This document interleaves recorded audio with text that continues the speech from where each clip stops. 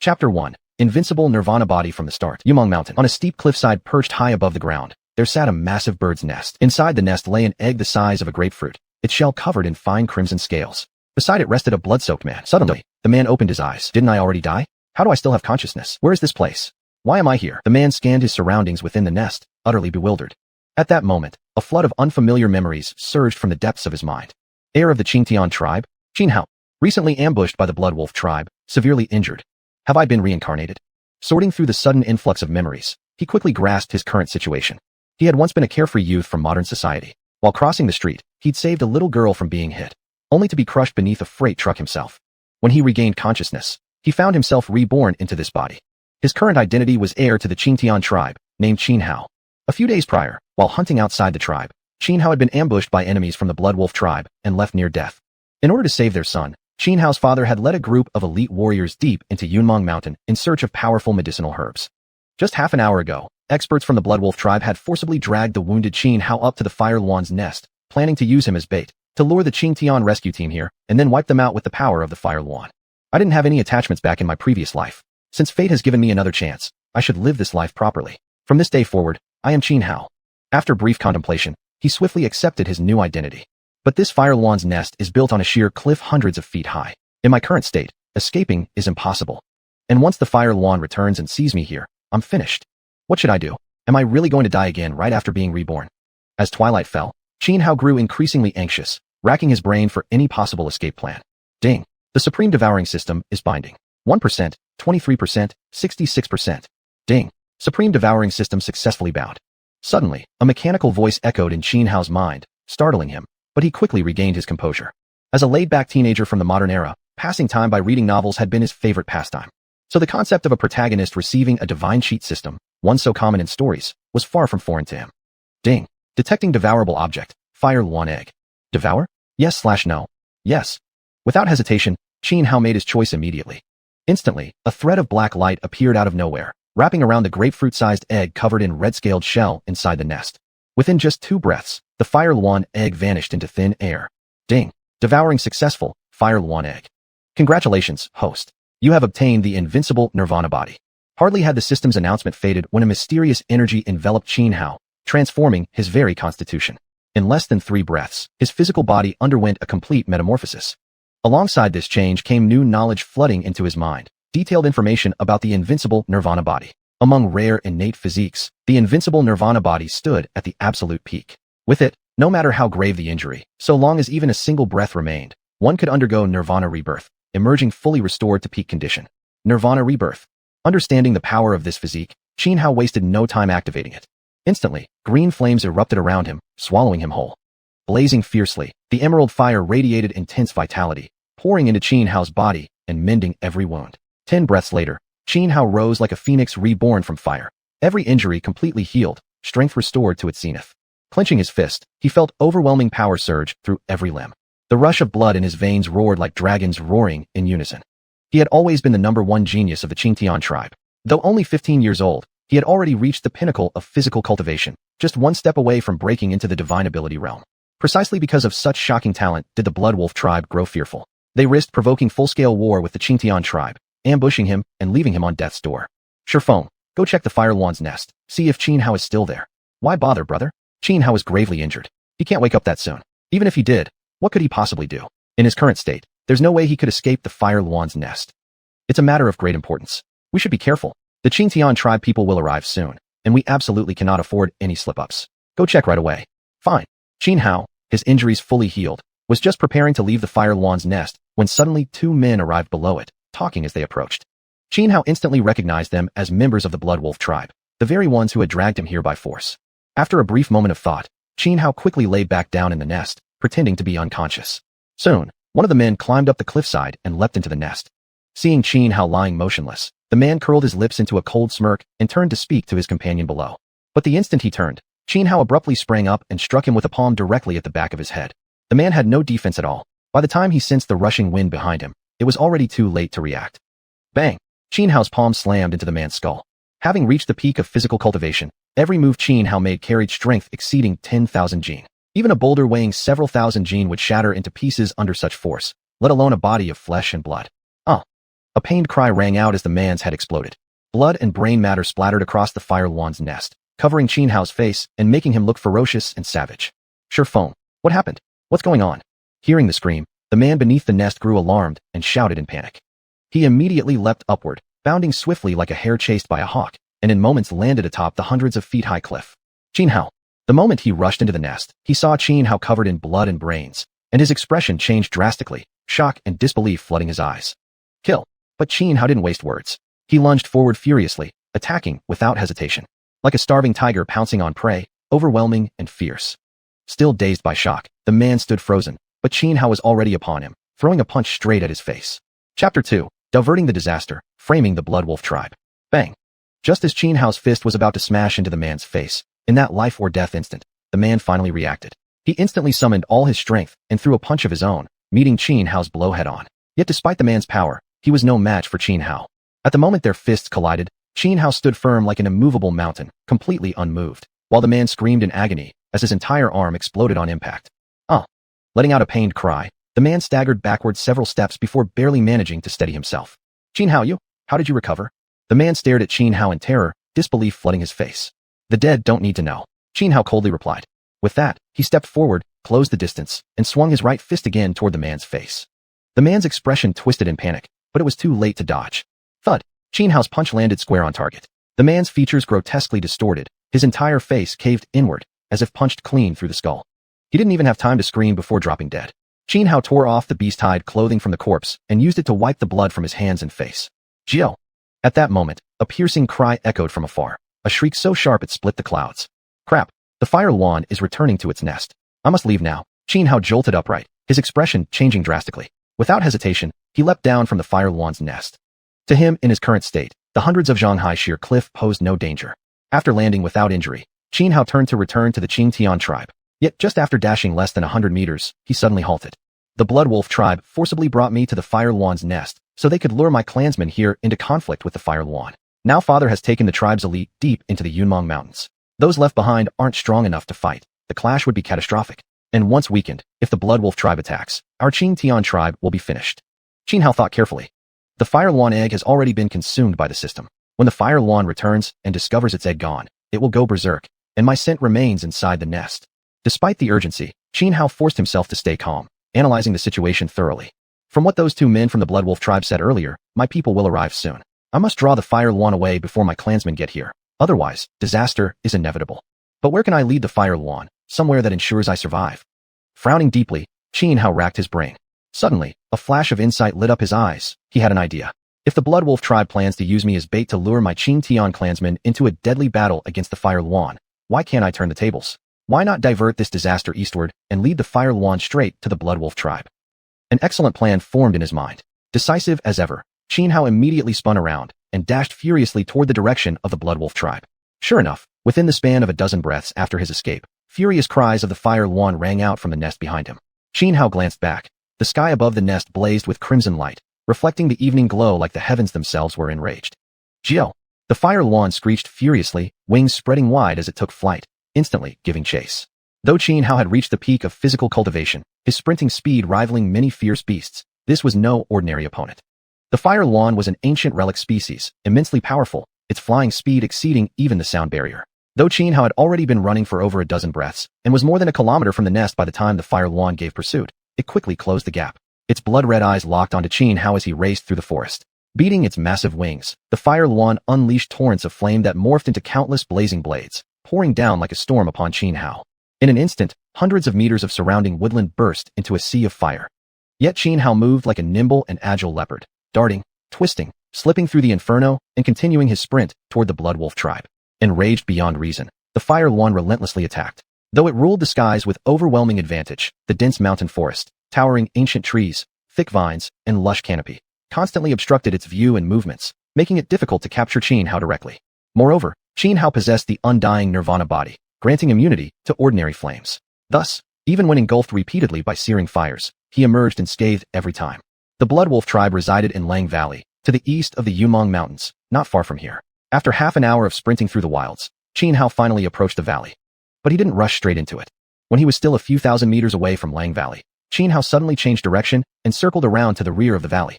Xuanhuan might take detours, but the Fire Yuan certainly wouldn't. Moreover, after chasing Xuanhuan for half an hour, the Fire Yuan's ferocity had been fully unleashed.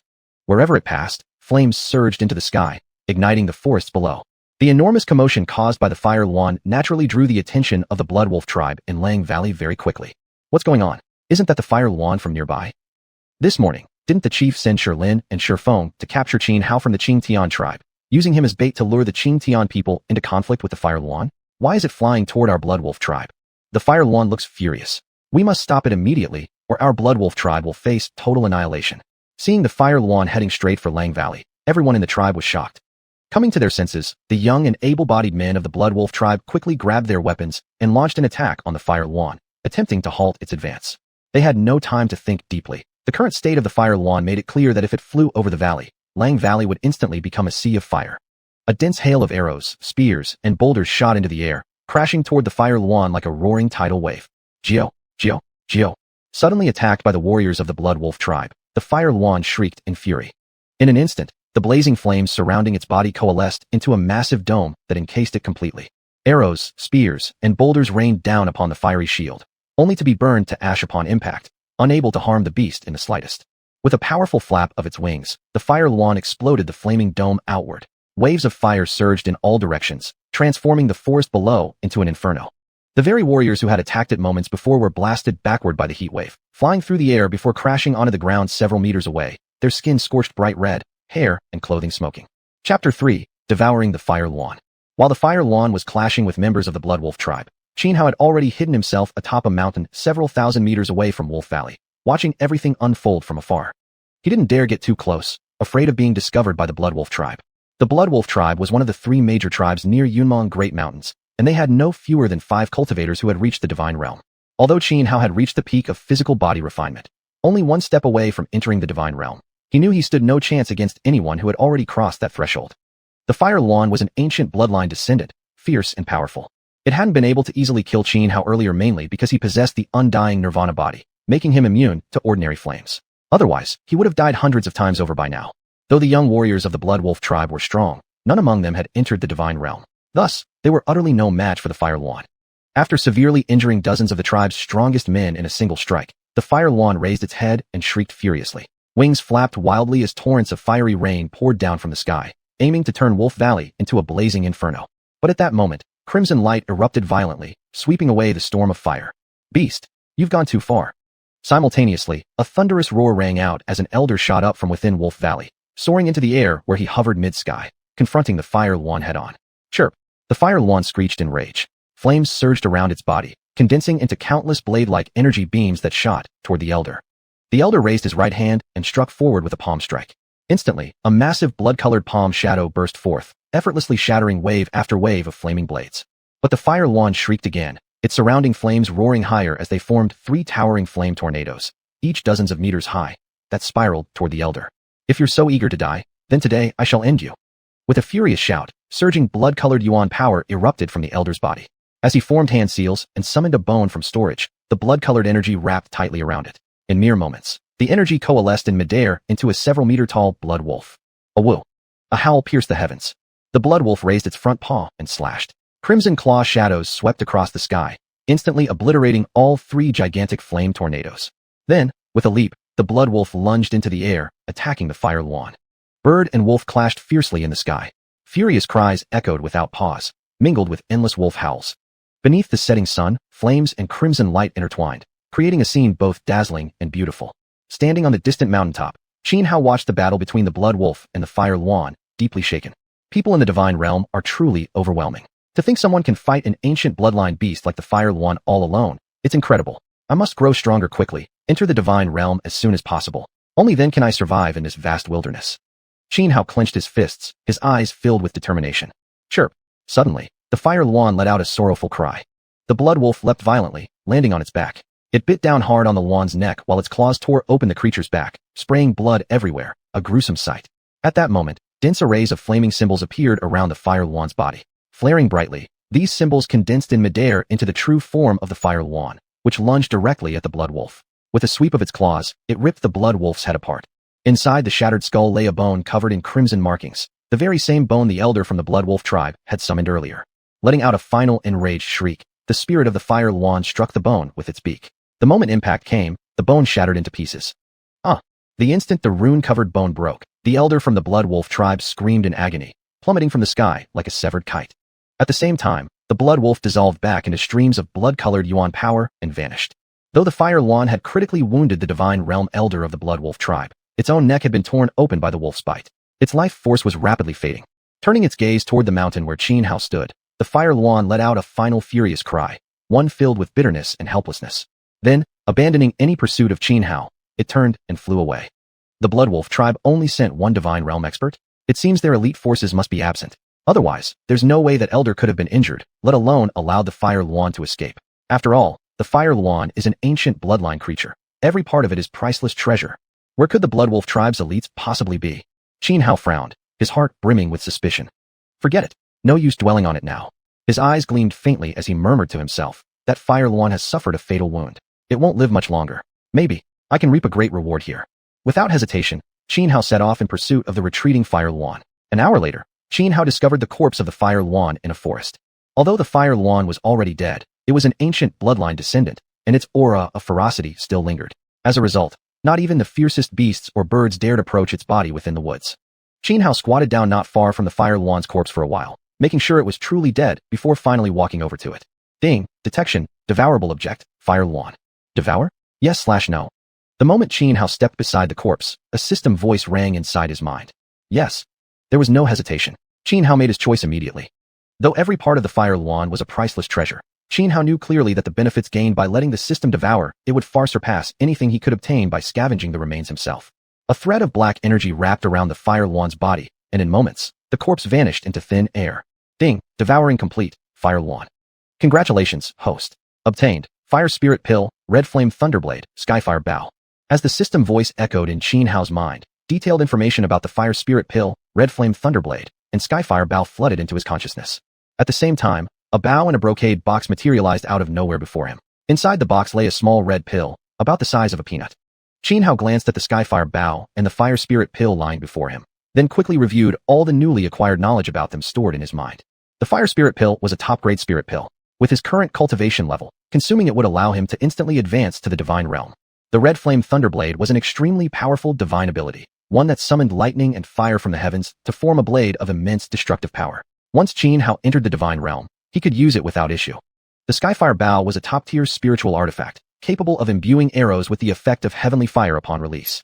After thoroughly understanding the functions and methods of using the fire spirit pill, red flame thunderblade, and skyfire bow, Xianhao immediately swallowed the fire spirit pill. Chapter 4: Entering the Divine Ability Realm. As soon as the fire spirit pill went down, it instantly turned into a surge of scorching medicinal energy rushing through Xianhao's limbs and meridians.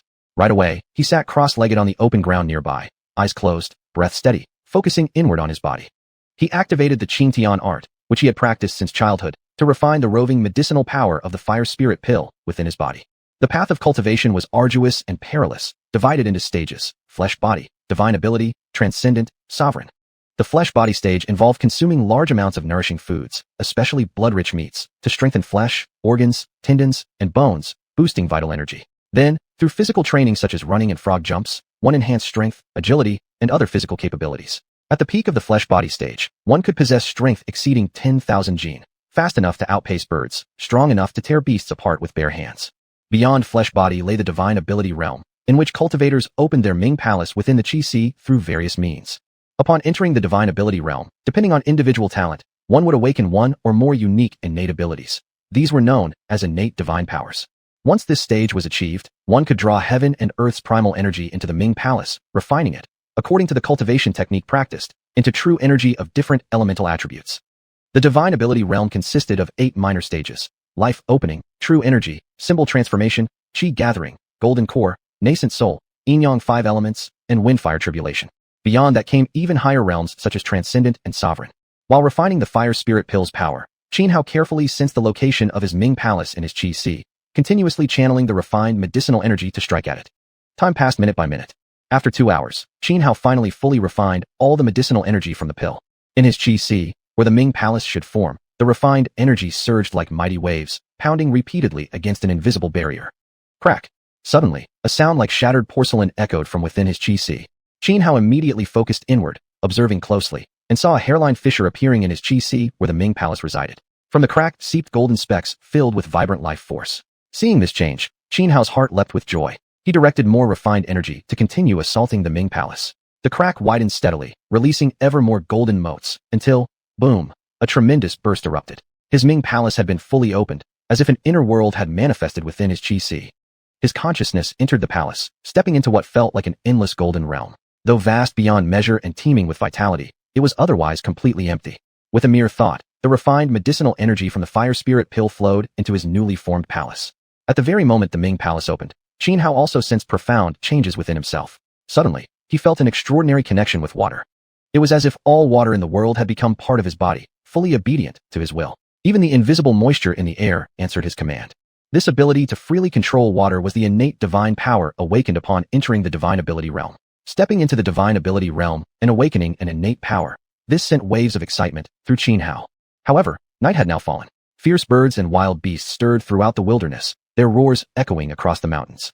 Spending the night in the great wilderness is too dangerous. I must return to the tribe quickly. Xianhao stood up, glanced at the darkening sky, and set off toward the Qingtian tribe. An hour later, he finally arrived safely back at the Qingtian settlement. The Qingtian tribe was one of the three great tribes residing in the Yunmeng Mountains, located on the southern ridge known as Yunling. Atop Yunling Peak lay an unusually wide plateau, as though a celestial being had sliced the summit clean off with a single sword stroke. On this vast flat land, massive stones weighing tens of tons were piled into a stone wall over 10 meters high. Inside stood small stone huts and wooden houses. Just as Xianhao approached the outer stone wall, two figures leapt down from the towering wall, two burly, powerfully built men. These two warriors radiated robust vitality. Both had reached the peak of the flesh-body realm. Who goes there? How dare? The two men began to shout angrily, but when they got a clear look at Xianhao, they froze. Leopard uncle, tiger uncle. Xianhao smiled and greeted them. Young master, what happened? One of the men snapped out of his shock and hurriedly asked. We received word from the Bloodwolf tribe saying you'd been thrown into a fire Luan's nest. By the time we organized a rescue team and reached the nest, all we found were the corpses of two Bloodwolf tribesmen. Well, here's what happened. Xianhao recounted everything that had occurred at the fire Luan's nest to Qin Hu and Qin Bao. Of course, he concealed the matter of the supreme devouring system, only saying that he had obtained an extraordinary opportunity and ascended directly into the divine ability realm. The Bloodwolf tribe really brought this upon themselves this time. Qin Hu said, true as that may be, they first plotted against the young master, and now dare try to wipe out our Qingtian tribe. If we don't teach them a lesson, will they really think our Qingtian tribe is someone to trifle with? Qin Bao replied, his voice filled with killing intent and rage. For now, let's not act rashly. We'll wait until my father returns before deciding what to do. Xianhao replied after a moment's thought. At that moment, Qin Hu changed the subject and asked Xianhao curiously, young master, you just said you've entered the divine ability realm, truly? Xianhao nodded. He trembled slightly, and immediately, the primal energy around him began to stir. Ha ha ha, excellent. This is fantastic. Seeing clear evidence of Xianhao's breakthrough into the divine ability realm, both Qin Hu and Qin Bao threw back their heads and laughed loudly, overwhelmed with joy and excitement. Near the Yunmeng Mountains, there were more than a dozen human tribes, totaling over 30,000 people, yet fewer than 20 had reached the divine ability realm. This alone showed how exceedingly difficult it normally was to break through into such a realm. Each new expert at this level dramatically strengthened the tribe's overall power. After chatting briefly with Qin Hu and Qin Bao, Xianhao said, tiger uncle, leopard uncle, I'm a bit tired. I'll head back and rest now. Immediately, Qin Hu and Qin Bao pushed open the stone gate, allowing Xianhao to enter the tribal settlement. Once inside, Xianhao returned directly to his dwelling and went to sleep. The night passed swiftly. The next morning, at dawn, early sunlight streamed through gaps in the walls and fell across Xianhao's face. Xianhao opened his eyes, awakened from deep slumber, stretched lazily, leapt out of bed, dressed, and stepped outside. As he walked past, tribespeople greeted him warmly. Qin Hu and Qin Bao had already informed everyone of Xianhao's safe return, including how he'd outwitted the Bloodwolf tribe and broken through to the divine ability realm. Trouble! Trouble! Suddenly, a burly man covered in blood rushed into the Qingtian settlement, his frantic cry shattering the peaceful morning. Everyone poured out of their homes, staring in bewilderment at the blood-soaked figure. Chapter 5, The Dreadful News. Who is this person? What happened? I don't know. He suddenly rushed into our tribe. He looks like Qin Yun. Wasn't he with Chief in the depths of Yunmeng Mountain? How did he come back alone? The people of Qingtian tribe stared at the blood-soaked burly man, frowning with confusion and shock. But soon, someone recognized him. Qin Yun, what's wrong? What happened? Why are you back alone? Where are Chief and the others? Qin Hu and Qin Bao rushed over immediately. Upon recognizing the man as Qin Yun, they quickly approached and asked urgently. We were ambushed, trapped by the Bloodwolf tribe in Tianwu Gorge. I barely cut my way out to get help. Go save the chief. Qin Yun managed to say before collapsing unconscious from his severe injuries. Seeing Qin Yun pass out, Qin Hu immediately ordered 2 nearby young men. Take Qin Yun to the Grand Shaman for treatment, now. Yes. The 2 youths hurried away carrying the unconscious Qin Yun to find the Grand Shaman. Qin Bao, quickly gather all remaining fighters in the tribe. We're heading to Tianwu Gorge to reinforce Chief and the others. Qin Hu immediately instructed Qin Bao. This expedition into the depths of Yunmong Mountain had taken nearly all of Qingtian tribe's elite warriors. Failure was not an option. Otherwise, Qingtian tribe would face utter annihilation. Even though their remaining fighting strength was minimal, Qin Hu still chose to risk everything and launch a full rescue operation without hesitation. Wait. Just as Qin Bao was about to follow Qin Hu's orders, Qin Hao stepped forward and stopped him. Young master, what is it? Qin Hu turned to Qin Hao, asking in confusion. Uncle Hu, this is a trick by the Blood Wolf tribe, said Qin Hao. A trick? What trick? Qin Hu asked, even more puzzled. A ploy to draw the tiger from the mountain. Qin Hao explained. The Blood Wolf tribe wants us to send all our remaining forces away. Then they can seize Qingtian tribe effortlessly. Young master, what you say makes sense, but we can't just ignore rescuing Chief. If they are wiped out, we'll still be destroyed by the Blood Wolf tribe. At this point, we have no choice but to take the gamble. Qin Hu voiced his thoughts. Brother Hu makes a good point. Young master, time is of the essence. I'll go gather our men right away, said Qin Bao. Hold on, Uncle Hu, Uncle Bao. Don't rush. I have a solution that can achieve both goals. Qin Hao calmly reassured them. Oh, Qin Hu blinked in surprise and quickly asked, what solution? The Blood Wolf tribe doesn't know I've reached the divine ability realm yet, so I alone can go to rescue Father and the others. You two remain behind to defend the tribe against any attack from the Blood Wolf tribe. That won't work. Qin Hu immediately waved his hand in refusal. How could you possibly save Chief and the others all by yourself? Qin Hao didn't waste words. Instead, he raised his right hand and activated the Crimson Flame Thunderblade technique. He formed his palm into a blade, slashing downward at a massive boulder weighing dozens of tons not far away. Instantly, thunder and fire wove through the air, forming a 3-meter-long blade aura. With a sharp crack, it shot forward like an arrow, striking the enormous boulder. With a deafening boom, the boulder exploded into countless fragments. Uncle Hu, have you forgotten? I've already entered the divine ability realm, and the Blood Wolf tribe doesn't know this. Going alone will let me catch them completely off guard. Besides, my father and the others were only forced into the lower position because they were ambushed and driven into Tianwu Gorge, giving the Blood Wolf tribe terrain advantage. As long as I disrupt their formation and throw them into chaos, Father and the others will be able to break free from Tianwu Gorge. After hearing Qin Hao's reasoning, Qin Hu furrowed his brow in thought. After a moment, he glanced up at the shattered boulder Qin Hao had split with the Crimson Flame Thunderblade, and finally made his decision. All right, we'll do it your way, young master. Saving lives cannot wait. I'm leaving for Tianwu Gorge right now. Having convinced Qin Hu and Qin Bao, Qin Hao immediately set off toward Tianwu Gorge. Yesterday, when he led the Fire Phoenix to attack the Blood Wolf tribe, he noticed that their elites were absent. At the time, he'd suspected something was amiss. Now, he finally understood. Those elites must have all gone to ambush his father. Qin Hao was deeply worried for his father's safety and sprinted toward Tianwu Gorge at his top speed. 3 hours later, Qin Hao finally arrived at Tianwu Gorge. Located at the edge of Yunmong Mountain's depths, Tianwu Gorge stretched across the land like a dormant centipede, hence its name. The moment Qin Hao arrived, he saw numerous figures hiding above the gorge, all elite warriors of the Blood Wolf tribe. Among them were over a dozen who had reached the peak of physical cultivation, plus 3 others whose divine ability realm cultivations were unfathomably deep. Thankfully, I didn't rush in recklessly. After circling the area, Qin Hao quickly mapped out the strength and distribution of the Blood Wolf tribe's forces concealed above the gorge.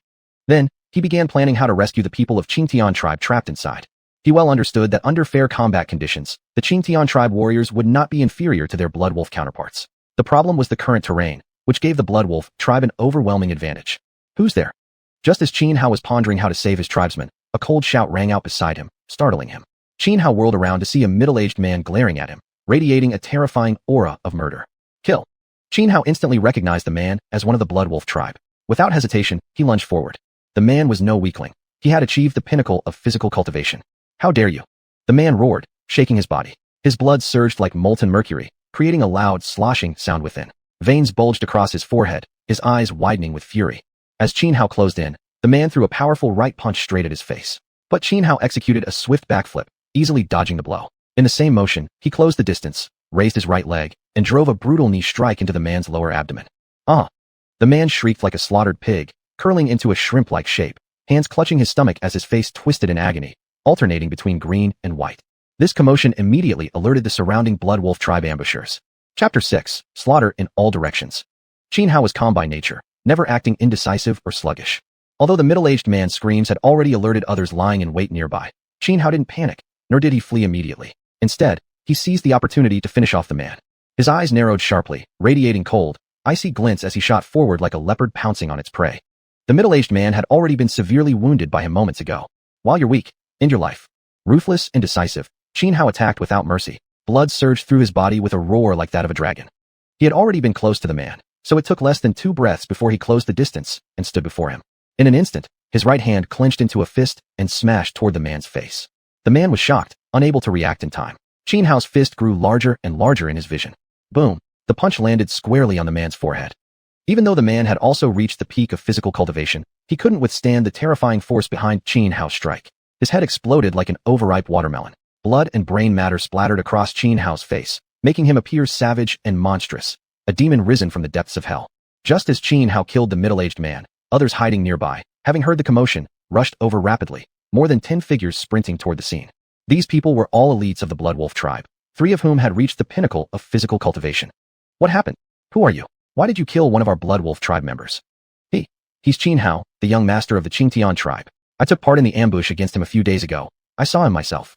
Seeing Xianhua standing over the corpse of their comrade, these Blood Wolf tribe warriors flew into a rage, murder blazing in their eyes. One among them recognized Xianhua immediately. Xianhua stood still, sweeping a cold, merciless gaze across the group. His eyes were fierce and deadly. He hadn't fled earlier precisely because he intended to make the disturbance even greater, to draw all the Blood Wolf tribe members hiding around the Heavenly Centipede Gorge. He believed that any unusual activity near the gorge would surely be detected by the Xiuxian tribe members inside. Isn't this kid supposed to be crippled? Someone frowned, turning to ask the man who had participated in the previous ambush.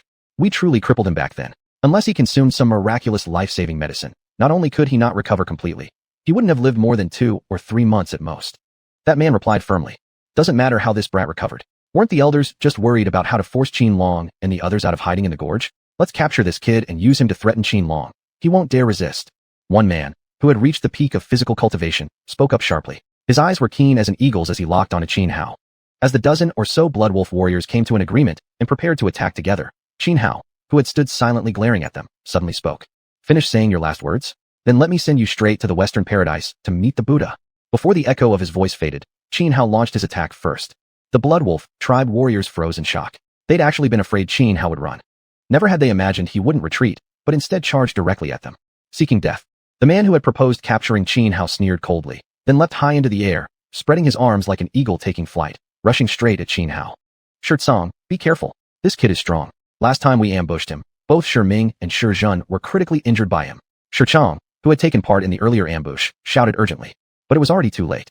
Xiuxian plunged down from midair like an eagle diving for prey, hands clawing toward Qianhua's head. A cruel smirk curled at the corner of Qianhua's mouth. He slid sideways with a swift step, flipped his body, and just as Xiuxian's hands passed empty, kicked upward with his right leg in a rising kick. Qianhua's movements flowed like water, lightning fast and seamless. And Xiuxian, suspended in midair, had no way to dodge.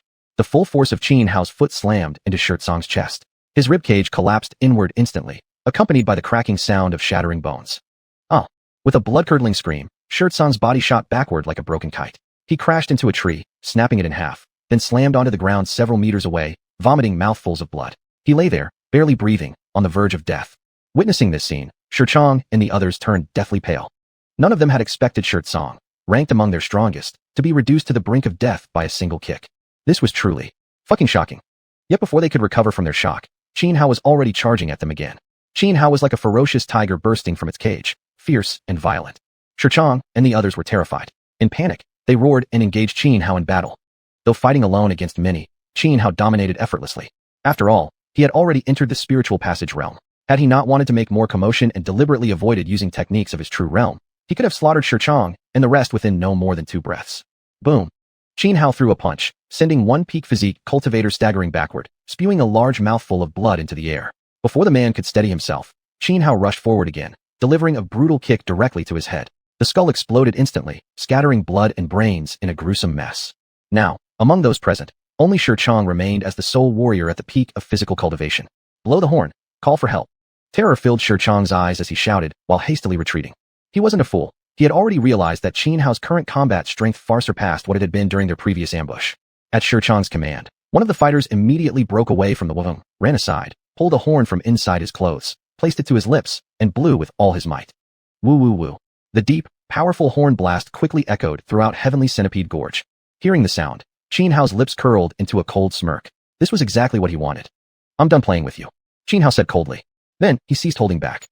His body trembled slightly, and the spiritual qi in the surrounding void surged toward him. He stepped forward, his speed now over 5 or 6 times faster than before, instantly closing in on Xiuxian. His right hand shot out, fingers splayed, clamping down hard onto Xiuxian's head. Die! With a chilling shout, Xuanhuan slammed Xiuxian's head forcefully into the ground. Boom! Xiuxian's skull shattered. In the next instant, Xuanhuan flashed across and lunged at another warrior wielding a bone spear. A single knife hand strike snapped the man's spine at the neck. He died on the spot. Xuanhuan snatched the bone spear, casually hurled it outward, and impaled 4 more fleeing men in a row, like skewering sugar-coated haws. In just a few swift moves, more than a dozen Bloodwolf tribe warriors lay dead. But now, reinforcements from the Bloodwolf tribe hiding in Heavenly Centipede Gorge began rushing over from all directions. Without hesitation, Xuanhuan turned and fled. Yet one expert of the spiritual passage realm had already begun pursuing him. Chapter 7. Instantly killing a spirit passage realm cultivator. Xuanhuan sprinted with all his might, pushing his speed to the extreme.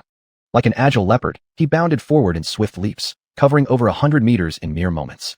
Behind him, more than 20 members of the Bloodwolf tribe, each having reached the peak of the physical body realm, rushed out from their ambush positions in Sky Centipede Gorge and gave chase. Among them was one cultivator at the spirit passage realm who rose into the air, soaring like a ferocious bird across the sky. His speed was incredible. Within just a few breaths, he had already caught up to Xuanhuan and mercilessly unleashed an attack. The spirit passage cultivator flicked his hands, and blades of elemental energy slashed down from the air, cleanly severing several massive trees that would take several men to encircle. Xuanhuan's footwork shifted smoothly, his figure dancing lightly through the onslaught like a butterfly fluttering among flowers, untouched by a single leaf, as he effortlessly dodged each slash of energy. Humph! Seeing Xuanhuan evade his attacks, the spirit passage cultivator's face darkened. He let out a cold snort, then plunged downward like a hawk diving on its prey, lunging straight toward Xuanhuan.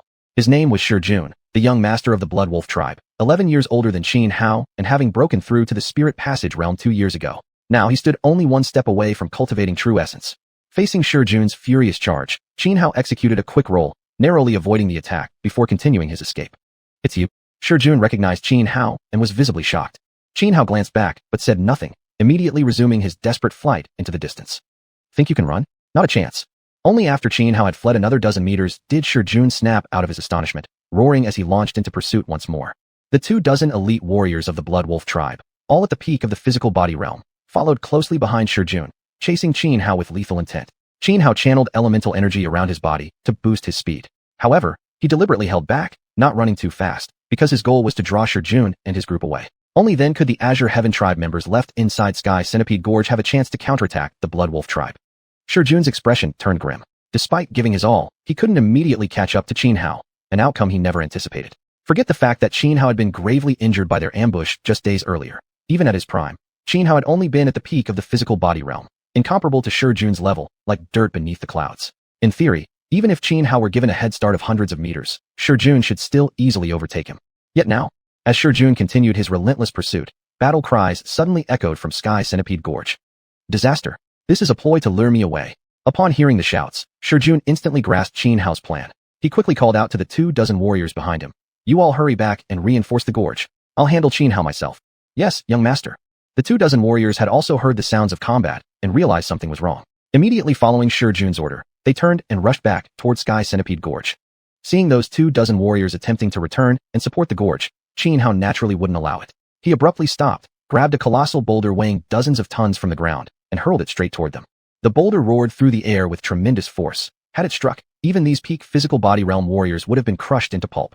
But at that moment, Xiuxian intervened. He threw 2 powerful punches, channeling elemental energy into massive fist-shaped imprints that slammed into the incoming boulder. The rock shattered instantly, exploding into countless fragments that scattered across the ground. Xuanhuan, I am your opponent, Xiuxian said coldly. I don't know how you recovered, but today, I will absolutely not let you escape. I'll personally sever your head and grind your skull into ornaments to wear. As for your Azure Heaven tribe, it is destined to be wiped out by our Bloodwolf tribe. Die! Xuanhuan stared at Xiuxian, his eyes narrowing as cold light flashed within them. Without wasting words, he let out a sharp cry and struck first, charging toward Xiuxian. He knew clearly, he had only entered the spirit passage realm a single day ago, while Xiuxian had been in that realm for 2 full years, standing merely one step away from cultivating true essence and advancing into the second minor stage of the spirit passage realm. His chances of defeating Xiuxian were slim. Therefore, he chose to strike first, to seize every possible advantage. Xuanhuan rushed straight before Xiuxian and threw a punch directly at his face.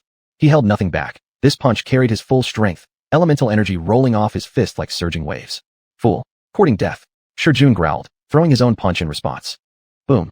Their fists collided. The elemental energies exploded upon impact, releasing a thunderous crack. And then, to everyone's shock, Xiuxian let out a muffled grunt, stumbling backward over 10 steps before finally managing to steady himself. How is this possible? You. Xiuxian stared at Xuanhuan, his face filled with shock, disbelief, and utter incredulity. He never expected that Xuanhuan had also stepped into the spirit passage realm. Even more surprising was that Xuanhuan, who had just entered the realm, could dominate him in a direct clash, overwhelming him so completely that it made him question reality itself. Xuanhuan was equally stunned, completely unprepared for how vastly superior he now was to Xiuxian. Xiuxian, die. After a moment of shock, Xuanhuan snapped back to his senses, let out a fierce roar, and charged forward like a tiger breaking free from its cage. With overwhelming momentum, he swung his right fist straight toward Xiuxian's face. Divine ability, Ghost Vine. Faced with the assault, Xiuxian regained his composure. Unwilling to exchange blows directly again, he immediately activated the innate divine ability he'd awakened upon entering the spirit passage realm. At once, black mist surged up from the ground all around, condensing into thick vines that shot toward Xuanhuan from every direction at terrifying speed. Each vine formed from the dark energy carried devastating power within. Had they struck true, they would have pierced through Xuanhuan's body in an instant. Red Flame Thunderblade. Taking no chances, Xuanhuan quickly invoked the divine ability granted by his devouring system. Instantly, lightning and fire intertwined in midair, forming a terrifying blade of energy that slashed outward. Wherever the Red Flame Thunderblade passed, the dark mist vines disintegrated one after another. Just as the blade was about to cleave Xiuxian in two, at the critical moment, Xiuxian unleashed a palm-sized bone fragment. Runic symbols flickered across its surface, emitting howls like a wolf's cry, and a phantom blood wolf several meters tall emerged before him. Yet it was useless, absolutely useless. Under the slash of the Red Flame Thunderblade, the towering wolf phantom began disintegrating almost instantly. With a loud bang, the blade struck the bone fragment, shattering its defense and sending it flying several meters away before it clattered onto the ground. Xiuxian stood frozen, his face twisted in shock, disbelief, and utter incredulity, then was split cleanly in half by the Red Flame Thunderblade, dying on the spot. One single strike of the Red Flame Thunderblade, and Xiuxian was dead. Xuanhuan himself was left dazed. He truly hadn't expected to become this powerful, that someone like Xiuxian, who stood just one step away from cultivating true essence, couldn't even withstand a single attack from him. It was simply absurd. Chapter 8. Devouring the Wolf Bone. Xuanhuan had greatly underestimated his own strength. After all, when he previously devoured the Fire Phoenix egg, he obtained the immortal Nirvana body, one of the most supreme constitutions among all known natural body types in heaven and earth. This granted him a leap in innate talent for cultivation. Coupled with the fact that the fire spirit pill he consumed was a top-grade elixir of astonishing potency, even though he had only just entered the spirit art realm, his combat power far surpassed that of ordinary cultivators at the same stage. Xiuxian, although nearing the completion of true yuan and entering the second phase of the spirit art realm, possessed a talent not even comparable to Xuanhuan's former self, let alone the current Xuanhuan, who now possessed the immortal Nirvana body. Moreover, the technique Xuanhuan unleashed, the Crimson Flame Thunderblade, was an immensely destructive arcane art. Another crucial factor was Xiuxian's carelessness. He never expected Xuanhuan to possess such formidable strength. It was precisely this combination of factors that led to Xiuxian being instantly slain by Xuanhuan in a single move. Ding. Detecting devourable item, Blood Wolf Bone. Devour it. Just as Xuanhuan was still reeling from the shock of having killed Xiuxian in one strike, the system prompt rang out in his mind. Instinctively, he turned his gaze toward the bone that Xiuxian had previously summoned. The last time Xuanhuan lured the Fire Phoenix to the Blood Wolf tribe, the spirit art expert defending the tribe had also used such a bone, and successfully driven away the Fire Phoenix. It's said that long ago, a powerful blood wolf guarded the Blood Wolf tribe. Eventually, the beast died of old age. This bone must be the true skeleton left behind after its death. Xuanhuan walked over and picked up the bone lying on the ground. After inspecting it carefully, he sensed a vast reservoir of energy contained within. He immediately attempted to channel ambient spiritual energy into the bone. Instantly, the bone lit up, and countless intricate runes surged outward. But soon, Xuanhuan felt a wave of malice emanating from deep within the bone. This sudden turn of events startled him so much that he instantly stopped channeling energy into it. His knowledge wasn't shallow. He understood that the malice likely stemmed from residual consciousness left behind by the blood wolf inside the bone. In other words, while this true bone could serve as a powerful weapon against enemies, for Xuanhuan, it was an entirely different story. Once activated, the lingering consciousness of the blood wolf within would instead attack him. Without further hesitation, he made his decision. Devour. A thread of dark light appeared out of nowhere, coiling around the bone. Faintly, Xuanhuan could hear the howl of a wolf echoing from deep within. In merely 2 breaths' time, the dark light completely consumed the bone. Ding. Devouring successful, Blood Wolf Bone. Congratulations, host. You have obtained 10 blood pills. As the system announcement sounded in his mind, 10 pill-like spheres, each about the size of a peanut, appeared in Xuanhuan's hand. Each pill looked as if formed from solidified blood. According to the system's notes, blood pills were a common medicinal pill, far inferior to the fire spirit pill. However, for someone like Xuanhuan, who had only just entered the spirit art realm, they were still decent cultivation resources. It seems the rewards given by the system are tied to what is devoured. The stronger the object, the richer the reward. A mere fragment of blood wolf bone pales in comparison to a fire phoenix egg or a full-grown fire phoenix. No wonder the reward from devouring the bone is far less than what I gained before. Frowning, Xianhao began to ponder the mechanism of the devouring system. He didn't consume the 10 blood pills immediately. His current priority was rushing to Tianwu Gorge to provide support. After searching Shijun's body thoroughly, he found nothing valuable. With no reason to linger, Xianhao sped off toward Tianwu Gorge as fast as possible. Soon, he caught up with the group of 20-some people who had earlier turned back. Without hesitation, he activated his killing move. With a mere thought, he channeled the surrounding spiritual energy, shaping it into dozens of blades that rained down like a storm. Wherever the blades passed, grass and trees were severed. Several slow-reacting individuals were either sliced into pieces, split in half, or decapitated in a single strike. In just the first wave of attacks, 5 men fell dead. Xianhao has caught up. Could it be that the young master has met with disaster? How is that possible? The young master is nearly at the peak of true yuan cultivation. Even 10 Xianhaos together wouldn't stand a chance against him. Haven't you noticed? Xianhao just attacked using spiritual energy manipulation. He must have broken through to the spirit art realm. If that's true, we're all doomed. Seeing Xianhao closing in, the faces of those who had intended to return and assist at Tianwu Gorge turned deathly pale. Though they found it unbelievable, they knew deep down. The mere fact that Xianhao had caught up meant Shijun had failed to stop him. If that was the case, then there were only 2 possibilities. First, Xianhao possessed some extraordinary movement technique that allowed him to shake off Shijun, but this was highly unlikely. The second possibility was that Shijun had actually been killed by Xianhao, and thus could no longer stop him from pursuing. Die. Xianhao's expression remained cold and emotionless, his eyes icy as he swept his gaze across the remaining dozen or so men after having already slain 5. Without hesitation or unnecessary words, he attacked once again. He didn't want to waste any more time. He needed to kill these people quickly and rush to Tianwu Gorge for reinforcement. Xianhao was overwhelming, like a tiger thrown into a flock of sheep. Although these men were all formidable experts whose cultivation had reached the peak of the physical body realm, to Xianhao they were nothing but ants easily crushed beneath his might. In less than a quarter of an hour, Xianhao slaughtered all of them. He stood drenched in blood, like a god of slaughter incarnate. Hearing the increasingly fierce cries of battle coming from the direction of Tianwu Gorge, Xianhao immediately rushed forward at top speed. Soon, he arrived at Tianwu Gorge. At that moment, a brutal and bloody battle was raging within. Due to the earlier upheaval, a gap had appeared in the Blood Wolf tribe's ambush formation stationed at Tianwu Gorge. This gave the members of the Qingtian tribe trapped inside an opening. They managed to break out of the gorge and escape the geographical disadvantage they'd been under. With 30 to 40 elite Blood Wolf tribe warriors, all cultivated to the peak of the physical body realm, already killed by Xianhao beforehand, the surrounding Blood Wolf tribe forces had suffered a severe blow, their combat strength heavily diminished. As a result, once the Qingtian tribe fighters broke free from the confines of Tianwu Gorge and escaped their unfavorable position, they effortlessly seized the upper hand. Xianhao leapt onto an ancient tree, its trunk so thick it would take several people joining hands to encircle it. From there, he raised his head and gazed at the 3 figures locked in midair combat. Among them was one man in particular, his father, Xianlong. The Blood Wolf tribe originally had 3 divine art realm experts deployed at Tianwu Gorge. After Xianhao had eliminated Shijun, 2 remained. At that moment, these 2 were jointly attacking Xianlong. Chapter 9. A bitter battle against xiuxian. High in the air, a fierce battle raged on. Xianlong was fighting 2 opponents at once, yet he wasn't at all inferior. He held his ground without losing momentum. In the distance, Xianhao stood atop a treetop, eyes locked onto one of the 2 surrounding Xianlong. He drew out the heavenly fire bow, knocked an arrow, aimed carefully, and released a shot. The heavenly fire bow was a top-tier spiritual artifact. Although Xianhao couldn't yet unleash its full power and lacked powerful arrows, the arrow he launched with all his strength still carried immense force. Even someone whose physical body had reached the peak of refinement would have their flesh explode instantly upon being struck by such a shot. Even more crucially, the heavenly fire bow could imbue arrows with celestial fire. An ordinary arrow, once fired from the heavenly fire bow, suddenly flickered with violet flames at its tip. The arrow flew at tremendous speed, like a purple meteor slicing through the sky. In the blink of an eye, it closed within 5 meters of its target.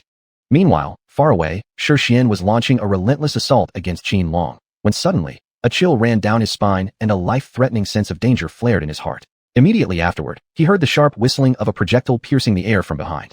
Xiuxian's heart leapt. Reacting instantly, he executed an extremely subtle evasion technique. With a somersault resembling a kite flipping midair, he barely dodged the incoming arrow. After evading, Xiuxian turned sharply toward the direction the arrow came from, and saw Xianhao standing on a distant treetop, bow drawn and ready. Xianhao. Recognizing him, Xiuxian wore an expression of utter shock. It was he who had devised the ambush plan against Xianhao just days ago. He had even personally overseen the operation and witnessed Xianhao being grievously wounded. By all logic, Xianhao should now be bedridden, if not already dead. Yet here he stood, appearing vigorous and fully capable. Particularly shocking was that last arrow, infused with heavenly energy, a feat only attainable by someone at the spirit communion realm. This only deepened xiuxian's confusion, filling his mind with doubts. While xiuxian stood momentarily stunned, Xuanhuan had already drawn his bow again, executing the 3 arrows in one breath technique, firing 3 arrows in rapid succession. The 3 arrows formed a straight line across the sky, streaking directly toward xiuxian's forehead. Xiuxian cried out in alarm. His body trembled as crimson spiritual energy surged from within, quickly coalescing into a blood-colored shield before him, blocking all 3 arrows. Die! Yet just as the blood shield absorbed the impact, Xuanhuan roared, charging forward at xiuxian. How dare you? Startled by Xuanhuan's bold assault, xiuxian sneered coldly. Xuanhuan, I don't know how you survived, or why you've advanced to the spirit communion realm, but you've only just entered this stage. How dare you challenge me? I cultivated true yuan over a year ago. As he spoke, xiuxian raised his right hand and clenched it toward Xuanhuan. Immediately, the swirling crimson true yuan around him condensed into a massive claw, lunging forward with crushing force. Formed from xiuxian's true yuan, the blood claw was devastating, stronger than many ordinary spiritual artifacts. If it struck Xuanhuan, it would take half his life, if not end it. Red Flame Thunderblade. Without hesitation, Xuanhuan unleashed his most powerful technique. Lightning and fire wove together in the void, forming a blade-like aura dozens of meters long. With a single slash, it cleaved through the air. Boom. The blade aura collided with the blood claw. Both shattered, the blade dispersing, the claw dissolving. Xuanhuan and xiuxian each let out a muffled groan and retreated several steps. You've only just entered the spirit communion realm. How can you be this strong? Xiuxian steadied himself, staring at Xuanhuan in disbelief. He had cultivated true yuan a full year ago. By all rights, someone like Xuanhuan, just newly arrived in the spirit communion realm, should be utterly helpless against him, like a weak chick before a hawk. Yet in that clash, Xuanhuan had matched him perfectly. It was staggering. Though Xuanhuan possessed great combat prowess, he had only recently entered the spirit communion realm and hadn't yet cultivated true yuan. Therefore, he couldn't remain airborne for long. To stabilize himself, he landed lightly back onto the treetop. That brief exchange gave Xuanhuan a clear understanding of his own capabilities. At present, he could hold his own against someone who had cultivated true yuan, but defeating them was nearly impossible. But for Xuanhuan, merely stalling xiuxian was enough to prevent him from continuing to attack Qianlong together with the other man. After all, Qianlong was already dominating 2 enemies at once. In single combat, he should swiftly eliminate the other opponent. Then, the situation would reverse. Xuanhuan and Qianlong would surround xiuxian instead. Xiuxian was considered one of the most outstanding youths in the Blood Wolf tribe. Not only did he possess excellent cultivation talent, but he was also exceptionally intelligent. With just a moment's thought, he understood Qianhuan's intentions. Without hesitation, he unleashed his full power, determined to eliminate Qianhuan as quickly as possible. Crimson true yuan surged around xiuxian, condensing into countless blood blades. With a single tremor in the air, they shot toward Qianhuan like a violent storm. Faced with this barrage of blood blades, Qianhuan furrowed his brows and wore a serious expression, but he remained calm. Instead, he activated his innate ability, water manipulation. The moment Qianhuan invoked his water manipulation technique, moisture from the air within hundreds of meters instantly converged. In the blink of an eye, it formed countless sharp water arrows that, with a sudden burst, shot straight back at the incoming blades. Boom. The 2 attacks collided, triggering a massive explosion. Then, blade after blood blade shattered, arrow after water arrow dispersed. Die! With a cold shout, xiuxian charged forward with full force. True yuan wreathed his entire body, greatly amplifying his combat power. He clenched both fists and swung them fiercely. Instantly, grandiose fist imprints streaked through the air like rainbows piercing the sky, crushing toward Qianhuan. Qianhuan narrowed his eyes, icy light flashing within them. Facing xiuxian's onslaught, he neither dodged nor showed any sign of panic. Instead, he summoned the surging ambient spiritual energy around him, using it to form a colossal shield directly before his body. The powerful fist imprint slammed into the shield, producing deep, muffled thuds. Boom, boom, boom. Red Flame Thunderblade. Hardly had he deflected xiuxian's first assault when Qianhuan immediately, without hesitation, launched his strongest known technique once again. The Red Flame Thunderblade reformed, this time even larger than before. A blade of lightning and fire, dozens of meters long, trembled in midair and then cleaved downward toward xiuxian, aiming to split him in half. Waste of effort. Snorting coldly, xiuxian formed hand seals. The raging crimson true yuan around him wove together into a vast, intricate rune that slowly rotated before him, intercepting and blocking the massive descending blade of fire and lightning. Chapter 10 The Power of Qianlong.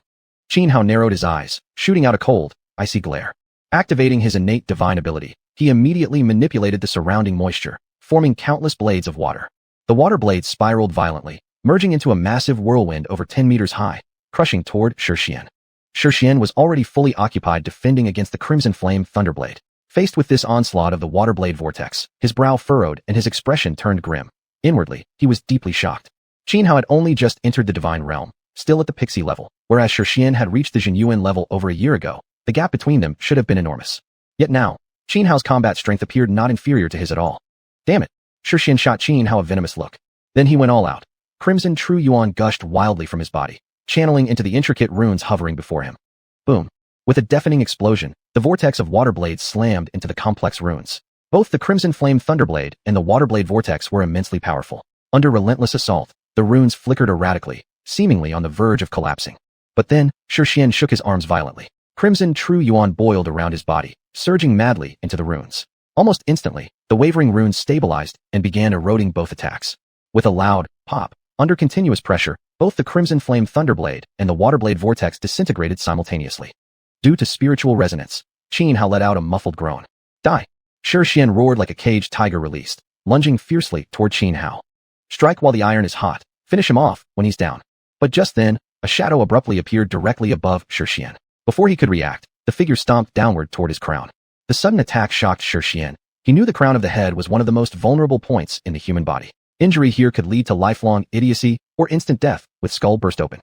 Without hesitation, Xiuxian abandoned his charge against Xianhao and instead thrust an upward punch to block the descending foot. Bang! Fist met soul. A shockwave erupted like thunderclap. Xiuxian grunted painfully, flying backward like a severed kite, crashing toward the ground. However, he managed to stabilize himself midair. But no sooner had he steadied, than the same figure came pouncing again, like a starving tiger leaping upon a lamb. The figure was too fast. Even someone as powerful as Xiuxian couldn't react in time. He barely managed to counter with a refined combat technique, clashing in close combat. Their fists, palms, and legs struck repeatedly, sending waves of true yuan rippling outward. Ah! A cry rang out. Xiuxian's body was sent flying once more. This time, he crashed through several ancient towering trees before finally smashing into the ground, creating a massive crater.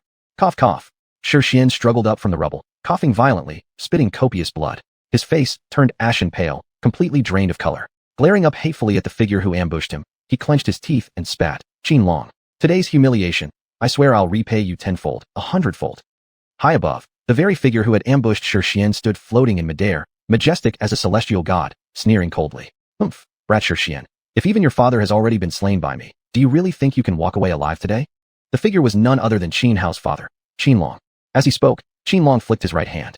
A severed head flew through the air and landed before Xiuxian. It was the man who earlier joined Xiuxian in attacking him, Shi Yuanlin, Xiuxian's own father. Father! Father! At the sight of Shi Yuanlin's head, Xiuxian went numb, screaming in agony. He simply couldn't believe this was real.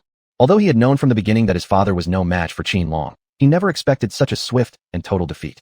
Cradling Shi Yuanlin's head, Xiuxian radiated a terrifying chill. His bloodshot eyes burned with murderous intent fixed on Qianhao, consumed by the urge to rush forward and fight Qianlong to the death. Yet just as Xiuxian teetered on the edge of losing all reason and charging recklessly, a crimson spear tore across the sky like a falling meteor, streaking straight toward Qianlong's forehead, aiming to pierce through and deliver a fatal blow.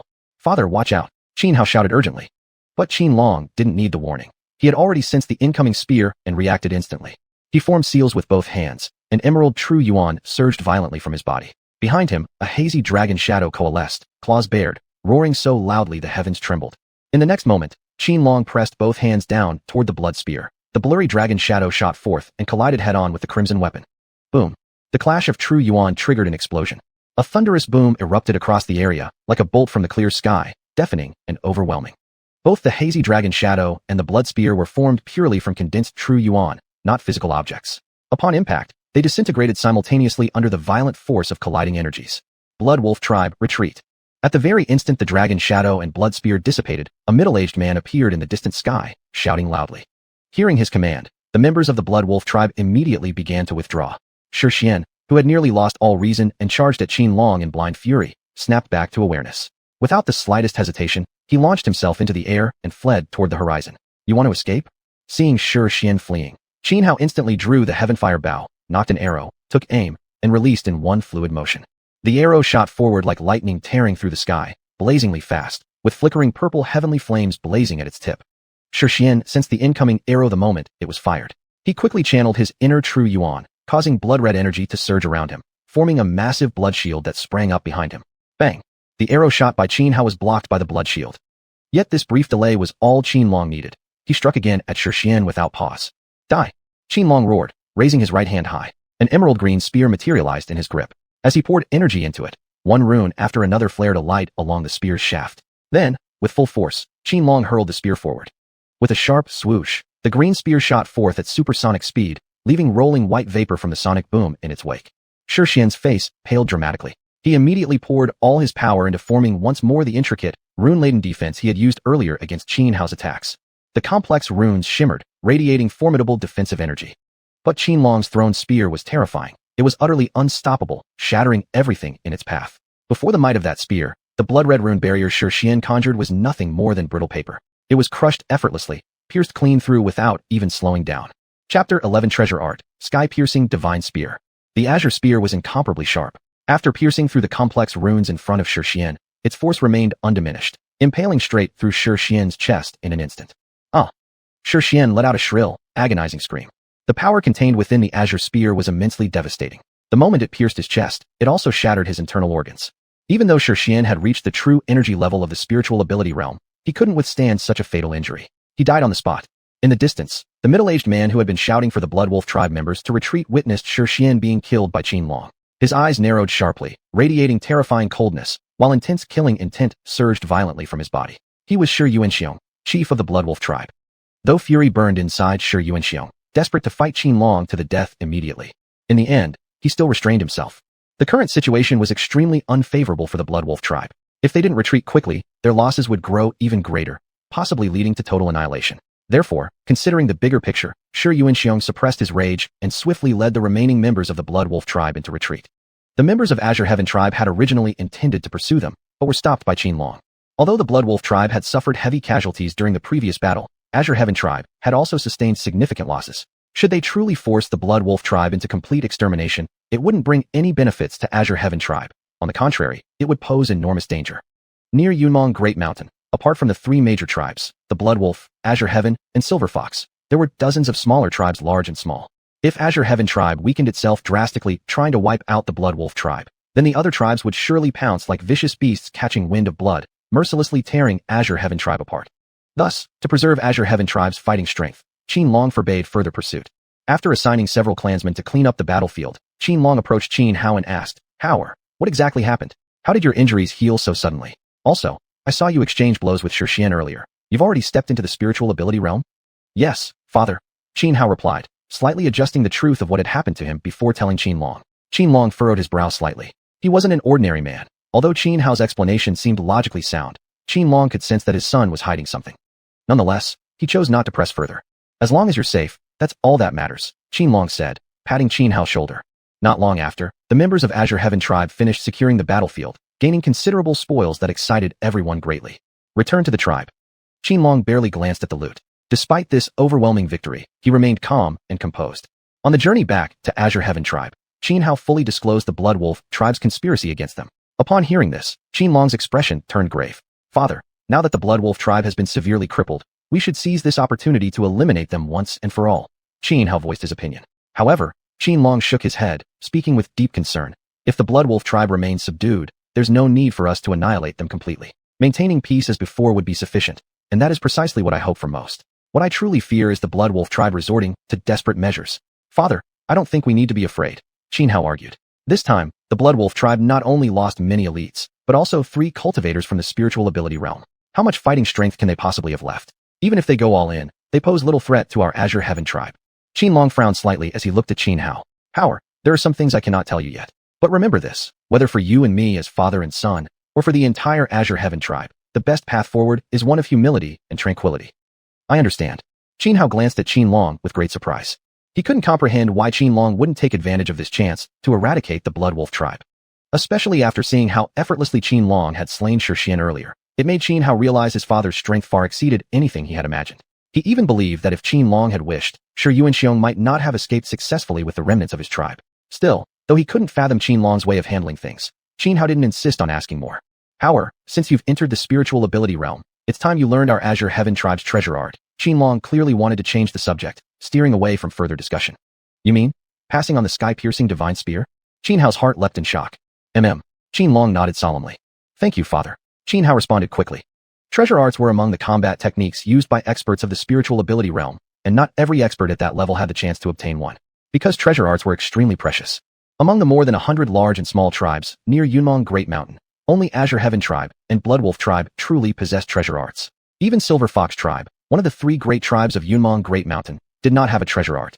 The Azure Heaven Tribe's treasure art was called Sky-Piercing Divine Spear. Earlier, the method Qianlong used to kill xiuxian was precisely this sky-piercing divine spear technique. According to Azure Heaven Tribe's rules, only members of the chief's bloodline were allowed to learn the sky-piercing divine spear. Now that Xianhao had entered the spiritual ability realm, he naturally qualified to learn the sky-piercing divine spear. Having fought through successive fierce battles, Xianhao deeply understood the importance of combat techniques. If he had mastered 1 or 2 more offensive methods earlier, perhaps he wouldn't have needed Qianlong to intervene. He might have defeated or even killed xiuxian on his own. When Qianlong and Xianhao returned to Azure Heaven Tribe, everything there remained peaceful. As Qianhao had predicted earlier, the Bloodwolf Tribe had intended a ploy to lure away the strongest fighters and then launch a sudden attack on Azure Heaven Tribe. But because only Qianhao had gone to reinforce Qianlong, the remaining forces of Azure Heaven Tribe, including Qianhu and Qianbao, had already prepared thoroughly for defense. After briefly confronting the invaders outside the tribe's walls, the Bloodwolf Tribe forces withdrew on their own. Although Azure Heaven Tribe's remaining fighting strength was limited, the outer stone walls surrounding the tribe were no simple fortification. They bore engraved runes, granting them astonishing defensive power. Unless the attacking force outnumbered the defenders tenfold, it would be extremely difficult to capture Azure Heaven Tribe when they were on guard. Seeing Qianhao, Qianlong, and the others return safely, the people of Azure Heaven Tribe all breathed sighs of relief. Qianlong had taken away 7 or 8 out of every 10 elite warriors of the tribe into the depths of Yunmong Great Mountain. Had anything gone wrong, the damage inflicted upon Azure Heaven Tribe would have been unimaginable. After returning, Qianlong first attended to various tribal matters. Once everything was settled, he went home and began teaching Qian how the treasure art, sky-piercing divine spear. Chapter 12 Bloodwolf and Silver Fox join forces against Qiantian. A treasure technique, or baoshu, refers to a method of utilizing energies such as natural qi, true yuan, and pill energy. For example, the sky-piercing divine spear involves condensing energies like natural qi, true yuan, and pill energy into runes of the sky-piercing spear, then arranging these runes in a specific formation to construct an actual spear. This is what is known as the sky-piercing divine spear. Treasure techniques vary in strength and are thus categorized into ordinary, top-tier, supreme, and beyond. The sky-piercing divine spear belongs to the top-tier category, possessing immense power. Qianlong taught Qianhao how to use this technique by explaining exactly how to form the sky-piercing spear's runes and how to arrange them in the correct sequence to manifest the spear. Although the explanation wasn't lengthy, Qianlong only went through it once. Qianhao memorized everything immediately. However, mastering the technique was no easy feat, and being able to wield it effectively in battle was even more difficult. Constructing the sky-piercing spear already consumed a tremendous amount of mental energy. In combat, one must form it within an extremely short time frame, which multiplies both the mental strain and the need for proficiency. And to achieve that level of fluency required countless hours of practice. However, remember this, treasure techniques are merely skills. Strengthening oneself is the foundation of cultivation. Qianlong warned solemnly after imparting the technique. When facing xiuxian, no matter how exquisite your battle arts or treasure techniques are, they're useless. As the saying goes, one strike of overwhelming force defeats 10 tricks. I understand, Qianhao nodded. You've only just recovered from a serious illness, then rushed to support at Heaven Centipede Gorge, enduring continuous fierce battles. You must be exhausted. Rest early. Study the sky-piercing spear when you have time, Qianlong said with great concern. With that, he finally left Qianhao's dwelling. Indeed, Qianhao was quite tired. Despite his curiosity about the sky-piercing divine spear, he restrained himself and chose instead to get a good night's rest. The sun rose in the east, casting countless golden rays. Morning sunlight streamed through the window, falling across Qianhao's face. Slowly, Qianhao opened his drowsy eyes, awakening from a pleasant dream. After washing up, he shared a simple meal with Qianlong before heading to the summit of a mountain not far from the Qiantian tribe, where he intended to cultivate in the open area atop the peak. He had slain Shijun and absorbed the blood wolf bone that Shijun had summoned, earning 10 blood pills as a reward. Due to the urgency of the battlefield situation, he hadn't taken them then. He now planned to consume all 10 at once. Though blood pills were not as powerful as fire spirit pills, they were excellent medicine for someone who had just entered the divine ability realm. In the fate opening stage of the divine ability realm, cultivators needed to refine vast amounts of natural qi into their life palaces. Without the aid of pills, this process would take a very long time. Without hesitation, Qianhao took all 10 blood pills and swallowed them in one go. Immediately, their medicinal power erupted, surging through every limb and bone in his body. Quickly, Qianhao sat cross-legged and began circulating the Qiantian manual to refine the pill's effects. Soon, the medicinal power transformed into a vast torrent of natural qi, flooding into his life palace. His cultivation base began rising rapidly. It took nearly 2 hours before Qianhao fully refined the power of all 10 pills. His strength had significantly increased. He was now just one step away from forming true yuan. Moreover, the amount of natural qi within his life palace was already over 10 times greater than that of an ordinary person. After refining the 10 blood pills, Xianhao turned to practicing the sky-piercing divine spear. Calming his mind, he followed the method explained by Qinglong, using the surrounding natural qi to form the first rune of the sky-piercing spear. Being his first attempt, Xianhao proceeded with extreme caution, striving not to make any mistakes. A total of 108 runes were required to construct the sky-piercing spear. Just forming the first rune took him a full minute. This was only because he didn't make any errors along the way. After all, the slightest mistake during rune formation would cause the rune to disintegrate instantly. Then came the second, the third. Though it was his first time, Xianhao remained focused, calm, and meticulous. Thus, he successfully formed all 108 runes, but it took him almost an entire hour. Once the runes were complete, Xianhao began arranging them in the precise formation required. This process was equally slow and critical. Any slight misstep would cause all 108 runes to collapse simultaneously, forcing him to start over from the beginning. Despite his caution, since it was his first time, he ultimately failed at the final moment. With a loud boom, all 108 runes instantly shattered. But Xianhao did not become discouraged. He lowered his head and continued practicing. The second time, Xianhao failed before even completing the formation of all 108 runes. But Xianhao remained undeterred, refusing to give up. Instead, he focused with even greater intensity and continued on. Again and again he tried. So many times that Xianhao himself could no longer remember how many failures he had endured. It wasn't until evening, when the sun dipped below the horizon and twilight painted the sky in breathtaking hues, that he finally succeeded in constructing the sky-piercing divine spear for the first time. At once, natural energies surged around him, converging before Xianhao to form a long spear, the legendary sky-piercing divine spear. Reaching out, Xianhao grasped the spear. He could clearly feel its terrifying power coursing through his body. With a fierce motion, he hurled the spear at a massive boulder several meters tall not far away. With a thunderous boom, like a bolt of lightning cracking the heavens, the boulder shattered instantly into countless fragments. What devastating power! Xianhao stood agape, utterly stunned and deeply shaken. He felt that the sky-piercing divine spear's destructive force was far greater than even that of the red flame thunderblade. However, Xianhao still couldn't use the sky-piercing divine spear in actual combat, as it currently took him over an hour to form it. Just imagine, a life-or-death battle where one fighter needs more than an hour to unleash his ultimate technique. Would the other opponent simply stand there and wait? Therefore, to wield the sky-piercing divine spear effectively against enemies, Xianhao would need extensive further practice, until he could manifest it within a single breath, or two at most. For instance, when Qinglong killed xiuxian, he had formed the sky-piercing divine spear in an instant. Time passed quickly, 4 days in a flash. In these 4 days, Xianhao had practiced the sky-piercing divine spear nearly to completion, now able to construct it within 10 breaths. Meanwhile, the Blood Wolf tribe remained unusually quiet, causing no trouble for the Xianxian tribe. This lull made many in the Xianxian tribe grow lax and complacent. "Young master, where is the chief?" One evening, as Xianhao sat outside his stone house gazing at the vast expanse of sunset clouds, a middle-aged man came rushing over, speaking anxiously. "My father left early this morning and hasn't returned yet." Xianhao frowned, then asked in concern, "Uncle Yun, what's happened?" "Disaster. The Blood Wolf tribe has joined forces with the Silver Fox tribe. They're targeting our Xianxian tribe," the man said urgently. Chapter 13. Is Xianhao a hothead? Blood Wolf tribe has allied with Silver Fox tribe. Xianhao's face changed dramatically, his expression turning extremely grim. Just at that moment, Qinglong returned. Seeing him, Xianyun didn't waste any words with Xianhao and quickly approached, relaying the news about the alliance between the Blood Wolf and Silver Fox tribes to Qinglong. "Chief, what should we do now? Although we dealt a heavy blow to the Blood Wolf tribe recently, their remaining strength is still formidable. If they're joined by the Silver Fox tribe, we stand no chance against them." Xianyun said anxiously. "Gather everyone quickly. We need to discuss this." Qinglong thought for a moment and replied urgently. "Understood." Xianyun nodded and hurried off to summon the others. Soon, all core members of the Xianxian tribe had arrived, gathering together with Qinglong to deliberate on how to respond to the newly formed alliance between the Blood Wolf and Silver Fox tribes. "There's nothing to fear. Face soldiers with shields, floodwater with earth," said the hot-tempered Qinlai, second strongest in the Xianxian tribe. A mighty warrior clad in black armor forged from refined iron, he exuded an intimidating aura. Last time, the young master lured the fire rock to Wolf Valley, severely injuring xuanhuan, who was left behind. At Heavenly Centipede Gorge, the young master slew Jun, while the chief eliminated father and son, xiuxian and xuanhuan. Now, only 2 cultivators of the divine level remain in the Blood Wolf tribe, xiuxian and xuanhuan. Even if we add the 4 divine level experts from the Silver Fox tribe, Bai Qingshu and Bai Qingyu, the total number of divine level opponents is just 6.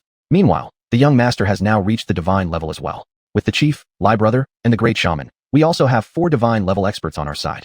If it comes to war, we don't necessarily have to lose. Qin Yuqing spoke.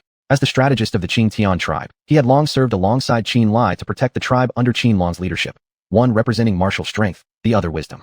Our Xianxian tribe lies directly between the territories of the Blood Wolf and Silver Fox tribes. Now that they've allied, they'll surely encircle us from both front and rear. We won't have any chance to retreat or relocate. and none of us would ever surrender. We'd rather die than become their slaves. Therefore, regardless of whether victory is possible, we have only one choice: to fight. Xianhu voiced his opinion, which immediately earned agreement from the other core members of the tribe. Even though the situation looked bleak, not a single person present showed fear. After listening to the opinions of his tribe's key members, Xianlong furrowed his brows, pondered for a moment, then said, "Since everyone agrees on fighting, let's discuss how we fight. While it's true that no one in our Xiantian tribe is cowardly, we must still prepare for contingencies. Consider whether there's any way to send our women, children, and elderly to safety first." The Blood Wolf tribe hasn't made a move these past days, most likely because they're lying in ambush. I suspect spies from the Blood Wolf tribe are already hiding around every corner of our territory. It would be nearly impossible to evacuate the women and children now. Xiuxian shook his head and said, "Chief, in my opinion, our best course right now is to urgently reinforce the stone walls of our village. If we can hold out for several months until winter arrives, the forces of the Blood Wolf and Silver Fox tribes will have no choice but to retreat." Xianhu suggested. "Does anyone have a better idea?" Xianlong looked around at those present. "Father, Uncle Chung is right. Under current circumstances, evacuating the women and children is almost impossible. Moreover, even if we manage to get them away safely, if the Blood Wolf and Silver Fox tribes trace their path, they'd become sitting ducks." At this moment, Xianhao stepped forward and addressed Xianlong. Howard, you make a valid point. Then tell me, what do you think we should do now?" Xianlong looked at Xianhao with mild surprise. After a few seconds, he finally asked. Xianhao possessed astonishing cultivation talent, but until now he'd always been a hothead. That was exactly why he'd fallen into the Blood Wolf tribe's ambush days earlier. But these past few days, Xianlong had noticed a change. Xianhao had grown calm and rational. This felt unreal to him. He had even secretly checked Xianhao to see if he might be possessed by some demon. But having confirmed that wasn't the case, he finally breathed easier. He could only attribute this transformation to Xianhao having matured after the last incident. "I suggest we launch a preemptive strike," Xianhao said. Xianlong was momentarily stunned. Just a second ago, he'd thought Xianhao had finally grown up, learned to think calmly. But now, he realized he must have overestimated him. Xianhao was still the same old hothead. Unaware of Xianlong's thoughts, Xianhao continued earnestly, laying out his reasoning. The battle at Heavenly Centipede Gorge devastated the Blood Wolf tribe. With their current strength, they cannot possibly defeat us in direct combat. Therefore, I believe that as long as we prevent the Blood Wolf and Silver Fox tribes' armies from joining forces, we win this war. I've already studied the map carefully. If the Silver Fox tribe wants to join forces with the Blood Wolf tribe, their army must pass through Fishgut Gorge. With just 100 men, I can block the entire Silver Fox force there. Meanwhile, Father, you lead all our tribe's elite to launch a direct assault on the Blood Wolf tribe. Once you've destroyed them, just come to Fishgut Gorge and reinforce me. At that point, the Silver Fox tribe will surely be defeated. Xianlong had initially assumed Xianhao intended to recklessly charge straight into battle against both the Blood Wolf and Silver Fox tribes. But after hearing Xianhao's full plan, he realized this wasn't an act of blind bravado. It was actually well thought out. "Howard, are you certain that 100 men are enough to stop the Silver Fox army? Remember, they have 4 divine-level experts alone," Xianlong asked cautiously. "Father, please rest assured. I have absolute confidence," Xianhao replied firmly. Xianlong grew even more curious about the source of his son's confidence. Xianhao didn't keep him waiting and quickly explained. "The Silver Fox tribe won't abandon their homeland entirely. They'll leave some forces behind for defense. Moreover, Fishgut Gorge is extremely narrow and treacherous. Unless the Silver Fox tribe is certain I only have 100 men, they'll proceed cautiously and won't dare to engage in a full-scale death struggle. Therefore, holding them back for 4 or 5 days should be no problem." "We don't need 4 or 5 days. 3 will suffice," interjected Xiuxian. "Chief, I support the young master's proposal." "I disagree," Xianlai shook his head.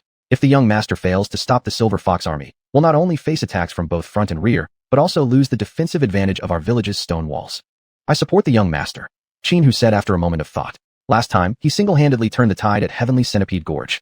Now that he's made this promise, he will surely fulfill it. And I'm willing to go with him to Fishgut Gorge. "I also wish to accompany the young master to Fishgut Gorge," Qianbao added quickly. As the others voiced their opinions, all eyes gradually turned toward Xianlong, awaiting his final decision. Chapter 14. Ambush at Fishgut Gorge. "Good." After pondering for a moment, Xianlong said, "Howard, then you take Xianhu, Qianbao, and the others to Fishgut Gorge." "Chief, this is too risky," Qianlai exclaimed. "A risk gives us a slim chance of survival. Sitting idle means certain death." Qianlong waved his hand and said to Qianlai, "Qianlai, go immediately and summon the High Priest. The sooner we eliminate the Blood Wolf tribe, the greater our chances of victory in this battle." "This? Very well." Qianlai hesitated for a moment, but finally nodded. He had served beside Xianlong for many years and deeply understood the chief's character. Trying to change Qianlong's mind wasn't merely difficult, it was practically impossible. Xianhao promptly ordered Xianhu and Qianbao to select 100 clansmen to accompany him to Fishgut Gorge. Speed was crucial in warfare. Now that the battle plan was set, action must follow immediately. Soon after everyone else had departed, only Qianlong and Qianhao remained. "Howard, take this." Qianlong pulled out a pitch-black bead and handed it to Qianhao. If things reach a desperate point, you may drip a drop of your heart's blood onto this bead. Xianhao took the dark bead and examined it carefully, then frowned and asked, Father, what exactly is this? Many years ago, I unearthed this from an abandoned tomb deep within the Yunmeng Mountains. Once activated, its power is immense. But remember, under no circumstances should you use this black bead unless absolutely necessary. Otherwise, it will bring catastrophic disaster upon both of us. Qinlong gave a brief explanation. I understand. Xianhao replied without pressing further, and carefully stored the dark bead away. A short while later, Xianhu and Qinbao returned together. They informed Xianhao that they had selected 100 clansmen and were ready to march toward Fishgut Gorge at once. Xianhao quickly bid farewell to Qinlong, then set off with Xianhu and Qinbao, leading the 100 clansmen toward Fishgut Gorge. Fishgut Gorge lay in the eastern mountainous region of the Yunmeng Range, a canyon even narrower and more perilous than Heaven Centipede Valley, and a strategically vital choke point where one man could hold off thousands.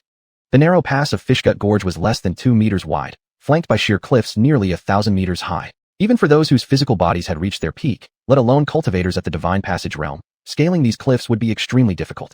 Precisely because of such uniquely treacherous terrain, Xianhao had confidently claimed that with just 100 clansmen, he could block the Silver Fox tribe's army at Fishgut Gorge. Xianhao, Xianhu, Qinbao, and their men swiftly moved through the forest, and by evening they arrived safely at Fishgut Gorge. Since the plan was to ambush the Silver Fox tribe's army here, the best strategy was to climb up the cliffs on either side of the gorge, prepare large boulders and other heavy objects, and then, once the enemy troops entered the passage, hurl the rocks down to inflict devastating casualties. After carefully surveying the terrain of Fishgut Gorge and formulating a plan, Xianhao assigned Qinhu and Qinbao each to lead 50 clansmen up the opposing cliff sides. Then, Xianhao himself left. He needed to scout the movement of the Silver Fox tribe's army and determine how long it would take them to reach Fishgut Gorge.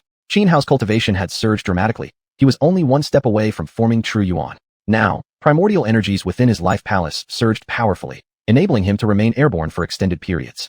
Moreover, moving alone made him far more agile. Even if discovered by the Silver Fox tribe, he could escape in time. Xianhao ascended into the air, riding the wind, and after 2 hours of flight, spotted the Silver Fox tribe's army beside a great river.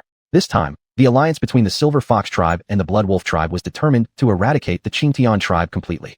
As such, the Silver Fox tribe had left only a small portion of their forces behind to defend their homeland.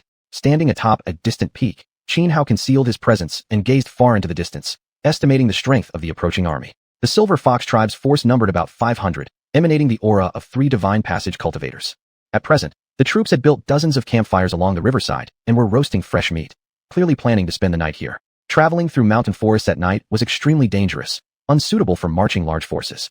They should arrive at Fishgut Gorge by tomorrow noon.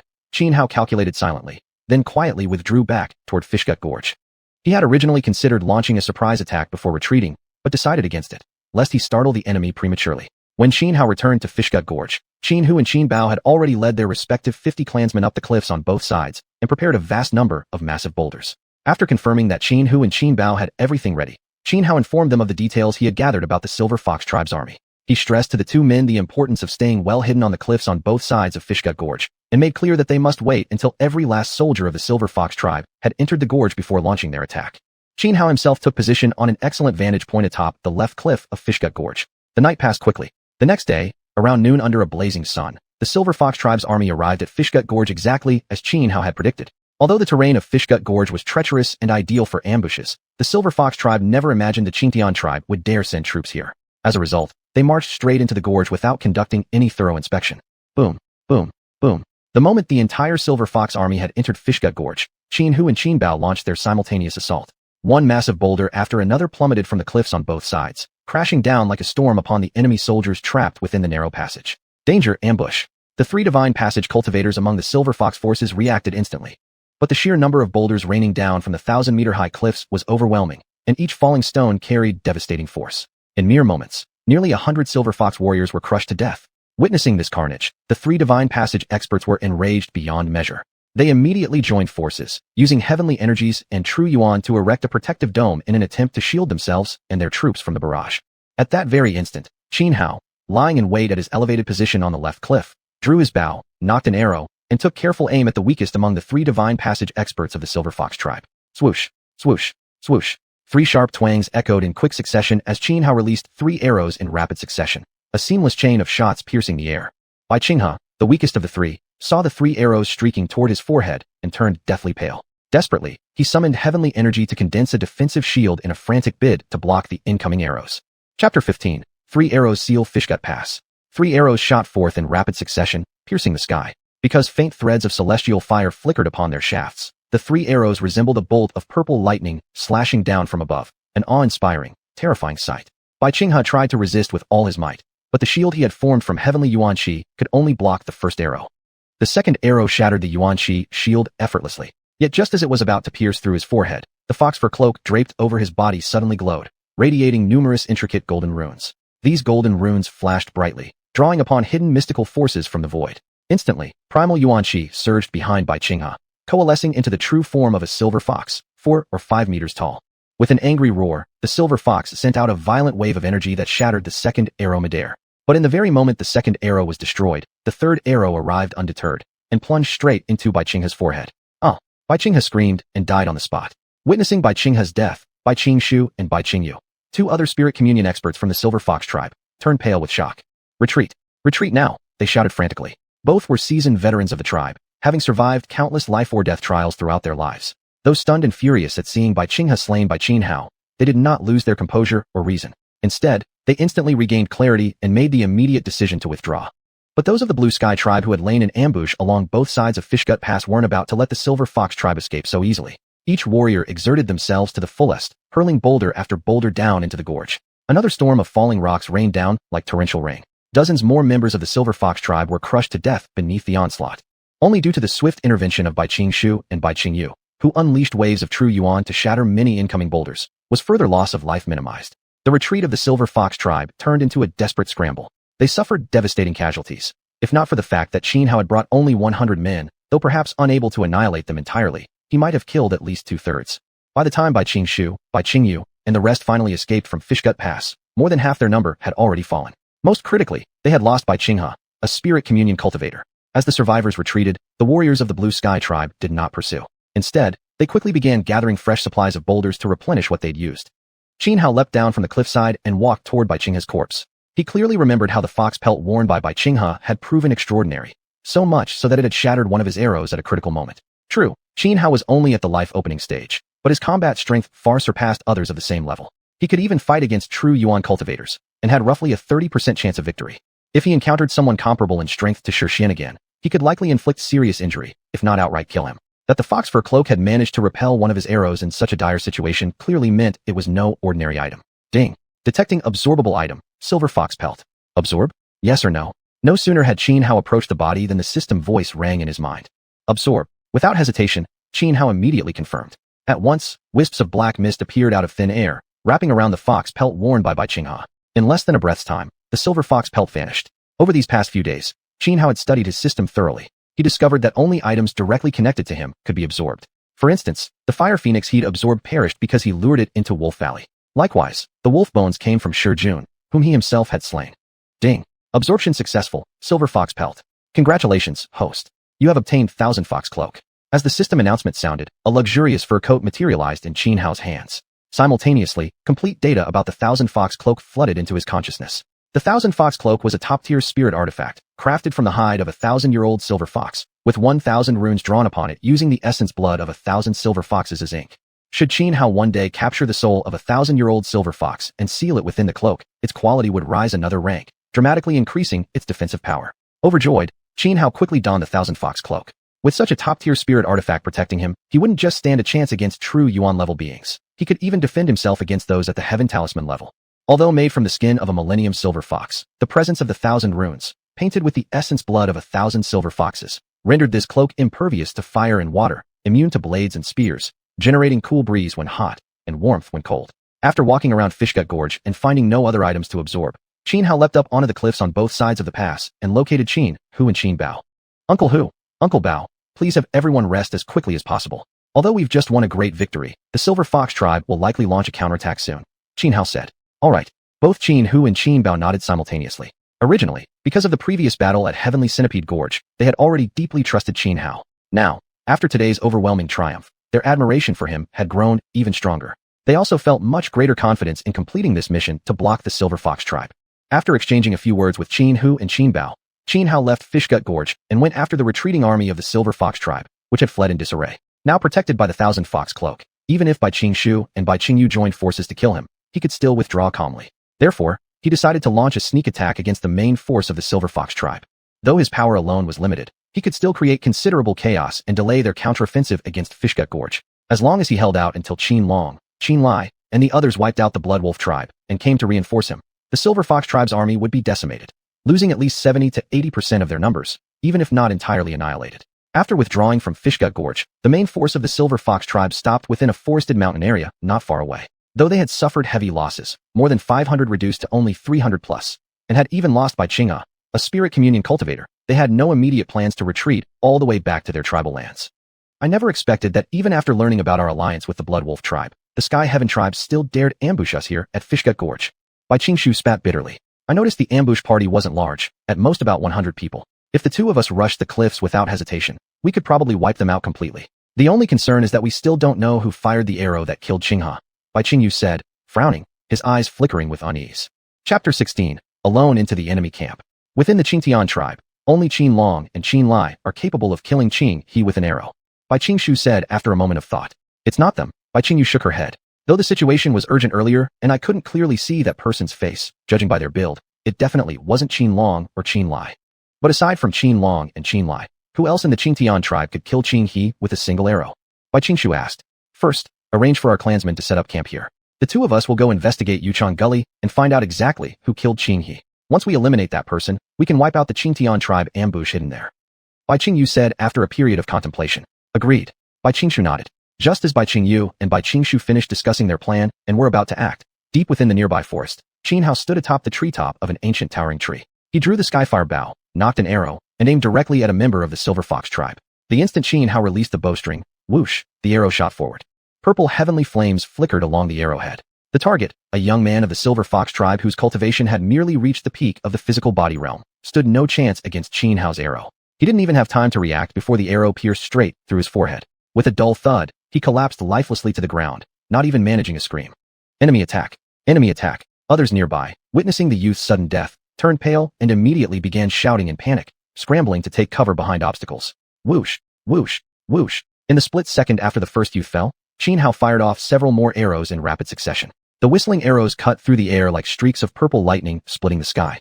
Immediately, several more young members of the Silver Fox tribe fell dead. The survivors were utterly terrified. After all, they had just barely escaped from Yuchang Gully moments ago, already nervous as birds startled by bows, and now, seeing their comrades being slaughtered, how could they not be thrown into chaos? This commotion quickly drew the attention of Bai Qingyu and Bai Qingshu. They arrived in an instant, and soon spotted Qinhao standing far away atop the treetop, bow drawn and ready. You brat, you're asking for death. Bai Qingshu roared furiously, immediately launching himself into the air. Like a bird skimming over a forest, he charged toward Qinhao. Seeing this, Qinhao instantly took aim at Bai Qingshu, drew back the bow, and fired 3 consecutive arrows. The same triple shot technique he used on Bai Qinghe, 3 arrows in rapid succession, nearly aligned in a straight line. Bai Qingshu's eyes narrowed coldly. With a wave of his hand, silver-colored true energy surged from his body, forming streaks of silvery light that slashed outward, attempting to sever the incoming arrows. Yet, he managed to destroy only 2 arrows. All his silvery slashes were torn apart, shattered, and dispersed under the overwhelming force of the 3rd arrow. In the blink of an eye, the final arrow came within less than a meter of Bai Qingshu's throat. Horrified, he hastily condensed his silver true energy into a shield in front of him, barely blocking the last arrow. Even so, his face remained pale, shaken, and filled with fear. When he first saw Qinhao, he had sensed it immediately. Qinhao was only at the Pai Ming realm, not yet cultivated enough to form true energy. Therefore, he hadn't taken Qinhao seriously at all.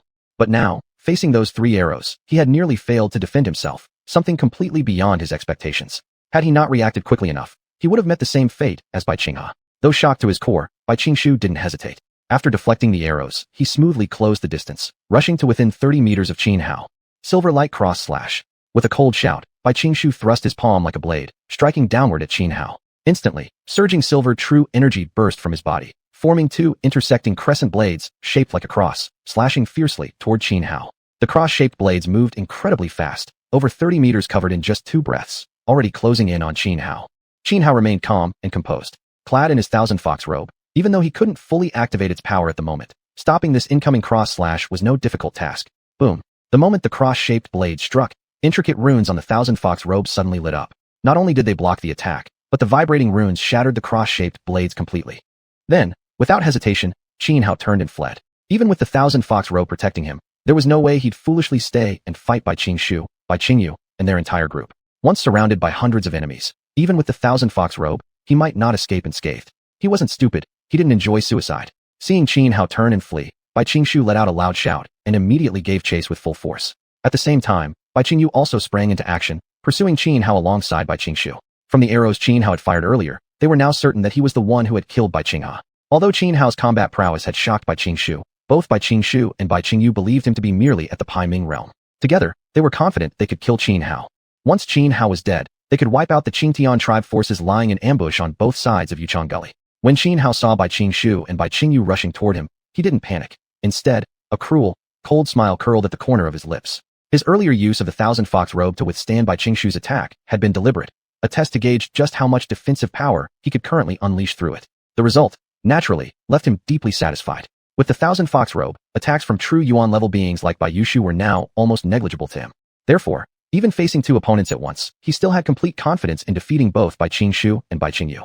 Xuanhuan channeled primordial energy from heaven and earth, causing surging waves of energy to swirl around his body. His speed surpassed that of tigers and leopards, Yin approaching the critical threshold of breaking the sound barrier. Bai Qingshu and Bai Qingyu chased relentlessly. Thus, after about half an hour, Bai Qingshu and Bai Qingyu finally caught up with Xuanhuan beside a small pond.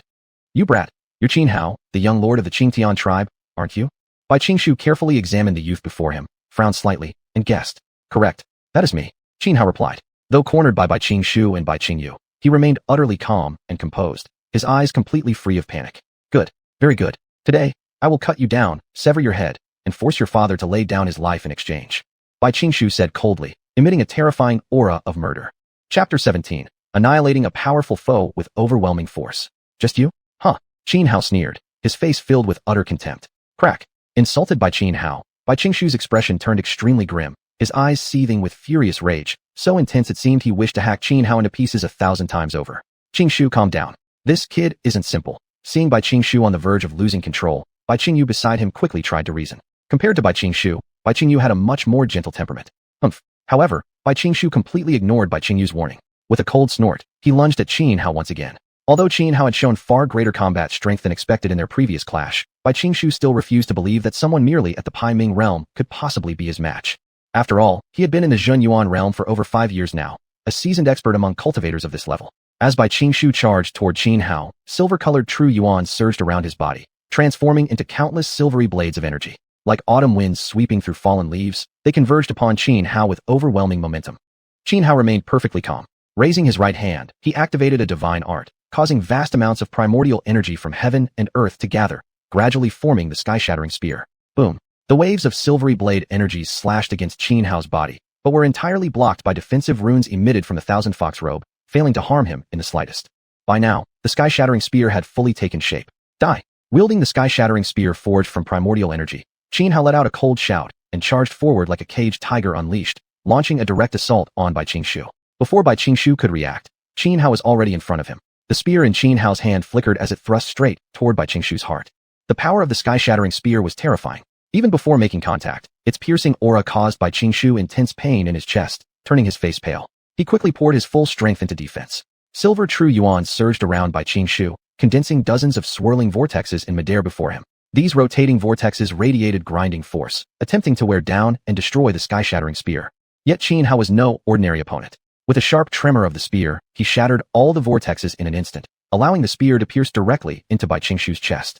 However, due to the energy spent breaking through the vortexes, the spear's force diminished greatly. Though it struck home, it didn't inflict fatal damage, but even so, a gaping wound opened in Bai Qingshu's chest, gushing blood non-stop.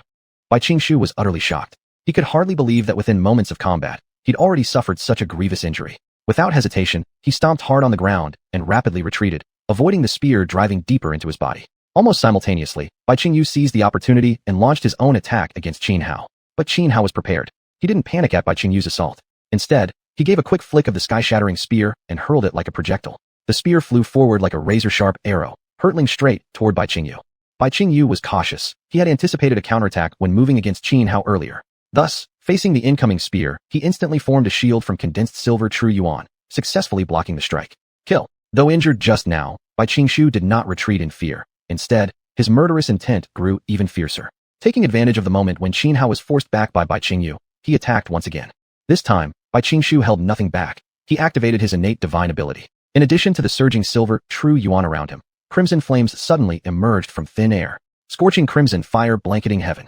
Silver shuttle piercing the sun. With a slap of his left palm, under the effect of his divine ability, massive waves of crimson fire erupted in the void, spreading like wildfire across the horizon, blazing toward Xianhao. At the same time, he unleashed a powerful technique with his right hand. The silver true yuan swirling around him coalesced into a shuttle-like projectile, shooting toward Xianhao like a rainbow piercing the sun. Facing these deadly attacks, Xianhao remained eerily calm. He neither defended nor dodged, but instead rushed straight at Bai Qingshu. Boom! Bai Qingshu's technique struck Xianhao one after another, but thanks to the Thousand Fox Robe's protection, not a single blow could penetrate. Instead, Xianhao used the impact as cover, closing the distance until he stood less than 5 meters from Bai Qingshu. Crimson Flame Thunderblade. Amidst Bai Qingshu's horrified gaze, Xianhao roared, unleashing the full might of his powerful divine art. Immediately, thunder and flame intertwined in midair, converging into a colossal blade nearly 100 meters long. Then, the Crimson Flame Thunder Blade trembled violently in the sky, slashing down ferociously at Bai Qingshu. Bai Qingshu's face twisted in terror, his eyes wide with dread. Although he immediately unleashed his full power and activated his strongest defensive techniques, the Crimson Flame Thunderblade was simply too terrifying. Combined with the massive energy expenditure from unleashing his ultimate killing move moments earlier, Bai Qingshu's defenses were utterly insufficient. Thus, his attempts to block the attack failed completely. The Crimson Flame Thunderblade descended like a cataclysm, tearing through him as effortlessly as splitting dry wood. Bai Qingshu was cleaved in half before even a scream could escape, killed instantly, blood splattering everywhere. Witnessing Xianhao cut down Bai Qingshu in a single strike, Bai Qingshu's face paled, terror flooding his eyes. Without hesitation, he turned and fled. But Xianhao would never let him go so easily. Immediately, Xianhao activated his divine art, forming the sky-shattering spear once more, and drew forth the heavenly fire bow. Using the sky-shattering spear as an arrow, he pulled the heavenly fire bow to full draw, aiming straight at Bai Qingshu's head. With a sharp swoosh, Xianhao released the string. The sky-shattering spear shot forward like lightning, aimed directly at the back of Bai Qingshu's skull. Sensing the sound of air splitting behind him, Bai Qingshu didn't dare turn. He instantly activated a secret technique to erect a defense at his back. Though his defensive method was powerful, it still met the same fate as Bai Qingshu's under the force of the heavenly firebow's launch. The sky-shattering spear shattered his defenses effortlessly, then struck true, piercing directly through the back of Bai Qingshu's head. Aowa! Bai Qingshu let out a shrill, agonized scream. Driven by momentum, his body flew forward over 10 meters before finally collapsing to the ground with a dull thud. Bai Qingshu was dead, completely lifeless.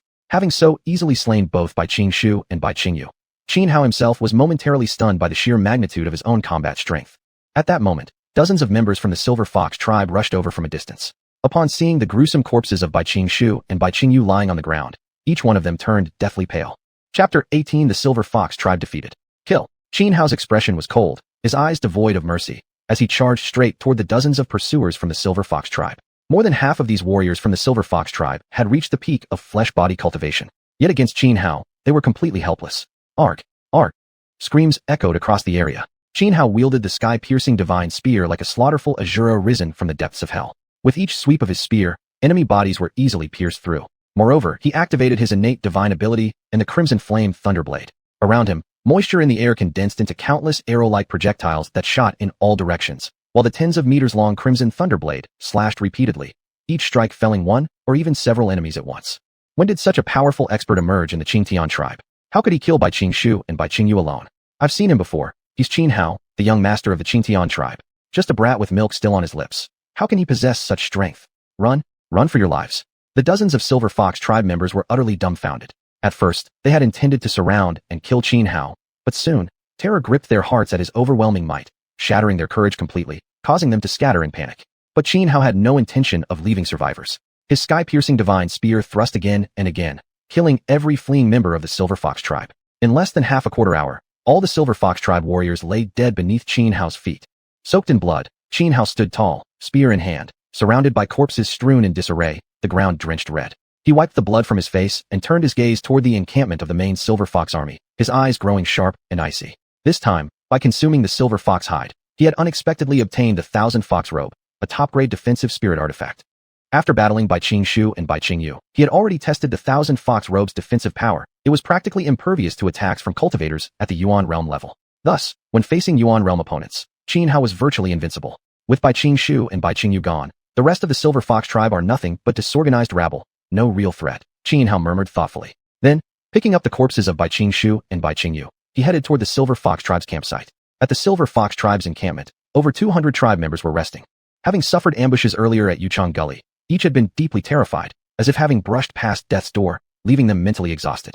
And since Qin Hao's prior sneak attack had killed several of them, nerves were already on edge. However, knowing that Bai Qingxu and Bai Qingyu had gone after Qin Hao, they relaxed somewhat, because deep down, they believed the strongest in the Qingtian tribe was Qin Long, and even he, against Bai Qingxu and Bai Qingyu together, would barely fight them to a draw. Plus, dozens of warriors had already followed Bai Qingxu and Bai Qingyu in pursuit. Therefore, none of them imagined Bai Qingxu and Bai Qingyu could possibly die. Boom! A sudden heavy sound rang out. The bodies of Bai Qingxu and Bai Qingyu were thrown into the heart of the Silver Fox encampment. Several tribe members who had been resting jolted awake instantly. When they saw the corpses lying on the ground, their faces paled. Bai Qingxu and Bai Qingyu, both dead. Heavens! It's over. We're finished. Before even fully engaging the Qingtian tribe, 3 of our divine skill cultivators have already been slaughtered. Even if we defeat the Qingtian tribe, from now on, we'll be reduced to a minor tribe near the Yunmong Mountains, or worse, face total annihilation. Who in their right mind agreed to ally with the Blood Wolf tribe? The more than 200 members of the Silver Fox tribe erupted into chaos. At that moment, not far from their encampment, atop the treetop of an ancient giant tree, Qin Hao stood silently. He raised the heavenly fire bow, drew it back, and loosed arrow after arrow in quick succession. Whoosh! Arrows tore through the air like purple lightning ripping across the sky, instantly killing several Silver Fox tribe members. Enemy attack. It's him, the one who killed Bai Qingxu and Bai Qingyu. He's back. We're done. Run. Run now. Quickly flee. Seeing their comrades cut down, the already panicked crowd of over 200 collapsed into utter hysteria, scattering madly in all directions. Qin Hao, standing on a distant treetop, did not continue shooting the members of the Silver Fox tribe. If he drove them to the brink of despair and they believed escape was impossible, they would surely choose to fight him to the death. Even though Qin Hao possessed the 1,000 Fox robe, rendering him immune to attacks from any being below the Yuan realm level. Being surrounded and attacked by more than 200 Silver Fox tribesmen would still bring him great trouble. Seeing the over 200 Silver Fox tribe members scattering in all directions, Qin Hao didn't linger at the spot any longer and turned back toward Yuchang Gully. He found Qin Hu and Qin Bao, informing them of how he had slain Bai Qingxu and Bai Qingyu. News that left both men dumbfounded, their faces filled with disbelief. As key warriors of the Qingtian tribe, Qin Hu and Qin Bao had naturally encountered Bai Qingxu and Bai Qingyu before and fully understood just how powerful they were. Therefore, learning that Qin Hao had killed both of them shocked them deeply. Master, what should we do now? Should we go annihilate the Silver Fox tribe? Qin Bao furrowed his brow and asked Qin Hao. No. As the saying goes, a centipede remains wriggling even after death. Qin Hao shook his head and said, though it's commonly believed outside that the Silver Fox tribe has only 4 divine skill cultivators, is that really the truth? What if there are still other divine skill experts hidden within their tribe? Besides, we only have a little over 100 people. To launch an attack against the Silver Fox tribe would be nothing short of suicide. Pausing slightly, Qin Hao continued. Moreover, we must firmly hold on to Yuchang Gully. If the Silver Fox tribe slips through here, our Qingtian tribe will face total annihilation. Therefore, we should stay put and guard Yuchang Gully properly. After speaking, Qin Hao walked to an open area on the left cliff side of Yuchang Gully and sat down cross-legged with eyes closed. He carefully recalled every moment of his battle against Bai Qingxu and Bai Qingyu, extracting combat techniques from the fight and enriching his own battle experience. Time passed swiftly without notice. As the sun sank low in the west, only endless sea of fiery clouds remained, casting the entire world in blood-red hues. Suddenly, silhouettes appeared, moving rapidly from the distant forest toward Yuchang Gully. Chapter 19, The Great Battle Ends. At dusk, the bright moon hung high in the sky. Beneath the silvery moonlight, a group of people hurried through the mountain forest toward Fishgut Gully. On the cliffs flanking both sides of the ravine, Qin Hao quickly spotted them. Channeling heavenly and earthly spiritual energy to cover his eyes, he greatly enhanced his vision, allowing him to see clearly even in the dark night, as if it were day. When Qin Hao finally recognized the approaching figures, his tense heart relaxed, because they were none other than Qin Long, Qin Lai, and others. Father, Qin Hao leapt down from the cliff. With several swift movements like a hare springing or a falcon diving, he reached Qin Long and the others. How's the situation? Seeing Qin Hao safe, Qin Long breathed a sigh of relief before asking. The Silver Fox tribe has lost more than half its army and already retreated. Bai Qingxu and 2 other experts at the Divine Might realm have been slain by me. Qin Hao reported what had happened. You killed Bai Qingxu. Qin Lai stared incredulously. Qin Long also furrowed his brows in surprise. He hadn't expected such an outcome. Originally worried about Qin Hao's safety, right after wiping out the Blood Wolf tribe, he didn't rest but immediately rushed here to Fishgut Gully. Now that the Silver Fox tribe has withdrawn, let us return, Qin Long said after a moment of contemplation. Father, I believe this is exactly the chance for us to completely conquer the Silver Fox tribe. From then on, no tribe in Yunmong Mountains will ever threaten our Azure Heaven tribe again, Qin Hao quickly said. This time, I support the young master's suggestion. Now the Silver Fox tribe only has old bastard Bai Tianhuan left. He can't possibly resist the Azure Heaven tribe, Qin Lai added excitedly, clenching his fists as if eager to charge straight to their enemy's stronghold. No, Qin Long shook his head. Where one can spare, one should spare. I'll send someone later to the Silver Fox tribe and demand their surrender. There's no need to exterminate them. Fine, Seeing Qin Long's firm stance, Qin Hao said no more. Still, he felt that Qin Long was being overly merciful. This was a once-in-a-lifetime opportunity. By destroying the Silver Fox tribe, the Azure Heaven tribe would become the greatest human tribe in all of Yunmeng Mountains. Within just a few years, they could absorb all the small neighboring tribes and unify the entire mountain range under their rule. But Qin Long showed no interest in such ambitions and instead chose peace. Qin Hao couldn't understand it. They rested atop the cliffs above Fishgut Gully for one night. Early the next morning, Qin Hao returned to the Azure Heaven tribe with Qin Long and the others. Seeing Qin Hao, Qin Long, and the rest safely return, everyone in the Azure Heaven tribe breathed a collective sigh of relief. This time, Qin Long, along with Qin Lai and the great shaman, had annihilated the Blood Wolf tribe and seized all its resources.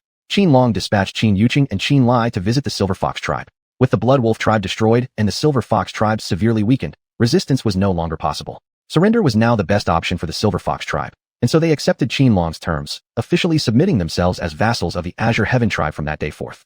The destruction of the Blood Wolf tribe and the surrender of the Silver Fox tribe sent shockwaves throughout Yunmeng Mountains, especially among nearby tribes. Many grew fearful and quickly sent envoys to the Azure Heaven tribe to show goodwill. Qin Long received them warmly, calming their fears and assuring the tribal envoys that the Azure Heaven tribe simply wished to live in peace and harbored no further ambitions. Many within the Azure Heaven tribe, led by Qin Lai, didn't understand Qin Long's approach and believed he lacked ambition. Qin Hao too thought Qin Long was too lenient, yet he didn't dwell on it. For several consecutive days, he focused entirely on cultivation and advanced smoothly into true yuan cultivation. Moreover, his treasure technique, sky-piercing divine spear, had also made significant progress. Now, he needed only 3 breaths to form the sky-piercing spear. Qin Hao's astonishing rate of progress shocked everyone in the tribe, who marveled at his extraordinary talent, comparable even to descendants of ancient bloodlines. But Qin Hao knew full well that beyond his natural talent, the real reason was the help from the system. Besides breaking through to true yuan, these past days Qin Hao had thoroughly studied the abilities of his undying nirvana body. Based on the data provided by the system when he first acquired the undying nirvana body, combined with his own recent experimentation, he had come to understand that the greatest ability of the undying nirvana body was akin to the mythical phoenix. So long as even a single breath remained, he could achieve nirvana rebirth. However, the power of this ability varied greatly depending on his cultivation level.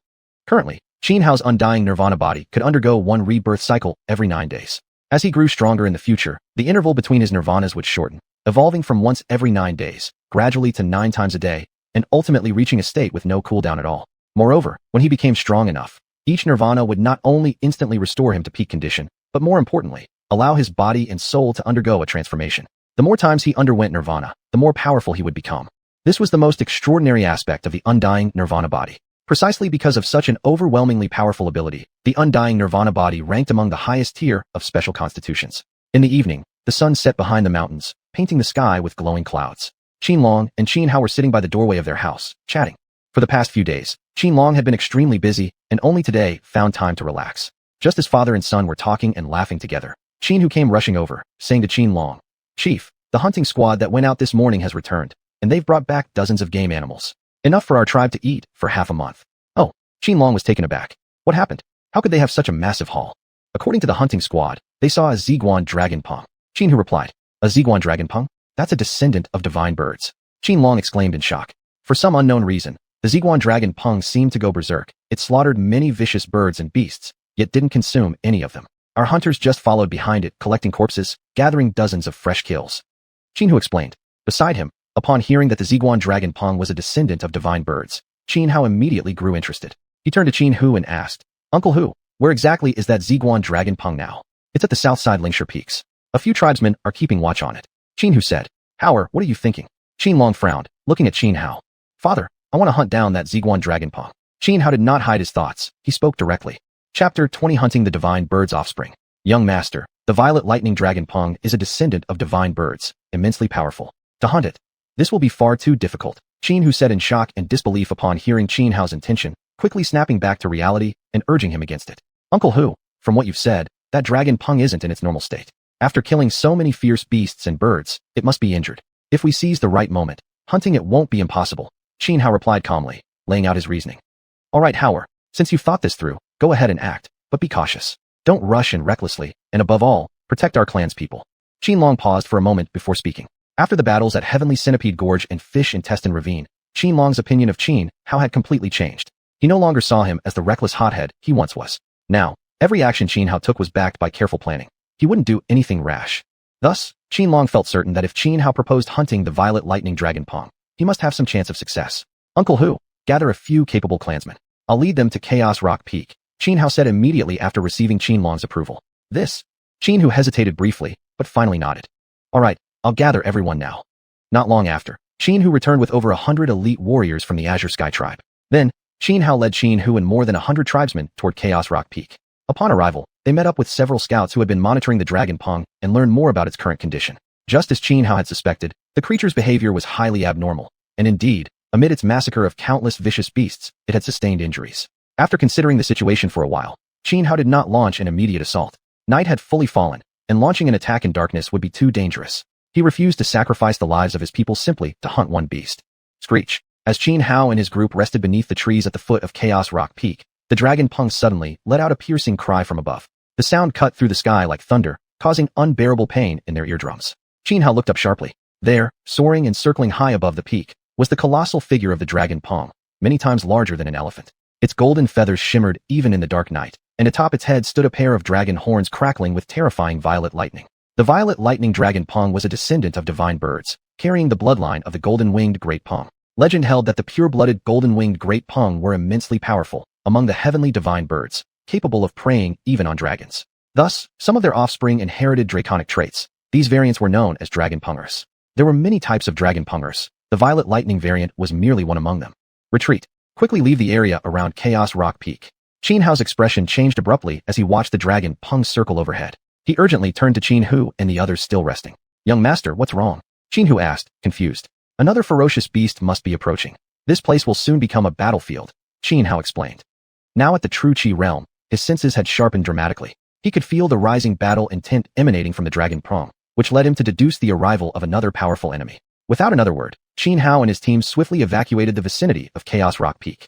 No sooner had they left when the ground began shaking violently, as if struck by an earthquake. Moments later, a titan crocodile emerged from the distance, an enormous beast resembling a small hill. Every step it took caused tremors across hundreds of meters. Screech. The dragon Peng shrieked, its dragon horns glowing brightly as it summoned dreadful bolts of purple lightning that split the sky and crashed down upon the titan crocodile. Each lightning bolt exceeded 10 meters in diameter, and dozens, even hundreds, of them struck simultaneously, creating a horrifying spectacle. It looked like the end of the world. The entire area around the titan crocodile transformed in an instant into a raging sea of violet electricity. Even the hill-sized crocodile was completely swallowed by the electric storm. From afar, Xianhao and his group stared at the scene in utter shock. A chilling dread crept through their bodies. Were they actually planning to hunt such a terrifying creature? This was nothing short of suicide. Xianhao himself stood wide-eyed with awe. Though he had known the dragon Peng was strong, even as a juvenile, it was a core formation-level being. Seeing firsthand the sheer terror of its casual attacks left him deeply shaken. At that moment, he almost wanted to abandon the idea of hunting the violet lightning dragon Peng altogether. The two sides were not even on the same level. Hunting down such a creature was utterly impossible. Roar. Though submerged in the sea of violet lightning, the titan crocodile's thick hide acted like a natural armor, so terrifyingly resilient that despite the horrifying power of the purple bolts, they barely inflicted any real damage. As the storm of violet electricity dissipated, the titan crocodile raised its head and let out a furious roar. With a gaping maw, a massive rune formed before it. The rune absorbed energy from heaven and earth, coalescing into an ethereal image of the titan crocodile itself. This energy-formed avatar roared and shot upward, lunging at the violet lightning dragon Peng with jaws wide open. But the dragon Peng merely flapped its wings, a motion so swift it blurred through space. Effortlessly, it dodged the attack, then unleashed countless golden feathers that erupted from its body. Each feather transformed midair into a gleaming golden blade, raining down from the sky to slash at the titan crocodile below. Even though the crocodile's hide was thick and its defense formidable, it could not withstand the relentless assault of these golden blades forged from the dragon Peng's feathers. Soon, wounds began to appear across its massive frame. Roar, roar, roar. Injured and enraged, the titan crocodile's ferocity surged uncontrollably. It shrieked wildly as it launched another assault against the dragon Peng, summoning one rune after another around its body, drawing upon the surrounding energy of heaven and earth to tear violently toward its foe. At the same time, a colossal ancient tree hundreds of meters tall appeared in the distance. This tree was miraculous. It could actually move, and glowing runes lit up all over its surface. Its trunk stood like pillars, its leaves spreading like an immense canopy. Blinding blue light radiated from the tree, illuminating the entire area for hundreds of meters in all directions. Suddenly, the branches of the tree stretched outward rapidly, transforming into sharp spears that flew like a storm of arrows toward the violet lightning dragon Peng. Now under simultaneous attack from both the titan crocodile and the mysterious ancient tree, the dragon Peng showed no sign of panic. It lifted its head and shrieked defiantly into the sky, and just as many runes emerged across its own body. especially along its dragon horns atop its head, where dazzling purple lightning crackled intensely. Chapter 21. Intercepting midway? Are you serious? The purple lightning dragon rock let out a furious shriek, its pair of dragon horns flashing with terrifying purple light. Immediately, clumps of violet lightning surged down from the sky, turning the area within hundreds of meters around Xuanhuan Peak into an expanse completely filled with crackling electric arcs.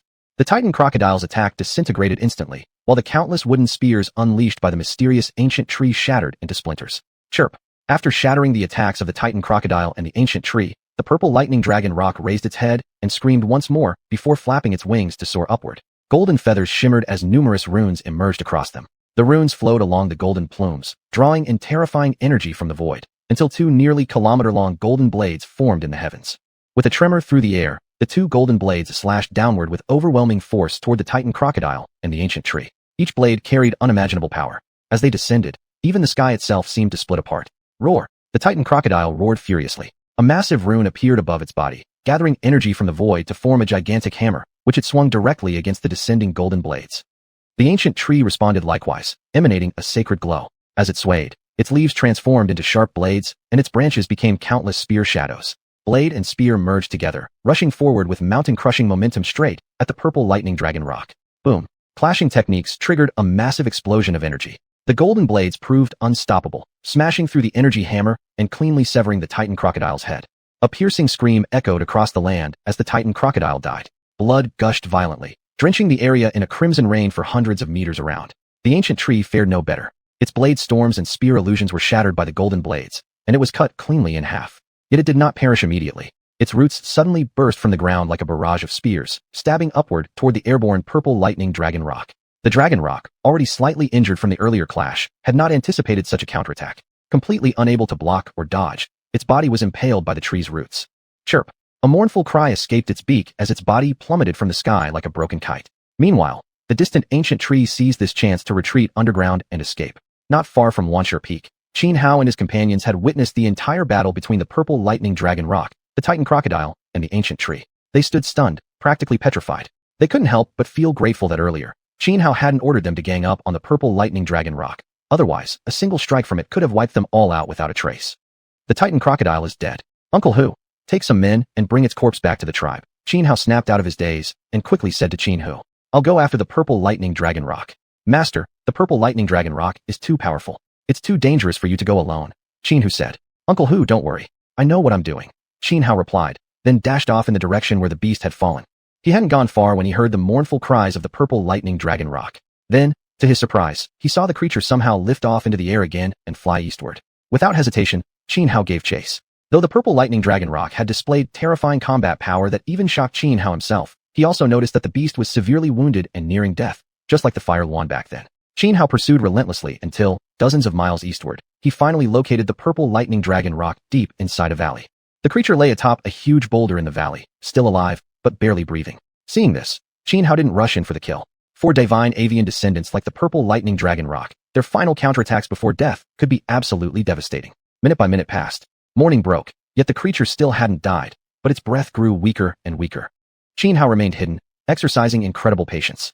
By afternoon, the purple lightning dragon rock was on the brink of death, its vitality fading rapidly. Knowing the moment had come, Xianxia acted decisively. He sprang from his hiding place, body vibrating as emerald true yuan surged out from him. In an instant, the sky-shattering divine spear materialized in his hand. Holding the spear, Xianxia drew forth the heavenly fire bow, placed the sky-shattering spear onto the string as an arrow, aimed carefully at the purple lightning dragon rock, and released. Whoosh! The sky-shattering divine spear shot forth, launched by the heavenly fire bow. Already on the verge of death, the purple lightning dragon rock sensed the incoming spear. Its blood-red beast eyes glowed with fury and bougon. It tried to flap its wings, but its body couldn't move even an inch. With a sharp thud, the sky-shattering divine spear struck the purple lightning dragon rock's head. Blood splattered, and the beast was instantly killed. Having slain the beast, Xianxia was about to walk over when suddenly more than a dozen figures descended upon the scene. Startled, he immediately halted and turned to face them. They were a group of young men and women, dressed in colorful robes and flowing garments. After scanning them, Xianxia frowned. Judging from the fine fabrics they wore, these people clearly weren't from any nearby tribes. Locals from the tribes around Yunmeng Great Mountain usually made their clothes and skirts from animal hides and feathers. Woven cloth was extremely rare here. Hey, this purple lightning dragon rock is ours now. Be smart and scram. While Xianxia was still wondering about the newcomer's origins, one tall, broad-shouldered youth dressed in black brocade sneered coldly. His attitude was extremely arrogant. It's my kill, Xianhao said calmly. So what? We've claimed it. Now it belongs to us, the youth replied. Oh, I see. You want to intercept me mid-hunt, is that it? Xianhao looked at him, a mocking smirk curling his lips. Exactly. We're taking it. You brat don't know your place? Then die. The youth radiated killing intent as he spoke. The moment he finished speaking, he raised his hand and threw a punch. Instantly, surging black true yuan burst from his body, condensing into a massive black fist imprint, a force like a hundreds of tons heavy boulder, crushing down toward Xianhao. Seeking death, Xianhao narrowed his eyes, terrifying coldness flashing within them. Not only did they intend to steal his prey, but they dared to act so arrogantly, enraging him completely, flooding his heart with boundless murderous intent. Chapter 22 One Spear, One Kill. Skybreaker Divine Spear. Xianhao let out a cold shout, soaring into the sky as cyan true yuan surged around his body, condensing into the Skybreaker Divine Spear which he seized in his hand. Then, raising the spear high, he hurled it forward. The Skybreaker Divine Spear tore through the air, colliding head-on with the black fist imprint. Boom. A thunderous explosion shattered the black fist imprint apart. Yet the Skybreaker Divine Spear remained undiminished in power, striking like a streak of cyan lightning. It pierced straight through the young man's heart, carving through his chest just as shock and disbelief flooded his face. Letting out a piercing scream, the young man collapsed lifelessly onto the ground, dead on the spot. With a single spear thrust, Xianhao had killed the youth instantly, an overwhelming display of dominance that stunned everyone present. The others who had come with the young man stood frozen, staring at Xianhao in utter disbelief. The aura emanating from Xianhao was merely at the true yuan realm, while the youth just slain had already stepped halfway into the Tianfu realm. Am I seeing things? Did senior brother Zhang really get instantly killed by this brat? This kid is only at the true yuan level. How could he possibly kill senior brother Zhang? This is simply unimaginable. What are you all standing there for? Attack together. Kill this kid and avenge senior brother Zhang.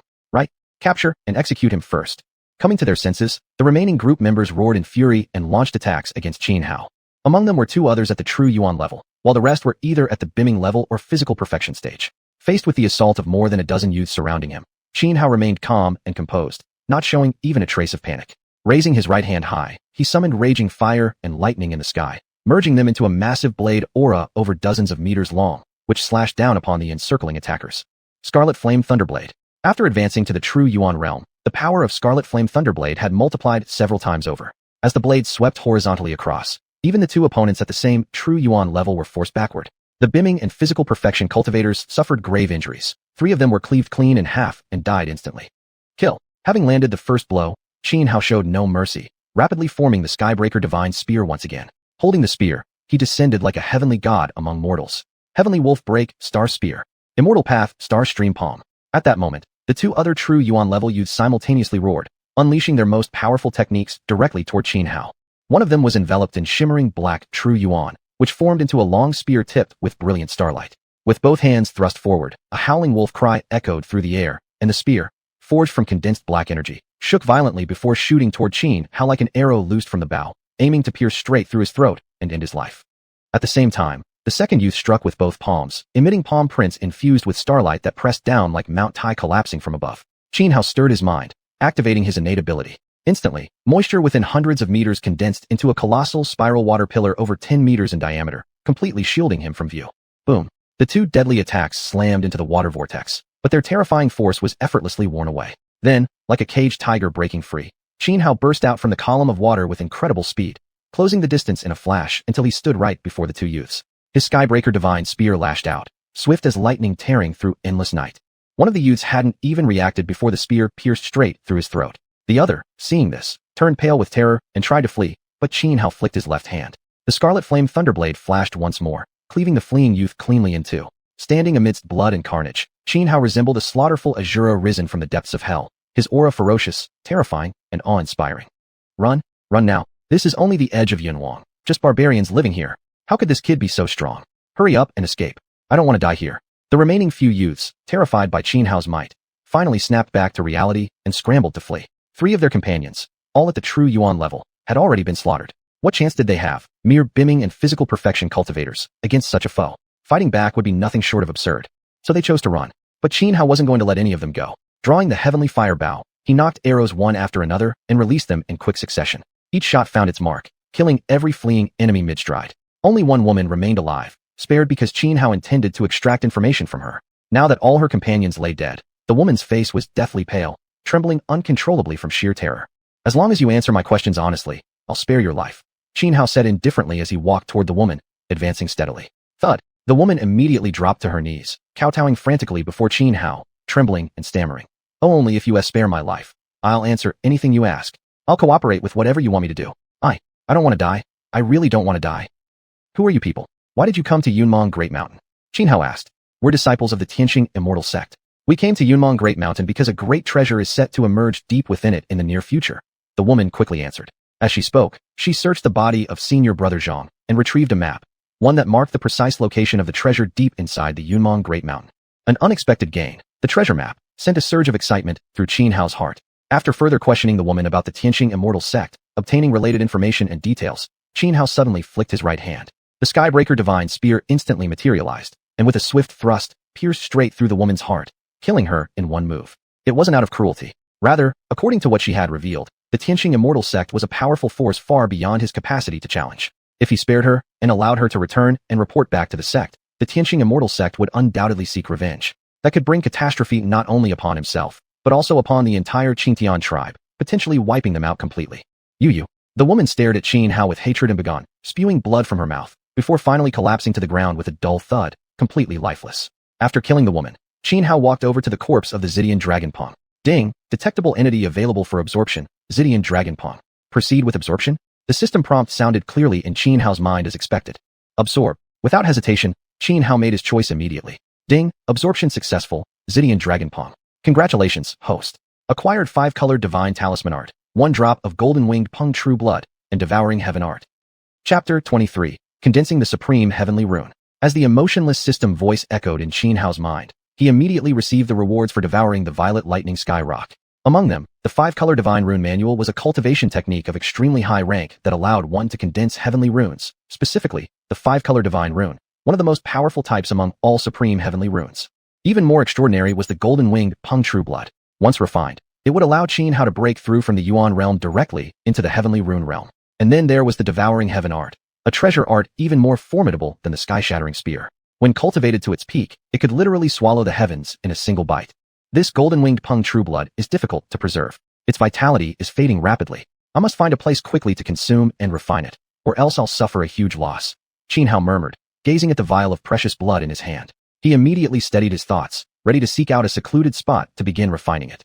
He had originally intended to loot the bodies of those Starfall Immortal Sect disciples, but given the urgency, there was no time. Qin Hao quickly left the area and found a hidden cave nearby. After entering and confirming there were no ferocious beasts or birds inside capable of threatening him, he sat cross-legged, steeled his mind, and downed the golden-winged Peng True Blood. The golden-winged Peng was truly one of the divine birds across the heavens. A single drop of its true blood was beyond measure in value. If obtained by some great expert, they might even extract the golden-winged Peng's innate treasure art from just this one drop. Alternatively, it could be combined with rare herbs and medicinal plants to concoct pills of incalculable worth. But such methods were impossible for Qin Hao right now.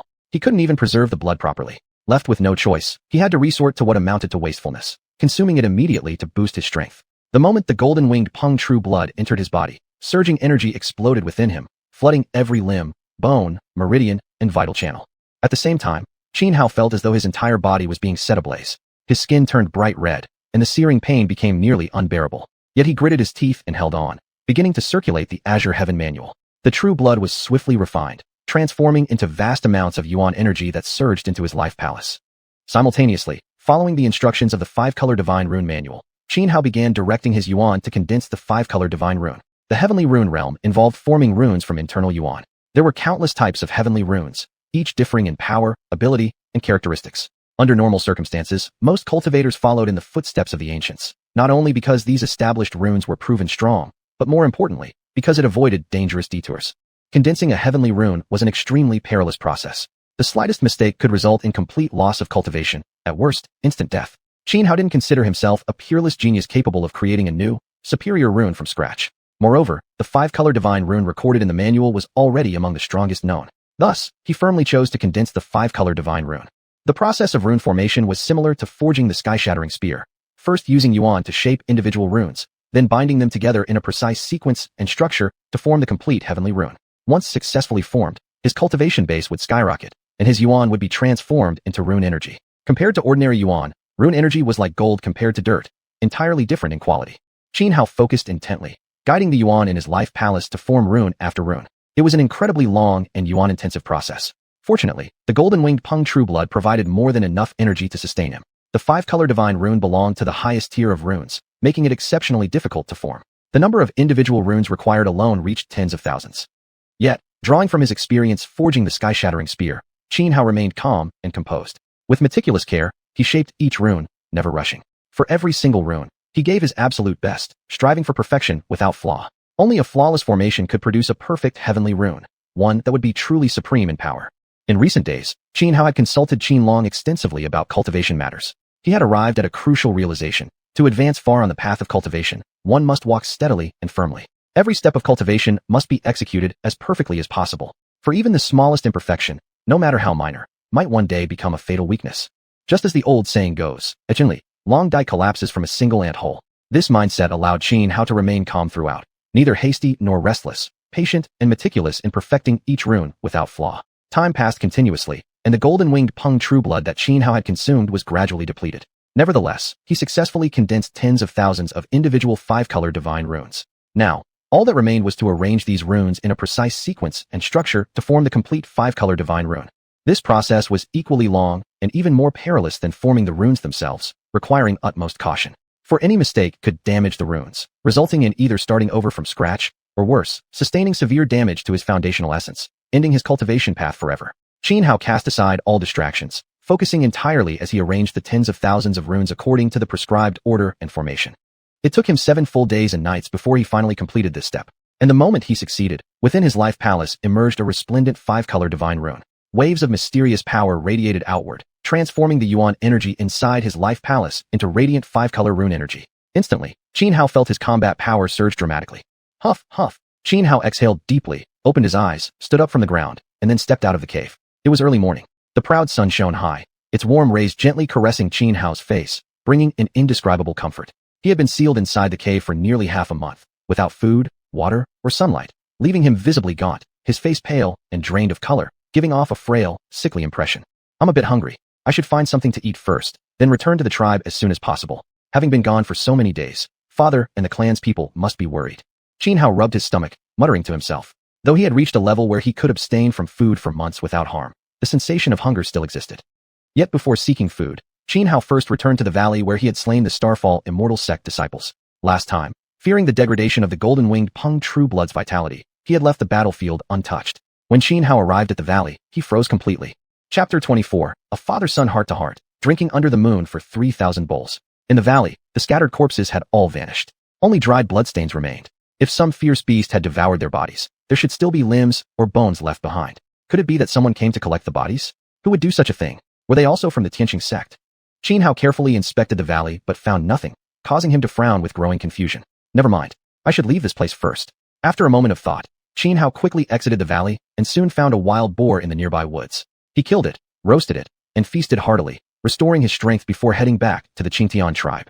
All along the way, worry gnawed at his heart. He feared that by killing disciples of the Xianxia sect, he might have brought utter catastrophe upon the Xianxian tribe. Especially troubling was the fact that the bodies of those sect disciples had disappeared. This only deepened his anxiety over the tribe's safety. Less than 2 hours later, Xianhao returned to the Xianxian tribe. "Young master." Seeing Xianhao return, everyone in the tribe was overjoyed. Xianhao had been missing for nearly half a month, and despite sending out multiple search parties, none had managed to find any trace of him. Everyone had begun to believe that he must have met a tragic end. Xianhu, in particular, felt immense guilt.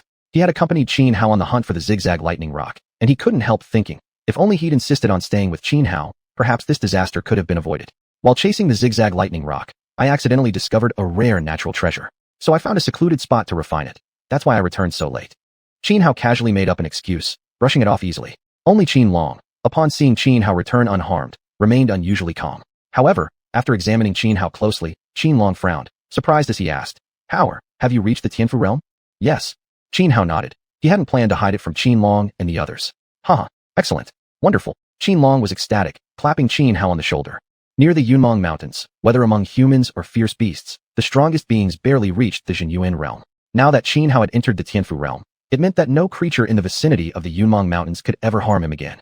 This gave Qinlong great peace of mind. After chatting a while longer, Xianhao said, "Father, I want to venture into the depths of the Yunmong Mountains." "Why?" Qinlong was taken aback, frowning. "Because I believe only through life and death battles can I truly grow stronger," Xianhao replied, not revealing the truth about the legendary treasure appearing deep within the mountains. instead fabricating an excuse. As for the matter of the Tianxia sect disciples, he certainly wouldn't mention it. It wasn't that he didn't trust Qianlong. It was that these past days together had shown him Qianlong's overly kind nature, even somewhat timid. He didn't want his father to worry, so he chose to keep silent. Good. It's impressive that you've come to realize this. Tonight, let's share a proper drink between father and son. You may set off tomorrow. After hesitating for a moment, Qianlong finally made his decision. He deeply cared for Qianhao. To him, as long as Qianhao lived safely and peacefully, without any suffering in life, that was enough. But he could see clearly. Qianhao was not a man content with mediocrity. In both the Battle of the Centipede Gorge and the Battle of the Fishgut Ravine, Qianhao had displayed immense ambition. All right, Qianhao nodded. That night, the Xiuxian tribe held a grand celebration banquet. Lately, though the tribe had faced annihilation several times, each time they emerged unscathed, and often with unexpected gains. Especially the successful hunt of the Zigzag Lightning Rock. Qianhu and the others had collected a body and claimed a Titan crocodile, providing enough food to last the entire tribe through winter without further dangerous hunts. Moreover, the crocodile's hide, bones, and teeth could be crafted into armor and weapons, greatly enhancing the tribe's overall strength. With Qianhao now safely returned, a grand feast was undoubtedly warranted. Qianlai, Xiuxian, Qianhu, and others were all profoundly impressed by Qianhao's recent exploits. Learning that he had reached the Tianfu realm, they now worshipped him with utter reverence. With the young master's astonishing talent, our Xiuxian tribe is destined to rise. If one day the young master attains the legendary Xiaofan realm, our tribe's territory won't be limited to just around the Yunmeng Mountains anymore. We'll become a dominant tribe across all Xuanhuan, perhaps even founding a nation. If our Xiuxian tribe were to one day establish a nation, what should we name it? Xiuxian Kingdom? Or Qin Nation? After a few cups of wine, Qianlai, Qianhu, and the others began to feel lightheaded. Qianhao continued drinking while chatting with Xiuxian, Qianbao, and the rest. Only Qianlong, sitting nearby, seemed deep in thought. Father, what's wrong? Qianhao noticed Qianlong's unease and asked. I'm fine. Qianlong smiled. I just feel overwhelmed seeing how much you've grown. Are you worried about me encountering danger deep in the Yunmeng Mountains? Qianhao guessed. Don't worry, father. I'll be extremely cautious and protect myself well. I trust that you can take care of yourself. But that's not what I'm concerned about, Qianlong replied. Then what is it? Qianhao was taken aback. This. Qianlong hesitated, his words caught in his throat. After a long pause, he finally said, Never mind. When you return from your trial in the depths of the Yunmeng Mountains, I'll tell you everything. All right. Though deeply curious, Qianhao suppressed his questions since Qianlong had clearly decided to remain silent for now. The night carried on, everyone feasting on meat, drinking, dancing around the bonfire. Not until late into the night did people gradually disperse and return to their homes to rest. Qianhao also returned to his dwelling and soon fell into a deep slumber. Qianlong stood beside his bed, gazing down at his sleeping son with profound tenderness. Xiling, Howard has grown up. After all these years, how are you? Qianlong murmured softly, sorrow flickering in his eyes. After a long silence, he let out a quiet sigh and turned away. By the time Qianhao awoke the next day, it was already noon. After bidding farewell to the clansmen and to Qianlong, he left the Xiuxian tribe behind and set off toward the depths of the Yunmeng Mountains. He was heading to search for the legendary treasure the Tianxia sect disciples had spoken of, one that would soon make its appearance. Chapter 25. Did he just strike gold? The Yunmeng mountain range stretched for tens of thousands of miles, resembling a true dragon coiled upon the earth. Even along its outer fringes, ferocious birds and beasts roamed freely, while demonic insects and poisonous creatures infested the land. Deep within the Yunmeng Mountains, however, the dangers intensified dramatically. Even a divine breed descendant like the Xidian dragon Peng could not dominate those depths. Rumors spoke of pure-blooded ancient savage beasts still lingering in the heart of this mountain range. As the old saying goes, fortune lies in peril. Only by daring to face death can one pull an emperor from his throne. Qianhao walked through the woods, making his way deeper into the Yunmeng Mountains. He had no desire to live an ordinary life. Though he knew that ordinariness meant safety and peace, he still believed that human life was too short. Even cultivators who lived for thousands, or even tens of thousands of years were but fleeting sparks in the vastness of heaven and earth. Thus, Qianhao believed that to give life meaning, one must shine with the brightest possible brilliance during their brief time alive. A man should carry ambitions that pierce the heavens. Over these past few days of traveling, Qianhao had also been adapting to the power level of the Tianfu realm. His mastery over the five-color divine talisman had become particularly proficient. 3 days later, after passing through the Sky Centipede Gorge, Qianhao entered the inner reaches of the Yunmeng Mountains. At his speed, it should have taken only a few hours, but he didn't rush. Instead, he deliberately hunted several fierce beasts along the way, which prolonged his journey. By using the system to devour these creatures, he received various rewards, mainly pills, rare medicinal herbs, and spirit treasures. After consuming and refining them, his cultivation base in the Tianfu realm grew even more solid and stable. Upon stepping into the depths of the Yunmeng Mountains, Qianhao immediately sensed how different the atmosphere had become. The earth-shaking roars of monstrous beasts echoed more frequently now than they had on the periphery. Qianhao pulled out the treasure map he'd taken from the senior brother Zhang of the Tianxia immortals sect, confirmed his position, and continued onward. According to the markings on the map, the so-called priceless treasure lay at Tianyan Peak. the deepest point of the entire Yunmeng mountain range. Xianxia Peak was one of the main summits of the range, massive and towering nearly 10,000 meters high. Ancient trees blanketed the slopes, and thick vines crept across every surface. Its summit remained shrouded in clouds year-round, invisible from the foot of the mountain. Although Qin Hao had heard of Xianxia Peak before, he'd never been there. In fact, this was his first time venturing deep into the Yunmeng Mountains at all. While Qingtian tribe lived near the Yunmeng Mountains, their usual territory was limited to the outer regions. Rarely did anyone dare enter the perilous depths. Walking through the forest, Qin Hao remained highly alert, treading each step with caution. Better safe than sorry. In such a treacherous area as the inner Yunmeng Mountains, every move required meticulous care, or else he might easily become prey for some mighty beast. Along the way, Qin Hao encountered several dangerous creatures, most at the Yuan realm stage. However, he didn't actively hunt them. Whenever possible, he chose to avoid conflict. One reason was that he didn't want to waste time, fearing someone else might reach the treasure recorded on the map first. The second reason was to preserve his strength, keeping himself in peak condition. Earlier, the corpse of the Tianqing immortal sect disciple he'd killed had mysteriously vanished. Yet signs at the scene indicated the bodies hadn't been dragged off by wild beasts. That meant another group must have appeared and disposed of the corpses. If others were already hunting for the same treasure hidden at Xianxia Peak, Qin Hao needed to anticipate unexpected variables, and the best way to counter unpredictability was sheer personal strength. After 2 days of travel, Qin Hao came across a small stream. He rested briefly by the water's edge, scooping up several handfuls to drink. The water was sweet, crisp, and delicious. After quenching his thirst, he bathed in the stream. Having traveled continuously through the wilderness for days and fought multiple fierce beasts, his body was caked with blood and sweat.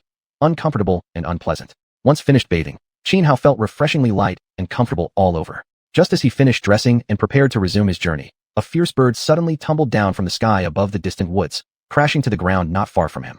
Qin Hao froze momentarily, then looked up. What he saw was a xianxia, a longevity sparrow. The longevity sparrow carried bloodline traces of the ancient titan swallow sparrow, making it an exceptionally powerful ferocious bird, nearly comparable to the Xidian dragon pong. Yet now, this creature lay barely alive. Horrific wounds covered its body, each radiating terrifying energy that relentlessly eroded what little life force remained. Qin Hao glanced around, but saw no one nearby. Then slowly, he approached the dying longevity sparrow. Gio. The longevity sparrow let out a cry, its crimson beast pupils brimming with fury and killing intent. It wanted to attack Qin Hao, but it was too severely injured, barely clinging to life, with no strength left to strike. Did I just get lucky? Qin Hao looked at the dying longevity sparrow, wasted no time in forming the skybreak divine spear, and thrust it straight through the bird's skull, finishing it off instantly. Ding! Detected devourable target, longevity sparrow. Initiate devouring. The system prompt rang out immediately after Qin Hao killed the creature. Devour. Qin Hao didn't hesitate. He had struck the killing blow precisely so the system could consume it. Otherwise, there would have been no need for that final move. The moment he made his choice, black energy emerged from nowhere, wrapping around the body of the longevity sparrow. In just a few breaths, the longevity sparrow vanished into thin air. Devouring successful, longevity sparrow. Congratulations, host. You have obtained the purple cyan demon eyes. As the notification sounded, Qin Hao felt an intense pain surge through his eyes. At the same time, a wealth of information and knowledge about the purple cyan demon eyes flooded his mind. The purple cyan demon eyes were immensely powerful. When activated, his pupils would shimmer with both purple and cyan light. They ranked among the strongest eye techniques, on par with the double pupils and fiery golden eyes. Not only could the purple cyan demon eyes create illusions, but they could also unleash the purple cyan demon flame. When fully developed to their ultimate stage, they even possessed the terrifying ability to overturn heaven and earth, reversing yin and yang. To gain such a treasure simply by chance filled Qin Hao with joy. He didn't linger in that place any longer and resumed his journey. Yet as soon as he stepped into the woods, taking only a few steps forward, a white fox came dashing frantically from afar, panic-stricken, and collided directly into Qin Hao. Nine-tailed celestial fox? Qin Hao was shocked upon seeing the 9 tails on the white fox. The impact left the fox slightly dazed. It wobbled unsteadily, and when it saw Qin Hao standing before it, fear and terror flashed across its eyes. Then, surprisingly human-like, it dropped to its knees right in front of Qin Hao and began kowtowing desperately. Chapter 26. There is a white fox in the world, one kneel moves the heart. Damn it. Staring at the white fox prostrating itself on the ground and kowtowing repeatedly, Qin Hao was stunned. Although many ferocious birds and beasts were extremely powerful and possessed a certain level of intelligence, they absolutely couldn't compare to human intellect. Even rare descendants of divine creatures like the purple lightning dragon Peng had minds no more developed than those of small children, acting primarily on survival instincts. Yet this white fox before him, its movements, expressions, were far too human-like. It was as if a person wore a fox's pelt. Of course, this was no ordinary fox, but an exceedingly rare 9-tailed celestial fox. Though not particularly strong in combat, the 9-tailed celestial fox was an ancient lineage surviving from primordial times. The fox continued kowtowing to Qin Hao, tears rolling from its eyes, looking utterly pitiful. Even Qin Hao couldn't help but feel sympathy. Just then, A sound split the air as 4 men and 1 woman rushed out from the distant woods in a frantic chase. Upon seeing them approach, the white fox's face filled with terror. Fearfully, it hid behind Xianhao, clutching tightly to his right leg with both front paws. Barbarian. Seeing Xianhao, the 4 men and 1 woman paused momentarily, eyeing his clothing with disdain and contempt evident in their gazes. Their attitude immediately irritated Xianhao. They were all humans, yet these 5 clearly believed themselves superior to him. Barbarian, hand over the 9-tailed celestial fox quickly. It's our prey. One of the men stepped forward and coldly demanded. He looked about 26 or 27 years old, broad-shouldered and imposing, clad in black armor. His golden hair, cut short, gave him a sharp, alert appearance. His narrowed eyes gleamed like an eagle's. Why waste words on this barbarian? Just kill him outright, another man said, his long, horse-like face and narrow triangular eyes glinting with serpentine cruelty, exuding an aura of treachery and malice. Heh. Xianhao sneered, then crouched down, scooped up the white fox, and faced the 5 with a mocking tone. This white fox is clearly my pet. Since when did it become your prey? You're hunting my pet? Have you grown tired of living? Or are you just really tired of living? You dare defy us, barbarian? Do you wish to die? The man who had spoken earlier growled, murderous intent flaring. His name was Zhou Wu, someone who had formed a heavenly rune 3 years prior, an outstanding talent among his generation. As he spoke, Zhou Wu shook his body, releasing a pressure as towering and heavy as a mountain, bearing down on Xianhao. Humph. Xianhao snorted coldly, completely unfazed by the oppressive force radiating from Zhou Wu. Oh, seems I underestimated you, Zhou Wu muttered, eyes narrowing further. Fine then, barbarian. If you seek death, I'll gladly grant it. With that chilling remark, he took a step forward, preparing to close in on Xianhao. Zhou Wu, it's rare to meet a barbarian with even a shred of strength. Let me play with him a bit. The long-faced, sinister man named Ling Yi raised his right hand slightly, and terrifying blood-red true energy surged forth, gathering above his palm into the shape of a crimson lotus flower. Zhou Wu, Ling Yi, halt. At that moment, the woman who had been silently observing finally spoke. Hearing her command, both Zhou Wu and Ling Yi obediently retreated to the side. Clearly, she was the leader among the 5. The woman turned her gaze to Xianhao and said, Barbarian, this 9-tailed celestial fox was driven out only after we lay in ambush for over 10 days in Wanku Mountain nearby. How could it possibly be your pet? And in our efforts to kill the old fox, 2 of our companions already lost their lives. Here's what I propose. Hand over the fox, and I'll give you a sword artifact. What do you say? As she spoke, she lifted her hand and produced a long sword. It wasn't ordinary steel, but a basic spirit weapon. A broken sword? You think I'd care for such a thing? Besides, I only just decided to adopt this white fox as my pet. Does that not count? Xianhao flatly rejected her offer without giving her any dignity whatsoever. Barbarian, are you certain you want to make enemies with us for the sake of this fox? Do you understand? Not only will you die, but your entire tribe may face annihilation because of this. Realizing kind persuasion wouldn't work, the woman grew impatient. Her eyes narrowed dangerously as she spoke gravely. She was no soft-hearted person. Otherwise, she wouldn't have led this group of 4 men in the first place. Her attempt at reasoning hadn't stemmed from kindness. It was simply to avoid wasting time. Though she didn't truly regard Xianhao as a threat, she could tell he wasn't weak. Should conflict erupt, subduing him would take effort and cost precious time. That was precisely why she had offered him a common spirit weapon as compensation. In her eyes, for a barbarian, an ordinary spirit weapon should have been more than enough temptation. Yet Xianhao remained utterly indifferent, something that caught her completely off guard. Threaten me? Then all of you are destined to die here today, Xianhao said coldly, emitting a terrifying aura of slaughter.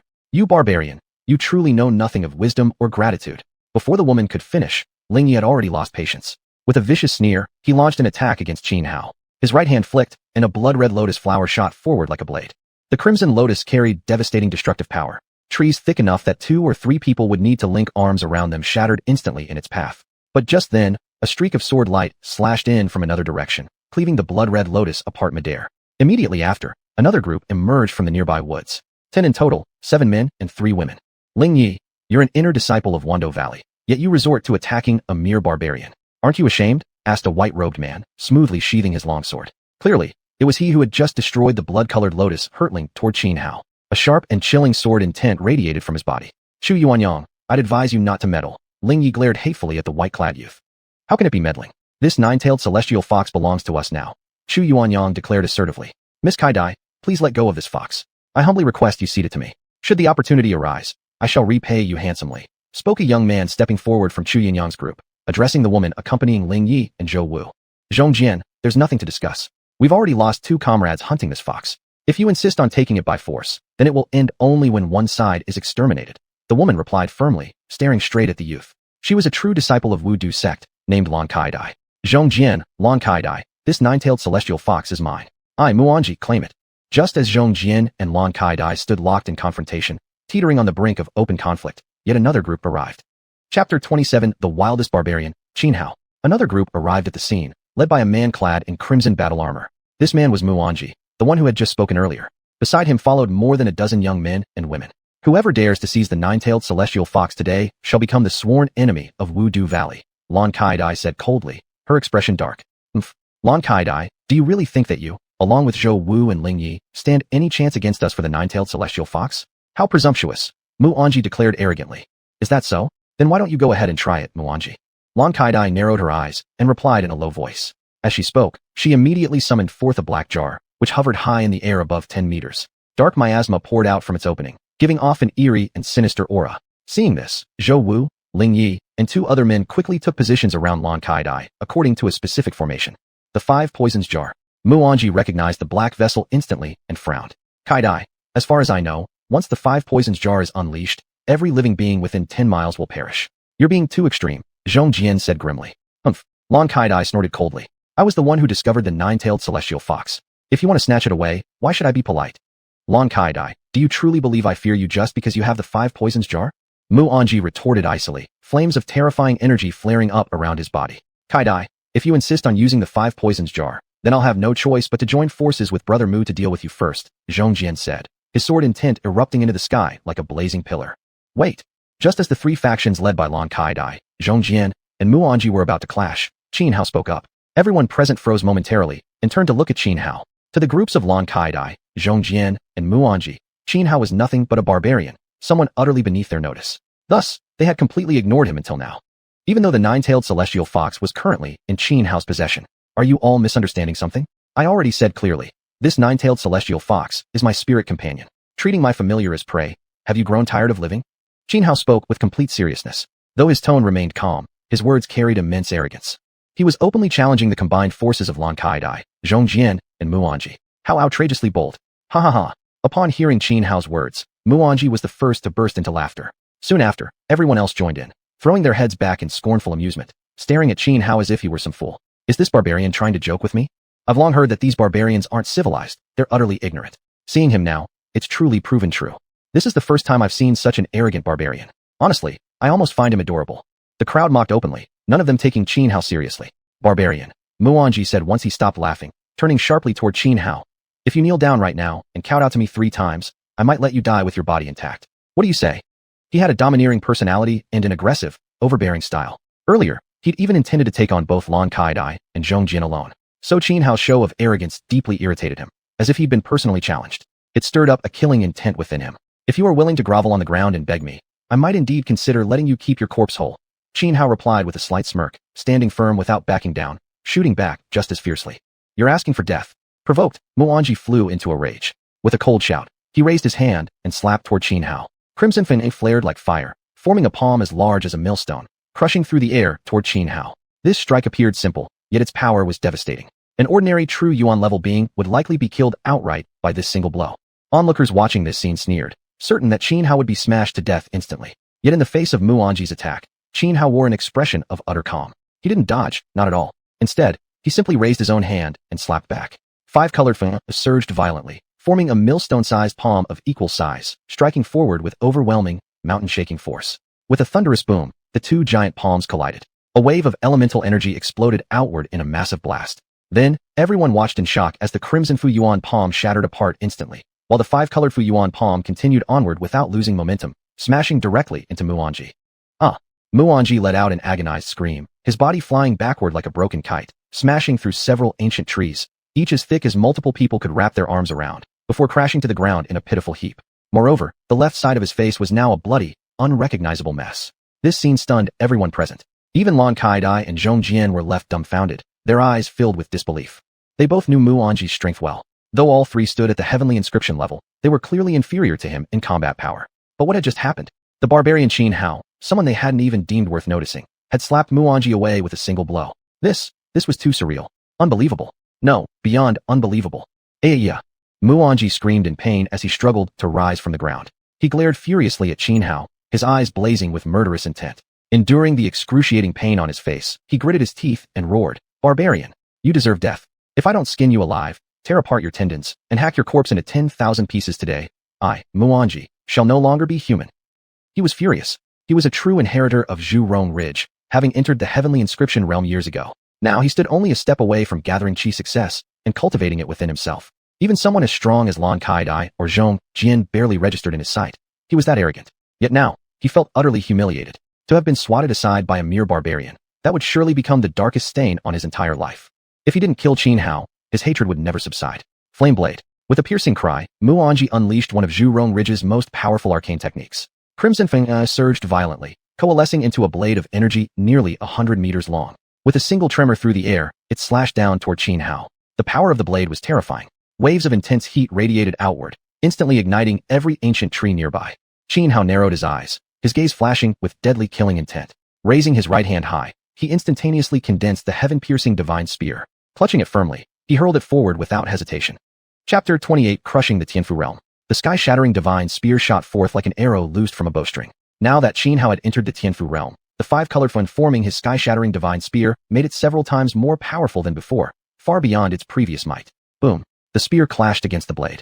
The impact of their Fu Yuan collided violently, triggering another explosion. Just as before, the result was one-sided. The flame saber energy shattered into nothingness, while the sky-shattering divine spear remained undiminished in force. In an instant, it pierced straight through Mu Anji, pinning him like a nail driven into an ancient tree nearly as wide as 5 or 6 men could encircle with their arms. Blood gushed out endlessly, and his life force rapidly ebbed away. Aya! Mu Anji let out a shrill, anguished scream, one born not only of unbearable pain but also of rage. He struggled fiercely, attempting to mobilize the Fu Yuan within his body to shatter the spear, impaling him to the tree. Yet the sky-shattering divine spear was extraordinary, and Xuanhuan far surpassed him in strength. No matter how hard he tried, he couldn't break free.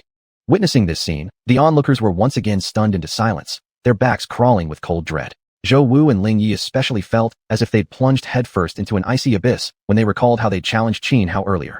If Zhongjian and Mu Anji hadn't arrived to interrupt things, wouldn't they be the ones pinned to that tree right now? How the hell is this barbarian so strong? Senior brother Mu was just one step away from successfully absorbing primal energy. Yet against this barbarian, he couldn't even fight back? How terrifyingly powerful must this barbarian be? Just judging by the aura emanating from him, he should only be at the Tianfu level. Why then is his combat power so monstrously overpowered? Is he really a barbarian? Could it be he's pretending to be weak while secretly hiding his true strength? Everyone else now looked at Xuanhuan with deep caution and fear in their eyes. What are you all standing around for? Get over here and help me kill this damned barbarian. Mu Anji screamed furiously from where he was nailed to the tree, shouting at the disciples of Zhu Rongridge. Yes, Senior Brother Mu. Hearing his command, the disciples snapped out of their shock. Though terrified by Xuanhuan's overwhelming power, they dared not disobey Mu Anji.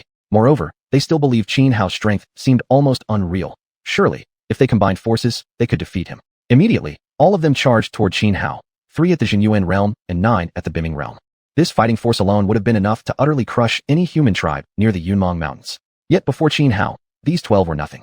With a mere flick of his right hand, lightning and fire wove together in midair, forming a 100-meter-long crimson lightning flame blade, which he swept horizontally outward in one devastating arc. Pooh! Of the 3 Xuanhuan-level disciples leading the charge, 2 were instantly cleaved in half. The third barely survived, though a deep, bone-exposing gash now tore across his chest, blood pouring down like a crimson waterfall. As for the 9 Biming-level disciples, 6 were decapitated on the spot. The remaining 3 suffered severe wounds, left completely incapacitated and unable to continue fighting. With a single move, Xuanhuan had nearly wiped out the entire group from Zhu Rongridge. His peerless strength shook everyone present to their core. Even Mu Anji, who had been roaring in defiance and struggling relentlessly, fell abruptly silent, his eyes bulging wide open. Reality hit him. He picked a fight with someone way out of his league. Zhongjian and Lan Kai-dai stared at Xuanhuan, eyes flickering with complex emotions, their faces shifting between shadow and light. They were beginning to panic. Yet neither could bear to give up the 9-tailed celestial fox. Moreover, retreating from battle out of fear of a mere barbarian, such humiliation would follow them forever. If word got out, they'd become laughingstocks among their peers. After a brief hesitation, Zhongjian and Lan Kai-dai acted simultaneously. Zhongjian stepped forward, sword fingers slicing through the air, sending a blinding beam of sword light hurtling toward Xuanhuan. Meanwhile, Lan Kai-dai darted swiftly to Mu Anji's side, raised her palm, and unleashed a strike that shattered the sky-shattering divine spear, pinning him down, freeing Mu Anji at last. Kill. No sooner had Mu Anji broken free than he lunged toward Xuanhuan without hesitation. Even though Xuanhuan had proven stronger than expected and dealt him a humiliating blow, Mu Anji had no intention of backing down. In his mind, only by killing Xuanhuan could he erase the shame he'd suffered. Drawing a massive 9-ringed saber from his spatial artifact, Mu Anji swung it wildly. Waves of flaming saber energy swept through the air with earth-shaking force. Xuanhuan first dodged Zhongjian's incoming sword beam with a swift sidestep. Then, gripping the sky-shattering divine spear in his right hand, he charged straight at xiuxian. Like a heavenly god descending upon mortal realms, he raised the spear high and launched a relentless series of thrusts directly at xiuxian. Xiuxian slapped the sword case on his back, and a snow-white longsword leapt out with a dragon-like hum. With the sword in hand, xiuxian poured his full essence of sword intent into it. In an instant, hundreds of sword beams erupted from the blade, slashing fiercely toward Xianhao. Wherever the sword beams passed, massive trees, each so thick that several people could barely encircle them, were severed one after another. Combined with Mu Anji's flaming saber energy, the destructive power was terrifying. Yet Xianhao swung the sky-shattering divine spear horizontally, instantly shattering both the sword beams and saber energy. Then, activating his innate ability, he summoned 5 enormous whirlpools in the sky, which surged violently toward Xiuxian and Mu Anji. Now, when Xianhao used his innate ability, he could manipulate the moisture within a radius of several hundred meters. Although Xiuxian and Mu Anji desperately resisted the onslaught of the 5 colossal water vortices, they were still wounded, drenched, and left in utter disarray, like drowned rats. 5 Venom Altar, 10 Li of Deathly Silence. While Xianhao battled Xiuxian and Mu Anji, Lan Kaidai had already joined forces with Zhou Wu, Ling Yi, and the others, ruthlessly activating the 5 Venom Altar without hesitation. In an instant, rolling waves of black chi burst forth from the altar, sweeping across all directions. Lan Kaidai, you vile woman, are you trying to kill us all? Seeing the activation of the 5 Venom Altar, Xiuxian and Mu Anji turned deathly pale. Especially those who came with Xiuxian, xuanhuan and the others, had no defense ready, and were immediately enveloped by the black mist. They screamed in agony as their vitality vanished in moments. In the blink of an eye, xuanhuan and 8 others were dead, their bodies rotting away into 9 puddles of foul pus. Lan Kaidai, how vicious you are! Xiuxian roared in fury, hatred burning in his eyes. He had originally thought Lan Kaidai shared his understanding, that rescuing Mu Anji was meant to unite them in killing Xianhao together, but he never expected her to use him and Mu Anji as distractions while secretly unleashing the 5 Venom Altar.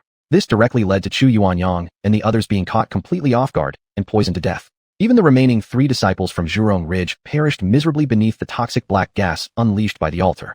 Chapter 29, Annihilating the Foes, Devouring the 5 Venoms Altar. Xiuxian and Mu Anji had already sustained injuries from their earlier battle with Xianhao. Facing the poisonous vapors of the 5 Venoms Altar, they were unable to fully resist. As soon as the venom seeped into their bodies, Xiuxian and Mu Anji immediately lost their fighting capability. They quickly sat cross-legged on the ground, circulating the Fu Yuan within their bodies to counteract the poison. Xianhao, however, had been prepared. When Lan Xiuxian activated the 5 Venoms Altar, he swiftly flashed backward, avoiding the initial wave of poison gas. Moreover, the Qianhu robe on his body lit up with countless runes, forming a radiant halo that effectively shielded him from the venom's corruption. Kill. With the Qianhu robe defending him against the poison, Xianhao now had nothing to fear. Locking his gaze onto Lan Xiuxian, he charged forward with overwhelming force. How is this possible? Seeing Xianhao unaffected by the poison, Lan Xiuxian's face turned pale with shock. Zhou Wu, Ling Yi, and 2 other men rushed to intercept Xianhao, determined to protect Lan Xiuxian at all costs, even though they knew they stood no chance against him. With a sweep of his sky-piercing divine spear, Xianhao pierced straight through Zhou Wu's heart. With a wretched cry, Zhou Wu died instantly. Ling Yi erupted with crimson true energy, manifesting one blood-red lotus after another. With a flick of his hands, the lotuses surged toward Xianhao, crushing down upon him. But Xianhao slashed his right hand like a blade, unleashing the red flame thunder slash. One by one, the blood lotuses shattered. Then, amidst Ling Yi's look of utter terror, Xianhao cleaved him clean in half at the waist. Ling Yi collapsed, screaming in agony for over 10 breaths before finally perishing. The other 2 men lunged at Xianhao simultaneously, but Xianhao activated his innate ability, gathering water vapor into 2 thick torrents as wide as water barrels. The streams wrapped tightly around them, twisting violently until both men exploded into sprays of blood rain. Xianhao stood there, drenched in blood, holding the sky-piercing divine spear. Like a slaughterful azure risen from the depths of hell, radiating boundless killing intent, he advanced step by step toward Lan Xiuxian. Lan Xiuxian's beautiful face turned deathly pale. She never expected Xianhao not only to possess such overwhelming combat power, but also to have a supreme defensive artifact like the Qianhu robe, one capable of resisting the toxic aura emitted by the 5 Venoms Altar. This miscalculation was her downfall. Had she known, she would never have schemed against Xiuxian and Mu Anji. In her mind, if they had all united against Xianhao earlier, there might still have been a chance to kill him. It was all because of her own cruelty, her desire to eliminate even Xiuxian and Mu Anji along with Xianhao. Yet, she had no intention of submitting helplessly. 5 Venoms Soul Devour. Lan Xiuxian unleashed a powerful killing technique. The 5 Venoms Altar glowed, then summoned 5 spectral forms, a toad, a centipede, a scorpion, a venomous snake, and a spider, each lunging fiercely toward Xianhao. Heaven Devouring Art. Xianhao's eyes turned cold as he activated the Heaven Devouring Art. Before him, a vortex formed from 5 colored Fu Yuan spun wildly, emitting an immense suction force. Instantly, the 5 venomous phantoms, frog, centipede, scorpion, snake, and spider, were drawn into the vortex and crushed into nothingness. The moment he neutralized Lan Xixia's technique, Xuanhuan flashed forward, appearing right before her. Terror filled Lan Xixia's beautiful eyes. Without hesitation, she dropped to her knees, desperate to beg for mercy, willing to pay any price just to stay alive. But Xuanhuan gave her no chance. With a flick of his spear, he drove the sky-piercing divine spear straight into her heart. The explosive power ripped through her internal organs, shredding them to pieces. After one final scream, Lan Xixia fell dead. Xuanhuan shifted his gaze toward Xiuxian and Muanji. Their faces paled dramatically, yet both were ruthless men. Knowing Xuanhuan would never let them live, they didn't beg for mercy either. Instead, clenching their teeth, they each unleashed their ultimate techniques, determined to take Xuanhuan down with them in death. 7 Mystic Swordlight, slashed the river. Xiuxian roared, sword intent soaring to the heavens. No longer suppressing the venom in his body, he gambled everything, channeling all his remaining Fuyuan into his longsword. He swung downward with full force, releasing a 100-meter-long sword beam flickering with deadly brilliance, slashing toward Xuanhuan with the power to sever great rivers. Zhurong Flame, 8-fold blade cut across the 8 directions. Muanji gritted his teeth and activated his strongest skill. His crimson Fuyuan transformed into a terrifying flame, compressed into 8 razor-sharp blade auras. With a violent shake of the air, they converged upon Xuanhuan, attempting to tear him apart. Sky-piercing divine spear, falling stars. Unfazed by their desperate last stand, Xuanhuan shot skyward. 5-colored Fuyuan surged violently as he conjured spear after spear in midair. With a fierce tremor, they plunged downward like falling stars, crashing down in thunderous fury. Boom, boom, boom. The thunderous booms echoed across the area. Under the relentless assault of wave after wave of sky-piercing divine spears, both the 100-meter-long sword beam and the 8-blade auras, compressed from terrifying flames, shattered into nothingness. Then, spear after spear pierced through Xiuxian and Muanji's bodies, causing them to explode violently, ending their lives. The forest where Xuanhuan had fought Xiuxian, Muanji, and the others was now left in ruins. Countless giant trees, each thick enough that it would take more than 10 people to encircle them, had been snapped in half. Horrific flames raged uncontrollably across the land. Xuanhuan stood amidst the chaos, 5-colored Fuyuan surging around him as he extinguished the spreading fires. This forest was vast. If the inferno were allowed to spread unchecked, it would lead to catastrophic disaster, killing countless living beings. Though Xuanhuan was no saint, he never took pleasure in senseless slaughter. The reason he had killed Lan Xixia, Xiuxian, Muanji, and the others was simply because they had gone too far. None of them were decent people. They not only looked down on him as a barbarian, but worse still, Lan Xixia had dared to threaten him using Qingtian tribe. That touched his deepest nerve, and so, he unleashed his wrath without restraint. Now, having cultivated the 5-colored divine talisman, the highest tier of talismans, his foundation was unparalleled. Coupled with his undying nirvana body, his combat strength far exceeded that of ordinary talisman stage cultivators. Even against life forms at the Gathering Chi stage, he could stand and fight. Although Xiuxian, Muanji, and Lan Xixia were all elites among the talisman stage warriors, compared to Xuanhuan, their strength was vastly inferior. It was no wonder they were swiftly annihilated by him, cut down one after another in mere moments. With the battle over, Xuanhuan began cleaning up the battlefield. Ding! Discoverable object available for devouring. 5 Venoms Altar. Devour. At that moment, a system notification rang within Xuanhuan's mind. Devour. Without hesitation, Xuanhuan made his choice immediately. In an instant, several streaks of black energy coiled tightly around the 5 Venoms Altar.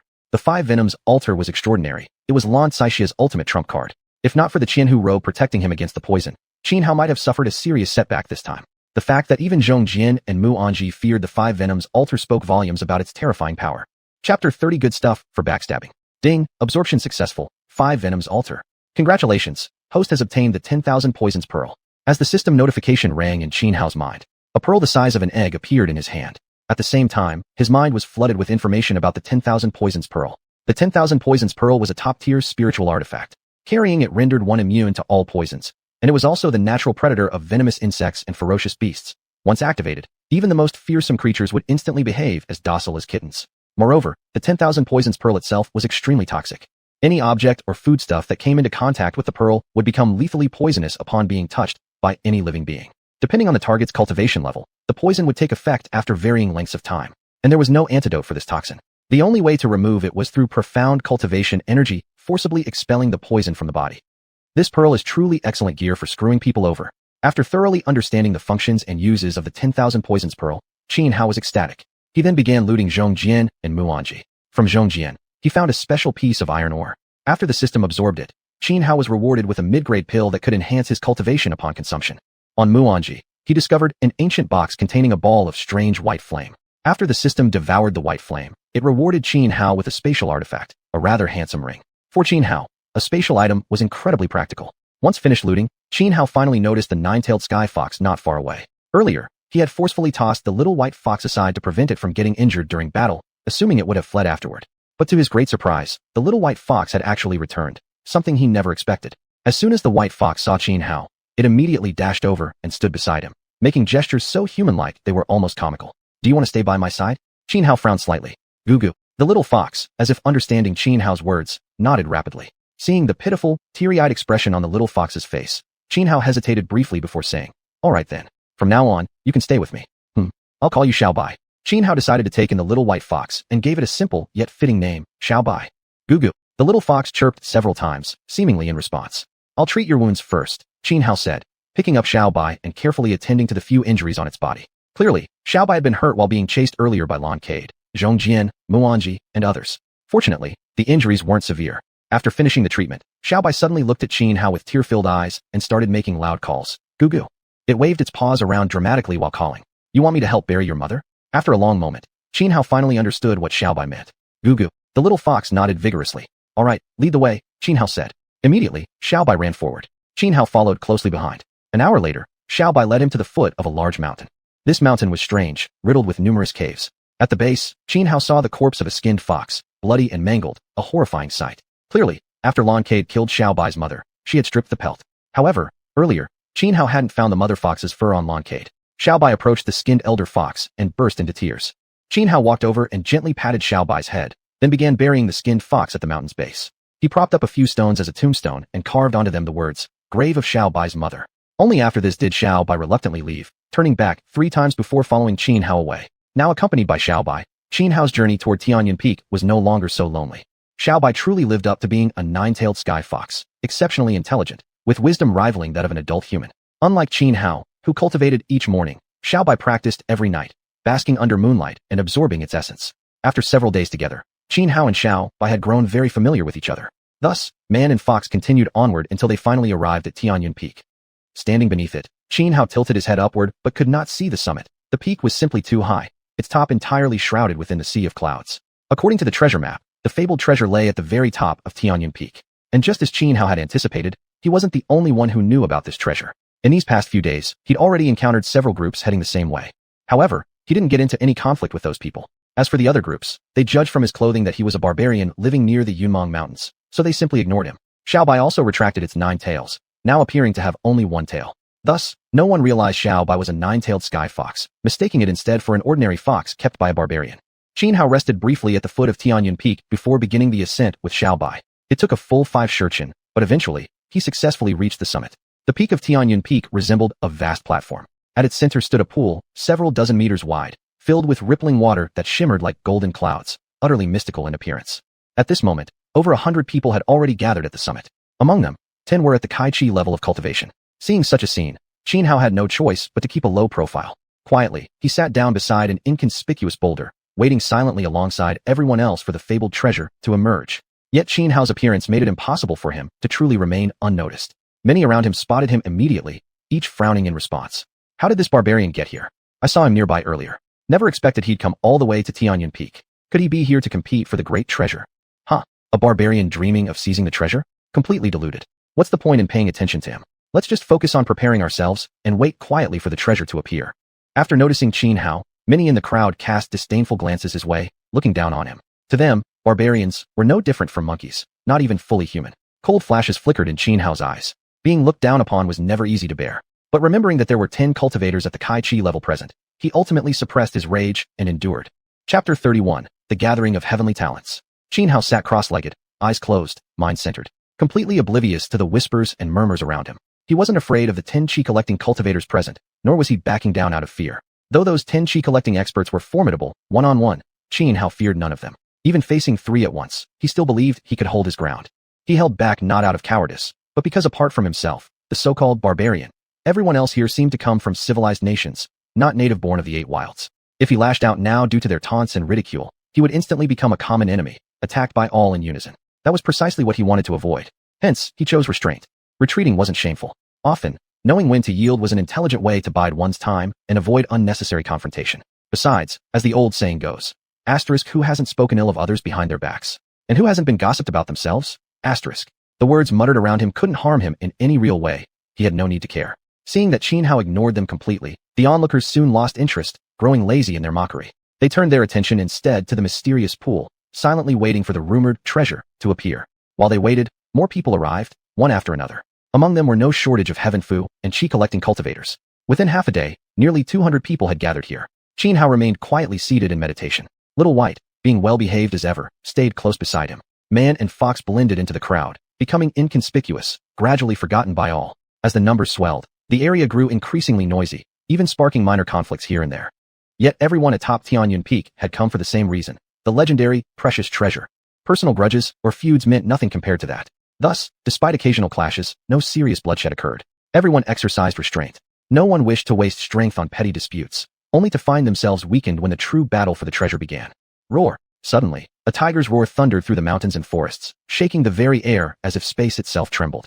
Most of those present were startled, turning sharply toward the sound. They saw a black tiger over 5 or 6 meters tall leaping up from below, bounding rapidly upward. Its speed was astonishing. Every step shattered rocks beneath its paws, kicking up torrents of dust. When they first spotted it, the beast was still halfway up the mountain. Yet within just a dozen breaths, it had already bounded onto the summit.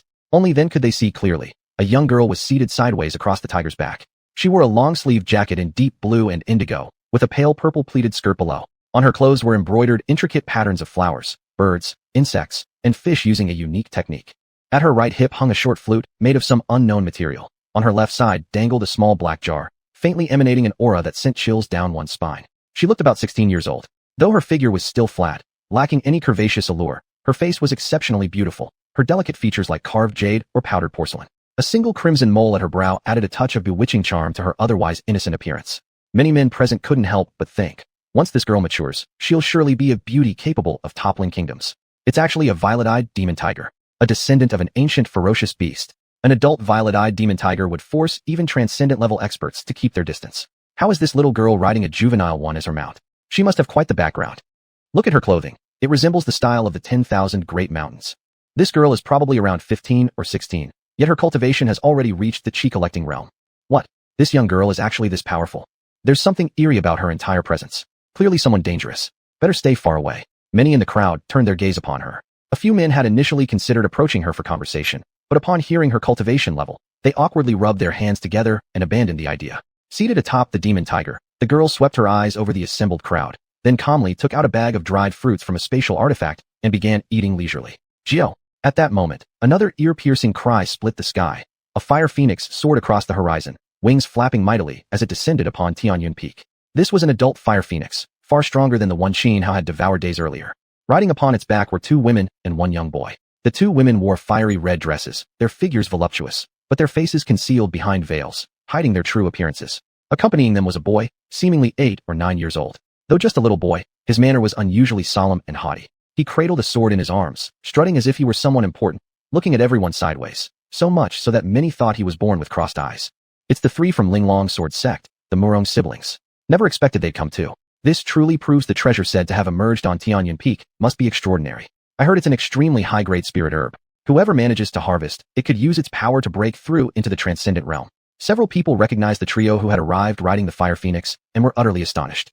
At that very moment, a powerful aura pressed down upon the summit of Xuanhuan Peak, making everyone's chest feel tight and their breathing labored. Even Xianhao, who had been quietly meditating with eyes closed, opened his eyes upon sensing this oppressive force. They saw a young man approaching.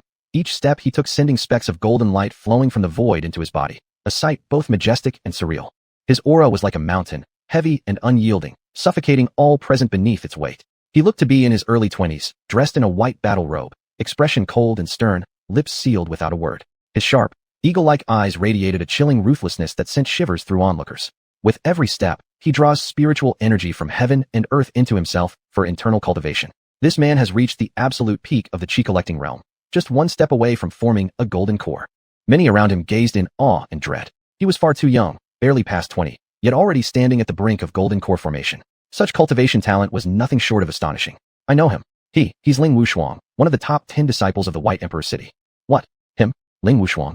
I remember hearing a year ago that he voluntarily severed a level of his cultivation, regressing from the divine power realm all the way back to the mortal body realm. How is he already back at the peak of the chi-collecting realm? I'm nearly 40, and only 5 years ago did I barely manage to form my celestial talisman and enter the talisman stage. And here he is, not even 30, having cultivated twice over from scratch to reach this level? It's unbearable. Truly makes one want to die of envy. No justice at all. There's just no fairness in this world. Enough, enough. Stop whining. Some people are simply destined to amaze the world, while others can only live as ordinary fools. That's fate. Chapter 32. The arrogant young marquis demands the field cleared. Ling Wuxuang's appearance sent the summit of Tianyun Peak into complete upheaval. He was too dazzling, truly worthy of being called a peerless prodigy, and he possessed extraordinary audacity. Despite having already reached the divine power realm, he had voluntarily cut down his cultivation by one level and chosen to start anew. This was certainly not something an ordinary person could ever do. When Qin Hao heard others around him discussing Ling Wuxuang's background, he too was stunned by the sheer brilliance of this genius. Without a doubt, someone like Ling Wuxuang was heaven's favored child. Clip-clop, clip-clop. But at that moment, hoofbeats suddenly echoed through the air. At the sound, many present froze momentarily before turning their heads toward the direction from which the noise came. In the distant sky, 8 horses charged forward in perfect unison, pulling a grand chariot. These 8 steeds were extraordinary, not common horses at all, but celestial horses. Their golden fur was pure and untainted, shimmering brilliantly, as if forged from solid gold. Though they trod upon empty space, the rhythmic clip-clop of their hooves still resounded clearly. Such a magnificent display spoke volumes about the identity of whoever resided within the chariot, undoubtedly someone of immense status and influence. Beside the chariot drawn by the 8 heavenly steeds marched 8 men clad in golden armor. Each of them had reached the heavenly talisman level in cultivation, and all carried long steel blades across their backs. The blades' edges gleamed with a chilling, menacing sharpness. Heavens! It's the carriage of Lord War Marquis of the Divine Dynasty's son. War Marquis' son? You mean Li Tianba, who slaughtered 18 enemy generals on the border battlefield 3 months ago? Yes, exactly him. This Li Tianba is known for his arrogance and recklessness. Around Xuanhuan, no one else would dare make such a flamboyant entrance. They say Li Tianba possesses the innate overlord body, which is why his father, the War Marquis of the Divine Dynasty, named him Tianba. Who would have thought the treasure rumored to be hidden on Tianyun Peak would draw someone like him here personally? He's a young marquis of the imperial court. He should have no shortage of cultivation resources. Someone recognized the owner of the 8-horse-drawn carriage, and upon realizing who it was, everyone's faces changed drastically. Just moments earlier, they had still believed there was hope for obtaining the legendary treasure during this expedition to Tianyun Peak. But now that Li Tianba had arrived, their chances seemed all but non-existent. From what they knew, Li Tianba was extremely domineering. Anything he set his eyes on, he would seize without fail. Anyone daring to compete with him was practically inviting death. After all, Li Tianba wasn't merely intimidating because of his powerful lineage as the son of the War Marquis and a member of the imperial family. His personal strength was also terrifying. With his innate overlord body, he was nearly invincible among peers of the same cultivation realm. Even Ling Wuxuang, as he looked toward Li Tianba's carriage, couldn't help but frown, his expression growing solemn and wary. The 8 celestial horses pulled the carriage down onto the peak, and as it landed, the surrounding crowd instinctively scrambled backward. Then, out stepped a young man dressed in golden chainmail armor, majestic and imposing, with striking features. His piercing eyes, sword-like eyebrows arching into his temples, and tall nose crowned a thin-lipped mouth. An innate aura of dominance radiated from his very being. Simply stepping out of the carriage and standing there, he exerted such overwhelming pressure that many nearby people felt suffocated, as though compelled to kneel before him. The innate overlord body was one of the rare special constitutions, immensely powerful. Those born with it naturally emitted a dominating presence. Ordinary people exposed to this aura would almost immediately collapse to their knees. Born with the innate overlord body meant one was born a ruler, a tyrant among mortals. After stepping out, Li Tianba first glanced at the mysterious pool in the center, then swept his gaze across the gathered crowd, his brow furrowing. Su Jun, Li Tianba called loudly. At your service. One of the armored men beside the chariot stepped forward immediately, saluting with clasped fists. He was the commander of the 8 soldiers accompanying Li Tianba, Su Jun. Clear the field, Li Tianba said coldly. There are too many people here. Drive away everyone below the chi absorption stage. Yes, sir, Su Jun responded. Then he turned to the crowd and announced in a deep, commanding voice. My young lord has come for the treasure of Tianyun Peak, and he will stop at nothing to obtain it. Only those at the herb gathering stage or above are qualified to compete with him. All others should leave now. Upon hearing Su Jun's words, the assembled cultivators first fell into stunned silence, then erupted into chaos. They had braved mountains and rivers to get here, coming specifically to vie for the legendary treasure. And now, before the treasure had even revealed itself, they were being forcibly expelled? Who could possibly accept this? The treasure of Tianyun Peak has appeared. Everyone has the right to compete for it. Why should we leave? A man dressed in white robes stepped forward, speaking with great dissatisfaction. He was no weakling. He had reached the heavenly talisman level years ago and was only a step away from breaking into the chi absorption stage. He had come to Tianyun Peak specifically to seize this rare opportunity. To be forced to leave now was something he naturally could not accept. Su Jun glanced at the man in white robes. Without a word, he lunged forward like a ferocious tiger released from its cage. His speed was overwhelming. Though the white-robed man was at the heavenly talisman level, by the time he reacted, Su Jun was already within 5 meters of him. Bang! Su Jun struck fiercely, hurling a punch straight at the man in white. Though the white-robed man hastily activated defensive techniques, it was useless. Golden Fu-Yuan covered Su Jun's fist, crashing down like a falling sun, shattering the man's defenses instantly. Ugh! The man in white spat blood, his body flying backward like a broken kite, crashing onto the ground several meters away. Who else dares to defy us? Su Jun roared, standing tall after sending the man flying. The expressions of everyone present changed drastically. They clearly saw that the man in white was on the verge of entering the chi absorption stage, yet he couldn't withstand even one punch. Who would dare speak up now? That would be suicide. Even cultivators at the chi absorption stage, such as Ling Wushuang and the 3 siblings from the Morong family, merely frowned upon seeing this. None made any move to intervene. Though they themselves wouldn't act as arrogantly or tyrannically as Li Tianba, they were perfectly content letting him do so. After all, seizing the treasure required not only strength, but also luck. What if, after they fought each other to the brink of death, someone weaker ended up taking the prize? Wouldn't that be a tremendous loss? If no one else dares to object, then leave immediately. Otherwise, I won't show mercy again. I'll kill whoever remains. Su Jun bellowed once more, his voice heavy with menace. Chapter 33 How dare you? The rabid dog, accused first? Su Jun was too arrogant. Yet everyone present, though furious, dared not speak up. In a one-on-one fight, none among the Tianfu cultivators could be certain of defeating Su Jun. If they attacked as a group, Li Tianba standing nearby would certainly intervene, and with his strength, he could slaughter every single person here. As for background, the status of a divine dynasty war marquis was enough to force many powers present into silence. Of course, if someone could defeat Su Jun or even Li Tianba in single combat, that would be different. They wouldn't fear retaliation from the war marquis later. When both sides were relatively balanced, reason naturally prevailed. Under Su Jun's pressure, many began to leave. Though deeply unwilling, they had no choice. Reality outweighed personal pride. Su Jun swept the crowd coldly and noticed Qin Hao, who stood out like a sore thumb. Qin Hao remained in place amid the dispersing crowd. Little White sat on his shoulder, and the man and fox calmly watched others depart around them. Hey, you barbarian, why haven't you left yet? Su Jun noted Qin Hao's clothing and instantly identified him as a tribesman. He sneered coldly. But Qin Hao acted as if he'd heard nothing, ignoring Su Jun completely. Su Jun paused, his expression darkening. Yet he didn't dwell on it. Assuming the noise drowned his voice, perhaps Qin Hao truly hadn't heard. He advanced swiftly, closing the distance until he stood just 2 meters away, then repeated, Barbarian, why haven't you left yet? Again, Qin Hao ignored him. Are you begging to die? Su Jun exploded in fury, releasing a terrifying killing intent that enveloped Qin Hao. If earlier the noise might have hidden his words, there was no excuse now. He stood right before Qin Hao, speaking directly to his face. To still pretend not to hear? This was deliberate disrespect. A soldier by origin, Su Jun had spent his life on battlefields, surviving dozens of wars, climbing out of piles of corpses, hardened and ruthless. Now, to be so blatantly disregarded by a mere tribesman? His dignity was crushed, his pride offended. Just as Su Jun's killing aura tightened around Qin Hao, the latter finally raised his eyes, staring blankly before asking with complete seriousness. Wait, are you talking to me? Su Jun was already tense to strike, but Qin Hao's innocent act startled him. For a moment, his rage stalled, choking his breath. Qin Hao looked utterly sincere, his gaze pure, no trace of mockery. Su Jun hesitated, restraining himself. He repeated more calmly. I've already said all cultivators below Qi gathering must leave. You should go too, otherwise. Otherwise what? Qin Hao asked, feigning wide-eyed curiosity. Death without mercy. Su Jun narrowed his eyes, voice low and icy. Oh, Qin Hao nodded slowly, appearing half understanding. Just as Su Jun assumed he'd finally take the hint and turn to leave, Qin Hao suddenly piped up. Can I ask you something? Frowning impatiently, Su Jun snapped. What? Is this place yours? Qin Hao asked seriously, genuinely sounding clueless. Su Jun froze. Then, an even more chilling killing aura surged from him. His narrowed eyes flashed with murderous light. Each word came out sharply.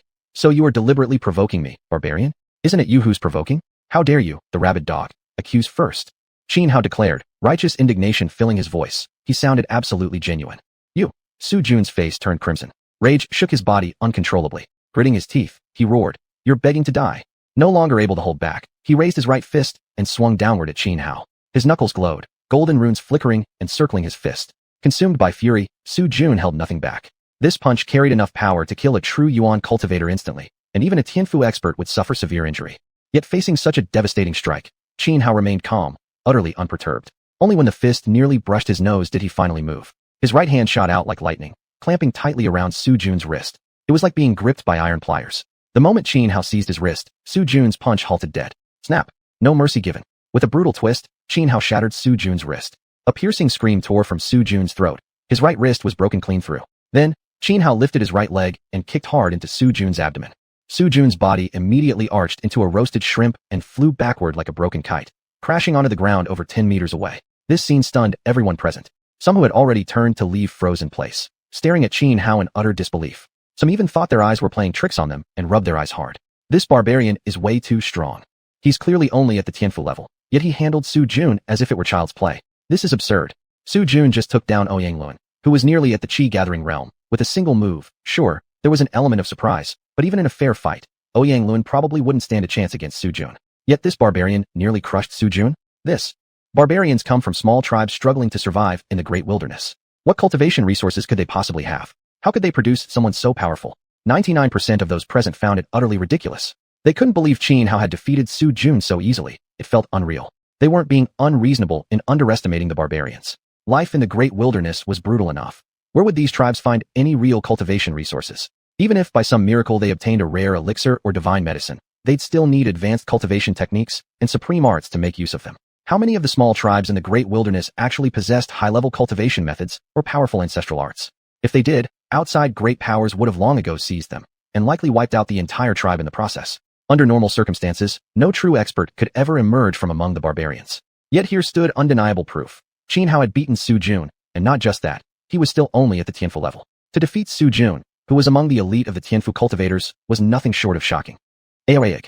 Su Jun scrambled up from the ground, disheveled and furious, his eyes bloodshot as he screamed at Xianhao. You lowly barbarian!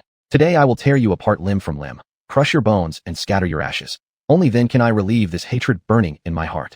Chapter 34. I'll send you to reunite with your lackey. Su Jun was seething with fury, absolutely enraged. He had been by Li Tianba's side for a long time. Though merely a guard, his status was far from low. Even within the military, minor officers would show him some respect. Moreover, he himself was exceptionally powerful. Despite being limited by talent and stuck at the Tianfu realm, he had refined his strength to the absolute peak of that level. Even among geniuses, few at the Tianfu realm could stand against him.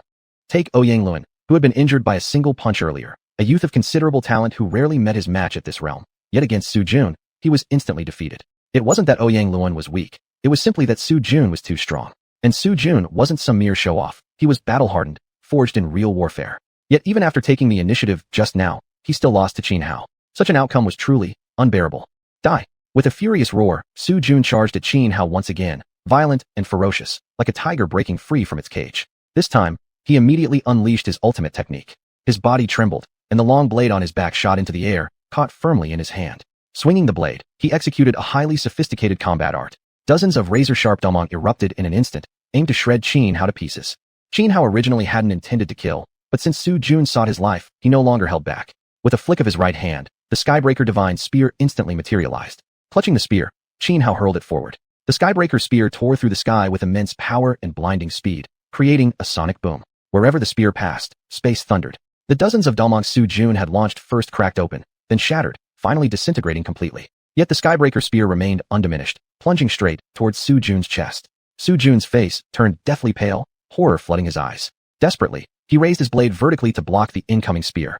But under the impact, his weapon exploded with a bang, shattering into countless fragments that scattered in all directions. The Skybreaker Spear pierced straight through Su Jun's heart. Terrifying energy erupted within him. He let out a shrill, agonizing scream as his body detonated under the force of the strike. Aya! Su Jun exploded into gore, blood raining down like crimson mist. This scene stunned everyone present. Over 70% of those watching froze completely, nearly petrified. This savage is ruthless. He actually killed one of Li Tianba's men? How audacious can he be? I never expected this barbarian to possess such strength. I misjudged him completely earlier. Thank goodness I didn't provoke him back then, or else I might already be a corpse. I don't think he's a barbarian at all. The divine technique he used earlier was extraordinary, something no mere savage would have access to. I agree. The martial skill Su Jun used was also powerful, yet before this man's arts, it was utterly helpless. Many people turned their gazes toward Xianhao. Even Ling Wushuang, the three Murong sisters, and the girl riding the purple-eyed demonic tiger were now staring at Xianhao with shock etched across their faces. Clearly, none of them had taken Xianhao seriously before. But now, with just a single spear throw, he had instantly slain Su Jun, utterly shaking their perception. After all, Su Jun was a top-tier expert at the Tianfu realm. While they themselves could have killed Su Jun just as quickly, the key issue was that Xianhao was only at the Tianfu realm, whereas they were all at the Caiqi realm. One minor realm below, yet comparable in combat strength. How could they not be shocked by Xianhao? Li Tianba himself stood stunned, his expression frozen in disbelief. It took him a moment to recover. He hadn't expected Xianhao to possess such power, to kill Su Jun in a single move, leaving him no chance to intervene. A chilling killing intent radiated from Li Tianba. Though he cared little for Su Jun's death, he deeply valued his own dignity. For Xianhao to kill his subordinates so openly, in front of so many witnesses, it was a direct slap to his face. Without even waiting for Li Tianba's command, the other 7 guards beside him roared in unison and rushed toward Xianhao. They weren't as strong as Su Jun, But all were experts at the Tianfu realm. Battle-seasoned and highly coordinated, they instantly formed a small formation as they converged on Qin Hao. Facing the combined assault of Li Tianba's 7 guards, Qin Hao remained calm. Fighting 7 against 1? He feared nothing. Boom. Qin Hao raised both hands, activating his innate divine ability. The moisture within several hundred meters responded instantly, transforming into thick streams of water as wide as bowls, surging into the battlefield like chains binding toward Li Tianba's 7 guards. The 7 guards beside Li Tianba let out a simultaneous roar, their fu-yuan surging outward and merging into a single long blade. The blade trembled in midair and slashed down with furious force. Instantly, the thick streams of water binding them, each as wide as a bowl, were severed. But at that moment, Qin Hao stomped hard on the ground, launching himself into the sky, soaring hundreds of meters high, his body wreathed in swirling 5-colored fu-yuan. Break Heaven Divine Spear Starfall. Qin Hao raised both hands, and the raging 5-colored fu-yuan around him condensed into countless Break Heaven Divine Spears. With a violent jun, these spears shot downward like a storm of blades, raining mercilessly upon the formation of Li Tianba's 7 guards. Each Break Heaven Divine Spear carried terrifying power. Hundreds of them plunged down in rapid succession. The sheer destructive force was unimaginable. Though the 7 guards had enhanced their combat strength by forming a formation, the gap between them and Qin Hao was simply too vast. If it were one-on-one, Qin Hao could have slaughtered each of them in an instant. Even united in formation, they stood no chance. Despite exerting every ounce of strength, they could not withstand Qin Hao's assault. Under the barrage of divine spears, their formation collapsed in less than 3 breaths. Then came the screams. Pierced through by the Break Heaven Divine Spears, all 7 guards died one after another, their bodies exploding into crimson rain. Now, Qin Hao stood suspended in midair, blood-drenched, gripping a Break Heaven Divine Spear, like a god of slaughter risen from the depths of hell. Pointing the spear straight at Li Tianba, he declared with overwhelming arrogance, "Come, I'll send you to reunite with your lackeys in the underworld." Li Tianba stared at Qin Hao, his eyes narrowing, deadly killing intent blazing forth. "Barbarian," he said calmly, without rage or frenzy. "Congratulations, you've truly awakened my killing intent." Chapter 35 Li Tianba is nothing special. Li Tianba spoke calmly, yet the killing intent radiating from him was terrifying. As the son of a war marquis and possessor of the innate overlord's body, he was a favored child of heaven. Since childhood, everything had gone smoothly for him. No matter how difficult a task, as long as he took it on, heavenly fortune would always stand by his side. This had nurtured an arrogant disposition within him, one that looked down upon all, standing high above others, regarding the weak as mere ants or blades of grass. Even someone like Su Jun, who had followed him for years, meant nothing to him. Earlier, when Qin Hao killed Su Jun, Li Tianba did grow angry, but not because of Su Jun's death.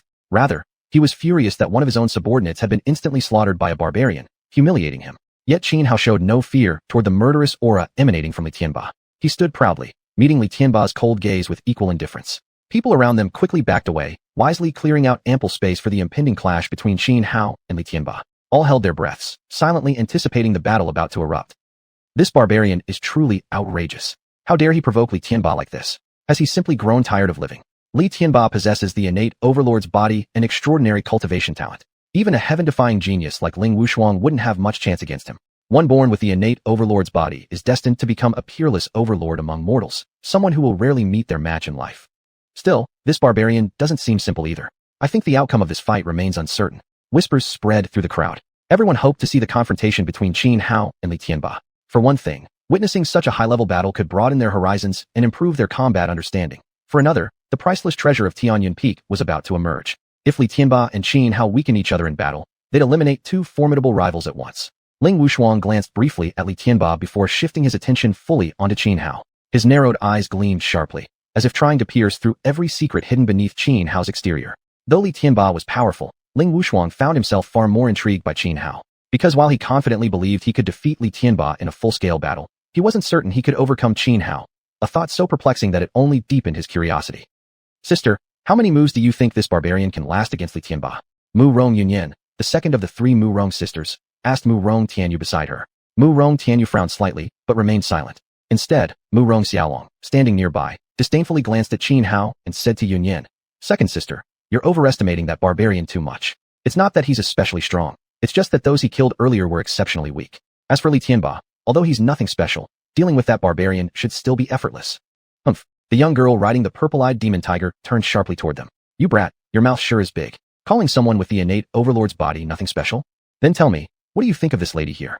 You?" Mu Rong Xiaolong eyed her arrogantly. "Not worth a single sword strike from me."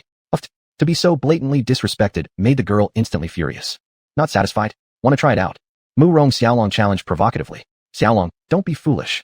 Mu Rong Tianyu finally spoke, scolding him coldly. At the same time, she turned to the girl with a polite smile.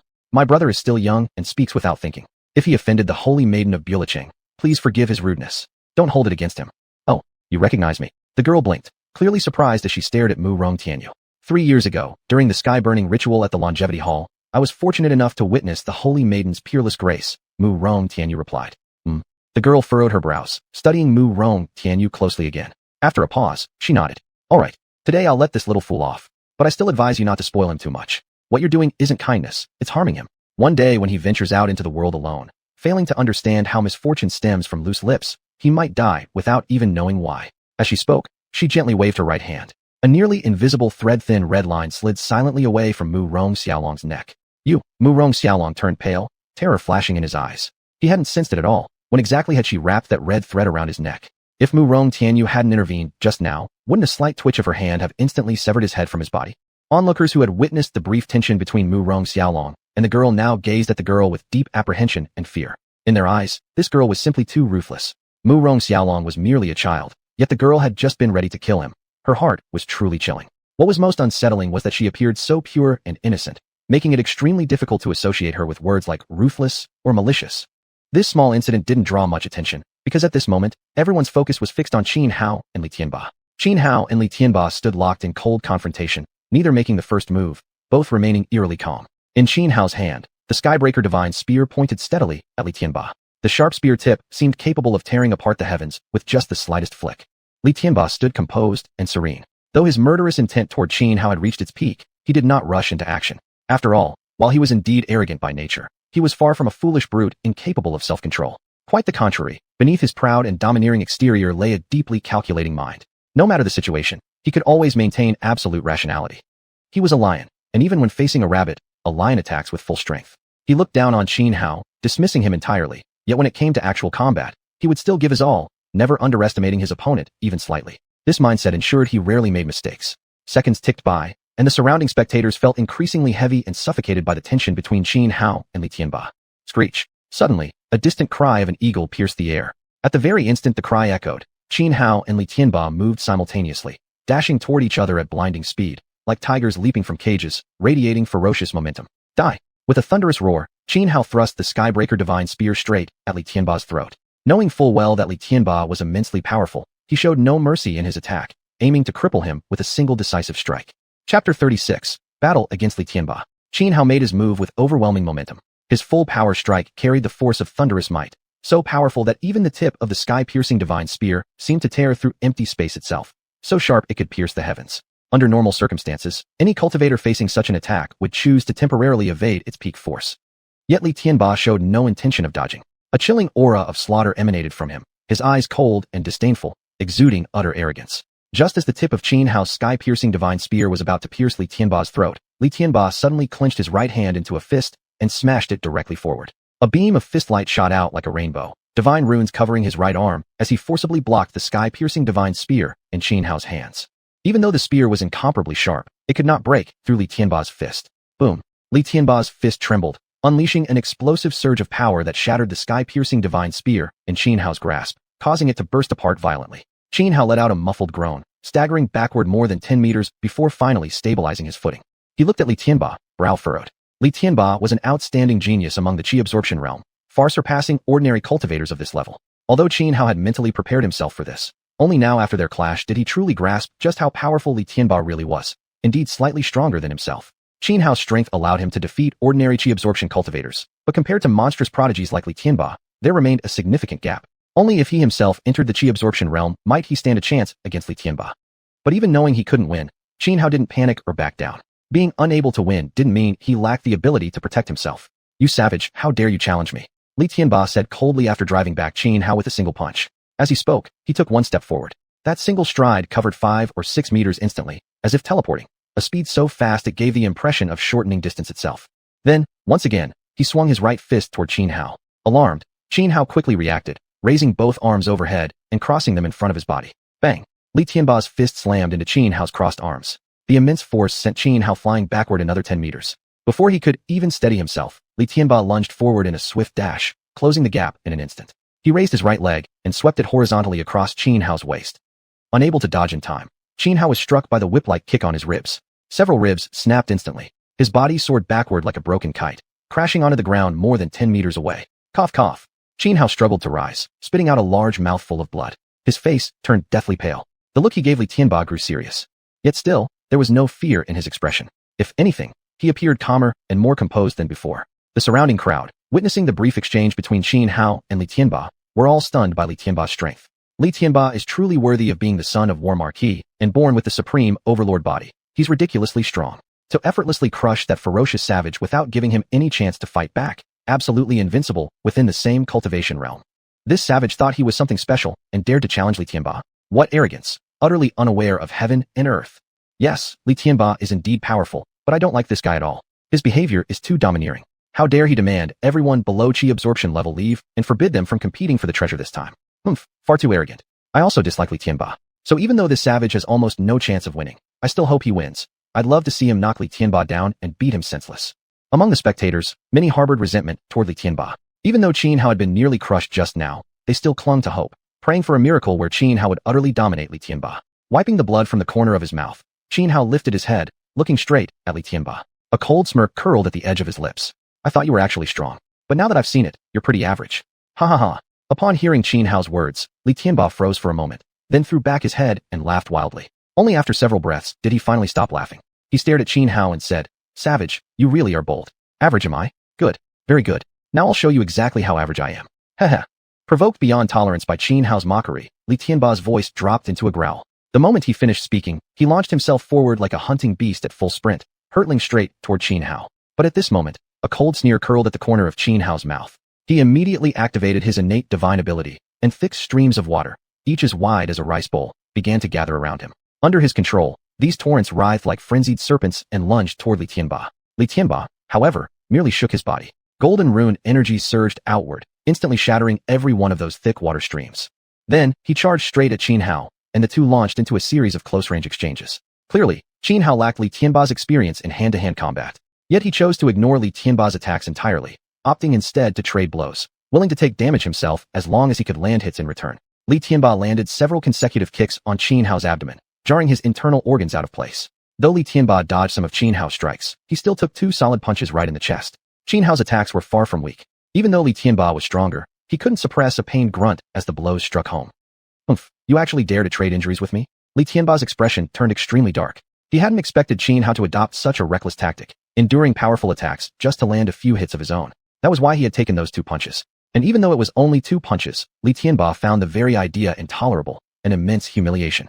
After clashing with Xianhua in another exchange of fists, Li Tianba made no move to continue fighting up close. Instead, he stepped back, creating distance between them. Then with a flick of his right hand, he retrieved a silver-colored halberd from his spatial artifact. Holding the silver halberd, Li Tianba resembled a descending celestial deity. His overwhelming aura was enough to make anyone tremble in fear. "Dare you trade blows with me again?"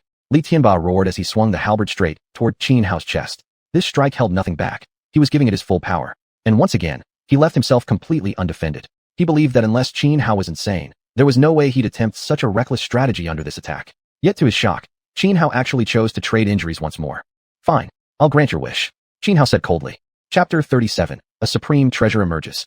Xianhua's right hand clenched empty air, and in an instant, the heaven-piercing divine spear, forged from 5-colored xiuxian, materialized in his grip. Then, as Li Tianba stared in utter shock, Xianhua didn't dodge or retreat from the silver warge that was thrusting straight into his chest. Instead, he leaned forward, deliberately meeting the weapon with his own chest, while simultaneously driving his heaven-piercing divine spear toward Li Tianba. Suicidal. Li Tianba snapped back to reality, his expression turning deeply dark. But now fully enraged, a savage ferocity surged within him. He actually chose to exchange fatal blows with Xianhua. Of course, he was confident. One strike from him would surely kill Xianhua on the spot. As for himself, facing Xianhua's spear, he believed he could narrowly avoid the mortal blow at the last moment. Thud! Before the horrified eyes of all onlookers, Xianhua and Li Tianba exchanged devastating strikes. Li Tianba's silver warge pierced precisely into Xianhua's chest, while Xianhua's heaven-piercing divine spear only tore through Li Tianba's right shoulder. At the final moment, Li Tianba had activated a special body technique to evade the fatal point. Still, even so, having his right shoulder impaled by the heaven-piercing divine spear left Li Tianba severely injured, causing his body to stagger backward several paces. Meanwhile, Xianhua, with the silver buried deep in his chest, began rapidly losing vitality. No wonder this barbarian is such a brute. No brains at all, just like a wild beast.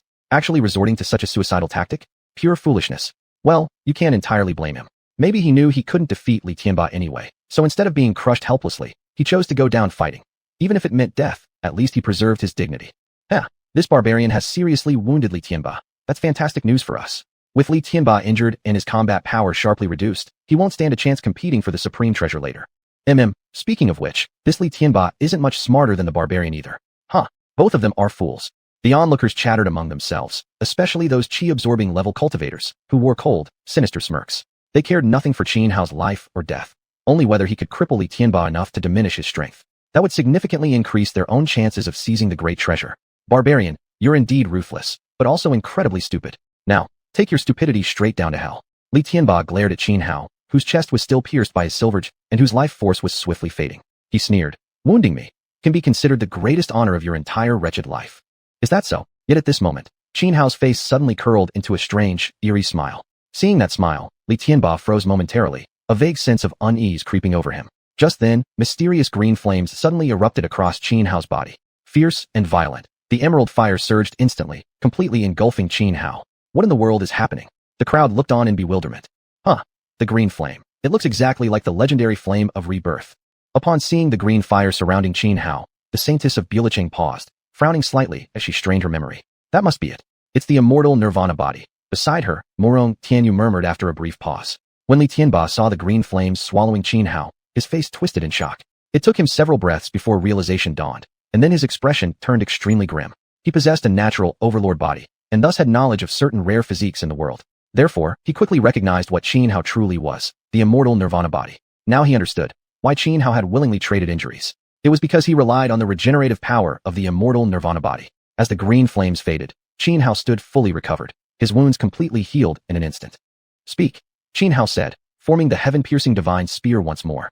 Holding it high, pointing directly at Li Tianba, his voice thundered with overwhelming dominance. How do you wish to die? Li Tianba snorted coldly. Barbarian, do you really think this is enough to defeat me? How naive you are. He was furious beyond measure. He didn't mind getting hurt or suffering setbacks, but he felt that Xianhao had just humiliated him, trampling his intellect beneath contempt. Without another word, Li Tianba trembled his entire frame, and a vast, domineering aura exploded outward from his body. He was truly enraged now, ready to unleash his natural overlord body against Xianhao. Originally, he had disdained using such a powerful ability against a mere barbarian. But now, withholding was no longer an option. His right shoulder injury had severely weakened him. Though he still believed he could win, he feared sustaining far worse damage. So he decided to hold nothing back. He would use the might of his natural overlord body to annihilate Xianhao instantly. He could not let some insignificant barbarian steal the supreme treasure soon to emerge from Tianyun Peak. Xianhao also held his breath and steeled himself, ready to give it his all. The immortal nirvana body could only regenerate after a certain time interval. Given his current cultivation level, he could use it only once every few days. That meant he could no longer rely on the immortal nirvana body for resurrection. If Li Tianba killed him now, he would truly die. Yet even as Xianhao focused his mind and prepared to fight with everything he had, there was no fear in his heart. From their earlier battle, he had already gauged Li Tianba's strength to some extent. He believed that the injured Li Tianba's combat power had significantly diminished, and that by giving his absolute best, he could defeat him. Rumble, rumble, rumble. But just as Xianhao and Li Tianba were about to clash once more, a sudden thunderous roar erupted from the mysterious small pool at the summit of Tianyun Peak. Then, a green vine sprouted from within the pool. The vine grew rapidly. Within less than 10 breaths, it had already reached over 30 meters tall. Then, one by one, purple leaves resembling phoenix tree leaves appeared along the vine, each inscribed with numerous mysterious runes. These runes flickered and flowed, faintly radiating an aura of hidden power. At the very tip of the green vine, a flower bud formed, about the size of an apple. The bud bloomed into a lotus-like flower, yet its petals shimmered in 7 distinct colors: red, orange, yellow, green, cyan, blue, and purple. The 7-colored lotus swayed gently, then its petals began to fall, blooming and withering. It happened in barely 2 or 3 breaths. Then, a bowl-sized lotus pod emerged. On the pod sat more than a dozen 7-colored lotus seeds, radiating a rich, fragrant medicinal aroma, so tempting it was almost intoxicating. The moment everyone present greedily inhaled this alluring scent, they instantly felt an indescribable pleasure coursing through their bodies, an overwhelming sense of ease and comfort that made them moan unconsciously. A supreme treasure has appeared, someone shouted, jolting all those who had been stunned into awareness. In the next instant, everyone charged forward like madmen. Chapter 38, The Ruined Secret Realm. As the treasure emerged, everyone rushed forward to seize it. At this moment, no one cared about anything else. All eyes were fixed on the mysterious lotus-like plant growing in the small pond at the summit of Tianyun Peak. Barbarian, I'll spare your life for now. Even Xianhao and Li Tianba, who had been locked in confrontation, were drawn by the sight of the strange, lotus-like plant. Without hesitation, Li Tianba abandoned the fight with Xianhuan and shot toward the mysterious plant at full speed. Though injured, his speed remained formidable. He charged forward with ruthless dominance, brushing aside anyone in his path. Each person near him was ruthlessly struck away. Some cultivation stage cultivators actively avoided direct conflict with him, having already witnessed Li Tianba's power during his earlier battle against Xianhao. Even without activating his Shintenbati ability, he had completely overwhelmed Xianhao, leaving him unable to retaliate. And Xianhao himself could effortlessly annihilate someone like Su Jun, a top-tier celestial talisman expert. Judging from that, Li Tianba's combat strength was truly terrifying. Thus, no cultivation stage experts chose to clash with him at this critical moment. Instead, they all raced toward the mysterious lotus-shaped plant. Only by securing the lotus-like plant would their journey to the peak of Tianyun Peak have been worthwhile. It's really the Piaomiao Yun lotus. Upon seeing the plant, the saintess from Bulow City paused briefly, then broke into an expression of delighted surprise. Immediately, she rode her violet-eyed demon tiger and dashed forward. The three Murong siblings and Ling Wushuang also sprang into action simultaneously, charging toward the Piaomiao Yun lotus. Their entire purpose in coming here had been for this very lotus. Everything else was irrelevant. Xianhao reacted swiftly as well. The instant Li Tianba gave up their fight and surged toward the Piaomiao Yun lotus, Xianhao launched himself forward without delay. But just as the group approached within 5 meters of the lotus, a sudden change occurred. A blinding flash erupted, and every person who had stepped inside the 5-meter radius around the Piaomiao Yun lotus instantly vanished. This sent shockwaves through those behind them, but many had rushed too quickly. Some couldn't react in time before being shoved forward by the crowd into the 5-meter zone, only to disappear just as suddenly. Li Tianba, moving fastest of all, was naturally among the first to enter the 5-meter range and the first to vanish. Along with him disappeared the 3 Murong siblings, Ling Wushuang, the saintess of Bulow City, and others. Then came more cultivation stage experts. Xianhao was part of that wave too, yet he managed to steady himself. Seeing how Li Tianba and the others had vanished the moment they crossed the threshold, he realized what was happening. With a powerful leap upward, he avoided being pushed into the forbidden zone by those behind. What's going on? How did they all just disappear? There's something strange here. Don't get anywhere near that 5-meter radius around the lotus. Could it be someone set up a powerful restriction within 5 meters of the Piaomiao Yun lotus, capable of instantly killing anyone who enters? Because the anomaly happened so suddenly, most people didn't have time to react. As a result, nearly 3/4 of them disappeared after rushing into the 5-meter zone, leaving fewer than 200 remaining. Most of the survivors were relatively weak, none exceeding near celestial talisman level. Among this group, Xianhao was clearly the strongest. Staring at the Piaomiao Yun lotus, Xianhao still felt a chill creep up his spine when he recalled the scene of people vanishing the instant they neared it. Cold sweat trickled down his feet. If not for his quick reaction, he might have disappeared too. Just as the old saying goes, when you come upon a bridge, dismount. When crossing a ford, don't rush ahead, Xianhao murmured softly. Next time something like this happens, let others go first and scout the way. After all, whoever grabs the treasure first doesn't necessarily end up keeping it. He reflected deeply. That had been far too dangerous. This incident served as a profound lesson. Faced with a great treasure, everyone lost their rationality and thought only of seizing it. Yet if one pauses to think calmly, the one who snatches the treasure first immediately becomes the target of all others. In the end, not only do they fail to keep the treasure, they may lose their life because of it. Now that Xianhao had regained his composure, he understood this truth clearly. He silently vowed to always remain rational in the future, never again losing his mind over treasures and charging forward recklessly like before. Master, I once heard my mother say that the summit of Tianyun Peak actually hides a ruined secret realm. Those people who just disappeared must have all entered that ruined secret realm. Just as Xianhao was deeply reflecting, Xiaobai suddenly spoke up beside him. Ruined secret realm? Xianhao looked utterly baffled. He had no idea what that meant. Though Qingtian tribe was one of the 3 major tribes near Yunmeng Mountains, it didn't possess many books. Most of its collection described only fierce beasts and deadly birds of the wilderness, along with ways to deal with them. These were the most valuable books for tribes living in the wild. Survival in such harsh lands was extremely difficult. Wait. Xianhao suddenly stared at Xiaobai beside him, his expression like he'd seen a ghost. Xiaobai, you can speak human language? Xiaobai nodded. Then before, Xianhao was speechless. He had always assumed Xiaobai couldn't speak. Moreover, when he first met Xiaobai the other day, and even when Xiaobai led him to bury the vixen's corpse, Xiaobai hadn't spoken a single word. Instead, he'd used complicated gestures to communicate, and back then, Xianhao had struggled hard to understand him. In the days since, Xiaobai still hadn't said a word. Xiaobai offered no explanation for his silence earlier.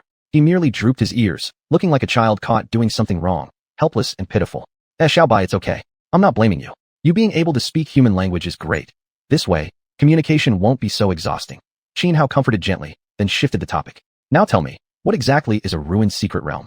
It's like another world, Xiaobai said after a moment's thought. Take that Piaomiao Yun lotus. It appears to grow here, but in truth, it likely grows in another world. What we see is merely its reflection projected into our world. I see.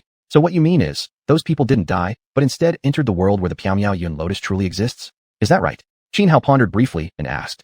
Chapter 39, Entering the Secret Realm. Yeah, that's right. If you want to pick that ethereal cloud lotus, you must enter that broken secret realm, said Xiaobai. Damn it, I'm screwed. Qin Hao froze for a moment, then grabbed Xiaobai and charged toward the ethereal cloud lotus.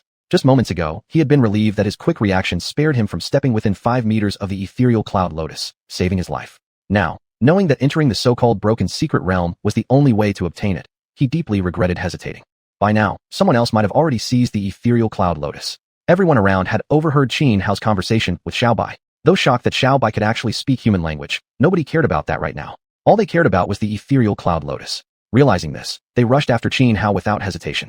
As soon as Qin Hao stepped within 5 meters of the lotus, he felt the ground vanish beneath his feet. He fell as if plunging from the sky. Fortunately, he reacted quickly, instantly forming a pair of wings using rune energy. With a powerful flap, he soared through the air and safely landed atop a mountain peak. Then, Qin Hao was stunned. Before him stretched a magnificent landscape of towering mountains and vast rivers.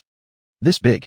He looked around, completely dazed. He had assumed it would be just a small pocket space. But now, just as Xiaobai told him, it truly felt like another world entirely. When he gazed into the far horizon, Qin Hao noticed figures plummeting from the sky one after another. Clearly, those people had rushed into this broken secret realm after hearing Xiaobai's words, just like him. Although I've entered the world where the ethereal cloud lotus resides, it's far too vast. How am I supposed to find the lotus? And even if I do, how will I leave? Qin Hao realized he'd acted impulsively again, leaping into action without fully thinking things through. I guess I really need to think more carefully from now on. As these thoughts passed through his mind, Xiaobai spoke up. Master, in truth, the real treasure within this broken secret realm isn't the ethereal cloud lotus, but another priceless artifact. Oh, what is it? Qin Hao asked instinctively. I don't know exactly what it is, but my mother once told me where this great treasure lies, Xiaobai replied. Qin Hao frowned, staring intently at Xiaobai. Xiaobai, something feels off. Why do I get the sense that you're unusually familiar with this broken secret realm? Faced with Qin Hao's questioning, Xiaobai lowered its head but remained silent. Never mind. If you don't wish to talk about it, that's fine. For now, just tell me where your mother said this treasure is located, Qin Hao said, noticing that Xiaobai clearly harbored some unspeakable secret. He didn't press further, shifting the topic instead. The nine-tailed celestial fox clan was an incredibly powerful lineage. Even certain ancient ferocious beasts wouldn't dare provoke them lightly. Yet, Xiaobai and her mother had been cornered to the brink of death by Lan Kai-dai and her group. In particular, Xiaobai's mother, a full-grown nine-tailed fox, surely couldn't have been killed by mere heaven rune cultivators like Lan Kai-dai. At the time, Qin Hao had sensed something was wrong, though he hadn't pursued it. But now, given that Xiaobai could speak and seemed intimately familiar with this broken secret realm, Qin Hao began to suspect that Xiaobai and her mother were far more extraordinary than they appeared. Still, after spending these days together, Qin Hao already regarded Xiaobai as one of his own. He chose not to force answers. If one day she was willing to speak, she would tell him naturally. Master, follow me, Xiaobai said, then dashed rapidly eastward. Qin Hao quickly followed behind. Though this broken secret realm was filled with lush mountains, clear waters, and dense spiritual energy, Qin Hao couldn't shake a strange sense of unease. For a long while, he couldn't pinpoint what exactly felt wrong. After pondering for some time, he finally realized, it seemed there wasn't a single living creature here. Logically, in such a beautiful land teeming with spiritual energy, fierce birds and wild beasts should be abundant, along with celestial cranes and divine apes. Yet, as Qin Hao followed Xiaobai over several mountain ranges, he hadn't even seen a single butterfly. After 3 full days of arduous travel across mountains and rivers, Xiaobai finally led Qin Hao to the foot of a towering mountain. This mountain stood thousands of meters high, massive and imposing. A waterfall cascaded down from the summit, resembling a white dragon clinging to the sheer cliff face. Below the waterfall lay a small pond, its water crystal clear and smooth as silk spread across the ground. But just as Qin Hao had noticed earlier, the pond, too, contained no sign of fish, shrimp, or any other life. Master, beneath this pond lies an underground palace. The most valuable treasure in this entire broken secret realm rests within that hidden chamber, Xiaobai told Qin Hao. Yeah, Qin Hao nodded, then leapt into the pond. The water was crystal clear, standing on the shore, one could easily see the bottom. When Qin Hao had been at the edge of the pond, it hadn't seemed very deep. But now, as he jumped in, he realized it was surprisingly deep. Master, there are traps inside the underground palace. Just keep to the left as you go, Xiaobai said. You're not coming with me? Qin Hao frowned. I can't, Xiaobai shook her head and added. Don't worry, master. I won't deceive you. Fine. Without another word, Qin Hao dove beneath the surface. Soon, he reached the bottom. There, he saw a dark hole. Earlier, when he'd been on shore, he'd looked carefully but hadn't noticed it at all. Without hesitation, Qin Hao crawled into the black opening. As he entered, he felt a strange energy enveloping him, sealing off the water completely. After crawling steadily through the tunnel for over 100 meters, Qin Hao finally reached the end. He dropped down from the tunnel's exit and landed directly inside an underground palace. The tunnel opened right above the chamber. The underground palace was vast and imposing. Stone bridges stretched across its center, leading toward an elevated platform. Upon that platform sat a peculiar jade box. Xianhao walked forward. He noticed the bridge was made of tiles arranged in pairs side by side. Remembering Xiao Bai's words, he stepped onto the left-hand tile. With ease, Xianhao crossed the entire bridge and reached the platform. He stared at the jade box placed there, examining it thoroughly until he was certain there were no dangers. Only then did he place his hand on the lid and slowly open the box. What the hell is this? When Xianhao opened the box, he found inside nothing but some blue soil. The soil was neatly divided into sections, like rows in a rural vegetable garden. Chapter 40. The Mysterious Medicinal Field. So this is the treasure that's supposed to be even more valuable than the ethereal cloud lotus, according to Xiao Bai? Are you kidding me? Xianhao stared into the jade box, deeply frustrated. Then he reached out to grab some of the blue soil inside, hoping to examine it and see if there was any hidden mystery behind it. The moment his hand touched the soil inside the box, a tremendous suction force abruptly yanked him straight into the jade box. The change was so sudden that Xianhao didn't even have time to react. As he was pulled in, everything before his eyes blurred. When he focused again, he found himself standing beside a patch of farmland. The field covered about half a mu and was divided into 5 separate sections, resembling nothing so much as a small vegetable garden. Most strikingly, the soil itself was an unmistakable shade of blue.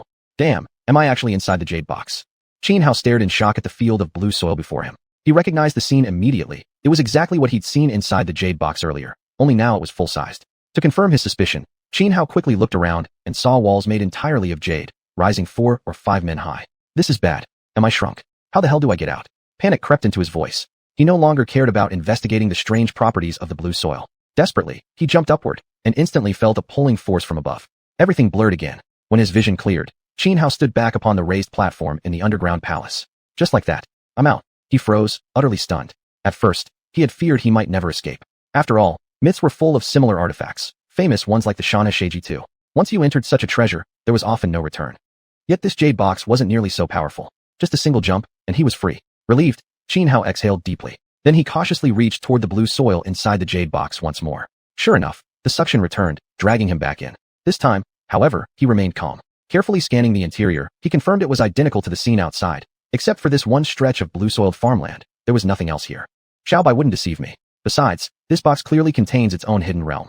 An artifact of such nature must be extraordinary. Surely no one crafted this just for growing vegetables. With that thought, Xianhao crouched down and began examining the blue soil closely. Upon closer inspection, he noticed the grains were uniformly tiny, resembling fine sand composed of minuscule blue crystals. Even more remarkably, the soil pulsed with incredibly dense spiritual energy. This is spirit soil, used specifically for cultivating medicinal herbs. And judging by its quality, this isn't just ordinary spirit soil, it's precious grade. Xianhao realized, astonished. Spirit soil was extremely rare. In the great wilderness, even a fist-sized piece of common spirit soil could nurture a single rare treasure herb. High-grade spirit soil could grow what were known as great medicines. The ethereal cloud lotus, for example, was classified as a great medicine, but among the weakest of that category. Yet before Xianhao now lay half a mu of such soil, 10 centimeters deep throughout. Precious grade spirit soil like this could cultivate something even superior to great medicines, a true treasure herb. This is a medicinal field. If I can get my hands on seeds of great medicines, treasure herbs, or even saint-level herbs, I'm going to strike it rich. Excitement surged within him. Now he finally understood Xiao Bai's words. Indeed, the value of this jade box far surpassed that of the ethereal cloud lotus. Overjoyed, Xianhao leapt out of the realm, quickly stowed away the jade box, and left the underground palace. Half an hour later, he returned to the small pond, only to find Xiao Bai lying motionless by the water's edge, breath faint and weak. Xiao Bai, what happened to you? Xianhao rushed forward in alarm, immediately checking on the little beast. Though there were no visible wounds, Xiao Bai had lost most of his life force. I'm fine, master. Xiao Bai struggled to rise, but collapsed back to the ground, voice barely a whisper. Your life force is draining rapidly. Only a great medicine can save you now. Xianhao's expression darkened. Deeply worried for Xiao Bai's safety, he asked after a pause, since you know so much about this broken world, then you must also know where the ethereal cloud lotus is located? Yes, Xiao Bai replied. Tell me, I'll go get it right now and heal you. Xianhao said urgently. Master, those people before were very strong. You can't defeat them. I told you to tell me. Don't give me excuses. Speak quickly. Xiao Bai looked at Xianhao with pitiful eyes, displaying an unmistakably human-like expression of hesitation, before finally revealing the location of the ethereal cloud lotus. Without hesitation, Xianhao immediately picked up Xiao Bai and rushed toward the location of the ethereal cloud lotus. 2 hours later, Xianhao found the ethereal cloud lotus in a remote valley. But at that moment, a fierce battle was raging beside the lotus. More than 10 Qi Gathering Realm cultivators were locked in chaotic combat. Li Tianba, Ling Wushuang, the 3 siblings from the Murong family, and others. Xianhao didn't rush out. Instead, he hid his figure behind a large boulder. Just as Xiao Bai had said, whether it was Li Tianba, Ling Wushuang, or the Murong siblings, they were all stronger than him. In a direct confrontation, he stood little chance. So, he had to rely on strategy. The ethereal cloud lotus grew atop a massive stone, its seed pod shimmering with radiant aura, each of the dozen lotus seeds glowing with heavenly light. Boom, boom, boom. Around the sacred lotus, the battle raged fiercely. Li Tianba, already wounded from his previous fight with Xuanhuan, was now even more severely injured. A sword gash across his chest nearly split it open. Yet no matter how violent the battle became, no matter how surrounding rocks shattered and clouds collapsed, the ethereal cloud lotus remained completely unaffected. Around it, Shavlight transformed into ancient runes, forming a protective barrier that shielded the lotus from the shockwaves of the battle, safeguarding it from destruction. And Li Tianba, Ling Wuxuang, and the others also made efforts not to damage the lotus. Seeing Xiao Bai's life force fading rapidly in his arms, Qin Hao grew anxious, but charging out now would give him no chance of seizing the lotus. Wait, I've got it. Suddenly, Qin Hao's gazing on the holy maiden of Bulacheng amidst the chaos. Chapter 41, Devouring the Purple-Eyed Demon Tiger. A fierce battle was raging in the valley. Though young, the Saintess of Bulo City possessed formidable combat prowess and unpredictable, sinister techniques that made her attacks nearly impossible to guard against.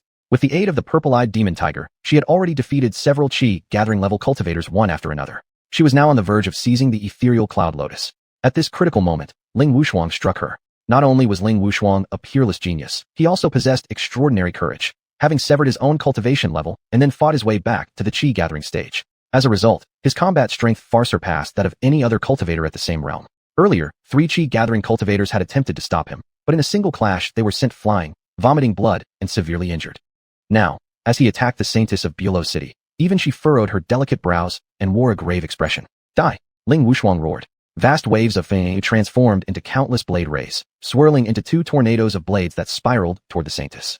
Her beautiful face paled. Quickly, she activated a powerful technique. Purple fang surged from her body, coalescing into a massive talismanic rune that blocked the slashing blade tornadoes. Even so, her mount, the purple-eyed demon tiger, was gravely wounded by the storm of blades and flung backward. Although the purple-eyed demon tiger stood several meters tall, it was still in its infancy, with combat power equivalent to only an average Tianfu-level cultivator. You damned savage! How dare you harm my tiger? I'll crush your skull. Seeing her beloved beast badly injured, the Saintess flew into a rage and lunged toward Ling Wuxuang, her entire body emanating purple fang that morphed into patterns of fish, insects, birds, and flowers. Ling Wuxuang remained solemn. He raised his right hand, shaping it like a blade, and clashed fiercely with the Saintess. At this moment, Qin Hao, who had been hiding behind a large boulder nearby, shifted his gaze from the Saintess to the wounded purple-eyed demon tiger. Placing Little White behind the stone, Qin Hao shot forward like a tiger released from its cage, moving at ultimate speed. His target? The heavily injured purple-eyed demon tiger. He moved too fast. Over dozens of meters, within just a few breaths, he arrived. Without hesitation, he formed the heaven-shattering spear from 5 colored fawn and hurled it straight at the tiger. Already weakened, the purple-eyed demon tiger never anticipated such a sudden ambush from Qin Hao. It couldn't dodge in time. The spear pierced its head, killing it instantly. With a final sorrowful roar, the beast collapsed lifelessly to the ground. My tiger! Hearing the beast's dying cry, the Saintess turned in shock. When she saw the heaven-shattering spear embedded in the tiger's skull, her mind went blank. She held no grudge against Qin Hao. He had attacked without reason, murdering her precious companion. This was something she could have never expected. You damned brute. You killed my tiger. Today, I'll skin you alive and rip out your tendons. Furious beyond measure, murderous aura erupted from her body as she prepared to charge toward Qin Hao. But Ling Wuxuang blocked her path. Blade rays flashed like lightning, splitting the air as he slashed down fiercely. Even though she was strong, she couldn't afford to underestimate Ling Wuxuang's attack. Boom. The Saintess formed a complex seal with both hands. Purple flame condensed around her into images of fish, insects, birds, and flowers, forming a shield that neutralized the descending blade energy. Get out of my way. She glared coldly at Ling Wuxuang. The purple-eyed demon tiger had been her pet since childhood. She shared a deep bond with it. Now that it was dead, she no longer cared about competing for the ethereal cloud lotus. All she wanted was to tear Qin Hao limb from limb and extinguish her burning hatred. Yet Ling Wuxuang showed no intention of letting her pass. Among all the people present, only the Saintess and Murong Tianyu gave him true concern. Therefore, he intended to eliminate the Saintess first, then defeat Murong Tianyu. Only then would he have absolute certainty of obtaining the ethereal cloud lotus. As for Li Tianba, despite his immense strength, he had already been injured in his previous fight with Qin Hao and sustained further severe wounds since. His combat ability was now less than 60%. Thus, Ling Wuxuang had already removed Li Tianba from the list of rivals. Kill! Ling Wuxuang growled and charged at the Saintess once more, like a caged tiger breaking free. Fierce, overwhelming, unstoppable. What do you think you're doing? The Saintess was furious. She didn't want to keep fighting him, not because she feared Ling Wuxuang, but because she burned to kill Qin Hao and avenge her tiger. Yet Ling Wuxuang seemed to misunderstand her urgency, blocking her again and again. How could she not be enraged? In that instant, her murderous intent soared. With a light slap of her right hand, a surging palm force erupted outward, forcing Ling Wuxuang, who was lunging at her, back. But Ling Wuxuang flipped backward midair like a returning swallow, then instantly charged at her again. Fine. If you're so eager to die, I'll grant your wish, the Saintess of Bulow City said coldly. Her figure flickered, dodging Ling Wuxuang's attack, then leapt upward into the air. With a snap of her right hand, countless red threads shot out and wrapped tightly around Ling Wuxuang. These crimson threads were extremely eerie. In the past, the Saintess had nearly killed Murong Xiaolong with them. Now, hundreds upon thousands of threads exploded outward, binding Ling Wuxuang as tightly as a wrapped dumpling. Just as the Saintess prepared to tighten the threads and slice Ling Wuxuang into countless pieces, his body trembled, and an immense wave of blade energy burst forth, effortlessly shredding all the red threads. As the Saintess and Ling Wuxuang fought fiercely in a deadlock, Xuanhuan had already reached the corpse of the purple-eyed demon tiger. Ding! Detected devourable object. Purple-eyed demon tiger. Proceed with devouring? The system prompt sounded in Xuanhuan's mind right on schedule. Devour. Without hesitation, Xuanhuan made his decision immediately. At once, streaks of black light appeared out of nowhere over the corpse of the purple-eyed demon tiger. The dark rays coiled and flashed. Within only 2 breaths, the entire corpse vanished. Ding! Devouring successful. Purple-eyed demon tiger. Congratulations, host. You have obtained 1 breakthrough pill.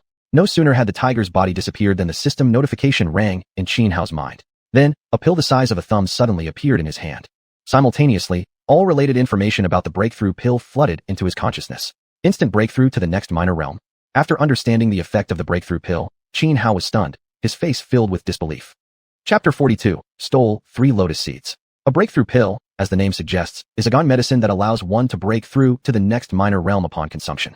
Moreover, it comes with no side effects or instability in cultivation level. One can only imagine how incredible such a pill would be. I never expected to receive such a perfectly suited reward, Xuanhuan said, deeply excited.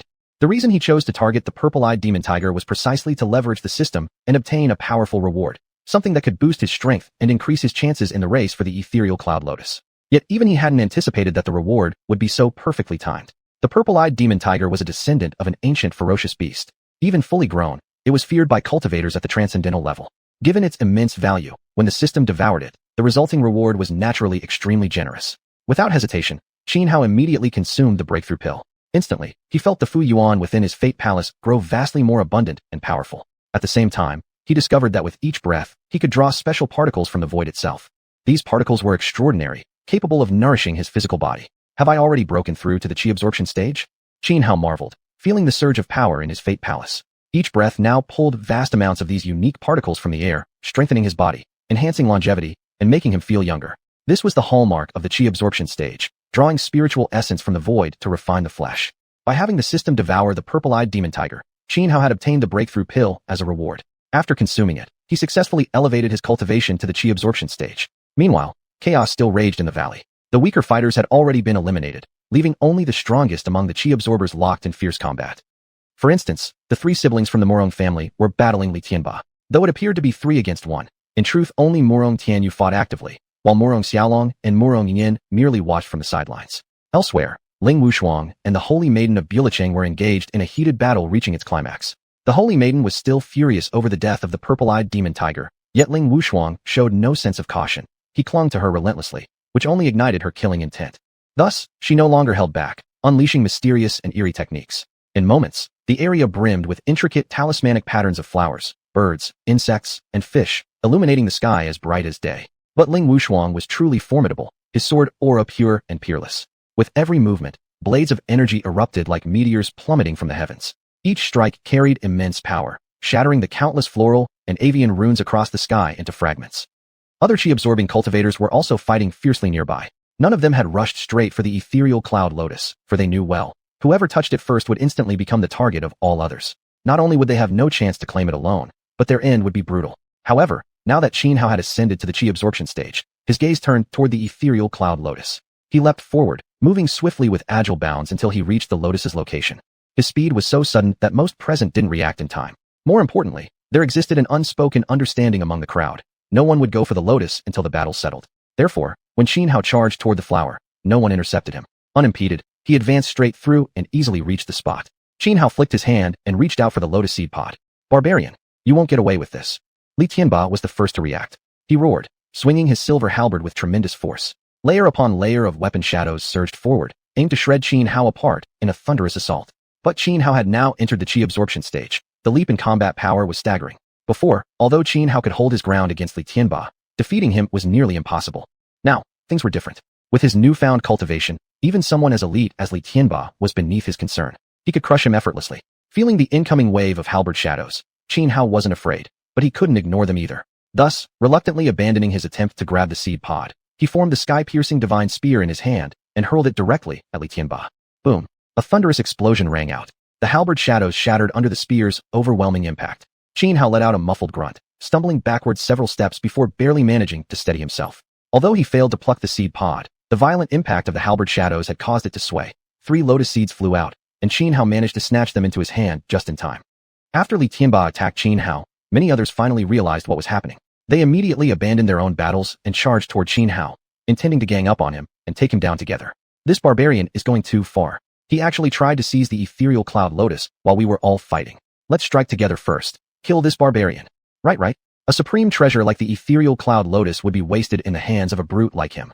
Attack together. Kill this savage. Everyone present fixed their eyes on Xuanhuan, silently uniting in coordination as they rushed toward him with killing intent. Yet Xuanhuan remained calm and composed. With a slight tremor of his body, he leapt high into the air. Wild surges of 5-colored xuanhuan erupted from him, condensing in midair into one sky-piercing divine spear after another. Then, as Xuanhuan pressed down with his palm, the spears hovering in the void shook violently, plummeting downward like falling stars.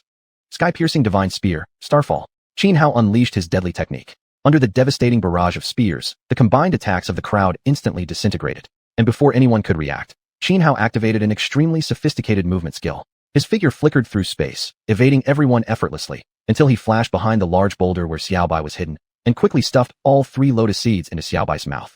The ethereal cloud lotus was indeed a supreme medicinal treasure. After consuming the 3 lotus seeds, Xiaobai's rapidly fading life force gradually stabilized. Excellent. Seeing the method actually worked, and that Xiaobai was no longer in mortal danger, Xuanhuan rejoiced greatly. But at that very moment, the surrounding cultivators had already surrounded him once more. Li Tianba, in particular, raised his silver great halberd and pointed it straight at Xuanhuan, roaring loudly, "Barbarian, I'll kill you with my own hands." Chapter 43. Determined to kill Xuanhuan at all costs, Li Tianba was in an extremely foul mood. Before entering this ruined secret realm, he had already been outmaneuvered by Xuanhuan and suffered severe injuries. After entering the broken realm, he finally found the mysterious floating cloud lotus, only to encounter a formidable enemy, Murong Tianyu, during the struggle for it. He knew nothing about Murong Tianyu. At first, he hadn't taken him seriously, but shortly after they clashed, Murong Tianyu slashed him across the chest with a single sword strike, nearly cutting him clean in half. It had terrified him to the bone, leaving him drenched in cold sweat. Moreover, this new wound had worsened his existing injuries. Even after activating his innate overlord body, he still couldn't defeat Murong Tianyu, who crushed him relentlessly, overpowering him completely. This left Li Tianba furious and humiliated.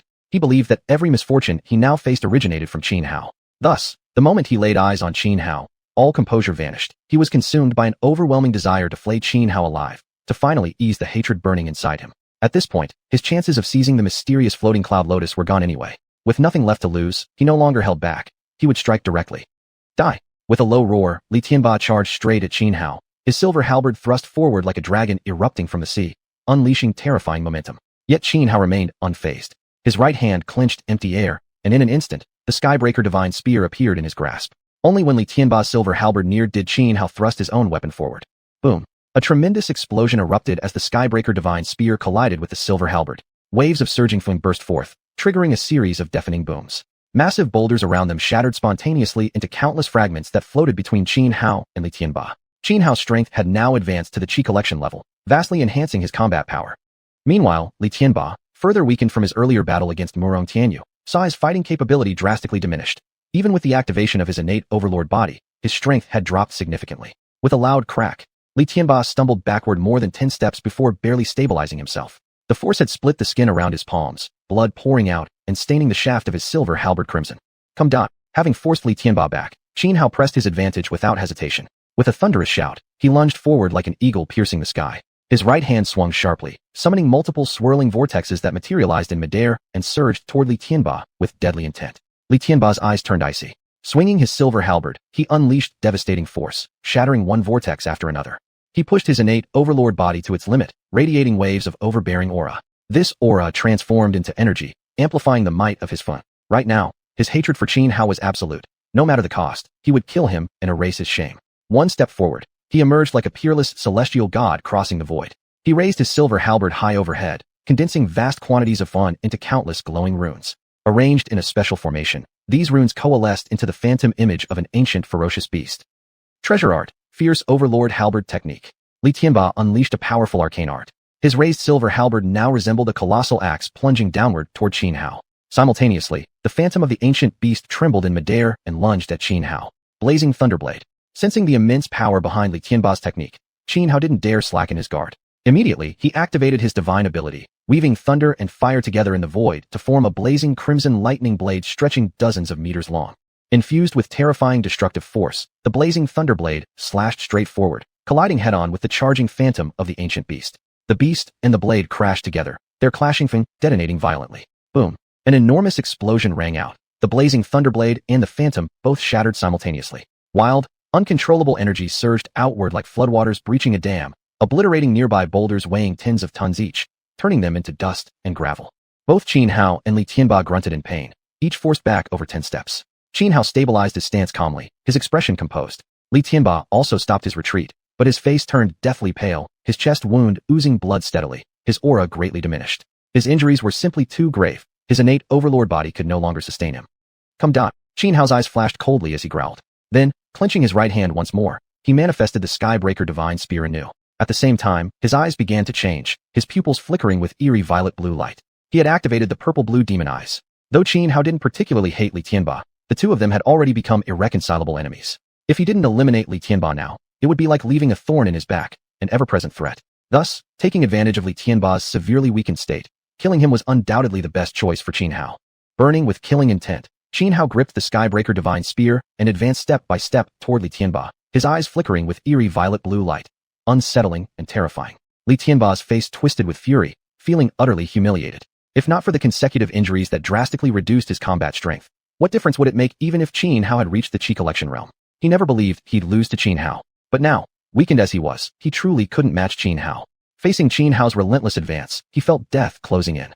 Buzz, buzz, buzz. Gritting his teeth, ignoring his wounds, Li Tianba once again pushed his innate overlord body to its absolute limit. Instantly, the silver halberd in his hand trembled violently, as streams of runes gathered and coiled around the weapon. He was not someone who would admit defeat or beg for mercy, nor would he bow his head to execution. Instead, he chose to gather every last ounce of strength for one final, desperate counterattack. No matter if he died at Qin Hao's hands, he would drag Qin Hao down with him. The others present had originally intended to join forces and slaughter Qin Hao, but upon seeing Li Tianba charging forward without restraint, they tacitly chose to stand aside and watch, each secretly hoping for nothing more than to see Li Tianba and Qin Hao destroy each other. Only the unaging xiuxian gnashed her teeth in hatred toward Qin Hao, desperate to kill him, but Ling Wuxuang, acting as if mentally deranged, kept blocking her path, which infuriated her even more. The three siblings from the Morong family stood silently to the side, taking no action whatsoever, coldly observing the deadly clash between Li Tianba and Qin Hao. Die! With a thunderous roar, Qin Hao activated his purple-blue demon eyes to their fullest extent. The violet-blue glow radiated outward, nearly staining the entire valley in those sinister hues. Then, as he closed in on Li Tianba, his speed suddenly surged. Like a ferocious tiger bursting from its cage, he lunged forward in a lethal strike. Chapter 44. Facing the pride of each land alone. Qin Hao was simply too fierce. He unleashed his full power without holding back in the slightest. His purple-blue demon eyes flickered, drawing from the void the purple-blue demon flame to burn Li Tianba alive. At the same time, he thrust forward the sky-splitting divine spear in his hand. The sharp tip pierced through space itself, aiming straight for Li Tianba's throat. Li Tianba's expression turned extremely grim. He never expected that in such a short time apart, Qin Hao would have broken through to the Qi absorption realm and drastically increased his combat strength. Meanwhile, due to his injuries, his own fighting power had greatly diminished. With this reversal of fortune, how could he possibly still stand against Qin Hao? Boom!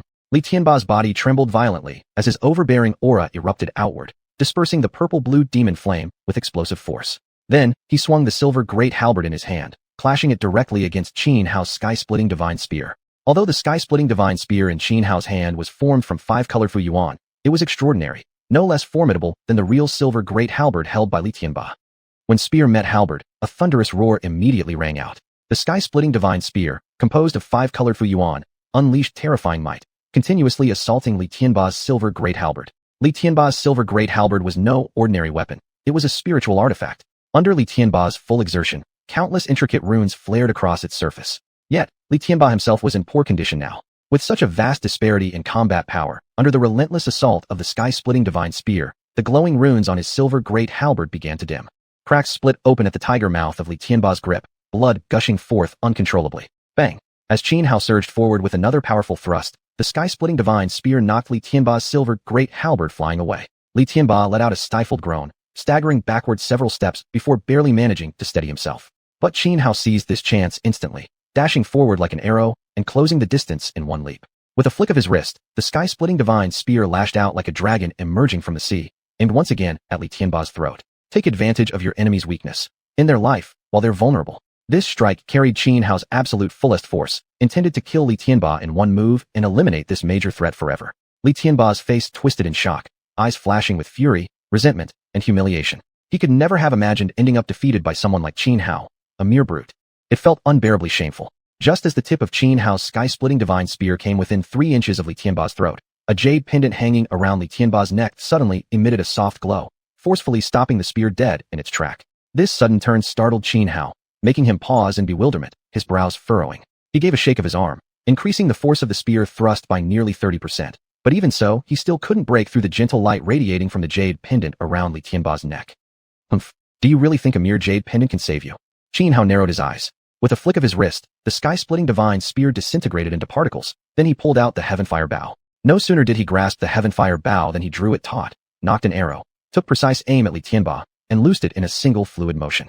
This was no ordinary arrow. Crafted by Xianhao using special or from the Azure Heaven tribe, the arrowhead itself remained mundane, yet when empowered by the Heavenfire Bow, its destructive power vastly increased, even surpassing what the sky-splitting divine spear could achieve as an arrow. The moment the arrow flew, it streaked like a meteor tearing through the night sky, wreathed entirely in violet heavenfire. Bang! Though the jade pendant around Li Tianba's neck was undoubtedly exceptional, Xianhao believed that even if the Heavenfire-enhanced arrow couldn't breach the pendant's defense outright, it would deplete most of its energy. Once significantly drained, its defensive capabilities would certainly weaken. However, just as the arrow was about to strike Li Tianba, a graceful figure suddenly appeared, stepping right in front of him. Clang! A long sword leaped from its sheath in the hands of the intervening figure, accompanied by a resonant dragon's cry. Then, sword chi surged forth like frost-laden wind, striking Xianhao's incoming arrow and sending it flying aside in an instant. Friend, do me this favor, let us end it here. The figure standing before Li Tianba spoke to Xianhao, her voice delicate and pure as orchids blooming in a secluded valley. Xianhao turned his gaze toward the figure shielding Li Tianba and frowned deeply. This intervening figure was none other than Murong Tianyu, the eldest sister among the Murong siblings. It was she who earlier nearly cleaved Li Tianba in two at the chest, yet now stood defending him and saving his life. Xianhao didn't know Murong Tianyu personally, but atop the summit of Tianyun Peak, he had taken special note of her. Back then, only 4 individuals had given him an overwhelming sense of danger: Murong Tianyu, Li Tianba, the Holy Maiden of Bulecheng, and Ling Wuxuang. And thus, he had paid particular attention to these 4. Murong Tianyu's sudden interference in the battle caught Xianhao completely off guard. Yet, Xianhao showed no intention of backing down. Miss, your request is a bit too much to ask. This fool and I are already sworn enemies. I can't let him go today without planting danger for myself in the future. Xianhao shook his head and said to Murong Tianyu, "You savage, what did you call me?" Li Tianba's face turned deathly pale with rage upon being called a fool. His body trembled uncontrollably. If only he weren't in such poor condition, he would have charged forward recklessly and fought Xianhao to the death. Born with the heavenly, overwhelming body and being the son of a war marquis, as a peerless genius who had reached the peak since birth, when had he ever endured such humiliation? He was truly exceptional in both literary talent and martial prowess. Yet now, he was being insulted as a fool by Xianhao.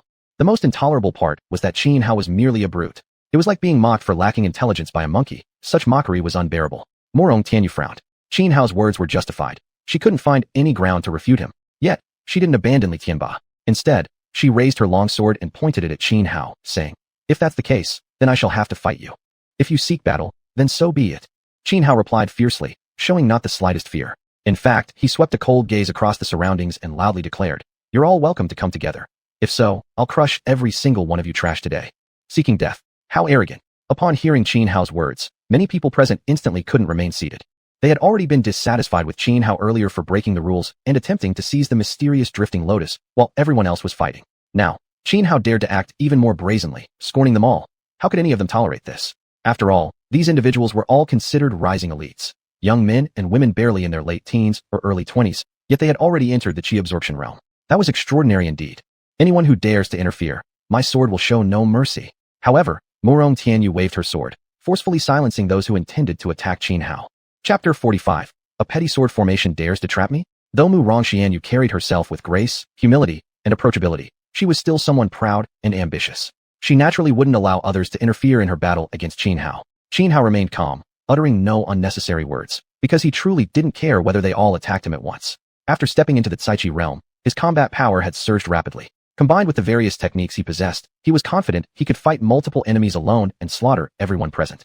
Die! After shouting to stop the surrounding cultivators who were about to join the assault on Xianhao, xiuxian herself lunged forward, sword in hand, launching a direct attack. She had witnessed the entire battle between Xianhao and Tianba earlier, so she had a clear understanding of Xianhao's strength. She knew she must use her full power if she hoped to win. Thus, she didn't hold back at all. Although xiuxian was also at the xiuxian level, she stood just one step away from forming a golden core. Moreover, she cultivated the sword Dao as her primary path, and her talent in sword cultivation was exceptional, a rare genius not seen in 100 years. Consequently, her fighting power far exceeded that of other cultivators at the same level. In her previous fight with Li Tianba, she hadn't even used her full strength, yet had completely overwhelmed him, leaving him unable to counterattack. Had she not held back, Li Tianba would have been beheaded on the spot. Of course, this wasn't because Li Tianba was weak. He had sustained injuries during his prior battle with Xianhao atop Tianyuan Peak, greatly diminishing his combat ability. Xiuxian's movements were extremely subtle and elusive, like a fish gliding through water, swift and fluid. With just a few flickers of her form, she closed the distance to Xianhao and slashed her sword straight toward his throat. Had the strike landed, it would have slit his throat instantly. But Xianhao reacted too quickly. He sidestepped sharply, shifting several meters away and narrowly evading her blade. At the same time, he launched a counterattack. Raising the skyfire bow high, he fired 3 consecutive arrows, one after another, in rapid succession, forming a tight arrow chain nearly aligned in a straight line. Xiuxian remained calm. Her sword flashed, weaving through several intricate patterns. With a light twist, she shattered all 3 incoming arrows into fragments.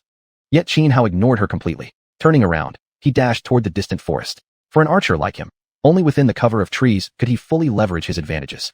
Xiuxian wasn't foolish. Seeing Xianhao charging toward the woods, she immediately grasped his intent. Flicking her sword, she unleashed dozens, even hundreds, of sword chi blasts that converged from all directions, attempting to intercept Xianhao before he reached the forest. But Xianhao willed it so. His innate divine ability activated. He drew upon the moisture within several hundred meters around him, gathering thick streams of water, each as wide as a bowl, swirling fiercely around his body. Then, these torrents lashed out like whips, obliterating the countless blades of sword chi. Thus, Xianhao successfully rushed into the forest and quickly concealed himself, vanishing entirely from Xiuxian's sight. Xiuxian pursued relentlessly, only halting at the edge of the forest, sword raised, expression wary. Earlier, Xianhao had nearly killed Li Tianba with his bow. She deeply feared the archery skill he had displayed, and therefore dared not rashly enter the forest. If not for chasing too swiftly and being unable to stop in time, she wouldn't have approached the forest edge at all. After all, her goal was merely to save Li Tianba, not to target Xianhao directly. There was no need to fight him to the death. But now, retreat was impossible.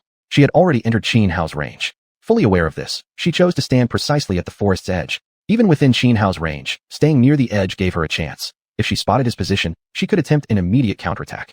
The closer she stood to him, the more advantageous it would be for her.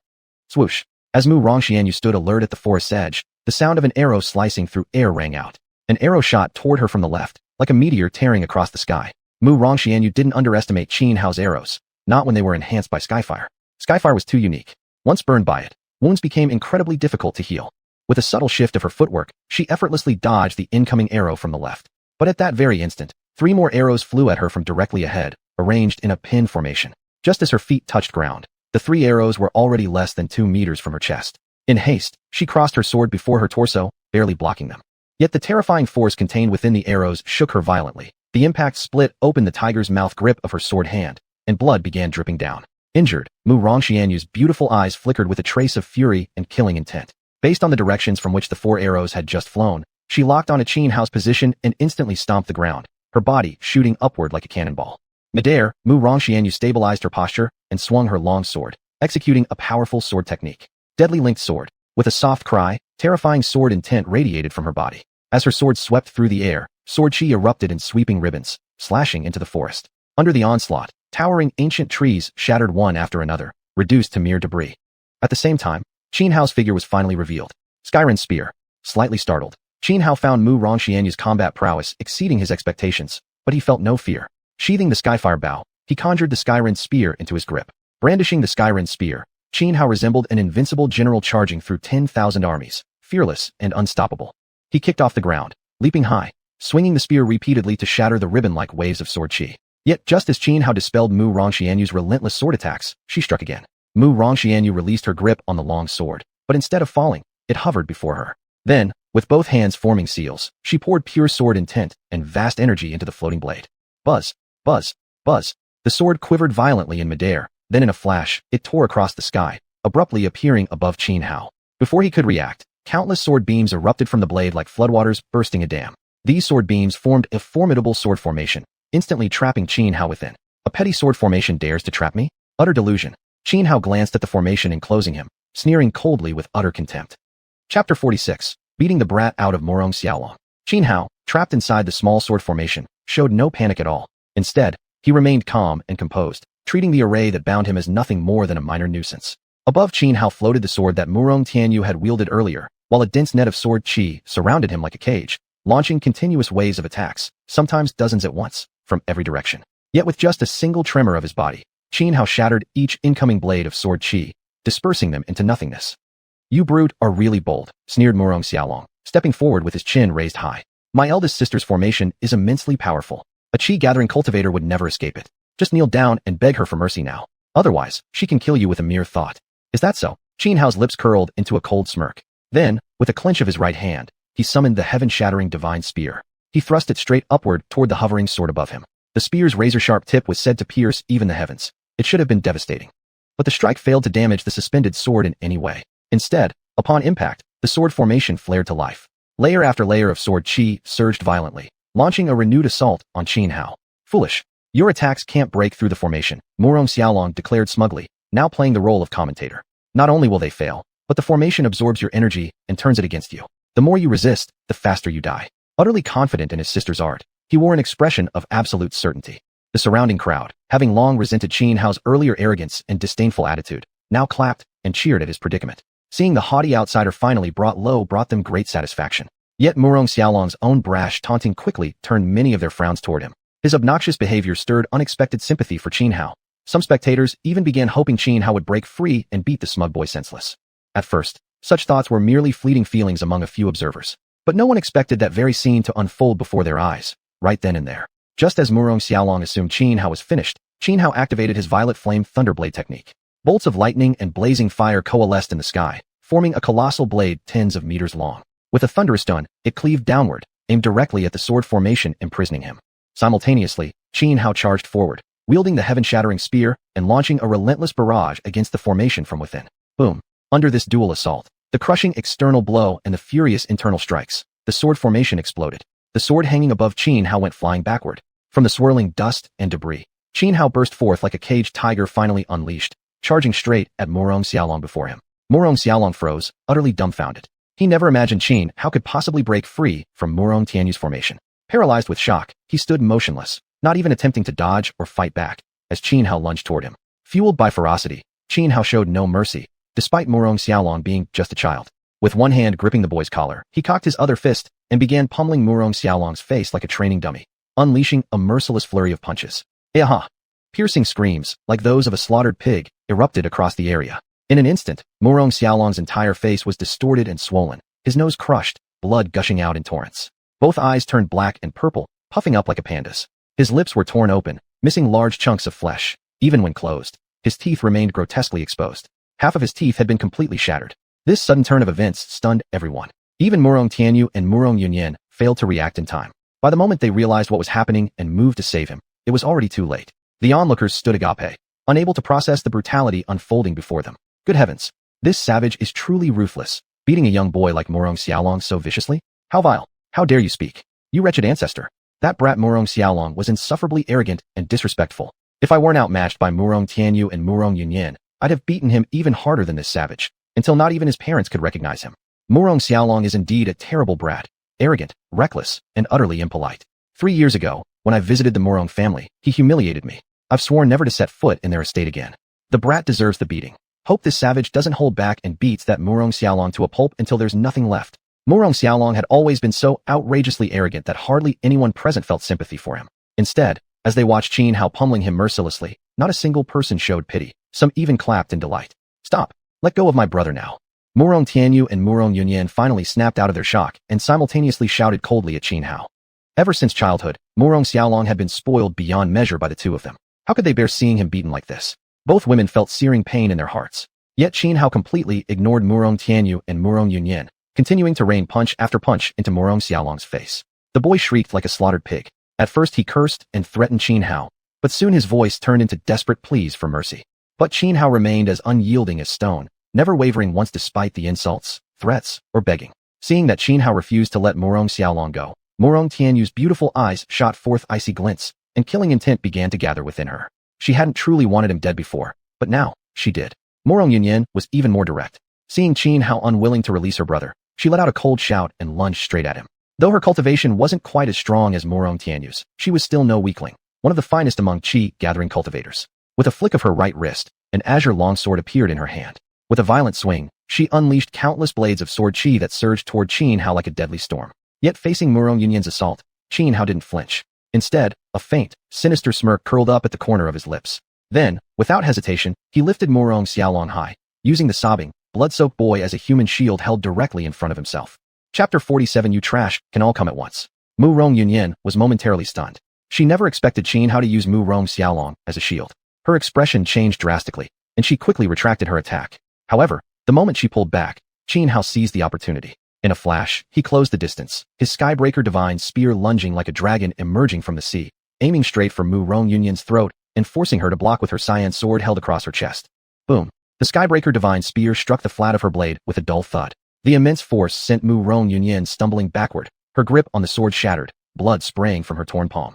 Even in direct combat, she couldn't match Qin Hao. Now, having abruptly withdrawn her strike, her internal Fuyuan had become unstable. On top of that, her defense was hasty, her resistance greatly weakened, leaving her completely overpowered. Despicable. Murong Yunyan steadied herself, eyes wide with fury, glaring angrily at Qin Hao. But Qin Hao ignored her completely. With a mere thought, dozens of water streams as thick as bowls surged into existence, writhing like wild serpents through the air, converging from all directions to crush Murong Yunyan. She exhaled deeply, raising her cyan sword high. A radiant blade aura shot skyward, forming a solid wall of swords that blocked the dozens of rushing water streams. Yet the gap in strength between her and Qin Hao was simply too great. The torrents suddenly intensified their assault. The wall of blades instantly shattered, collapsed, and disintegrated. Before she could react, Qin Hao had already materialized another Skybreaker Divine Spear and hurled it directly at her.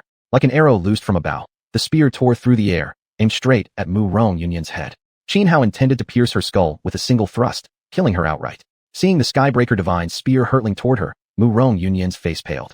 Her internal Fuyuan was still chaotic, leaving her unable to activate any powerful defensive technique in time. Although earlier Qin Hao had used Murong Xiaolong as a human shield, restricting her movements, she knew full well how vast the power gap between them truly was. Without full defensive capability, she had no hope of blocking this attack.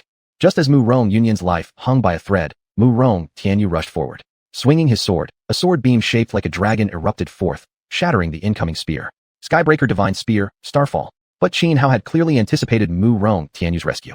Planting his feet firmly on the ground, he launched upward like a cannonball, suspending himself midair. His body trembled as the five-colored Fuyuan around him boiled violently, rapidly constructing one Skybreaker Divine Spear after another. Then, with a sweeping motion of his hand, he sent them raining down like a storm, engulfing both Murong Tianyu and Murong Yunyan. Heavenly Sword Mystical Shield Formation. Murong Tianyu's brow tightened. He shook his sword, sending countless sword beams shooting skyward. These beams linked end to end, swiftly forming a circular sword shield to intercept the spears plummeting from above. Boom, boom, boom. The sword shield was resilient, but under relentless bombardment from the Skybreaker Divine Spears, it eventually shattered. Though the shield managed to dissipate about 70% of the spears, 30% of their destructive power remained, continuing their descent unimpeded. Murong Tianyu swung his sword, destroying 2 more spears, but the residual force sent him staggering back several steps. At that instant, one of the remaining spears ripped through space like lightning and pierced Murong Yunyan's left shoulder, pinning her to the ground like a long nail. Murong Yunyan screamed in agony. Blood sprayed everywhere, soaking the left side of her upper garment crimson. Worse, the terrifying energy embedded within the spear ravaged the muscles, tendons, and blood vessels around her shoulder, rendering half her body nearly paralyzed, incapacitating her from further combat in the short term. And just then, 2 more Skybreaker Divine Spears came flying toward her. Yunyan. Murong Tianyu's face twisted in alarm. Ignoring his own injuries, he dashed in front of Murong Yunyan once more. He swung his sword horizontally, the blade spinning rapidly as an immense surge of sword energy exploded outward, striking and destroying the 2 incoming spears. Ugh! Yet again, the violent impact from the spears sent Murong Tianyu vomiting blood, his face turning deathly pale in an instant. Sister. Second sister. Witnessing Murong Tianyu and Murong Yunyan wounded, Murong Xiaolong, who had just been beaten senseless by Qin Hao, cried out in anguish, his eyes red with rage, deeply fearful for his sister's lives. But at that very moment, Qin Hao hurled him straight toward Murong Tianyu and Murong Yunyan. Xiaolong. Mu Rong Tianyu was startled and once again forced herself forward despite her injuries, catching Mu Rong Xiaolong in her arms. Then, she opened her mouth and spat out a large mouthful of blood, her face growing even paler. However, Xuanhuan did not continue attacking the three siblings from the Mu Rong family. Mu Rong Tianyu was momentarily stunned. She had expected Xuanhuan to press his advantage and kill them outright, so much so that she had already prepared to activate her ultimate trump card at all costs. But unexpectedly, Xuanhuan simply ignored them. Although Xuanhuan didn't say a word, she knew he had deliberately shown them mercy. Mu Rong Tianyu was an extremely intelligent person, and certainly not someone who would fail to recognize kindness when it was given. She sheathed her sword and gave Xuanhuan a respectful fist salute. She didn't speak, but this gesture clearly signaled she no longer intended to fight him. Then, turning around, she shattered the Skybreaker Divine Spear embedded in Mu Rong Yunyan's left shoulder and quickly fed her several medicinal pills. At the same time, she hastily swallowed a few pills herself. "You detestable barbarian. I'll have you skinned alive and chopped into 1,000 pieces." At that moment, Mu Rong Xiaolong, consumed by fury and brimming with killing intent, charged toward Xuanhuan. Though he'd nearly been beaten to death earlier, deep down he refused to accept defeat. He believed that Xuanhuan had merely caught him off guard with a sneak attack. That was why he'd fallen into his hands. "Xiaolong, stop acting recklessly." Mu Rong Tianyu quickly stopped Mu Rong Xiaolong from committing suicide, scolding him sternly. She understood perfectly. Although Xuanhuan had shown mercy just now, if any of them dared attack him again, Xuanhuan would undoubtedly kill them without hesitation. True, she still possessed hidden cards, trump cards, and was confident she could turn the tables and even kill Xuanhuan in retaliation. But she saw no need for that. There had never been deep hatred between them and Xuanhuan to begin with, and now Xuanhuan had spared their lives. It was the first time Mu Rong Xiaolong had ever seen such severity in Mu Rong Tianyu. Though unwilling in heart and filled with hatred toward Xuanhuan, he ultimately chose to back down. Xuanhuan paid no more attention to the three Mu Rong siblings. Instead, he glanced at Li Tianba, then coldly swept his gaze across everyone else present, declaring in an overwhelmingly domineering tone, "Now, you trash can all come at once." Chapter 48 The Old, which is too terrifying. Xuanhuan was extremely domineering and forceful, challenging everyone present with his own strength alone. Yet although the crowd felt deeply resentful, none of them showed the previous fury that had made them roll up their sleeves and charge recklessly into battle. Instead, their expressions grew grave. They looked at Xuanhuan with obvious dread, not daring to say a word in response. Xuanhuan had just defeated the three siblings from the Mu Rong family all by himself. His displayed combat power was simply too terrifying. As a result, everyone present now harbored some fear toward Xuanhuan. This savage bastard is truly insufferable. Someone must teach him a lesson. Go after him now. You're always shouting for others to go. Why don't you go yourself? People like you are utterly despicable, scheming to make your and bong fight while you sit back and profit. Mu Rong Tianyu is a once-in-a-century sword genius of the Mu Rong clan, and even she couldn't defeat this savage. Among us here, who actually stands a chance against him? Even if we fought together, we might still not come out on top. Not to mention, can anyone really guarantee that, should we attack as a group, everyone will give their all instead of holding back for self-preservation? Exactly. That makes sense. Besides, we're civilized people. Why lower ourselves to fight a brute like him? Let him be arrogant. It's no concern of ours. Not a single person among the crowd dared step forward to challenge Xuanhuan, which surprised even Xuanhuan himself. He had acted so provocatively just moments ago, deliberately trying to incite their anger. But their current reaction, they were just too damn tolerant. Even Xuanhuan felt embarrassed on their behalf. "Idiot, are you afraid to step up too?" Xuanhuan fixed his gaze upon Li Tianba, tauntingly saying, "You?" Li Tianba nearly exploded with rage, his eyes seeming ready to shoot flames. But his condition right now was terrible. Less than 30% of his peak strength remained. Thus, despite his deep hatred for Xuanhuan, he forcibly suppressed his fury and didn't act rashly. If Mu Rong Tianyu hadn't stepped in earlier to stop Xuanhuan, he would already be dead. Now that even Mu Rong Tianyu had been defeated by Xuanhuan, if Xuanhuan decided to kill him, there'd likely be no one left willing to help, and then he'd be finished for sure. After some thought, he decided it was better to endure. For now, survival mattered most. As long as he stayed alive, wouldn't he have endless chances to take revenge later? At that time, bringing an entire army to raise every barbarian tribe near Yunmong Mountain wouldn't be beyond him. "I originally thought you were foolish, but still somewhat admirable," Xuanhuan said mockingly, stepping closer to Li Tianba one step at a time. His right hand clenched midair, forming the piercing heaven divine spear. Snap! Li Tianba's rage surged again. His body trembled violently from fury, fists clenched so tightly his knuckles cracked audibly.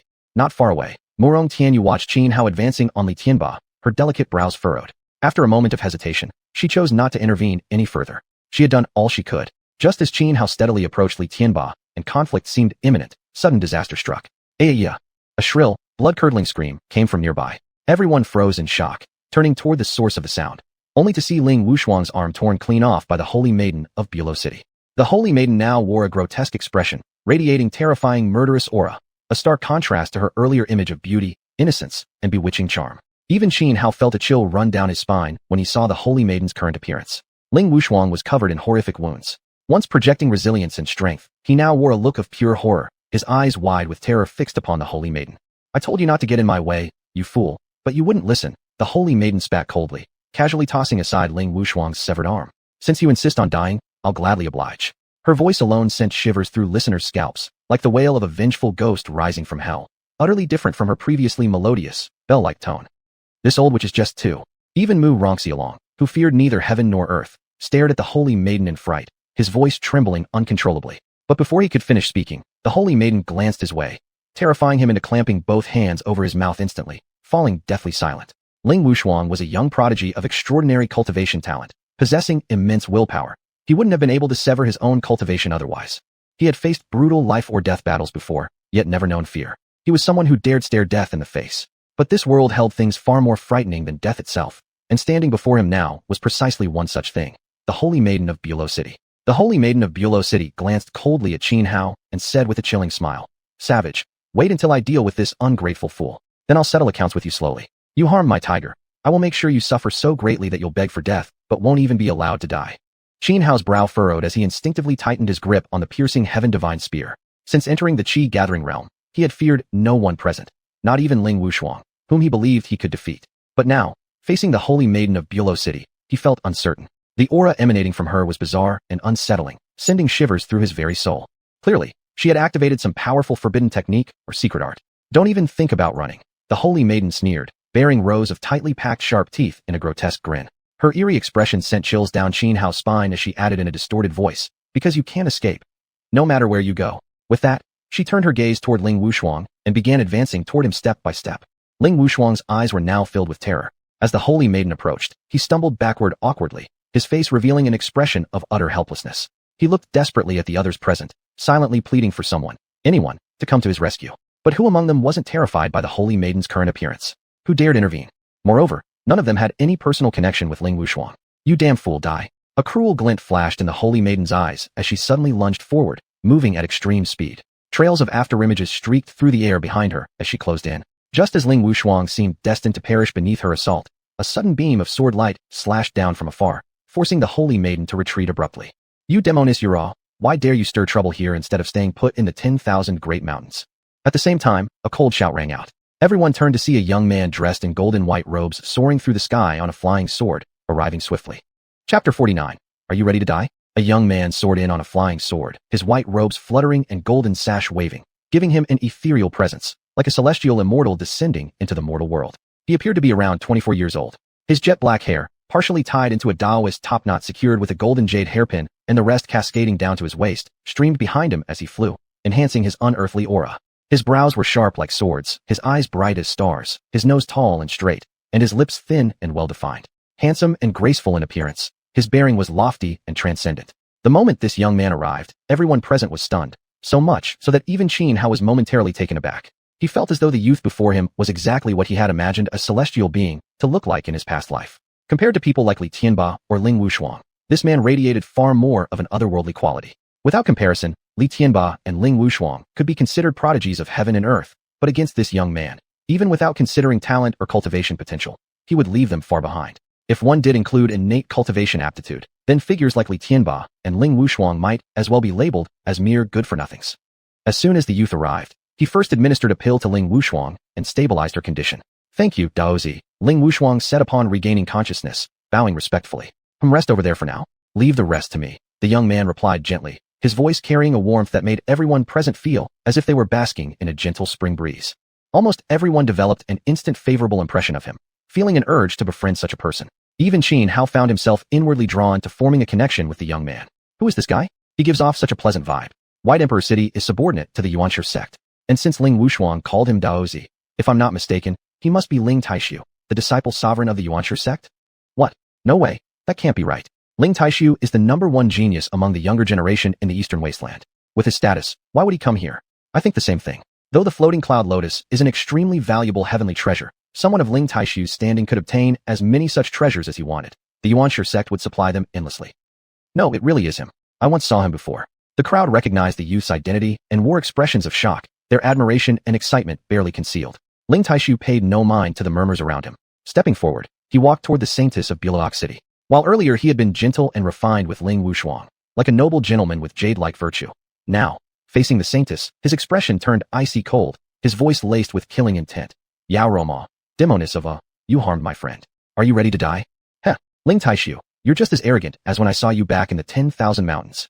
The saintess of Bulaq City sneered, outwardly calm, but with a flicker of wariness deep within her beautiful eyes. Her name was Xianxia, the holy daughter of Bulaq City, immensely prestigious and exalted in status. Clang. Yet, the instant Xianxia finished speaking, Ling Taishu struck without hesitation.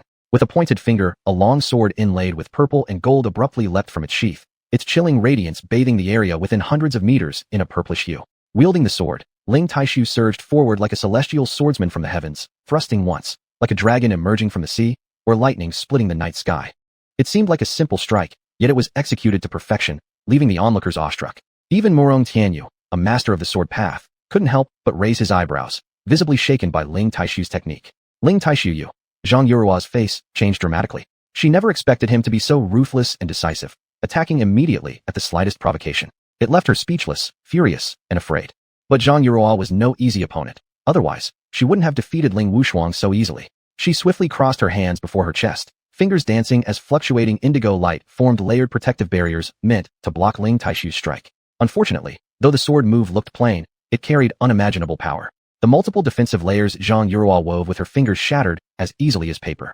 In the blink of an eye, Ling Taishu's blade reached within a meter of Xianxua's throat.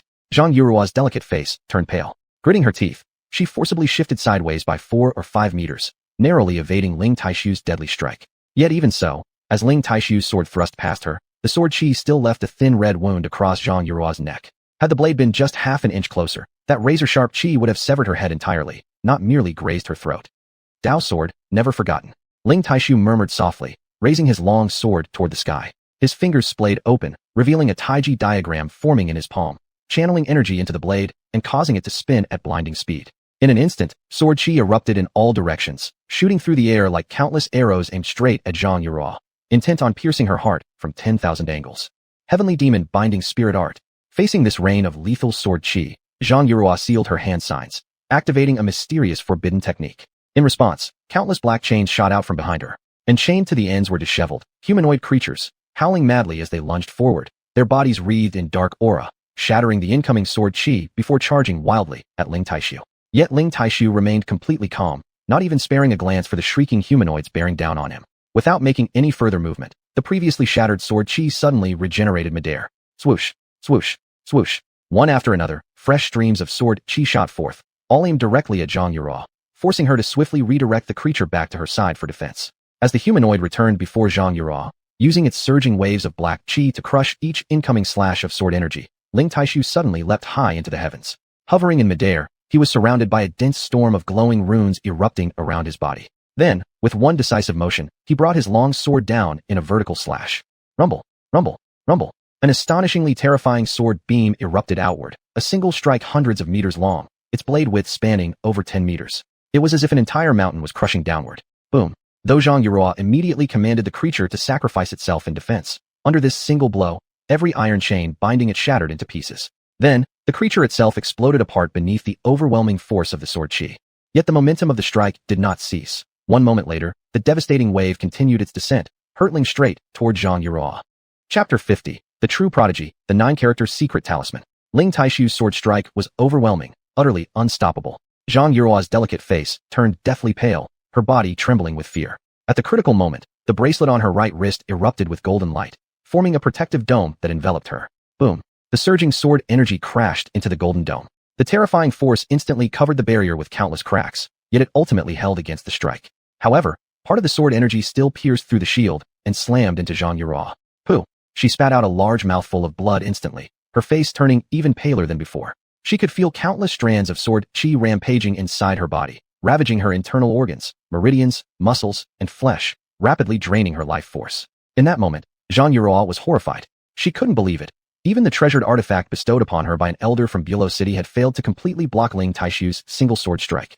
Just how powerful had Ling Taishu become? Moreover, Ling Taishu was only a peer in age to her. Sky Talisman, Subjugation. Ling Taishu had no intention of sparing Xianxia. With sword in his right hand and seal-forming fingers in his left, he released his Sky Talisman directly toward her. A golden talisman flew from Ling Taishu's body, swaying gently. The protective dome around Xianxia shattered completely upon contact. Upon the talisman floated 9 characters, Lin Bing Do Zhe Lai Zai Qian, the Taoist 9-word secret. You actually mastered the 9-word secret sky talisman? Seeing the talisman Ling Taishu unleashed, Zhang Yuruo turned deathly pale. Others nearby, witnessing this as well, were equally stunned, their expressions filled with disbelief. Heavens! No wonder Ling Taishu is so powerful. He forged the 9-word secret talisman? That's known as the supreme talisman of Yuanshi Dao sect. Ling Taishu has clearly surpassed the Qi absorption stage, yet he obviously didn't use his full strength. He merely employed power at the sky talisman level, and effortlessly crushed Zhang Yuruo, truly worthy of being the top genius among the young generation in Eastern Wastelands. If he can successfully manifest such a heaven-defying talisman as the 9-word secret, what kind of golden core has he formed? Or has he already transcended mortal limits? At times, you just have to admit, some people are born kings, while others are born to toil like beasts, struggling for survival in this filthy world. Sigh. Everyone present was profoundly shaken by Ling Taishu's 9-word secret sky talisman. The 9-word secret sky talisman was renowned as the paramount talisman of Yuanshi Dao sect, immensely powerful and extremely difficult to master. As far as anyone could remember, only one person had ever accomplished it, the founding ancestor of Yuanshi Dao sect. And now, there was another, Ling Taishu. Falling under the crushing pressure of the talisman, Zhang Yuruo stood utterly helpless. Yet she refused to accept defeat. Shooting Ling Taishu a cold glare, she sneered. You fool, Ling Taishu. This matter won't end today. You wait. Someday I'll make you understand how terrible it is to oppose me. What does it matter if you're the greatest youth of the Eastern Wastelands? When the time comes and you fall into my hands, I'll crush you beneath my feet like a lowly insect. As she spoke, she severed her own left arm. Her detached arm flew through the air and exploded instantaneously, transforming into a torrent of black blood that surged over Ling Taishu's 9-word secret talisman. These dark droplets seemed sentient, twisted, eerie, sending shivers down one's very soul. Ling Taishu frowned slightly, then willed the 9 characters on the talisman to glow, projecting a golden radiance that not only blocked the black blood but steadily eroded it. Arc, arc, arc. When the black blood was dissolved, piercing screams echoed, so chilling they made one's scalp crawl. Using the black blood to momentarily stall Ling Taishu's talisman, Zhang Yuruo swiftly turned her head toward Qin Hao. Her beautiful eyes blazed with killing intent, hatred, and venom, so intense that Qin Hao felt a deep chill run through him. Yet as the black blood neared total annihilation under Ling Taishu's talisman, Zhang Yuruo acted decisively, unleashing yet another secret art. Before the astonished crowd, Zhang Yuruo suddenly, boom, exploded apart, splattering blood across the ground. Zhang Yuruo truly lives up to her title as Holy Maiden of Bulow City, ruthless indeed, resorting to blood escape at the cost of her own body. Someone in the crowd recognized the technique, speaking with palpable dread. Though she appeared to be an innocent and carefree girl, her actions were so vicious they chilled the bones.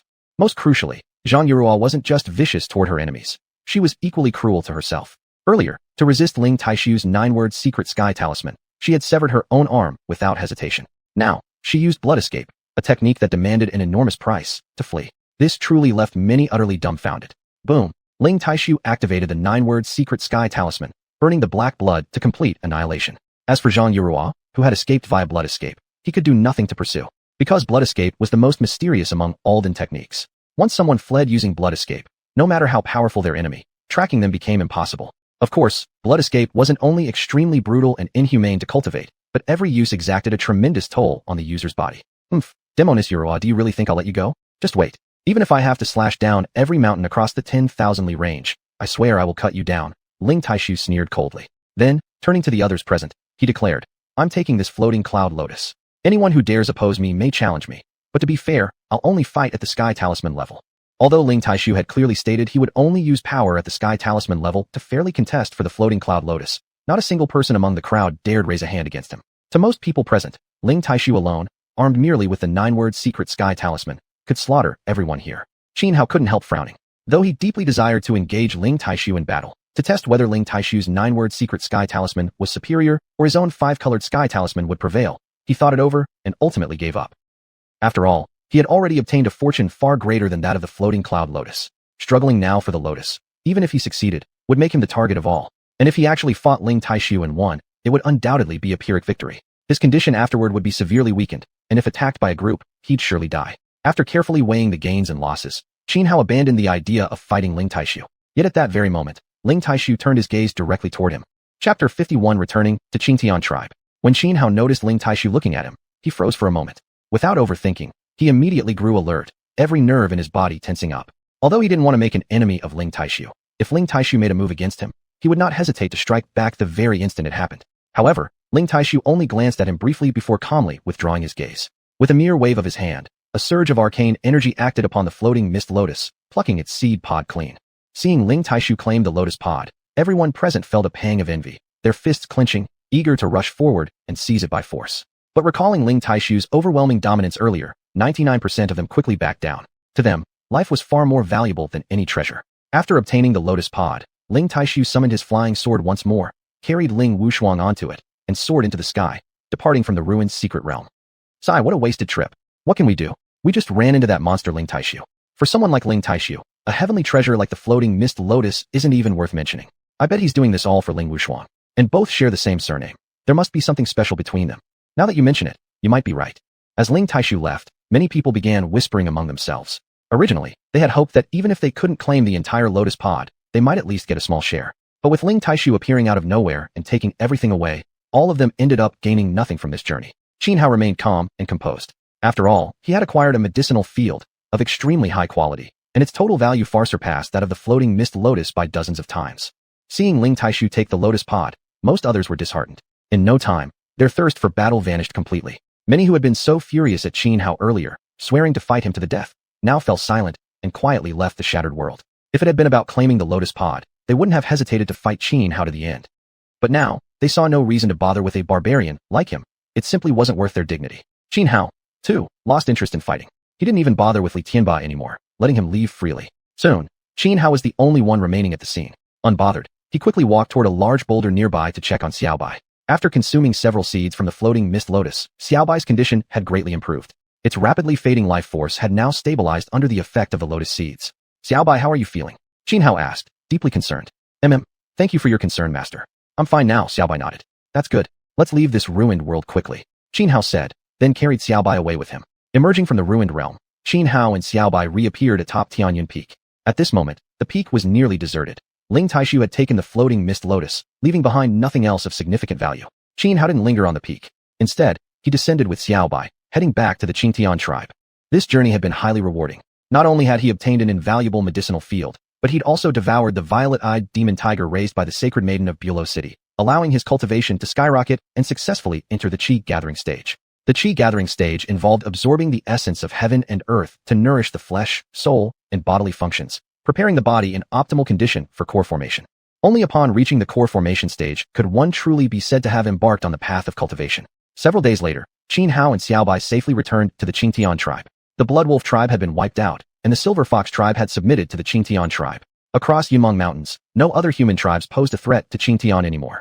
On his way back, Xuanhuan hunted several powerful fierce birds and ferocious beasts. With Xiaobai's help, he also located a few decent-grade heavenly treasures. Without hesitation, he fed all these beasts and treasures to the system. The system's return was abundant. Xuanhuan's strength surged again, and he received several pills, each no weaker than the fire spirit pill.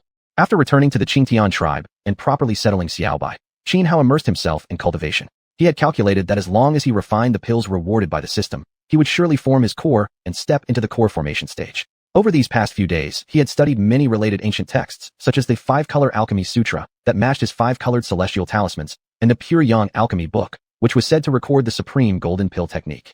He carefully read through these books in preparation for condensing his golden core. In the end, Xuanhuan made a decision. He would cultivate the immortal alchemy canon, a technique used to form the immortal golden core. Although the 5-color golden core from the 5-color alchemy sutra and the pure yang core from the pure yang alchemy book were both extremely powerful, Xuanhuan believed the immortal golden core described in the immortal alchemy canon suited him best. Time passed quietly, 10 days, half a month. Xuanhuan successfully refined the pills rewarded by the system, and soon felt an immense surge of energy within his body. His 5-colored talismans nearly turned into liquid. He knew this was the sign of impending core formation. Without hesitation, he immediately sought out a highly concealed location and began controlling his 5-colored talismans to absorb the primal energies within his body, transforming them into colorless talismanic essence. As the essence grew increasingly dense, it gradually liquefied. This process was long and arduous. Only after 7 full days and nights did all of his 5-colored talismanic essences fully turn to liquid under his control.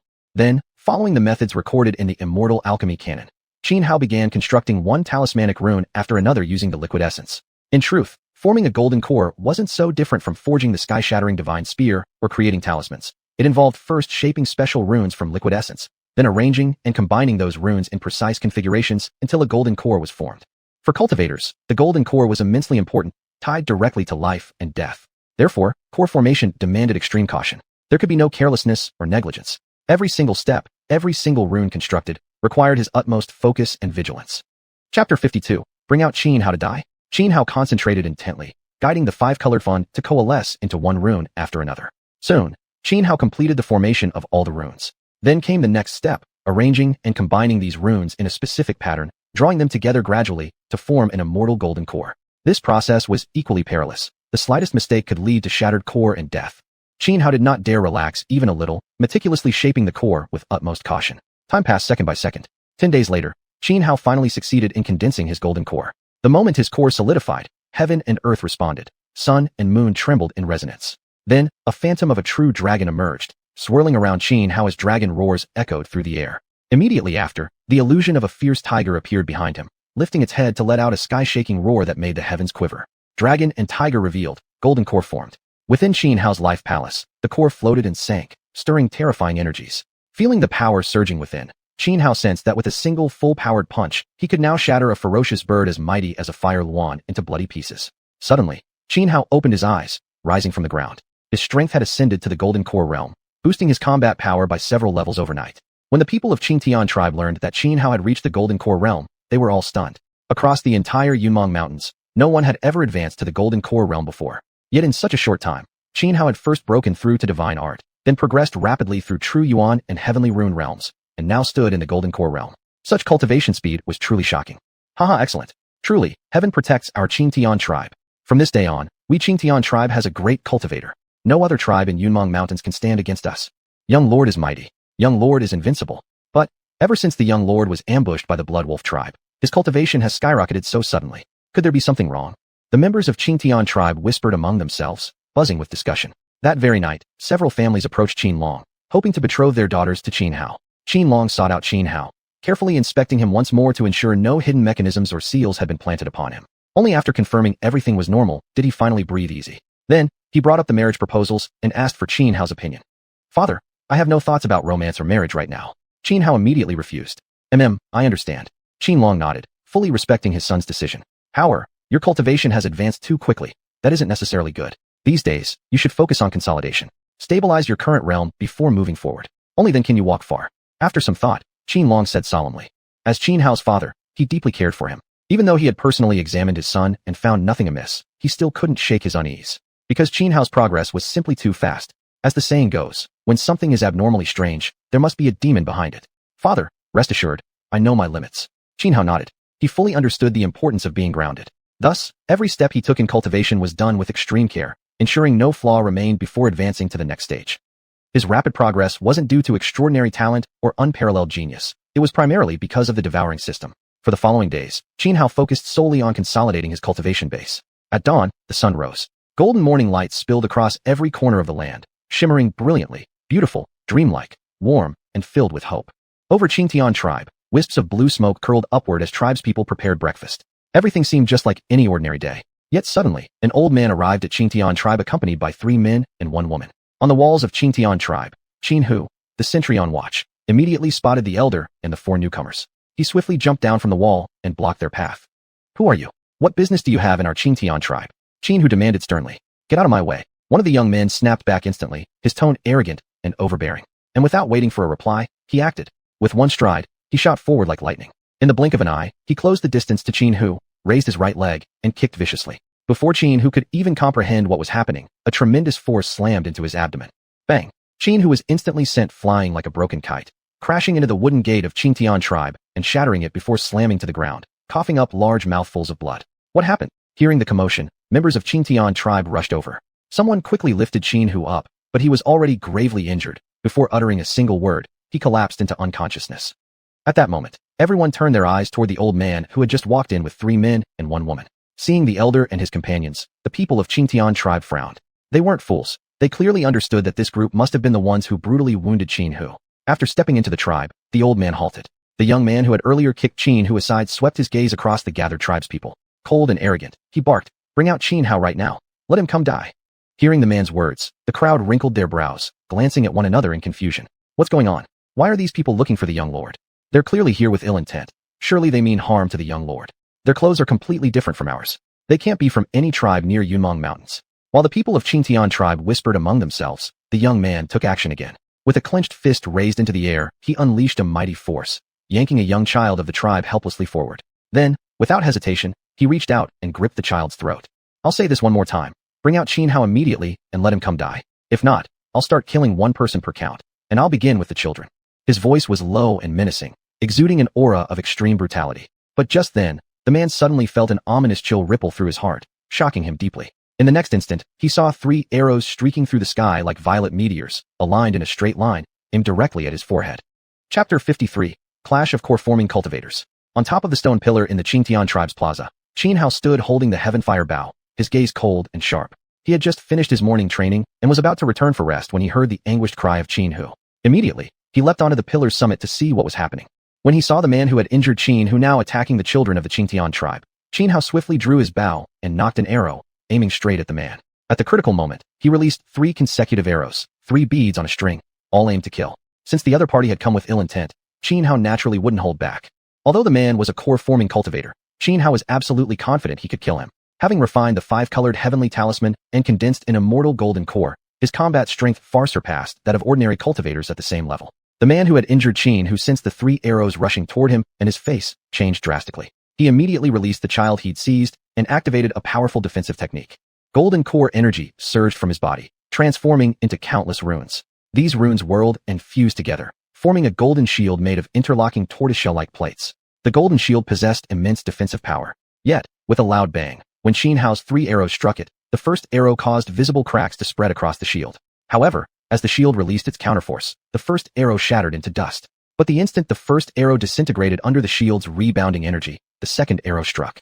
Already fractured by the impact of the first, the golden shield exploded into pieces, dissipating into pure energy. Still, as it shattered, the residual force also crushed the second arrow into fragments. Immediately after, the third arrow surged forward with unstoppable might, heading straight for the man's throat. At this point, due to the collapse of the shield and the resulting disturbance in his internal energy flow, the man's core energy faltered. His body staggered backward, completely unable to deploy any defense against the final arrow. Just as the third arrow was about to pierce him and end his life, the old man accompanying him suddenly opened his eyes. At once, a terrifying aura erupted from the elder. Though the old man didn't move a muscle, the arrow that was mere instants from killing the man froze midair, then crumbled into dust, inch by inch. Xianhao, standing atop the stone pillar in the plaza, witnessed this and frowned, his expression turning grim. Earlier, the elder had concealed his presence so perfectly he seemed like an ordinary person, so Xianhao hadn't paid much attention. But now, with just a single glance, the elder had reduced Xianhao's most powerful arrow to nothing. That alone spoke volumes about his terrifying strength. Haha, the man, having narrowly escaped death, gasped for breath. The sensation of imminent death still lingered in his heart, leaving him shaken. Yet at the same time, fury burned within him. As a core-forming cultivator, his senses were extremely acute. The moment he felt the 3 arrows targeting him, he'd spotted Xianhao standing atop the stone pillar of the plaza. Damn savage. After taking 2 deep breaths, he immediately turned his glare toward Xianhao, eyes blazing with killing intent. With a furious roar, he launched himself into the air and charged toward Xianhao like a vengeful storm. His name was xuanhuan, a chosen disciple of the Tianqing immortal sect. Xuanhuan shot forward like lightning, moving faster than the eye could follow, like a panther sprinting at full speed. Though he had originally been hundreds of meters away from Xianhao, he closed the distance in less than 10 breaths. All the while, he employed a profound movement technique to evade being accurately targeted. In his mind, Xianhao must be an archer, and the greatest weakness of archers was clear. If an opponent closed in, their combat effectiveness dropped dramatically. Standing atop the pillar, Xianhao watched Xuanhuan charge toward him with a calm, indifferent expression, as if the approaching enemy wasn't worth a second thought. The one he truly feared was only the old man accompanying Xuanhuan. Xuanhuan's mood was terrible. Rage consumed him, his murderous intent boiling over. How dare some barbarian from a primitive tribe defy him? He was a proud, elite disciple of the Tianqing immortal sect. When he closed within 10 meters of Xianhao, he leapt high into the air, then dove down like an eagle striking prey across the open sky. But Xianhao's eyes turned icy. In one fluid motion, he spun and delivered a skyward kick. His foot slammed directly into Xuanhuang's chest. This outcome left even Xuanhuang himself stunned. He hadn't even seen Xianhao move. All he felt was a sudden crushing weight in his chest, followed by an overwhelming force blasting through his body. Then, like a kite with its string severed, he was sent flying backward, crashing violently into the ground dozens of meters away. Cough cough. Xuanhuang scrambled to his feet, extremely disheveled, coughing violently, and spitting out large amounts of blood. Yeah. Xuanhuang was nearly driven insane with rage, glaring at Xianhao with eyes bulging, almost shooting flames. He roared furiously, "Barbarian! If I don't skin you alive, tear your tendons, and grind your bones to dust today, I, Xuanhuang, shall never be a man again." Almost being killed by Xianhao earlier had already felt deeply humiliating. Just now, he had aggressively charged at Xianhao, yet hadn't even seen the latter's movement before being kicked back and seriously injured. To him, this was nothing short of an unforgivable disgrace. Heavenward primordial chi, wuchu dragon-slaying form. In his furious state, Xuanhuan immediately unleashed a tremendously powerful treasure technique. Golden core energy surged wildly from within his body. Above his head, a faint golden star seemed to flicker in the air, the wuchu star, one of the 7 stars of the Northern Dipper. Strands of stellar power descended from the void, merging with his golden core energy. Then, countless intricate runes emerged around Xuanhuan, arranging themselves in a specific pattern, forming a sword-shaped construct over 10 meters long floating above his head. This meter-long blade pointed straight toward the heavens, faintly resonating with the actual wuchu star high in the sky, making its tip appear dazzlingly sharp. As Xuanhuan pressed both hands downward toward Xianxia, the massive sword above him trembled violently in midair and then plunged down upon Xianxia with overwhelming, thunderous force. This strike was immensely imposing. When wuchu rages, even dragons are severed.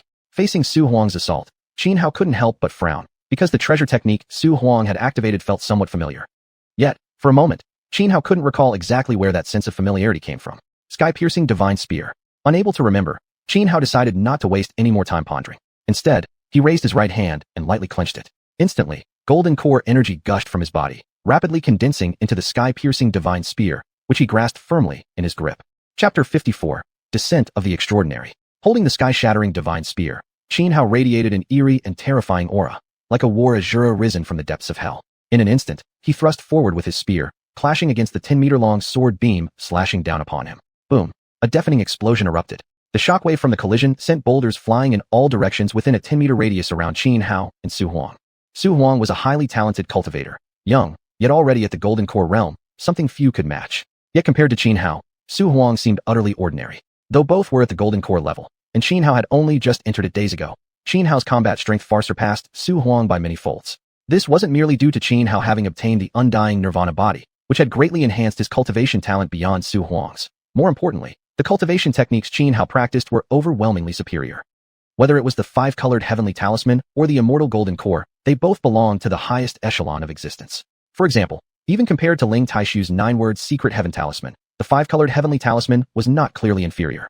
While Xuanhuan possessed excellent talent and was a true disciple of the Tianqing sect, with cultivation resources far better than average and practicing techniques among the strongest within the sect, there remained an enormous gap in quality between his methods and those of Xianxia. This fundamental disparity resulted in a vast chasm in their fighting power.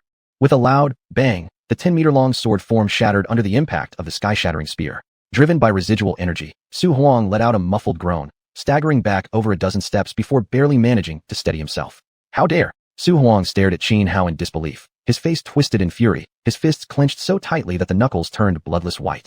He simply couldn't accept losing to Xianxia. Die! Having driven Xuanhuan back with one strike, Xianxia didn't hesitate. He coldly shouted, raised his sky-shattering spear, and charged straight at Xuanhuan. When your enemy is weakened, seize the moment to end him. Xianxia had always been decisive in battle, never dragging things out, never showing mercy born of sentimentality. He understood perfectly well that in this world where cultivation reigned supreme, there was no place for morality or righteousness. It was a world governed entirely by natural law, where man devoured man. Once an enemy was identified, one must destroy them by any means necessary, without hesitation or unnecessary thoughts. Therefore, even though Xianxia still didn't fully understand why Xuanhuan and the others had come to Qingtian tribe seeking him, he made the immediate decision to kill Xuanhuan without a trace of hesitation or pity. To show mercy to an enemy was to be cruel to oneself. Xianxia moved swiftly. In less than 2 breaths, he closed the distance and stood right before Xuanhuan. Facing Xuanhuan's horrified, terrified expression, he flicked his sky-shattering spear forward, aiming directly for his opponent's heart. If this strike landed, Xuanhuan would die instantly. Outrageous! Just as Xianxia was about to land the killing blow, the elder who had accompanied Xuanhuan spoke once more. Only 2 words, but Xianxia immediately felt as if 1,000 pounds of crushing pressure had slammed onto his body, forcing him down onto one knee. No matter how desperately he struggled, he could not move even a finger. Many members of the Qingtian tribe had gathered around to watch. When they saw Xianxia immobilized by invisible force, they finally snapped out of their stupor, grabbing weapons and glaring furiously at the elder, ready to attack. But the elder swept his gaze across them, and instantly, most collapsed unconscious. Those who remained standing felt their strength vanish, trembling and unable to hold themselves upright. So you are Xianxia? Why did you kill my Tianqing sect's disciple? After effortlessly subduing the crowd, the elder turned his icy glare toward Xianxia and demanded. Upon hearing the elder's words, Xianxia paused briefly, then recalled when he hunted the purple lightning pung dragon, how a group of young men tried to intercept him, only to be slain by him, from whom he later learned news of a great treasure emerging atop Yinfeng Peak. Although Xianxia now understood what had transpired, he kept his expression calm and replied, I don't know what you're talking about. You brat, sneered the elder.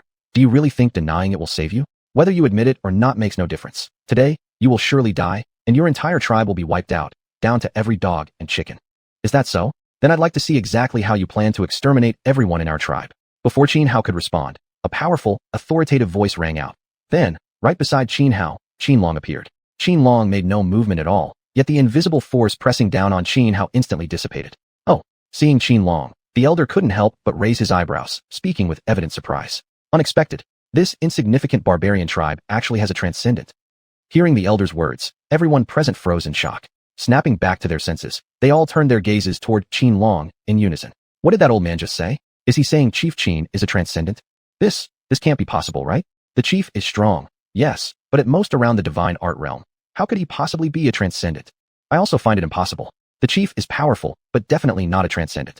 The members of the Qingtian tribe whispered among themselves, most refusing to believe the elder who came with Xuanhuan, unwilling to accept that Qianlong could be a transcendent. If you leave now and promise never to cause us trouble again, I'll let you live. Qianlong glanced at the elder accompanying Xuanhuan and said calmly. Upon hearing Qianlong's words, the elder merely sneered. Barbarian, are you threatening me? Huh? Threatening? No, you're mistaken. I'm not threatening you. I'm simply stating a fact, Qianlong replied, waving his hand gently. Huh? At Qianlong's words, the elder who had come with Xuanhuan threw his head back and laughed loudly. He looked at Qianlong with undisguised contempt and scorn in his eyes. Yet Qianlong remained perfectly calm, gazing back silently at the elder, meeting his hostility with cold composure. But just then, a scream like that of a slaughtered pig rang out, shocking everyone present. All turned abruptly toward the source of the sound. There, they saw Qianhao swinging the sky-shattering divine spear, piercing straight through Xuanhuang's skull. An overwhelming surge of power erupted violently. Xuanhuang's head exploded like an overripe watermelon, spewing blood and brains in a gruesome torrent. Chapter 55, Qianlong's Wrath, Killing Cultivators Like Dogs. Qianhao's killing of Xuanhuang shocked everyone present. Even Qianlong was stunned. He looked at Qianhao, opened his mouth as if to say something, then gave up and sighed, a trace of bitter smile appearing on his face. The old man who had arrived with Xuanhuang, along with the 2 men and 1 woman accompanying him, were also utterly dumbfounded. They never expected that Qianhao would actually dare commit such a brutal act. Especially the elder. He had been focusing entirely on Qianlong just moments before and didn't anticipate Qianhao striking down Xuanhuang in broad daylight. Snapping out of his shock, the elder flew into an uncontrollable rage, unleashing an overwhelming killing intent. He glared at Qianhao, teeth clenched, roaring, "You barbaric dog! How dare you kill one of our Tianxing sect's true disciples right before my eyes?" The elder's name was Qi Feng, a senior elder of the Tianxing sect. Days earlier, when the group of Tianxing sect disciples ventured into the Yunmeng Mountains to compete for the treasure atop Tianyun Peak, the leading disciple among them happened to be the illegitimate son of a powerful figure within the sect. When the life lanterns of those disciples stationed back at the sect suddenly went dark, signaling their deaths, that influential figure dispatched Qi Feng, accompanied by Su Huang and others, into the Yunmeng Mountains to investigate what had transpired. Using special methods, Qi Feng located the exact site where those disciples had been slaughtered by Qin Hao. At that spot, he discovered unique traces left behind by the Skybreaker Divine Spear. Later, he found identical marks atop Tianyun Peak, and, after questioning those who had visited the summit, obtained critical clues that led him straight to Qin Hao. Rumble, rumble. Enraged, Qi Feng shook his body violently. Terrifying energy surged outward from him like floodwaters bursting through a dam. Then, with one swift step, he lunged toward Qin Hao to deliver death. But Qin Long blocked his path. "I truly don't wish to spill blood," Qin Long said calmly. "Swear a soul oath right now. Vow that everything ends here, and I will let you walk away alive." Ignorant barbarian dog, you're asking for death." Qi Feng sneered. As he charged at Qin Long, he barked orders to the other 3 beside him. Zhou Ling, Wang Dong, Ma Zhun, go kill that little savage and wipe out this entire tribe.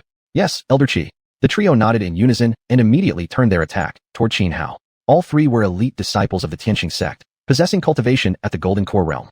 Although Qin Hao's earlier slaying of Su Huang had revealed terrifying combat prowess, Zhou Ling, Wang Dong, and Ma Zhun believed that while each might struggle alone against him, together they could completely overwhelm and crush Qin Hao. As for the rest of Qingtian tribe, they didn't even warrant a second glance. Kill. Facing the encircling assault from the trio, Qin Hao remained calm. Far from fearful, he raised the Skybreaker Divine Spear and advanced to meet them head-on.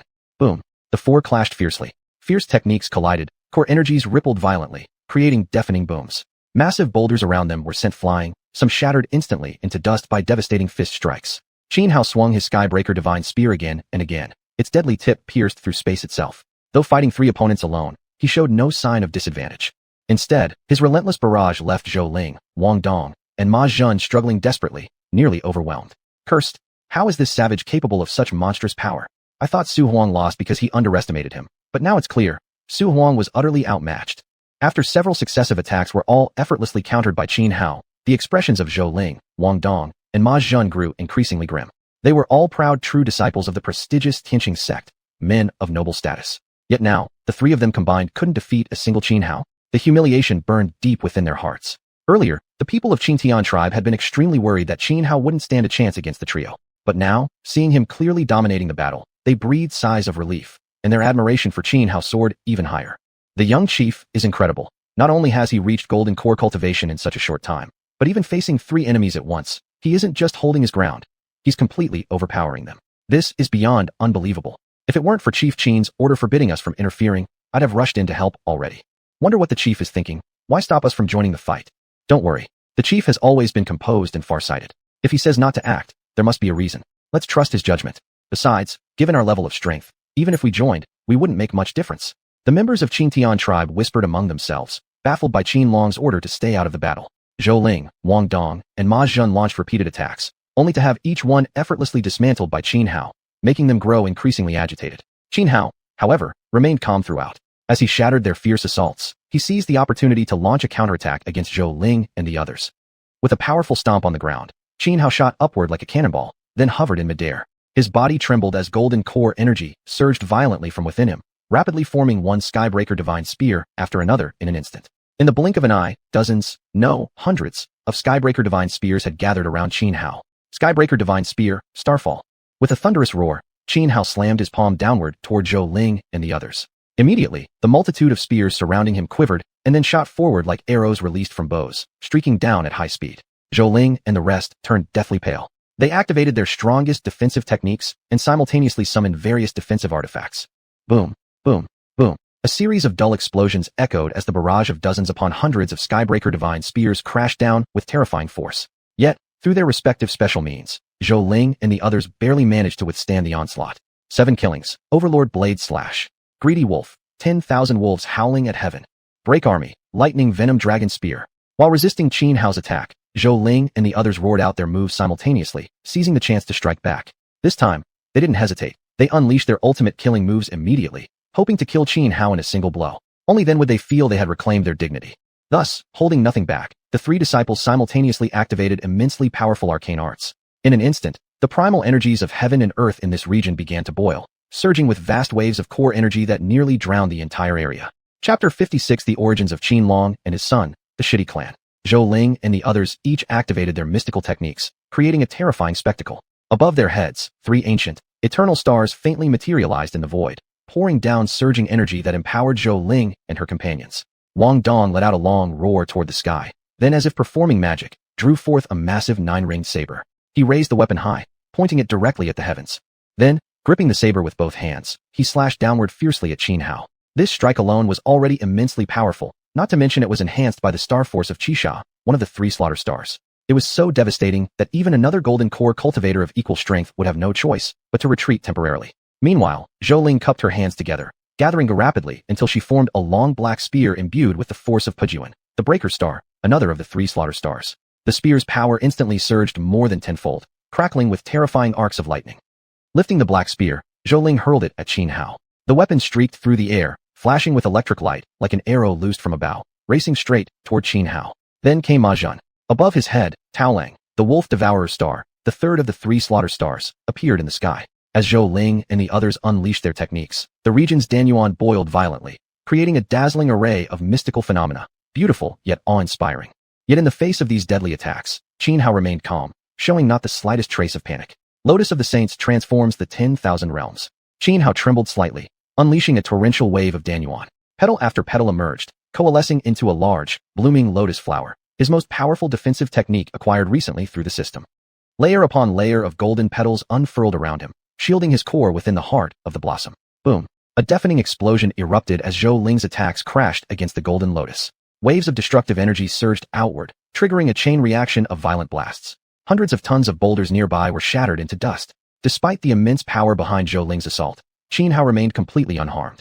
Then, with another tremor of his body, the golden lotus shattered, transforming into countless razor-sharp petals that shot outward in all directions, neutralizing every attack launched by Zhou Ling and her group. At the same time, Qin Hao's eyes shifted, activating the Xiqin Devil Eyes. With this enhancement, his combat prowess surged once again. With a mere thought, thunder and fire wove together in the air, forming a blade dozens of meters long. Scarlet Flame Thunderblade, slash. Xianhao roared, and the colossal blade shook violently in midair before spinning downward toward Zhou Ling and the others. Their faces paled. They scrambled to activate their respective defenses, barely managing to withstand the devastating blow. But before they could even catch their breath, Xianhao had already begun his second assault.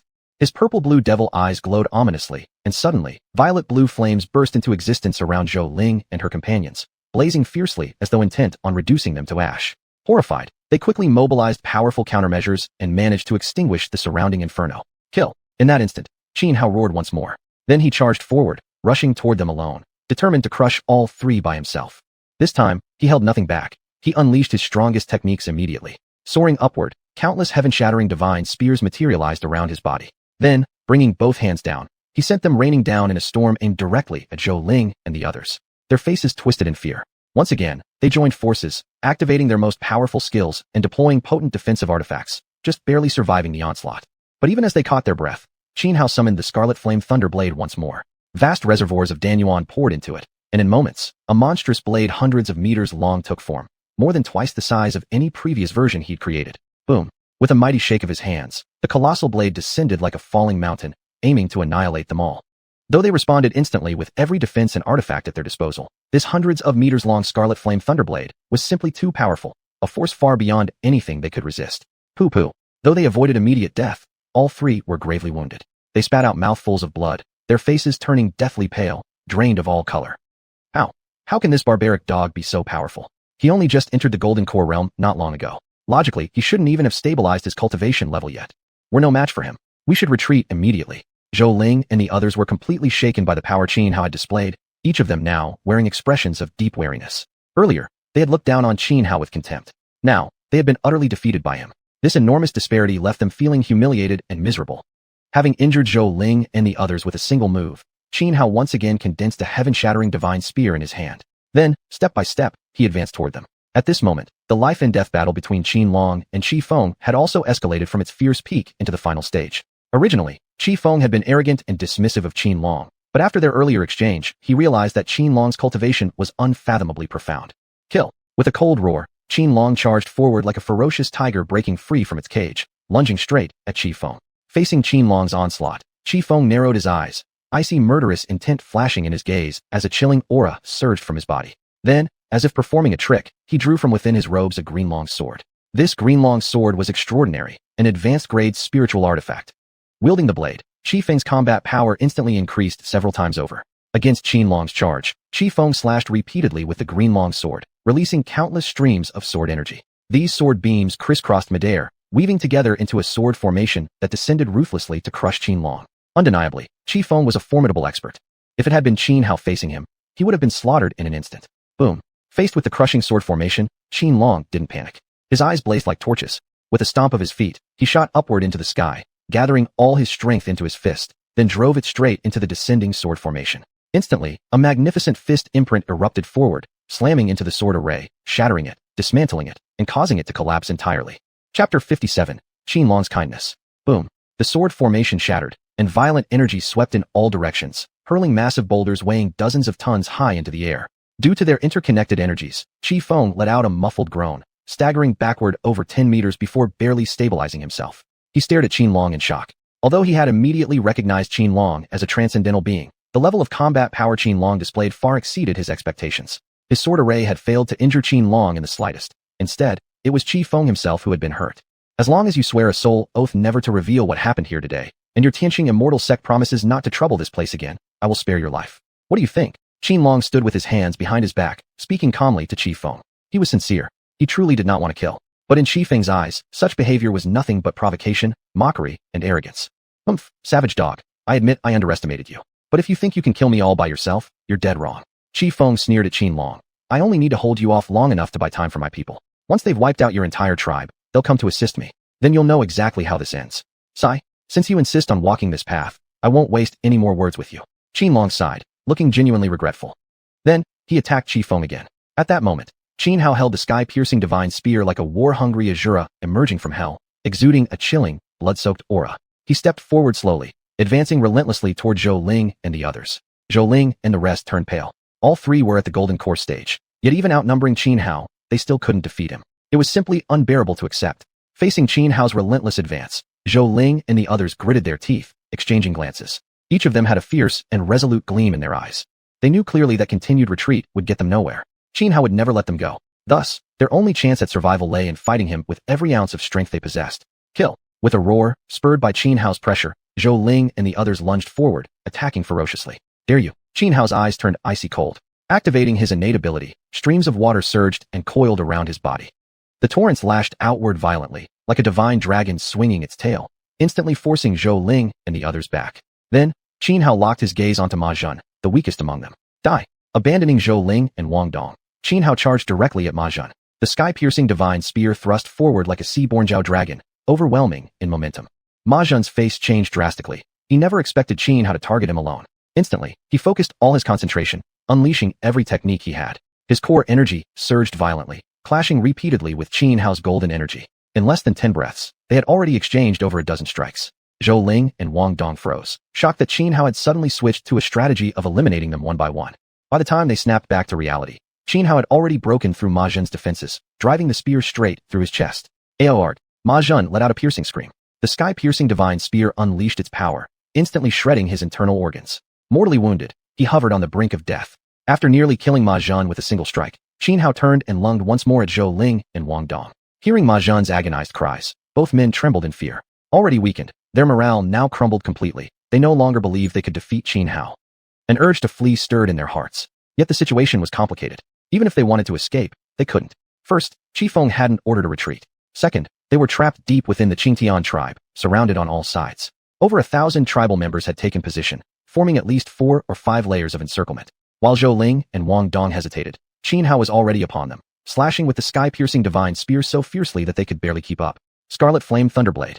After forcing Zhou Ling back once again with his spear, Qin Hao immediately activated his innate skill. In an instant, thunder and fire intertwined, lightning flickering as a blade light stretching dozens of meters long shot downward toward Wang Dong. Wang Dong turned deathly pale and desperately fought back with everything he had.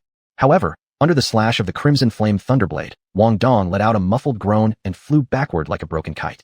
The moment he landed, he staggered back several steps, barely managing to stay on his feet, when Qin Hao was already upon him, the sky-piercing divine spear thrusting forward once more. This time, the spear pierced straight through Wang Dong's throat. Wang Dong's face twisted with terror and disbelief. He clutched at his neck with both hands as blood gushed from his mouth. Without even a scream, he collapsed lifelessly to the ground with a dull thud, sending up rolling clouds of dust. Witnessing Ma Zhen and Wang Dong slaughtered one after another by Qin Hao, Zhou Ling turned deathly pale. Fear flooded her beautiful eyes, and her body trembled uncontrollably. Her mind went completely blank. She could neither fight back nor even think to beg for mercy from Qin Hao. Having slain Ma Zhen and Wang Dong, Qin Hao turned his gaze toward Zhou Ling. Though she was a woman, strikingly beautiful, Qin Hao showed not the slightest pity or hesitation. In his eyes, once someone was marked as an enemy, they must be exterminated without exception. Snap! Qin Hao stomped hard on the ground and lunged forward like a tiger released from its cage, charging at Zhou Ling. The sky-piercing divine spear shot straight forward. No flourishes, no wasted motion. Zhou Ling stood frozen, as if petrified. She didn't even flinch away from the attack. With a sharp thud, the spear pierced her chest. Ah! Zhou Ling screamed like a slaughtered pig. Just as with Ma Zhen, the instant the sky-piercing divine spear struck her heart, it tore her internal organs to shreds. Boom! Her body slammed onto the ground, utterly lifeless. With Ma Zhen, Wang Dong, and Zhou Ling all dead at his hands, Qin Hao radiated overwhelming killing intent. He turned his head toward Qifeng, who was still locked in battle with Qin Long. His eyes narrowed sharply, blazing with terrifying malice. Then, in swift leaps like a hunting hare, he bounded onto a tall tree, immediately drawing a bow and knocking an arrow aimed directly at Qifeng. Whoosh! Qin Hao loosed the arrow. It streaked through the air, straight at Qifeng. Chapter 58. Burn a volume of the world's books. An arrow shot forth from Qin Hao, aimed directly at Qifeng, who was locked in battle with Qin Long. This arrow was no trifling matter. Qifeng had already been on the defensive, nearly overwhelmed by Qin Long's relentless assault. When he heard the screams of Zhou Ling and the others meeting their gruesome ends, his face paled and panic surged within him. He had assumed that Zhou Ling and the rest would easily kill Qin Hao. But instead, it was Zhou Ling and the others who were effortlessly slaughtered by Qin Hao. That outcome was beyond his wildest expectations. Already outmatched by Qin Long, nearly killed multiple times. Now with Qin Hao adding cold strikes from the shadows, Qifeng's situation grew even more dire. Boom! With a flick of his wrist, Qifeng summoned a small white shield. Originally palm-sized, the moment it was unleashed, the shield expanded rapidly in midair. Within less than 3 breaths, it grew as large as a millstone, effortlessly blocking the arrow fired by Qin Hao. The white shield was extraordinary. A tortoiseshell pattern adorned its surface, etched with several complex sigils. "Hey, child, you need not interfere." At this moment, however, Qianlong spoke to Qin Hao. "I understand." Qin Hao hesitated for a moment. Though he didn't fully agree with Qianlong's request, he complied. Still, he remained ready. If Qi Feng attempted to flee, he would instantly move to cut off any escape route. Qi Feng's expression darkened. He felt scorned by Qianlong, again. Yet Qianlong stared at him solemnly and said, "I've given you 2 chances already. Since you are so determined to die, I shall grant your wish." As the words left his mouth, Qianlong's aura erupted violently. It surged, far surpassing Qi Feng's own. Just through the overwhelming pressure alone, Qi Feng was forced backward, step after step. In this moment, Qi Feng felt utterly wretched. He did not desire death as Qianlong accused. It was merely that he had gravely miscalculated Zhou Ling and the other's strength, which led to this crushing defeat and perilous position. Yet clearly, Qi Feng was not one to willingly bow his head and await execution. Even if escape now seemed impossible, he might as well fight with everything he had. Southern 7 Mansions, Celestial Hound. Gritting his teeth, Qi Feng activated an immensely powerful arcane technique. Energy churned wildly around him as his hands formed intricate mudras. Above his head, an astral phenomenon appeared. The vast night sky materialized, 7 ancient stars shimmering brilliantly. A torrential cascade of stellar energy poured down like a waterfall, converging upon him. Then, with both hands still sealed in the seal, he thrust them forward toward Qianlong. Woof! A thunderous dog's bark shook heaven and earth. The turbulent energy surrounding Qi Feng coalesced into the towering phantom of a giant celestial hound. Its jaws gaped wide as it lunged at Qianlong, tearing through space itself. Imperial wrath, burn a volume of the world's books. Facing Qi Feng's counterattack, Qianlong remained perfectly calm. He shuddered slightly, then an immense power exploded from his body. Behind him, a faint imperial specter began to emerge. The sovereign wore a flat-topped crown, a heavenly sword hanging at his waist, standing tall between heaven and earth, overlooking all beneath with supreme authority. With a single sweep of his hand, terrifying golden imperial flames burst forth from the void. Like wildfires sweeping across prairie, the golden flames ignited the entire expanse of space. The charging phantom of the celestial hound was immediately consumed, and within moments, completely dispersed. Due to the linked spiritual resonance, Qi Feng let out a cry, spat a mouthful of blood, and turned deathly pale in an instant. Before he could even react, the golden flames had spread onto his own body. Roaring imperial fire encased him, intent on reducing him to ashes. "Aya!" Qi Feng screamed in agony. Desperately, he channeled every ounce of energy to extinguish the golden flames devouring him. But it was futile. His energy crashed against the golden fire, not suppressing it, but rather fueling it like oil doused on flames. The blaze only burned hotter and wilder. Witnessing this scene, everyone present stood frozen in shock. Especially the members of Xianxia tribe. They stared wide-eyed, their gazes toward Qianlong utterly transformed. See, could it be? Is our chief truly this strong? To so easily slay a transcendent cultivator? Is this real? Isn't this too exaggerated? Could it be that chief has always been concealing his true strength? But why would he do such a thing? Or perhaps, there's some secret about the chief we know nothing about. Regardless, over these years, the chief has guided our Xianxia tribe through numerous crises. So no matter what secrets he may hide, I will stand firmly by his side. The members of Xianxia tribe were not fools. Qianlong had always concealed his strength. Even during that previous incident when Qin Hao was ambushed and severely wounded by the Blood Wolf tribe, needing a life-saving herb, Qianlong hadn't gone deep into the Yunmeng Great Mountains alone to retrieve it. From this single fact, one could tell that unless absolutely necessary, Qianlong would never easily reveal his true power. And that also suggested one thing. Qianlong was hiding his strength because he feared something. Under the scorching golden imperial flames, even Qi Feng, a transcendent cultivator, stood no chance. In the end, he was burned to ashes. After killing Qi Feng, Qianlong frowned deeply, his expression extremely grave. He assigned several tribesmen to deal with the destruction caused by the battle, then said to Qin Hao, "Hao, come with me. I have something to tell you." "Yes." Qin Hao nodded and followed Qianlong away. In the past, Qin Hao had always thought Qianlong was timid and lacked ambition. But after today's battle, Qin Hao finally understood. It wasn't cowardice or lack of ambition. Qianlong was avoiding something. Otherwise, there would be no reason for him to hide his strength all along. And now, reflecting on the past, Qin Hao realized that every time Qianlong chose to stay low profile, it was clearly an attempt to avoid drawing attention. But today, Qianlong must have known that failing to kill Qi Feng would bring greater danger, so he chose to expose his strength. Qianlong led Qin Hao back to their residence. Turning around, he looked at his son, hesitated for a moment, then said, "Hao, I'm about to tell you a secret. The truth is, we aren't originally from the Xianxia tribe. We are from the Shi Emperor family." "The Shi Emperor family?" Qin Hao froze, his face filled with confusion. 18 years ago, I brought you to the Xianxia tribe. Under the arrangement of the Grand Shaman, I became the chief of the tribe.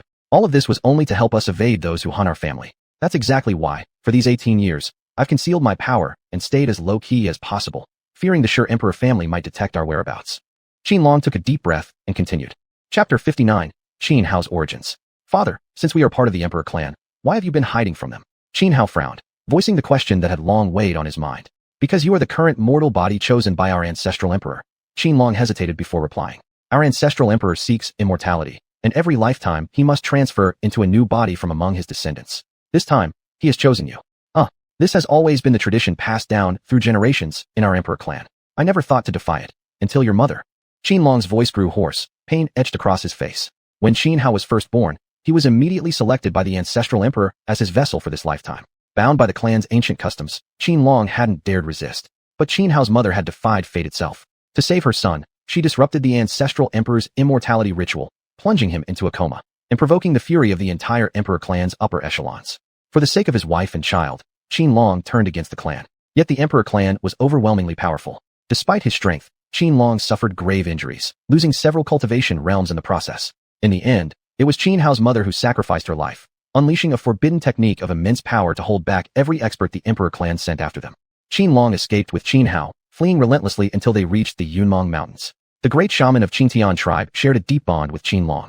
Not only did he take them in, but he also named Xianlong the new chieftain of their tribe. That was why Xianlong remained calm no matter what happened, why he always stayed so low-key. To him, he couldn't let his wife's death be in vain. All he wished was for Xianhao to live a peaceful, healthy life. So he chose to fade into obscurity, becoming someone without ambition, even appearing cowardly at times. This was the way of men. Even if their hearts burned with lofty aspirations, when love and emotion came into play, they would willingly sacrifice themselves. A father's love is like a mountain, silent, deep as an abyss. Now that I've used the supreme techniques from the true classic of the emperor, my location must have been detected by the clan. They will come for me soon. Xianlong paused, then looked up at Xianhao, placing a firm hand on his shoulder. I always knew this day might come, but I didn't expect it so soon. Sigh. I'm sorry, father. It's all my fault. If I hadn't provoked the Tianqing immortal sect, forcing you to reveal your strength, none of this would have happened. Xianhao said, filled with remorse. After hearing his father's story, he finally understood the weight Xianlong carried. He also felt deep regret for his own actions. He had been too proud, too domineering in his ways, refusing to yield. That arrogance had earned him enemies in the Tianqing immortal sect, dragging this disaster upon them. It's not your fault. Xianlong insisted firmly. A real man should possess soaring ambitions. Hoping you'd live a safe, ordinary life. That was merely my own selfish wish imposed upon you. I've been young once too. I know what burns in a youth's heart. Fine clothes, swift steeds, wandering the world with sword in hand, accompanied by beauty and wine, unmatched in talent. These dreams are natural. Only cowards and those incapable of greatness preach about wanting an ordinary life. They use simplicity as an excuse for their own inadequacy. He paused slightly before continuing. From now on, choose whatever path you wish to walk. Your mother and I will always stand behind you as your strongest supporters. By the way, I've never told you much about your mother before. She came from the human emperor clan, surnamed Feng, named Yinling. Your maternal grandfather is the current patriarch of the human emperor clan. And your grandfather, my brother, was named Qin Baiqi. He was the greatest genius of his generation, known as Qin the Butcher for the countless lives he took. 20 years ago, after the Battle of Five Peaks, he vanished without a trace. If he had been around, perhaps your mother wouldn't have died. It's all my fault for being powerless. Father, we can't change the past. We must focus on the future. I believe one day, the two of us will return together to the Emperor clan and avenge my mother. Xianhao spoke with killing intent surging from his words. The murder of one's mother is a crime that cannot coexist under the same sky. Since the Emperor clan wanted him dead and destroyed his family, he would no longer regard them as kin. However, the Emperor clan's foundations run deeper than you can imagine. Unless one day you surpass even the supreme level of existence, you'll have no chance against them. Until then, you must never allow yourself to be discovered by anyone from the Emperor clan, or else. Xianlong warned him gravely. I understand. Xianhao nodded. Although after hearing Xianlong's story, intense hatred had surged within him toward the Emperor clan, he was never one to act recklessly. Never someone who would rush headlong into certain death. All right, I've said what needed to be said. Now go, pack your things and leave immediately, Xianlong said. What? Leave? Father, what do you mean? Are we talking about the entire tribe migrating, abandoning this region? Xianhao blinked in confusion before quickly regaining his senses and urgently asking Xianlong. The Emperor clan will move swiftly. At most, 5 days, they'll be here. If the whole tribe attempts to migrate, there will be no chance of survival, Xianlong said, furrowing his brows. So you must leave now. Father, what about you and the tribe's people? Xianhao asked.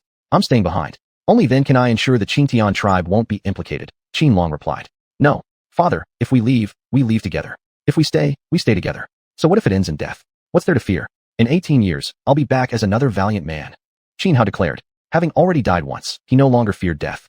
However, remember this, no matter what, a true man must always weigh gains against losses. Otherwise, he brings ruin upon himself and others, Xianlong said sternly. The clan won't kill me as long as they don't capture you. As long as I live, I can protect the Xiantian tribe from harm. But if you stay, not only will you be taken back to the Emperor clan, but every single person in our tribe, including me, will meet only one fate: death. There's no time for more empty words. You must leave now, otherwise it'll be too late. But Xianhao clenched his fists. The thought of fleeing alone while abandoning his father and his people was unbearable. No buts, go now. Qianlong cut him off sharply. You don't want your mother's sacrifice to have been in vain, do you? Chapter 60, The Current Situation. Qianlong's words struck like a heavy hammer against Qianhao's heart. He clenched his fists tightly. He wasn't afraid of death, but how could he let his loved ones die in vain? Moreover, what Qianlong said made perfect sense. If the Emperor clan hadn't captured him yet, they would keep Qianlong and the others of Qingtian tribe alive in hopes of tracking him down. All right, I'll leave immediately. Father, take care. Qianhao wasn't one to hesitate or linger. He made his decision without delay. Take this. Use it only if absolutely necessary. But remember, once you activate this artifact, the Emperor clan will pinpoint your location instantly. Qianlong handed him a black seal. Qianhao didn't waste words. He took the black seal, bid farewell to Qianlong, and left. Before parting, Qianlong gave Qianhao a map of Xuanhuan. After leaving Qingtian tribe with Xiaobai, Qianhao followed the route marked on the map toward Zhongzhou. This was Qianlong's instruction. Long ago, the Emperor clan had ruled over Zhongzhou and established the first powerful dynasty there, the Xichao dynasty. Later, the first emperor became obsessed with immortality. Finding the governance of a vast empire too burdensome, he faked his death at Sheiqiu and departed Zhongzhou with the core members of the Emperor clan, returning to their ancestral lands. The mighty Xichao dynasty thus collapsed overnight. Since then, Zhongzhou had undergone multiple dynastic changes. Over the long course of history, it was now governed by the Divine Dynasty. The current emperor of the Divine Dynasty, Emperor Ming, was a wise and ambitious ruler with grand designs over all 8 directions. In recent years, Zhongzhou had been engaged in continuous warfare against the 8 wildernesses. To Zhongzhou, the Emperor clan was a unique and sensitive presence. Whenever any member of the Emperor clan set foot in Zhongzhou, the imperial family would immediately notice and respond with hostility. Gradually, Zhongzhou became a forbidden zone for the Emperor clan. Under normal circumstances, no member of the clan would dare step even half a step into Zhongzhou. That was precisely why Qianlong instructed Qin how to head there. It was the safest place to avoid detection by the Emperor clan. To reach Zhongzhou, one had to cross the entirety of Yunhuang and arrive at the border between Yunhuang and Zhongzhou, the site of the Great Wall built by the first emperor, stretching 10,000 li. Now, this Great Wall was guarded by Li Chengtun, Marquis of War from the Divine Dynasty. The Li Tianba whom Qianhao had defeated atop Tianyan Peak was none other than Li Chengtian's son. Having formed his golden core, crossing the entire expanse of Yunhuang posed little challenge for Qianhao. Yet he didn't rush toward Zhongzhou. Instead, he planned to explore other great mountain ranges after leaving the Yunmeng Mountains, using these expeditions to temper himself and rapidly grow stronger through his devour system. He needed strength, fast. Only then could he infiltrate the Emperor clan and save his father. It took 3 days for Qianhao to finally exit the range of the Yunmeng Mountains. Fearing delays, he and Xiaobai traveled swiftly, avoiding numerous ferocious beasts and vicious birds along the way. Once clear of the Yunmeng Mountains, Qianhao finally breathed a sigh of relief. According to the map, he found a small river nearby. He drank some water, washed himself, then stepped ashore and unfolded the Yunhuang map given by Qianlong, pondering where to go next. The map was heavily annotated, not only detailing terrain, mountain formations, and unique environments, but also recording comprehensive data on the ferocious beasts and savage birds inhabiting each region. Originally, these annotations were meant to help the map's bearer avoid danger and stay far from such threats. Yet as Qianhao spread the map before him, his mind shifted entirely. He saw not a guide for evasion, but a hunting blueprint. 5-tailed thunderwolf, one of the ancient bloodlines, carrying a trace of the fierce hound within its veins, commonly seen near Muwild Mountains. Qianhao stared at the notation near the Muwild Mountains, not far from his current location. After a moment of thought, he said firmly, "Good. That's settled, it'll be him." Qianhao told Xiaobai of his plan to hunt the 5-tailed thunderwolf, but since it was an ancient bloodline beast of immense power, bringing Xiaobai along would leave Qianhao unable to protect him. So, after some consideration, he said, "Xiaobai, from now on, I may have to wander the world as a fugitive. You should leave." "No, I won't." Xiaobai shook his head, his resolve unshakable. "I will stay by Master's side forever. Whether scaling knife mountains or crossing fire seas, I follow, life and death, without regret." Seeing Xiaobai's unwavering determination, Qianhao didn't press further. Instead, he informed Xiaobai of his plan to hunt the 5-tailed thunderwolf in the Muwild Mountains. Xiaobai wore an unusually human-like expression, gravely warning Qianhao, "Master, the 5-tailed thunderwolf is extremely fierce and powerful. It won't be easy for you to defeat it. And remember, we're in the wilderness. If you suffer serious injuries after killing the wolf, other vicious beasts and savage birds will attack you immediately." "I know," Qianhao nodded. He had already considered this possibility, but he was fully confident that he could overcome the 5-tailed thunderwolf. After all, he was now a golden core cultivator, one who had formed an imperishable golden core. His combat power far exceeded that of ordinary cultivators at the same level. Though the 5-tailed thunderwolf was powerful, it was still only comparable to an apex golden core expert. After a brief pause, Qianhao gently patted Xiaobai's head and said, "Don't worry. I always act with judgment. But when the time comes, you must hide yourself well. Rest assured, Master. Xiaobai will never become a burden to you." Xiaobai replied, his 9 pure white tails swaying gracefully, looking stunning. Xianhao put away the map and set off toward the Muwild Mountains with Xiaobai. Qingtian tribe. 3 days after Xianhao's departure, night fell. Suddenly, several dark figures appeared at the entrance of Qingtian tribe. They were 5 individuals, 4 men and 1 woman, dressed in black robes embroidered with dragon patterns, emanating terrifying and oppressive auras. Leading them was a middle-aged man with streaks of gray in his hair and piercing eyes sharp as an eagle's. His name was Yuanhao, a peer of Qin Long. He was considered a brother to him. Among the younger generation of the emperor clan of their era, he ranked 8th, hence often being called the 8th one by his peers. Though there had once been over 30 members in Qin Long and Yuanhao's generation, now, including Qin Long, only 5 remained alive. The 8th one. I didn't expect it would be you who came. Just as Yuanhao was about to lead his group into Qingtian tribe, a man suddenly appeared standing right before the tribe's main gate, staring at him coldly. Chapter 61. Hunting the Five-Tailed Thunderwolf. The Maya Mountains stretched for hundreds of miles across the land. Peaks rose like dragon spines, massive and imposing, with towering ancient trees standing like emerald canopies. Throughout the forests grew orchids and rare herbs, while gnarled vines coiled around old trunks. The soil emitted rising purple mists, and crimson glows streamed down cliff faces. Fierce beasts and birds of prey roamed here, alongside immortal cranes and spirit companions playing among the groves. In a rugged valley strewn with jagged rocks, Xianhao concealed himself behind a large boulder at the edge of the high ground. Cautiously peering out, he gazed into the depths of the valley and spotted a 6-meter-tall gray wolf lying on the ground in a state of light dozing. This wolf had 5 tails, its entire body resembling forged gray gold, each hair as tough as steel needles. Moreover, flickers of electricity danced constantly across its fur. Xianhao had been in the Maya Mountains for several days, finally locating this juvenile 5-tailed thunderwolf after much effort. The 5-tailed thunderwolf was an ancient lineage remnant, extremely powerful. Even an immature one possessed combat strength comparable to that of a golden core cultivator, while an adult could only be matched by transcendence.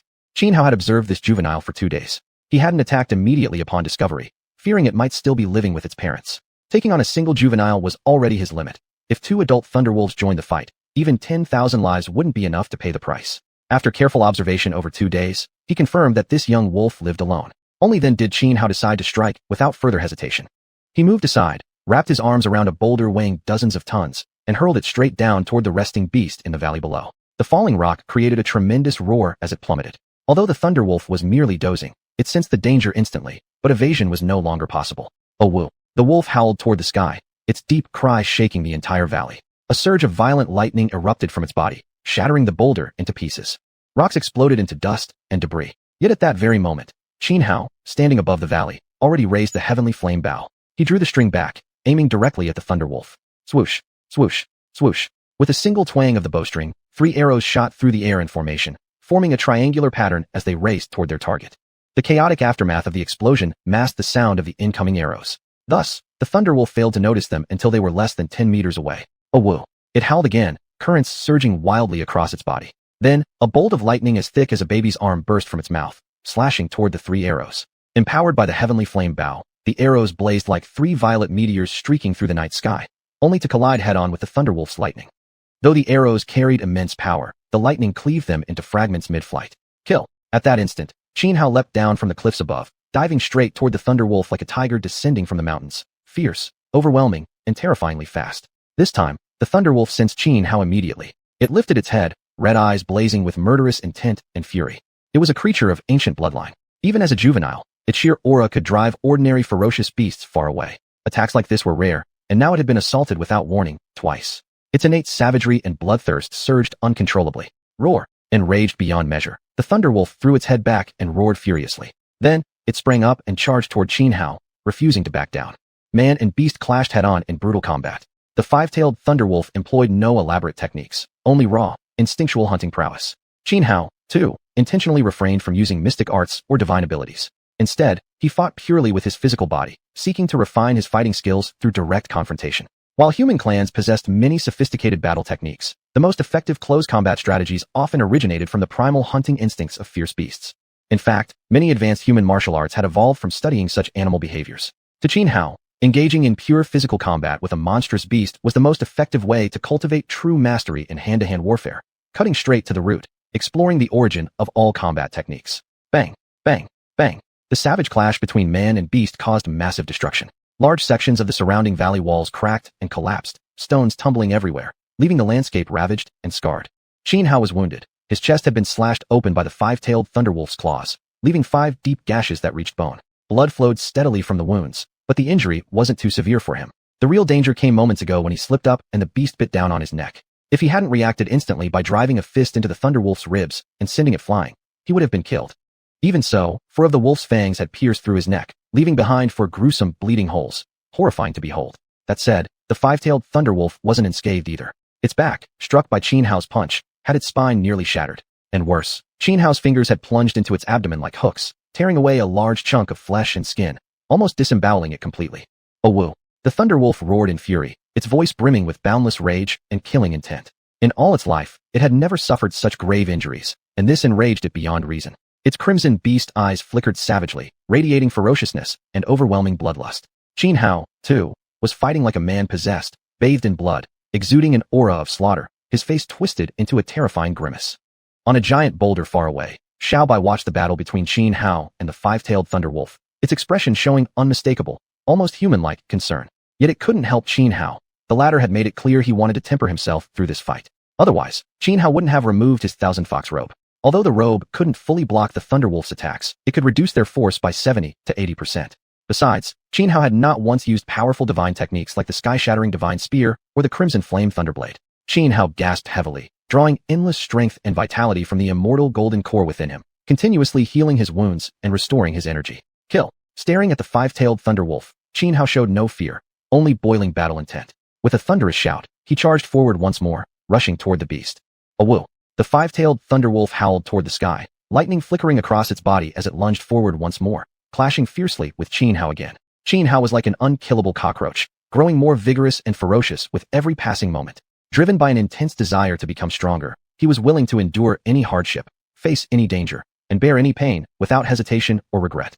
Of course, Xianhua was no reckless brute. The main reason he dared to fight so desperately against the 5-tailed Thunderwolf was because he possessed the undying Nirvana body, while this particular beast was not yet fully matured and thus lacked the power to instantly kill him. So long as he wasn't killed outright, he could rely on his undying Nirvana body to be reborn from flames in a state of Nirvana. Through continuous combat with the 5-tailed Thunderwolf, Xianhua gained tremendous benefits. Fighting purely on the most primitive hunting instincts buried within his blood allowed him to improve dramatically in close-quarters combat techniques. He was no longer limited to fists and feet. Every part of his body could now serve as a weapon. He no longer relied on sight to observe attacks or used his mind to predict them. Instead, he reacted instinctively to danger itself, a mysterious, almost supernatural sixth sense. Although humans were distinct from ordinary fierce birds and wild beasts, from a certain perspective, they weren't that different after all. Both belonged among the myriad sentient beings. Within human blood flowed the same hunting instincts shared by predatory creatures. However, ever since humanity established civilization, these primal instincts began to atrophy. In the earliest days of creation, during the era when all life competed for dominance, there was no such thing as civilization or cultivators. Yet humanity still managed to survive, an undeniable proof that deep within their bodies existed the same hunting instincts found in wild beasts, possibly even stronger than those of common savage creatures. That said, one could not deny that humanity's greatest strength lay in intelligence. Through reasoning and observation of the natural laws governing celestial bodies, beasts, and all things under heaven, humans devised cultivation paths. It was precisely because of this that humanity eventually rose above all other beings and stood atop the hierarchy of life. Now, through repeated close combat with the 5-tailed Thunderwolf, Xianhua had reawakened the latent hunting instinct within his blood. Of course, mere physical battles like this couldn't completely unlock such an instinct. It only opened a tiny corner of it. Yet, even this small sliver was enough to dramatically boost Xianhua's prowess in hand-to-hand combat. Previously, whenever he engaged the 5-tailed Thunderwolf up close, it was Xianhua who sustained more injuries and remained on the defensive. Now, however, he gradually seized the upper hand and even took control of the battle. He launched attack after attack relentlessly, pushing the 5-tailed Thunderwolf into a defensive struggle. Meanwhile, many of the beast's own offensive moves seemed already anticipated by Xianhua, allowing him to dodge them effortlessly. Suddenly, Xianhua flashed forward, leaping directly onto the back of the 5-tailed Thunderwolf. Gripping its head with both hands, he opened his mouth wide and bit down savagely at the wolf's neck. Awoo! The Thunderwolf thrashed wildly, letting out pained howls. Though it eventually flung Xianhua off its back through sheer force, red eyes filled with fury now showed unmistakable fear and terror. Even with its full ferocity unleashed, the beast had still backed down. But Xianhua was now in a complete frenzy, his throat emitting strange, guttural roars as he kicked off the air and charged once again at the Thunderwolf. The 5-tailed Thunderwolf was truly frightened. It swiftly dodged aside, then began channeling massive currents of electricity across its body. Arcs surged violently, flashes of lightning illuminating the surroundings, and soon, dozens of baby-arm-thick bolts lashed out horizontally at Xianhua with terrifying destructive power.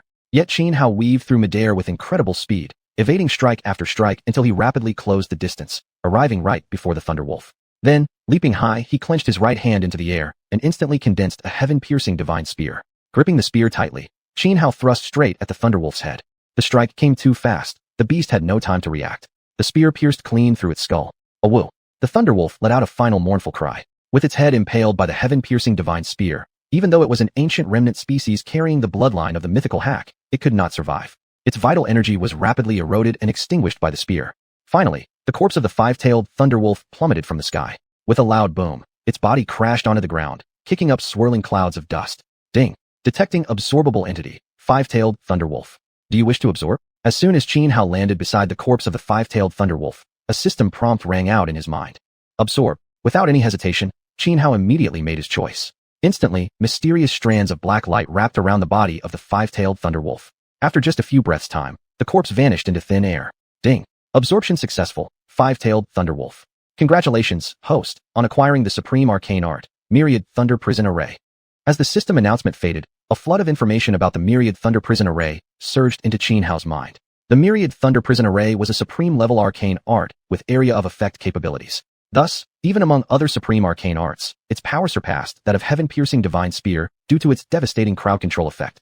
Once mastered, it would unleash immense force, sweeping away all enemies in its wake. Of course, mastering the Myriad Thunder Prison Array was no simple task. The number of runes required to construct it was more than 10 times that of the heaven-piercing divine spear. I must master this technique. Xianhao resolved firmly after reviewing all the details and data on the Myriad Thunder Prison Array. No matter how difficult it might be, he was determined to perfect this powerful area attack arcane art. Most critically, all the abilities he currently possessed, such as the heaven-piercing divine spear and crimson flame thunderblade, were single-target attacks. Though this starfall variation within heaven-piercing divine spear appeared to have area effects, it was far from matching the true battlefield coverage and destructive range of the Myriad Thunder Prison Array. Master, are you alright? At this moment, Xiaobai arrived swiftly. I'm fine, Xianhao replied with a smile. Although his entire body was drenched in blood and covered with deep, gruesome wounds, these were merely superficial injuries. With his immortal golden core circulating internally, vast quantities of essence energy surged forth, causing the wounds to visibly heal at an astonishing rate. Having witnessed Xianhao use the system to absorb the corpses of fierce beasts and predatory birds before, Xiaobai was already accustomed to seeing the five-tailed Thunderwolf's body disappear without a trace. A woo! Suddenly, a long howl echoed from afar, a cry filled with boundless fury and killing intent. Chapter 63, Cloud-Covered Mountains. Hearing the howl, Xianhao's expression changed instantly. Could there be another five-tailed Thunderwolf nearby? Could it be the parent of that five-tailed Thunderwolf just now? These past few days, Xianhao had made sure. The juvenile five-tailed Thunderwolf in the valley was a lone wolf, which was why he dared to strike. But what was happening now? Moreover, the howl echoing from afar was clearly the cry of an adult five-tailed Thunderwolf. That sent a chill racing up Xianhao's spine, cold sweat breaking out all over his body. Xiaobai, retreat, now. Without hesitation, not even daring to turn back toward the direction of the howl, Xianhao turned and fled with Xiaobai in another direction. He ran at full speed, pushing himself to the limit. Even so, he could still feel danger closing in. After about dozens of breaths, he heard a sound like mountains collapsing and earth splitting coming from the valley behind him, followed by a howl filled with utter fury. Fortunately, he and Xiaobai had run fast enough, and since Xiaobai was a nine-tailed celestial fox with special abilities to mask their scent, they finally left the pursuit behind after crossing several mountains. Pausing briefly to catch his breath, Xianhao glanced back warily toward the valley where he had hunted the five-tailed Thunderwolf. Then, without hesitation, he chose to distance himself far away from that area. He guessed the howl he'd heard must have been from the parents of the juvenile five-tailed Thunderwolf he'd killed. With their offspring murdered, those parents would surely go berserk, slaughtering everything in sight. Many ferocious beasts and birds in that region would suffer as collateral. As for human cultivators, anyone foolish enough to appear there would be hunted down without regard for cost. Thus, Xianhao decided to stay far away from that territory, never setting foot there again under any circumstances. After only a short rest, he continued onward with Xiaobai, determined to avoid running into the vengeful parents. Only after leaving the Mu Wild Mountain Range entirely did Xianhao finally stop beside a small river with Xiaobai. The battle against the five-tailed Thunderwolf had brought him tremendous gains. Not only had it honed his combat skills, but it had also awakened his primal hunting instinct. Additionally, he had obtained Wan Lei Tian Lao Yin, a supreme-level arcane art. He took a quick wash in the river, rinsing off the blood and grime, then changed into clean clothes. From the jade box, he chewed some dried meat and wild fruits. The jade box was the same one he had acquired from the secret realm atop Tianyun Peak, a medicinal field inside it. Because the medicinal soil was extremely precious, Xianhao hadn't transplanted ordinary spirit herbs into it yet, not having found rare medicinal plants worth its value. Spirit herbs consumed the spiritual essence of the soil as they grew. Using such priceless land to cultivate common herbs would be nothing short of squandering a treasure. Besides housing the immeasurably valuable medicinal field, the jade box also possessed a space-concealing function akin to a universe within a mustard seed. Thus, Xianhao used it as a spatial artifact, storing many daily necessities inside. After all, the interior space was vast enough. Once fed and refreshed, Xianhao began cultivating Wanlei Tianlao Yin by the riverside. Fully focused, he guided his Dantian energy to form one sigil after another. The supreme arcane art involved an immense number of sigils, dozens of different types, making the mere act of forming them extremely difficult. Luckily, Xianhao had no pressing matters or urgent deadlines. He could take his time to study and refine his understanding. Moreover, his prior experiences mastering arts like breaking heaven spear and five-colored heavenly talismans had taught him the importance of sigil formation. So he remained calm and patient, not rushing at all. It took 2 full hours before he managed to complete just 5 of the dozens of sigils involved in Wanlei Tianlao Yin. Then he hit his limit. His immortal golden core's energy was drained too heavily, requiring rest. During the first attempts at sigil formation, mistakes were frequent, which was the main reason his core energy had been so severely depleted. His immortal golden core belonged to the highest tier of golden cores. Even so, its rate of energy recovery couldn't keep up with consumption, an indirect testament to just how powerful and difficult Wanlei Tianlao Yin truly was. For more than 10 days, Xianhao stayed by the riverside with Xiaobai. After repeated failures, he finally mastered the supreme arcane art Wanlei Tianlao Yin. However, he wasn't yet particularly proficient. When constructing the technique, it still required nearly a minute of casting time. But Xianhao wasn't in a hurry. He knew consistent practice would improve this. When he first mastered breaking heaven spear, it had taken several breaths to construct. Now, he could manifest it almost instantaneously. Even when unleashing the Starfall killing move, he could danger dozens to hundreds of break heaven divine spears in just a few breaths. Early in the morning, the sun rose, its dawn rays shimmering like golden gossamer drifting across heaven and earth, casting a warm and dreamlike glow over the world. After Xianhao and Xiaobai had eaten, Xianhao took out the map of Xuanhuan and pinpointed their current location. Then, he set his sights on nearby Yunsong Great Mountain. He would go hunting again, and at the same time test the power of Wanlei Tianlao Yin. Yunsong Great Mountain was one of the largest mountain ranges in Yunhuang, with more than a dozen human tribes residing nearby. The reason Xianhao had targeted Yunsong Great Mountain was because he had seen on the map that a herd of black demon bulls lived on its western side. The black demon bull was also an ancient descendant species, carrying the bloodline of the Kuei ox. Moreover, these beasts were social by nature. They lived in herds, so if you spotted one, there would usually be many more nearby. At the thought of his devour system swallowing dozens, or even hundreds of black demon bulls at once, Xianhao felt an intense surge of anticipation and fantasy about the rewards he might receive. After 3 days of trekking through mountains and rivers, Xianhao arrived with Xiaobai at the region of Yunsong Great Mountain. Along the way, he had hunted numerous fierce birds and wild beasts, but most of them were quite ordinary. As a result, the rewards granted by the system after devouring them had been rather unremarkable.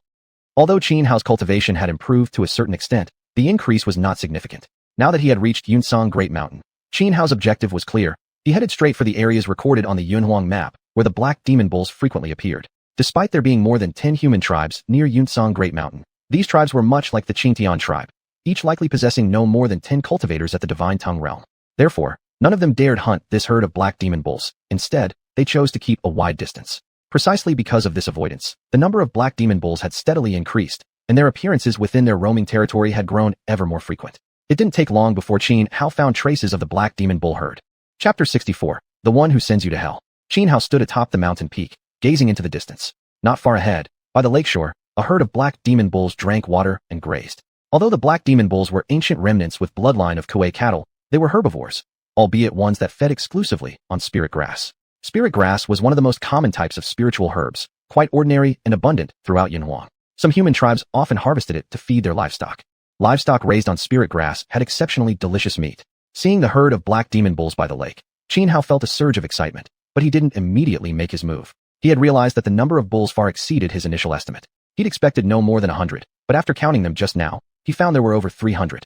This instantly erased any thought of hunting them. If it had been around 100, he might have seized an opportunity to kill a few. But facing over 300 enraged beasts, he truly dared not act recklessly. Just imagining the terrifying scene of over 300 black demon bulls going berserk sent a chilling dread through him, making his body tremble involuntarily from fear. I'll wait until I reach the next realm and form a nascent soul. Then I'll come back and hunt this herd. Though he traveled a long way and wasted considerable energy, Xianhao was clear-headed. He wouldn't do something clearly beyond his capability. He quietly retreated, careful not to be detected by the herd. After leaving, Xianhao continued through the mountains and forests with Xiaobai, the fox. As they walked, he pulled out his Yunhuang map, scanning it for suitable targets for his current level. Suddenly, a thick, pungent stench of blood drifted through the air. Xianhao was startled, his brows tightening instantly. Putting away the map, he immediately suppressed his aura and moved stealthily toward the source of the smell with Xiaobai. He hadn't gone far before he located it, coming from within a grove of trees. Inside the woods lay over a dozen corpses scattered in pools of blood.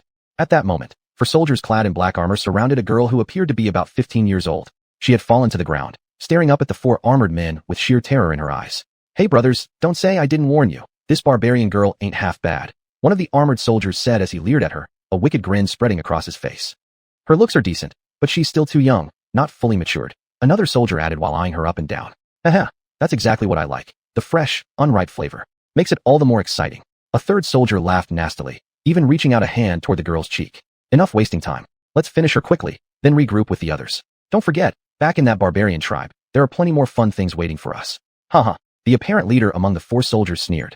The girl, helpless and trembling, looked around at the bodies lying in bloody heaps and at the streaks of blood still fresh on the soldiers' faces. At such a young age, she was utterly terrified. When the soldiers reached for her, all she could do was cry, tears streaming endlessly down her cheeks, powerless to resist. "Ryup." The leading soldier grabbed the girl's animal skin clothing and yanked hard, tearing it apart. Seeing her bare body, he gulped audibly, ready to proceed to the next step. Just then, a golden spear tore through the air and shot toward the armored man. Only hearing the sound of rushing wind, the soldier barely lifted his head before seeing the divine golden spear, but it was moving too fast. He couldn't react in time. The spear pierced straight through his body, lifting him off the ground like a nail impaling flesh, dragging him several meters before pinning him to a massive tree thick enough that two people would struggle to wrap their arms around it. "Who's there?" The sudden attack shocked the remaining three soldiers, their faces turning pale. They instantly turned toward the direction the golden spear had come from. "The one who sends your pack of beasts straight to hell." From within the woods, a man and a fox emerged. Xianhuan advanced, radiating killing intent so cold and intense it seemed to freeze the very air. His eyes blazed with murderous fury. Seeing Xianhuan's hostile approach, the three soldiers didn't hesitate.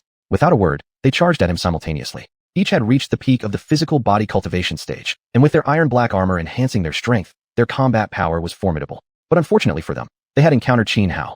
As a golden core cultivator, these three soldiers were nothing more than ants beneath his feet. Xianhuan's eyes turned cold. Without making a single move, he activated his talent, water manipulation, and instantly drew moisture from the air within hundreds of meters around him, forming several thick streams of water as large as barrels. Before the three black-armored soldiers could react, the water streams snaked around their bodies like serpents and began tightening relentlessly. "Aya!"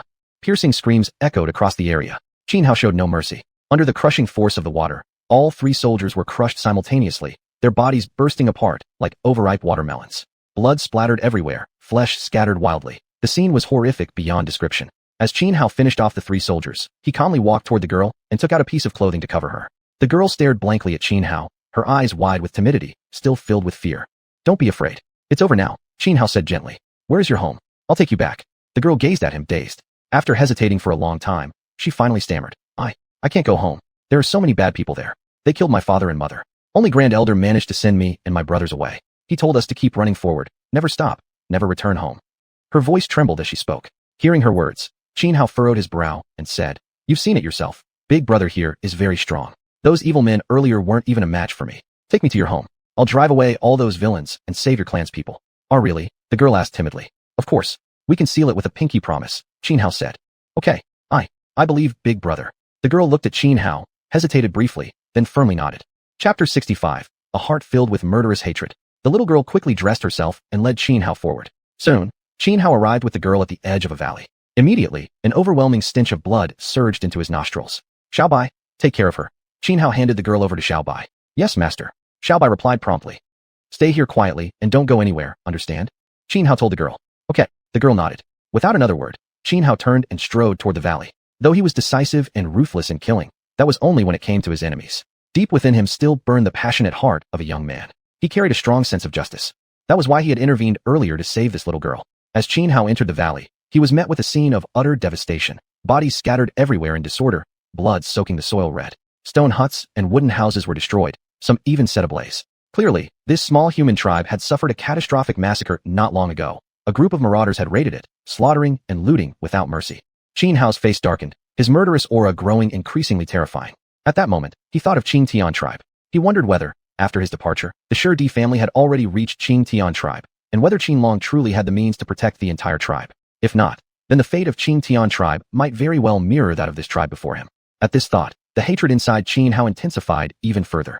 Meanwhile, he could hear noises echoing from deeper within, the boisterous laughter of delight, angry roars, screams of agony, and cries for mercy. Instantly, Xianhuan suppressed his presence, crouched low, and stealthily advanced toward the depths of the valley. Before long, he reached the innermost part of the valley, an open plaza wide and expansive. There, dozens of soldiers clad in black armor had built a bonfire taller than a person, roasting fresh meat while shamelessly tormenting a group of women.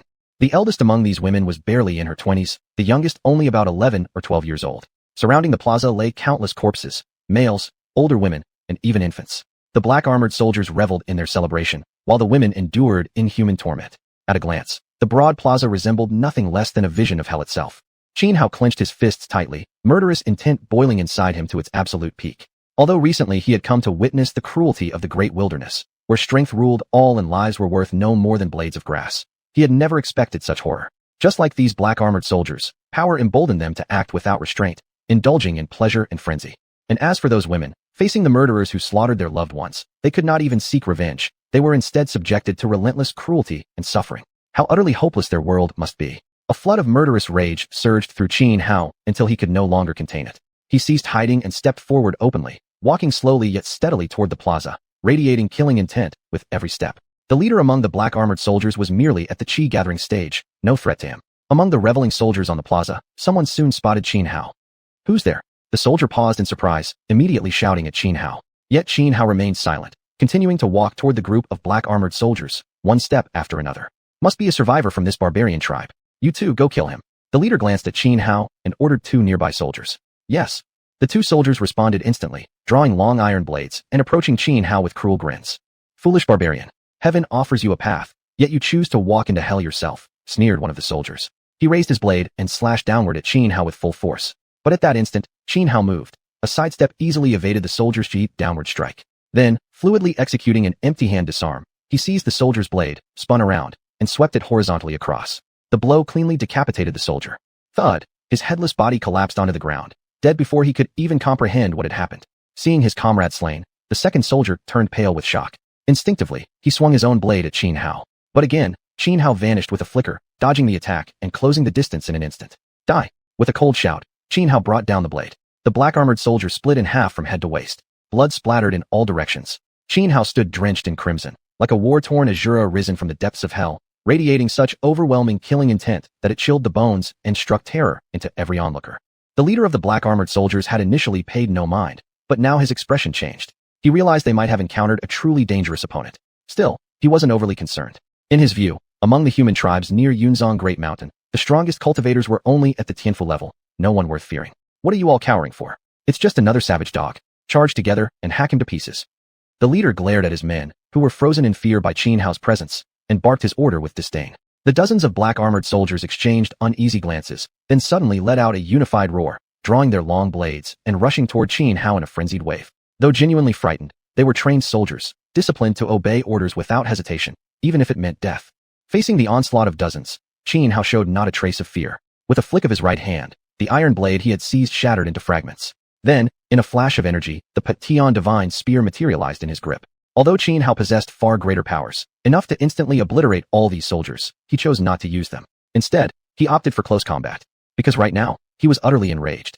Only by cutting each of these black-armored men down with his own hands could he quell the fury burning in his heart. It wasn't just because Xuanhuan was a golden core-level cultivator, vastly superior in strength. He had also awakened his hunting instincts. Even relying solely on his physical body, he could annihilate this entire group of soldiers. Thud! Xuanhuan exploded forward, his feet slamming against the ground as he shot across the plaza. The leading soldier didn't even see it coming. Before he could react, the Pation divine spear pierced straight through his skull. No scream escaped. He dropped dead on the spot. Chapter 66. Great injustices in the world. Raise the sword to erase hatred. Xuanhuan, brimming with killing intent, fought against dozens of black-armored soldiers like a tiger among sheep. In his hand, the sky-shattering divine spear shot forward like a dragon emerging from the sea, piercing straight through a black-armored soldier's chest. With a sharp shake of the spear, the soldier's body exploded. Blood rained down, painting a gruesome scene. Within just their first clash, Xuanhuan had already slain 6 black-armored soldiers. The remaining troops turned pale, their hands trembling on their blades. Not far away, the leader of the black-armored soldiers realized something was wrong and frowned deeply. Yet he didn't rush to intervene. He hoped to use his men's lives to test Xuanhuan's true capabilities so that he could strike decisively later and ensure absolute victory. Kill. Xuanhuan's expression remained cold, his eyes devoid of mercy. He swept his gaze across the remaining 20-odd soldiers, raised the sky-shattering divine spear, and charged forward himself. At this moment, murderous fury boiled within him. He showed no restraint. Moreover, these black-armored soldiers were utterly despicable, monstrous in their deeds. To speak of righteousness and benevolence before such men, that would be an insult to the very meaning of those words. All of you attack together. Hack this barbarian dog to death. How could one man possibly stand against so many of us? One soldier roared fiercely, but his voice sounded more like he was trying to bolster his own courage than threaten the enemy. Though frightened by Xianhua's ferocity, the soldiers clenched their teeth and charged anyway. Cries of agony rang out once more. Xianhua cut a bloody swathe through them. Not one of the 20-odd soldiers could even touch the hem of his robe. Yet whenever he struck, another black-armored soldier fell dead, and each died in horrific fashion. In less than 10 breaths' time, only 4 soldiers remained. At this point, the commander could no longer stay idle. With a flick of his arm, he launched a black spear like lightning toward Xianhua. Though Xianhua had displayed overwhelming power, until now he'd relied solely on his physical strength. Only the sky-shattering divine spear formed in his hand belonged to the realm of spiritual arts. This led the commander to believe Xianhua was merely at the true yuan level. He didn't attempt to flee. Instead, he moved to deliver a fatal blow. As a chi-gathering cultivator of high status, he believed it impossible for a mere barbarian at the true yuan stage to pose any real threat. Die! The black-armored commander lunged at Xianhua. Just as Xianhua crushed one soldier's skull with a single punch, he sensed the black spear cutting through the air toward him. Instantly, he flicked his right hand, thrusting the sky-shattering divine spear forward to intercept. Boom! A deep, muffled impact echoed. Xianhua stood firm as a mountain, not even flinching. The black spear was sent flying. Though the commander caught it mid-rush, the force behind it split his palms open, blood splashing onto the dark spear shaft. His face changed drastically. He now understood that Xianhua was no ordinary foe. Yet pride still filled his heart. Even if Xianhua was formidable, defeating a mere barbarian with his own chi-gathering cultivation should take nothing more than a flick of the finger. Meanwhile, the remaining 4 black-armored soldiers charged at Xianhua, roaring in rage. They were stronger than the others. Each had reached the true yuan level. Yet faced with this coordinated assault by 4 true yuan cultivators, Xianhua showed no emotion. Coldly raising his spear, he thrust forward violently. One soldier, eyes wide with shock, swung his blade across his chest to block. It was futile. The power erupted from Xianhua's spear, shattering the sword instantly. With a pft, the sky-shattering divine spear pierced through the soldier's heart. A violent twist followed, leaving a gaping, bowl-sized hole straight through his chest. The other 3 soldiers reached Xianhua at once, but at that very instant, Xianhua willed his power forth. Activating the water manipulation technique, several streams of water surged forth, coiling tightly around the 3 soldiers' bodies. Then, all at once, the watery tendrils tightened, like pythons crushing their prey. Azure! 3 ear-splitting screams tore through the air as the soldiers' bodies were crushed to pulp, dying where they stood. In a flash, only the commander remained. His face twisted into an ugly grimace. He wasn't a fool. He clearly saw now. It wasn't that Xianhua lacked strength. He simply hadn't revealed his full power until now. For the first time, fear crept into his heart. But at this point, whether he was afraid or not no longer mattered. There was no escape. Thus, he could only grit his teeth and continue charging toward Xianhua, desperately seeking a sliver of survival. Coiling cloud strike, dragon raises its head. The black-armored commander raised his black spear with explosive force, like a divine dragon lifting its head, imbuing the strike with overwhelming momentum. It was an exceptionally powerful battle technique. Many cultivators at the same level had been defeated by this very move. Moreover, it was his most confident killing stroke. Yet Xianhua wore a calm, indifferent expression, not regarding the commander's attack as any real threat at all. With his right hand, he thrust forward the sky-shattering divine spear like a xiuxian dragon emerging from the sea. The spear collided violently with the commander's black spear, creating a deafening, shrieking boom. Amidst the commander's horrified and stunned gaze, his black spear cracked, then shattered into pieces. Scarlet Flame Thunderblade. Without hesitation or mercy, Xianhua lifted his left hand and instantly activated his divine art. In an instant, lightning and fire intertwined, forming a massive blade that slashed downward straight at the black-armored commander. The commander's face paled. At this moment, did he still possess the strength to resist such an attack? Just as the Scarlet Flame Thunderblade descended upon him, a jade pendant on his body suddenly glowed, emitting a blinding golden light. It barely blocked the descending blade, though the pendant itself cracked and disintegrated in the process. Even so, the terrifying force behind the strike sent the black-armored commander flying backward 4 or 5 meters, landing on the ground in utter disarray and humiliation. Xianhua's eyes turned cold. Unfazed by this unexpected turn, he raised the sky-shattering divine spear once more and prepared to lunge at the commander again. Stop, you barbarian dog. Why you can't kill me? The black-armored commander struggled to rise. Seeing Xianhua moving in for the kill, terror filled his eyes as he shouted desperately. I am the nephew of War Marquis. If you dare kill me, every single barbarian tribe near Yunzong Great Mountain will be dragged into this. They'll all suffer total annihilation. Chapter 67. Raise the inverse god, asked the heavens. What have the innocent done to deserve this? Nephew of War Marquis? Xianhua frowned slightly, recalling Li Tianba whom he had encountered atop Tianyuan Peak. He sneered at the leader of the black-armored soldiers and said, So that means Li Tianba is your cousin? Why yes, I'm Zhang Ping. Li Tianba is my younger cousin.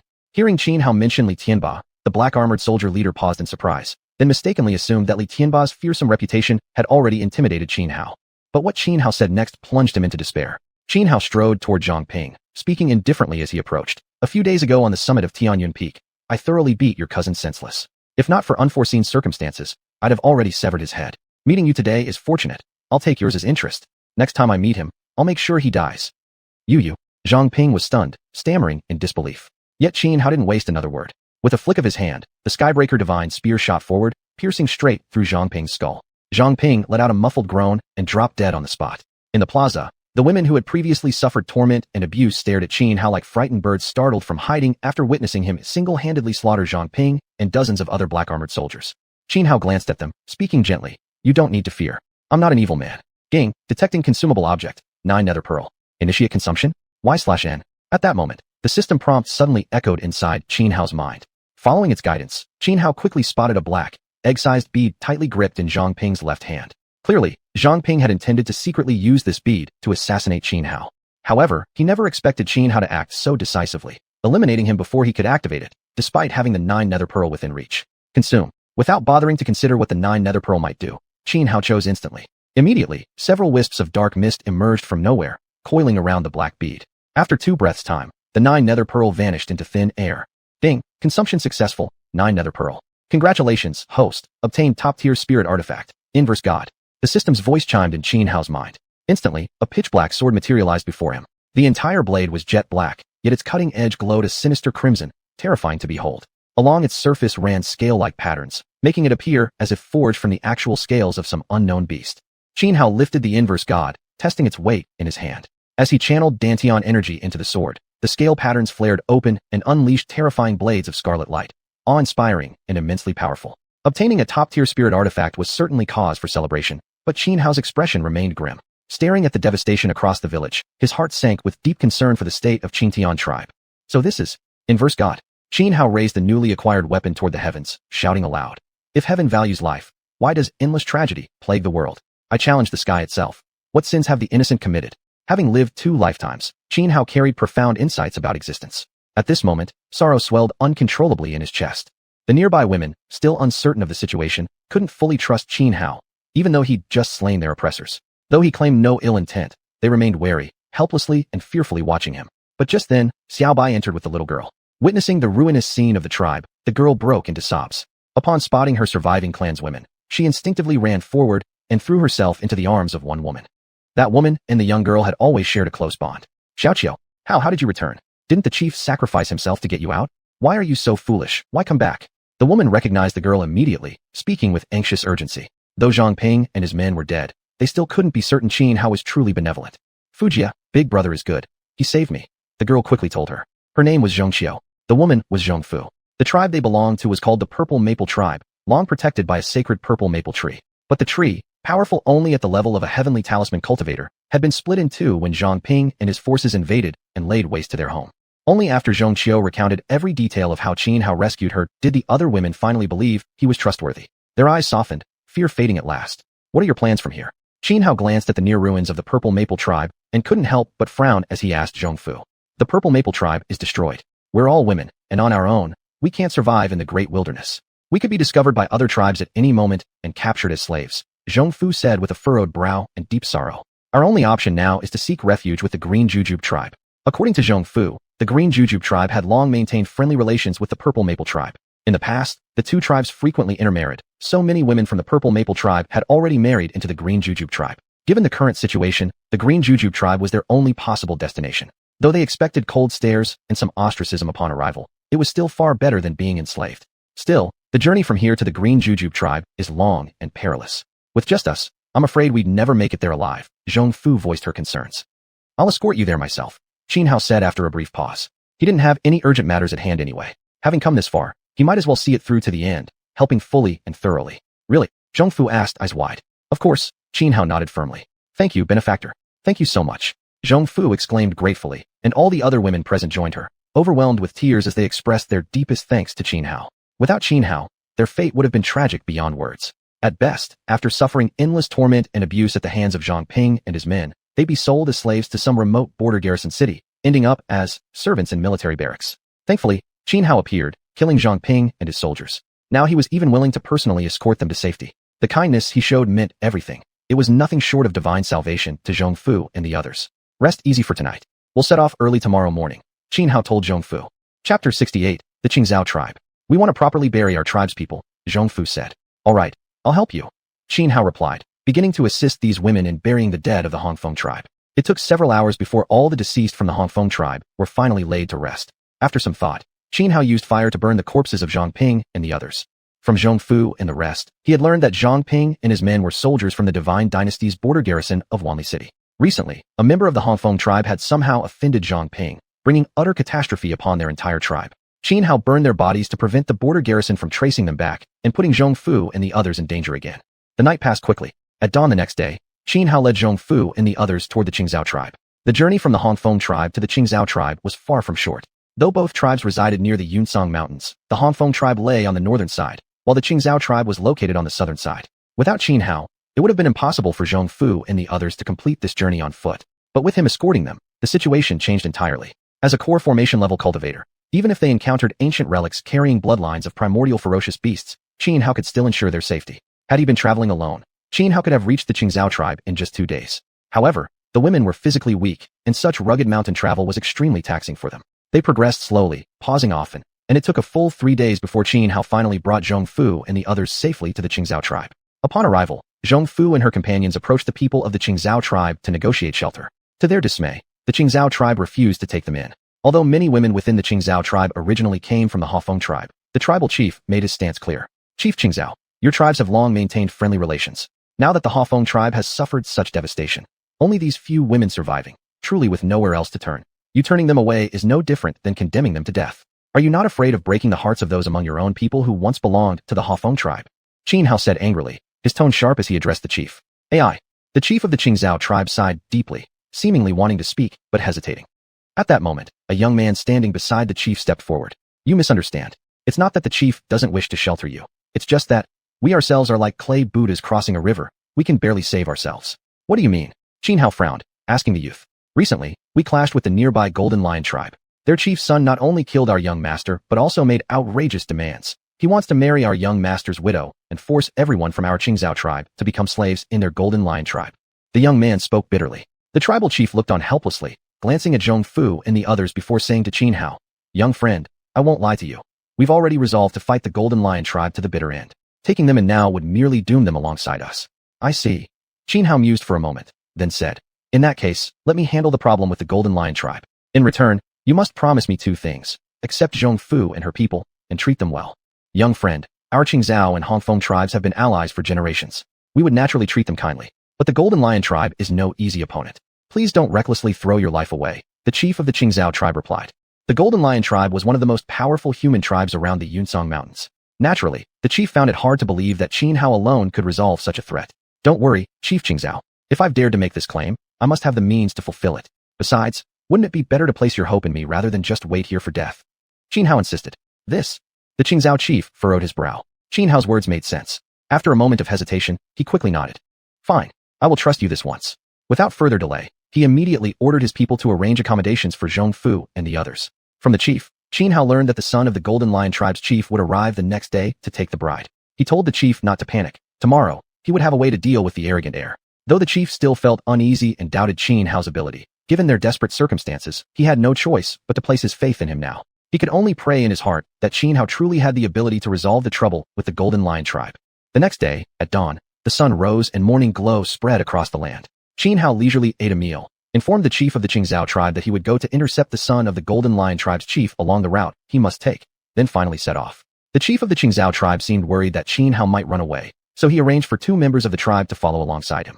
Xianhao didn't mind this at all. After leaving the Qingzhao tribe, Xianhao headed straight for a nearby canyon. With his map in hand, he had an exceptionally clear understanding of many terrains and mountain ranges within Xuanhuan. The path from the Golden Lion tribe to the Qingzhao tribe inevitably passed through this very canyon, and it was exactly here that Xianhao intended to intercept the son of the Golden Lion tribe's chief. This was his plan. When Xianhao arrived at the canyon with the 2 Qingzhao tribespeople, the wedding party from the Golden Lion tribe had not yet appeared. Xianhao leaned against a large boulder and drifted into a light doze.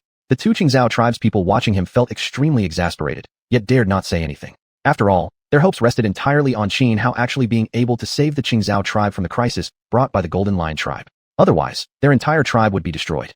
They waited in the canyon for nearly an hour before the wedding procession of the Golden Lion tribe finally arrived. From afar, it stretched out with over 100 people, marching forward in grand and imposing numbers. At the very front of the procession rode a young man who looked to be in his 20s. His golden battle armor shimmered brilliantly under the sunlight. Most striking of all, he was mounted atop a massive golden lion, which made him appear truly majestic, imposing, and noble. That young man riding the golden lion is the son of the Golden Lion tribe's chief, named xiuxian. Seeing the wedding party approaching, the two Qingzhou tribespeople beside Xianhao immediately said, Chapter 69 Collecting Road Toll. Got it. You two can step aside now. Xianhao glanced toward the wedding procession approaching in front of him, saying calmly with a composed expression. He could tell that the young man riding the golden lion was merely at the yuan level cultivation realm. As for the others in the wedding party, more than half hadn't even reached the peak of physical body refinement. In short, this wedding party's combat strength wasn't even comparable to the dozens of frontier city soldiers, led by Zhang Ping, that he had wiped out. Soon, the wedding procession also noticed Xianhao and the two men from the Qingzhou tribe waiting at the canyon entrance. They assumed these three were people sent by the Qingzhou tribe to welcome them. Wow, the Qingzhou tribe is really cutting corners. Did they seriously only send 3 people to greet us? I feel something's off here. What do you mean? You don't think these 3 aren't actually here to welcome us? That can't be right. The Qingzhou tribe is so weak, they wouldn't dare offend our Golden Lion tribe or else face total annihilation. But think about it. If the Qingzhou tribe really wanted to send people to greet us, why would they come all the way out here? This place is still dozens of miles from their village. Seeing Xianhao and the two Qingzhou tribesmen at the mouth of the canyon, the wedding party grew noisy. Some were angry over being greeted by only 3 people, while others started suspecting that Xianhao and his companions weren't there to welcome them at all. After all, this narrow canyon was a perfect spot for an ambush. Even though they numbered over 100, all fairly strong, and especially xianxian who was at the yuan level. Once they entered the canyon, if boulders rained down from both sides, even xianxian could be severely injured. Xianxian, riding the golden lion, clearly saw this too. He stopped several dozen meters away from the canyon entrance, lifted his head to scan both cliff sides. Seeing nothing unusual, he called out to Xianhao and the others. Hey, are you guys sent by the Qingzhou tribe to greet us? Xianhao cast a sidelong glance at xianxian atop the golden lion, sneered, then shouted loudly. This mountain was carved by me. This tree planted by me. If you wish to pass, leave behind your toll. Upon hearing Xianhao's words, everyone present stared blankly, completely bewildered. Even the two Qingzhou tribesmen standing beside Xianhao gaped in shock, utterly confused about what he meant. Xianxian himself was stunned for a moment before regaining his senses. His eyes darkened as he glared at Xianhao and coldly said, So the Qingzhou tribe has decided to reject peace and invite war? In that case, I'll kill all 3 of you first, then wipe out your entire tribe. Although Xianxian didn't fully grasp the meaning of Xianhao's earlier shout, one thing was clear. He now knew Xianhao and his companions were not there to welcome him. Then there was nothing more to say. If they weren't here to greet him, then eliminating them all would suffice. However, he didn't immediately order his men to charge forward recklessly, because he suspected the Qingzhou tribe must have some kind of ambush set up above the canyon. He himself, being at the yuan level, wouldn't fear any ambush, but his wedding procession behind him wasn't the same. If rocks came crashing down from above, most of his entourage would be slaughtered instantly. Therefore, he signaled the procession to halt, then rode forward on the golden lion alone, advancing slowly toward Xianhao. Xianhao remained completely calm, unafraid of Xianxian's approach. When Xianxian stopped less than 10 meters away, he frowned deeply, puzzled. Logically speaking, if Xianhao truly bore hostility, he should have attacked already. Yet Xianhao simply stood there calmly at the canyon entrance, showing no intention of engaging despite his approach. This left Xianxian thoroughly confused about Xianhao's true intentions. Just as Xianxian was pondering Xianhao's motives, Xianhao suddenly spoke. You want to pass through this canyon, right? Then pay a life-saving medicinal herb as road toll. Otherwise, this path is closed. Upon hearing Xianhao's words, the two Qingzhou tribesmen with him felt extremely embarrassed. They hadn't understood Xianhao before, but now it dawned on them. He had come here to collect a toll. They found it utterly absurd. So you're trying to collect a toll from me? Xianxian realized Xianhao's intention and immediately laughed coldly. Are you out of your mind? Brain-addled by glue? A whole life-saving medicinal herb? Get lost right now, or I'll slap you to death. Yet Xianhao completely ignored Xianxian, acting as if he hadn't heard a word. This enraged Xianxian instantly. He was the son of the Golden Lion tribe's chieftain, born into nobility since childhood. Coupled with his exceptional cultivation talent, he had reached the yuan level at such a young age, which fostered an arrogant and conceited temperament. Being ignored by Xianhao right now was utterly unbearable. A fierce, oppressive aura instantly surged from his body. I'll say this one last time. Get the hell out of my way, or I'll slap you to death, Xianxian said in a low voice, radiating killing intent. Yet, Xianhao still paid no attention to Xianxian. Seeking death. Furious, Xianxian snorted coldly. With a flick of his hand, he whipped out a black lash straight toward Xianhao's forehead. This strike was immensely powerful. Even a boulder weighing dozens or even hundreds of tons would shatter instantly if struck by it. But Xianhao remained calm. He stretched out his right hand and effortlessly caught the black whip in midair. Xianxian was shocked. He tugged hard at the whip, but Xianhao's strength far exceeded his own. No matter how hard he pulled, He couldn't so much as budge the whip from Xianhua's grip. Instead, when Xianhua abruptly yanked the whip backward with force, the tremendous power sent xiuxian tumbling headfirst off the golden lion, landing on the ground in the most classic faceplant position imaginable. Damn it! Xiuxian struggled back onto his feet, covered in dirt and fury, glaring at Xianhua with eyes that seemed ready to burst into flames. Murderous intent filled his heart. Without another word, xiuxian stomped hard on the ground and charged forward at Xianhua like a leopard sprinting after prey. His speed was astonishing. In the blink of an eye, he closed the distance, raised his right fist, and drove it straight toward Xianhua's face. That punch carried devastating power. Even a boulder weighing dozens of tons would explode on impact, reduced to gravel. But Xianhua simply sidestepped, evading the blow effortlessly. He then lifted his right leg and swept it horizontally, striking xiuxian squarely in the chest. With a muffled groan, xiuxian flew backward like a broken kite. Chapter 70 The Lion King. Boom! Xianhuan crashed onto the ground once again. This time, he fell flat on his back like an overturned turtle. You brat! You've truly enraged me. Xianhuan flipped himself up with an agile move, glaring at Xianhua in furious humiliation, murderous intent radiating from him. What can you do to me? Xianhua glanced at Xianhuan disdainfully. Before me, you either hand over a life-saving medicinal herb, so I'll let you pass, or just scram immediately. If you want to resort to force, I won't mind one bit smashing you into pulp. Smash me? Haha. Who the hell do you think you are, daring to speak such words to me? Xianhuan roared furiously. Then he charged at Xianhua once more, but this time, he was dead serious. His body trembled and suddenly surged with raging true yuan energy, drastically enhancing his speed, strength, and agility. In the blink of an eye, the dozens of meters between them vanished within 2 breaths. He raised his right hand, shaping it like a blade, slashing directly toward Xianhua's neck. He believed this strike alone could sever Xianhua's head, yet Xianhua simply slid aside with a subtle, exquisitely precise footwork, effortlessly evading the attack. Seizing the opening, Xianhua counterattacked instantly. He lifted his right leg and delivered a kick perfectly aimed at Xianhuan's lower abdomen. Xianhuan was struck heavily, flying backward uncontrollably before crashing hard onto the ground. When he struggled back to his feet, his eyes bloodshot and face twisted in rage, he screamed wildly while unleashing a powerful technique straight at Xianhua. Lion Chain Barrage. Xianhuan molded numerous talismanic runes from his true yuan, each forming a lion-headed projectile the size of a pomelo. With a thunderous burst, they shot through the air toward Xianhua. Wasted effort. A cold sneer curled Xianhua's lips. Stepping forward like a ferocious tiger descending the mountain, he gripped empty space with his right hand, and instantly, the sky-sundering spear materialized in his grasp. Swinging it fiercely, layered spear shadows erupted, shattering every single pomelo-sized lion head formed from Xianhuan's true yuan. Xianhuan turned deathly pale, stunned beyond reaction. Before he could recover, Xianhua had already moved like lightning, closing the distance in an instant. His sky-sundering spear pierced straight through Xianhuan's left shoulder. Arg! Xianhuan shrieked like a slaughtered pig. The spear in Xianhua's hand pinned Xianhuan to the ground like a nail. No matter how desperately he struggled, he couldn't free himself even an inch. Young master. Who is this guy? How could he defeat our young master so easily? What are you all gawking at? Rush forward and save the young master now. Kill him. The wedding procession stood utterly dumbfounded when they saw Xianhua pinning Xianhuan to the ground with the sky-sundering spear. Xianhuan wasn't merely the young lord of the Golden Lion tribe. He was also the most outstanding among the younger generation, having already reached the true Yuan realm. In contrast, the strongest person in the Qingzhou tribe was their grand shaman, who had only attained the Tianfu realm.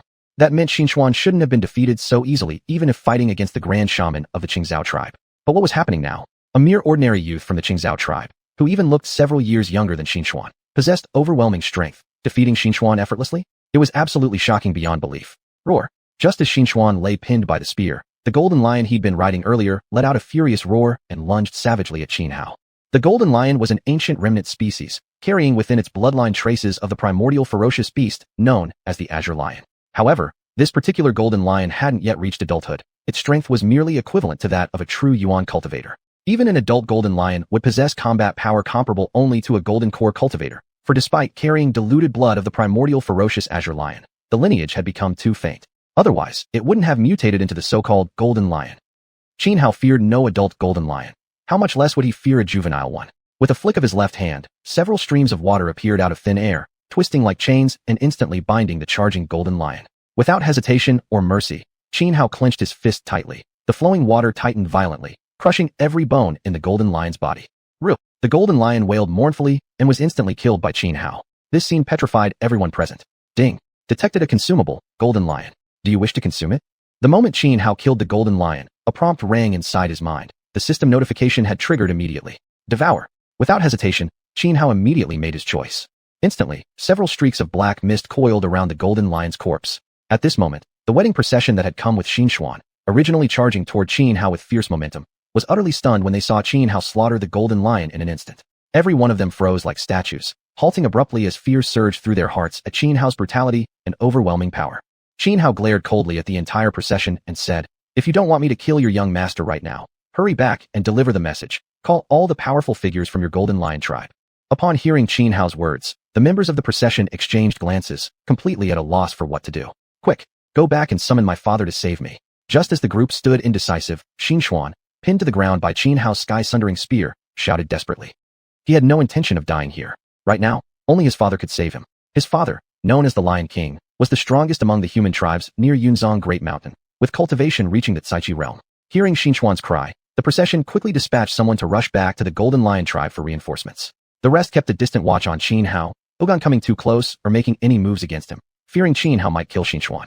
Xianhua remained calm and silent, wasting no more words, quietly waiting. He knew clearly that to completely resolve the threat posed by the Golden Lion tribe for the Qingzhou tribe, merely stopping Xianhuan once wouldn't be enough. He needed to use absolute strength to wound them deeply, subdue them thoroughly, and make them fear. The greatest pillar of the Golden Lion tribe was none other than Xianhuan's father, the so-called Lion King of the tribe. Defeating Xianhuan's father would mean shattering the Golden Lion tribe's confidence entirely, ensuring they would never dare bully others again. Chapter 71. One glance. Instant kill. Just as the wedding procession had sent someone back to the Golden Lion tribe for reinforcements, the corpse of the Golden Lion had already vanished into thin air, wrapped in streaks of dark lightning. Ding. Absorption successful, Golden Lion. Congratulations, host, you have obtained the Sun Gold Shield.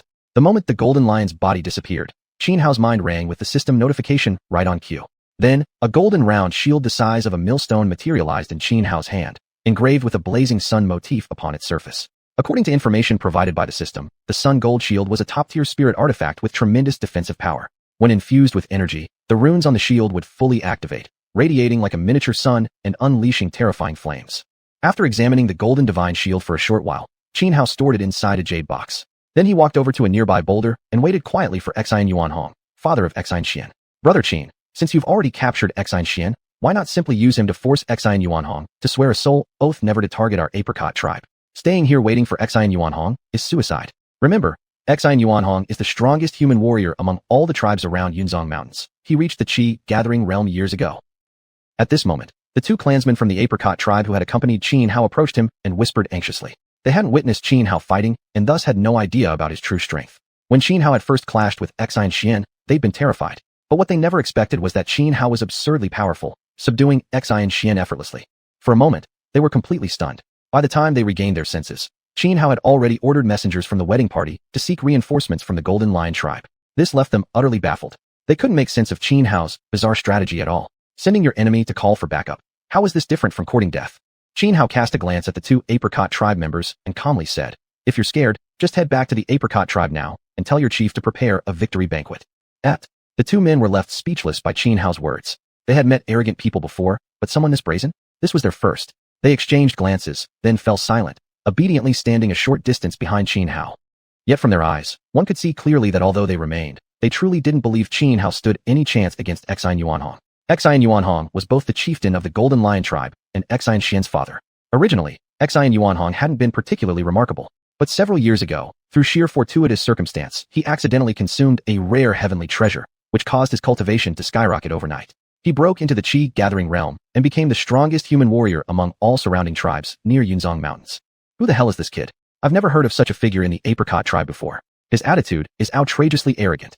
Heaven punishes arrogance. Men who boast too much invite disaster. Despite his strength, this brat's reckless and conceited nature ensures he won't live long. He went too far, impaling the young master to the ground with a spear. He's essentially crippled the young master's arm permanently. This injury will haunt him forever, making it impossible for him to become a true expert. Don't panic. Once the chief arrives, that's when he'll die. The members of the wedding party from the Golden Lion tribe stared at Xianhua with looks filled with malice and murderous intent. To them, Xianhua was now an enemy for harming xianxian. This canyon wasn't far from the Golden Lion tribe. Therefore, after roughly 2 hours, as dusk approached, the Golden Lion tribe's reinforcements finally arrived. They came in small numbers, only 4 individuals. 3 of them each rode atop a golden lion, though these beasts resembled the one xianxian had ridden earlier, still immature, not fully grown. The 4th rider sat upon an old, feeble golden lion, and this was none other than the chieftain of the Golden Lion tribe himself, Xuanhuan, father of xianxian. As Xuanhuan rode forward atop the aging beast, an overwhelming aura radiated from him. His face was grim and stormy, and when his gaze landed on xianxian, pinned to the ground by Xianhua's heaven-piercing divine spear, an ocean of killing intent surged from his body. "Father, save me." Seeing his father arrive, Xianxian immediately shouted hoarsely, "Son, stay calm. Your father is here. No one will dare harm a single hair on your body." Xuanhuan reassured his son before turning his gaze toward Hao. His eyes narrowed, and he coldly demanded, "Young man, you are not of the apricot tribe, are you? Why have you done such a brutal thing to my son? Because I despise him? Is that reason enough?" Hao glanced at Xuanhuan and said coldly. His attitude had changed completely from how he'd acted toward Xianxian earlier. Now, every inch of Hao exuded a terrifying killing intent. Before, his calm demeanor with Xianxian was merely to avoid scaring the young man, so that Xuanhuan would come without hesitation. Although Hao was powerful, storming the Golden Lion tribe single-handedly wouldn't have been easy. After all, the Golden Lion tribe was one of the largest human tribes near Yunzong Mountain, with nearly 10,000 members, not counting their slaves. Therefore, Hao needed to lure out the tribe's leadership. Once the top brass of the Golden Lion tribe fell, chaos would erupt within, leaving them too disorganized to focus on the apricot tribe. "You brat, you're asking for death." Before Xuanhuan could speak, one of the three men who accompanied him, mounted on a golden lion, charged forward and launched an attack against Hao. This was Xian II, a high-ranking member of the Golden Lion tribe. Boom. Xian II was strong at the Tianfu realm. Riding atop the Golden Lion, his speed increased dramatically. With this added advantage, his combat power far exceeded that of an ordinary cultivator at the same level. Yet before Hao, he was still nothing but a weakling. "The one asking for death is you," Hao coldly retorted. Constructing a sky-piercing divine spear in hand, he shot forward like lightning. The moment Hao and Xian II passed each other, both unleashed deadly techniques at full force. As they separated, a blood-curdling scream rang out, Xian II's cry of agony. Everyone watched in shock as Hao's sky-piercing divine spear plunged through Xian II's back, piercing straight through his body, the spear tip emerging to stab directly into the head of the golden lion beneath him. Man and beast, both were slain in a single exchange. Chapter 72: The Overwhelmingly Invincible Hao. My heavens, how could this kid be so strong? He killed II in a single strike. Damn it, we're finished. We've messed with the wrong person. No wonder he was pretending to be weak. This was all a setup to lure Chief Xian and the others here. What do we do now? Are our chief and the other two elders going to die at this kid's hands too? If that happens, the Golden Lion tribe is doomed. When they saw Hao instantly kill II in one move, every member of the Golden Lion tribe was stunned into terror, their eyes filled with fear. Earlier, they had thought Hao was nothing but a reckless fool. Now they realized he had been playing dumb all along, deliberately drawing Xuanhuan and the others here so he could eliminate them. As the saying goes, to shoot a man, first shoot his horse. Once the top leaders like Xuanhuan and II were eliminated, no matter how powerful the Golden Lion tribe was, it would collapse overnight. Like a snake without a head, or monkeys scattering when the tree falls. The two members from the Green Plum tribe who had come with Hao were equally shocked. They even questioned whether their eyes were deceiving them. Hao defeating II in a single blow was simply unbelievable. Xuanhuan and the two other senior members of the Golden Lion tribe were also astonished. According to information provided by the tribesmen who had rushed back earlier for reinforcements, although Hao had easily defeated Xianxian, they estimated him to be at most a heavenly talisman-level cultivator, possibly reaching the Qi gathering level at best. So, just to be safe, they hadn't brought the full army of the Golden Lion tribe. Instead, the four of them had quickly ridden their golden lions and arrived as fast as possible. After all, even if Hao were a Qi gathering level cultivator, they believed that the combined strength of 4 elite warriors riding golden lions would be more than enough to subdue him. But what was happening now? Right after engaging, Hao had already killed both II and his golden lion. The outcome completely defied their expectations. Yet, with things as they were, they had no choice but to fight Hao to the death. Moreover, they convinced themselves that II's defeat came from overconfidence. If the three of them joined forces, they should be able to suppress Hao. Kill. No more words were needed. With a deep shout, Xuanhuan shot forward like a predatory bird across the sky. He was a Qi gathering level cultivator, his power immense. His body trembled, and surging golden talismanic energy burst forth. Then, his fist swung, and wave after wave of Jin coalesced into a massive lion's head roaring as it crushed down upon Hao. At the same time, the elderly golden lion beneath him roared, its body glowing with countless golden talismanic runes. These runes formed numerous lion-headed blades that flew like arrows toward Hao. This golden lion was extremely old, its strength greatly diminished, now only matching that of a Qi gathering level warrior. Its vitality had withered, it didn't have many years left. Facing Xuanhuan and the aged golden lion's assault, Hao remained calm and composed. This time, he showed no mercy and held nothing back. Immediately, he pulled out the solar gold shield he had obtained by devouring the golden lion previously ridden by Xianxian. Hao raised the solar gold shield in front of him. Whether it was Xianhuan's attack or the barrage from the aged golden lion, every strike shattered harmlessly against the shield, unable to inflict any damage. The solar gold shield was originally a top-tier spiritual artifact. The extent of its defensive power was evident. And considering that Hao himself was at the golden core level, using it to block attacks from a Qi gathering level enemy and an aged golden lion was perfectly natural. Just then, the other two high-ranking members of the Golden Lion tribe who had accompanied Xuanhuan launched their own attacks on Hao. One of them was at the true yuan level, the other at the heavenly talisman level. Neither held back, unleashing formidable killing techniques. Additionally, the two young, immature golden lions they rode also joined the assault. But none of it worked. Xuanhuan channeled his Dantian energy into the solar gold shield. Instantly, golden radiance blazed forth. Effortlessly, the shield repelled every attack. Then, with a sudden, the shield erupted, spewing torrents of golden flames. The senior golden lion tribe member, who was only at the true yuan level, was immediately engulfed by the golden fire and began burning violently. Aowa! A hair-raising, agonized scream echoed as the elder was burned alive before everyone's eyes. At the same time, Xuanhuan grasped the air with his right hand, conjuring a heaven-piercing divine spear in his palm.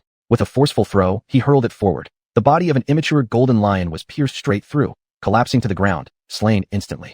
Chief, retreat. This kid is absurdly powerful. We're no match even together. The high-ranking elder of the golden lion tribe at the heavenly talisman level stared in terror. Without hesitation, he turned and tried to flee on his golden lion into the distance. But Xuanhuan drew out the skyfire bow and formed another heaven-piercing divine spear. Then, using the spear as an arrow, he loosed a single shot aimed directly at the fleeing elder. Whoosh! The arrow tore through the sky. Empowered by heavenly flame, it streaked like a purple rainbow across the heavens. Without the slightest chance, Xuanhuan's arrow struck true, killing the fleeing elder of the golden lion tribe, along with the golden lion beneath him. All of this happened in the blink of an eye. Within less than 10 breaths, the 3 elite elders who had arrived with Xuanhuan were all dead, slain by Xuanhuan, their golden lion slaughtered alongside them. Xuanhuan's face turned pale, his eyes filled with horror as he stared at Xuanhuan. He wasn't a fool. The combat power Xuanhuan had just displayed clearly revealed that his cultivation level surpassed the Qi gathering stage. He stood no chance at all against Xuanhuan, much less any hope of escape. Earlier, Xuanhuan himself had been pinned to the ground by Xuanhuan's heaven-piercing divine spear. Witnessing all of this unfold, he was completely stunned.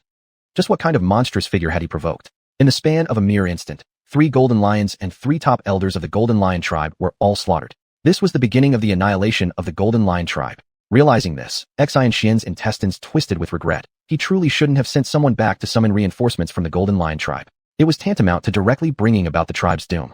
More than 100 members of the golden lion tribe watching from afar were also frozen in shock, unable to believe what they had just seen. Chapter 73. The 10,000 Thunder Heavenly Prison annihilates all enemies. Xuanhuan's face turned extremely pale. At this moment, he didn't know what to do. He couldn't flee, yet he couldn't fight either. If you don't want to die a painful death, Xuanhuan said calmly, looking at Xuanhuan, I suggest you smash your own heaven's gate and end it quickly. Who exactly are you? Why do you help the Qingzhou tribe? If only you would switch sides and aid our golden lion tribe. Whatever the Qingzhou tribe can offer you, we will give you 10-fold. No, 100-fold more. What do you say? Xuanhuan took a deep breath and spoke to Xuanhuan. Xuanhuan let out a cold laugh. Men like me act according to one thing, a righteous heart. Your son murdered an innocent father and tried to forcibly take another man's daughter-in-law. That is utterly inhumane. And your golden lion tribe has long oppressed the weak, enslaving countless small tribes around Yunzong Mountain. You are the root of chaos and deserve to be wiped out. Xuanhuan's face darkened. Gritting his teeth, he shouted. If that's how it is, then I'll fight you to the death. With those words, Xuanhuan shot into the sky. In midair, his hands formed seals, and he released his celestial talisman directly. His talisman was the immensely powerful golden lion talisman. The golden celestial talisman surged forth, manifesting a true form of a golden lion atop it. The lion raised its head and roared, the sound shattering the sea of clouds. Then, Xuanhuan controlled the golden talisman as it crushed downward toward Xuanhuan. This was his life-risking technique, his strongest strike. Foolish. Utterly foolish. Xuanhuan remained expressionless. With a low shout, he used his Danyuan to construct his own 5-color celestial talisman. Soaring upward, the 5-colored talisman shimmered with black, white, red, yellow, and blue, bathing the entire area in dazzling, multicolored light. The 5-color talisman cultivated by Xuanhuan was incredibly powerful. Though not quite on par with Ling Taishu's 9-word secret talismans, it was still nearly as strong. While Xuanhuan's golden lion talisman was formidable too, compared to the 5-color talisman, they were simply not on the same level. As the 5-colored talisman trembled slightly, Xuanhuan's golden lion talisman shattered instantly. The destruction of his talisman reverberated through his spiritual connection, causing Xuanhuan to scream in agony. High in the air, he immediately plummeted like a broken kite. With a thud, he crashed headfirst into the ground, his body twitching for several moments before finally falling limp, completely lifeless. Father, seeing Xuanhuan's gruesome death, Xianxian shrieked in despair.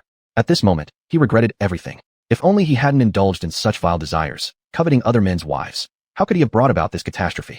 Xuanhuan stood coldly, unmoved. Though he disliked senseless slaughter, he was no soft-hearted fool. Quite the opposite, he acted decisively, never hesitating or dragging things out. Seeing that even Xuanhuan had been effortlessly killed by Xuanhuan, the elderly golden lion immediately tried to flee. But at that very instant, Xuanhuan's eyes hardened. His body shot skyward as he unleashed a powerful treasure art he had recently mastered. 10,000 Thunder Heavenly Prison Summon. Letting out a long cry, Xianhao poured forth massive amounts of danyuan from his body, forming countless talismanic runes. These runes swiftly transformed into a heavenly prison that descended, trapping the old Golden Lion and over 100 members of the Golden Lion tribe within its bounds. Then, as the runes flickered, the heavens above churned violently. Mysterious forces drew in terrifying currents of lightning, which slammed into the prison.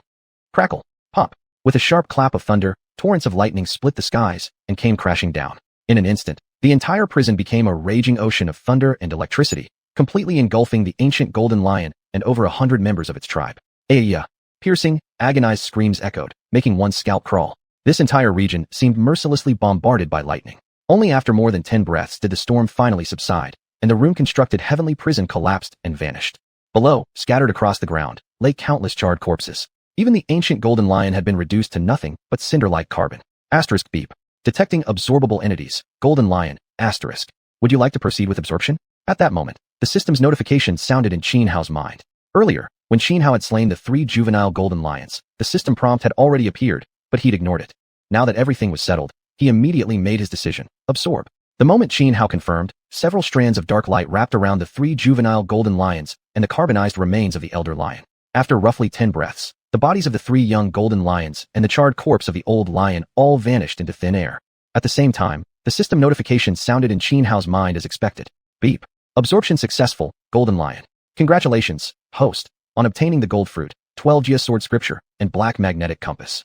According to the supplementary notes provided by the system, the gold fruit was a top-grade heavenly treasure. If Xianhao consumed it, his cultivation would instantly advance to the nascent soul realm. The 12 Calamity Sword Scripture was a powerful sword technique, while the Black Magnetic Compass was a secret treasure, not only capable of suppressing evil spirits and demonic entities, but more importantly, exerting overwhelming suppression over formations and arrays.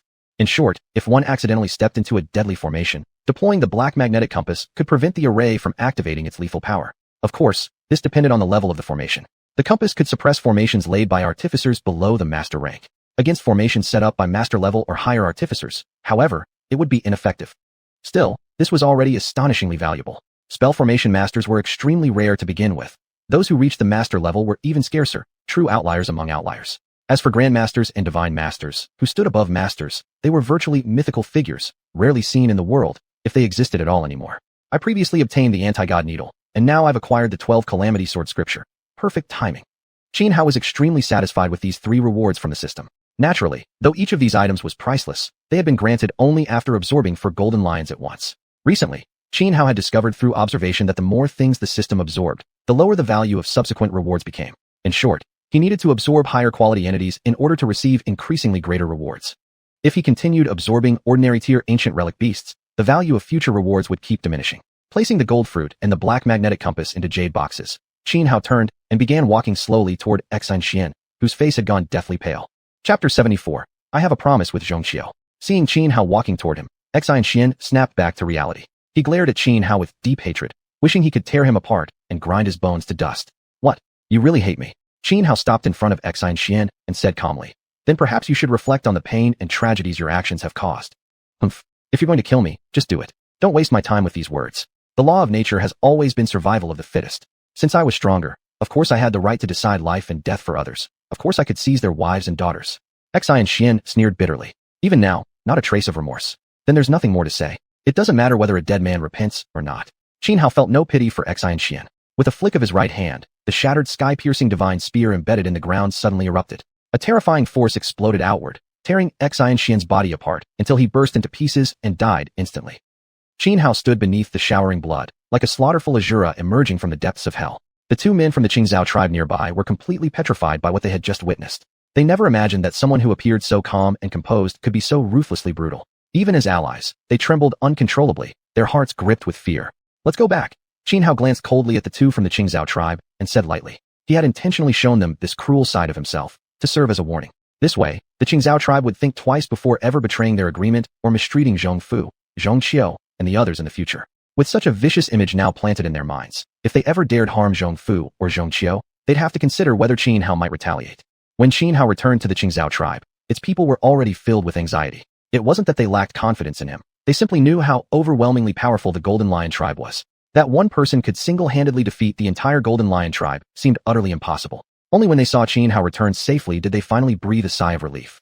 Chief Qingzhao, the chief of the Golden Lion tribe, and 3 of their top leaders are all dead. Right now, the Golden Lion tribe is too busy with internal conflict to even think about targeting your tribe. And even if they do decide to wage war against you, having lost their strongest fighters, they stand no chance against the Qingzhao tribe. Now can you rest assured and offer shelter to Zhongfu and Zhongqiu? Qin Hao asked the chief of the Qingzhao tribe. The chief was momentarily stunned. He had just learned the full story from the 2 tribesmen who accompanied Qin Hao. He simply couldn't reconcile the refined, calm young man standing before him with the merciless monster those 2 described. But the facts were undeniable. He had no choice but to accept reality. Brother Qin, don't worry. The Qingzhao tribe and the Red Maple tribe have always been like family. I promise you, Zhongfu and Zhongqiu will be treated here exactly as they were in Red Maple. They won't suffer any injustice. The chief quickly responded, snapping out of his daze. He wasn't foolish. He understood perfectly why Qin Hao had brought this up so deliberately. So he made his stance clear immediately. First, it was true. His tribe and the Red Maple tribe had always enjoyed exceptionally close ties. Second, now that he knew just how fearsome Qin Hao truly was, how could he possibly dare allow anyone to mistreat Zhongfu or Zhongqiu? If Qin Hao could destroy the Golden Lion tribe so easily, then certainly the Qingzhao tribe wouldn't dare provoke him. With the Golden Lion threat eliminated, the Qingzhao tribe celebrated joyously. Their chief even ordered a grand victory banquet that night to properly thank Qin Hao. Without him, they might have been wiped out, or worse, enslaved by the Golden Lions. Their gratitude was genuine, without the slightest pretense. That night, laughter and music filled the air in the Qingzhao village. Bonfires lit up the sky, and people gathered around them feasting on meat, drinking wine, singing songs, and boasting joyfully. Qin Hao ate a little meat and drank a small amount before quietly slipping away, walking alone to the edge of the village wall, distancing himself from the festivities. He looked up at the sky, lost in thought. Ever since witnessing the Xinjiang of the Red Maple tribe, he had been deeply worried about the situation of the Qingtian tribe, but he dared not return near the Yumang Mountains. Qin Long had warned him. The members of the Shidi clan might be searching for him in that region. If the Shidi clan captured him, both the Qingtian tribe and Qin Long would be in grave danger. This inner conflict weighed heavily on his heart. Unnoticed, White Little approached and stood beside him.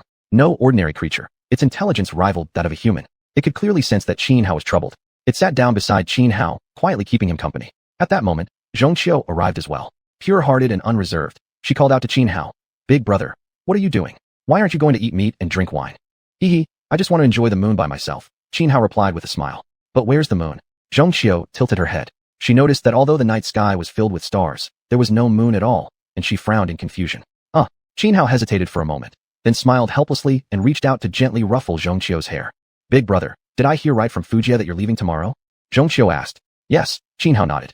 Big brother, can't you stay here with us? Zhongqiu puffed her cheeks and asked. Well, Qin Hao smiled and said, Big brother has many things he needs to do, so I can't stay with you. Oh, then, will I ever see you again? Zhongqiu asked innocently. Of course. Qin Hao paused for a moment, then smiled. You've already called me big brother.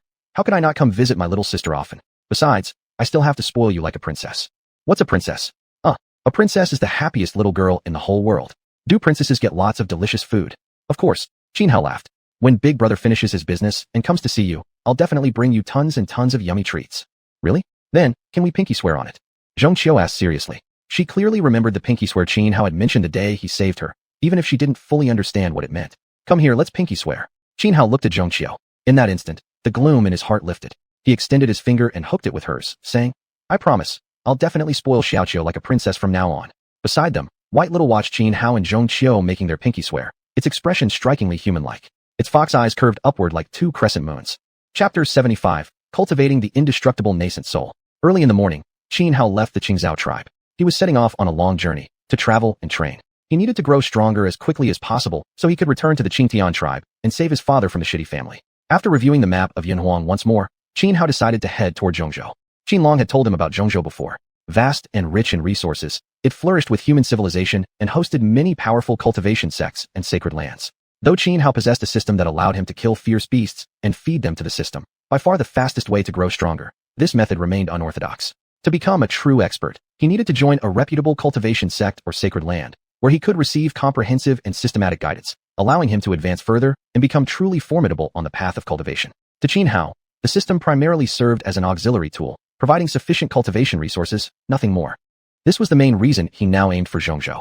The Tsung state of the Hongfeng tribe had deeply shocked him, stirring grave concerns for the safety of the Qingtian tribe.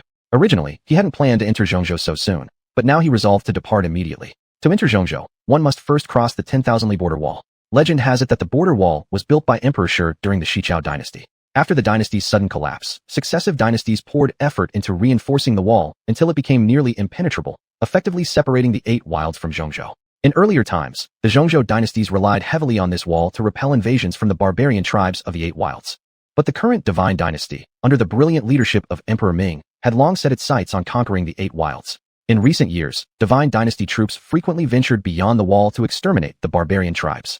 Among them, Lord Xuanhuan stood as the key figure supporting the dynasty's campaign across the wilds. The former barbarian royal court of Xuanhuan had been eradicated by Xuanhuan himself, reducing Xuanhuan today to scattered minor tribes. Now, only the 5 wilds still maintained their own royal courts. To resist the Divine Dynasty, they had formed an alliance, but their situation remained grim. While the Divine Dynasty continued to produce exceptional talents, the 5 wilds had seen no outstanding figures emerge in recent times. Having settled on his route, Xianhao set out with Xiao Bai toward the 10,000-li border wall. After several days of arduous travel over mountains and rivers, they finally approached the border. Only the Hongxiao range within Yunhuang remained between them and the border wall, and beyond it lay Zhongzhou. The Hongxiao range was one of the main mountain ranges in Yunhuang, named for its soil, which bore the color of rosy dawn clouds.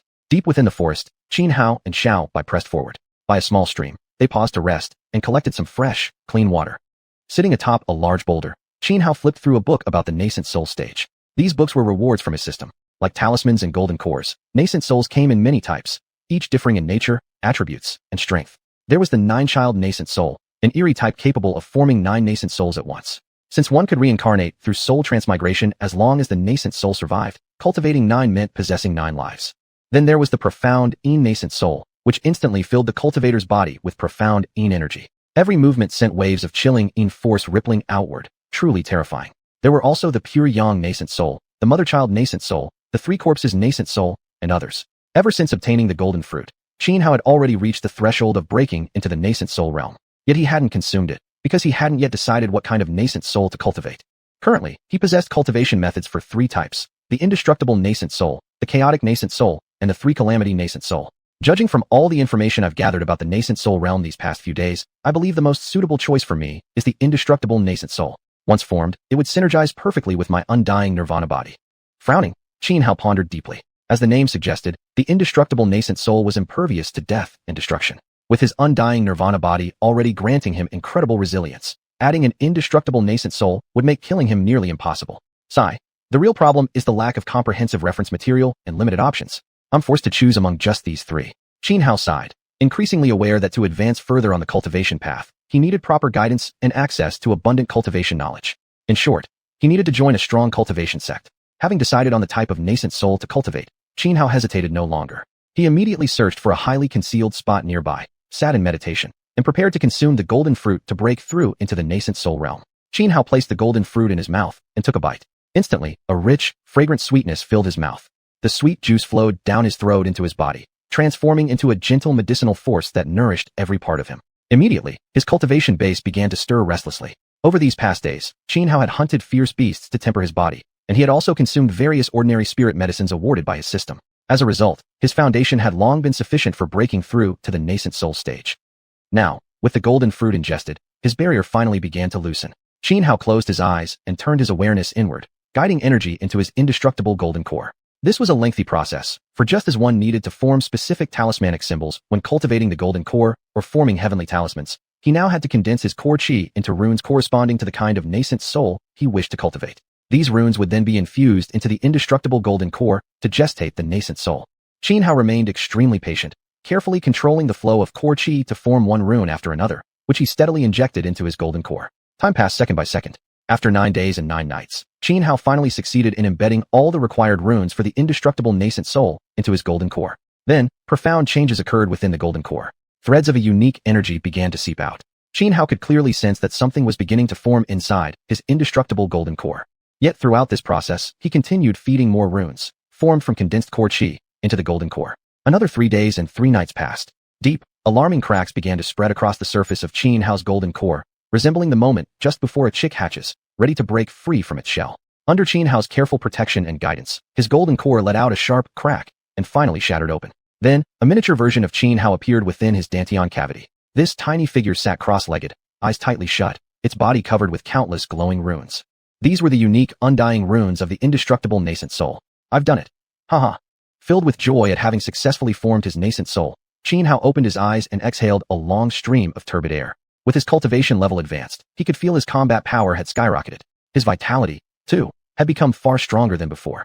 Yet just as Xianhao was enjoying the elation of his breakthrough, a shadow darted swiftly from the distant forest toward the stream side. The figure moved so fast that in just a few swift leaps, it arrived right beside Xianhao at the creek. In an instant, the two faced each other directly. Seeing the person's face clearly, Xianhao froze in shock. But the moment the other laid eyes on Xianhao, a cold sneer spread across their face. Filled with killing intent, they spat. "You little barbarian dog, I finally found you. I told you, I would never let you go. I will slice you into pieces, crush your bones, and scatter your ashes." Heh. Xianhao snapped back to his senses and chuckled coldly. "I was just looking to test my new strength. And here you are, walking right into my hands, old witch." Chapter 76, A Friend from Afar Comes. "Haha, little mutt, return my tiger's life." The figure sneered coldly and roared. Then, she charged straight at Xianhao. This figure was none other than xuanhuan, the holy maiden of Bulow City. Back in the secret realm atop Tianyun Peak, Xianhao had absorbed her mount, the purple-eyed demon tiger, into his system in order to save Xiaobai. The purple-eyed demon tiger had been raised by xuanhuan since it was a cub, and they shared a deep bond. Thus, she bore an intense hatred toward Xianhao. Last time, if not for Ling Taishu suddenly appearing and gravely injuring her mid-battle, she would have spared no cost to kill Xianhao and avenge the beast she had nurtured with her own hands. Xuanhuan was strong. She had formed her golden core more than a year ago. During their last encounter atop Tianyun Peak, she had used a special secret technique to conceal her true cultivation level, leading many to believe she was merely at the chi gathering stage. Now, however, she held nothing back and unleashed her full power. Though her injuries from Ling Taishu's assault had yet to fully heal, she still believed that even in this state, defeating Xianhao should pose no difficulty. Her speed was astonishing. Within an instant, she closed the distance between them and appeared right before Xianhao. Her right fist clenched, she launched a full-force punch directly at his face. The terrifying power warped the air around her fist, distorting space itself. Just as her punch was about to strike home, at the very last moment, Xianhao shifted his foot slightly, tilting his body leftward, easily dodging the blow. In one fluid motion, he lifted his right leg and swept it toward xuanhuan's ribs. Huh. Xuanhuan was startled and immediately spun her body away, narrowly avoiding Xianhao's sweeping kick. She was shocked. She hadn't expected Xianhao to dodge her attack at all. After all, she had just put her entire strength into that punch. Even fellow Golden Core cultivators might struggle to evade such a strike. How could someone at the mere chi gathering stage possibly dodge it? This was highly abnormal. Back at Tianyun Peak, Xuanhuan had witnessed Xianhao's battle against Moron Tianyu. At the time, she had concluded that Xianhao was indeed only at the chi gathering stage, so she naturally assumed he still remained there. And such an assumption wasn't unreasonable. From that day on the peak until now, less than 3 months had passed. Even among legendary prodigies spoken of in legends, none could possibly break through from chi gathering to Golden Core, or even nascent soul, within just 3 months. Could they? Die. Taking advantage of Xuanhuan's momentary shock, Xianhao let out a thunderous shout, diving down like a fierce predator from the sky, claws outstretched. His hand shot forward, fingers curved like hooks. Once he seized her, he would tear her apart without hesitation. It didn't matter to him how beautiful she looked or how noble her status was. In his eyes, Xuanhuan was nothing but an enemy. And when it came to enemies, he had always been ruthless. Mercy toward enemies meant cruelty toward oneself. Xianhao refused to plant seeds of disaster because of fleeting pity. You're not at the chi gathering stage. Facing Xianhao's ferocious assault, Xuanhuan's expression changed drastically. She realized too late that she had underestimated him. She activated an extremely profound movement technique, her form flickering as she barely evaded his clutching hands. But Xianhao took a single step, covering 4 or 5 meters in an instant, like a leech refusing to let go, sticking tightly to her, and cutting off every possible escape route. Bang, bang, bang. Xianhao and Xuanhuan clashed in close combat. Now that Xianhao had partially awakened his hunting instinct, his hand-to-hand combat prowess far surpassed hers. Not to mention, his current cultivation level also exceeded hers. Meanwhile, Xuanhuan's previous injury from Ling Taishu had severely weakened her fighting ability. With these opposing conditions, Xuanhuan stood no chance against Xianhao. Within moments of grappling, she suffered grievous losses, repeatedly struck by Xianhao. In just a few breaths of time, her body was already covered in wounds, bleeding and torn. Xianhao showed no mercy, not even a trace of pity for her beauty. 4 or 5 of her ribs were broken. Her left scapula was completely shattered by one of Xianhao's punches, rendering her entire left arm useless. And on her once delicate face, multiple deep, bone-revealing gashes were carved by Xianhao's clawing fingers. Her once beautiful visage now resembled a bloody, mangled mess. Xuanhuan was nearly driven mad. She had never imagined it would come to this. Back on Tianyun Peak, although Xianhao had displayed exceptional combat power, she still hadn't taken him seriously, convinced that in a one-on-one fight, she could easily defeat him. But now, she was beaten brutally. This was utterly unacceptable to Xuanhuan. It had only been a few months. How could she already be no match for Xianhao? Divine demon binding art. With a low roar, Xuanhuan formed hand seals, and instantly, numerous chains surged out from behind her. each wrapped tightly with yellow talismans. Every talisman-covered chain carried terrifying power, surging toward Xianhao like thunderbolts, aiming to pierce straight through his body. But Xianhao simply flicked his wrist and pulled out the solar gold shield. Pouring a torrent of xuanhuan into it, the shield flared brilliantly, glowing as if he were holding a miniature sun in his hand, blocking every single talisman-laden chain. The solar gold shield was a top-grade spirit artifact. Once activated, its might was fearsome. As it deflected the chains, it also erupted with a flood of golden flames, spreading like wildfire, engulfing Xianxia in an instant. Almost immediately, Xianxia was wrapped entirely in blazing golden fire. Behind her, disheveled humanoid figures burst forth, howling like wild beasts, desperately trying to extinguish the flames devouring her. Old witch, this is where it ends. After trapping Xianxia within the raging golden flames from the solar gold shield, Xianhao's eyes flashed with ruthlessness. He had no intention of prolonging this fight any further. He would execute his killing move now and eradicate her at once. Heavenly Prison Thunder Cage. With a cold shout, Xianhao shot upward like a cannonball, soaring into the air. Once aloft, he formed hand seals and unleashed his divine technique, preparing a fatal blow against Xianxia. Immediately, his xuanhuan churned violently around him, forming countless dense runes that coalesced into a heavenly prison, sealing Xianxia inside. Xianxia suddenly felt an overwhelming sense of danger. Her expression twisted in alarm, and she looked up desperately at Xianhao, just in time to see the heavens above churning wildly, winds roaring, lightning cracking across the sky. As Xianhao pressed down his sealed hands toward her, the celestial lightning responded to his call, striking down from the skies and converging upon the heavenly prison. Chapter 77. Holy Maiden Xianxia loses her composure. Crackle, boom, lightning split the sky, thunderbolts crashed down, scenes too terrifying to behold. In an instant, the area enveloped by the heavenly prison transformed into a sea of lightning. Xianhao had used the powerful technique, Heavenly Thunder Prison Summoning, against Xianxia, because he realized her cultivation method belonged to sinister and yin-type arts, and lightning, being pure yang in nature, was naturally dominant over such dark techniques. These past few days, Xianhao had been diligently practicing this mighty art. Previously, activating it required considerable time. Now, it only took 2 or 3 breaths. In short, his proficiency had significantly improved. The region under the prison's domain was essentially scoured clean by relentless thunder. After a long while, the prison shattered, the lightning dissipated. The land it had covered suffered devastating destruction, ravaged beyond recognition. Yet, to Xianhao's surprise, Xianxia was still alive. Using some unknown means, she had somehow survived even the complete annihilation brought by the thunderous cleansing. She wasn't dead, but her condition was terrible.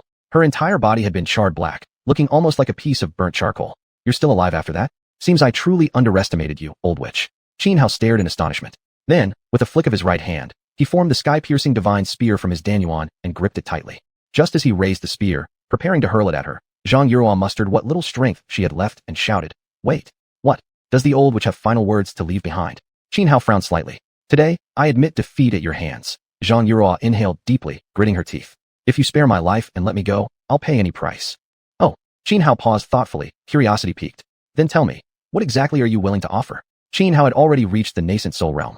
Dealing with Xianxia, who was merely at the golden core stage, was effortless. Earlier, he hadn't even unleashed his full combat strength, yet she had already been thoroughly defeated. Thus, Xianhao didn't feel any urgency to kill her. He feared none of her tricks. Before absolute power, all cunning schemes were meaningless. Xianxia's heart was churning with bitterness. She never imagined she'd fall so low at the hands of Xianhao. Though naturally cold and proud, unafraid of death, she couldn't afford to die now, not when she bore an irreplaceable mission. She had to survive, no matter the cost, no matter the humiliation.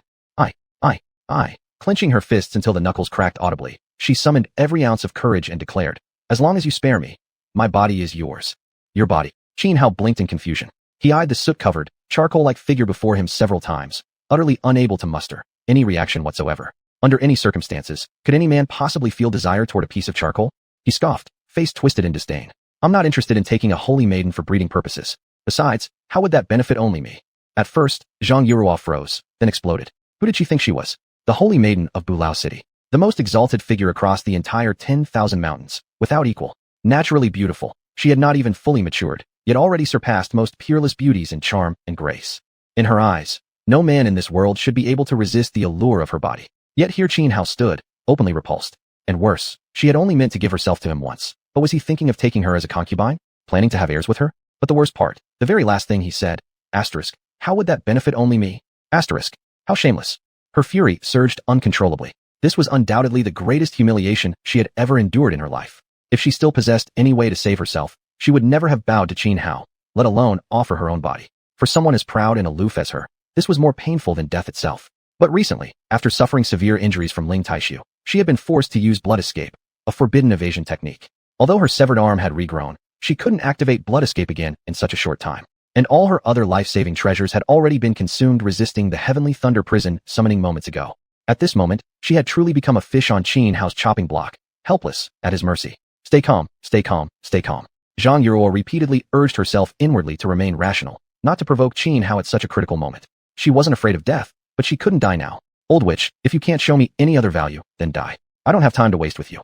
As Xianxia was lost in thought, Xianhua spoke impatiently, weighing the sky-piercing divine spear in his hand, ready at any moment to hurl it at her. Xianxia's face darkened. She believed that for any man, her body should be the most tempting thing. Even someone like Ling Taishu. She felt that if she offered herself, even he would compromise. Yet Xianhua was an anomaly among men. For the first time, she didn't know what kind of value could possibly attract him. No answer? Then you have none. A cold, merciless glint flashed in Xianhua's eyes as he growled. Then die. The moment the words left his lips, he raised the sky-piercing divine spear, preparing to end Xianxua's life. Wait. Xianxua's expression changed drastically as she cried out urgently, spare my life, and I'll give you anything you want. Think about it. I'm the holy maiden of Bulao City. A dead holy maiden would only bring relentless retaliation from Bulao City, who would stop at nothing to kill you. But a living holy maiden. She could be your bargaining chip, allowing you to demand anything you wish from Bulao City.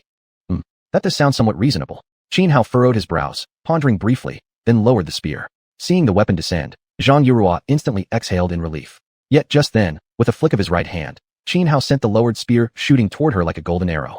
Chapter 78 The Saintess is dark. Xianhua acted decisively, ruthlessly, and he didn't care about principles at all. He had just put down the sky-splitting divine spear, making Xianxia believe he wouldn't attack. Then suddenly struck. Xianxia had absolutely no defense. In an instant, the sky-splitting divine spear pierced through her left shoulder, pinning her to the ground. Terrifying energy erupted from the spear, eroding Xianxua's life force. You.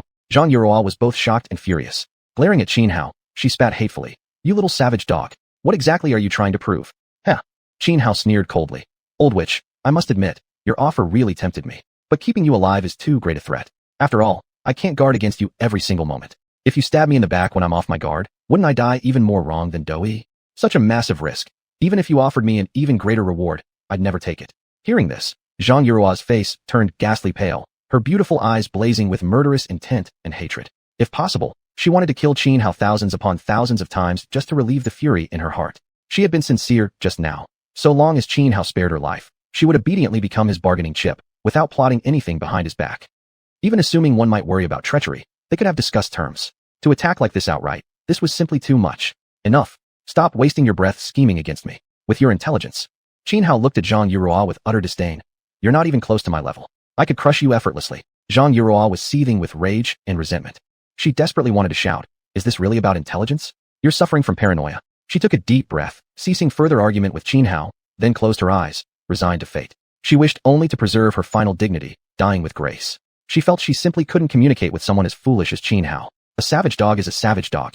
A base creature. She scorned and ranted inwardly. Xianhua thought nothing of it. With a mere thought, the sky-splitting divine spear reformed in his hand. He prepared to seal Xianxua's doom and send her westward to meet the Buddha. Stop. Just then, 3 figures emerged from the distant woods. Xianhua froze slightly, instinctively turning toward them. As he clearly saw their faces, astonishment flashed across his expression. Muttering under his breath, he said, how coincidental. It seems I've met old acquaintances again. The 3 approaching figures were people Xianhua knew, none other than the 3 siblings of the Murong family. Back on the summit of Tianyun Peak within the ruined secret realm, Murong Tianyu had clashed with him when attempting to stop Xianhua from killing Li Tianba. Last time you interfered when I tried to kill that bastard Li Tianba. Now you stand in my way again with this old hag. Are you deliberately out to get me? Xianhua glared at Murong Tianyu, thoroughly annoyed. Though he'd shown mercy last time, it wasn't because he'd grown merciful. At that final moment, he'd sensed intense danger emanating from Murong Tianyu, so he'd let things slide accordingly, avoiding pushing her to extremes. Now, though, Murong Tianyu appeared once more to block his execution of Xianxia, and that made him extremely unhappy, especially since he had now broken through to the Yuanying stage. He believed that even if Murong Tianyu possessed some ultimate trump card, he could still handle it. Friend, please don't misunderstand. I mean no harm, Murong Tianyu replied. Remembering how Xianhua had spared her at the ruined secret realm atop Tianyun Peak, her attitude toward him softened considerably. I overheard what Saintess Yura just said, and I agree. Killing her merely earns you a deadly grudge from Bulao City. But sparing her life could instead bring you enormous benefits from Bulao City. As for your fear that she might betray you later, that's easily resolved. Simply make her swear a hard oath. Even if Saintess Yura someday becomes transcendent, sovereign, or even stronger, as long as the heart oath exists, she cannot directly harm you, not even indirectly through others. Any such attempt would trigger backlash from the oath itself. Clearly afraid that Xianhao might misinterpret her intentions, Murong Tianyu quickly explained everything in one breath. After hearing her words, Xianhao furrowed his brow. Having grown up in Qingtian tribe, a minor human settlement, his knowledge and experience simply couldn't compare to those of Zhang Yura, Murong Tianyu, or other genius disciples from major powers. For instance, he knew nothing about hard oaths. Huh. After pondering briefly, Xianhao smiled at Murong Tianyu. Many thanks for your advice, Miss Murong. My pleasure, Murong Tianyu replied. Xianhao didn't beat around the bush. Turning to Zhang Yurua, he said, Old witch, what's it going to be? Are you willing to take a hard oath? Zhang Yurua glared hatefully at Xianhao. She truly didn't want to speak to him, or even look at him, for every glance felt like torture. But under the current circumstances, she was nothing more than fish on his chopping block. As the saying goes, when one is under another's roof, one must bow. I, Zhang Yurua, swear upon the heavens, she declared, hands forming an arcane seal, summoning a mysterious force from the void. Then she began. From this day forth, I shall never again harm. She paused midway, her eyes flicking toward Xianhao. Xianhao blinked in confusion at first, then quickly grasped her meaning and hastily interjected. My name is Xianhao. Qin as in sheen of moonlight over ancient cities, Hao as in sun stacked upon heaven. Zhang Yurua found his self-introduction utterly ridiculous, but she wasted no words. Instead, she continued coldly. From this day forth, I shall never harm Xianhao. Should I break this oath, may heaven and earth strike me down. The moment Zhang Yurua finished speaking, a drop of her heart's blood was drawn into the mystical force hovering in midair. Then came a sudden, thunderous crackle across the clear sky. The heart oath was now complete. Good, Xianhao said with a smile, though it soon turned dark. His expression soured, his voice dropping slightly as he paused, then fixed Zhang Yurua with a chilling, sinister smirk. From now on, you're my personal attendant. When I say east, you don't dare go west, otherwise. He leaned forward slightly, his tone icy and lethal. I'll kill you. Zhang Yurua's delicate brows tightened, but she said nothing. To her, so long as she could preserve her life, any price was worth paying. All right, go wash yourself already. Xianhao said disdainfully. You're as black as coal. Walking beside me, you'd embarrass me to death. Zhang Yurua's cheeks puffed up in fury, but she dared not retaliate. Silently, obediently, she trudged toward the nearby stream. Meanwhile, Xianhao cheerfully strode up to Murong Tianyu and said, Miss Murong, who would have thought we'd meet again so soon? It's only been a few months since we parted ways atop Tianyan Peak. What a twist of fate. Chapter 79, The 10,000 Ghost Cavern. Indeed, we're quite fated, Murong Tianyu said with a smile. Cough, cough. Xianhao cleared his throat twice, rubbing his hands together. The look on his face left Murong Tianyu momentarily baffled. If you have something to say, fellow Taoist, just speak freely, Murong Tianyu asked. Haha, Miss Murong is truly insightful. You've seen right through me. It seems we're not only fated, but also share a telepathic connection, Xianhao declared boldly, acting as if they'd known each other for years. Beside them, Murong Yunyan and Murong Xiaolong stared in utter disbelief, their skin crawling with goosebumps. Is he actually flirting with our eldest sister? Compared to the shocked Murong Yunyan and Murong Xiaolong, Murong Tianyu remained remarkably calm. She smiled and said, Then there's no need for formalities, fellow Taoist. Just say what you mean. Good, good, good. I really like your straightforward, heroic character, Miss Murong. You truly prove that women can match men in spirit. Don't keep calling me fellow Taoist. It sounds so distant. Just call me Brother Qin, okay? Ugh. Upon hearing Xianhao's words, Murong Xiaolong shot him a look of pure disgust and mind vomiting. He'd seen all kinds of people trying to hit on his eldest sister before, but someone as bizarrely shameless as Xianhao? This was truly a first. Young brother, are you feeling unwell? Stomach ache? Want me to give you a rub? I just learned a new massage technique recently. Xianhao turned toward Murong Xiaolong, rolling up his sleeves. Murong Xiaolong's face instantly paled. He wasn't an idiot. He knew full well Xianhao didn't actually want to massage him. He meant to beat him up. Back at the ruined secret realm atop Tianyan Peak, Xianhao had utterly crushed him. Even months later, the memory still haunted him. Murong Yunyan was equally speechless at Xianhao's audacity. She found him unbearably brazen. Ah well, even Murong Tianyu, usually so composed, felt rather awkward now. I prefer to just call you Xianhao. Since I'm older than you, calling you Brother Qin feels strange. Calling me Xianhao is too formal. Since you're older, how about Little Hao, Little Qin, or maybe? Ignoring the utterly exasperated Murong Yunyan and Murong Xiaolong beside him, Xianhao continued chatting with smug self-assurance to Murong Tianyu. Not far away, Little White slapped its forehead in disbelief. It had never seen Xianhao act this way before. For a moment, it wondered if Murong Tianyu was somehow special, prompting it to study her more closely. Even though it was a fox, it couldn't deny that Murong Tianyu was undeniably beautiful, with an extraordinary aura unmatched by ordinary women. At this moment, Murong Tianyu herself was beginning to feel overwhelmed by Xianhao's relentless advances. Hastily changing the subject, she said, Xianhao, if you have something to say, just say it directly. No need to beat around the bush. We're friends, after all. Yes, yes, yes. Miss Murong speaks wisely. Since we're friends, there's no impropriety in asking. Xianhao beamed with delight as he turned to her. Miss Murong, it's obvious you didn't come to xuanhuan for sightseeing. There must be some fortune or rare opportunity brewing. Since we're friends, you simply must bring me along. At Xianhao's words, Murong Yunyan and Murong Xiaolong froze in stone-like shock. Brother and sister exchanged glances, their expressions twisted in utter bewilderment. They had expected Xianhao might escalate his shamelessness by openly declaring his pursuit of Murong Tianyu. Instead, he made a complete 180 turn. After all that shameless flirtation with their elder sister, it turned out he just wanted a share of their fortune. Outrageous. Shameless. Beyond shameless. Both Murong Yunyan and Murong Xiaolong now regarded Xianhao with utter contempt. Yet Murong Tianyu remained perfectly calm. She didn't show the slightest irritation at Xianhao's true intentions. Instead, she smiled gently and said, "Actually, it's not much of a secret. The 10,000 Ghost Cavern nearby is about to open." The 10,000 Ghost Cavern? What place is that? What treasures does it hold? Xianhao asked, eyes wide with curiosity. His earlier flirtation with Murong Tianyu had been purely to probe why she and the others had come to Yunhuang. If only Xuanhuan had shown up, he might have assumed she came seeking revenge for the purple-eyed demon tiger. But now that the three Murong sisters were also here, he sensed something suspicious was afoot. He'd originally planned to enter Zhongzhou, but if there was a great opportunity right before him, he naturally wouldn't pass it up. And whatever fortune could draw the attention of the three Murong sisters, and Xuanhuan alike, surely it must be extraordinary. Like last time at the summit of Tianyun Peak, when they were all after the ethereal floating lotus. Long ago, there was an extremely powerful cultivation sect known as the Wan Gui Min, 10,000 Ghost Sect. Later, for unknown reasons, heavenly calamity struck. A giant hand descended from the 9 heavens and crushed the entire sect, turning it into an underground cavern. Since then, it has been called the 10,000 Ghost Cavern. Due to the force of heavenly punishment, no one can normally approach the cavern. But once every 60 years, the heavenly punitive energy that lingers in that area vanishes for 3 months, allowing many cultivators to mush and venture inside in search of rare opportunities and treasures. I see. Xianhao nodded and said, "Then there's no problem with me joining you all, right?" "There's a big problem," Murong Xiaolong said unhappily. "We don't like people like you tagging along." "Exactly." Murong Yunyan also glared at Xianhao with clear disdain. "Xiaolong, Yunyan, don't be rude," Murong Tianyu said sternly, then turned back to Xianhao with a gentle smile. "Xianhao, I apologize. Yunyan and Xiaolong have straightforward personalities. Please don't take offense. If you're willing to join us into the 10,000 Ghost Cavern, of course it's welcome. In that case, it's settled. We'll all go together." Ignoring Murong Xiaolong and Murong Yunyan's displeasure, Xianhao declared magnanimously to Murong Tianyu, "Rain sister, rest assured. If I gain any great fortune in the 10,000 Ghost Cavern, I definitely won't keep it all to myself." Hearing these words, Murong Yunyan and Murong Xiaolong became even more enraged. They thought Xianhao was truly shameless. How had he already started calling Murong Tianyu Sister Rain so naturally? No. Murong Tianyu quickly corrected him. "If you gain anything in the cavern, it will be your own karmic connection. Besides, after countless years of exploration, most of the fortunes within the 10,000 Ghost Cavern have already been discovered.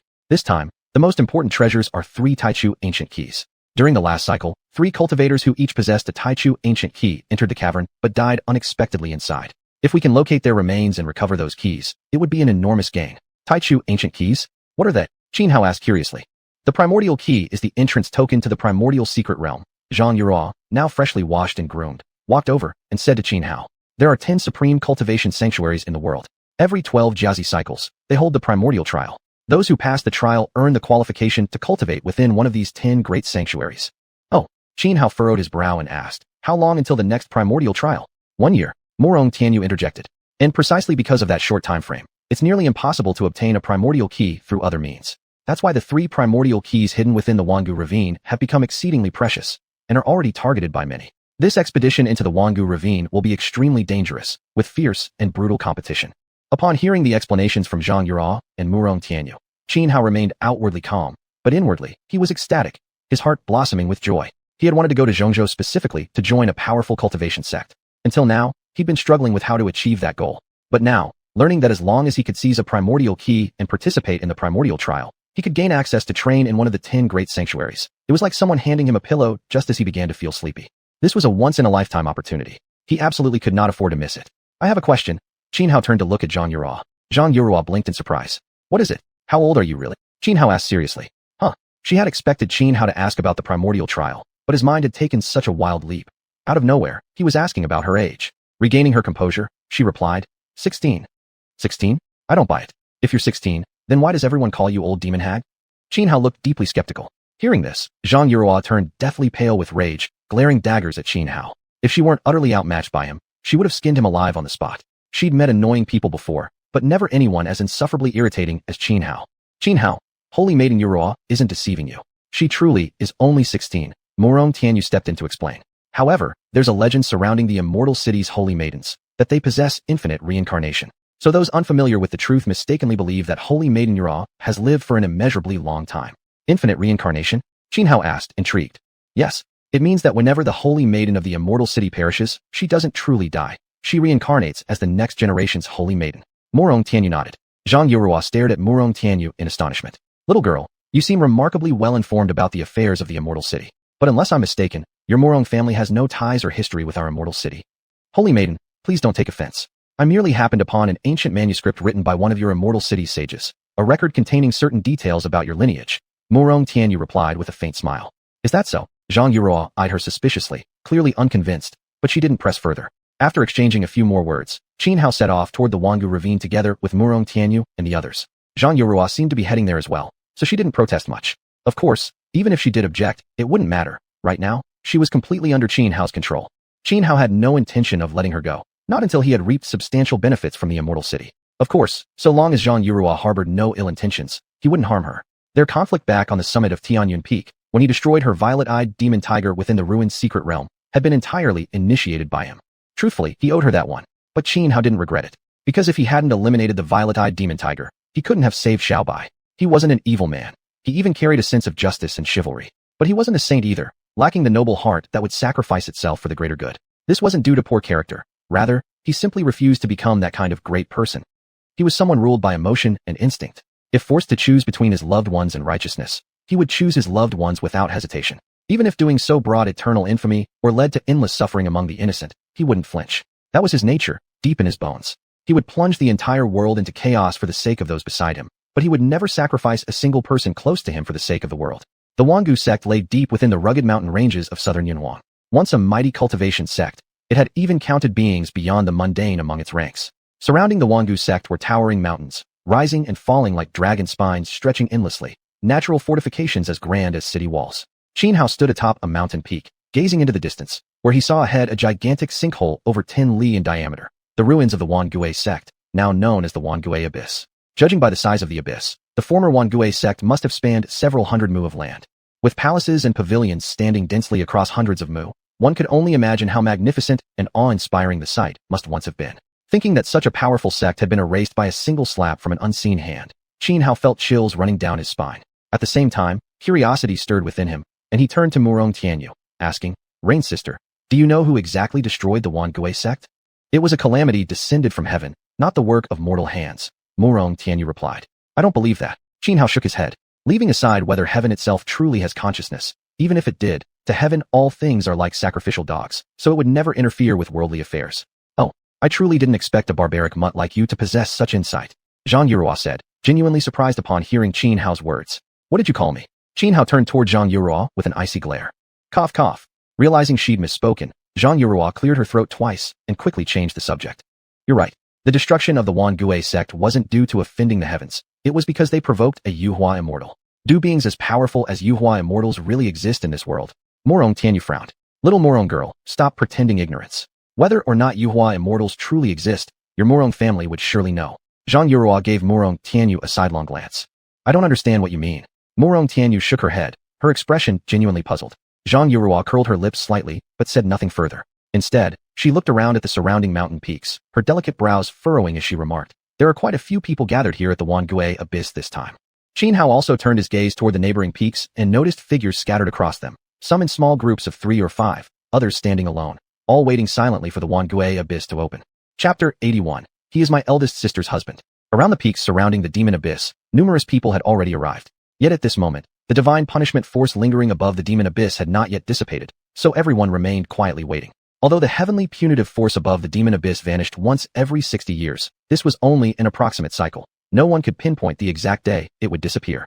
Sometimes it might come 10 or 15 days earlier. Other times, it could be delayed by 8 or 9 days. Xianhao glanced around at the figures gathered on the surrounding mountain peaks and couldn't help but frown. He noticed that many of those who had arrived were extremely powerful. Even cultivators at the Fenghua Tribulation Realm were present, their bodies radiating terrifying winds and flames of tribulation, intimidating to all who saw them. Many others also noticed the 3 siblings from the Murong family and greeted them with friendly smiles and nods. Clearly, the Murong siblings enjoyed a good reputation and were on amicable terms with many here. But Zhang Yurua was different. Although her fame rivaled, or even surpassed, that of the Murong siblings, many in the crowd now cast cold, hostile glances her way, offering no warmth. Still, while many bore ill will toward Zhang Yurua, no one dared provoke her outright at this moment. They had come to the demon abyss in search of destiny and opportunity. Unless there was deep-seated enmity, no one would risk conflict before the abyss even opened. Roar! Suddenly, a beast's roar echoed across heaven and earth. Everyone on site was startled, lifting their heads to see in the distance a young man clad in white battle armor riding atop a golden-maned hoe. The beast stood 4 to 5 meters tall, its long golden mane making it appear even more majestic than a lion. This golden-maned hoe was a descendant of the ancient ferocious beast hoe, a true monster of antiquity. While not as powerful as the original, it far surpassed most other surviving ancient breeds. An adult golden-maned hoe could even force transcendent experts to retreat rather than face it head-on. It's actually him, Xianxia said in mild surprise as she watched the youth approaching on the beast. Who is he? Xuanhuan asked curiously. Xiuxian, Xianxia replied. The eldest disciple of the Great Luo Immortal Sect. Great Luo Immortal Sect? Xuanhuan frowned, thoughts drifting to the Tianqing Immortal Sect. Seeing his expression, Xianxia assumed he was unfamiliar with the sect and explained. The Great Luo Immortal Sect is one of the 72 immortal sects of the Eastern Wastelands, and a subordinate faction under Lingxiao Heavenly Palace, one of the 10 Great Holy Lands. As Xianxia explained, the skies suddenly stirred. Clouds roiled overhead as a silver-white vessel sailed through the air. Its hull shimmered with countless dense runes, and oar-like wings flapped rhythmically on both sides. On the deck stood 8 individuals, 5 men and 3 women. At the forefront stood a man adorned in dazzling silver battle armor, his bearing lofty and dignified. His handsome features exuded a resolute, steely charisma. His aura was immensely strong, rivaling even Xiuxian's. Which faction is that? Xuanhuan asked Xianxia beside him. The Cloud Sea Immortal Sect. White Yu, the sect's eldest disciple, Xianxia added without hesitation, revealing what she knew. Once, the Cloud Sea Immortal Sect was hailed as the supreme among the 72 immortal sects of the Eastern Wastelands. But thousands of years ago, a great catastrophe struck, after which the sect declined sharply, becoming merely a second-tier power among the 72. However, in recent years, with the emergence of a genius like White Yu, there is real hope that the Cloud Sea sect may rise again under his leadership. Almost simultaneously, from another direction, over a dozen figures soared through the sky on flying swords. The leader was a woman whose pure sword intent rivaled that of Murong Tianyu herself. According to Xianxia's explanation, the woman was named Mo Cho from the Seven-Edged Sword sect. As time passed, more and more people arrived.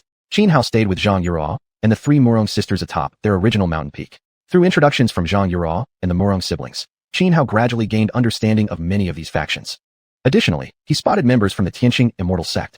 The Tianqing sect had sent 7 people in total, led by a purple-robed youth named Xiuxian. Xiuxian was a cultivator at the Yin-Yang 5 Elements realm, slightly stronger than Xuanhuan, but compared to the other geniuses present, he paled significantly. Moreover, Xuanhuan believed that if he were to fight Xiuxian to the death, he wouldn't necessarily lose. Of course, though Xuanhuan held no goodwill toward the Tianqing Immortal Sect, especially since his father's exposure of strength had been largely due to their men causing trouble in his Qingtian tribe. He had killed their disciples back then solely because they'd attempted to ambush and rob him midway. After we enter the demon abyss, I'll find a chance to kill this Xiuxian. Xuanhuan mused inwardly, his expression remaining perfectly calm. 2 more days passed, and still more people arrived at the demon abyss. All of them were cultivators at the Yin-Yang 5 Elements or Fenghua Tribulation realm, far stronger than Xuanhuan, Xianxia, and the 3 Murong sisters. Of course, there were also many weaker ones, even cultivators below the xuanhuan level participating. Although the 10,000 Ghost Cavern was perilous, with malevolent ghosts and evil spirits occasionally emerging, overall, it wasn't excessively dangerous. Thus, some weaker cultivators had come here to test their luck. After all, luck was something difficult to explain or predict. Often, those with modest strength but extraordinary fortune would end up gaining great opportunities. Moo! A dragon roar resembling the bellow of an ox suddenly echoed across the east. Then, a divine dragon covered in gray scales emerged through clouds and mist, soaring toward them. Standing atop the dragon's head between its horns were 5 figures, 4 men and 1 woman, with a young man in blue robes leading them. Initially, Xuanhuan had been quite intrigued by cultivators arriving on divine beasts, riding magical vessels, or gliding on flying swords. But after seeing so many over the past few days, he'd grown indifferent. Thus, he paid no mind to these 4 men and 1 woman riding in on the divine dragon. Anyway, that dragon wasn't a true dragon. It was merely a mixed-blood descendant with a trace of dragon lineage, not even as powerful as certain surviving ferocious beast breeds. It just looked more impressive, that was all. Xuanhuan sat cross-legged on the ground, eyes closed in meditation, when suddenly the group riding the dragon noticed Murong Tianyu and immediately made their way over. Murong Tianyu seemed very familiar with them, and they began chatting and laughing together. Sitting cross-legged with eyes closed, Xuanhuan was startled awake by their noise, then glanced over at the 4 men and 1 woman. At that moment, the man in blue robes looked at Xuanhuan, frowned slightly, and asked Murong Tianyu beside him. Tianyu, who is this person? He is my eldest sister's husband. Before Murong Tianyu could introduce Xuanhuan, Murong Xiaolong beside her suddenly blinked mischievously and spoke up to the man in blue robes. Chapter 82, The Demon Abyss Opens. Upon hearing Murong Xiaolong's words, the man in blue robes froze for a moment. Then his expression darkened as he turned to look at Xuanhuan with clear hostility. Xiaolong. Murong Tianyu shot Murong Xiaolong a sharp glare, before quickly turning to the man in blue. Xinyu, Don't listen to Xiaolong's nonsense. But Chunyu was already walking toward Qin Hao, emitting an overwhelming pressure that bore down on him like a mountain range. Chunyu was a direct disciple of the leader of the Penglai immortal sect. Exceptionally talented and immensely powerful, he had entered the Fenghua tribulation realm by the age of 23. 3 years had passed since then, and now he stood at the peak of that realm, just one step away from transcendence. A year ago, during a gathering hosted by a close friend, he had met Murong Tianyu by chance, and fallen for her instantly. He had pursued her tirelessly for the past year. Though they'd grown familiar, Murong Tianyu had never accepted his advances. Outwardly composed, Chunyu was inwardly restless and frustrated by her rejection, yet continued to cling desperately. Because of this complicated connection, when he heard Murong Xiaolong call Qin Hao elder brother-in-law, Chunyu's face remained calm, but fury burned deep within him.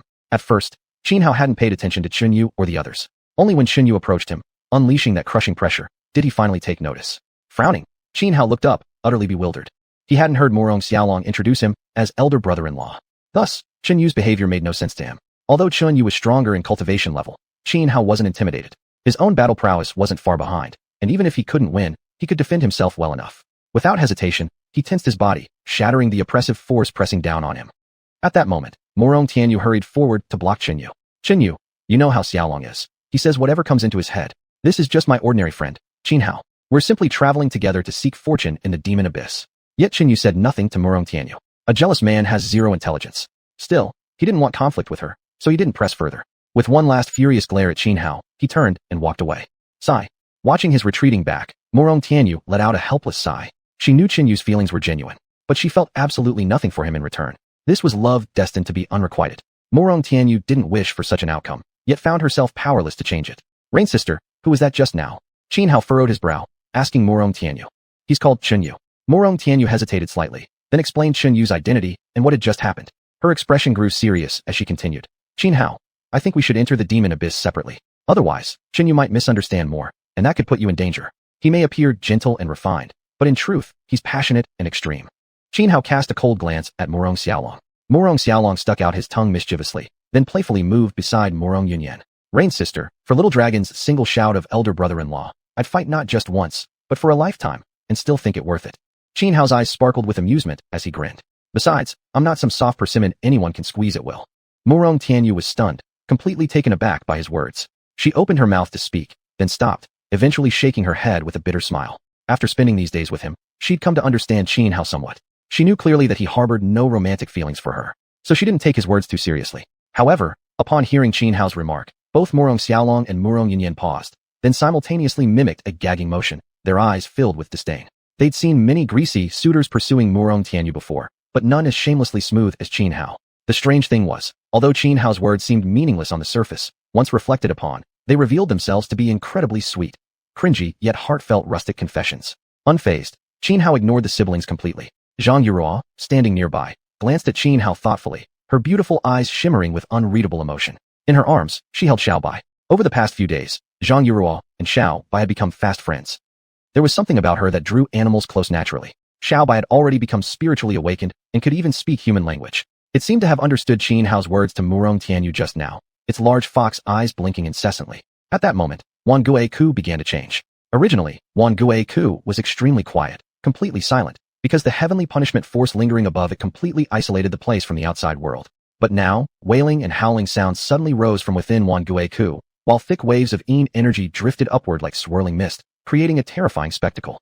The heavenly punishment force has disappeared. We can enter Wan Guiku now. Everyone present instantly understood what was happening, and immediately, they rushed in one after another, scrambling to get inside. Let's go too, Murong Tianyu said at this moment. Qin Hao nodded. Then, he jumped into Wan Guiku together with the three Murong siblings, Xuanhuan and Xiaobai. The instant Qin Hao entered Wan Guiku, a cold, chilling sensation washed over him, and darkness enveloped his surroundings. Cultivator's vision far surpassed that of ordinary people. Even without specialized eye techniques, they could usually see clearly in the dark as if it were daylight. However, Wan Guiku was different. Not only did light fail to penetrate here, but a strange black fog also filled the air. Thus, those who hadn't cultivated special visual abilities were effectively blind inside, unable to see even their own hands before their faces. Yet all those who came here seeking fortune clearly had some understanding of the environment and were well prepared. For example, the three Murong siblings took out 3 talismans and lit them, illuminating a 10-meter radius around them. Qin Hao possessed the Xiqing demon eyes. Once activated, he could see clearly within a 50-meter range, far superior to the effect provided by the 3 talismans used by the Murong siblings. Just as Qin Hao scanned the surroundings with his Xiqing demon eyes, His expression suddenly changed. Chapter 83 Human Face Spider. Xianhao activated the xiuxian demon eyes. Violet and cyan hues swirled within his pupils, greatly enhancing his vision so that he could clearly see everything within a 50-meter radius. This was critical because Wangui was unlike the outside world. The black fog lingering in the air was extremely strange, capable of devouring all light. The talisman paper lit by the three Mu-Rong siblings was no ordinary item. Under normal dark conditions, it could illuminate an area hundreds of meters across. Yet within Wangui, it only managed to light up a 10-meter radius. As Xianhao swept his gaze around using the xiuxian demon eyes, he saw nothing but ruins, broken walls, withered corpses, and bleached bones scattered everywhere, resembling a scene straight out of hell. Even though Xianhao was a cultivator who had formed a nascent soul, at this moment a chill ran down his spine, and fear quietly crept into his heart.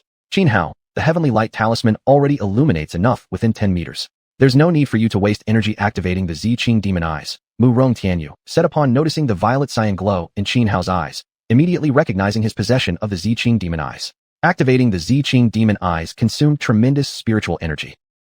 Xianhao nodded slightly. Let's go. This is only the outer region of Wangui. We must follow the flow of ghostly energy deeper inside. Our chances of finding a serendipitous opportunity will increase there, Mu-Rong Tianyu said. Clearly, she had done thorough preparation before entering Wangui and possessed a certain level of understanding about its interior.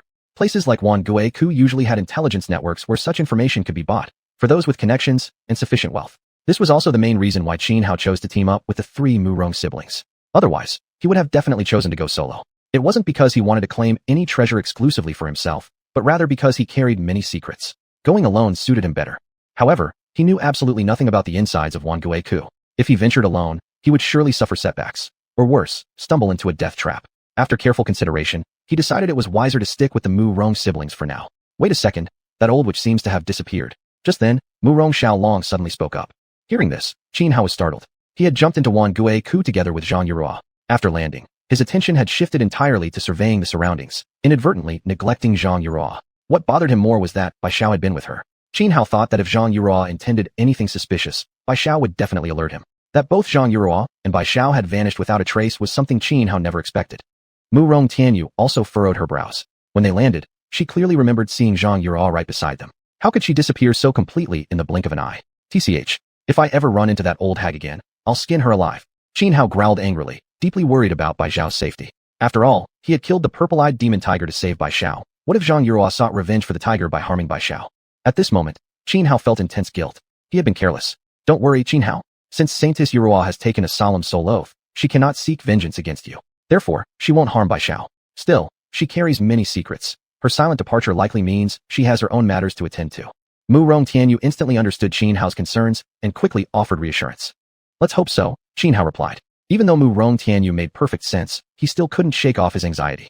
Through their days together, he had come to regard Bai Xiao not merely as a pet, but as a true friend. But right now, worrying wouldn't help. After this brief incident, Xianhao followed the three Mu-Rong siblings forward, tracing the direction from which the ghostly aura emanated. Ghostly energy resembled spiritual qi in nature. When the heavenly punishment force above Wangui dissipated earlier, vast quantities of this eerie energy had surged out. Extremely and icy cold, ghostly energy damaged a cultivator's foundation if it infiltrated the body. Of course, for ghosts, evil spirits, or demonic entities, this energy served as a powerful nourishing substance. Thus, areas with denser ghostly energy attracted greater concentrations of malevolent beings. This constituted the primary danger within Wangui. Before entering Wangui, Mu-Rong Tianyu had warned Xianhao about numerous powerful ghostly creatures dwelling inside. Moreover, to avoid excessive physical exhaustion while within, special methods were employed prior to entry, allowing one to resist the invasion of ghostly energy without depleting personal spiritual energy. For example, each of the Mu-Rong siblings wore a xuanhuan pearl. The xuanhuan pearl was an object of extreme yang energy. As long as it was worn on the body, it could effectively shield against the intensely and frigid ghostly energy. Moreover, the xuanhuan pearl was a more exquisite gemstone than ordinary pearls and thus extremely expensive. One single pearl could be worth tens of thousands of gold coins. In Zhongzhou, even though the current divine dynasty flourished greatly, an average commoner's entire yearly expenses for food, clothing, and daily needs amounted to less than 1 gold coin. The Mu-Rong siblings only had 3 xuanhuan pearls among them and couldn't spare one for Xianhao. But Xianhao didn't mind at all, since he had the Heavenly Flame Bow on him. The Heavenly Flame Bow was a top-grade spiritual artifact imbued with Heavenly Flame essence. After taking it out from the jade case and holding it in his hand, Xianhao could naturally resist the invasion of ghostly energy. After walking for some time, Xianhao and the 3 Mu-Rong siblings moved through the ruins and entered a narrow passageway. The passageway stood just over a man's height tall, its floor paved with bluish stone. Yet the sides were covered with irregular chisel marks, clearly indicating that this passage had been artificially carved. Thin wisps of ghostly aura drifted out from the depths of the corridor. Xianhao and the Mu Rong siblings remained highly alert, advancing cautiously along the passage. They walked for nearly half an hour, but still hadn't reached the end. However, the air within the passageway grew increasingly damp. Xianhao's awakened innate ability was water manipulation, making him particularly sensitive to humidity. Still, he paid little mind to the rising moisture in the air. Be careful. Suddenly, Mu Rong Tianyu cried out beside him. Xianhao, Mu Rong Yunyan, and Mu Rong Xiaolong were all startled. Then they saw, on the ground ahead in the passage, a woman's face. It was the face of a beautiful woman, yet her expression was unnaturally eerie. Rather than appearing beautiful, she gave off a bone-chilling horror that sent cold shivers racing up their feet. How can there be a human face on the ground? Xianhao gulped, staring warily at Mu Rong Tianyu as he asked. That's not a real human face, Mu Rong Tianyu quickly explained. It's a kind of ghostly creature found within Wangue Ku called the human face spider. Chapter 84, Poking a Nest of Face Spiders. Face spiders. Xianhao paused, then looked more closely, and indeed noticed thin black spider legs extending from around the edges of the human-like faces. Though they look rather unsettling, face spiders are actually among the most docile creatures in the 10,000 Ghost Abyss. As long as we pass carefully and don't touch them, they won't attack us, said Mu Rong Tianyu. Got it, Xianhao nodded. Then, Xianhao and the three Mu Rong siblings slowed their pace and tiptoed past the face spider with extreme caution. Just as Mu Rong Tianyu had said, since they hadn't made contact, the creature didn't launch an attack. But after walking only a few steps further, they saw another face spider. This time, there were three. Though they once again passed safely, Xianhao furrowed his brow. His sixth sense was tingling, whispering that something fell off. He muttered, Sister Yu, could it be we've stumbled into a nest of these face spiders? Maybe we should turn back. No way, Mu Rong Tianyu replied. According to the information we have, as long as we follow the direction of the ghostly aura, we won't go wrong. But the 10,000 Ghost Abyss only opens once every 60 years. Who knows what's changed inside during those 6 decades? The intelligence you're relying on is ancient. It might not be valid anymore. Xianhao voiced his concern. The deeper they advanced into the passageway, the stronger his inner unease grew. You do have a point, Mu Rong Tianyu admitted, her delicate brows knitting together as she pondered. But if we don't follow the ghostly aura, we'll be blind here, completely lost within the abyss. She agreed with Xianhao's logic, but under current circumstances, following the aura was their only viable option. Although they had brought many Tianguang talismans, those would eventually run out. And if they still hadn't reached deeper parts of the abyss when the talismans failed, they'd be trapped forever at the entrance. This place earned the name 10,000 Ghost Abyss, not only because it was the former site of the 10,000 Ghost sect, but also due to its incredibly complex terrain, especially in the outer regions, filled with rubble, ruins, and countless branching paths. Only by taking the correct path could one advance deeper. Take a wrong turn, and one would be doomed to wander the outer labyrinth forever. Before coming here, the Mu Rong siblings had prepared thoroughly, reviewing nearly all existing records about the 10,000 Ghost Abyss, and thus understood its treacherous geography. According to accounts left behind by the rare few who had survived and escaped, the only reliable way to avoid getting lost in the outer maze was to follow the flow of ghostly energy. We really did stumble into a damn face spider hive. After continuing deeper for a while, Xianhao and the three Mu Rongs encountered face spiders again, and this time, far more than before, over a dozen of them, nearly blocking the entire passageway. There's no way we can get through without disturbing them. Xianhao frowned. Sister, maybe we should retreat? Mu Rong Xiaolong faltered, intimidated by the eerie sight of so many grotesque face spiders. We can't turn back, Mu Rong Tianyu shook her head. After a moment of hesitation, she seemed to steel herself and declared, if we can't avoid them, then we'll have to force our way through. With that, Mu Rong Tianyu signaled Mu Rong Yunyan, Mu Rong Xiaolong, and Xianhao to prepare themselves. Mu Rong Yunyan and Mu Rong Xiaolong followed their elder sister without question, immediately drawing weapons from their spatial artifacts and bracing for action. Xianhao said nothing. While he didn't think charging through was wise, he couldn't very well turn back alone now. So, he had no choice but to risk it alongside them. Once everyone was ready, Mu Rong Tianyu struck first. A decisive and ruthless fighter, she never hesitated. Leading the charge, she slashed her right hand forward, a streak of sword light shooting down the corridor. It had been some time since Xianhao last saw her fight, and her power had clearly grown immensely. This casual sword beam far surpassed the strength she'd shown during their full-force duel atop Tianyun Peak in the ruined secret realm. The sword light cut through the air, unstoppable. All should-face spiders in the corridor were instantly split apart, slain in a single sweep. But the moment Mu Rong Tianyu's blade eliminated the cluster of face spiders, a distinct shhhhhh sound rustled throughout the passage. Clearly, the commotion had awakened the rest. The face spiders within the corridor had all been alerted. Xianhao walked at the very back, taking on the rear guard. He remained fully alert, and indeed, he spotted several face spiders rapidly scuttling toward them from behind. These face spiders were extremely fast, but Xianhao was prepared. With a swift flick of his right hand, several Pasen divine spears shot out like lightning, instantly impaling all those face spiders to the ground. Though Xianhao had easily dealt with the face spiders behind, he could clearly feel the entire passageway trembling. He turned around, and his expression immediately changed. Ahead in the corridor, countless face spiders surged forward like a tidal wave, thousands upon thousands of them, crawling in an unbroken flood. The tremors shaking the passage were caused by this massive swarm moving as one. Morong Tianyu, leading the group, paled. Though she had expected that attacking would draw many face spiders, she never imagined there would be this many. Facing the side of the passage nearly packed solid with face spiders, Morong Tianyu's expression turned grave, and beads of cold sweat began to form on her forehead. Though each individual face spider was only comparable to a true yuan cultivator, their sheer numbers made them overwhelming. This was truly like poking a hornet's nest. Without a moment's hesitation, Morong Tianyu drew her weapon and struck swiftly. Dozens of sword beams erupted in an instant, each one powerful and deadly. The sword lights carved into the clustered face spiders, instantly killing scores, even hundreds. But the swarm was simply too vast. Losing dozens or hundreds made no difference at all. At a glance, it seemed as though countless human faces were rolling toward them down the passageway. A horrifying, terrifying scene. Stay close behind me. I'll lead the way. Morong Tianyu took a deep breath. She knew if they couldn't quickly push through this corridor, they might really die trapped inside. Gritting her teeth, she shouted to Morong Yunyan, Morong Xiaolong, and Qinhao. Chapter 85, The Spider Queen. Morong Tianyu took a deep breath, swung her long sword, and wove her sword qi into a net that slashed forward with deadly force. Wherever it passed, countless face spiders were torn apart, their dark green blood splattering across the entire corridor. Though Morong Tianyu was powerful, no face spider could survive within the reach of her blade. The tide of creatures surging endlessly from ahead overwhelmed her. Her sword light only cut through less than 10 meters before dissipating completely. Qinhao stood at the rear, fully alert. Noticing no more face spiders emerging from behind, he let out a sigh of relief, thinking those few they'd encountered earlier must have been stragglers left over from their initial passage. That meant, aside from those, there shouldn't be any more coming from behind.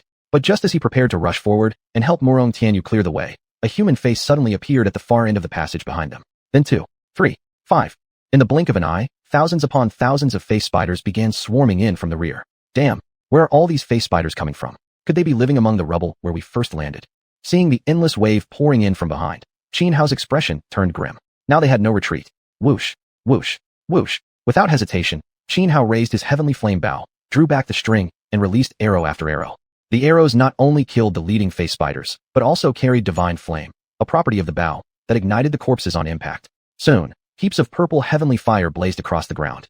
The purple flames were extraordinary, exceptionally effective against specters and fiends, causing many of the face spiders to hesitate in fear, unwilling to draw near. Yet their numbers were simply too vast. Gradually, they crushed the burning piles, smothering the flames entirely. Red Flame Thunderblade. Seeing the heavenly fire failing, Qinhao hesitated no longer. He instantly activated his divine ability. Lightning and fire intertwined, forming a red flame thunderblade over dozens of meters long. With a single sweeping motion, it cleaved through the flood of face spiders. The red flame thunderblade was terrifying in power. Like the heavenly fire, the thunderfire was especially effective against ghostly beings. Thus, swathes of face spiders were slaughtered in an instant. Just as Qinhao used the red flame thunderblade to temporarily hold back the swarm advancing from behind, Morong Tianyu, who had been leading the advance at the front, was already beginning to feel strained. She had unleashed countless sword beams, killing uncountable face spiders, yet they seemed endless. No matter how many she cut down, even more poured in from the corridor ahead. Inside the passageway, countless human faces surrounded Qinhao and the 3 Morong siblings. Despite their strength, their progress remained painfully slow. Moreover, as their stamina dwindled, not only did their pace slacken further, but their defenses began to waver. At that moment, the face spiders abruptly halted. Qinhao and the Morong siblings froze in confusion. Remaining on high alert, they watched carefully, when suddenly, from the front passage, a massive face spider crawled forth. This one was enormous. Its human-like face alone, stretched across its back, was the size of a millstone. It's the Spider Queen. Morong Tianyu's expression turned grave. So this really is their nest. We're in serious trouble now. The Spider Queen emitted eerie, otherworldly cries. At once, the surrounding face spiders grew even more frenzied, as if energized by her presence. Their speed doubled, or more, and once again surged toward Qinhao and the Morong siblings. Their faces paled. But just then, a cold, rainbow-like sword light flashed from behind the group, slicing through the face spiders in the rear corridor with ruthless precision, leaving none alive. This sudden turn stunned Qinhao and the Morong siblings. Can you pull back now? A male voice rang out from behind. It's Qinyu. Morong Xiaolong recognized the voice immediately. Retreat quickly. Morong Tianyu frowned slightly, but under the circumstances, she had no time to think. Seizing the opportunity, she swiftly began to withdraw. You all fall back. I'll hold them off. But at that moment, Qinhao suddenly stepped forward, positioning himself squarely in front of the face spiders charging from the forward passage. Stimulated by the Spider Queen, these face spiders' combat power surged dramatically. They moved incredibly fast, and their 8 legs now bristled with hooks, each tip flickering with a sinister green poisonous light. Qinhao reacted swiftly. The red flame thunderblade swept forward, instantly cutting down hundreds of the leading face spiders. Qinhao, This isn't the time to be reckless. Quickly retreat with us. Murong Tianyu was stunned for a moment, then snapped back to her senses and urgently called out to Qin Hao. Sister Yu, I'm not being reckless. You all go first. I know what I'm doing, Qin Hao replied. Without giving Murong Tianyu another chance to speak, he abruptly thrust both palms outward, sending a surge of immense force that flung the three Murong siblings more than 10 meters backward. Then, planting his feet firmly on the ground, he charged headfirst into the sea of face spiders surging toward him. Seeing Qin Hao's figure completely swallowed by the tide of face spiders, Murong Tianyu gritted her teeth and said to Murong Yunyan and Murong Xiaolong, "You too retreat. Join Qin Yu. He will protect you. I'm going to help Qin Hao." As she spoke, Murong Tianyu dashed forward herself. She still had secret techniques at her disposal. Without Murong Yunyan and Murong Xiaolong to slow her down, she was confident she could survive. That was why she chose to aid Qin Hao. It wasn't because she harbored any special feelings for him, nor did she intend to live or die alongside him. Rather, she remembered how, during their last encounter atop Tianyan Peak, Qin Hao had deliberately spared her and her sisters, a great act of mercy. And she was someone who always repaid her debts. Moreover, it was she who had brought Qin Hao into the Wangui cave in the first place. Thus, she felt a responsibility to do everything in her power to keep him safe. A terrifying aura of sword light blazed around Murong Tianyu as she plunged into the flood of face spiders, her form quickly disappearing beneath their numbers. Sister, Murong Yunyan and Murong Xiaolong turned pale and shouted desperately, but there was no response. Instead, wave after wave of face spiders came rushing toward them like a roaring tide, forcing the two to flee from the passage in terror. Chapter 86. The flame of war burns the sky, a calamity across 10 directions. Outside the passageway, 4 men and 1 woman were fending off a flood of face spiders emerging from the broken walls and ruins. A divine dragon covered in gray scales opened its maw, unleashing terrifying dragon fire that incinerated swaths of the grotesque creatures. Among them was Qin Yu. Seeing Murong Yunyan and Murong Xiaolong retreating from the passage, Qin Yu froze momentarily before rushing over and asking urgently, "Yunyan, Xiaolong, why are only the 2 of you coming back? Where is Tianyu?" Murong Yunyan quickly recounted everything that had happened inside the passage to Qin Yu. Without hesitation, Qin Yu turned to rush back in to save Murong Tianyu. However, one of his companions blocked his path, saying, "Brother Chun, you can't go in. There are too many face spiders here, and this passageway must be their nest. Even a transcendent would surely perish if trapped inside. No, even if I die, I must save Tianyu," Qin Yu declared. "Brother Chun, calm down. Miss Murong is no ordinary woman. If she chose not to retreat, she must have confidence in her own survival. That's likely why she stayed behind. We should leave this place quickly. The more face spiders appear, the greater the commotion. Soon it will attract other ghosts and fiends. Then we'll all be in real trouble." The man continued urging Qin Yu. Qin Yu clenched his fists tightly. Face spiders kept pouring out from every crack in the ruined walls, while within the passage, they flooded out like a tidal wave. After grinding his teeth in anguish, he finally made his decision, reluctantly following the man's advice and retreating. At that moment, deep within the passage, when Qin Hao learned that it was Qin Yu who had come to their aid, he immediately abandoned any thought of retreating. He knew that even with Murong Tianyu at his side, Qin Yu would still find ways to target and undermine him. And Qin Yu wasn't just anyone. He was a man who had reached the pinnacle of the wind-fire tribulation, standing just 1 step away from breaking through to become a transcendent. With his current strength, Qin Hao stood no chance against Qin Yu. Rather than stay under Qin Yu's watchful eye and be ruthlessly cornered, it was better to bet on his own abilities. Besides, Qin Hao was no fool. He remained in the passage not recklessly, but because he possessed the devouring system. Earlier, he'd already devoured several face spiders, but since their cultivation rank was too low, the rewards from the system had been meager. But the Spider Queen ahead, that was different. In Qin Hao's eyes, if he could devour the Spider Queen, he would surely gain an enormous reward. More importantly, based on his judgment, killing the Spider Queen would eliminate the entire swarm of face spiders. And he believed, with his current power, it wouldn't be too difficult to slay the Spider Queen amidst thousands upon thousands of these monsters. Qin Hao drew his heavenly fire bow to full capacity and launched a piercing heaven divine spear. Empowered by heavenly flames, the spear became unstoppable. Horde after horde of face spiders exploded into gore under its overwhelming force. Then, Qin Hao prepared to charge forward along the path carved by the spear, aiming straight for the Spider Queen. But just then, he sensed a terrifying sword aura approaching from behind. Turning his head, he saw Murong Tianyu cutting her way through the swarm of face spiders. "Yujia, didn't I tell you to retreat? Why are you still here?" Qin Hao was taken aback, confused. "If I brought you into Wangui, then I also have the responsibility to get you out alive," Murong Tianyu said calmly. Then, glancing at the Spider Queen amidst the endless tide of face spiders, she added, "I think if we kill the Spider Queen, the rest of them will be dealt with." Qin Hao scratched his nose, choosing not to press further about why she stayed. "Actually, that's exactly what I was thinking too." Her staying behind was completely unexpected. Though Qin Hao didn't say it aloud, he was deeply moved inside. "Then let's do this. I'll cover you. You go for the Spider Queen," Murong Tianyu quickly decided. Without using her trump cards, she had to admit, he was stronger than her. Thus, letting Qin Hao deliver the killing blow offered the highest chance of success. The face spiders around them multiplied rapidly. With no time to waste, Qin Hao and Murong Tianyu, having reached an agreement, sprang into action immediately. Murong Tianyu swung her longsword. The air erupted with countless sword qi, forming a massive rotating sword wheel that enveloped both her and Qin Hao. As the wheel spun, it shredded countless face spiders lunging toward them. Qin Hao flicked his wrist and withdrew an xiuxian. An xiuxian was a top-grade spiritual artifact, even higher in rank than the sword Murong Tianyu wielded. The moment he gripped it, Qin Hao's aura transformed entirely. A horrifying sword intent radiated from his body, so intense that even Murong Tianyu was momentarily stunned by it. Murong Tianyu was a prodigy in swordsmanship, yet the sword intent emanating from Qin Hao sent waves of unease through her heart. This was the result of Qin Hao's successful cultivation of the 12 calamities sword scripture.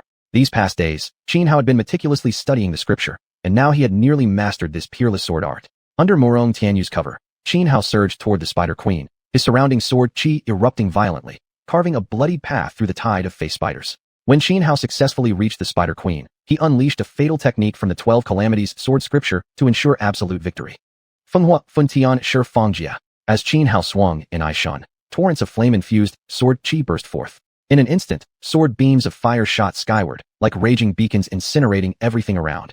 Every face spider touched by the flames turned to ash in moments.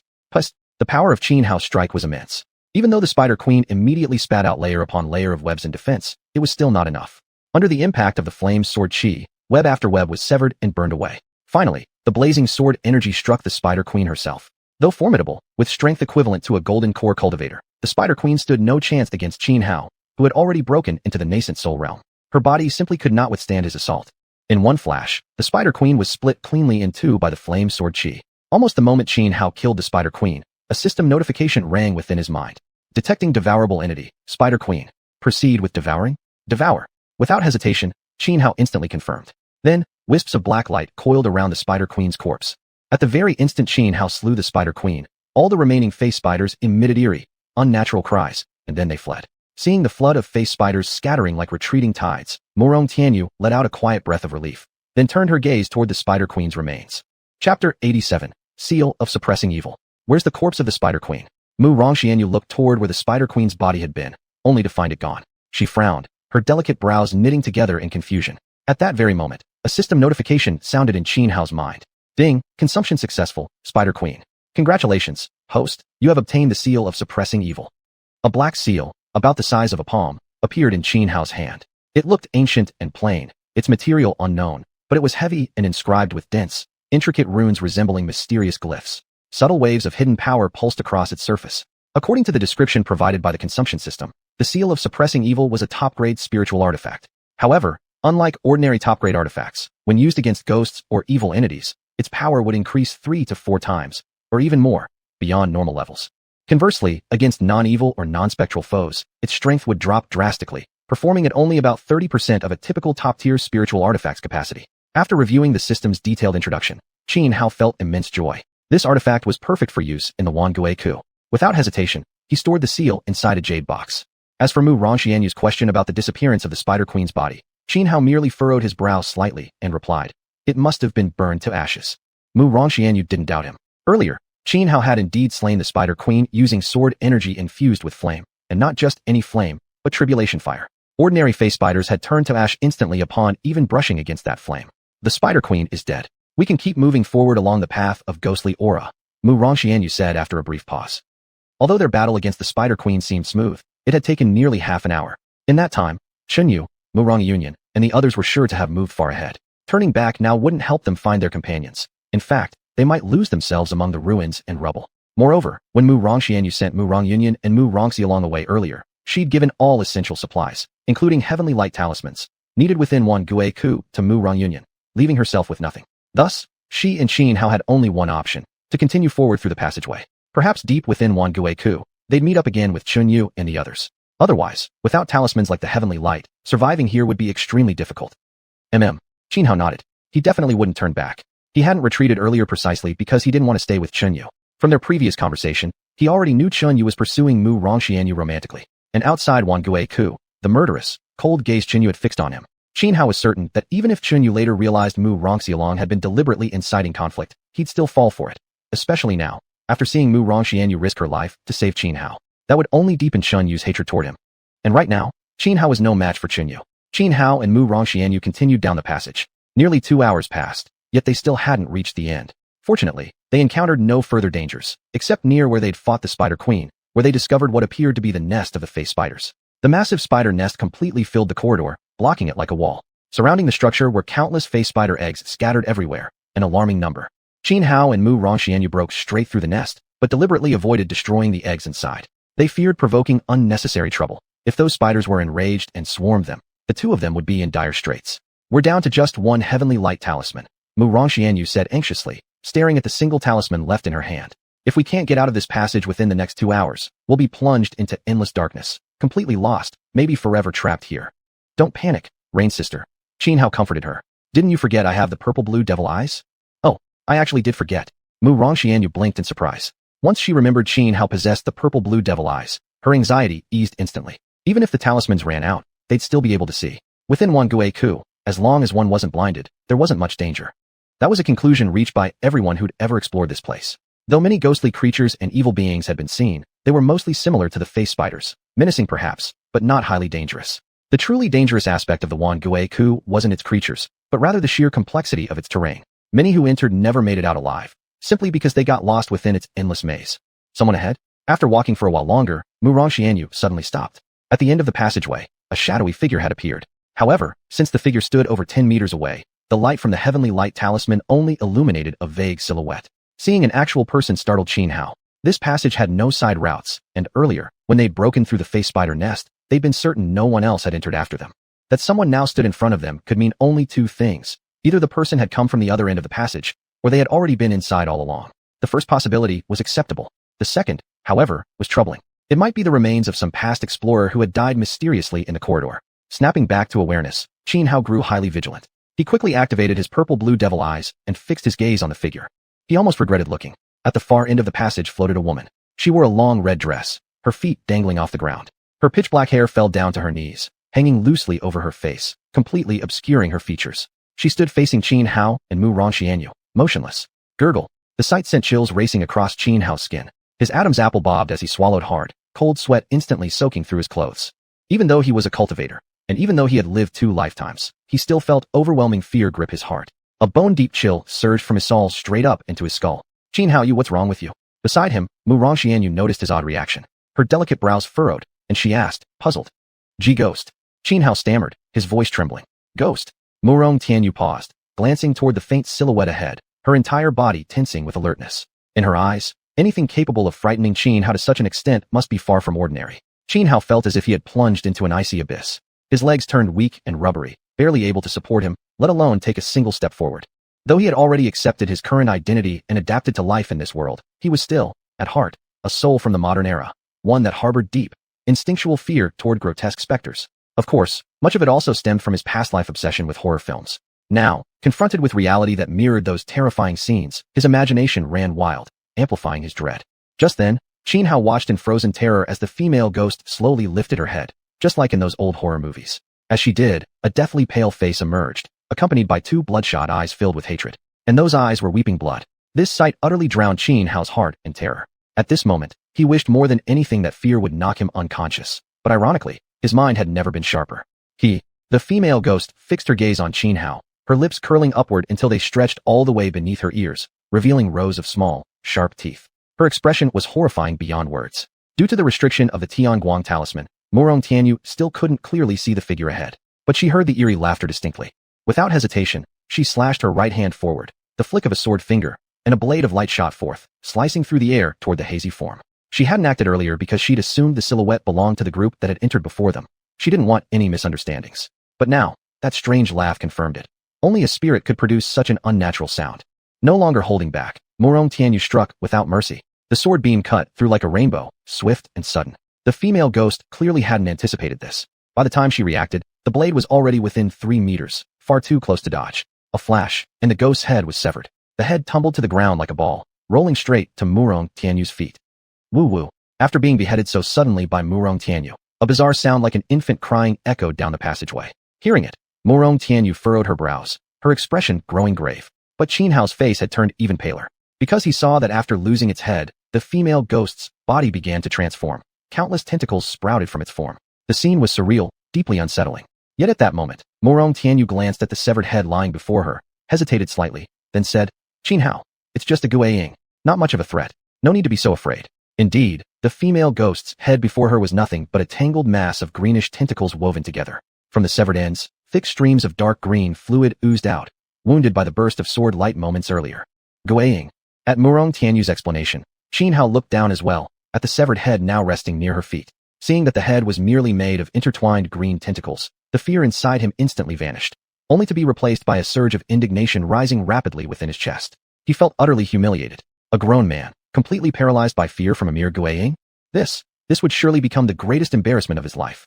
Guaying were common spirit creatures in the Wan Gui Ku, a mass of green tentacles capable of mimicking various living beings or objects. Though not particularly dangerous, they often caused panic and confusion. Most critically, guaying possessed the unique ability to reflect a person's innermost fears.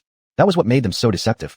Qiyan lay down. Now that Xianhao understood the figure was just a guaying illusion, not the real female ghost he perceived, he immediately activated his technique and slashed toward the creature. Though Murong Tianyu had severed the head-like shape, for the guaying itself, it was merely a minor injury, a small portion of its body destroyed. It remained largely unaffected, thanks to its extraordinary regenerative abilities.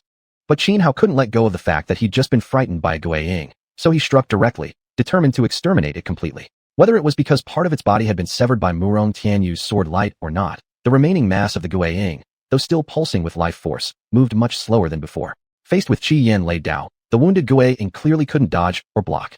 As the crimson blade slashed through, the guaying immediately writhed in agony, then quickly turned to ashes under the burning lightning fire. After thoroughly destroying the guaying, Xianhao and Murong Tianyu continued forward. Along the way, they encountered several more guayings. With prior experience, Xianhao wasn't deceived this time. Almost the moment each appeared, he unleashed his most powerful technique and wiped them out. Unaware of how much time had passed, Xianhao and Murong Tianyu walked through the passageway for another 2 hours. Then, at last, they saw the end of the tunnel. Finally reached the end, Murong Tianyu sighed, gazing ahead at a vast underground palace. The tension she'd carried until now instantly eased. Xianhao also saw the grand hall beyond the passage, but unlike Murong Tianyu, who fully relaxed, he remained vigilant. The hall ahead was too quiet, unnaturally silent. When Xianhao and Murong Tianyu stepped out of the passage and into the hall, they saw countless fireflies emerging in the void above. Thousands of fireflies flickered on and off, darting through the air, transforming the entire hall into a breathtaking sight. An endless dark sky studded with shimmering stars, forming a brilliant, dazzling galaxy. Something's wrong. Gazing at the magnificent scene inside the hall, Xianhao first frowned, then quickly realized something was terribly amiss. Chapter 89. Yujia, I'll take responsibility. Xianhao sensed something was off. Everything before him felt too illusory. Without hesitation, he unleashed the lion's roar. A vast tide of danyuan surged from his Ming palace, rippling outward in cascading waves. Under the impact of golden danyuan, the scene before them shattered like broken glass, collapsing with a thunderous crack. Xianhao and Murong Tianyu watched as their surroundings changed. There were no fireflies. Instead, glowing green tendrils flickered in the dark. Activating his xiuxian devil eyes, Xianhao's irises shimmered with purple and cyan hues. He now saw clearly. They stood within a vast underground chamber, facing a colossal ghost fire creature nearly 10 meters tall, its countless green tentacles writhing unervingly. It looked terrifying, yes, but Xianhao had slain more than one ghost fire before. He knew these entities possessed no real combat abilities beyond projecting fear-based illusions and deception. So despite its monstrous size, this might even be a king among ghost fires. He wasn't afraid. The visions they'd witnessed must have been caused by a hallucinogenic gas emitted by this creature. Had Xianhao not realized it in time, the tentacles would have already bound them both tightly, wrapping them into helpless bundles. While trapped in illusion, the creature's tendrils would secrete digestive fluids similar to stomach acid, slowly dissolving their bodies. There was no need to hesitate. Xianhao struck immediately, launching two lead all at once, which crashed into the giant ghost fire with overwhelming force. Despite its immense size, this beast shared the same weaknesses as ordinary ghost fires. As the twin blades carved through its form, an ear-piercing infant's wail erupted, so unsettling it sent chills down the spine. The cry lasted over 10 breaths before fading into silence. Eventually, consumed by devastating thunderfire, the massive creature crumbled into ashes. Yet, at the moment of its death, it released a vast cloud of special gas. Xianhao barely registered this unusual emission before inhaling part of it. Instantly, his mind grew sluggish. His consciousness began to slip. Murong Tianyu had fallen victim too. From the moment she laid eyes on the giant creature, her expression shifted. Seeing Xianhao attack, she'd wanted to stop him, but it was too late. Instead, the gas expelled in the creature's final moments engulfed her directly, sudden and unavoidable.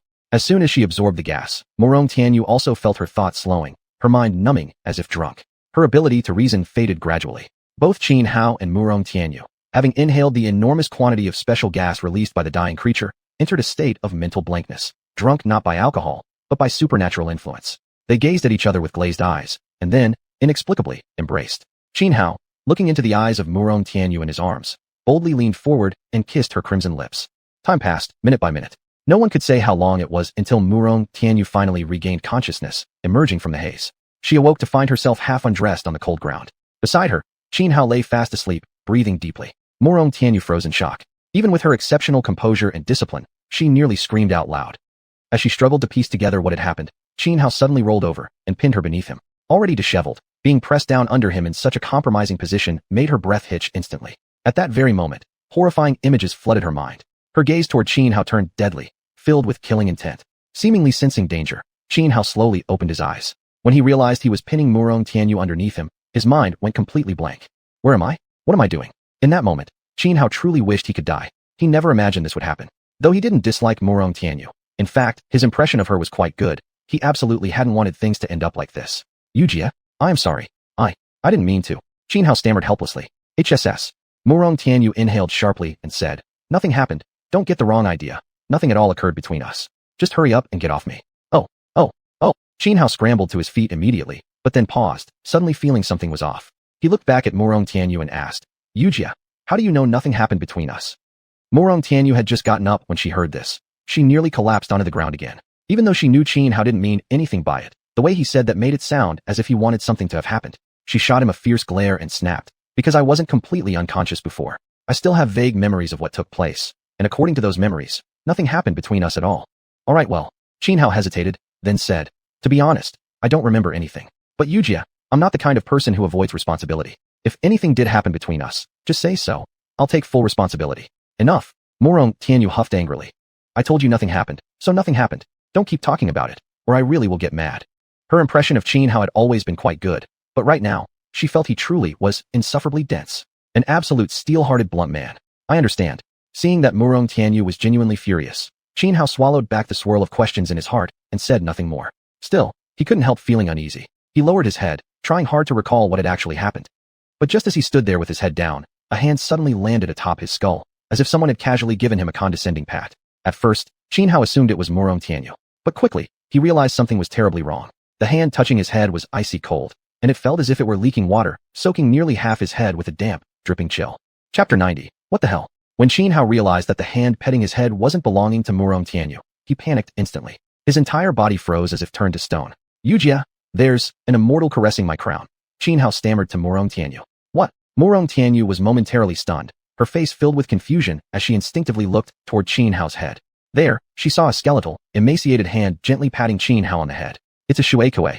Murong Tianyu immediately identified the ghostly creature responsible for the bizarre act. Her expression shifted sharply, and without hesitation, she raised her hand and flung out a yellow talisman. The paper talisman burst into flames instantly, releasing waves of arcane power that slammed directly into the xiuxian, touching Xianhao. The xiuxian resembled a human arm in form, one of many spectral creatures dwelling in the 10,000 Ghost Ravine. Compared to face spiders and ghost fire wisps, xiuxians were far more dangerous, inherently violent, and bloodthirsty by nature. The talisman Murong Tianyu had used was specifically designed to counter xiuxians. Upon impact, the creature shrieked horribly, quickly dissolving into a puddle of foul pus that splattered all over Xianhao's face. Xianhao was overwhelmed by a wave of putrid stench, nauseating beyond words, so violent made him want to vomit. But at that very moment, through his xiuxian devil eyes, he saw countless arms reaching toward him, like endless demons from hell stretching out their limbs. The sight sent a shiver down his spine. He hastily wiped the goo from his face and immediately went on high alert. So many xiuxians? What kind of place is this? Why are face spiders, ghost fires, and now xiuxians all nesting here together? Murong Tianyu furrowed her delicate brows, her expression growing heavy. According to all intelligence gathered prior to entering the 10,000 Ghost Ravine, while such specters did exist in abundance, none of the reports mentioned them clustering together like this, especially not xiuxians. These ghost worms were solitary by nature, typically appearing alone. Yet now, dozens, perhaps hundreds, were present. Yujia, in this underground palace, there's something resembling an altar. On it lies a vermilion coffin.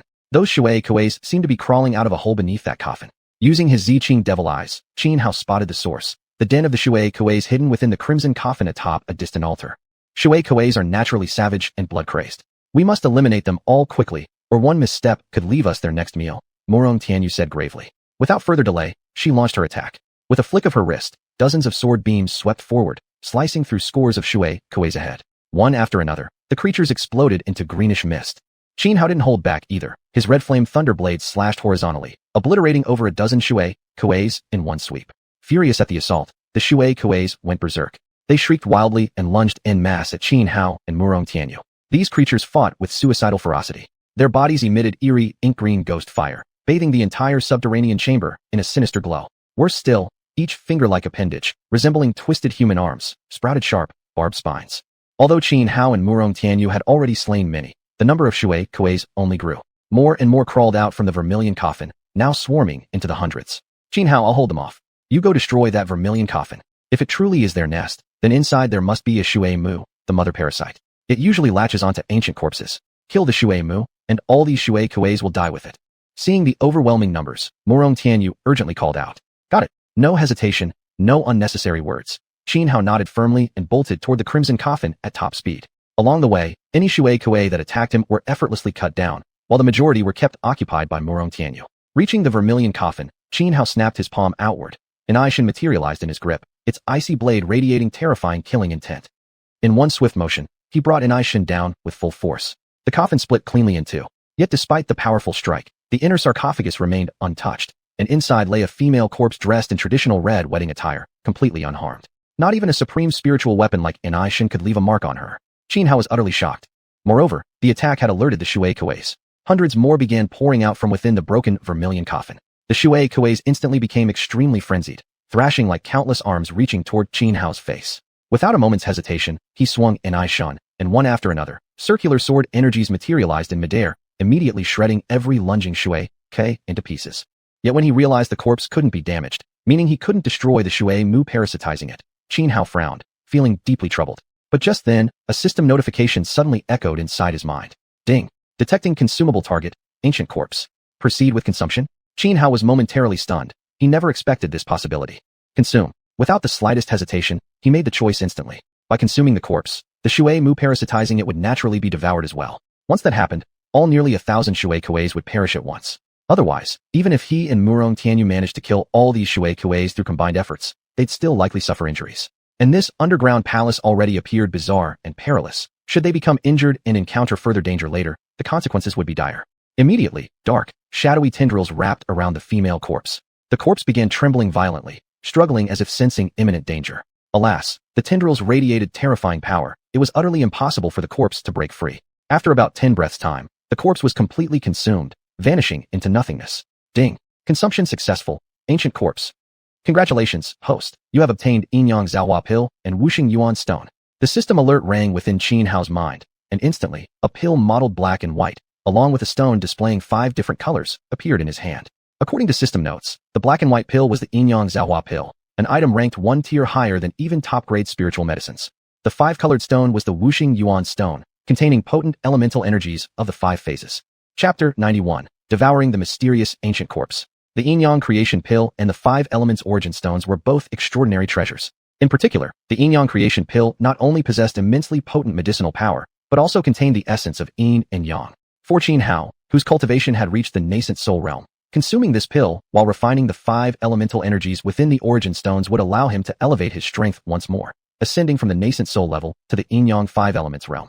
Just as Xianhao used his system to devour the female corpse, the corpse mother perished. Within moments, the nearly 1,000 savage and bloodthirsty corpse vipers that had filled the underground palace all dissolved into pools of pus.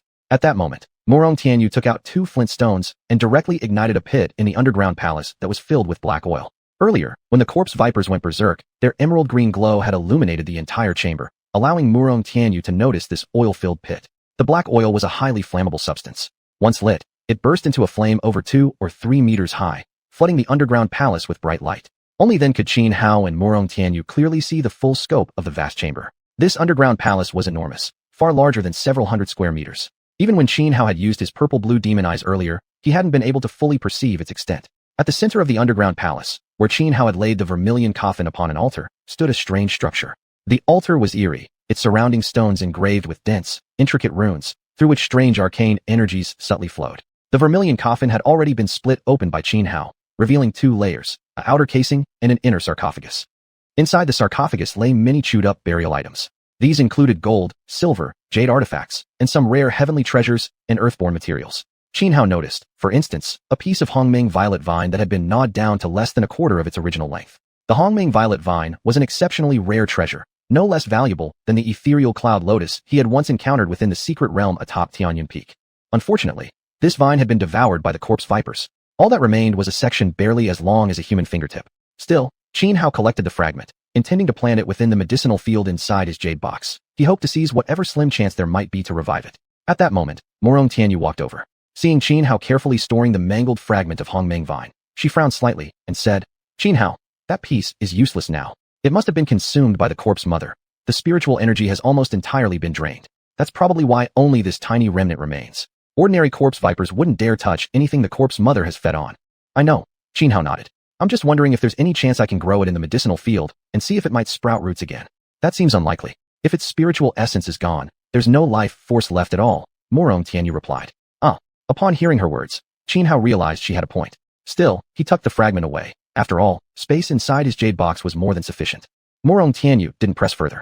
After closely inspecting the altar, she approached the vermilion coffin, tapped on the stonework with her fingers, then suddenly slapped one brick with her palm, shattering it completely. Behind the broken stone appeared a hidden compartment.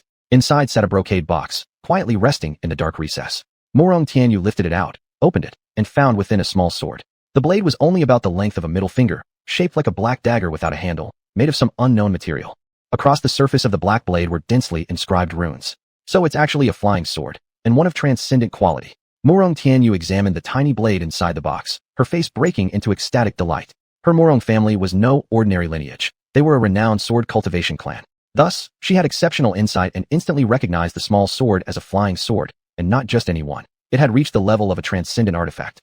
For her, this was an immense stroke of fortune. Forging a flying sword required not only vast quantities of rare materials, but more importantly, it demanded extraordinarily advanced techniques in weapon refinement, let alone one of transcendent quality. Without hesitation, Morong Tianyu bit her middle finger and dripped a drop of blood onto the blade. Instantly, the sword trembled, vibrating strangely as if awakening. "Xianhao, let's stay in this underground palace for a while. I need to refine and assimilate this flying sword," Morong Tianyu told Xianhao. Though they were together, she had no intention of sharing this sword with him. First, she was the one who had discovered it. Second, as a sword cultivator, this weapon held immeasurable value for her. "All right," Xianhao nodded, feeling no objection toward Morong Tianyu monopolizing the flying sword. In fact, this worked out well. Should he discover any further treasures later, he could keep them entirely for himself without hesitation. While Morong Tianyu sat cross-legged and began refining the flying sword, Xianhao wandered around the underground palace, tapping bricks and stones just as she had done. But he found nothing. Eventually, he also settled into a meditative posture, swallowing the yin-yang creation pill to attempt breaking through to the yin-yang 5 elements realm. As soon as Xianhao ingested the yin-yang creation pill, its potent medicinal energy surged forth, nourishing his flesh and blood. With full concentration, Xianhao drew in the yin and yang energies contained within the pill. The yin-yang creation pill far surpassed ordinary top-grade spiritual medicines in quality, its essence of yin and yang incredibly dense. As Xianhao refined the pill's immense medicinal power, he simultaneously guided the dual energies into his dantian, where his nascent soul resided. Once inside his dantian, the yin and yang energies were automatically absorbed by his nascent soul. After absorbing these energies, profound changes began to unfold within the nascent soul. The process was extremely long. Xianhao lost all sense of time, but eventually succeeded in fully refining the pill's powerful essence. His dantian core expanded by 3 to 4 times or more. Most importantly, after absorbing all the yin and yang energies from the pill, his nascent soul gradually became sentient. Before, his nascent soul had only possessed form, lacking true spirit. But now, with the infusion of yin and yang energies, forces capable of birthing and transforming all things, the difference was night and day. His nascent soul no longer felt like mere clumps of flesh, but had transformed into a real infant. He could feel it breathing. Each breath rhythmically drew in and expelled the energy within his dantian, purifying and refining it continuously. Phew, I never expected the refinement of the yin-yang creation pill to go so smoothly. I feel that if I'm given enough time to refine the 5 elemental energies from the origin stones, I should be able to enter the yin-yang 5 elements realm. Sensing the surging power within his body, Xianhao felt overwhelming joy. Chapter 92, Entering Yin-yang and 5 Elements. When Xianhao finished refining the yin-yang creation pill and ceased his cultivation, he discovered that Morong Tianyu still hadn't managed to refine her flying sword. Thus, he continued to sit cross-legged, xiuxian, beginning to refine it. He wanted to breaking through directly into the yin-yang and 5 elements realm. The cultivators who had entered Wangui Ku this time were all extremely powerful. Several of them had already reached the peak of the wind-fire tribulation stage, needing only one final step to enter the transcendent realm. Against such opponents, Xianhao stood no chance at all. Therefore, he urgently needed to enhance his strength. Only then would he have any hope of obtaining the Taichu ancient key. Otherwise, even if he did find the key, his current power wouldn't allow him to keep it. Previously, after refining the yin-yang creation pill, Xianhua's cultivation had improved dramatically. Especially his nascent soul, having absorbed an abundant amount of yin and yang energies, had already undergone subtle transformations. Now, as he attempted to refine the wuxing origin stone, drawing out its 5 elements, metal, wood, water, fire, and earth, and integrating them into his nascent soul, his soul was certain to transform once again. The yin-yang and 5 elements realm involved using special methods to allow the nascent soul to absorb both yin-yang energies and the 5 elements, thereby enabling the soul to develop what was known as spirit or ling. Simply put, during the nascent soul stage, the soul within a cultivator's body was akin to a vegetative being. But once it absorbed yin-yang energies and the 5 elements, that soul would become like a fully conscious, normal person. After the nascent soul developed this ling, it would begin absorbing pill essence within the life palace, transforming the Dan Yuan into spiritual energy. Compared to Dan Yuan, Ling Li was like gold compared to dung. There was a fundamental qualitative difference between them. Xianhua calmed his mind, tightly gripping the wuxing origin stone with both hands, circulating inner force throughout his body to refine it. The wuxing origin stone contained vast quantities of elemental energy. Thus, within a short time, Xianhua successfully extracted a considerable amount of the 5 elemental forces. These elemental energies coursed through every limb and bone in Xianhua's body before flowing into his life palace, where they were gradually absorbed into his nascent soul. His nascent soul had already integrated sufficient yin-yang energies. Now, infused with the 5 elements, it immediately began transforming once more, slowly giving birth to Ling.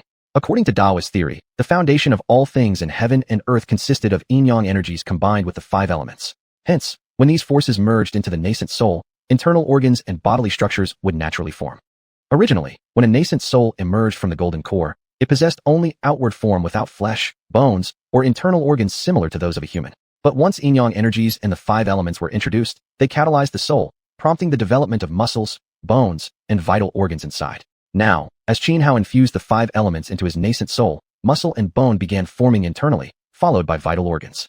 With each additional infusion of elemental energy, more and more internal organs took shape. First the heart, then lungs, liver, kidneys, and so on. Time passed minute by minute. Inside this underground palace, there was no sense of time, and Xianhua, deeply immersed in cultivation, lost all track of hours. Only when he completely refined the entire wuxing origin stone, extracting every last bit of elemental essence, did his nascent soul finally develop a complete system of flesh, bones, and internal organs.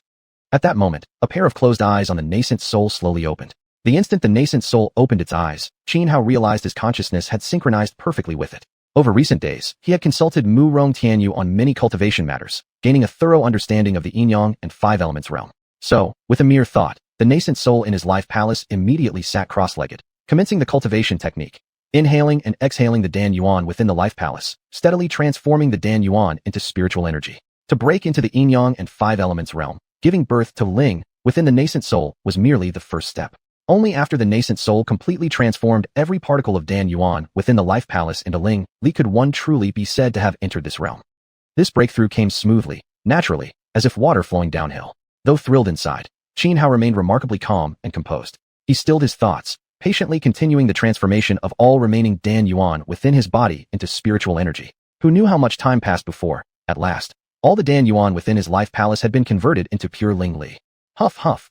Xianhua exhaled deeply, halted his cultivation, and opened his eyes. His ascension into the yin-yang and 5 elements realm had been far too smooth. It almost felt unreal. Yet upon reflection, he understood. Firstly, although he had recently entered the nascent soul stage, his foundation was solid and profound. Added to this, he possessed the unique, undying nirvana body.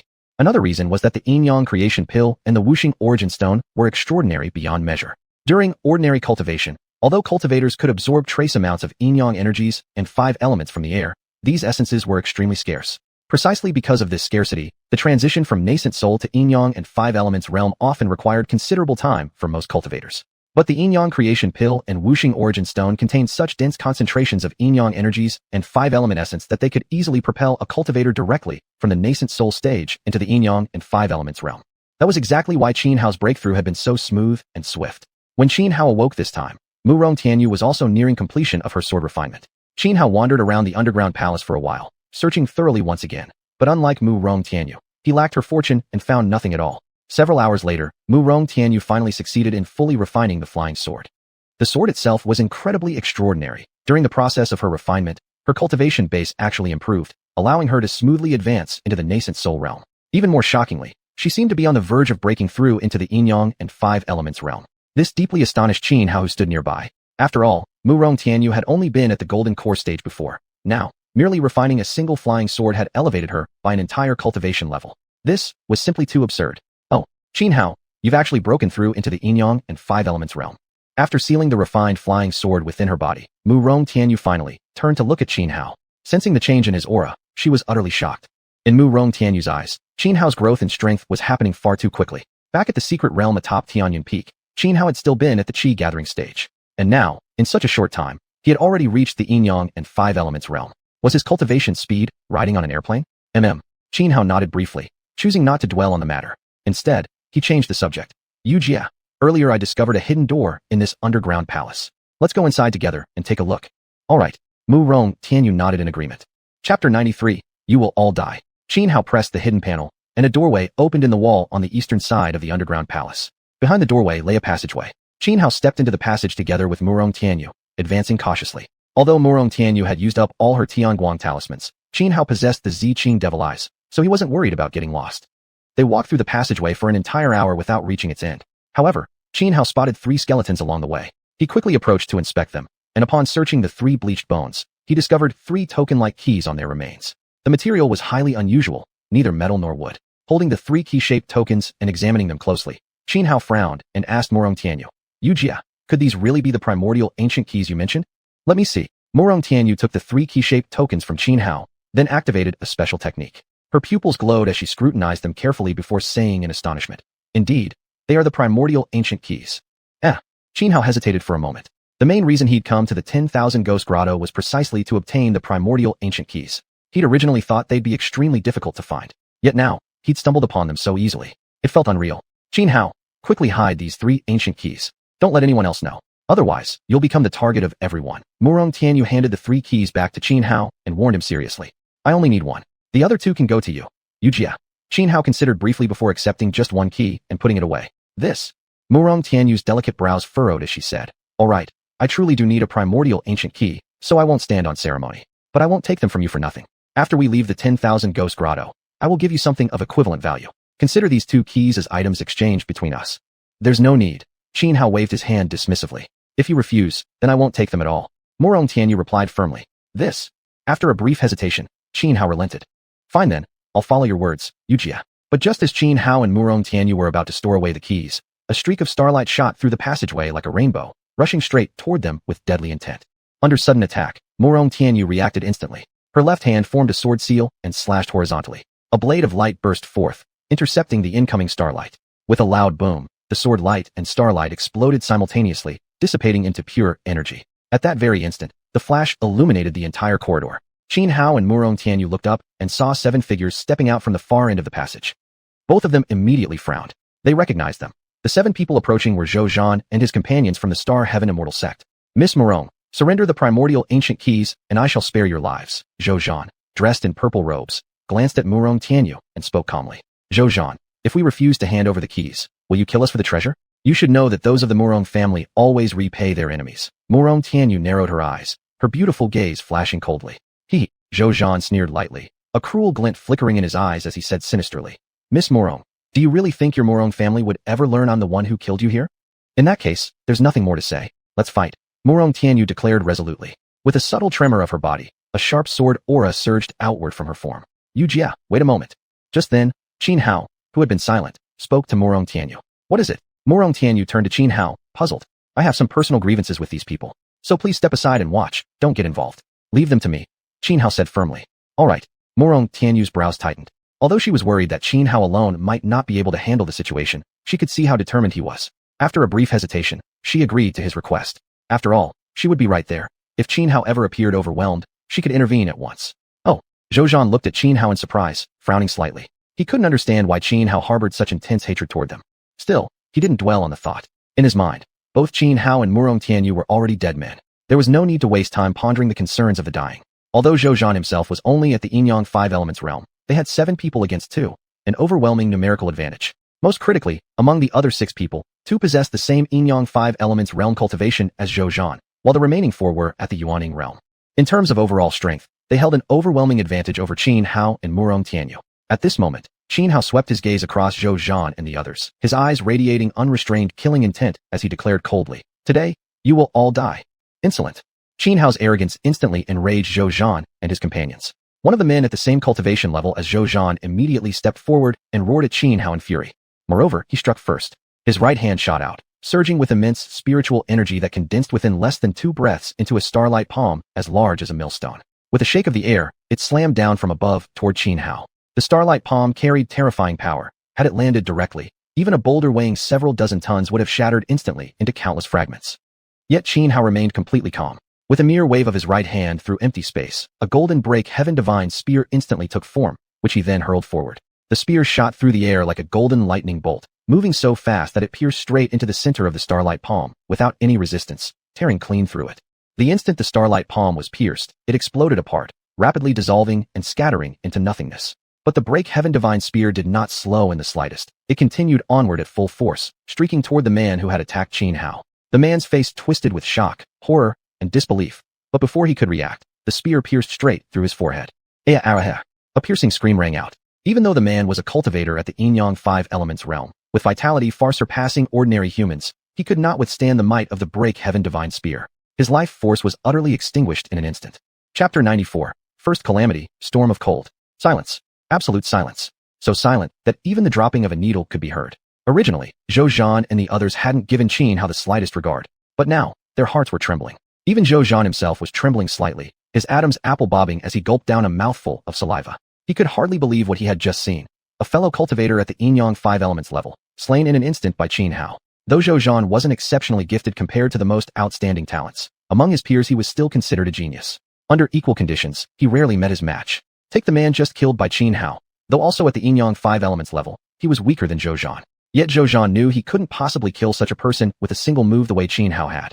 His expression changed instantly. He realized they had stumbled upon someone truly dangerous. Still, though shocked, he didn't panic. What if Xianhao possessed terrifying strength? They vastly outnumbered him. Even if none of them could beat Xianhao one-on-one, surely together they could overwhelm him? Damn it. You dare slaughter senior brother Zhu so ruthlessly. If I don't personally execute you today, I, Zhou Zhan, am no longer human. With a thunderous roar, Zhou Zhan snapped the other 5 out of their stupor. Then he shouted, all of us, attack together. Kill this demon and avenge senior brother Zhu.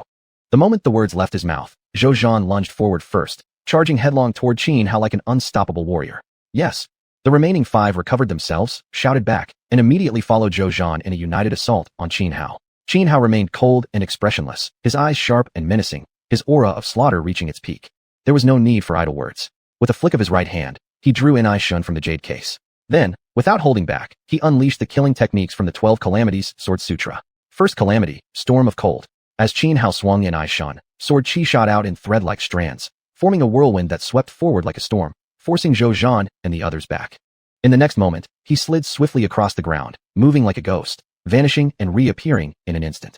Dodging past Zhou Zhan, he closed in on a young man who stood only at the nascent soul realm, thrusting his sword straight at the youth's heart. Caught completely off guard, the young man's face twisted in shock.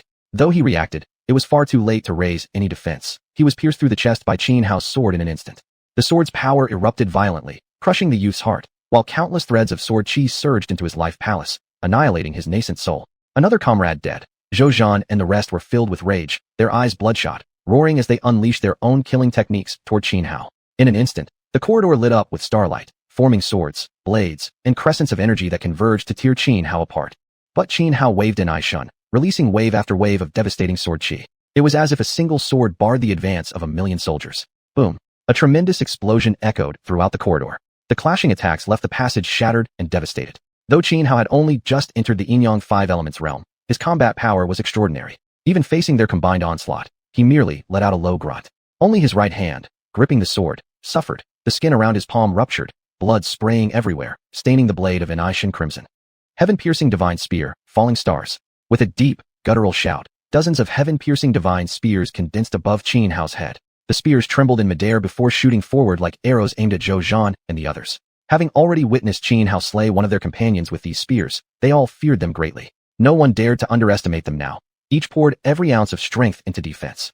Bang, bang, bang. They managed to block spear after spear, but at that very moment, Xianhao dashed sideways with extreme speed, once again avoiding the 2 strongest, Zhou Zhan and the other Yin-Yang 5 Elements cultivator, and appeared before a female cultivator who stood only at the nascent soul level. The woman paled when she saw Xianhao suddenly so close. Reacting instantly, she unleashed her killing move at him.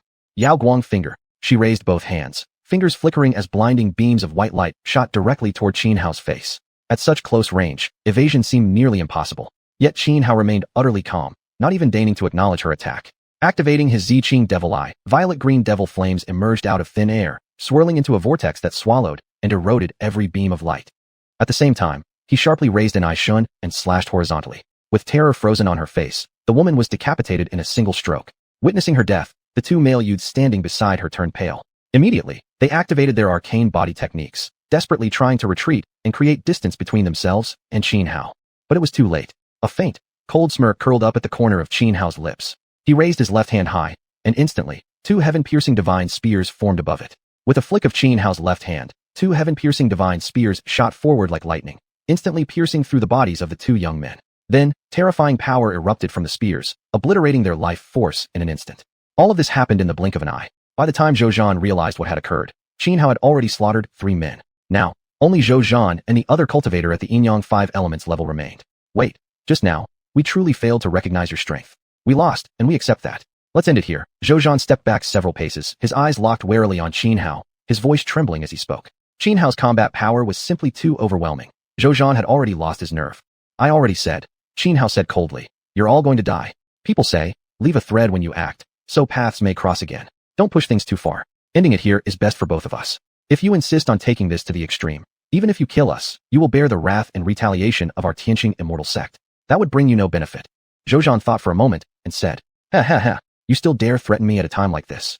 Xianhua let out 2 sharp laughs, then sneered.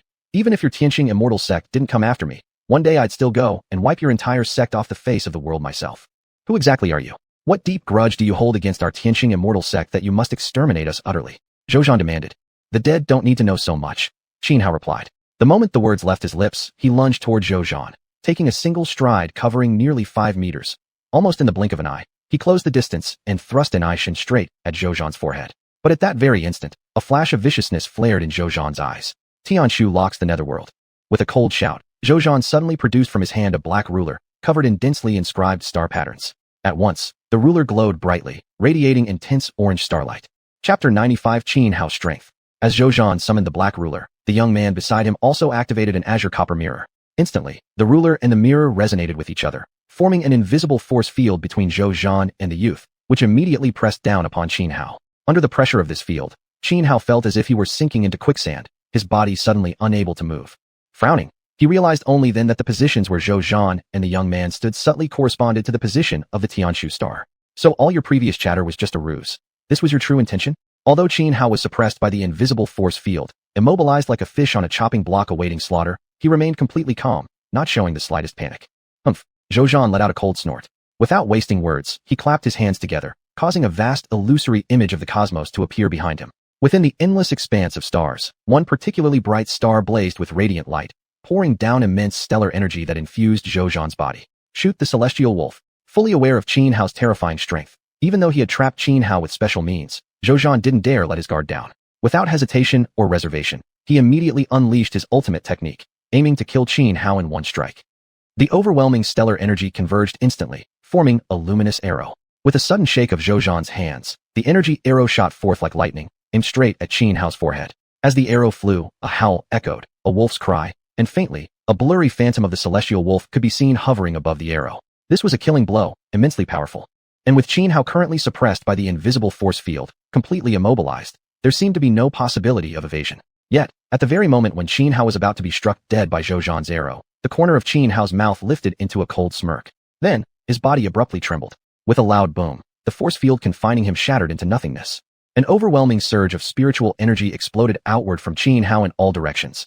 From beginning to end, he had never used his full strength. The special force field constructed by Xiuxian and the youth was simply insufficient to truly suppress him. He had only pretended to be restrained. After breaking free from the force field, Xianhua raised his right hand, grabbing the stellar energy arrow mid-flight, crushing it with a firm grip. The arrow splintered, disintegrated, and dispersed into fading sparks. How is this possible? Xiuxian's face twisted with shock, disbelief, and fear, a complex mixture of emotions. He could hardly believe that Xianhua could be this strong, capable of breaking free from the force field by sheer power. In his mind, once the invisible force field formed, even cultivators who had just entered the Windfire Great Tribulation realm would be completely suppressed. Yet Xianhua, who was merely at the Yin-Yang 5 elements level, had broken free using only his own spiritual power. This was utterly incredible, so much so that Xiuxian began to wonder if he was hallucinating. Kill. Having escaped the restraint and shattered Xiuxian's ultimate attack, Xuanhuan let out a cold shout. Like a hunting leopard, he rushed towards Xiuxian at top speed. His movement was so fast that he closed the distance in an instant, appearing directly before Xiuxian. With a flick of an xiuxian, his sword slashed viciously downward. Xiuxian was stunned. Under life-threatening instinct, he reacted immediately, reaching out to grasp the black ruler and wielding it as a weapon, swinging it upward to meet the descending xiuxian. A thunderous crack erupted as sword met ruler, sparks flying in all directions. Though the black ruler was no ordinary artifact, it was still far inferior in rank to an xiuxian. Thus, upon the first impact alone, countless cracks spread across its surface. It was nearly shattered. Seeing his precious ruler almost destroyed, Xiuxian felt a sharp pang of anguish. Second catastrophe, falling wrathful thunder. Not giving Xiuxian even a breath of respite, Xuanhuan swung an xiuxian again, unleashing another technique from the 12 catastrophes Sword Sutra. The spiritual energy surging around him transformed instantly into vast sheets of lightning, which descended with the momentum of a mountain collapsing as he slashed downward with an xiuxian. Xiuxian had no time to think. He hurled the black ruler into the air, his hands weaving seals as he activated another supreme skill. Once more, the vast starry sky manifested behind him, and torrents of stellar energy surged into the ruler. Runes upon its surface flared with blinding light, as though a waterfall of stars now flowed across it. Stars protection. The black ruler hovered above Xiuxian's head, radiating dazzling starlight, attempting to block the avalanche of descending lightning. Boom. The clash of techniques struck. The xiuxian sword crashing onto the ruler caused the already near-destroyed artifact to explode with a bang, shattering into countless fragments that scattered in all directions. At the same time, the waves of lightning tore through the remaining starlight and slammed directly into Xiuxian's body. Xiuxian let out a pained cry as his body was struck violently, flying backward and slamming into the passageway wall, leaving it cracked like a spiderweb before he collapsed to the ground. Struck by the lightning, Xiuxian was charred from head to toe, his upright hair smoking. He was nearly reduced to a piece of burnt meat, his life force rapidly fading. He was barely clinging to life. At that moment, the young man who had come with Xiuxian arrived before Xuanhuan, shaking his azure copper mirror. Beams of starlight shot forth like sword rays, converging upon Xuanhuan in a deadly assault. Though slightly weaker than Xiuxian, the youth was still a cultivator at the yin-yang 5 elements level. His full-powered attack carried terrifying might. In truth, the moment Xuanhuan broke free of the force field, the youth had reacted immediately, but Xuanhuan's sudden onslaught against Xiuxian had been too swift, unfolding in the blink of an eye. By the time the youth reached Xuanhuan, Xiuxian was already severely wounded. Facing the youth's deadly strike, Xuanhuan showed no fear. He gave a slight tremor of his body. Immediately, the Thousand Fox robe activated its defensive power, shielding him from the youth's killing move. The Thousand Fox robe possessed formidable defense. Especially now, with Xuanhuan having reached the yin-yang 5 elements realm, he could activate 70 to 80% of its protective ability, capable of blocking 3 consecutive attacks from cultivators of the same level. After 3 blocks, however, the robe's defense would enter a cooldown period. 8 dragon bands. Even as he deflected the youth's attack, Xuanhuan raised his left hand, invoking his innate water-controlling ability. Instantly, 8 water dragons, each as thick as an adult's thigh, formed around the youth and wrapped tightly around him. Then, all 8 dragons constricted simultaneously, crushing the youth as if he were prey ensnared by serpents, being squeezed to death without mercy. Ayaya! The youth screamed in agonizing horror, and in the end, burst apart under the relentless pressure of the 8 coiling dragons. Blood splattered across the passageway as he died completely. Chapter 96. Arrival at the Hall of 10,000 Ghosts. After killing the youth, Xuanhuan walked over to Xiuxian, who was barely clinging to life. You. Xiuxian mustered his strength, half sitting up from the ground as he crawled backward, pleading with Xuanhuan, "Don't kill me. If you spare my life, I'll agree to any condition you set. You bear a grudge against the Tianxing immortal sect, don't you? I can become your mole, infiltrate the sect, and help you take revenge. Just please spare me, have mercy." Xuanhuan frowned slightly. After a moment's hesitation, he swung an xiuxian, and with one slash, severed Xiuxian's throat. Xiuxian's neck gushed blood. He couldn't even let out a scream. Hands clutching his throat, he stared at Xuanhuan with wide, bulging eyes filled with fury, hatred, and regret. Only after a terrifying sword energy surged through every limb and organ, rushed into Xiuxian's fate palace, and obliterated his nascent soul, did he finally die. His hands dropped limply from his neck, and his head, which had been defiantly raised moments before, slowly sank down. In the distance, Morong Tianyu, who had been silently observing the battle, furrowed her delicate brows, her beautiful eyes flickering as she pondered something deeply. Just now, Xuanhuan's fierce combat prowess against Xiuxian and the others had clearly demonstrated extraordinary power, but it was his cold-blooded decisiveness that truly shocked her. Even back at the secret realm atop Tianyan Peak, when she'd witnessed Xuanhuan's ruthless side, it hadn't left such an impression. Ging detected absorbable items, star core fragment, star jade mirror. Would you like to absorb? Right after Xuanhuan killed Xiuxian, the system prompt suddenly rang in his mind. Absorb. Without hesitation, Xuanhuan instantly made his choice. Immediately, wisps of black mist appeared out of thin air, coiling around the fragment of the black ruler Xiuxian had summoned and the greenish copper mirror used by the youth. Within less than 2 breaths of time, both the black ruler fragment and the green mirror vanished without a trace. Ding! Absorption successful. Star core fragment, star jade mirror. Congratulations, host. You have obtained Heavenly Gauntlet Divine Fist. As the system message echoed in Xianhao's mind, he immediately acquired a supreme boxing technique. Any cultivation arts, divine abilities, or martial skills obtained through the system were instantly mastered by Xianhao the moment they were acquired. Yet their proficiency still required extensive practice on his part to improve. Xianhao, are you alright? At this moment, Morong Tianyu walked over, asking with concern. Thank you for your care, Rain Sister. I'm fine. Xianhao replied, quickly wiping the bloodstains off his clothes. Since Xiuxian and the others appeared in this passageway, the exit should be just beyond. We should move quickly, so no one discovers we're the ones who killed them and causes unnecessary trouble, Morong Tianyu said. Agreed.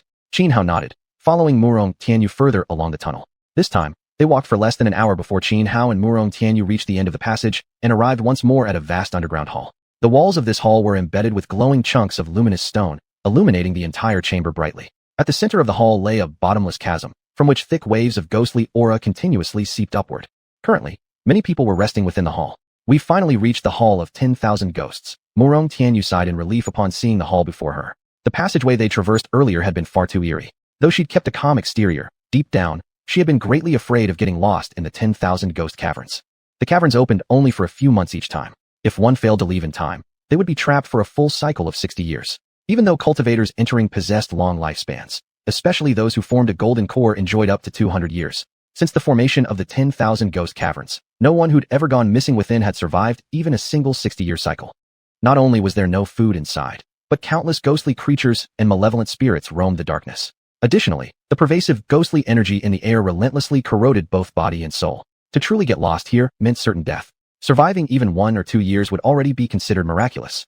Morong Tianyu swept her gaze across the hall, noticing with a frown that Chunyu, Morong Yunyan, and the others weren't among those present. A flicker of worry crossed her face. Although Chunyu was powerful enough to protect Morong Yunyan and Morong Xiaolong, she still couldn't help worrying about them. Xianhao, I'll wait here in the Hall of 10,000 Ghosts for Chunyu and the rest. If you wish to seek fortune and opportunity, you can enter the portals on the walls of this grand hall. Each portal leads to numerous passages, branching toward unique locations. Whether or not you gain enlightenment or treasures depends entirely on your own destiny. Morong Tianyu said to Xianhao beside her, informing him of some details about the Hall of 10,000 Ghosts. On each of the 4 walls of the Hall of 10,000 Ghosts stood a gate, and behind every gate lay one or several passageways. These passageways led to unique locations, where the chances of obtaining enlightenment or treasures were extremely high. Therefore, cultivators exploring the caverns of 10,000 Ghosts would generally first arrive at the Hall of 10,000 Ghosts, using it as a transfer station to enter various special destinations within the caverns in search of fortune. In that case, Rain Sister, we shall part ways here for now. Xianhao pondered for a moment, then said. Although his main purpose in coming to the caverns of 10,000 Ghosts was the primordial ancient key, now that he had come, he naturally hoped to obtain even greater opportunities. After all, he was in urgent need of strengthening his power. Moreover, he understood Morong Tianyu's concern for Morong Yunyan and Morong Xiaolong's safety. Take care of yourself, Morong Tianyu said. Xianhao nodded. He glanced around at the gates on the 4 walls of the Hall of 10,000 Ghosts, randomly selected one, and strode inside. Behind the gate, 3 passageways appeared. Xianhao hesitated slightly, then chose the middle passage. Stepping into the passageway, darkness once again enveloped him, but Xianhao paid no mind. Activating his purple-blue demon eyes, he could clearly see everything within 50 meters around him. Proceeding cautiously forward, he walked along the tunnel for roughly an hour before reaching its end. At the end of the passage, the scene suddenly opened up. A magnificent landscape of mountains and rivers stretched out before his eyes. Stepping out of the passage, Xianhao turned back and saw that the passage was located at the foot of a towering mountain, resembling a cave entrance. I originally thought the ends of these passages would just lead to more underground palaces or something similar. Never expected such a hidden paradise, somewhat reminiscent of the ruined secret realm atop Tianyun Peak. Xianhao surveyed the grand vista before him, inwardly surprised. Just then, he suddenly heard the sounds of battle echoing from the woods ahead. He froze, instantly suppressing his aura and advancing with careful vigilance. Chapter 97, The Empire's #1 Demon. Xianhao crouched low, cautiously making his way toward the woods from which sounds of combat echoed. Soon, he arrived at that forest. He stood atop a massive tree, wide enough to require 2 people embracing it, and concealed himself among its dense branches, peering into the grove. Inside, he saw a woman being surrounded and attacked by 3 men. It's actually her. Xianhao recognized the besieged woman immediately. It was Mo Cho from the 7 Utterances Sword Sect. Before entering the Wangue cave, Mo Cho had left a deep impression on Xianhao due to her pure sword intent rivaling even Morong Tianyu's. At the time, Morong Tianyu had also shared some information about Mo Cho with him. The three men attacking Mo Cho wore Fei uniforms, the distinct attire identifying them as members of the Imperial Heaven Surveillance Bureau. The Heaven Surveillance Bureau was an imperial agency directly subordinate to the Emperor, wielding immense power. It was known as the institution entrusted by the Emperor to monitor all officials and patrol across the realm. And the current Grand Director of the Bureau enjoyed unparalleled trust from the Emperor, serving as the most favored figure at court, hailed as the #1 demon of the Empire. Earlier outside the Wangui cave, Xianhao had seen personnel from the Heaven Surveillance Bureau, over 30 in total. Their leader was a young man appearing no older than 20. Though male, his mannerisms were eerily effeminate, exuding a sinister and crafty aura. Back then, Morong Tianyu had warned Xianhao never to provoke anyone from the Heaven Surveillance Bureau, especially that young leader. Because this man was the younger brother of the current imperial concubine Yang, and the present concubine was famed for her beauty throughout the land, the emperor's most cherished consort. Mo Cho possessed peak-level mastery of the fiery Great Tribulation stage. Exceptionally gifted in sword cultivation, her combat strength was outrageously formidable. Even outnumbered 3-1, she showed no sign of disadvantage. Her sword danced through the air, releasing tidal waves of sword energy that forced her three attackers into frantic disarray. Miss Mo Cho truly lives up to her title as the greatest genius among the younger generation of the Seven Utterances sword sect. Truly impressive indeed. At that moment, a voice both soft and sinister rang out. A young man under 20 years old approached calmly and unhurriedly. It was Yang Shigong, the current imperial concubine's younger brother. Beside Yang Shigong walked 8 other men clad in Fei uniforms. Yang Shigong, my Seven Utterances sword sect has always had no grudges or conflicts with your Heaven Surveillance Bureau. Why are you targeting me? After forcing back the three men with a single sword thrust, Mo Cho turned her gaze toward Yang Shigong and coldly demanded. Yang Shigong sneered darkly, saying, Miss Mo Cho, please don't be angry. I mean no harm. I'm acting out of genuine goodwill, simply wishing to help you avoid future calamities. Help me avoid calamities? Mo Cho furrowed her delicate brows, utterly baffled. Yes, Yang Shigong said calmly.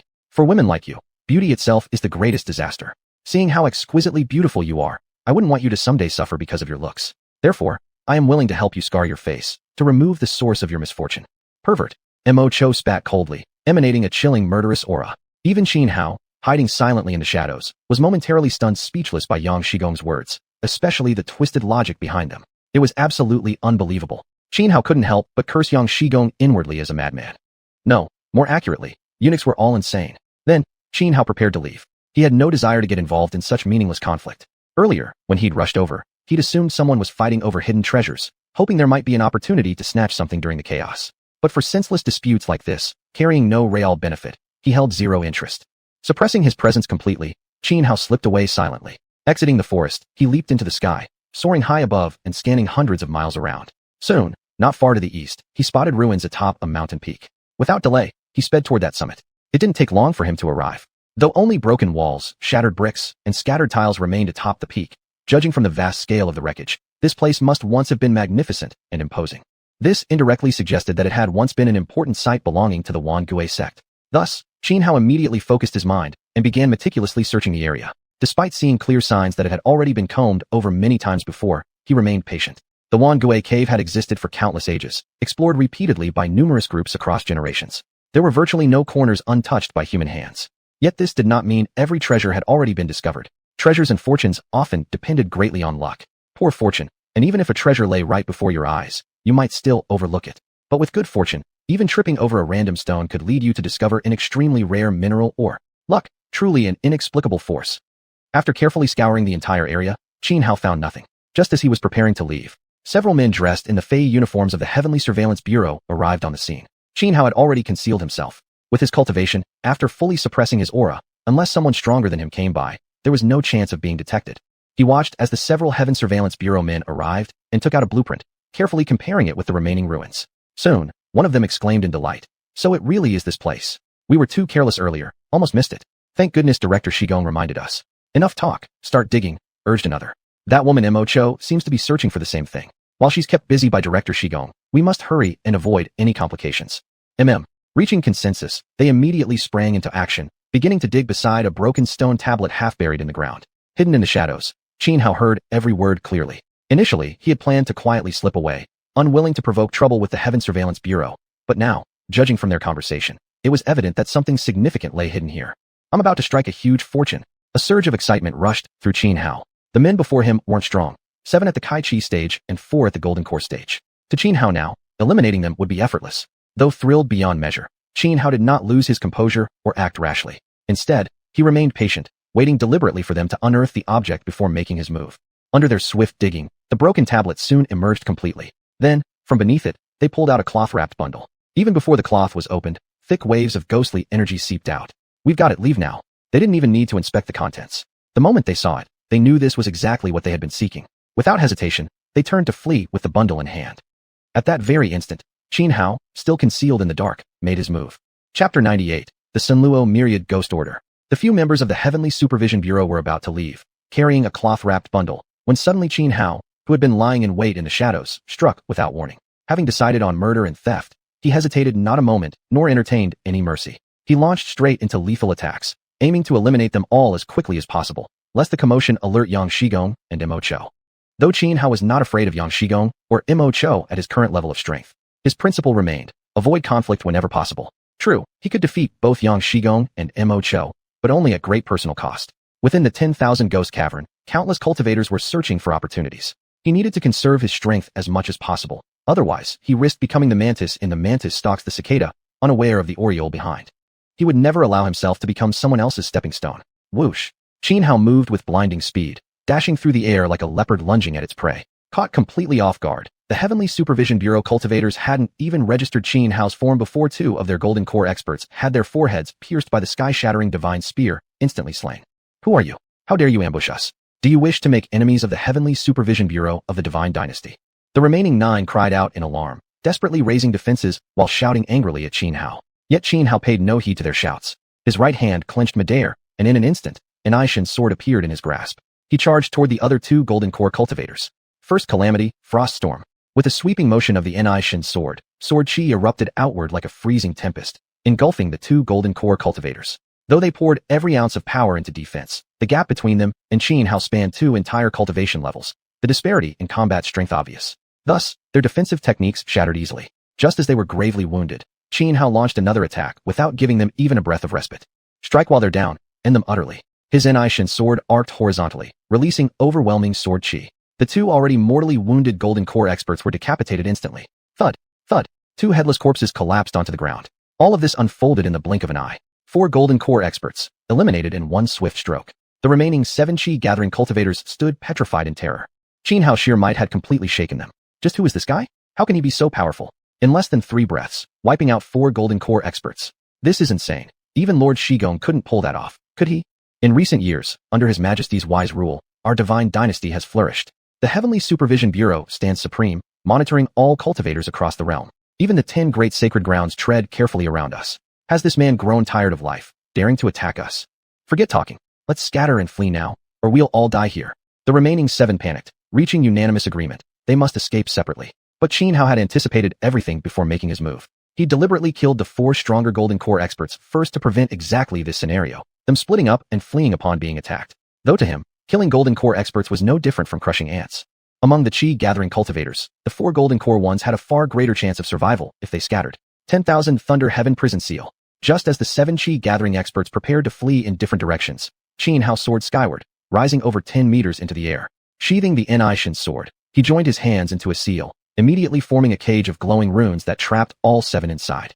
Then, as Xianhao pressed his hands downward, dark clouds churned overhead, and vast bolts of lightning burst forth from the heavens. Crackle, crackle. With a thunderous boom, lightning crashed down onto the rune cage. A terrifying web of electric force surged and converged, obliterating the 7 trapped chi-gathering experts within. Aorart, screams echoed, then faded. Under the relentless barrage of heavenly lightning, the 7 were reduced to ashes. When the storm finally subsided, the scorched earth bore only one remnant, a black token radiating chilling ghostly aura. The token was palm-sized. One side bore intricate, cryptic patterns, the other, a crookedly carved character, Ghost. Xianhao reached out with his right hand and drew the token toward him, catching it. Beep, detected potential absorptive item, Sunluo Myriad Ghost Order. Asterisk absorb? Yes/no asterisk. At the moment Xianhao grasped the token, the system prompt sounded in his mind. No. After a brief hesitation, Xianhao made his choice. In his view, the fact that the Heavenly Supervision Bureau had gone to such great lengths over the Sunluo Myriad Ghost Order meant its value must extend far beyond the token itself. Therefore, until he fully understood the specific significance of the Sunluo Myriad Ghost Order, he would not allow the system to absorb it. With the Sunluo Myriad Ghost Order in hand, Xianhao didn't linger and quickly left the area. When he had used the 10,000 Thunder Heaven Prison Seal earlier, the commotion had been enormous. Yang Shigong and Mo Cho were nearby. They definitely noticed the disturbance. If he didn't leave swiftly, he risked being discovered by Yang Shigong and Mo Cho, and that would bring serious trouble. Xianhao shot into the sky, transforming into a streak of light that dashed into the distance, vanishing from the scene. Everything unfolded exactly as Xianhao had predicted. Shortly after he departed, Yang Shigong arrived at the mountain peak with his men. Upon seeing the 4 lifeless bodies of his golden core cultivator subordinates lying dead on the ground, Yang Shigong flew into a towering rage, radiating an extremely terrifying aura of slaughter. That damned brat! How dare he snatch prey from under my teeth, daring to steal something belonging to the Heavenly Supervision Bureau. Yang Shigong's expression turned ugly. The main purpose of his coming here to the 10,000 Ghost Cavern was precisely for the Senluo Myriad Ghost Order.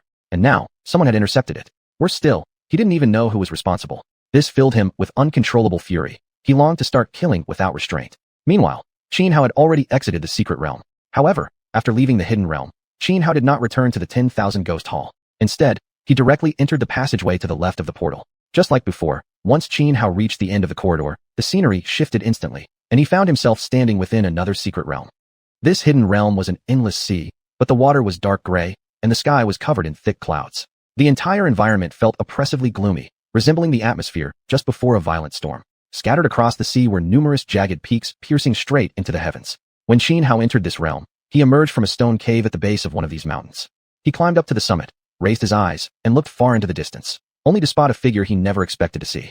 Chapter 99. Devouring the Misfortune-Bringing Hand. An endless sea, its waves roaring as they smashed violently against the shore. Jagged peaks rose from the ocean's surface like colossal pillars holding up the sky. Xianhao stood atop one peak, gazing toward another distant mountain where he spotted a familiar figure, Xuanhuan, who had vanished after entering the 10,000 Ghost Caves. Xuanhuan was now in dire straits, trapped within a formation made of dozens of swirling dark mists. Despite exhausting every trick and technique she knew, she could not break free. The black vapors forming the array were bizarre, constantly shifting shapes, sometimes into human forms, sometimes dragons, tigers, cranes, or other ferocious beasts, even transforming into miniature landscapes of mountains and rivers. Noticing that Little White wasn't beside her, Xianhao narrowed his eyes, his killing intent surging uncontrollably. At this moment, Xuanhuan, nearly driven to despair by the dark mist formation, refused to give up. Her will to survive burned fiercely, just as before, when she had willingly sacrificed her dignity to beg Xianhao for mercy. Suddenly, she activated a terrifying secret art. In an instant, her youthful appearance withered away. Within a blink, she transformed from a beautiful young girl into a hunched 80-year-old crone, her hair falling out in clumps until only a few strands remained. Her eyes began to bleed. The sight stunned Xianhao. He froze, utterly shocked. Empowered by the secret technique, Xuanhuan's entire aura changed. With a single step forward, she shattered through the formation of dark mists and dashed deeper into the vast sea. Seeing her about to escape, Xianhao immediately moved to intercept her and demand answers about Little White's whereabouts. If Xuanhuan had truly killed Little White to avenge the purple-eyed devil tiger, Xianhao would show her no mercy. He had lived with Little White for months. They shared a bond. Though Little White was a fox, to Xianhao, it was a true friend, not just some pet.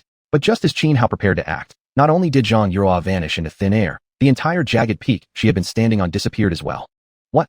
Could this be an illusion? Like a mirage? Xianhao paused, frowning deeply. Then, suddenly, from another direction, a jagged mountain peak materialized over the sea. And there, standing atop it, was Little White.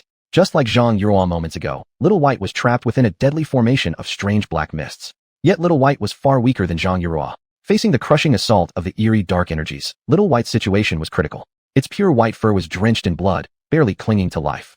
Xianhao's heart clenched with anxiety and urgency. At this life-or-death moment, Little White unexpectedly unleashed an extraordinary power. All 9 of its tails snapped upright, swaying intensely. Then, faintly but clearly, a 10th tail began to sprout. But just then, both Little White and the entire mountain peak vanished without a trace. It seems this place is highly unusual, illusions and reality intertwined, making it difficult to distinguish truth from falsehood. Xianhao carefully surveyed his surroundings before activating his purple-blue devil eyes. His irises shimmered with swirling hues of purple and blue, instantly piercing through the illusions. What once appeared to be hundreds of jagged peaks around him now revealed their true nature. Only a dozen or so actually existed. The rest were mere phantoms. Without hesitation, Xianhao shot forward, crossing the open sea and leaping onto another real mountain peak. But the moment his foot touched down, a sudden change occurred. Dozens of dark mists abruptly surged around him.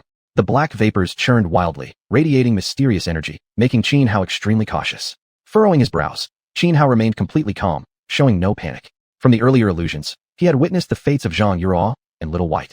He already understood that while these dozens of dark mists appeared eerie, they were merely energy sources providing power for the formation, nothing inherently special. As soon as the dark mists surrounded him, the array activated. Immediately, Xianhao felt an invisible, crushing force pressing in from all directions, attempting to pulverize him. Unfazed by the onslaught, Xianhao flicked his wrist and pulled out the black magnet compass. With a swift motion, he released it into the air. Buzz! The instant the compass left his hand, it trembled violently. One after another, ancient runes flared to life across its surface, symbols written in an unknown script, their origins lost to time. The runes bursting forth from the compass carried immense energy. They swept outward like blades of light, shattering the invisible crushing force in a single devastating blow. Moreover, as these runes struck the dozens of dark mists, the black vapors seemed to encounter their natural predator. They were immediately suppressed and began dissipating rapidly. Aowa, piercing shrieks, wails, and roars erupted from within the swirling dark mists. The dozens of black vapors appeared almost alive. Xianhao frowned slightly. Placing his left hand on the black magnet compass, he injected a surge of immense energy. Instantly, the compass's power surged several-fold. Dense layers of ancient runes radiated outward like concentric sound waves, sweeping through the air and slamming into the dark mists. In an instant, all the black vapors were utterly shattered and vanished under the sonic assault. Just as Xianhao used the black magnet compass to destroy the dark mists, the ground suddenly began rumbling violently, as if an earthquake had struck. Startled, Xianhao shot straight up into the sky, hovering dozens of meters above, coldly staring down at the mountain peak below. The entire peak was shaking violently. Then, the surface of the summit cracked open, and a hand reached out. This hand was grotesque, densely inscribed with countless strange runes, emitting waves of eerie energy. Ding! Detected devourable object. Misfortune-bringing hand. Do you wish to devour it? As Xianhao noticed the hand emerging from beneath the mountain's surface, the system notification rang out. And just as the misfortune-bringing hand appeared, everything fell silent once more. Xianhao stared intently at the hand. Clearly, this misfortune-bringing hand had been the core, or eye, of the earlier array formed by the dozens of black mists. With the array destroyed, the core had surfaced. Devour. Although the system description indicated the misfortune-bringing hand was extremely powerful, Xianhao had no use for it. Not only did he have no way to attach it to his body, even if he could, he still believed his own hands were far more reliable. Without any hesitation, he made his choice immediately. Chapter 100, Nine Heavens Emperor Dao. After Xianhao made his choice, several threads of black light wrapped around the Yang God hand. In a short moment, the Yang God hand was devoured and vanished into thin air. Ding! Absorption successful, Yang God hand. Congratulations, host. You have obtained the Hourglass of Time and the Nine Heavens Emperor Dao. As the Yang God hand was absorbed, the system's notification sounded within Xianhao's mind. Immediately afterward, detailed information about the Hourglass of Time and the Nine Heavens Emperor Dao appeared in his consciousness. The Hourglass of Time was an extremely powerful secret treasure. Once activated, it could create a special area where the flow of time differed from that of the outside world. The Hourglass Xianhao had acquired maintained a ratio of 100:1 compared to external time, meaning that for every 100 days spent within the special zone created by the Hourglass, only 1 day would pass in the real world. Furthermore, the special zone generated by this Hourglass could last for approximately 10 days. In other words, he could spend 1,000 days training inside. Of course, hourglasses varied in rank, and the one Xianhao obtained was relatively low tier. Higher-ranked hourglasses could achieve terrifying time dilations, such as a single instant equaling hundreds of years. With this hourglass, I can train for a full 1,000 days inside, while only 10 days pass in reality. This tool is simply too useful, Xianhao thought with great delight after fully grasping its capabilities. The second reward from the system, the Nine Heavens Emperor Dao, was an immensely powerful cultivation technique, created by an unfathomably strong expert. I already possess several divine abilities, but I lack a truly supreme cultivation art. This Nine Heavens Emperor Dao perfectly fulfills my need. Xianhao was equally thrilled about this reward. He knew that although his current cultivation method was strong, it wasn't complete. While this deficiency hadn't greatly affected his progress so far, it would undoubtedly impact his future potential. He had once asked Qinlong about cultivation techniques. Qinlong told him that the method he practiced was the legacy art of the Shidi clan, created by the Shidi himself. To prevent the technique from being leaked outside the clan, the higher-ups of the Shidi clan had established a strict rule. Even Shidi descendants could only access the portion of the technique matching their current cultivation level. Moreover, every member of the Shidi clan had restrictions placed deep within their souls, making private transmission impossible. Therefore, the cultivation art passed down to Qinhao by Qinlong was merely the standard version, authorized by the clan's elders. Though Qinlong possessed knowledge of deeper layers of the art, he was fundamentally unable to teach them to Qinhao. For cultivators, the cultivation method was crucial. If cultivation were compared to the growth of a tree, then the method would be the root, while divine abilities and combat techniques would be the branches and leaves. The stronger the root, the more luxuriant the branches and leaves could grow. If the root was weak, the tree could never flourish. Now, having obtained the Nine Heavens Emperor Dao, a supremely powerful method, through the system, Xianhao naturally felt immense joy. Although he instinctively understood the technique upon receiving it from the system, he wasn't yet familiar enough with it to use it in battle.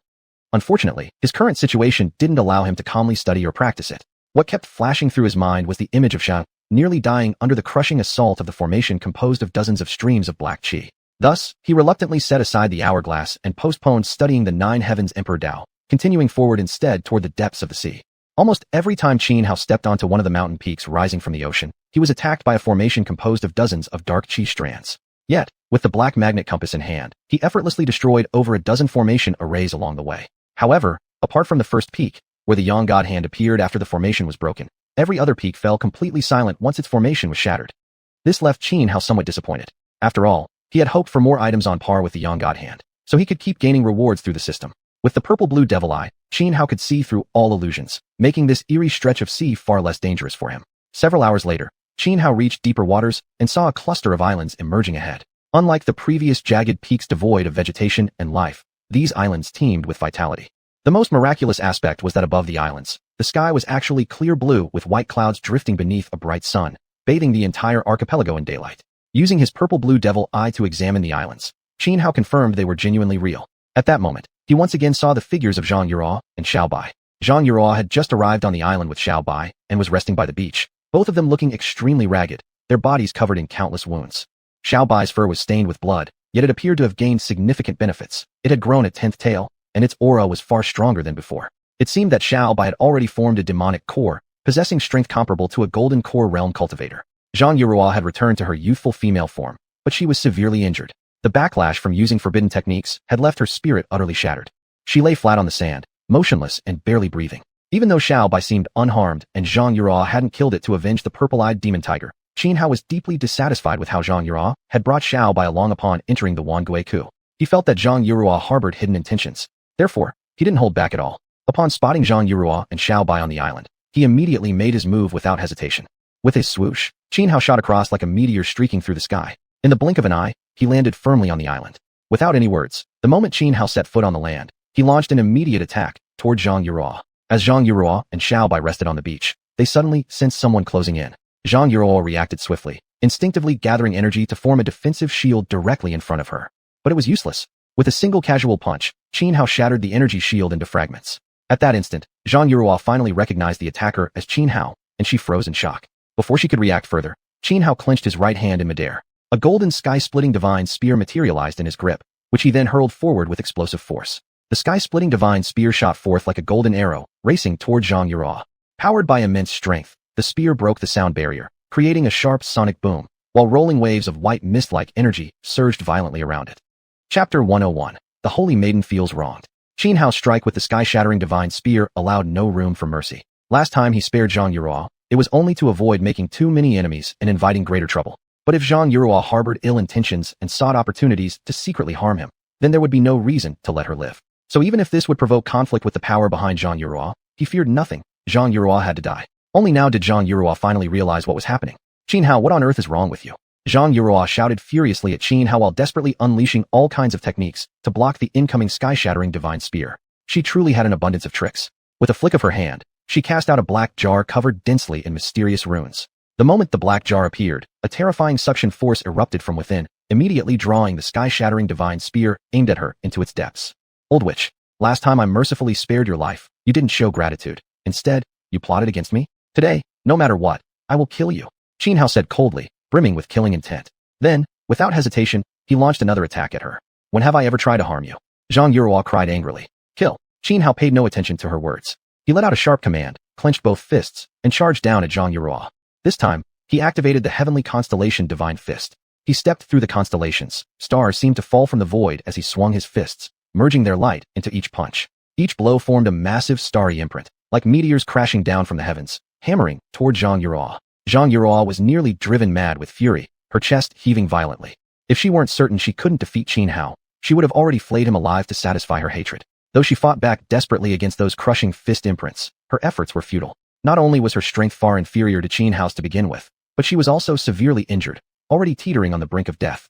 How much combat power could she possibly muster?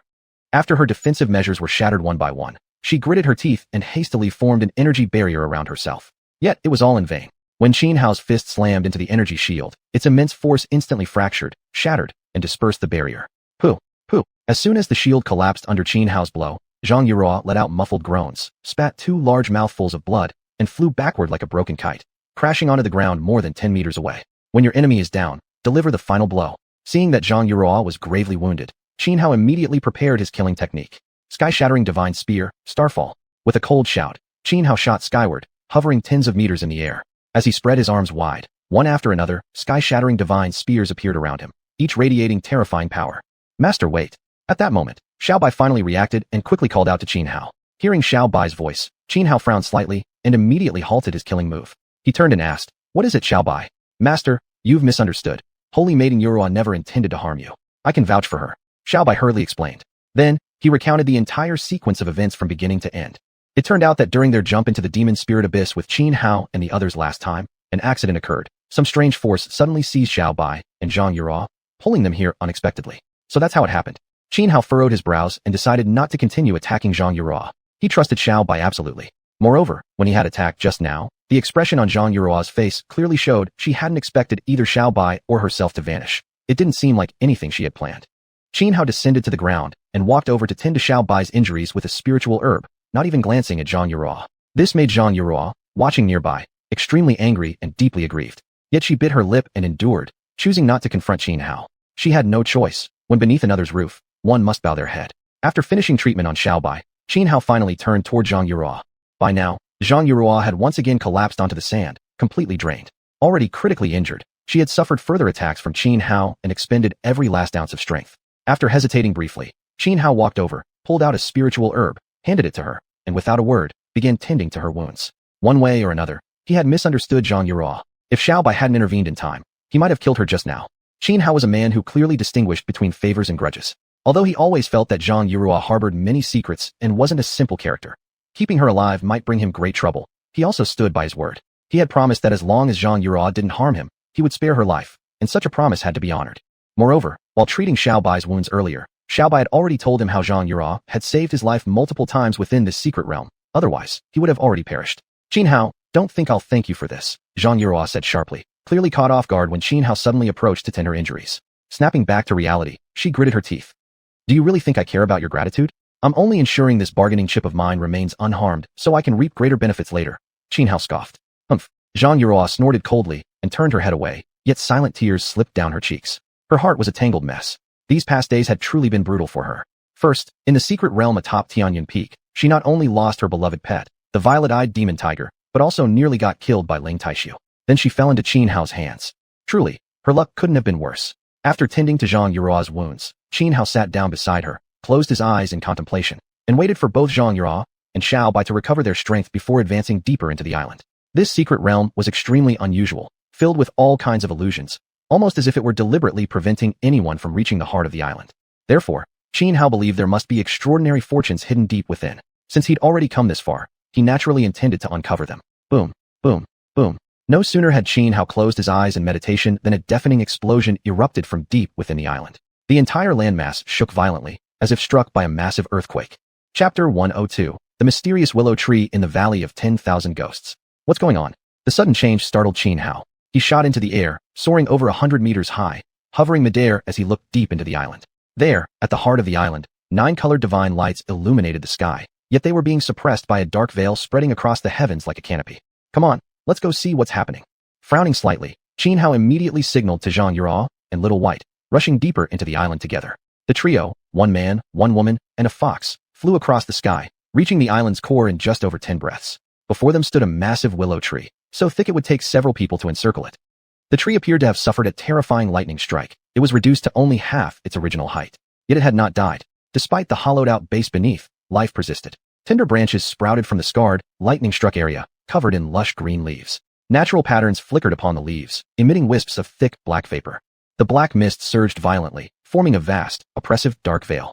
Within the veil, a bead radiating 9-colored divine light thrashed about wildly, desperately trying to break free. But no matter how fiercely the 9-colored light attacked, the dark veil remained unbroken, suppressing the bead's brilliance completely.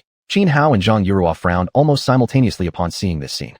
That 9-colored luminous bead is extraordinary, Xianhao thought, already eyeing it greedily. If I could get my hands on it, whether for the system to devour or for me to refine and use myself, it'd be excellent. Meanwhile, Zhang Yuruo stared blankly at the willow tree. After a long while, she finally snapped back to reality and whispered, "Old ghost, you're still alive? Oh, so it's you." At that moment, a hoarse, ancient, and gloomy voice echoed out. Startled, Xianhao jumped back instantly, distancing himself from the willow tree while tensing his body, ready to launch an attack at any second. He couldn't believe it. This lightning-scarred willow tree had actually spoken. This was clearly no ordinary being. No wonder it had survived such a terrifying heavenly lightning strike. Xianhao, don't act rashly, he's my friend. Zhang Yuruo quickly cautioned him. Xianhao furrowed his brows, thinking briefly. Though he held back from attacking per her suggestion, he remained on high alert. Should anything turn suspicious, he wouldn't hesitate to unleash his most ruthless techniques. Old ghost, what exactly happened back then? How did you end up in this state? Zhang Yuruo asked curiously. At that moment, one of the willow's branches lifted gently. Its leaves glowed, projecting an ancient scene into the air. A range of continuous mountains stretched endlessly, with magnificent ancient structures scattered across every peak, neatly arranged like stars dotting the night sky. Suddenly, the heavens cracked open. Faintly, a silhouette stood atop the 9 heavens, shrouded in a hazy aura that made him appear sacred and divine, as if a celestial god had descended to the mortal world. Deep within the mountain range, countless willow branches shot upward like sharp sword beams. Each willow leaf oozed black mist, runes swirling across their surfaces. Yet the figure standing above the 9 heavens moved like a thunder deity. With a single wave of his hand, boundless bolts of lightning crashed down. The thunderbolts were tyrannical, so devastating that even the soul quivered in terror. The surging willow branches were shattered into dust. Even the ancient willow rooted deep in the mountains had its main trunk split in two.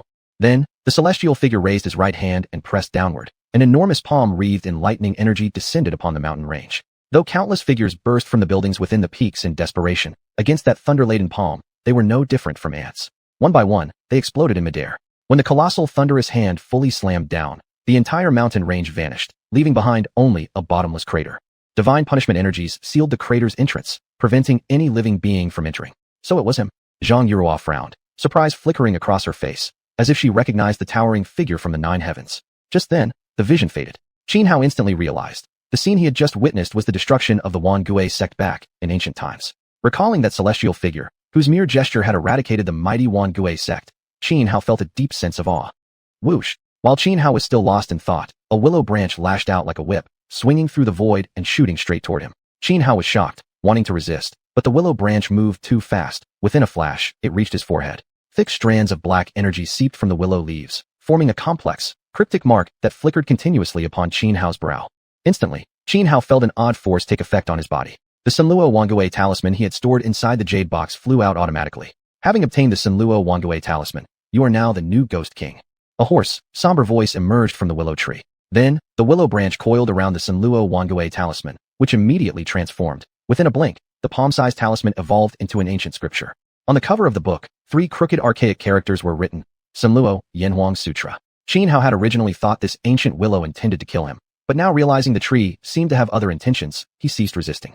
Once the true form of the Xianhuan Sutra was revealed, the willow branch retracted, while the scripture itself turned into a wisp of black vapor and plunged into Xianhao's mind. Immediately, Xianhao experienced a unique sensation, as if the Xianhuan Sutra had fused with his very being. As soon as he formed the thought, the scripture would appear within his mind, under his control, ready to be flipped through and examined at will. Old ghost, you actually passed Xuanhuan sect's legacy to this kid? Zhang Yuruo was genuinely surprised. Fate has its own way. Since he came bearing the Xuanhuan talisman, he is destined to inherit the Xuanhuan sect's heritage. The deep, ancient voice spoke again to Zhang Yuruo. I know why you've come here, but that item was lost long ago. Upon hearing this, Zhang Yuruo furrowed her delicate brows and fell silent. Actually, why do you cling so desperately? The low, aged voice continued, filled with both helplessness and sympathy. Beside them, Xianhao, though elated by obtaining the Xianhuan Sutra, was profoundly shaken by the conversation between Zhang Yuruo and the old ghost. He realized Zhang Yuruo was far more mysterious than he'd imagined, capable of recognizing not only this strange willow tree, but also the enigmatic figure who had destroyed the Xuanhuan sect. This was no ordinary person. Chapter 103. I'll blow your dog head to pieces. Xianhao turned to look at Zhang Yuruo, and only then noticed a faint, eerie crimson light flickering between her eyebrows. Her aura now was completely different from her usual self, cold and distant. This made Xianhao furrow his brows involuntarily. As if sensing his attention, Zhang Yuruo cast a sidelong glance at him. Her eyes carried a chilling indifference that sent a shiver down one's spine. Yet she said nothing, merely sparing him a single glance before turning away. Leave this place. An ancient, somber voice echoed out. Countless willow branches swayed through the air, shimmering with specks of light that illuminated the void, carving a pathway straight from thin air. Xianhao frowned slightly. The willow spirit before him was far too powerful. He dared not entertain any defiant thoughts. Thus, after a brief hesitation, he stepped into the passage with Little White close behind. At that moment, the eerie crimson glow in Zhang Yuruo's brow vanished, and she followed numbly after Xianhao and Little White into the passage. Before the pathway fully dissolved, an aged, low voice resounded within Xianhao's mind, informing him that the Xuanhuan men had left behind embers of survival long ago, and now that he had become the new Ghost King, those surviving members would sense his presence and seek him out on their own. Furthermore, the willow warned Xianhao not to reveal his identity until he grew strong enough. Otherwise, he would face unimaginable enemies. Xianhao felt utterly helpless. He never asked to be a ghost king. But clearly, he had no choice. The instant the voice faded, the scenery around him shifted, and when he regained focus, he found himself standing behind one of the many gates surrounding the Wonderland palace. Still, Xianhao didn't resist the title Ghost King too much. After all, he planned to storm the Shi clan to rescue his father and family. Apart from growing stronger himself, he needed his own power base. According to what the Willow had told him, the remnants of the Wonderland men had already grown quite substantial over time. Though not yet rivaling the sect's former glory at its peak, it wasn't far off either. Commanding such a formidable force was undoubtedly advantageous for Xianhao, nothing but benefits and zero drawbacks. Therefore, Xianhao felt no inner conflict about taking on this role. Instead, he noticed that xuanhuan appeared blank and dazed, seemingly unaware of what had just occurred. But Xianhao chose not to question her. He sensed that prying into her secrets might bring him nothing but disaster. Without another word, Xianhao led xuanhuan and Little White out of the gate and back into the Wonderland palace. Inside the palace, crowds had gathered. The Wonderland caverns were soon to close. If anyone failed to exit in time, they'd be trapped inside for a full 60-year cycle, practically a death sentence. Upon returning, Xianhao spotted Mu Rong Tianyu. By now, Mu Rong Yunyan and Mu Rong Xiaolong had also arrived. The reunion of the three siblings finally lifted the heavy burden from Mu Rong Tianyu's heart. Just as Xianhao was about to approach them, a figure suddenly blocked his path. Xianhao raised his head and saw it was Xiuxian. He blinked in surprise, utterly confused. What do you want? Did you kill Xiuxian? Xiuxian didn't answer, instead coldly shooting back the question. I don't know what you're talking about, Xianhao replied calmly. He wasn't foolish enough to admit anything just because someone accused him. A real man should have the courage to stand by his actions. Xiuxian narrowed his eyes, icy glints flashing within them as a wave of killing intent locked onto Xianhao's aura. I have no idea why you're asking me such a strange question, and I've never even heard of this Xiuxian you mention. But if you're simply looking for trouble, I won't mind beating you to a pulp. Xianhao inhaled deeply and declared with overwhelming dominance. Xiuxian didn't react with anger. Instead, he frowned, wearing an expression of suspicion. Just then, a sharp, icy shout rang out. You, Qin, get your ass over here and die. The voice brimmed with murderous intent, startling everyone present. All heads turned toward the source. Xianhao narrowed his eyes. He didn't need to look. He already knew who it was. He'd heard that voice more than once. It belonged to Chunyu, the favored disciple of the Penglai immortal sect's master. When the surrounding cultivators recognized Chunyu, they quickly parted ways, clearing space. Even Xiuxian frowned, hesitated briefly, then stepped aside. Not far away, upon seeing Chunyu suddenly confronting Xianhao, Mu Rong Tianyu moved forward to intervene, but the few people accompanying Chunyu blocked her path. Xianhao truly didn't want conflict. It was unnecessary. But that didn't mean he feared it. Since Chunyu had already provoked him like this, how could Xianhao possibly back down? He immediately turned to Chunyu and coldly said, Your name's Chunyu, right? For Rain Sister's sake, if you kneel down and kowtow to me a few times right now, I might consider letting it go. Otherwise, today I'll definitely blow your dog head, this lackey's skull, to pieces. You're asking for death. Called a lackey, Chunyu instantly flew into a rage. With a furious roar, he charged at Xianhao. He wasn't a fool, yet love had clouded his mind. Even after Mu Rong Yunyan and Mu Rong Xiaolong had explained that Xianhao had nothing to do with Mu Rong Tianyu, he still couldn't get over it. Most crucially, the last time Mu Rong Tianyu had risked her life to save Xianhao, it only deepened his jealousy. So he'd long since decided, the moment he saw Xianhao, he would kill him. Boom, boom, boom. Chunyu was strong, an apex expert among the wind-fire calamity tier, just one step away from entering the transcendent realm. As he rushed toward Xianhao, he threw a punch, sending forth a fist imprint the size of a millstone crushing toward Xianhao. Xianhao narrowed his eyes. Since Chunyu insisted on pressing forward, there was no reason for fear. He likewise threw a punch, effortlessly shattering Chunyu's incoming fist imprint. But by then, Chunyu had already reached Xianhao's side, unleashing a relentless barrage of attacks like a storm. Xianhao remained calm and composed, clashing fiercely with Chunyu. The two exchanged blows in close combat, fists flying, palms flipping, elbows striking, in intricate fighting techniques where a single misstep could lead to grave injury. As the fierce battle unfolded between Xianhao and Chunyu, spectators around couldn't help but cheer, stunned by the overwhelming combat prowess displayed. Especially Xianhao, only at the yin yang 5 elements level, who could actually fight Chunyu to a standstill. This was truly extraordinary. Chapter 104, Falling Flowers, Flowing Water, and a Broken Heart. That kid surnamed Qin is truly formidable. With only the strength of the yin yang and 5 elements level, he's actually able to fight toe-to-toe with Chunyu.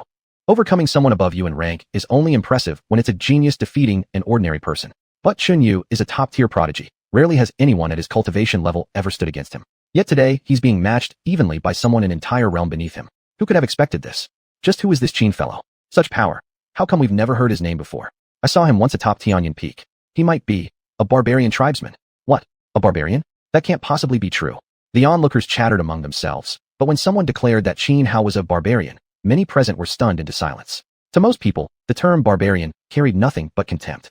At this moment, Xianyu's face darkened, his expression turning as cold as ice. His eyes blazed with icy light, like two demonic blades capable of slicing through space itself. He was, after all, a direct disciple of the Lord of Penglai sect, an exalted status, and his talent far surpassed that of ordinary cultivators. On his path of cultivation, it had always been him overpowering those stronger than himself. Yet now, he couldn't easily defeat Xianhao, someone ranked below him. It felt like an unspeakable humiliation. Die! With a low roar, Xianyu unleashed his true killing move. His right hand slashed forward, and a peerless sword beam shot toward Xianhao. Like an immortal from the heavens wielding a blade against a rampaging dragon, the sword light brimmed with terrifying might, moving at unimaginable speed. In an instant, it reached Xianhao, leaving him no room to dodge. But Xianhao trembled his body and struck out with the heaven god fist. His twin fists gathered starlight, which then erupted violently, like a cascading river of stars, smashing the sword beam to pieces. Slayer of dragons. At that moment, Xianyu gripped empty air with his right hand, and instantly, a pure silver-white longsword appeared in his grasp. Coiling around the blade were dragon patterns. Its sharp aura was so fearsome it made others recoil in dread. This sword was no ordinary weapon. It was once the personal blade of the master of Penglai sect during his youth, a top-grade spiritual artifact. Wielding the Slayer of Dragons, Xianyu's very aura transformed, becoming as ethereal as an immortal descending from heaven, ready to cut down dragons with a single stroke. Whoosh! Xianyu lunged again at Xianhao, the Slayer of Dragons thrusting forward. Reverse the gods. Xianhao's eyes turned icy. He didn't dare underestimate his opponent, and immediately drew the reverse god sword. Then, holding it horizontally across his chest. A horizontal sword can hold back 1,000,000 soldiers. Bang! Xianyu's Slayer of Dragons clashed against Xianhao's reverse god sword, sparks flying wildly. Xianhao let out a muffled grunt, retreating over 10 steps before barely stabilizing himself, a thin line of blood trickling from the corner of his lips. Meanwhile, Xianyu's palm bled where his grip had split open, staining the silver-white blade red. Penglai sword form, one strike severing sea and sky. Xianyu's gaze was cold and merciless. His feet stomped the ground, launching him 4 or 5 meters into the air. He raised the Slayer of Dragons high above, channeling immense energy into it. Faintly, the sound of roaring dragons began to echo from within the blade, resonating throughout the heavens and earth. Then, he brought the sword down in a devastating arc. An enormous sword beam cleaved the sky and split the earth, crashing down upon Xianhao. Xianhao feared nothing. What did it matter if he was one realm weaker? With me, there is no equal. That was the mindset a true Xianxia should possess. One calamity, storm of frost. Xianhao swung the reverse god sword fiercely, unleashing one of the deadly techniques from the 12 calamities sword sutra. Putting everything into it, he sought to shatter the gap in their powers, to cross the chasm between them. He would defeat Xianyu. He must. Instantly, countless freezing sword energies formed a raging storm, surging outward and colliding head-on with Xianyu's mighty sword beam. Explosions rang out again and again, reverberating through the entire hall.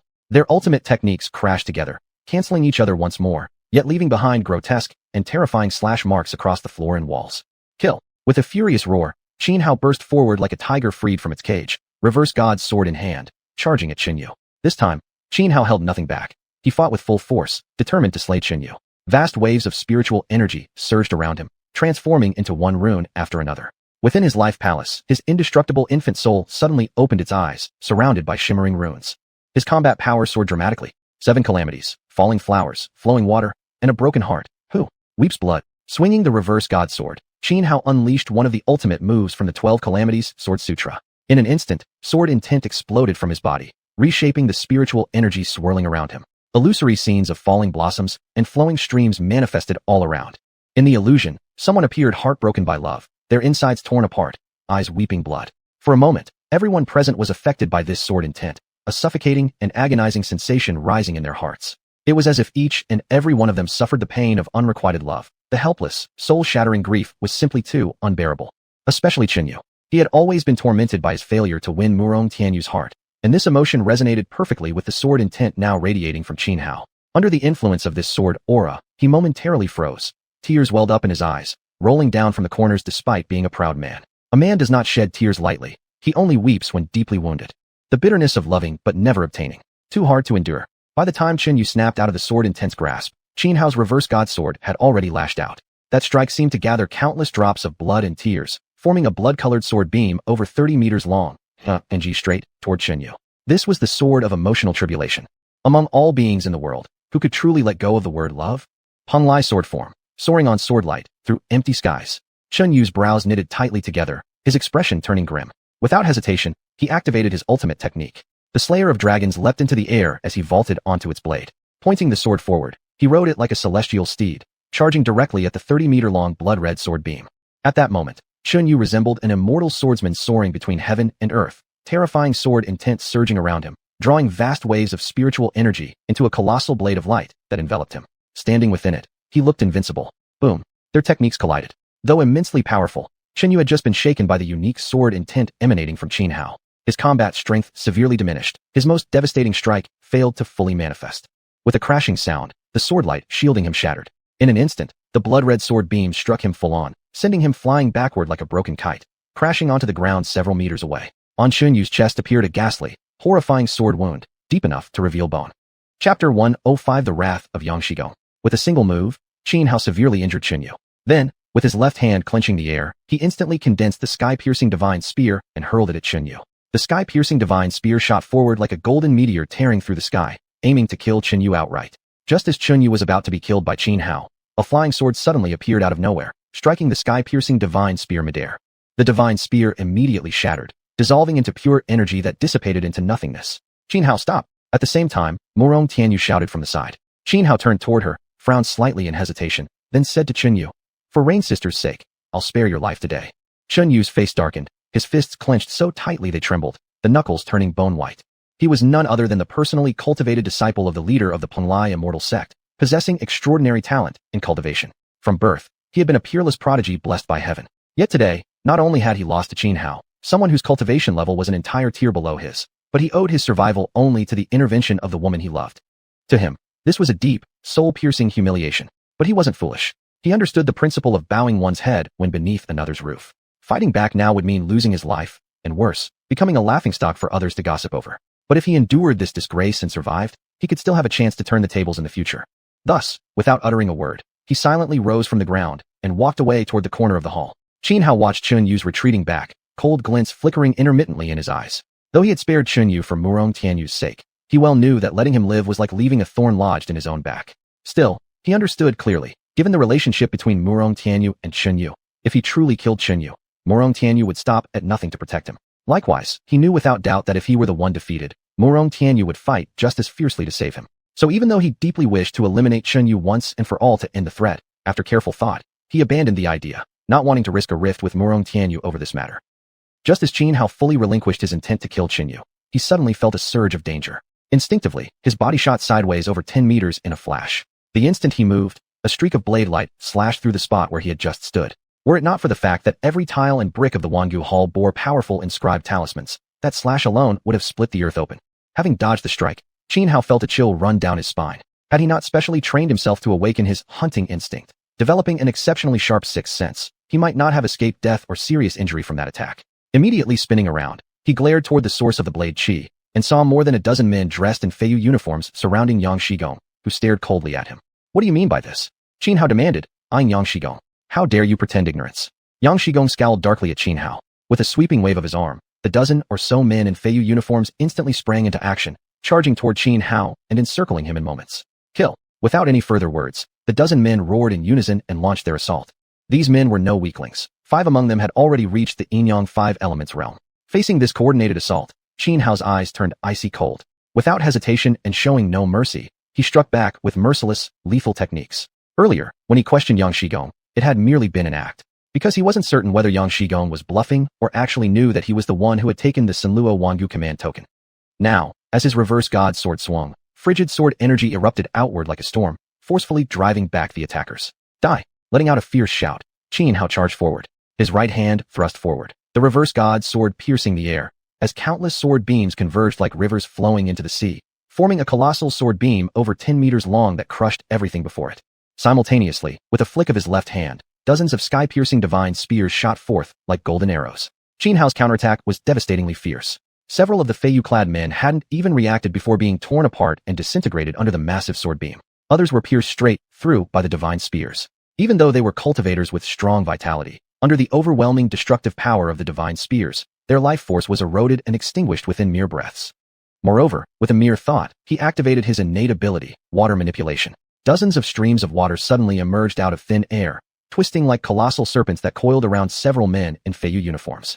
With a single fierce tug, their bodies exploded violently, splattering blood in all directions, a ghastly and gruesome sight. In just the blink of an eye, more than half of the dozen men surrounding Yang Shigong had been slaughtered by Qin Hao, leaving only 5 who had reached the yin-yang 5 elements realm. Good heavens, this guy is incredibly strong. No wonder he's from the barbarian clan, brutal beyond belief. And how audacious can he get? Daring to kill agents of the Heavenly Surveillance Department. Doesn't he fear being placed under bounty? Emperor Ming is extraordinarily talented and ambitious, harboring desires to conquer the 8 corners of the world. He established the Heavenly Surveillance Department precisely to deal with all cultivators across the land. Nowadays, apart from the 10 great sacred lands, whether it be the 72 immortal sects of eastern wastelands or the cultivators dwelling in the 10,000 great mountains, all go to great lengths to avoid conflict with the Heavenly Surveillance Department. Now what I'm curious about is whether this barbarian will actually kill Yang Shigong. Witnessing Qin Hao's ruthless massacre, many within the Wangu Hall were stunned into silence. Once they came back to their senses, they began whispering among themselves, voices overlapping until the entire hall grew exceedingly noisy. Qin Hao stood calm and composed, right hand holding the reverse god sword, as if he were a peerless sword deity, utterly disdainful of the world. He didn't care one bit about the consequences. Hesitation and entanglement had never been his way. Decisive slaughter was. Since Yang Shigong had dared to strike him with lethal intent, Qin Hao would certainly show not the slightest mercy in return. If others do not provoke me, I shall not act. But if provoked, I will kill without hesitation. Qin Hao swept a cold gaze over the remaining 5 men in Feiyu uniforms, speaking with overwhelming killing intent. The 5 men's faces paled instantly, cold sweat beading on their foreheads like grains of rice. Though they were cultivated by the Heavenly Surveillance Department and originally fearless, ruthless killers to the core, facing Qin Hao now, they felt actual dread creeping into their hearts. He's just one man. Even if he possessed 3 heads and 6 arms, could he truly fight 5 at once? Move in now, chop him to pieces. Seeing his 5 subordinates hesitate, Yang Shigong's eyes darkened, and he barked furiously. Chapter 106: The Gathering of Young Elites. Under Yang Shigong's urging, 5 men dressed in flying fish garments suppressed their inner fear toward Qin Hao and simultaneously attacked him from all directions. Qin Hao stomped the ground with both feet, leapt high into the air, sheathed the xiuxian sword, then clapped his hands together. A vast array of powerful runes instantly formed a cage that enveloped the 5 men in flying fish attire. The 5 men were shocked. They unleashed their full strength at once, desperately trying to shatter the rune prison. 10,000 Thunder Heavens prison seal. At that moment, Qin Hao formed hand seals with both hands and abruptly pressed downward. A mighty surge of lightning burst forth from nowhere, crashing into the rune cage like an ocean of thunder, completely engulfing the 5 men. Aoart, piercing screams came from within the rune prison. Under the overwhelming barrage of thunder, all 5 men in flying fish clothing died horribly. Although each of them had reached the level of yin-yang and 5 elements, their combat strength was far too inferior compared to Qin Hao. Faced with the power of Qin Hao's technique, they simply couldn't withstand it, almost simultaneously disintegrating into ashes, perishing utterly. Yang Shigong's face darkened. His eyes gleamed with venomous malice. The instant Qin Hao activated the 10,000 Thunder Heavens prison seal, he immediately lunged toward Qin Hao himself. His speed was extremely fast. Nearly in the blink of an eye, he arrived directly before Qin Hao. With a grasp into empty space, a xiuxian blade appeared in his right hand, which he swung straight down in a lethal slash. This deadly strike carried tremendous power. If Qin Hao had been struck, there would have been no survival. But Qin Hao had already been on guard against Yang Shigong, so his reaction was swift. He immediately drew the xiuxian sword. In one motion, he swung the sword horizontally, blocking Yang Shigong's fatal slash. Blade met sword, sparks exploding outward. Qin Hao felt a surging force reverberate through his body, splitting the palms of his hands wide open. The blood spattered everywhere, staining the xiuxian sword red. Ghost Shadow 3 cut. Unable to kill Qin Hao in one blow, Yang Shigong's figure flickered as he launched another supreme blade technique. He gave Qin Hao no chance to catch his breath. Suddenly, he split into 3 figures, each simultaneously swinging their blades and attacking Qin Hao from 3 different angles. But Qin Hao waved the xiuxian sword in his hand, unleashing a killing move from the 12 Calamity Sword Sutra. Boom. The clash of techniques erupted. This time, not only did Yang Shigong fail to gain an advantage, he was actually suppressed by Qin Hao, his body being forced backward. A streak of sword light grazed his left shoulder, cutting through his clothes and revealing the armor underneath.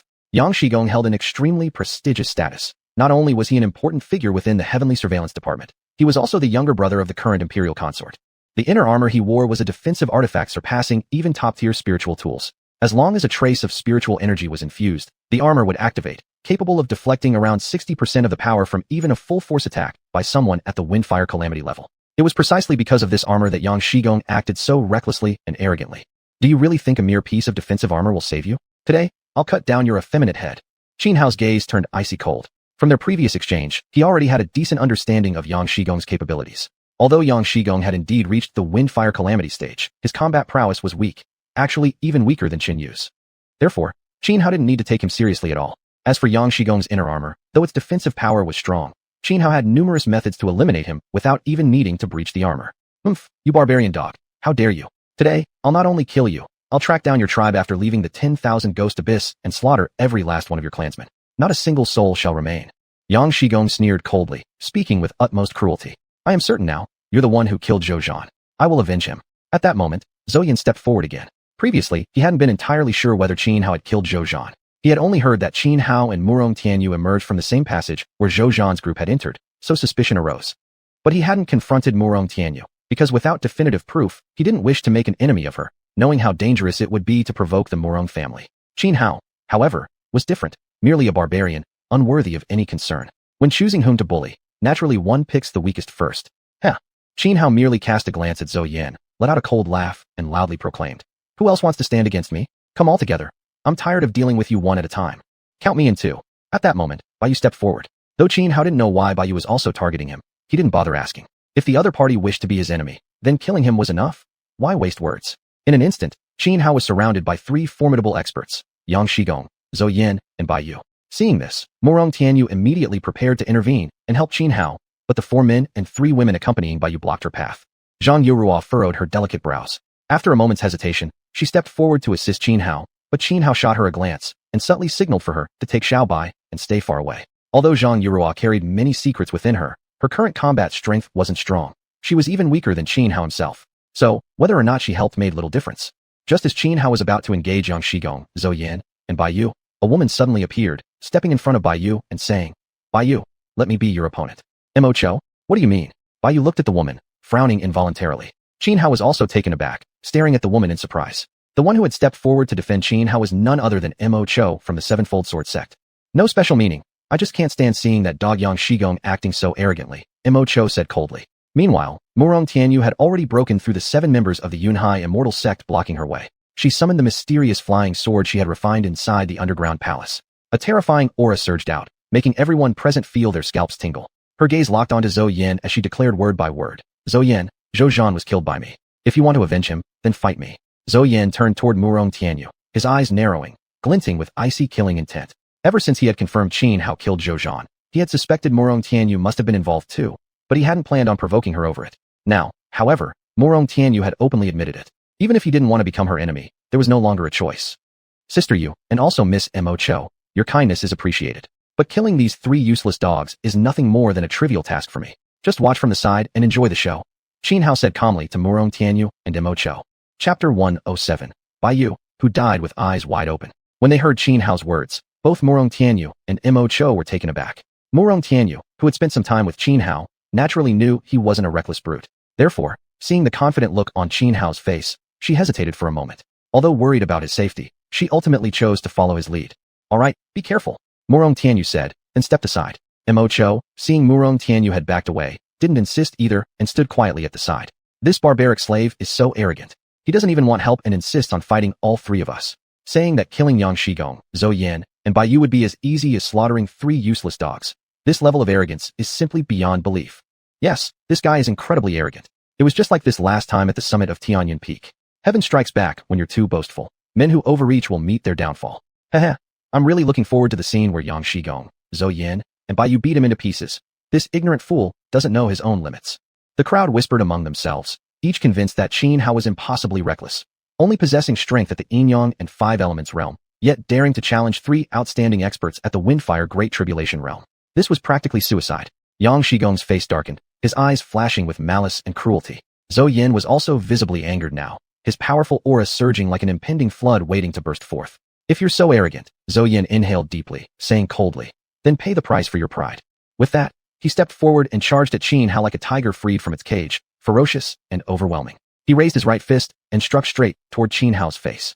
His punch didn't carry any earth-shattering sound or spectacular display. It seemed like an ordinary strike. But in reality, the force behind it was terrifying, strong enough to shatter a mountain to dust. Heavenly Gong Divine Fist. Xuanhuan also let himself go completely. He wanted to use this opportunity to properly test the limits of his combat abilities. Thus, instead of dodging Xiuxian's punch, he countered directly with his left fist. His punch embodied the profound essence of the Heavenly Gong Divine Fist, brilliant starlight coiling around his knuckles. Boom. Their fists collided, releasing a thunderous explosion. Violent energy waves surged outward, cracking the ground in all directions. Keep in mind, every brick in Wangui Hall was inscribed with powerful runes, making it immune to ordinary attacks. Yet, Merely from the impact of a single exchange between Xianhao and Zhou Yin, bricks of the hall had already shattered. One could only imagine how immense their power truly was. Both Zhou Yin and Xianhao grunted, stumbling back over 10 steps before barely stabilizing themselves. Just as Xianhao regained his footing, Baiyu let out a sharp cry. Pulling a long sword from his spatial artifact, he rushed forward and thrust his blade straight at Xianhao. His strike was extremely powerful, like a bolt of lightning tearing through the sky. In the blink of an eye, the sword tip pressed against Xianhao's throat. Just as Baiyu thought his attack had succeeded, a strange, sinister smile slowly curled at the corner of Xianhao's lips. Instead of evading, Xianhao leaned forward, directly onto the blade, and allowed it to pierce cleanly through his throat. Baiyu froze completely, utterly confused by Xianhao's inexplicable move. But during that brief moment of bewilderment, Xianhao's right hand moved swiftly, driving the reverse god sword forward. Xianhao's strike was far too fast. With them standing so close together, and Baiyu caught off guard for just a split second, there was no way to dodge. The reverse god sword pierced straight through Baiyu's chest. A terrifying sword aura erupted from the blade, instantly shredding Baiyu's heart and extinguishing his life force. Baiyu's eyes bulged wide open. Even in death, he couldn't comprehend why Xianhao had immediately chosen such a life-for-life combat strategy against him. This was absolutely insane. Thud! Baiyu's body collapsed to the ground with a heavy thump, completely lifeless. At that moment, not only did the spectators freeze in shock, but even Zhou Yin and Yang Shigong wore expressions of utter disbelief. They hadn't understood either. Why had Xianhao suddenly chosen to trade lives with Baiyu? Did they have some deep-blooded grudge? I have to admit, Zhou Yin said to Xianhao, you're a ruthless one. Even if you die, you'll drag someone down with you. However, Xianhao simply looked at him and once again revealed that eerie, sinister smile. Then, as Zhou Yin stared in stunned horror, Xianhao calmly reached up and pulled the sword impaling his throat free. At the same time, flames erupted around him, engulfing his entire body. But moments later, when Xianhao stepped out from within the fire, the wound in his throat had completely vanished. Seeing Xianhao, who should have been killed by Baiyu's sword, emerge completely unharmed, Zhou Yin and Yang Shigong were stunned, their faces filled with utter disbelief. The surrounding onlookers were once again shaken. They had expected Xianhao's battle against Yang Shigong and the others to be brutal and prolonged, but instead, right after the clash began, Xianhao had already slain Baiyu, an outcome no one had anticipated. Just when everyone assumed Xianhao would die, he healed himself completely. This left everyone utterly bewildered. Could it be? You possess the undying nirvana body. Suddenly, Zhou Yin seemed to recall something and asked Xianhao in shock. Not bad for your insight. Xianhao replied coldly. The reason he dared fight 3 opponents alone was precisely because of his undying nirvana body. Even if truly overpowered by Yang Shigong and the others, he could still survive. The undying nirvana body. That's one of the rarest among special constitutions. Those who possess it are like phoenixes, capable of being reborn from flames. Someone familiar with the undying nirvana body spoke up, sharing knowledge about this legendary trait. Upon learning Xianhao possessed such a body, Zhou Yin and Yang Shigong grew extremely grim. Though they both knew the rebirth ability came with limitations, they had no idea how many times Xianhao could actually revive. Especially considering how decisively he had exchanged lives to kill Baiyu. Acting as if his own life meant nothing, it deeply unsettled them. It was too baffling. Both Zhou Yin and Yang Shigong now suspected Xianhao must still have multiple revivals remaining. Otherwise, he would never have been so reckless with such a precious chance. Their expressions turned exceedingly grave. What? Xianhao glanced at Zhou Yin and Yang Shigong, speaking indifferently. Then here's a deal. Kneel before me right now, beg for mercy, and swear a soul oath to serve me as slaves for eternity, and I might let you live. You go too far. Yang Shigong immediately roared upon hearing these words. Chapter 108. Could it be a triple kill? Yang Shigong held an exalted status, yet Xianhao actually dared to demand he become his slave. This enraged him beyond measure. He was so furious he wished to flay Xianhao alive 1,000 times over. Beside him, Zhou Yan's expression was equally grim. As the eldest disciple of the great Luo sect, he possessed extraordinary cultivation talent, arguably one of the strongest among his generation. Moreover, he was confident he could break into the transcendent realm within 10 years. Now Xianhao openly threatened to force him to kneel and swear a soul oath of eternal servitude. This was a direct, brazen insult and provocation. Kill! Zhou Yan roared, launching himself at Xianhao once again. With no room left for negotiation, words were meaningless. Action was all that remained. He charged forward with full power and drew from his spatial artifact a black knife. The black blade slashed in a sweeping arc, unleashing storm-like waves of blade energy that tore toward Xianhao. Xianhao narrowed his eyes. The Mingni sword in his hand swept horizontally outward. The sword chi surged like thunder and crashed forward. Boom! Their techniques collided, triggering a massive explosion of energy. Spectators around them scrambled backward instantly, fearing collateral damage. At the same moment Zhou Yan attacked, Yang Shigong also struck at Xianhao. His xiuxian saber slashed repeatedly. 18 consecutive blades of energy burst forth. Then, all 18 merged into one, forming a single, overwhelming blade of terrifying might, descending upon Xianhao with crushing force. Having barely blocked Zhou Yan's full-powered strike, Xianhao now faced Yang Shigong's killing move. Though he hastily countered with a sword technique, the backlash sent blood gushing from his mouth, and the grip on his sword shattered the skin on his palms. Yet not a trace of fear crossed his face. Planting his feet, he sprang skyward like a celestial crane leaping into flight. Soaring several meters high, he trembled his body. Immediately, hundreds of sky-piercing divine spears coalesced in midair. Sky-piercing divine spears, Starfall. At Qin Hao's mental command, the hundreds of spears surged down upon Zhou Yin and Yang Shigong like golden arrows. Each carried devastating destructive power, forcing both men to turn pale and fight desperately to avoid complacency. They swung their blades frantically, shattering spear after spear. But just then, Qin Hao activated his water control ability. Instantly, a massive water prison enclosed both Zhou Yin and Yang Shigong, rapidly sucking out the air inside. Within seconds, the chamber became a vacuum. Just as they finished destroying the last of the hundreds of spears, they suddenly realized they couldn't breathe. Their faces twisted in alarm. Together, they unleashed a mighty slash, breaking through the watery prison by sheer force. Huff, huff. Both gasped desperately for breath. Although they had only been deprived of oxygen for a few moments, it had still been agonizing. This relentless series of attacks made Zhou Yin and Yang Shigong fully realize Qin Hao was far more formidable than anticipated. They exchanged a glance, understanding passed between them. From now on, they would hold nothing back. They must kill Qin Hao without mercy. Otherwise, they risked being humiliated in this very place. Good heavens, could this barbaric slave actually pull off a triple kill, defeating both Zhou Yin and Yang Shigong? I thought it impossible earlier, but now, I'm not so sure. After all, this brute possesses the undying nirvana body. He's nearly impossible to kill. No. The undying nirvana body is powerful, but it has limits. Baiyu died because he underestimated him, never imagining such a physique existed. Sigh. Speaking of Baiyu, what a pity. The Yunhai immortal sect has languished for years, and finally produced a genius, one who brought hope of revival. And now that hope has been extinguished once more. Spectators murmured among themselves. Though many still doubted Qin Hao, some began wavering in their certainty. The 4 men and 3 women who had come with Baiyu now wore grim expressions. They never imagined he would die at Qin Hao's hands. This was a devastating blow to their Yunhai immortal sect. They're too strong. Master might not stand a chance, said Little White, its expression strikingly human-like, clearly worried about Qin Hao's safety. It had retracted 10 of its tails, now appearing as an ordinary white fox cradled in Zhang Yurua's arms. Don't worry, he'll be fine, Zhang Yurua said calmly. She considered herself somewhat familiar with Qin Hao, having suffered at his hands before. She knew well that Qin Hao always acted according to careful prior planning. Thus, she believed that if he dared to challenge 3 opponents at once, he must have already devised a strategy, just as he had done with Baiyu. Murong Tianyu furrowed her delicate brows. Even though she trusted Qin Hao deeply, she still couldn't help but feel a trace of unease, worrying that something might happen to him. With a mere thought, the flying sword she had previously refined rose and hovered before her. The moment Qin Hao was in danger, she would intervene without hesitation. In the distance, seeing Murong Tianyu's move, Chen Yu clenched his fists even tighter, his sharp fingernails piercing deep into his palms, causing thin streaks of blood to seep out. Although witnessing Qin Hao fighting 3 opponents alone and killing Baiyu made him feel that his earlier defeat wasn't so disgraceful after all, Murong Tianyu's evident concern for Qin Hao filled him with resentment, once again overturning the entire vinegar jar in his heart. Yet he held himself back.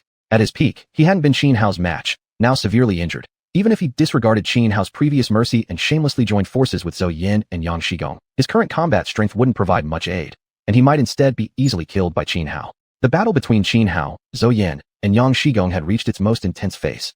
Zhou Yin was truly formidable. Swinging his long saber, he unleashed the great Luo sect's ultimate technique. Blades of saber chi crisscrossed through the air, forming a vast net resembling a chessboard, which descended from above, as if to ensnare and tear Qin Hao apart. Meanwhile, Yang Shigong rapidly swung his xiuxian saber, causing one blade ring after another to materialize behind him.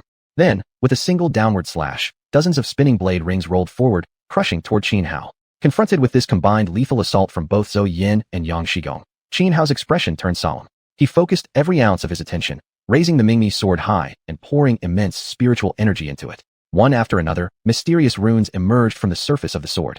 Fenghua Fentian Shifangjia. Qin Hao once again activated a killing move from the 12 Calamities sword scripture. In an instant, vast waves of fiery sword chi erupted from his body, crashing head-on against the combined deadly techniques of Zhou Yin and Yang Shigong. Chapter 109. The Mysterious Dark Shadow Strikes. Boom. A killing move struck, and the deafening roar echoed throughout the entire hall. The stone tiles on the ground shattered, leaving behind grotesque gashes from blades and swords, turning the floor into a devastated wasteland. Zhou Yin and Yang Shigong both let out muffled grunts, each retreating over 10 steps before barely stabilizing their stances. Burnt sword marks scorched their bodies.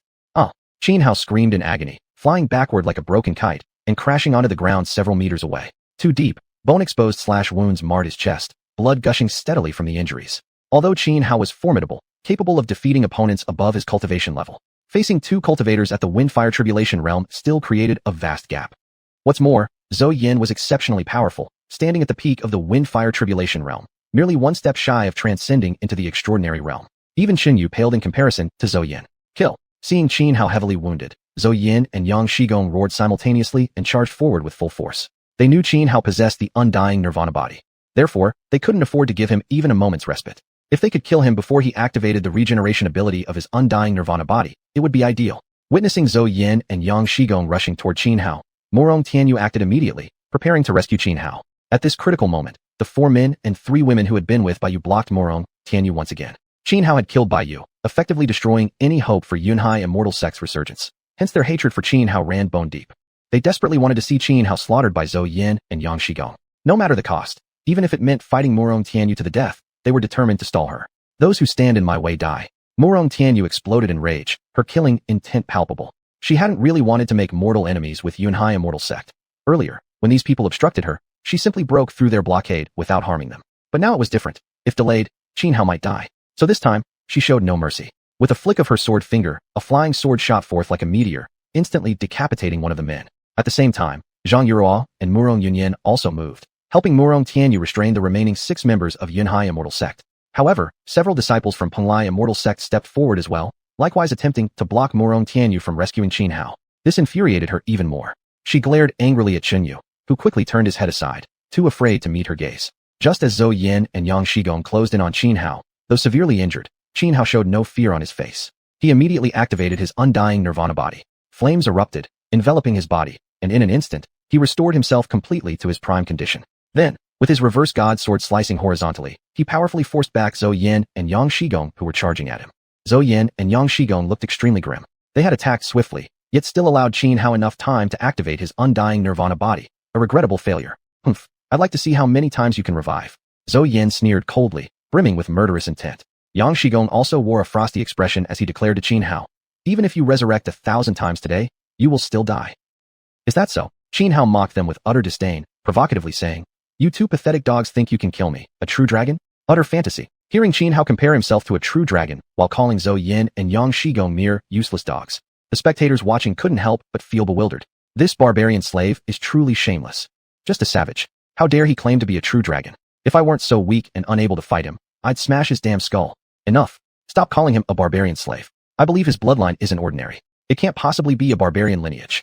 He must have lived among the tribes due to some special circumstances. There's no way a true person with an undying nirvana body could come from the barbarians. You're right. In this world, many rare constitutions exist, but not everyone gets to possess them. It all depends on bloodline.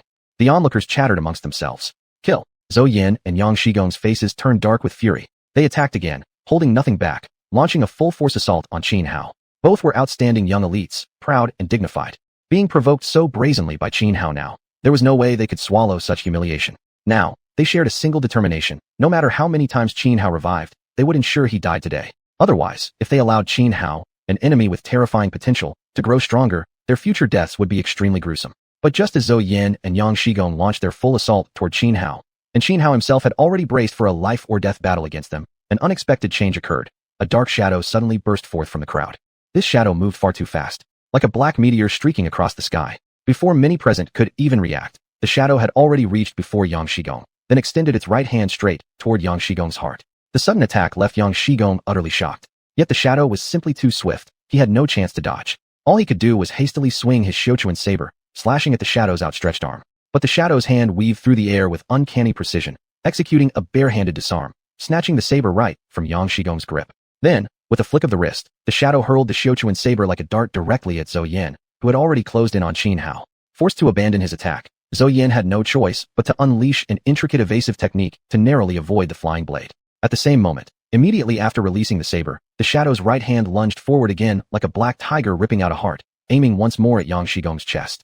The shadow executed this entire series of movements in less than a single breath. A lightning-fast sequence of unpredictable maneuvers. Such skill revealed the shadow's overwhelming power. Yang Shigong didn't even have time to resist before the shadow's hand clamped onto his chest. His inner armor, superior to top-grade spiritual artifacts, tore apart like paper. The shadow's hand plunged straight through, piercing into Yang Shigong's chest cavity, and ripped his heart clean out. Thump, thump, thump. Yang Zigong's heart was still beating, but with a crushing squeeze from the shadow's hand, it exploded instantly. At the very moment his heart burst, Yang Shigong died on the spot. Then, the shadow charged towards Zhou Yin once more. Zhou Yin's face paled. He swung his long blade furiously, slashing at the shadow. Chapter 110, The Super Steel Straight Man. The shadow let out an eerie chuckle that made one's scalp crawl. In a flash, it split into 7 or 8 afterimages, not only evading Xiuxian's attack, but also rushing at him from all directions simultaneously. It was too fast. Xiuxian and the shadow were nowhere near the same level. With almost no resistance, the shadow placed one hand on Xiuxian's head. Then, as casually as picking a peach, it twisted Xiuxian's head clean off. Xiuxian possessed strength at the Fenghua Great Calamity stage. His vitality was extremely robust. Even with his head torn off, he didn't die instantly. Who are you? Xiuxian gasped in shock, face twisted in terror. After just a brief exchange, he was certain the shadow must be a being who had stepped into the transcendent realm. Yet the laws covering Wangu Pit forbade any transcendent-level life forms from entering. He simply couldn't understand how the shadow could exist here. A dead man doesn't need to know so much, the shadow replied in a shrill voice, resembling an infant's cry. As the words faded, its power surged. Xiuxian's head exploded like an overripe watermelon. Almost instantly, black flames enveloped his headless body, burning it completely to ash. In the blink of an eye, the shadow had killed both Xiuxian and Yang Shigong. This sudden turn stunned everyone present. To slaughter Xiuxian and Yang Shigong as easily as butchering pigs or dogs. Just how powerful must this being be? What is the shadow? How can it be so strong? At the very least, it's a transcendent-level existence. But transcendent beings shouldn't be able to enter Wangu Pit. Could it be a creature native to Wangu Pit? That's likely, and judging by its overwhelming aura of ghostly energy, it's probably a specter, a transcendent-level ghost. Good heavens, are we all going to die here? The surrounding cultivators whispered among themselves, guessing the shadow's identity. Many were terrified, faces pale with fear. They weren't fools. Seeing how effortlessly the shadow had slain Xiuxian and Yang Shigong, they quickly deduced it must be a being of the transcendent realm. But such beings shouldn't be able to enter Wangu Pit. Thus, everyone speculated the shadow might indeed be a native entity of Wangu Pit. Given its chilling, ghostly presence, their suspicions grew stronger. The shadow must be one of the pit's ancient spirits. If that were true, then everyone here would meet only one fate, death at the shadow's hands. Xuanhuan also stared warily at the shadow. The town soul seal was already clutched tightly in his hand, ready to be activated at a moment's notice. Like others, he assumed the shadow was a native ghost of Wangu Pit, and the town soul seal held immense killing power against such malevolent spirits. Yet after killing Xiuxian, the shadow merely glanced at Xuanhuan, then darted toward a doorway set in the left wall of Wangue Hall, and vanished. Xuanhuan was utterly bewildered. So was everyone else. They'd all braced themselves for a fight to the death, yet the shadow had simply left. This left them completely confused, unable to make sense of what had happened. No one could figure out the shadow's origin, or why it had specifically killed Xiuxian and Yang Shigong. At the moment the shadow struck, the fighting between Penglai sect and Yunhai sect ceased abruptly. Even though 3 of their disciples had just been slain by Murong Tianyu, the Yunhai sect members halted their attacks, afraid to provoke further retaliation. Xuanhuan, are you alright? Murong Tianyu, choosing not to press her advantage, rushed to Xuanhuan's side and asked anxiously. I'm fine, Xuanhuan replied with a calm smile. At once, Zhang Yuruo and Xiao Bai hurried over. Seeing that Xuanhuan was unharmed, they both sighed in relief. From afar, Chen Yu watched Murong Tianyu's concern for Xuanhuan with seething rage, jealousy, and hatred blazing in his eyes. At heart, Chen Yu wasn't evil, but love had clouded his judgment. Right now, he truly hated Xuanhuan with every fiber of his being. He silently swore that he would personally kill Xuanhuan and reclaim Murong Tianyu. With Bai Yu, Yang Shigong, and Xiuxian now dead, and Chen Yu decisively defeated, everyone present looked upon Xuanhuan with deep trepidation. Xuanhuan's displayed combat prowess had been staggering. No one dared raise a hand against him anymore. Of course, the more important reason was that none of them had any real conflict of interest with Xuanhuan. To them, fighting Xuanhuan brought no benefit if they won, and cost face, or even life, if they lost. There was simply no point. As for the mysterious shadow, it never appeared again. At first, many were still deeply worried that the mysterious shadow might reappear and attack again. But after several hours passed with no sign of it, everyone gradually relaxed. And just a few hours later, a transmission formation suddenly appeared inside Wangue Hall. Immediately, the cultivators rushed into the formation one after another. This was a one-way transmission array. Every time the celestial punishment power prepared to reseal Wangu Pit, the formation would automatically activate. This was also why everyone had gathered in Wangue Hall, to use this formation to escape. Xuanhuan stepped into the formation together with Murong Tianyu and the others. The world blurred before their eyes, and in the next moment, they stood atop a mountain peak outside Wangu Pit. After exiting the pit, the cultivators dispersed one by one. The Yunhai sect members cast hateful glares at Xuanhuan before leaving, carrying Bai Yu's corpse with them. Xuanhuan hadn't killed the remaining Yunhai disciples, although he already had a deadly feud with them, and eliminating them would have been more beneficial for him. He had long realized that those Yunhai disciples had secretly allied with several other parties. If he had slain them, all those hidden allies would have stepped forward against him. Xuanhuan had no intention of making enemies of the entire cultivation world. Xuanhuan, we're leaving too. See you again during the Taichu trial, Murong Tianyu said to him. All right. Xuanhuan nodded and replied. Take care, Yujia. By the way, remember, once again, I'm a man who takes responsibility, so? Murong Tianyu had been smiling just moments before, but upon hearing his words, her expression darkened instantly. She shot Xuanhuan a fierce glare, then turned away without bothering to hear the rest, walking off with Murong Yunyan and Murong Xiaolong. Did I say something wrong? Why does Yujie seem so angry? Xianhao scratched his head, utterly confused by her sudden change in attitude. Just then, Zhang Yuruo spoke up beside him. Xianhao, I'm leaving too.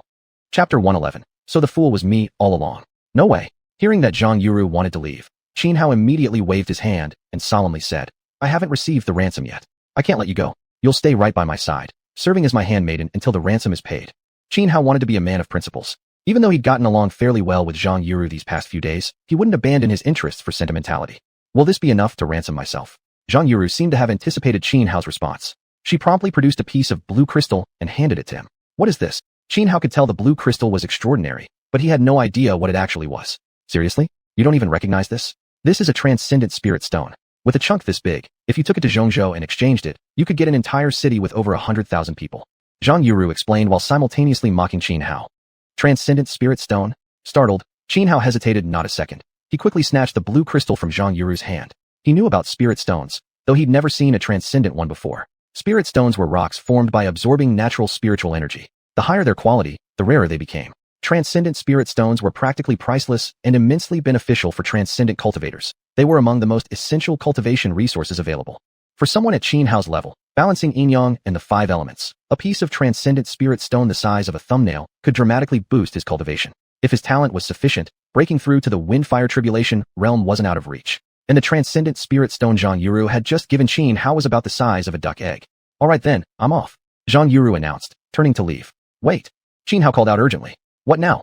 Zhang Yuru frowned slightly, her delicate brows knitting together in confusion. If you've been carrying this transcendent spirit stone all along, why didn't you give it to me earlier? Xianhao demanded. Because back then, I was going to the 10,000 ghost caves anyway. With you? She replied with a mischievous glint in her eyes, her expression sly like a fox. She smiled coyly. Well, isn't this saintess brilliant? I'll be damned. Xianhao suddenly understood what she meant. So that time when Zhang Yuru stormed up to him furious, seeking revenge, it had all been an act. She'd only pretended so he'd serve as her free bodyguard during the expedition to the 10,000 ghost caves. Thinking it through further, he realized even Murong Tianyu's intervention on her behalf must have been part of the charade. In other words, Zhang Yuru had conspired with the 3 Murong siblings all along, tricking him into becoming her unpaid protector. True, due to unforeseen circumstances inside the 10,000 ghost caves, Xianhao hadn't actually helped her. But from another perspective, had things gone smoothly, his presence alongside Zhang Yuru would have ensured he stepped in should anyone target her. Realizing this, Xianhao felt utterly duped. Women are truly untrustworthy, especially beautiful ones. He had learned a harsh lesson. Since you admitted the saintess is beautiful, I'll let your past assault slide, Zhang Yuru said haughtily, acting completely different now compared to how obedient she'd been as his handmaiden. Saintess? More like leftover maiden. Xianhao shot her a glare. Inwardly, he vowed that next time he met the 3 Murong siblings during the Taichu trial, he'd settle this score once and for all. Zhang Yuru stuck out her tongue playfully at him, then swiftly darted away. After Zhang Yuru left, only Xianhao and Xiaobai remained. Although the Taichu trial still had some time before it began, Xianhao already felt homeless. He longed to know how Qingtian tribe was faring, but he dared not return to check, nor seek help to gather information, fearing the Shitty clan might catch wind of his trail. If the Shitty clan captured him, then Qinlong's sacrifice and everything the Qingtian tribe had endured would be rendered meaningless. Just as sorrow welled within him, wandering alone through the mountains and forests with nowhere to go, a dark shadow suddenly appeared before him. Seeing the figure, Xianhao's expression changed drastically. He instantly tensed up, because he recognized it, the very same shadow that had killed Zhou Yin and Yang Shigong. Who are you? What do you want? Xianhao asked cautiously. But then, the shadow spun around once, like switching costumes in the blink of an eye, and instantly transformed into a woman dressed in a flowing white gown. Her hair cascaded like a waterfall down to her waist, framing a breathtakingly beautiful face with a cold, aloof aura. The sudden transformation left Xianhao completely stunned. It never occurred to him that the dark shadow was actually a woman, and not just any woman, but an exceptionally beautiful one. Thinking back to the chilling laughter and the voice in the 10,000 ghost caves that had sounded like a crying infant, he felt a wave of disgust. At that moment, however, the woman suddenly knelt before Xianhao and spoke. Li Wanyu, the 348th Mengpa, pays homage to the Ghost King. This time, her voice was nothing like the infant-like wail from the 10,000 ghost caves. Instead, it was as delicate as orchids blooming in a secluded valley, soft, melodious, and utterly pleasant to hear. Clearly, back in the 10,000 ghost caves, she had disguised her true voice with some special technique to conceal her identity. The 348th Mengpa, Xianhao stared in shock, scrutinizing the woman before him with intense curiosity. After a long pause, he realized he had been staring and quickly composed himself. Please rise first.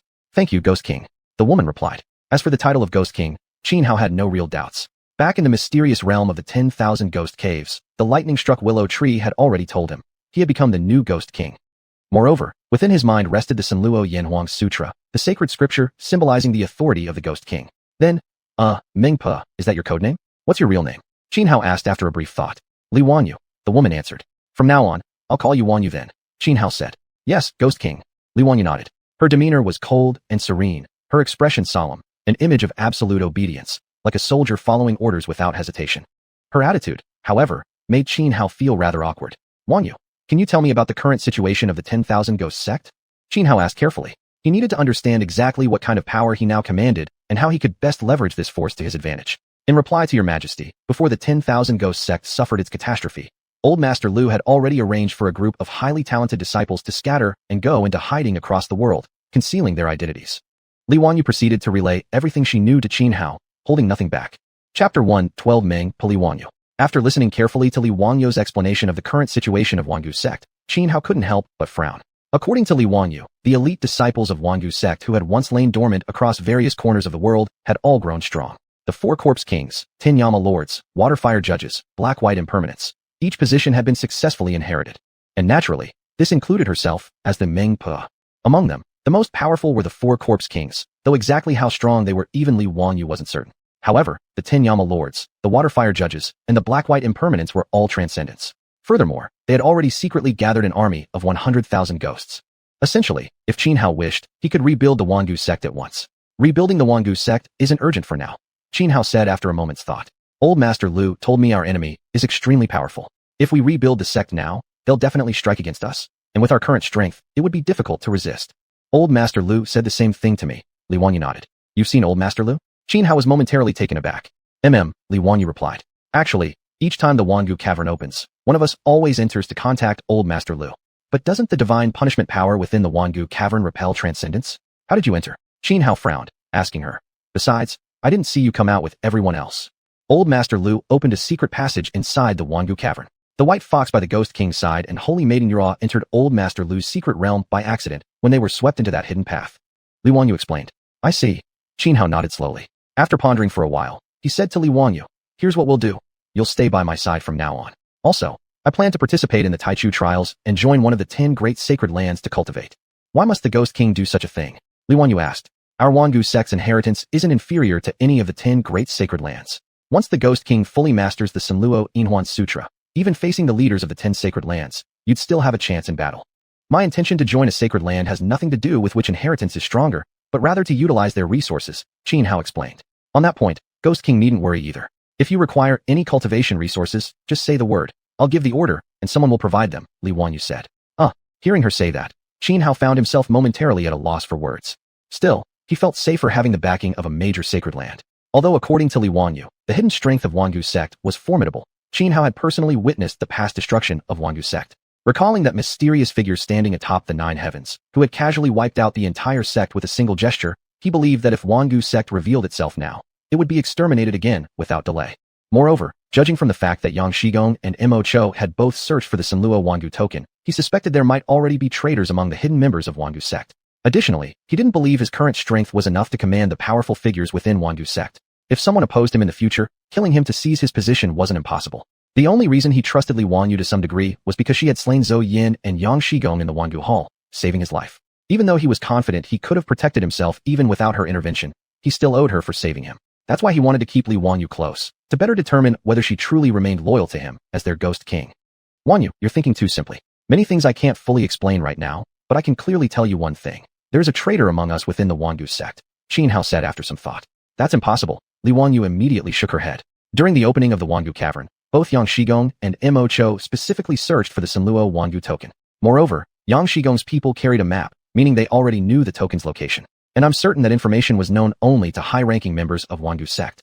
Xianhao didn't conceal anything from Li Wanyu, directly revealing what had happened with Yang Shigong and Mo Cho seeking the Sanluo Wangu token. Li Wanyu's expression changed instantly, turning grim and serious. She wasn't foolish. With Xianhao laying it out so clearly, she quickly grasped the gravity of the implications. Because indeed, knowledge of the Sanluo Wangu token's location was restricted solely to the highest echelons of Wangu sect. The one who obtained it would become the new Ghost King. Yet Old Master Lu had left the token behind in the secret realm specifically to await a destined successor. So, you must also remember one thing. We have to conceal our identities and keep our whereabouts hidden from others. As for cultivation resources, we won't need them provided by those people for now. Once I grow strong enough, I'll naturally take action to expose the traitor. Seeing that Li Wanyu believed his words, Xianhao continued. Yes, Li Wanyu replied, her delicate brows slightly furrowed as she nodded. It wasn't that she had no other opinions. Rather, she was absolutely obedient to any command issued by the Ghost King. There's still some time before the Taichu trials. This place isn't far from Border Town. Let's go there. I haven't properly seen the bustling mortal world yet, Xianhao said after a moment of contemplation. With an ascendant like Li Wanyu by his side, he felt much bolder. Thus, he decided to visit Border Town and see what the prosperous Central Plains ruled by humanity looked like before participating in the Taichu trials. Ever since he had been reborn into this world, he had lived constantly in Xuanhuan. Though there were some powerful human tribes within Xuanhuan, it still gave off a rather primitive feeling overall. This made Xianhao deeply curious about the Central Plains governed by humankind. He wanted to see what it was truly like there. Of course, he didn't have much time this trip. He could only visit the nearby Border Town, with no opportunity to venture deep into the heart of the Central Plains or see the most flourishing human cities. But according to what Xianhao knew, even the human settlements in Border Town were enormous. And because many adventurers came to Xuanhuan, the city had developed into a fairly prosperous hub. Yes, Li Wanyu nodded again, acting like a lifeless automaton, completely submitting to Xianhao's orders. Xianhao found her manner somewhat uncomfortable, but he didn't comment on it. Instead, he simply led Xiaobai and Li Wanyu toward Border Town. There was another important reason for his trip to Border Town. He intended to use the hourglass of time to cultivate within the human city there. In Xuanhuan, dangers were everywhere. But inside the human city of Border Town, it would be far safer. Less than a day later, Xianhao arrived at Border Town together with Li Wanyu and Xiaobai. Chapter 113. Behind the vermilion gates, wine and meat go to waste. On the road, frozen bones lie buried. The Great Wall of 10,000 Li was said to have been originally ordered built by the first emperor. Over the long ages of Zhongzhou, through the rise and fall of several dynasties, every ruling house had strengthened its defenses against the barbarian tribes of the Eight Wilds. What once stood merely a few zhang high now soared hundreds of zhang into the sky, a vast, mountain-like barrier stretching across the border between Zhongzhou and Xuanhuan. Unless one possessed supernatural abilities, crossing this wall was impossible. The stones used to construct the wall were made from an exceptionally hard material, inscribed with intricate and profound runes. These runes caused a thick layer of ice to coat the entire surface, making climbing utterly unfeasible. But the true key lay beneath the wall. Powerful arrays enhanced gravity in the surrounding area by several times. As a result, flying over became unimaginable. Even a cultivator of transcendent power would move so slowly they'd be an easy target. And atop the wall, soldiers stood ready with bows drawn. Even the mightiest cultivator attempting flight would be pierced through and killed. Precisely because of this great wall, although the Eight Wilds had produced several outstanding rulers throughout history, none had ever managed to breach it and invade Zhongzhou. Now, under the reign of the current divine emperor, an enlightened and mighty ruler, the imperial court remained pure and just, while the empire's strength reached unprecedented heights. The three teachings submitted, the 100 schools retreated into silence. Emperor Ming had dispatched great armies repeatedly to punish the tribes of the Eight Wilds. Previously, it was the barbarians who frequently raided human villages near the Great Wall. But now, the garrison troops of the Divine Empire would casually launch raids into barbarian tribes whenever they pleased. In recent years, life for the barbarians of the Eight Wilds had become extremely oppressive, yet they could do nothing about it. The Divine Empire had simply grown too powerful. If it truly resolved to act, conquering the Eight Wilds was only a matter of time. It wasn't even a question of victory or defeat. Standing beneath the Great Wall, Xianhao felt himself profoundly shaken by the sheer scale of this monumental structure. He had believed that with his current strength, if he entered battle, he would cut down all who opposed him, invincible on the battlefield. But now, facing the Great Wall, he realized that even 10,000 versions of himself tied together wouldn't stand a chance at breaching it. This time, Xianhao came prepared. He had changed into the attire of the Zhongzhou people, so when he arrived at the gate entrance below the wall, the guards did not identify him as a barbarian, allowing him entry without issue. In truth, such inspections were nearly unnecessary. Even if a barbarian somehow slipped inside, their fate was sealed. One word, death. Compared to the Divine Empire, the barbarians were far too weak. A single small squad from the garrison could wipe out a mid-sized or even large barbarian tribe. Given this overwhelming reality, any barbarian infiltrating the Great Wall to cause destruction would be courting certain death. Even if they managed some damage within, retaliation from the garrison forces would be swift and merciless. Unless someone was completely out of their mind, no barbarian would dare attempt such a thing. Together with Xiaobai and Li Wanyu, Xianhao walked into the Great Wall. Because Li Wanyu's beauty was simply too striking, Xianhao had her wear a veil to avoid unwanted trouble. Yet upon entering the Great Wall, they did not immediately reach a human city. The nearest Zhongzhou city still lay a day's journey away, though there were many human villages scattered nearby. Clearly, the civilization of Zhongzhou humans was vastly more advanced, unlike the primitive, Stone Age tribes of the Eight Wilds. Xianhao had assumed that such a prosperous empire would be filled with peace and harmony, its people living safe and content lives. But as he traveled from the Great Wall toward the nearest human settlement, he witnessed a different scene entirely. Passing through several villages, he found that the common people lived in misery, so much so that dead bodies frozen in the cold lay abandoned by the roadside. After asking a few villagers, Xianhao learned that a famine had struck this region near the Xuanhuan frontier over the past 2 years. Many civilians had starved to death. Yet strangely, despite the widespread hunger, certain families in these villages remained exceedingly wealthy, indulging in extravagant luxuries. Truly, the ancient saying rang painfully true. Behind the vermilion gates, wine and meat rot. On the road, frozen bones lie buried. Xianhao burned with anger. His sense of justice, long buried, flared up fiercely. Though ruthless and decisive, willing to kill and seize resources for his cultivation, he would never harm ordinary, defenseless people. The martial world was one thing. The common folk, the lives of millions, were another. These must never be confused. All along the way, his mood darkened. At last, when he reached the human city, he saw before him a metropolis resembling an ancient ferocious beast crouched upon the earth. Outside the city, many people had gathered. Most appeared to be villagers from nearby areas struck by famine, hoping to enter the human city to find a way to survive. But they were blocked outside the gates. When Xianhao reached the entrance, soldiers stopped him too, demanding he pay the equivalent of 5 taels of silver before allowing him to enter. Gold and silver remained the primary currency among the Zhongzhou humans. Xianhao was prepared. He took out a piece of gold about the size of a thumb. Upon seeing it, the 2 soldiers immediately waved him through. At last, Xianhao, Xiaobai, and Li Wanyu entered the Zhongzhou human city. The city was named Yunhuang City. Unlike the desolate wastelands of starvation outside, within its walls lay a thriving metropolis, a maze of intersecting streets filled with bustling traffic and endless activity. The 4 classes, scholars, farmers, artisans, and merchants, all flourished here. As Xianhao, Xiaobai, and Li Wanyu walked along the streets, they saw 2 men on horseback escorting a group of women dressed in tattered rags. Many passers-by glanced curiously at the captives. What are these people? They're women bought by Yihong courtyard from the famine-stricken areas outside the city. I spotted 2 with decent looks. Might have to pay them a visit in a few days. Who knows what's going on these past 2 years? Villages around the city have been suffering constant famine, and prices inside the city keep soaring. I feel like I won't be able to survive here much longer. Sigh, I'm thinking of leaving Yunhuang City too. I've already sold most of my land and house, but even the money I got is nearly gone. Passers-by whispered among themselves on the roadside. Xianhao frowned. Though he felt deep sympathy for those young women, he did not rashly intervene. He understood this was the way of the mortal world, a system far beyond what one man could change. Even if he rescued them, how would they survive afterward? He might be a cultivator, but he couldn't create resources from nothing. He couldn't sustain an entire group of women on his own. Just as a heavy gloom settled over Xianhao, sudden commotion broke out ahead in the crowd. Chapter 114. A man of justice, seeking vindication in Yunhuang City. Xianhao walked toward the restless crowd ahead. As he entered the throng, he saw a man kneeling on the ground. Before him a white cloth smeared with blood and densely written characters. The man appeared to be in his 30s, his expression now filled with deep sorrow. Xianhao glanced at the words scrawled on the cloth and quickly understood what had happened.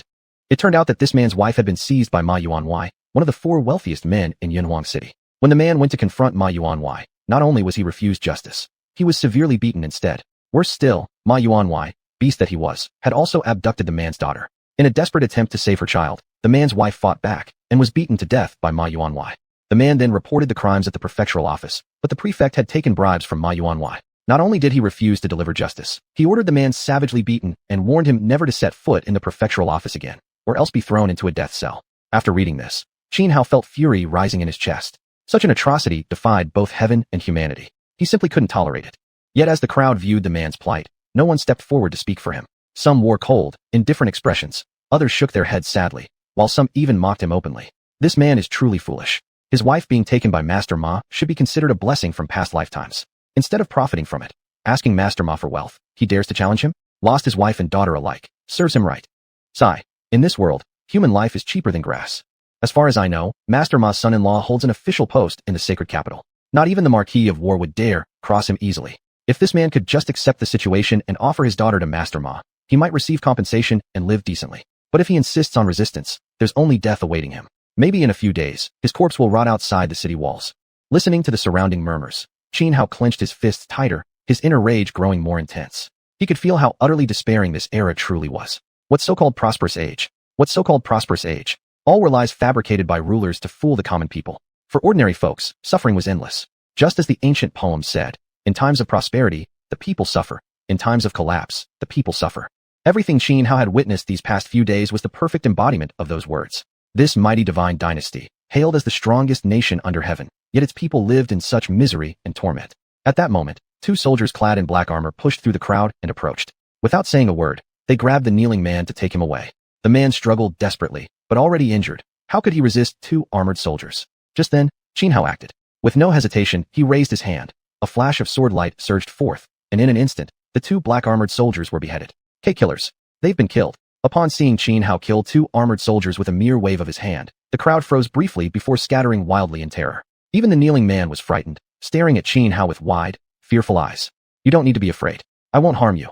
And moreover, I'll help you seek justice. Qin Hao looked at the man and said calmly, help me seek justice? The man blinked, disbelieving. Qin Hao affirmed firmly. Thud. This time, the man immediately dropped to his knees before Qin Hao, kowtowing frantically. If you can clear my name, I'll do anything for you, anything. Even in the next life, I'll serve you like ox or horse to repay your kindness. Quick, get up. Qin Hao stepped forward swiftly and lifted the man to his feet. At that very moment, a squad of black armored soldiers came running over and instantly surrounded Qin Hao. Who are you? How dare you commit murder in broad daylight? Are you tired of living? The squad leader's face darkened as he shouted coldly. Qin Hao glanced at the man beside him, raised his right hand, and released a surging tide of spiritual energy. It coalesced into a terrifying blade of energy over 10 meters high. At the sight of this, the squad leader's face paled dramatically. He immediately dropped to his knees, kowtowing while stammering.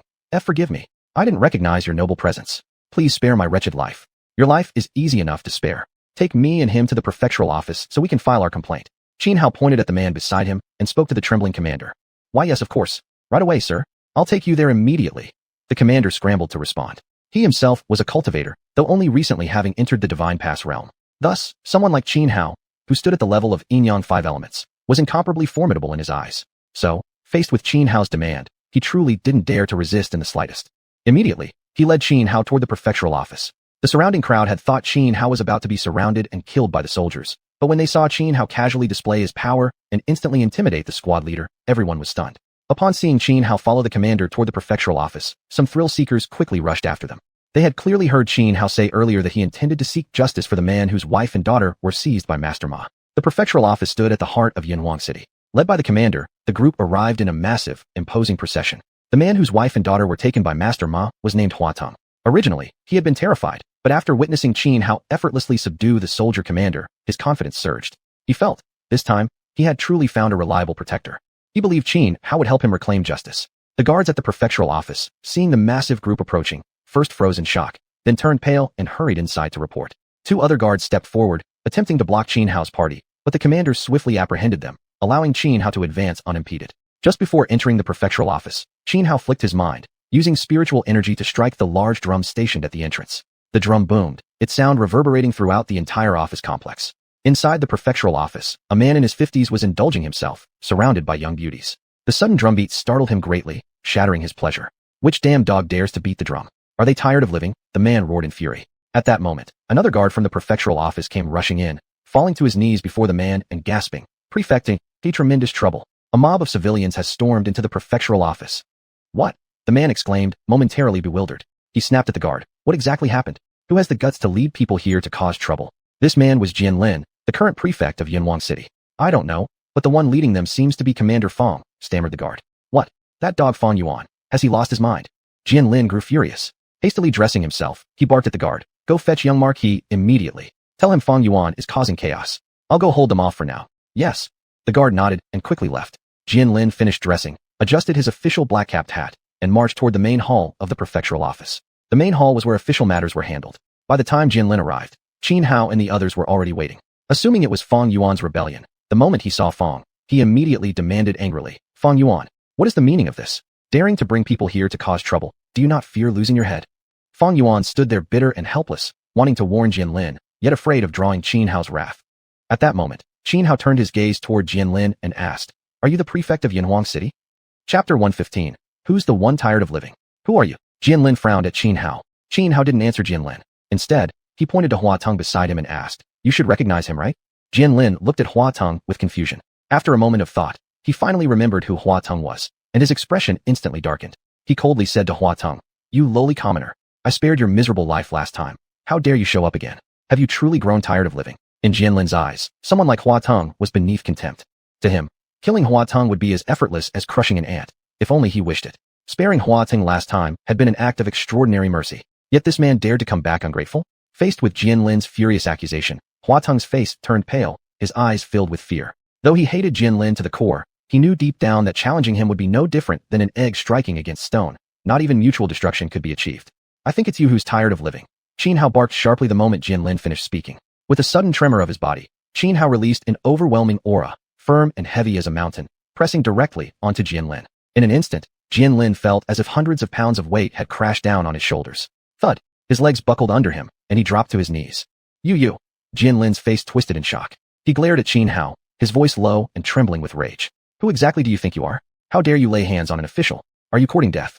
At the same time, he turned toward Feng Yuan and shouted, Feng Yuan, have your brains been crushed? There's trouble unfolding right before your eyes, yet you stand idle? When young lord arrives, I will surely file a formal complaint against you.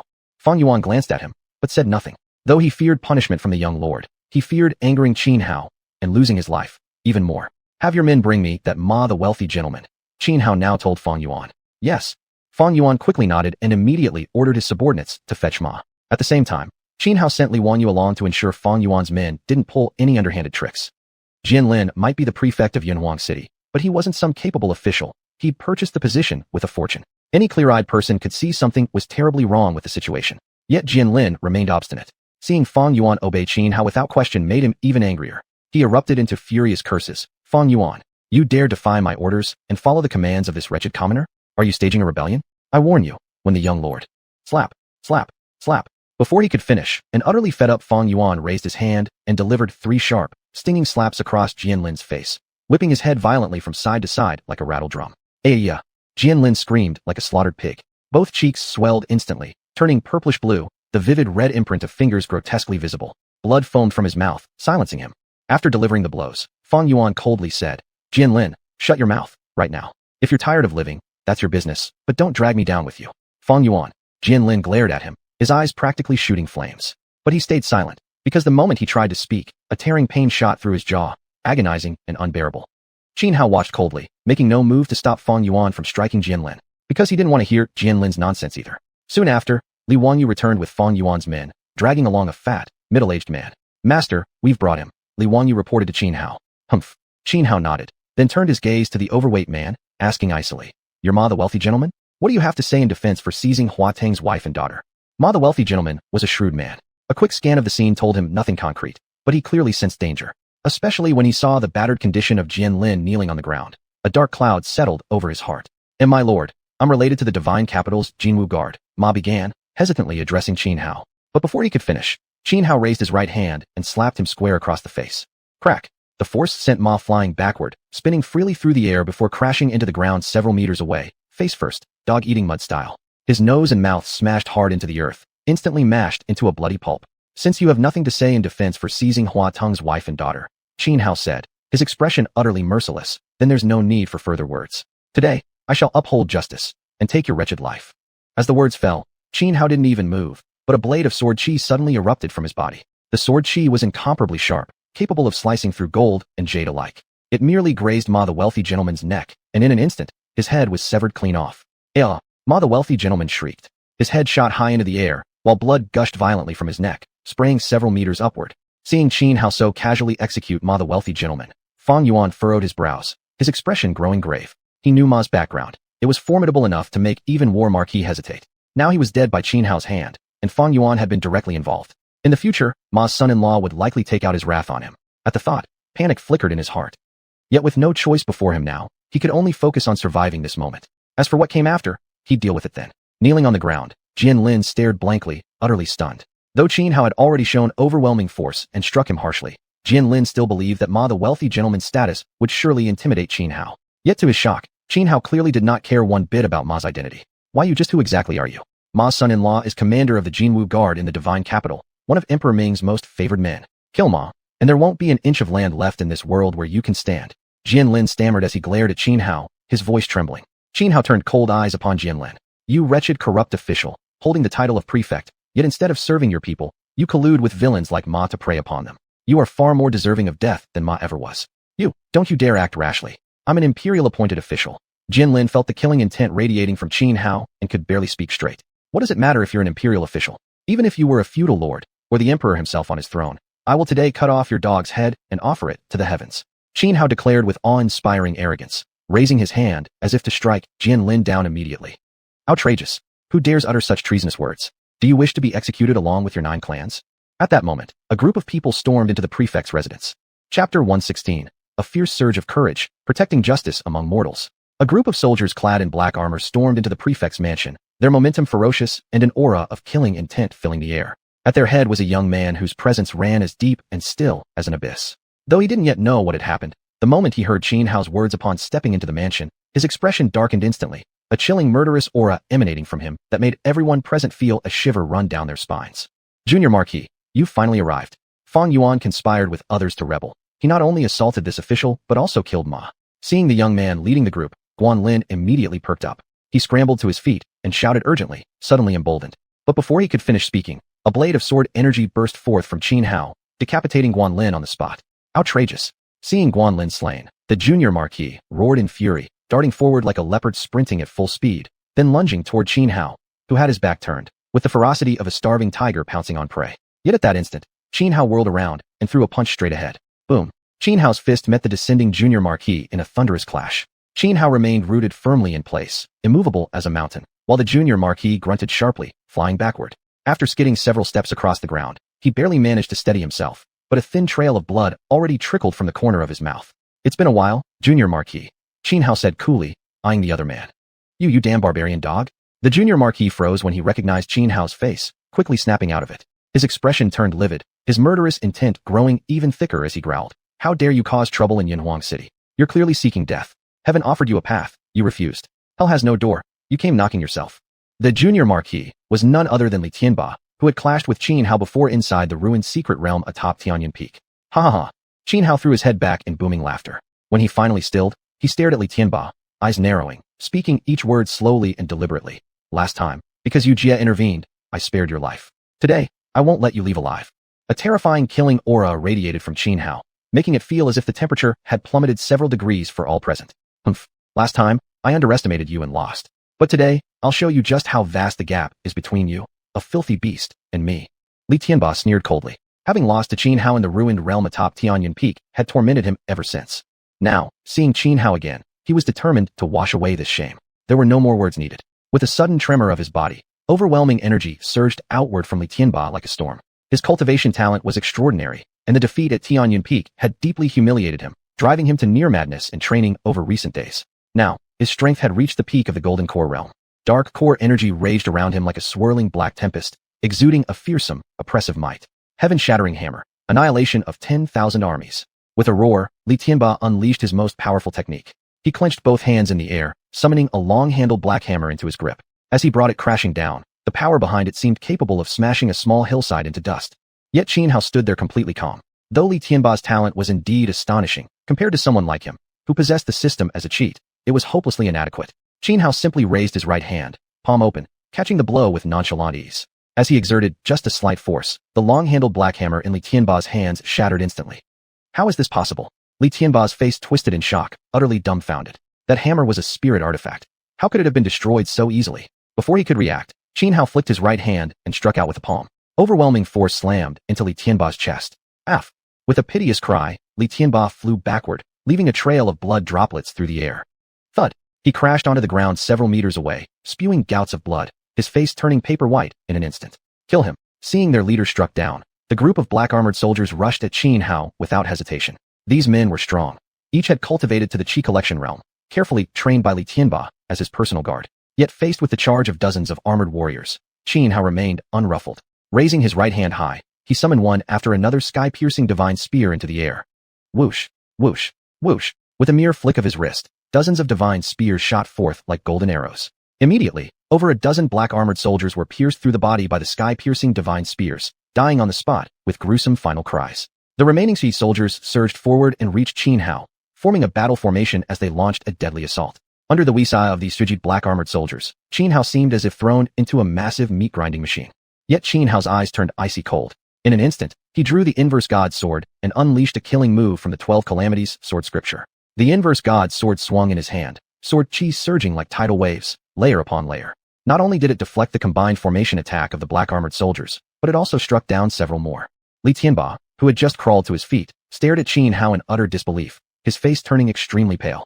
Originally, he believed that having recently broken through to the peak of the Golden Core realm, he could easily crush Xianhua with a single gesture. But the result was exactly the opposite of what he expected. In their very first clash, Xianhua had defeated him. For Li Tianba, who had always been arrogant and self-assured, this moment instantly shattered his confidence. However, he was no fool. He understood clearly that his dozens of elite guards stood no chance against Xianhua. Without any hesitation, he turned and attempted to flee. As long as the green hills remain, there'll never be a lack of firewood. Think you can escape?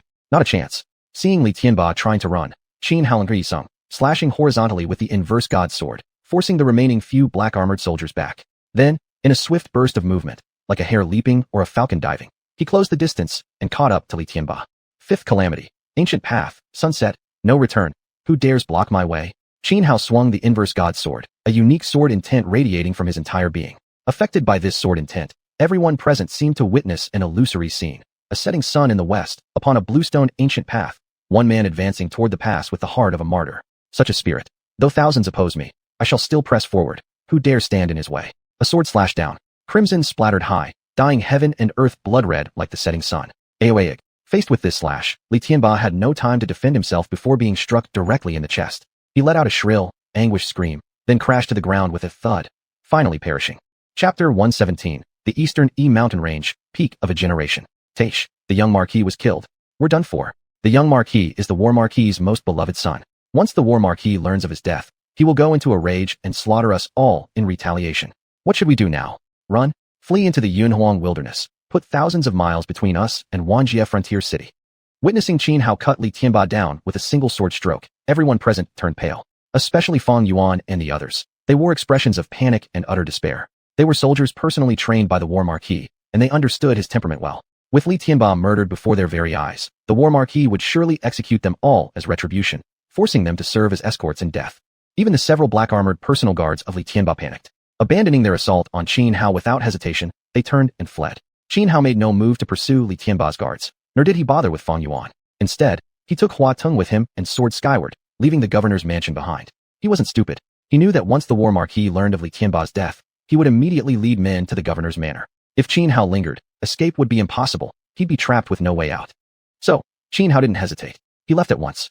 The journey out of Wanjie frontier city went smoothly. After exiting the city, Qin Hao told Hua Tung the location of the Qingzhou tribe. With Qin Hao's token, the Qingzhou tribe would surely take Hua Tung in. After what happened in Yunhuang City, Qin Hao had grown disillusioned with the divine dynasty. Thus, he set off with Li Wanyu and Xiao Bai toward the Taichu trial grounds. Along the way, Qin Hao activated the hourglass of time, retreating into the temporal zone it created to cultivate for 1,000 days. This caused his cultivation to skyrocket. He surpassed the Yin-Yang 5 elements level and entered the fiery wind tribulation stage. The so-called fiery wind tribulation involved drawing upon the elemental tribulation forces of wind and fire from the void, using them to temper the spiritual energy within one's body, thereby elevating its quality to a higher realm. Qin Hao had exceptional talent and abundant resources. After a full 1,000 days cultivating within the hourglass, his strength reached the peak of the fiery wind tribulation. His spiritual energy, refined under relentless tribulation fires, became as strong and pure as steel forged 100 times, its quality elevated by several degrees. During this period, Qin Hao also asked Li Wanyu countless questions about cultivation, greatly benefiting his own advancement. At the same time, he learned that the transcendent realm itself contained multiple stages: infant refinement, golden body, divine transformation, human king. Li Wanyu's current strength was already at the peak of the transcendent realm, only one step away from becoming a supreme sovereign. Meanwhile, during those 1,000 days spent within the hourglass, Qin Hao devoted the majority of his time to practicing the Nine Heavens Emperor Tao. This technique was extraordinary, profound, obscure, and immensely complex. Without the system's aid, Qin Hao would have been utterly incapable of comprehending it. Even though the system allowed him near total understanding of the Nine Heavens Emperor Tao, practicing it remained extremely difficult. Nearly 2/3 of those 1,000 days were spent studying and refining this single art. And even then, he had only achieved minor mastery. The Nine Heavens Emperor Tao consisted of 9 levels, corresponding to the so-called Nine Heavens. At present, Qin Hao had only mastered the first 2, yet his combat power had risen dramatically. Now, even with just peak-level fiery wind tribulation cultivation, Qin Hao could fight a transcendent being head-on. Below the transcendent rank, he was virtually invincible. However, this round of cultivation within the hourglass drained nearly all of Qin Hao's remaining resources, including the transcendent spirit stones obtained from Zhang Yurao. The Taichu trial grounds lay atop Juidai Jidian, the highest peak of the eastern E Mountain Range. The eastern E Mountain Range stood at the border between Donghuang and Yunhuang.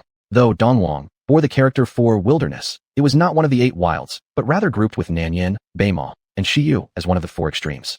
After almost a month of arduous travel over mountains and rivers, Qin Hao, Li Wanyu, and Xiao Bai finally arrived at the eastern E Mountain Range. The Taichu trial had not yet begun, so along the way, they encountered few other people. Yet upon entering the domain of the eastern E Mountains, they faced numerous ferocious beasts and birds of prey. With Qin Hao's current strength, however, these creatures posed little threat. Especially with a transcendent cultivator like Li Wanyu at his side, danger was negligible. Endless mountains stretched ahead, rising and falling like waves. Towering ancient trees reached for the sky, their branches thick with lush leaves. Ancient vines coiled like serpents. Crimson mists flowed down cliff faces, and purple vapors steamed through the forests. Walking through the eastern mountain range felt like stepping back into primordial chaos. Roar! A monstrous beast cry shook heaven and earth. A 7 or 8 meter tall azure thundercloud leopard leapt from a nearby mountaintop, lunging toward Xianhao, who had been resting beneath the trees. This azure thundercloud leopard was fully grown, and with the bloodline of an ancient ferocious beast in its veins, it was extremely powerful. Few creatures below the transcendent rank could match it. Xianhao, resting beneath the trees, sensed the danger almost instantly. He looked up just as the beast lunged down at him. Without a word, he leapt into the air, charging straight toward the descending leopard.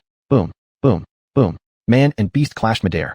Xianhao unleashed the heaven-girdling divine fist, and mighty fist seals poured down like rain, hammering the azure thundercloud leopard. But azure lightning flickered around the leopard's body, effortlessly shattering each fist seal. Then, electric light flashed in the leopard's eyes, and in an instant, its speed increased several-fold, leaving a series of afterimages in the void as it launched attacks from every direction. Unfazed, Xianhao swung his fists wildly. Radiant arcs of force surged outward, sweeping all around him and powerfully driving the beast back. Roar! Furious that it couldn't swiftly overwhelm Xianhao, the leopard bellowed like thunder. The sky above erupted with vast sheets of azure lightning, forming a roaring sea of thunder that crashed down upon him. Yet Xianhao remained utterly calm. With a shake of his body, he activated the supreme technique from the first 2 levels of the 9 Heavens Emperor Dao. Jun Tian Jade Emperor Celestial Gate Seal. His hands formed a seal, and spiritual energy surged, rapidly coalescing into a towering ethereal figure that enveloped him, emanating an overwhelming imperial aura. Boom! The waves of azure lightning slammed into the colossal figure, yet the image remained unshaken, undamaged. At the very moment the lightning struck, Xianhao shook his fists once more and unleashed the killing move of the heaven-girdling divine fist, Dragon Stride, Tiger Stomp, charging forward with furious momentum, his fists crashing downward. In the sky, 2 mountain-sized fist seals descended with the might of collapsing mountains, smashing toward the azure thundercloud leopard. Could the beast react in time? No. It was instantly struck by the twin mountain-like seals, crushed into the ground, carving out a massive crater where it fell. Chapter 118, Slapped to Death. The azure thundercloud panther was severely wounded, nearly dead. It staggered and struggled to rise from the ground, its crimson beast eyes locking onto Xianhao with clear terror. A creature bearing the bloodline of an ancient ferocious beast, it had been practically invincible in the outer regions of the Dongyi Mountains. Yet this time, it had fallen at the hands of Xianhao, who was merely at the peak of the Windfire Tribulation realm. Roar! The azure thundercloud panther let out a furious roar toward the sky. Azure lightning flickered around its body as it summoned its last ounce of willpower and prepared to flee. But at that moment, Xianhao extended his right hand and pressed downward. An immense surge of spiritual energy radiated from Xianhao's body, condensing into a colossal hand that blotted out the sky, pressing down upon the panther like Mount Tai crushing an ant. The panther shrieked wildly, its azure lightning surging desperately against the oppressive force, but to no avail. Xianhao descended from midair, suddenly clenching his right hand. The giant spiritual hand unleashed its full power. Amidst a series of agonized roars, the azure thundercloud panther collapsed to the ground, blood pouring from its mouth and nose, utterly dead. Ding! Detecting absorbable object, azure thundercloud panther. Proceed with absorption? At that moment, the system prompt sounded within Xianhao's mind. Without hesitation, Xianhao was about to confirm when, all at once, every hair on his body stood on end. His sixth sense screamed of a powerful threat of death. Instantly, instinct took over. He activated an esoteric movement technique, teleporting sideways over 10 meters in the blink of an eye. Boom.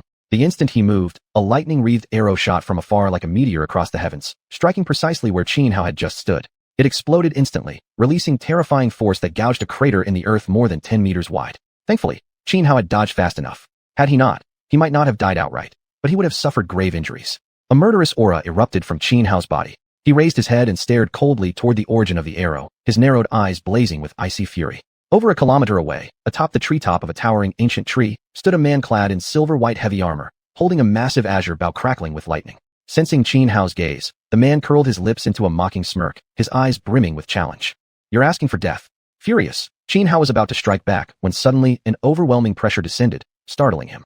He quickly turned his head to look behind. There, astride a giant eagle, were 2 men and 1 woman. Now, the 3 of them were staring fixedly at Xianhao, their expressions cold, as emotionless as 3 reapers devoid of any feeling. All 3 were immensely powerful. The man in front wore crimson battle armor, and on his forehead grew a vertical eye. Faintly, an extraordinary aura radiated from him. Just as Xianhao turned toward the trio on the eagle, the man on the distant treetop drew his bow again. 2 lightning-wreathed arrows shot forth like twin dragons playing with a pearl, aimed directly at the back of Xianhao's head. But this time, Xianhao was prepared. He sensed it the very instant it happened. Then, his figure flickered. He shifted positions swiftly, darting another 100 meters to the right, effortlessly evading both lightning arrows. Boom. Once more, the arrows struck the ground, their devastating power obliterating everything within dozens of meters. Another massive crater formed on the battlefield. Even as he dodged the arrows, Xianhao already retrieved the heaven flame bow. He immediately used the sky-piercing divine spear as an arrow, aiming directly at the man on the distant treetop. Drawing the bowstring taut, he loosed a single shot. Whoosh! The sky-piercing divine spear, empowered by the heaven flame bow, surged forward, its golden shaft wreathed in purple heavenly flames, like a meteor streaking across the night sky. Yet the man on the treetop remained calm, completely unperturbed. With a raise of his own lightning-veined azure bow, he fired 3 arrows in rapid succession, intercepting Xianhao's spear midair. "Who are you people?" Xianhao did not continue attacking. Instead, he turned and asked the 2 men and 1 woman riding the giant eagle. Standing on the eagle, the man clad in red battle armor replied coldly, "I give you 2 choices. 1. Leave behind the azure thundercloud panther and scram. I'll let you live. 2. Resist and die here in agony." "Heh," Xianhao sneered, replying. "Then I choose the 3rd option. Kill all of you. Kill all of us." "Huh, kid, what big talk." Another man standing beside the eagle laughed scornfully. His name was xuanhuan, a chosen disciple of the 10,000 Thunder sect. The 2 men and 1 woman on the eagle, along with the silver-armored man in the distance, all hailed from the 10,000 Thunder sect. The man clad in crimson armor was the sect's foremost chosen disciple, named Xiaoming. The woman's name was Lu Yan, daughter of the 3rd elder of the 10,000 Thunder sect. The man clad in silver-white heavy armor was Feng Huai, ranked 3rd among the inner disciples of the 10,000 Thunder sect. "Senior brother, I'll go take care of this kid." At this moment, Lu Yan spoke. As soon as the words left her mouth, she leapt down from the giant eagle and dove straight toward Xianhao. She had only broken through to the Windfire Tribulation realm 2 months prior, and was feeling rather proud, arrogant, even, looking down on everyone. Without holding back at all, Lu Yan unleashed a killing move right from the start. Her hands formed seals rapidly, summoning thick bolts of surging lightning, each as thick as an ordinary person's arm. One after another, these immense lightning strikes tore through space itself, crashing down upon Xianhao with terrifying power. Seeking death, Xianhao's eyes narrowed, radiating intense murderous intent. Now that he understood Xiaoming and the others were trying to intercept him midway, Xianhao had no intention of showing mercy. Facing the diving figure of Lu Yan, his killing intent surged. He raised his right hand and swung it forward with full force. Vast waves of spiritual energy raged around Xianhao. As his hand struck out, a colossal palm made of pure spiritual energy roared forward like thunder and lightning, crushing toward Lu Yan. Under the impact of the massive spiritual hand, the powerful bolts of lightning summoned by Lu Yan's arcane seals instantly shattered and scattered. "This can't be possible." Lu Yan's expression changed drastically. She now felt the terrifying might of the spiritual palm, and suddenly sensed death rushing toward her, a look of panic and fear flooding her beautiful eyes. Snapping out of her shock and disbelief, Lu Yan hurried to activate a defensive artifact, but it was already too late. The massive hand quivered violently and slammed directly into her body. She suffered unimaginable trauma in an instant. Letting out a miserable scream, Lu Yan flew backward like a severed kite, crashing onto the ground dozens of meters away. Blood poured from her 7 orifices, her nascent soul shattered by the force of the spiritual palm, her life force instantly extinguished. She twitched a few times on the ground, then lay motionless, utterly dead. Chapter 119. Green Emperor's first move, rampant for 10,000 years. Little junior sister. "Damn it, brat. How dare you kill my junior sister? Today, I'll flay your skin and rip out your tendons. Die for me, little wretch." None of Xiaoming's group had expected that Xianhao would casually slap Lu Yan to death. They were all stunned, momentarily frozen in shock, until Feng Huai snapped back to reality, erupting in furious rage. Instantly raising his towering green bow wreathed in crackling lightning, he drew the string fully taut and loosed 3 arrows in a triad formation straight at Xianhao. Feng Huai had long harbored deep feelings for Lu Yan. Yet, Lu Yan's heart belonged to Xiaoming. Xuanhuan, too, was boiling with murderous intent. He leapt down from the giant eagle, launching himself toward Xianhao in a deadly charge. Xiaoming, however, remained calm and composed, so much so that a faint smile now curled the corners of his lips. Lu Yan's heart had long been won by Xiaoming. Though they hadn't officially declared their relationship, privately, they had already gone far beyond mere boundaries. But Xiaoming only desired Lu Yan for her beauty, not love. Recently, she had been pressuring him relentlessly to make their relationship public. Since her father was the 3rd elder of the Wonderland Thunder sect, Xiaoming couldn't afford to break things off with her. Lately, he'd been desperately seeking a way to deal with this troublesome situation. Now, seeing Lu Yan killed by Xianhao, Xiaoming secretly rejoiced. Xianhao had just eliminated a major headache for him. That was precisely why, moments earlier, despite clearly having the chance to save Lu Yan, he had taken no action at all. Feng Huai's heart now burned with maddening killing intent. Putting forth his full strength, his 3 arrows exploded with terrifying power, each one wreathed in devastating arcs of lightning that tore apart the surrounding void. And the arrows moved with blinding speed, almost instantly reaching Xianhao, leaving him no time to dodge. Red Flame Thunderblade. Xianhao's eyes chilled as he instantly activated his divine art. In the air, thunder and fire intertwined, a massive red flame thunderblade over 30 meters long coalesced in an instant and slashed horizontally across space. Boom! A deafening explosion erupted. Under the strike of the blade, all 3 arrows detonated simultaneously. But just then, Xuanhuan had already closed the distance to Xianxia. His fist surged forward, executing a supremely refined boxing technique. At once, a series of rumbling sounds echoed through the void, like rolling waves of muffled thunder. Then, dozens of thunderous fist imprints formed in midair, converging on Xianxia like a storm of rain and wind. Both Fenghuai and Xuanhuan were immensely powerful, especially Fenghuai. Although a marksman, his cultivation had already reached the peak of the wind-fire tribulation realm, merely one step away from becoming a transcendent. Though Xianxia had just blocked Fenghuai's trio of arrows, he showed no sign of strain. On the contrary, he looked completely relaxed, effortlessly unleashing the heavenly pillar god fist, parrying Xuanhuang's onslaught while, upon impact, sending Xuanhuang flying backward, stumbling more than 10 paces before barely stabilizing himself. Kill! Xuanhuang's face turned livid, his eyes narrowing as they radiated deadly intent at Xianxia. With a fierce roar, he charged again. On both hands, thunder sigils flickered to life, suddenly amplifying his speed several-fold. Lightning fist! Xuanhuang let out a long cry, unleashing one of the Wanli Thunder Sect's ultimate techniques. His fists moved faster than before, many times faster, sending countless electrified fist imprints surging from every direction, crushing down on Xianxia like a thunderstorm. Heavenly Pillar first strike, shattering the cloud gate. Confronted by Xuanhuang's overwhelming barrage, Xianxia countered with the ultimate move of the Heavenly Pillar God Fist. He shook his arms fiercely and thrust forward with his right fist. The force behind this punch was colossal. An enormous fist imprint, mountain-sized in scale, slammed outward. Once it quivered, all the lightning-like fist imprints descending upon Xianxia shattered and unraveled in succession. Boom! Finally, the 2 fists collided. An earth-shaking explosion roared through the heavens and earth.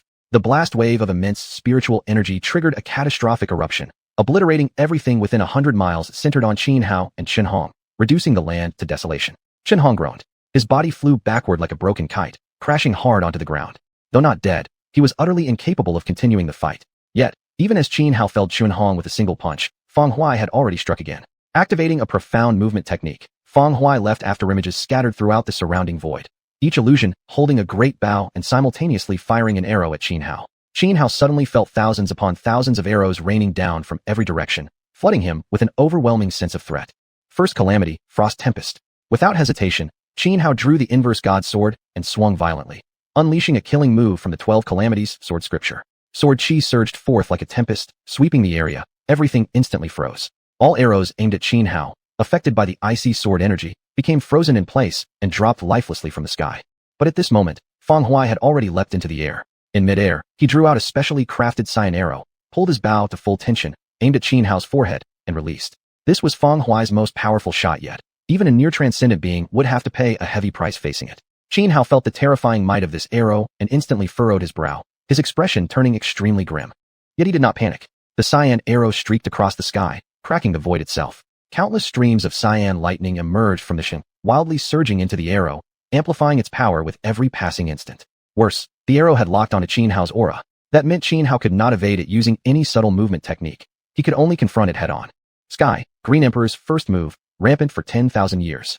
Xianxia raised the inverse god's sword high above his head, then slashed downward in one unstoppable motion, just like the legendary Green Emperor himself, swinging his blade. The sword strike met the cyan arrow dead-on with perfect precision. The collision of these two immense forces triggered a chain reaction of explosive energy. From Xianxia as the epicenter, violent shockwaves radiated outward in all directions. One after another, towering ancient trees either snapped apart or were uprooted entirely, while massive boulders shattered into dust. Finally, Xianxia's inverse god sword violently trembled, unleashing its full might, deflecting the cyan arrow away with overwhelming force. Yet the moment Xianxia managed to block Fenghuai's ultimate arrow, Xiaoming, who had been silently standing atop the giant eagle without making a move, finally struck. Xiaoming had timed his attack perfectly. His body shot downward like a diving hawk, plunging straight toward Xianxia. In his hand appeared a cyan longsword, its blade covered in dense, flickering thunder sigils. Die for me! With a fierce shout, Xiaoming thrust forward. His strike was blindingly fast and completely unexpected. He believed that even if this blow failed to kill Xianxia, it would certainly leave him severely wounded. Chapter 120. The Battle Against a Quasi-Transcendent. Xiaoming was an extremely shrewd man, and his sudden attack came at a perfectly timed moment. But Xianxia had always been on guard. Thus, the instant Xiaoming slashed his sword toward Xianxia, Xianxia reacted immediately. With a quick horizontal sweep of his inverse god sword, he effortlessly deflected Xiaoming's deadly strike and launched a counterattack without delay. The inverse god sword in Xianxia's hand swung fiercely, instantly unleashing dozens of sword beams that converged upon Xiaoming like a whirlwind of death. Xiaoming's expression shifted slightly. As his longsword trembled, One vortex after another materialized in midair, swallowing every single sword beam Xianhao had released. Sky-piercing divine spear. Yet the very moment Xiaoming dispelled those sword beams, Xianhao raised his left hand high. Dozens of sky-piercing divine spears coalesced out of thin air, each vibrating once before shooting toward Xiaoming with arrow-like speed. Frowning, Xiaoming sensed the overwhelming power within the spears. Without hesitation, he activated an arcane movement technique, stepping in the pattern of the bagua while twisting his body like a monkey-hawk hybrid, and narrowly evaded all the incoming spears. But by then, Xianhao had already leapt away the moment he attacked Xiaoming, streaking across the sky like a meteor, swiftly closing in on Fenghuai. Fenghuai had just knocked an arrow to his bow, preparing to take aim at Xianhao, only for Xianhao to appear directly before him. His face paled. He turned instantly to flee. But how could Xianhao let him go? Fenghuai was a divine archer, too dangerous to be left alive. He had to be eliminated first. Xianhao's earlier series of attacks against Xiaoming were solely meant to buy time, to create an opening to kill Fenghuai. Inferno skies, 10 directions calamity. With lethal intent firmly fixed on Fenghuai, Xianhao held nothing back. He unleashed a deadly move from the 12 calamities, Sword Sutra. The inverse god sword arced through the air as flame-infused sword energy erupted outward in a cross-shaped blast, descending directly upon Fenghuai. Fenghuai hastily summoned a defensive artifact and fired the very arrow he'd prepared for Xianhao at the incoming flaming sword energy. Boom. Despite weakening the blow, the arrow could not withstand the sheer might of the flame sword beam. Under its impact, the defensive artifact shattered instantly like rotten wood, disintegrating into fragments. Then the flame struck Fenghuai directly. Aoic. A piercing scream tore from his throat. The moment the flaming sword energy cut into his body, it erupted into an inferno, engulfing and burning him alive. Even though Fenghuai had reached the Windfire Great Calamity realm and possessed extraordinary vitality, under such raging flames his life force drained rapidly. Within only 2 breaths of time, his entire body was reduced to ashes, utterly annihilated. Just as Xianhao finished off Fenghuai, Xiaoming, now enraged, lunged forward again, his sword slashing downward with a massive sword beam over 30 meters long aimed straight at Xianhao. With no room to dodge, Xianhao could only raise the inverse god sword and block the colossal sword beam head-on. Boom. A tremendous explosion rang out. Under the impact, Xianhao grunted, stumbling backward more than 10 steps before barely stabilizing himself. Blood gushed from his split palm, staining the blade of the inverse god sword crimson. After all, Xiaoming was a quasi-transcendent expert. Even though Xianhao was exceptionally powerful, their combat prowess were nearly equal. 36 Thunder Formula, one sword subdues the world. Having forced Xianhao back with a single slash, Xiaoming muttered an incantation with his left hand forming a seal while his right hand swept the sword. Instantly, countless bolts of thunder surged from the void, weaving together and condensing into a thunder blade over 30 meters long that plunged straight down at Xianhao. Xianhao frowned, his expression turning grim. He could feel the terrifying power behind this technique. Worse, the thunder blade had locked onto his aura, leaving him no means of escape. Thunder Calamity, Sword Peak. Taking no chances, Xianhao immediately invoked the ultimate defensive skill from the 12 calamities, Sword Sutra. Swinging the inverse god sword, he summoned the thunder in the air itself, channeling it into sword beams.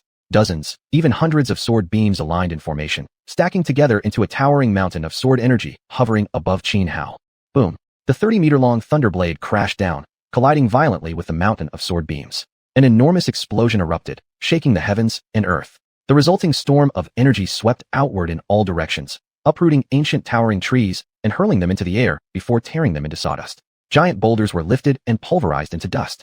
Within a 200-meter radius centered on Xianhao, everything was utterly devastated. When the smoke and dust finally cleared, Xianhao stood tall, gripping the inverse god sword, unharmed by serious injury. Flame Rage Thunderblade. At that moment, Xianhao let out a cold shout. Lightning and flames intertwined in the void as he condensed 5 flaming thunderblades in one go, spinning fiercely toward Xiaoming. Each flaming thunderblade carried terrifying power. With these 5 rotating blades slashing forth, even a cultivator at the same level as Xianhao would be instantly slain. Therefore, although Xiaoming was slightly stronger than Xianhao, already a quasi-transcendent expert, he immediately furrowed his brow and wore a serious expression as he raised his left hand into a seal, drawing down vast waves of lightning from the air to form a massive, thunderous barrier before him. Boom. The 5 flaming thunder blades struck the thunder barrier, triggering another colossal explosion. Violent lightning surged outward, shattering many towering ancient trees around Xiaoming. At the same time, Xianhao stepped forward, like a peerless divine king emerging across the sky, ready to crush all enemies. In an instant, Xianhao had closed in on Xiaoming. His inverse god sword flashed, unleashing countless sword beams, while his left hand rose high, upheld as if holding up the heavens, condensing one piercing heaven divine spear after another from spiritual energy. Die! Xianhao roared. The countless sword beams bursting from the inverse god sword twisted like a tornado, surging toward Xiaoming, while spear after spear plunged down from the sky like falling meteors. Xiaoming dared not slacken his guard. With a sweep of his long sword and rapid flicks of his fingers forming an intricate hand seal, Vast torrents of lightning coalesced into numerous thunder talismans that appeared around him. Arranged in formation, these talismans resembled a gigantic thunderblade, completely enclosing Xiaoming within its protective arc. 36 Thunder Formula. Guard the mortal world. Fully aware that Qin Hao's assault was no ordinary attack, Xiaoming activated a supreme defensive technique, resisting with full strength. Boom. The tornado of sword beams and the barrage of piercing heaven divine spears crashed simultaneously into the thunder blade formed by the talismans. A deafening roar erupted, shaking the skies. Chapter 121. One sword pierces the divine, leaving the world empty. Boom. Under Qin Hao's deadly strike, although Xiaoming had activated his strongest defensive technique, he was still injured, letting out a muffled groan as he staggered backward more than 10 steps before barely stabilizing his stance. Around Xiaoming, the ground collapsed 3 zhang deep. One towering tree after another was uprooted and flung into the air, only to be torn apart in midair. Steadying himself, Xiaoming looked toward Qin Hao, his expression turning extremely grave. He was a half-step beyond extraordinary cultivator, while Qin Hao was merely at the wind-fire tribulation realm. Yet in their recent exchange, Qin Hao had clearly gained the upper hand. This left him deeply unsettled. Xiaoming was undeniably a genius. Though he usually gave off an air of humility, deep down he was incredibly proud. Now, being overpowered by someone beneath his level made this defeat an unbearable humiliation for such a proud man. Die! With no need for further words, Xiaoming roared lowly, raising his longsword high. Instantly, swaths of lightning flickered across the heavens. Bolts as thick as adult human legs plunged down, merging into the blade in his hand. In that moment, lightning crackled across Xiaoming's sword, radiating a terrifying pressure. Heaven form, wind and thunder slash. Xiaoming swung his sword. Countless lightning-charged sword beams erupted outward, slashing fiercely down upon Qin Hao. The power of this blow was immense. Even another half-step beyond extraordinary cultivator would have to evade it cautiously. No one dared to withstand such a strike head-on. Meanwhile, as Xiaoming attacked, Xuanhuan, enduring his injuries at the side, launched his own assault on Qin Hao once more. Though Xuanhuan wasn't as powerful as Xiaoming, he had good judgment. He clearly saw that Xiaoming had been suppressed during their earlier clash, and if Xiaoming fell, there would be no chance of survival for himself. Thus, he chose to lend Xiaoming aid. Xuanhuan shook his arms, drawing on a pair of black gauntlets. Fury lightning shatters rivers and mountains. Xuanhuan thrust both fists skyward. An endless torrent of thunderous fist imprints burst forth like floodwaters breaching a dam, raining down upon Qin Hao with overwhelming momentum and terrifying force. Faced with this dual onslaught from Xiaoming and Xuanhuan, Qin Hao furrowed his brows slightly, showing a hint of seriousness, but not even a trace of panic. He remained utterly calm. Jun Tian, the Jade Emperor sits high upon 9 heavens. Qin Hao's body trembled. Golden spiritual energy surged wildly from within him. As his left hand formed seals, he unleashed a supreme technique from the 9 heavens Emperor Dao. The spiritual energy swirling around him condensed into one intricate sigil after another. These glyphs shimmered, assembling into a colossal, ethereal figure, a vision resembling the legendary Jade Emperor seated atop the 9th heaven, sovereign above all realms, steady as Mount Tai. Boom! Xiaoming and Xuanhuan's attacks crashed into the Jade Emperor Phantom. Instantly, the sigils forged from spiritual energy detonated. Under the collision of 3 extremes of force, a chain reaction of massive explosions erupted. Thunderous booms echoed endlessly. Within a radius of hundreds of meters, the land was ravaged into utter desolation by rampaging energies. Eventually, the earth caved in, and billowing dust swallowed Qin Hao's form. Is he dead? Xuanhuan exhaled sharply, frowning as he stared into the swirling dust. Xiaoming too kept a solemn expression, unwilling to let his guard down. Although he believed their combined attack just now should have slain any cultivator at the wind-fire tribulation level without fail, for some reason, facing Qin Hao left him strangely uncertain. Because Qin Hao's combat prowess displayed earlier had been far too shocking. As the dust finally cleared, Xiaoming and Xuanhuan gazed ahead, and what they saw filled them with shock, fear, and panic. Where Qin Hao had stood now lay a massive crater over 100 meters in diameter. Within the pit, Qin Hao stood upright, gripping Nishan's sword. Seeing Qin Hao unyielding in the crater, Xiaoming and Xuanhuan were stunned, yet also showed glimmers of fear and alarm. Just now, both of them had given their all, yet still failed to kill Qin Hao. Worse, judging by Qin Hao's current state, he had suffered nothing more than minor injuries. This meant Qin Hao's strength far surpassed them both. Though Xiaoming refused to accept it, the truth stood undeniable before him. He could not deny reality. Qin Hao lifted his head, cold and merciless eyes fixed upon Xiaoming and Xuanhuan. He wasn't someone who delighted in bloodshed, but neither was he soft-hearted. Earlier, Xiaoming, Xuanhuan, and the others had sought to ambush him and take his life. Thus, he had no reason to show them mercy. To be kind to enemies was cruelty to oneself. A true xianxia should possess the compassion of a bodhisattva toward the good, but toward enemies? He must be more ruthless, more vicious than they ever were. No words needed. Qin Hao raised his Nishan sword and once again unleashed a killing move from the 12 Tribulation Sword Sutra. 8 tribulations, brush dances fiercely, shaking 5 sacred peaks. One sword reaches the divine, leaving the heavens and earth void. At once, a vast, surging sword intent radiated from Qin Hao, an arrogance, a confidence, a peerless might ready to challenge the entire world. He stomped hard on the ground, his body shooting upward like a cannonball. Stabilizing himself in midair, he slashed down with his sword. Instantly, the roiling energy of wind and clouds transformed into countless sword beams, enveloping Xiaoming and xuanhuan in an instant. Swoosh, swoosh, swoosh. A barrage of sword rays poured down like floodwaters bursting through a dam, overwhelming in momentum and terrifying in power. Xuanhuan's face turned pale. Desperately, he summoned 2 defensive artifacts to block the assault, but before their full power could be activated, both shattered under the onslaught of sword energy, disintegrating into pure energy that dissipated into nothingness. As the sword beam struck Xuanhuan's body, he let out a shrill, agonized scream before exploding into a bloody mist. Xiaoming, though far stronger than xuanhuan and equipped with numerous treasures, frantically unleashed 5 spirit artifacts at once, all of them spiritual instruments. But even so, beneath the vast wave of sword energy, they one by one cracked open and broke apart. Seeing the endless stream of sword beams about to strike him, Xiaoming gritted his teeth, raised his longsword high, and slashed horizontally across the sky, channeling all his spiritual energy into the blade. With his left hand, he formed an extremely intricate and complex seal. A thunderous sword entity, over 30 meters long, instantly appeared above Xiaoming, blocking the attack. Yet under the relentless bombardment of successive sword beams, even this massive blade could not endure. After holding firm for nearly 3 breaths of time, it finally exploded with a loud bang. The moment the thunder sword shattered, the remaining sword beams slammed directly into Xiaoming's body. Letting out a pained cry, Xiaoming flew backward like a broken kite, crashing onto the ground several meters away, his body covered in deep, ghastly sword wounds. Though gravely injured, he hadn't died. Most of the sword energy had been blocked, and he reacted swiftly, immediately burning his abundant life force to heal his wounds at maximum speed. Even as he struggled up from the ground, battered and ragged, he didn't forget to swallow a precious life-restoring herb. Chapter 122. This big black bird must be roasted. Xuanhuan wouldn't give Xiaoming any time to heal. With his left hand raised high, dozens of sky-piercing divine spears instantly condensed in the air. With a single tremor, they shot toward Xiaoming like arrows.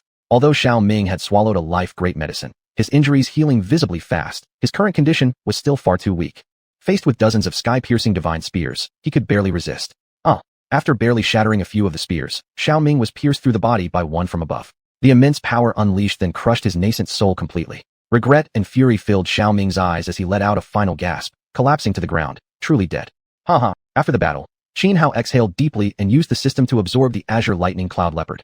Ding! Absorption successful. Azure Lightning Cloud Leopard. Congratulations, host, you have obtained the mysterious Thunder Seal. As the system's voice echoed in Xuanhuan's mind, a palm-sized black seal materialized in his hand. Covered in intricate runes, faint streaks of lightning flickered across its surface. At the same time, detailed information about the mysterious Thunder Seal flooded into his consciousness. The mysterious Thunder Seal was a top-tier spirit artifact. Once activated, it could unleash thunder capable of matching the full power strike of a cultivator at the Windfire Tribulation realm. Just then, Xuanhuan and Little White emerged from the nearby woods. They had arrived earlier but didn't intervene, because Xuanhuan had explicitly instructed them not to help unless he faced certain death. Xuanhuan was a man of clear mind. He knew that under no circumstances should he rely on others. He could only depend on himself. No matter how loyal Xuanhuan was to him, he would never fully depend on her. Walking over to Xiaoming's corpse, Xuanhuan searched for spatial artifacts. Once again, the system prompt sounded in his mind. Several items on Xiaoming's body were eligible for absorption, including his sword. Without hesitation, Xuanhuan immediately chose to absorb them all. Some of these items could be useful to him, but he had no intention of using them if doing so might reveal his identity or lead others to deduce that he had killed Xiaoming and the others. That would create unnecessary trouble. Though Xuanhuan didn't know exactly who Xiaoming and his companions were, from their mannerisms and conduct, he could tell they came from prominent backgrounds. So he decided to let the system absorb everything Xiaoming possessed. After absorbing all the items, Xuanhuan obtained a life-great medicine and a top-tier spirit artifact great armor. After tidying up the scene and incinerating the corpses of Xiaoming and the others, Xuanhuan continued onward with Xuanhuan and Little White toward the summit of Peerless Eminence. Several days later, Xuanhuan, accompanied by Xuanhuan and Little White, finally reached the foot of the summit of Peerless Eminence. My lord, Xuanhuan said, standing beneath the summit. According to the rules of the Taichu trial, transcendents are not allowed to participate. I cannot enter the Taichu ancient land with you. You and Little White wait for me outside. Xuanhuan nodded in agreement. As Xuanhuan spoke with Xuanhuan, a massive black vicious bird flew overhead. Its wings beat fiercely, generating hurricanes in the void. Though it resembled an eagle in form, this beast bore 3 heads, with the central one sporting a cock-like crest. Its talons, lined with black scales, gleamed with cold, terrifying light. On its back sat 4 men and 1 woman, all radiating powerful auras, the weakest among them, a woman, already at the peak of the Windfire Tribulation realm. Xuanhuan casually glanced at the black bird without much concern. But at that moment, a white object dropped from the bird directly toward his head. What the F? Stunned, Xuanhuan cursed instinctively while dodging aside. With a loud splat, the white mass crashed onto the ground, releasing an immediate stench that spread through the air. "Huh!" The young girl riding the black bird burst into laughter, clutching her stomach at the sight. "You're dead." Enraged, Xianhao clenched his right hand in the air, instantly forming a sky-piercing divine spear, ready to hurl it at the bird. But the black bird was too fast. With a single flap of its wings, it surged upward with raging gales, spiraling rapidly toward the summit of peerless eminence. Even with Xianhao's quick reflexes, he failed to act in time. "Just a mere quasi-transcendent beast, daring to humiliate my lord? You seek death." Xuanhuan snapped coldly, her killing intent locking onto the retreating black bird. Sensing her murderous aura, the black bird trembled in shock, turning back to glare at Xuanhuan, every feather on its body bristling upright. One of the middle-aged men on the bird suddenly opened his eyes wide, staring at Xuanhuan with clear wariness. "Xuanhuan, forget it." Just as Xuanhuan was about to act, Xianhao stopped her and said, "I'll find my own chance later. This big black bird will definitely be roasted. But for now, let's keep a low profile. I don't want to become the center of attention." "Yes." Xuanhuan's delicate brows furrowed. Though her murderous intent toward that black vicious bird hadn't diminished at all, she absolutely obeyed Xianhao's orders. Only after Xuanhuan's killing aura dissipated did the black bird lower its bristling feathers. Flapping its wings repeatedly, it quickly surged into the sky like it was fleeing, soaring toward the summit of Peerless Eminence. The summit of Peerless Eminence was the main peak of the Dongi mountain range, immense and towering over tens of thousands of meters high. Standing beneath it and looking up, one could only see halfway up the mountainside, for 1/3 of the summit itself rose above the clouds. Moreover, the summit of Peerless Eminence was extremely steep, with sheer cliffs rising thousands of feet. Ordinary people had no hope of climbing it. Even cultivators could only ascend if they were at least at the yin-yang 5 elements realm or above. After bidding farewell to Xuanhuan and Xiaobai, Xianhao began his climb. With his current cultivation level, scaling the peak was naturally no great challenge. Within just 2 hours, he successfully reached the summit. At the very top of the summit of Peerless Eminence lay an incredibly wide platform, as if some immortal had swept down with a sword and sliced the mountaintop cleanly off. When Xianhao climbed to the top, he discovered there were already thousands of people present. And naturally, he immediately spotted the same black vicious bird from earlier. The young girl riding on the bird burst into laughter again the moment she saw Xianhao. This made Xianhao deeply annoyed, almost wishing he could rush over and give her a harsh lesson right then and there. But he restrained himself and chose to ignore her. He scanned the crowd, searching for Murong Tianyu's figure. They had agreed to meet again here at the summit of Peerless Eminence the last time they parted. Chapter 123, Gathering of Heavenly Talents.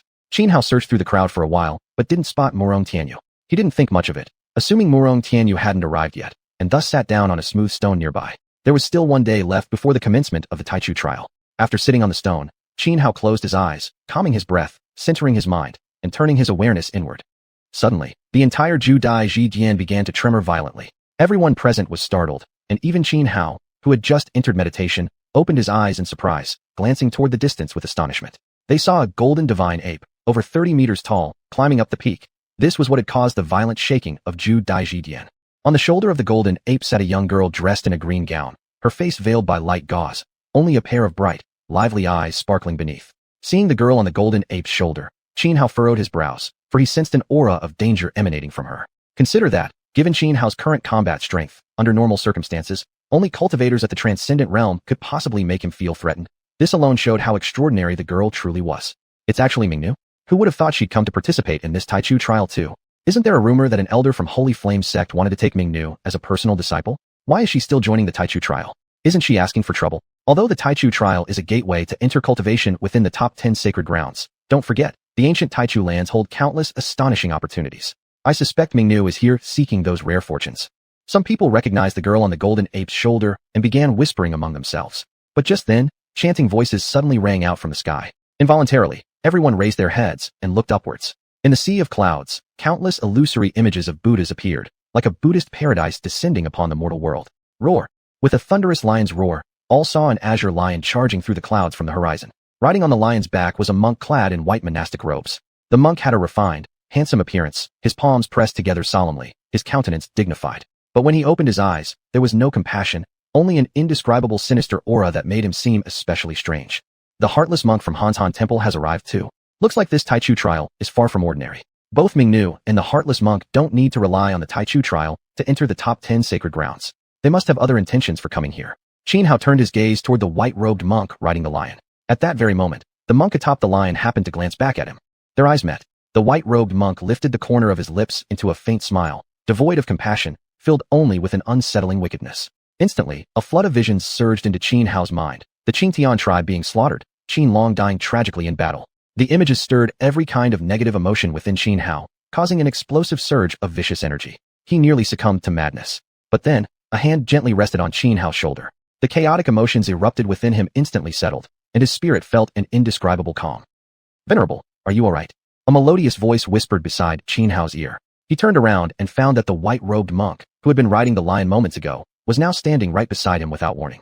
"I'm fine." Xianhua stared warily at the white-robed monk and instinctively took several steps back. This monk was terrifying. Just a single eye contact had almost driven him to insanity. "Amit Ba," the monk intoned softly, clasping his palms together in prayer.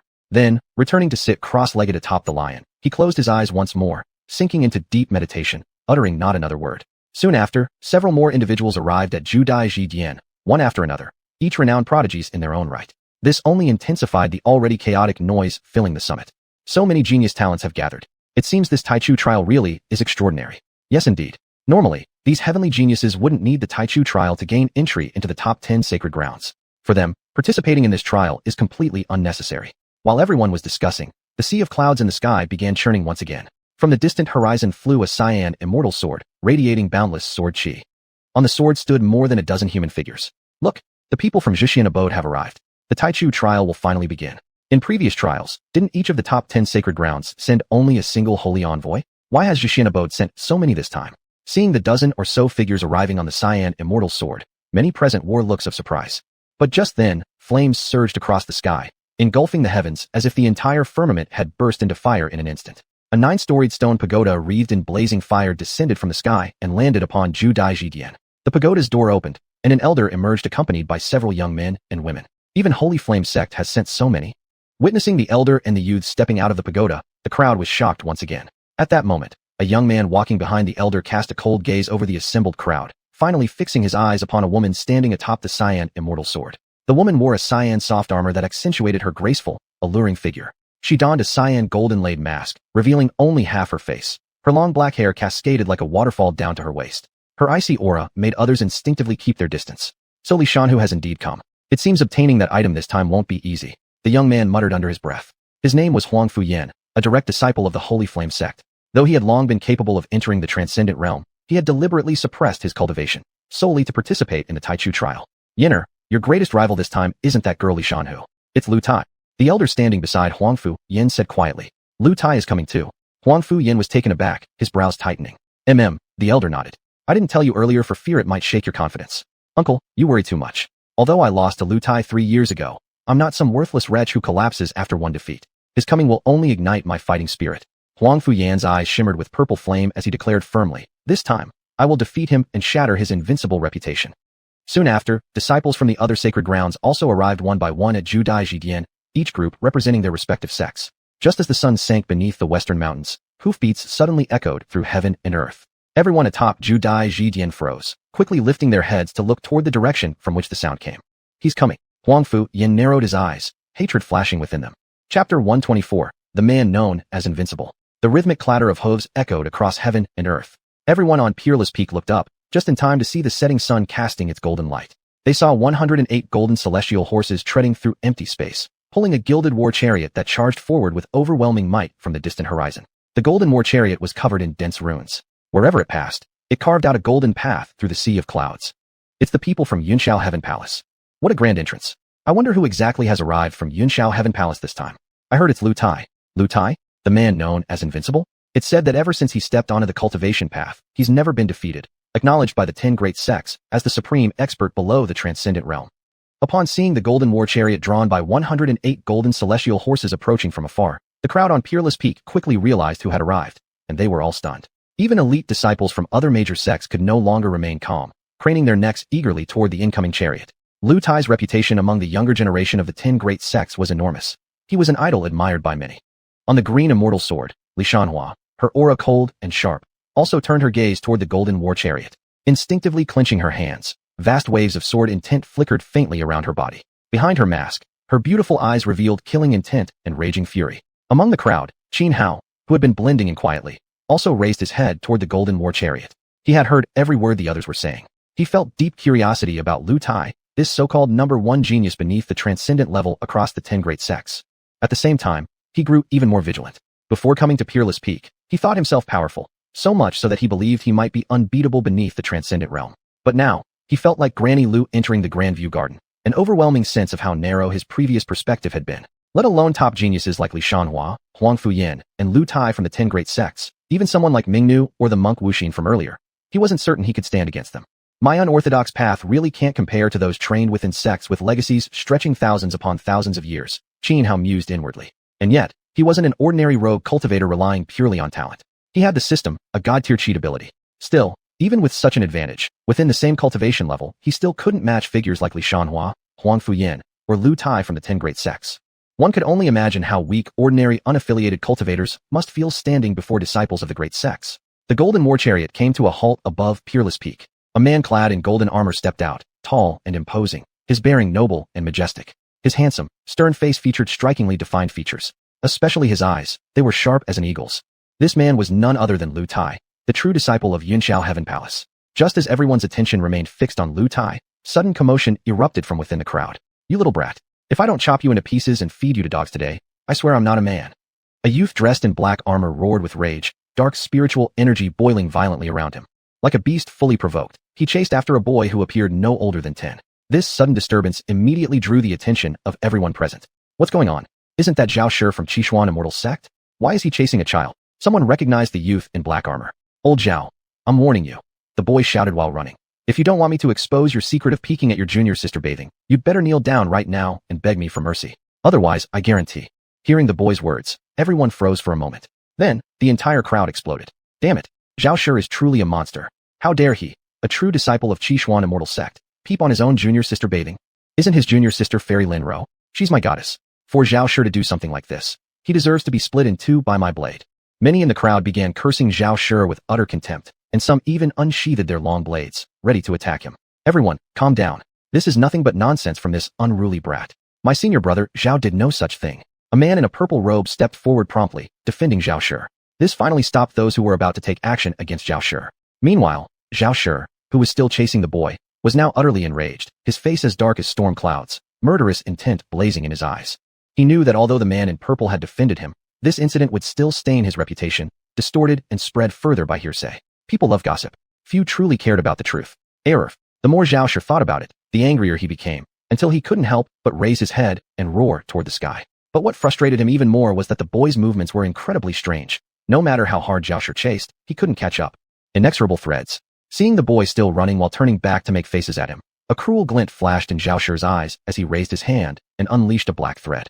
The black thread was extraordinary, and dingy spiritual artifact. Once released by Zhao Shi, it weaved through the air, forming a spiderweb-like net that swooped down toward the boy. Though the boy's movements were bizarre and elusive, his cultivation was far too weak, only at the nascent soul stage. Thus, when the web formed by the inexorable threads descended upon him, he had no means to dodge and was instantly ensnared. Little brat, where are you going to run now? Seeing the boy trapped in the spiderweb net, Zhao Shi sneered coldly. With one swift step, he dashed right in front of the boy. Zhao, you'd better release me right now, otherwise. Though caught in the net woven by the inexorable threads, the boy remained calm and completely unfazed. Heh. Zhao Shi laughed mockingly and said, otherwise what? What can you do to me, you little pest? I naturally can't do anything to you, but my brother-in-law will surely beat you to a pulp. The boy rolled his eyes mischievously, wearing an arrogant look. Your brother-in-law? Zhao Shi frowned, eyeing the boy up and down before asking, who is your brother-in-law? Xianhua, the boy replied. Xianhua? Never heard of him. At first, seeing the boy's haughty expression, Zhao Shi had thought this brother-in-law must be someone formidable. You not knowing my brother-in-law's name is perfectly normal. He's from the barbarians. You know how brutal barbarians can be, right? So Zhao, let me go right now. The boy spoke arrogantly. Barbarians? Zhao Shi was momentarily stunned. Then snapping back to reality, he threw his head back and laughed loudly, utterly disdainful. Huh, I thought your brother-in-law was some big shot. Turns out he's just a lowly barbarian slave. Chapter 125. Who do you think you are? As soon as Zhao Shi heard that the little boy's brother-in-law was a barbarian, he immediately dismissed him. The little boy's eyes darted around suspiciously, scanning through the surrounding crowd. Then, his gaze locked onto Xianhua among the people. Xianhua had already recognized the boy as Murong Xiaolong. He hadn't stepped in earlier because he assumed Murong Tianyu and Murong Yunyan were nearby. But now that Murong Xiaolong had been seized by Zhao Shi, and neither Murong Tianyu nor Murong Yunyan had appeared, he grew suspicious. Until suddenly, he heard Murong Xiaolong calling out, brother-in-law, brother-in-law, repeatedly, and instantly realized this brat was trying to drag him into trouble. Just as he prepared to slip away unnoticed, Murong Xiaolong spotted him. Brother-in-law, brother-in-law. Seeing Xianhua, Murong Xiaolong immediately screamed at the top of his lungs. Hearing Murong Xiaolong shout, brother-in-law, toward Xianhua, Zhao Shi turned sharply to look at Xianhua, frowning. With an unfriendly glare, he demanded, hey, are you this brat's brother-in-law? No. Without hesitation, Xianhao waved his hand and denied it immediately. He wasn't stupid. Why would he let himself be framed by xiaolong? I think you're just afraid to admit it, Xiaoshi sneered, staring coldly at Xianhao. This little runt slandered me. Since you're his brother-in-law, you should take responsibility for his actions. I won't make it hard on you. I'll let it go if you kneel down and kowtow to me 3 times, then force this kid to admit what he said was made up. I told you. Xianhao replied firmly. I'm not his brother-in-law. I don't even know him. Brother-in-law, how can you disown me like this? Is this how you treat my sister? Seeing Xianhao denying him, xiaolong quickly put on a pitiful expression. Xianhao shot xiaolong a fierce glare. He truly didn't want anything to do with him. But he had a decent relationship with Tianyu, and with neither Tianyu nor Yunyan in sight, if something happened to xiaolong at Zhao Shi's hands, Xianhao wouldn't be able to live with himself. After a brief hesitation, Xianhao said to Zhao Shi, Brother Zhao, this kid loves causing trouble. You're a man of high status. Don't stoop to his level. Let me beat him up once to make amends for you.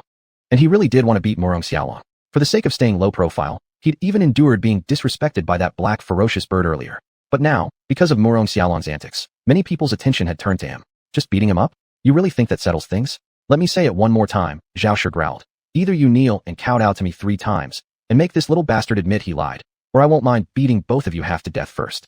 Zhao Shi had been utterly enraged by xiaolong's insults, suffering great humiliation. There was no way he'd let this slide so easily. Tisk. Xianhao inhaled deeply, then looked at Zhao Shi and said coldly, Who do you think you are? Actually giving yourself this much face? What did you say? Zhao Shi froze for a moment, then instantly flew into a rage. He had just heard from xiaolong that Xianhao was a barbarian, and yet this barbarian dared speak to him in such a tone? It was suicide. Without a second's hesitation, Zhao Shi lunged forward as he spoke, reaching out with a massive palm wreathed in surging black spiritual energy, radiating an overwhelming aura. To be challenged publicly by a mere barbarian slave, this was nothing short of an unbearable disgrace. He had to crush Xianhao outright and establish his authority. Dead man walking. Xianhao's eyes turned icy cold as he barked back. Though he knew xiaolong was deliberately dragging him into trouble, up to no good at all, he still cared about Tianyu. And ever since Zhao Shi kept calling xiaolong a little runt, Xianhao had already grown annoyed. Now Zhao Shi had the audacity to attack him directly. How could he possibly endure that? He was never someone who tolerated bullying. True, he wanted to stay low profile, but being discreet didn't mean being weak. Zhao Shi was strong, a firewind great tribulation cultivator, but in Xianhao's eyes, he was nothing more than a weakling. Xianhao slapped outward with full strength. Slap. His palm slammed into Zhao Shi's hand. A violent clash of spiritual energy erupted. Before Zhao Shi could even react, an overwhelming surge of power crushed through his arm. Agonizing pain exploded in his palm. It split open completely, blood splattering everywhere, every bone shattered. Then, in his blurred vision, Xianhao's palm seemed to expand infinitely, slamming squarely across his face with crushing force. He went flying like a free-falling kite, hurtling dozens of meters backward before crashing heavily onto the ground. Holy hell, who is this guy? He actually slapped Zhao Shi that hard and sent him flying. Zhao Shi isn't weak. He's ranked within the top 10 among xuanhuan disciples of the 7 mystical sects. For someone to knock him down with a single slap, this man is truly powerful. Just now, listening to Zhao Shi's conversation with that little boy, it seems this guy is from the barbarian tribes. A barbarian participating in the primordial trials? Hasn't something like this happened in thousands of years? Seeing Xianhao slap Zhao Shi so hard that he flew through the air, many surrounding people were utterly shocked. Their gazes toward Xianhao were now filled with dread and caution. Ewa! Zhao Shi let out a deeply suppressed roar. His current emotions were truly indescribable. First enraged beyond reason by that brat xiaolong, and now knocked flying by Xianhao with a single slap. At this moment, he was utterly humiliated. He would become the laughingstock of everyone hereafter. You damn barbarian slave dared ambush me. If I don't skin you alive, tear out your tendons, crush your bones to dust, and scatter them, I swear I'll never be a man. After clumsily scrambling back to his feet, Zhao Shi glared murderously at Xianhao, his voice dripping with venom. His body trembled fiercely as surging spiritual power erupted around him. Die! Zhao Shi stomped his feet against the ground and charged forward like a caged tiger unleashed. With both hands raised, dark spiritual energy condensed into sharp, lethal blades that spiraled violently toward Xianhao. Facing Zhao Shi's assault, Xianhao remained completely fearless. Raising his right hand high, he formed one heaven-piercing spear after another. Then, with a fierce downward sweep of his arm, the spears shot forth like arrows, colliding directly with the whirling dark blades aimed at him. Though the dark blades carried considerable force, the heaven-piercing spears were clearly superior. With just a slight tremor, they shattered the dark blades one after another, breaking them apart, dismantling them, dispersing them entirely. And even after obliterating the blades, the heaven-piercing spears lost none of their momentum, continuing their deadly flight straight toward Zhao Shi. Just as Zhao Shi was about to be pierced through the body and killed instantly by the spears, at the very last second, the man in the purple robe who had earlier spoken on Zhao Shi's behalf finally intervened. With a single palm strike, a torrent of spiritual force erupted outward like raging waves, shattering each heaven-piercing spear midair. Chapter 126. The beginning of primordial trials. The man in purple robes was named Su Feng, the top disciple of Xiuxian sect, a powerhouse on par with Ming Nu and Wuxin monk. After saving Zhao Shi, Su Feng turned his cold gaze toward Qin Hao and said, "First you defame my junior brother Zhao, now you attempt to kill him. Do you take Xiuxian sect for granted, as if there were no one capable among us?" With these words, Su Feng immediately placed himself on the moral high ground, and without giving Qin Hao a chance to respond, he launched a direct attack. His right hand formed a sword finger that flicked forward. Black spiritual energy surged violently from his body, forming a massive black sword blade over 30 meters long. It descended with crushing force upon Qin Hao, while also engulfing Murong Xiaolong within its range. The terrifying power radiating from the black blade caused those nearby to scramble backward in fright, fearing collateral damage. Qin Hao's eyes flashed with ferocity. Since things had already escalated this far, he had nothing more to hold back. He resolved to fight Su Feng with full strength. Though he wasn't confident he could overpower Su Feng, he was certain he could remain unbeaten. But at that moment, xianxia, who had been standing atop her xian immortal sword, suddenly moved. With a single step, she seemed to teleport, appearing instantly beside Murong Xiaolong. She raised her hand lightly, and a streak of xian sword energy shot out like lightning. The xian sword energy collided head-on with the black sword blade. In an instant, the xian energy split into dozens, then hundreds of luminous green specks, striking the dark blade from all directions simultaneously. With a loud boom, the black sword shattered apart, dissipating into pure energy that scattered wildly. "Miss Li, what do you think you're doing?" Taken aback by Li Shanhua's intervention, Su Feng frowned and demanded, "This is the younger brother of my close friend Murong Tianyu. While I'm here, no one shall harm even a hair on his head." Li Shanhua said calmly. She hadn't stepped in to defend Qin Hao, but for Murong Xiaolong alone. Murong family? Upon learning Murong Xiaolong's identity, Su Feng's expression grew serious. "Sis Coral, you didn't need to step in. I know my brother-in-law is strong," Murong Xiaolong said as he walked up beside Li Shanhua. "I received a letter from your elder sister asking me to watch over you. Stay quiet and behave yourself by my side. Otherwise, I will beat you senseless. You know I'm not as lenient as your big sister."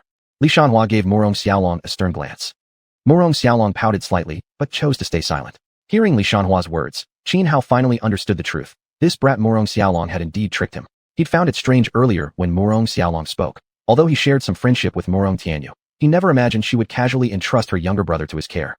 "For Miss Li's sake, let this matter end here," Su Feng said after a moment of thought. Li Shanhua was a direct disciple of one of Xiuxian Pavilion's elders. Offending her would be foolish. And though the Murong family wasn't especially powerful, their name carried weight. Weighing all factors, Su Feng made his decision. Zhao Shi clearly wasn't satisfied with this outcome, but before he could protest, Su Feng shot him a glare. Zhao Shi seemed deeply afraid of Su Feng. Though inwardly seething with resentment, under Su Feng's openly threatening stare, he swallowed his objections and remained silent, effectively accepting Su Feng's verdict. Li Shanhua didn't waste another word on Su Feng or Zhao Shi. Grabbing Murong Xiaolong, she leapt skyward and returned to her hovering xian immortal sword floating midair. "Brother-in-law, see you in the Taichu ancient land." Murong Xiaolong stuck his tongue out at Qin Hao with a mischievous grin. Although the crisis had been avoided due to Li Shanhua's interference, Murong Xiaolong had still achieved his goal. He meant to stir trouble for Qin Hao, to thrust the invisible nobody into the spotlight, to burden him with chaos. Who else but Qin Hao had dared to try and beat him back atop Tianyan Peak? He was a vengeful little brat through and through. Now that peace had been declared, Su Feng paid Qin Hao no further attention. But Zhao Shi cast one last venomous glare at Qin Hao before departing. Clearly, he wasn't done. Qin Hao had humiliated him beyond endurance. Unless Qin Hao suffered 10,000 cuts, his fury would never subside. Yet continuing the fight now was impractical. Not only had Su Feng already called a truce, but more importantly, the primordial trials were about to begin. One must maintain peak condition to shine during them. That barbaric slave is finished. Miss Li's words just now made clear, she'll protect only Murong Xiaolong, not lift a finger for Qin Hao. But Su Feng and Zhao Shi won't truly let this go. They'll surely find a way to strike back. It's been thousands of years since a barbarian last qualified to participate in the Taichu trials, yet he's doomed to fail. It truly seems heaven has decided to wipe out the barbarians. No wonder in recent years, the barbarians have lost almost every battle against the divine dynasty. Someone whispered under their breath, casting a look full of pity toward Qin Hao. After that brief disturbance, emissaries from the 10 great sacred lands finally arrived. By then, night had completely fallen, and a bright moon silently rose into the sky, bathing everything in a soft silvery glow. At this moment, each emissary produced a fragment of a seal. When these fragments came together, they fused into a single palm-sized seal. The seal then emitted light, projecting an ancient gateway into midair. It was a colossal bronze gate, dozens of meters tall, hovering directly above the peak of Juadai Summit. Once the bronze gate appeared, the seal quivered in midair and flew straight into a recess carved into the gate's surface. Then, moonlight fell upon the seal embedded in the recess, activating some hidden mechanism within it. Instantly, countless runes flickered to life across the surface of the bronze gate. Boom, boom. With a thunderous roar, the bronze gate slowly swung open. Behind it loomed a vast black vortex, wreathed in floating shards of spatial debris. The Taichu trials have finally begun. Go. Now. The moment the gate opened, everyone on site rushed forward frantically, scrambling through the bronze gate one after another until their figures vanished into the black vortex. Without hesitation, Xianhua shot upward, dashing toward the black vortex behind the bronze gate. But just as he reached the edge of the vortex, Su Feng suddenly appeared beside him, eyes icy cold, lips curling into a sneering smirk. Startled by Su Feng's sudden appearance, Xianhua tensed, but before he could react, Su Feng raised his hand. Black spiritual energy condensed into an intricate mark and seared itself on Xianhua's arm. Caught off guard, and already close to the vortex, Xianhua had no time to comprehend what had happened before the immense suction force of the black vortex pulled him violently inside. Chapter 127. The Heaven-Sealing Divine Monument. Xianhua was dragged into the black vortex. After a dizzying whirl, he regained his senses and found himself standing amidst a vast range of wild, untamed mountains. So this is the Taichu ancient land? Xianhua looked around warily. Over recent days, he had gathered considerable information about the Taichu trials. The Taichu ancient land was a renowned secret realm, originally captured from outer space in ancient times by a great power known as the Taichu immortal sect. They transformed it into a training ground specifically for cultivating their disciples. Although the Taichu immortal sect eventually vanished into the long river of history, the key to the Taichu ancient land fell successively into the hands of the 10 great holy lands, which then established the Taichu trials. There were no special rules for the trials. Entering the Taichu ancient land amounted to nothing more than survival through adventure. Anyone who managed to survive would earn the right to cultivate within one of the 10 great holy lands. Though it sounded simple, each trial saw fewer than 3 out of 10 participants emerge alive. After confirming there was no immediate danger around him, Xianhua turned his attention to the black mark Su Feng had left on his arm and immediately attempted to remove it. However, the black mark proved too strange. Despite spending a long time trying, Xianhua failed to erase it. Still, he had tested it carefully. The mark posed no threat to him. It was merely a marker. Is this so Su Feng can find me inside the Taichu ancient land? After a moment's thought, Xianhua understood Su Feng's intention in leaving the mark. His eyes narrowed sharply, revealing cold, merciless glints, while a faint, icy smirk curled at the corner of his lips. Then, he ceased paying attention to the black mark on his arm. Although Su Feng was strong, Xianhua feared him not. Their brief clash at the peak of peerless talent had ended in a draw, but back then, Xianhua hadn't fought seriously. He had concealed a large portion of his true strength. He hadn't wanted to expose his full power too early in front of so many people. But here in the Taichu ancient land, that concern no longer applied. If Su Feng or others came after him, he wouldn't hesitate to unleash his full might and kill them on the spot. With that, he pulled out a map. Though even now vast regions of the Taichu ancient land remained unexplored, centuries of expeditions had revealed much of its geography, leading explorers to compile maps. Back when he arrived at the peak of peerless talent, Xianhua had seen these maps being sold and purchased one with a rare medicinal herb. He unfolded it and glanced over briefly. According to the markings, he was currently in Xinnong Ridge within the Taichu ancient land. Xinnong Ridge was one of the better-known areas in the Taichu ancient land. Rolling mountains stretched hundreds of miles, ancient trees soared toward the sky, and gnarled vines twisted thickly through the forest. Many participants of the Taichu trials had received fortune here.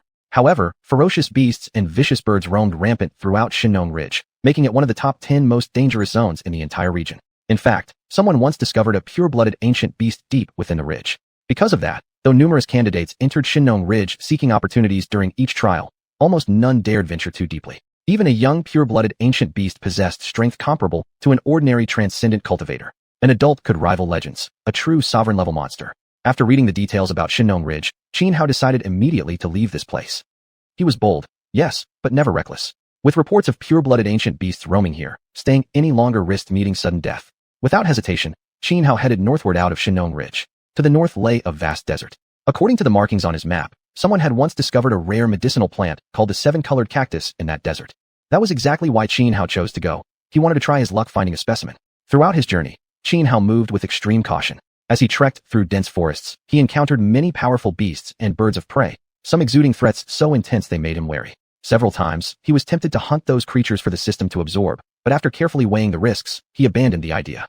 He feared the commotion would awaken the lurking pure-blooded ancient beast hidden somewhere within Xinnong Ridge. It took 3 full days before Xianhua finally emerged from Xinnong Ridge and stepped into the northern desert. Staring ahead at the endless expanse of sand, then glancing back at the lush, mountainous forest behind him, Xianhua hesitated briefly before stepping forward resolutely, entering the boundless desert.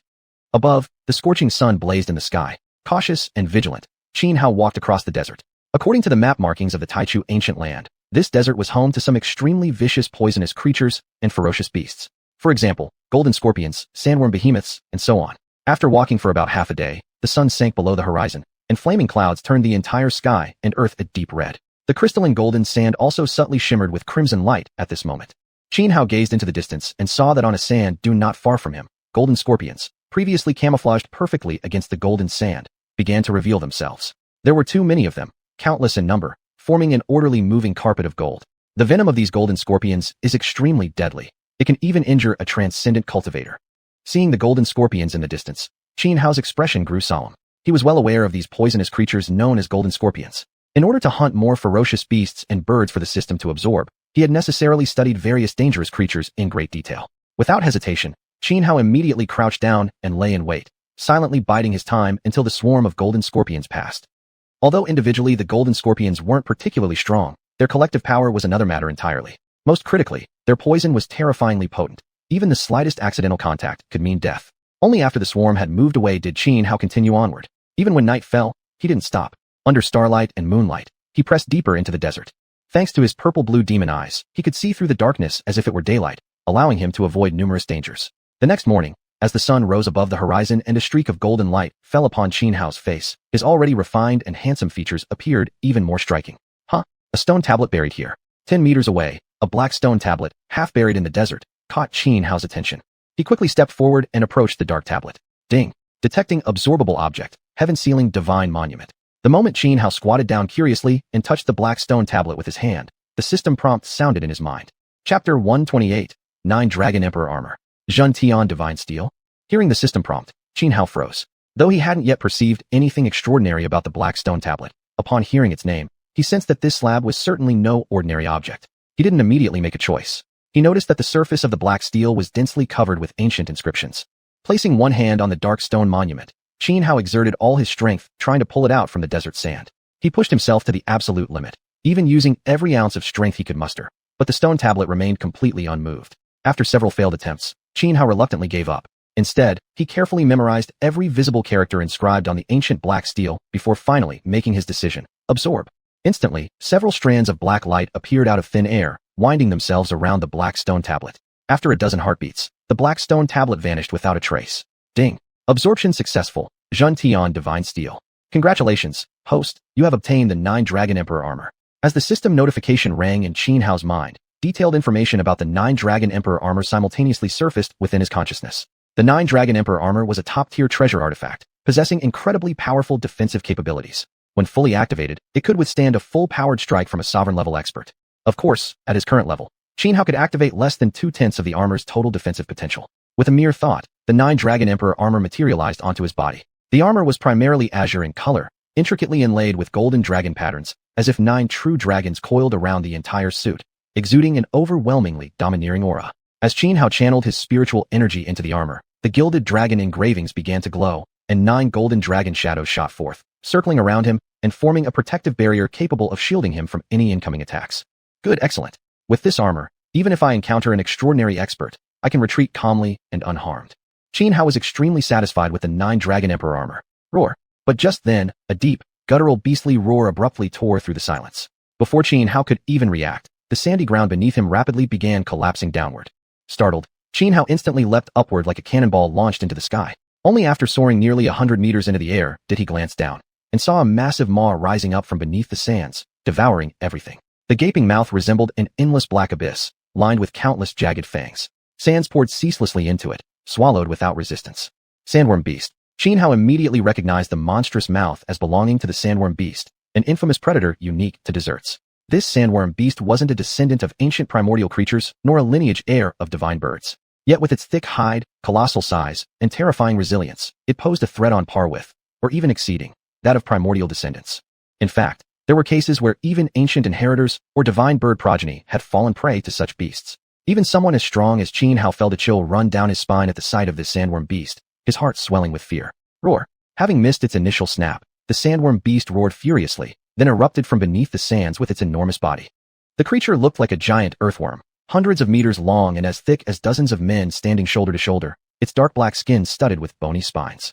Though immensely powerful, the Sandworm Beast lacked intelligence, hunting purely on instinct across the desert. Thus, its attack methods were simple and repetitive, opening its gargantuan maw, capable of swallowing a small hill whole, and lunging once more at Xianhao. Xianhao flickered his form and effortlessly dodged the assault. Unwilling to waste time engaging the beast further, he dashed horizontally across the void like a meteor streaking across the heavens, moving at incredible speed. The Sandworm Beast held little value. Xianhao had no intention of wasting precious time killing it. Instead, He relied on his superior speed, hoping to shake off the pursuing monster. In one burst, he shot forward hundreds of meters. But the moment he stabilized his figure in midair, he spotted rolling dust below, revealing that the sandworm beast was still hot on his heels. Despite its immense size, the sandworm beast proved astonishingly agile and far from clumsy. Catching up to Xianhuan, it burst out of the sand once again. Its maw gaped wide, aiming to swallow him whole. Seeking death, Xianhuan narrowed his eyes, unleashing a terrifying wave of killing intent. Then, raising his right hand, hundreds of heaven-piercing divine spears condensed in midair. With a swift downward sweep of his arm, the spears trembled violently in the void and shot toward the sandworm beast like a storm of death. The heaven-piercing spears carried tremendous force. Though the sandworm's hide was extremely tough, the spears still pierced deeply into its flesh. Roar, roar, roar. Struck by the spears, the sandworm beast emitted agonizing shrieks. Yet such attacks, however painful, were nowhere near sufficient to kill a creature of its magnitude. Instead, the sandworm beast flew into a rage upon receiving the attack. Its massive body thrashed violently, kicking up towering waves of yellow sand. Then, once again, it opened its gigantic maw and lunged at Xianhuan. Red Flame Thunderblade. Xianhuan was prepared. He first dodged the beast's assault using his movement technique. Then, with a mere thought, raging thunder fire erupted in midair, condensing into dozens of fiery blades, each tens of meters long. At Xianhuan's cold shout, the blazing thunderblades slashed toward the sandworm beast. This time, the beast suffered severe injuries. A deep, bone-exposed gash, dozens of meters long, tore across its back, crackling with thunder fire that burned its flesh to char. Roar, roar, roar. The sandworm beast roared furiously, its viciousness fully awakened. But it made no difference. It only knew one method of attack, swallowing prey whole. Moreover, Xianhuan had already soared hundreds of meters into the sky, far beyond the ground's reach. Unless the beast could lift its entire colossal body upright, it couldn't touch him. Thousand Thunder Sky Prison Seal. With a loud roar, Xianhuan formed hand seals and unleashed his ultimate technique. Instantly, rune-encrusted barriers enclosed the sandworm beast.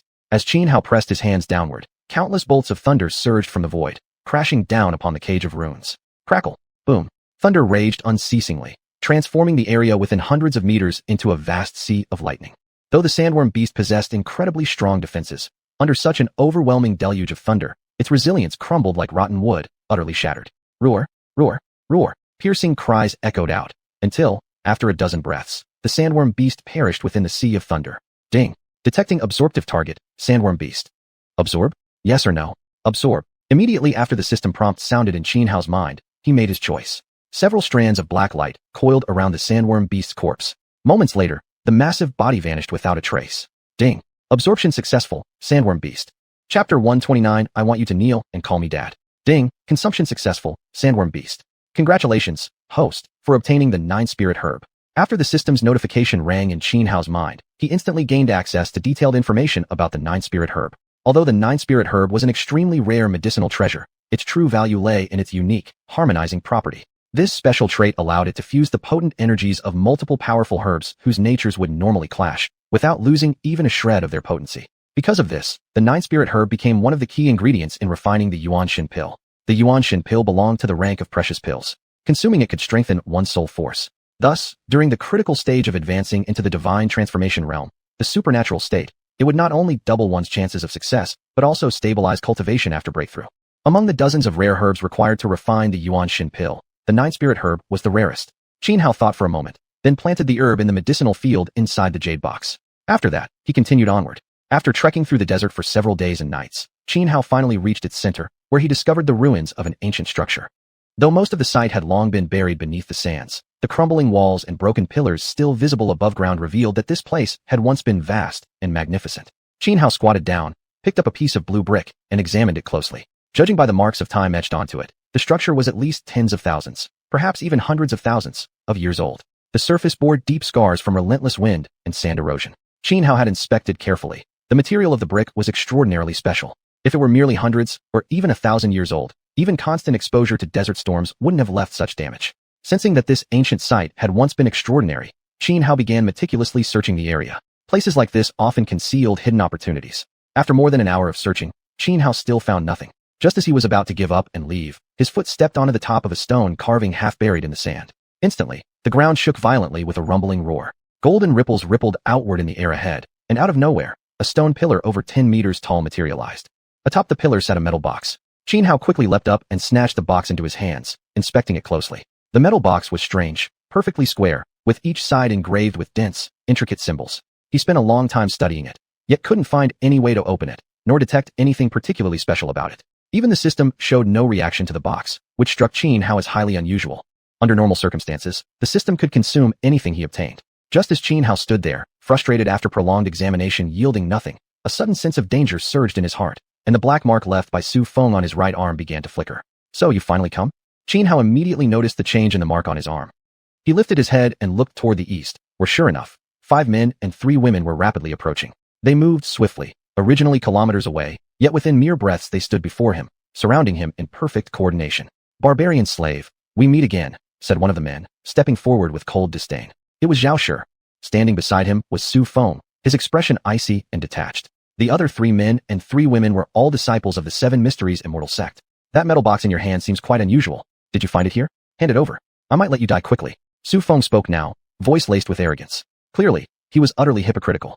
Back at the Peerless Peak, he had feigned humility and courtesy to maintain appearances. Now, facing only Xianhao, he dropped the act, cold-faced, eyes glinting with the cruel hunger of a starving wolf. Heh. Xianhao sneered, glancing at Su Feng, then sweeping his gaze across the others. Looks like I really gave you too much credit back at the Peerless Peak. Your brains must have short-circuited. You didn't even consider your own strength before daring to seek me out. Haha, you barbarian slave, truly never knowing death until it stares you in the face. Back at the Peerless Peak, if Li Shanhu hadn't intervened, you'd already be headless. Su Feng laughed loudly. Although Xianhao's combat prowess during that battle had shocked him, he didn't take it seriously. He believed he hadn't used his full power at the time. Yet he assumed Xianhao had already exhausted everything he had. Moreover, learning that Xianhao was from a barbarian tribe with no background, Su Feng assumed he couldn't possibly possess any formidable trump cards. That was why, when Xianhao entered the Taichu ancient land, Su Feng used a special method to leave a mark on him, and after entering, instead of searching for opportunities and treasures, chose first to hunt down and kill Xianhao. Enough talk. Today, I will beat you until you kneel and call me dad. Xianhao raised his right hand, pointing his index finger directly at Su Feng. You dare? Provoked so brazenly, Su Feng could barely contain his fury. With a cold shout, he shot forward like a blur, lunging toward Xianhao with murderous intent. This time, he held nothing back. From the very first move, he unleashed his full power. Su Feng was like a peerless, ferocious beast streaking across the sky, diving down upon Xianhao with terrifying speed. Yet Xianhao remained calm and composed. Clenching both hands into fists, he simply swung upward at the descending figure. In an instant, the two clashed fiercely. Xianhao unleashed the heavenly gong divine fist, his movements vast and overwhelming. One after another, mighty fist imprints rained down like meteorites from the heavens, so powerful that Su Feng was forced to retreat repeatedly. Though Su Feng fought with everything he had, his strength far surpassing what it had been at the Peerless Peak, he still found himself at a disadvantage, almost being crushed under Xianhao's relentless assault. This humiliated him deeply, igniting a blazing inferno of rage within his heart. He had originally believed that, unleashing his full power, he could instantly annihilate Xianhao. But now, he was actually being suppressed. 7 Mystic Radiance, Annihilation. With a thunderous roar, Su Feng unleashed the ultimate killing technique of the 7 Mysteries Immortal sect. His hands flickered as 7 beams of light, red, orange, yellow, green, cyan, blue, and purple, merged together, forming a radiant whip that cracked through the air, lashing toward Xianhao. Even if Xianhao were only at the peak of windfire tribulation, let alone even a half-step beyond ordinary cultivator, anyone struck by this 7 Mystic Radiance would suffer severe injuries on the spot. Cloud Tribulation Sword Wall. Not daring to be careless, Xianhao immediately drew the reverse god sword. With one swift slash, he stood firm like a pillar amidst raging currents, drawing in surrounding clouds and condensing them into sword chi that descended sharply, forming a towering sword wall over 10 meters high, blocking the incoming 7 Mystic Radiance. Chapter 130, 23 Dinghai Pearls. A wall of swords, towering like mountains and peaks. Yet under the impact of Xiuxian immortal light, the sword wall still shattered. Xianhao let out a muffled groan, retreating dozens of meters before stabilizing his stance. A thin trickle of blood seeped from the corner of his mouth. Su Feng's fatal strike had only inflicted a minor injury upon Xianhao. This left Su Feng stunned with disbelief, while Zhao Shi and the others nearby were utterly shocked. They knew precisely how powerful the Xiuxian immortal light was. In their eyes, even if Xianhao possessed absurd combat prowess to block such an attack, he should have been severely wounded. But in reality, Xianhao was merely lightly injured. How could this not leave them astounded? Break Heaven Spear, Falling Stars. Wiping away the blood at the corner of his lips, Xianhao shook his body, causing a surging tide of spiritual energy to burst outward. In midair, it coalesced into hundreds of Break Heaven spears. Then, with a sweep of his hand, the hundreds of spears shot forward like arrows, hurtling towards Su Feng. Su Feng didn't dare be careless and quickly poured all his strength into defense. But that previous killing move had already drained too much of his spiritual energy. Now, even at full effort, his combat power was diminished. Under the assault of the hundreds of Break Heaven spears, Su Feng ultimately sustained injuries. One spear piercing through his body, blood gushing out and staining his clothes crimson. Senior Brother Su. Seeing Su Feng wounded, Zhao Shi and the others were horrified. Even witnessing it firsthand, they couldn't believe that Qin Hao, who was merely at the peak of windfire tribulation, had actually managed to injure Su Feng. Su Feng's face twisted in agony. He was a direct disciple of the xiuxian immortal sect, now injured by a barbarian slave weaker than himself. This was nothing short of a humiliating disgrace. 5 calamities, ancient road, sunset, no return. Who dares stand against me?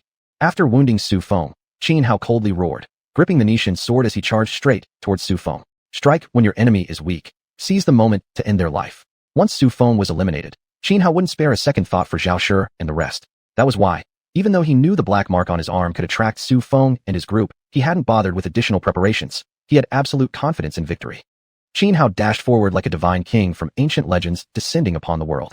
The sword in his hand slashed through the air, unleashing a terrifying aura that chilled one's very soul. Overwhelming sword intent spread outward, affecting even Su Feng, making him tremble with a flicker of fear, so much so that he hesitated to counterattack. But Su Feng was no ordinary man. He was a genius cultivator. Had it not been for participating in this Taichu trial, he could have broken through to the Xiaofan realm over a year ago. His mentality was naturally beyond comparison with any common cultivator. Almost instantly, he forcefully suppressed the trace of fear within his heart and broke free from the influence of the sword intent. But by then, Qin Hao's Nishan sword was already less than a meter away from his throat. Even free from the sword intent's effect, there was no way he could completely evade the strike. Xiuxian Mirage steps. Su Feng activated his ultimate movement technique, shifting his body aside. Though unable to fully avoid Qin Hao's slash, he managed to steer clear of vital areas. With a puff, the sword failed to slit Su Feng's neck, but carved a gruesome wound across his chest. Blood gushed out, instantly dyeing the front of his robes deep red. Moreover, the terrifying sword pressure crept into his body through the wound. Terrified, Su Feng urgently channeled all his internal strength to resist, barely managing to contain the deadly force. Su Feng sucked in a sharp breath. If he hadn't dodged quickly enough, Qin Hao would have cut his throat open, killing him instantly, beyond any chance of revival. You lowly slave. I swear I won't call myself Su Feng unless I kill you today. Su Feng leaped back dozens of meters, creating distance between himself and Qin Hao. He sneered coldly, eyes flashing with venomous hatred. Then, with a shake of his hand, he summoned a series of eerie blue pearls. 23 in total. These were Su Feng's trump card for the Taichu trial, an artifact known as the 23 Dinghai Pearls. Though Su Feng hadn't yet reached the Xiaofan realm, and thus couldn't unleash the artifact's true power, he could still activate about 70 to 80% of its potential. And artifacts were on par with the abilities of the Xiaofan realm. As the 23 Dinghai Pearls emerged, they radiated intense blue light and began revolving around Su Feng. Seeing the 23 pearls, Qin Hao immediately furrowed his brow. He could clearly sense the terrifying power emanating from them, powerful enough to threaten his life. Thus, his expression turned grave, and he grew cautious. Artifacts were exceedingly rare. Even disciples from the 10 great holy lands seldom possessed one. Therefore, Qin Hao never expected Su Feng to actually carry such an item. This was beyond his expectations. Without artifact support, Qin Hao had complete confidence, absolute certainty, that he could defeat Su Feng. But with the treasure artifact in play, he now had less than a 40% chance of victory. Lowly slave, taste the power of my Dinghai Pearls. Su Feng glared at Qin Hao, roared fiercely, and with a sweep of his right hand, launched one Dinghai Pearl toward him like a speeding stone. The Dinghai Pearl was a genuine treasure artifact, its surface covered with dense arrays of intricate runes. Now, nearly all of them were activated, amplifying the pearl's power. Even someone as formidable as Qin Hao couldn't clearly see it coming before the pearl was already within a meter of his face. Without hesitation, Qin Hao immediately raised his Nishan sword. Bang! The Dinghai Pearl struck the Nishan sword. A metallic clang rang out.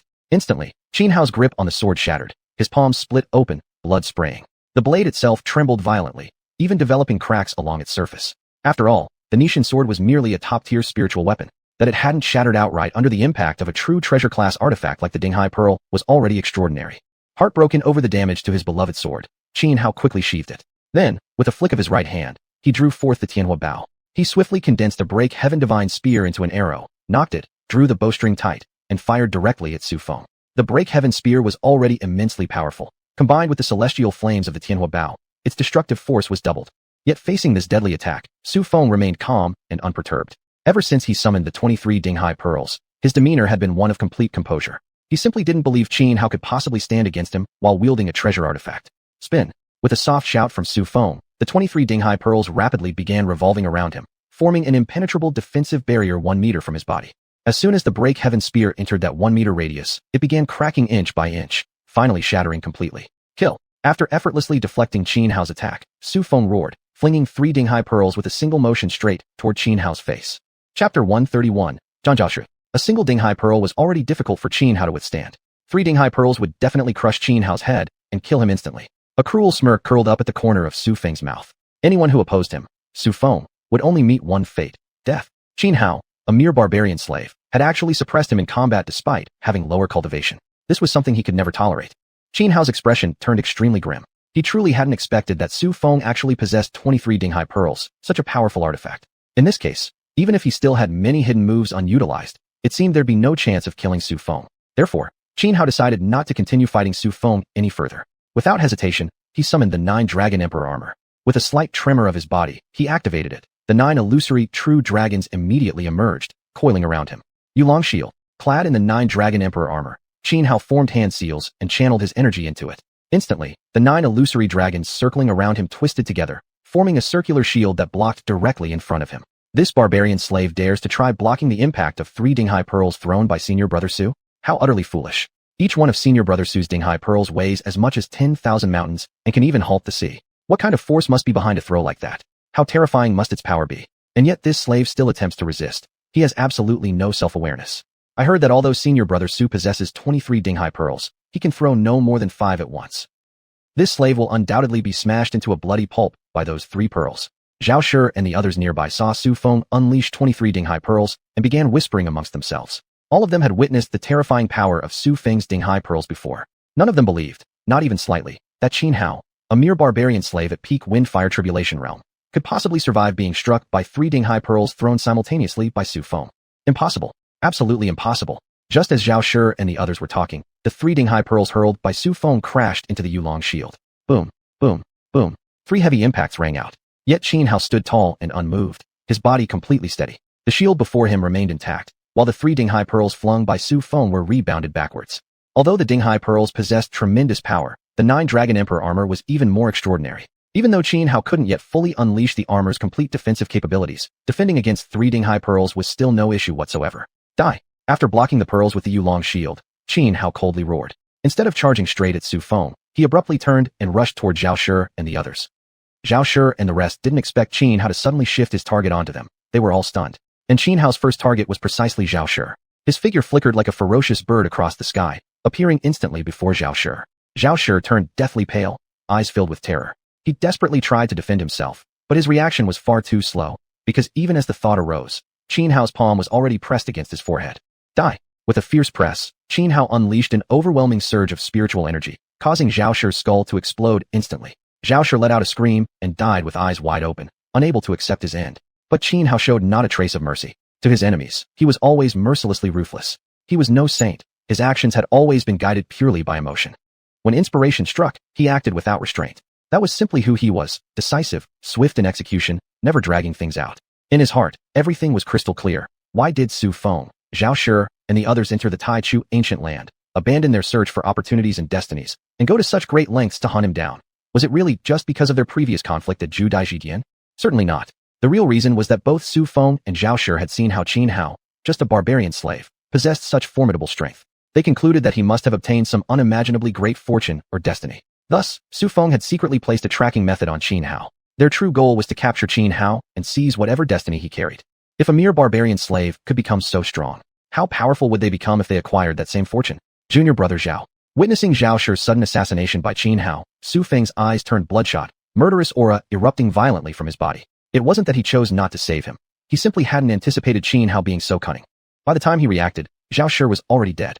Zhao Shi had been an insignificant minor character, yes, but he excelled at flattering and currying favor, which was why Su Feng had grown quite close to him. Now seeing Zhao Shi slain before his eyes, Su Feng's fury erupted into uncontrollable rage. You barbaric slave, die for me! Su Feng roared, eyes bloodshot with rage, flinging both hands forward. 5 Dinghai pearls shot toward Xianhao's head at once. This was Su Feng's furious attack, imbued with immense power. Yet Xianhao remained calm and composed, casually summoning the Yulong shield once more. With another effortless block, he deflected all 5 Dinghai pearls, the shield still completely undamaged. Just how terrifying its defensive power must be could now easily be imagined. Ha. As Xianhao blocked the 5 pearls, he turned his gaze toward the 2 women, a sinister smirk playing across his face. Both women were elite disciples of the xiuxian immortal sect, each at the peak of the wind-fire tribulation realm. But faced with Xianhao's twisted smile, they instantly turned deathly pale with fright. Without hesitation, they unleashed every defensive artifact they possessed, activating their protective techniques with full force. As the 2 women braced themselves, fully expecting Xianhao to slaughter them just as he had Zhao Shi, he suddenly slid sideways, executing a profound body technique that sent him streaking hundreds of meters away in an instant. Then, loudly shouting back at Su Feng, he said, "Make sure you take good care of your 23 pearls for me. Next time we meet, they'll all be mine." Su Feng's expression darkened immensely, and he immediately charged after Qin Hao. But after rushing several hundred meters forward, he abruptly halted. "With my current strength, I can't break through Qin Hao's armor. I couldn't even harm him, let alone kill him. Even if I did manage to slay him, I'd pay a heavy price. Then, how could I possibly survive within the Taichu ancient land? My most loyal junior brother Zhao is already dead, and I can't trust anyone else. Therefore, it's better to abandon this pursuit for now and find a place to break through to the transcendent realm instead. So long as I grow strong enough, will I not have endless chances to kill that barbarian slave? There's a soul mark on him. I'll always know where he is, no matter where he goes." Su Feng narrowed his eyes, rapidly calculating. He was extremely shrewd, far from foolish. The reason he had come to the Taichu ancient land specifically to hunt down Qin Hao was not only to seize the latter's fortune. Primarily, he had believed killing Qin Hao would take little time and cost him next to nothing. But now, everything had changed. To kill Qin Hao would require him to risk his life. Chapter 132, Heavenly Spring. Although Su Feng hated to admit Qin Hao's strength, he still had a sense of self-awareness. Even with the 9 Dragon Emperor armor protecting him, killing Qin Hao would come at a heavy price, perhaps even leaving him severely injured. The others accompanying him were all direct disciples of the 7 Mysteries Immortal sect and treated him with great respect. Yet deep down, Su Feng only truly trusted Zhao Shi. He felt that if he became seriously wounded, the other 4 wouldn't protect him at all. On the contrary, they might seize the opportunity to kill him and take the 23 sea-stabilizing pearls in his possession. Those 23 sea-stabilizing pearls were treasure artifacts. Even within the 7 Mysteries Immortal sect, a power ranked among the top in the Eastern Desert's 72 immortal sects, only their supreme sect treasure, the 7 Mysteries Immortal Sword, was a treasure artifact. Thus, one could easily imagine how invaluable such an artifact truly was. "Senior Brother Su, why aren't you chasing that barbaric slave? He killed Senior Brother Zhao. We can't just let him escape." One of the female disciples, seeing Su Feng suddenly halt his pursuit of Qin Hao, asked in confusion. Upon hearing her voice, Su Feng's eyes flickered. Then, placing one hand over his chest, he spat out a large mouthful of blood, his face instantly turning deathly pale. "Senior Brother Su." Seeing Su Feng suddenly vomit blood and stagger, the 3 men and 3 women accompanying Su Feng and Zhao Shi were shocked beyond measure. "Junior Sister Wu Yin, it's not that I don't want to avenge Junior Brother Zhao," Su Feng said to the girl who had urged him forward, "but earlier during the fight with that lowly slave, I was actually gravely injured. Just now, I merely pretended to be unharmed in order to scare him off." "Oh this." Song Wu Yin's beautiful face paled. She quickly rushed forward to support Su Feng. "Senior Brother Su, I'm so sorry. I didn't realize you were already injured. I was so foolish. I nearly exposed you, and then we'd all have died by that slave's hands." "Junior Sister Wu Yin, please don't say that. It was my own inadequacy. I couldn't defeat that wretch, resulting in Junior Brother Zhao's death. Enough, let's say no more. We must leave quickly, before that slave realizes something is amiss." Yes. Song Wu Yin nodded rapidly. The other 3 men and 2 women were also tense and terrified, quickly helping Su Feng flee in the opposite direction. Yet at that moment, a faint cold smirk curled at the corner of Su Feng's lips. He was faking it. Qin Hao had sprinted several thousand meters in one breath before finally stopping, ensuring that Su Feng and the others weren't pursuing him. Only then did he exhale in relief. This time, he had miscalculated. He hadn't expected Su Feng to possess a treasure artifact. It had disrupted his plan. But the reason he fled wasn't because he lacked the ability to kill Su Feng and the others. Rather, he shared the same thought as Su Feng. There was no need to suffer serious injury just to eliminate them. After all, the primordial ancient land was an extremely perilous place. Once seriously injured, one would essentially place oneself on the brink of life and death. Unless absolutely necessary, why take such a risk? Besides, it wasn't as if he had to kill Su Feng and the others right away. As long as he could break into the transcendent realm, killing Su Feng later would be as easy as crushing an ant. Taking out the map of the primordial ancient land, Qin Hao quickly checked his location. Confirming his position, he chose to head east, because beyond this desert lay an icy tundra.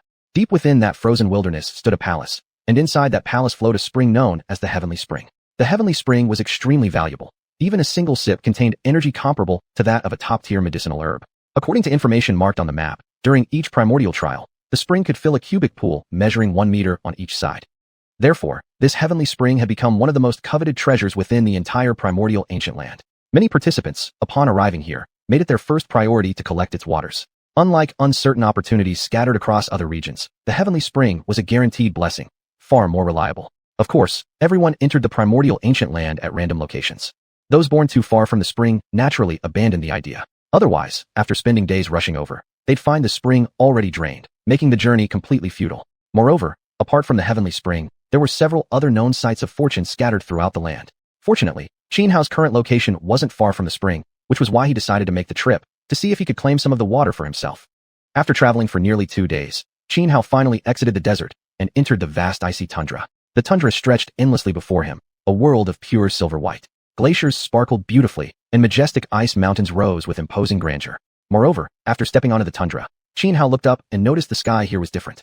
In previous areas, the sun blazed fiercely in the sky almost every day. But here, thick clouds blanketed the heavens, and massive snowflakes fell without end. Even though Xianhao was a peak-level Firewind Great Tribulation cultivator, walking through this icy tundra left him shivering uncontrollably, his entire body numb with cold. He circulated his spiritual energy to resist the cold, and the rate of consumption was much faster here than it had been in the desert. After only a day of walking, Xianhao already felt extremely exhausted, mostly from the biting cold. Yet not even a trace of hesitation crossed his mind. Instead, he recalled the scripture of Yu Ming Tian from the Nine Heavens Emperor Dao, and as he pressed forward across the icy tundra, he began cultivating the Nine Heavens Emperor Dao. The Nine Heavens Emperor Dao cultivation technique consisted of 9 chapters, each corresponding to one of the 9 heavens.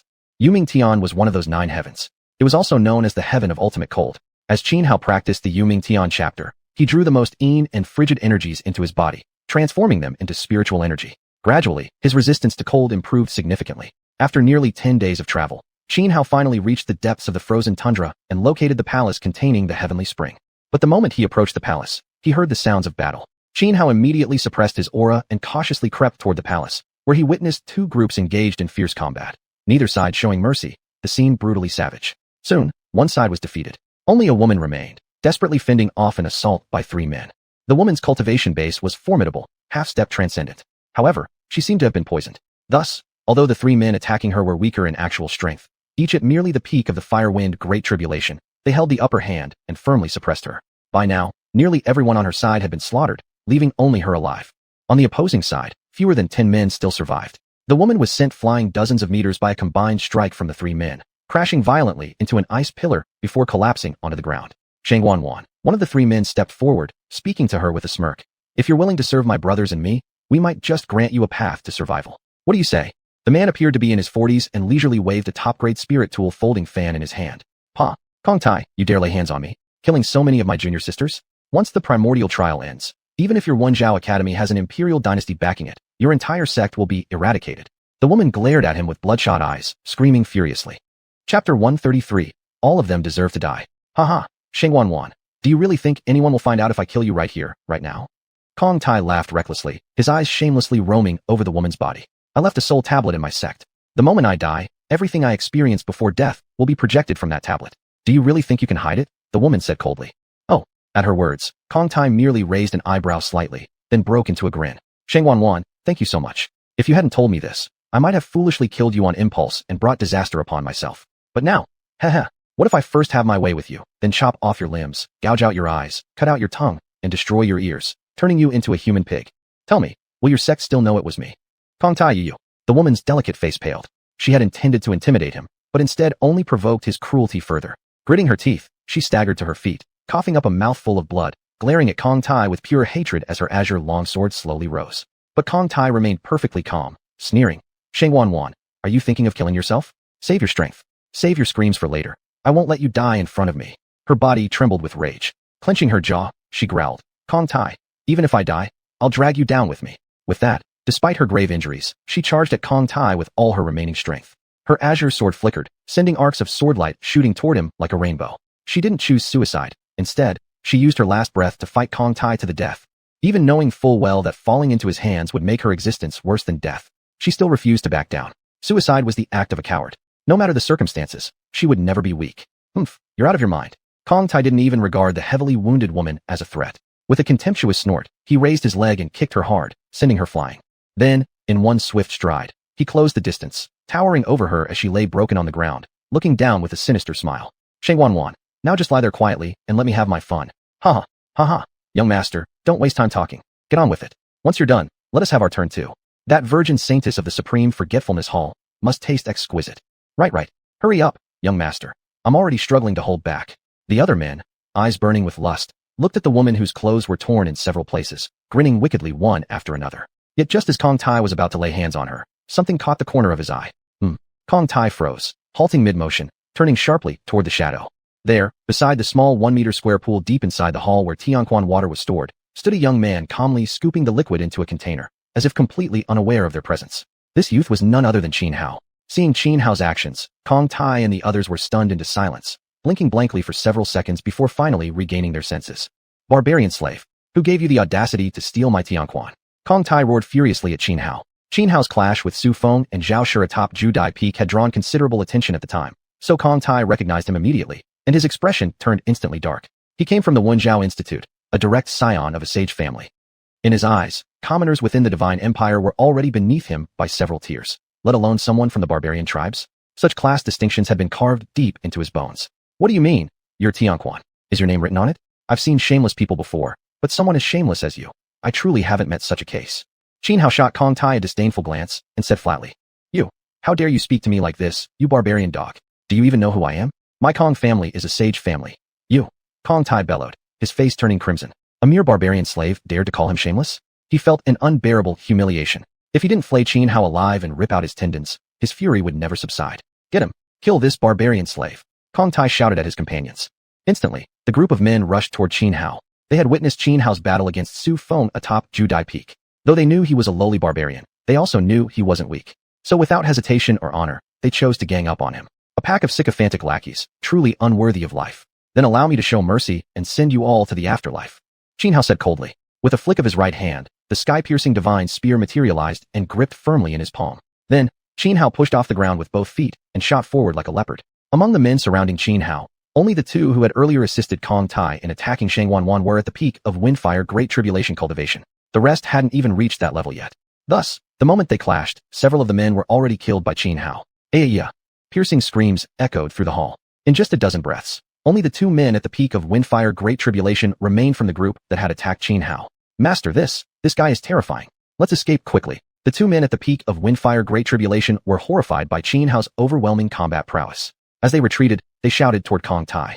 Kong Tai's face had turned extremely dark. Though he knew Qin Hao wasn't weak, he never expected him to be this powerful. But retreat? Out of the question. Running away from a mere barbarian. How could he, a direct heir of a sage family, ever show his face again? A cold, ruthless gleam flashed in his eyes. Gritting his teeth, he roared, Dong Wu, Lu Long, have your brains been crushed by a door? Do you really think this young master would flee from a barbarian slave? As he spoke, Kong Tai let out a loud battle cry and charged straight at Qin Hao. With a shake of his Vajra iron fan, rows of fan ribs shot out, each one flying like a sword. Kill. Under Kong Tai's control, over a dozen fan ribs trembled in midair and began to close in on Qin Hao in a deadly whirl. Seeing that Kong Tai had committed himself, the other two men dared not flee. They exchanged a glance and immediately joined Kong Tai in attacking Qin Hao. Scarlet Flame Thunderblade, Annihilation. Qin Hao's eyes turned icy cold as he shouted. Instantly, thunder and fire weaved through the void, forming a massive blade dozens of meters long. The Scarlet Flame Thunderblade swept horizontally, the dozen fan ribs closing in on Qin Hao shattered instantly. Kong Tai screamed as the blade cleaved him clean in two at the chest. Arg! Arg! Kong Tai had been severed in half at the chest, but he did not die immediately. Instead, he let out screams like a slaughtered pig. An ordinary person suffering such a wound might not die instantly either, let alone Kong Tai, who stood at the peak of the Windfire Great Tribulation.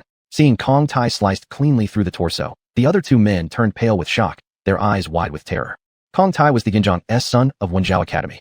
Though his cultivation level, peak of the Windfire Great Tribulation, was no different from theirs, the resources he had enjoyed since childhood were incomparable to what they had received.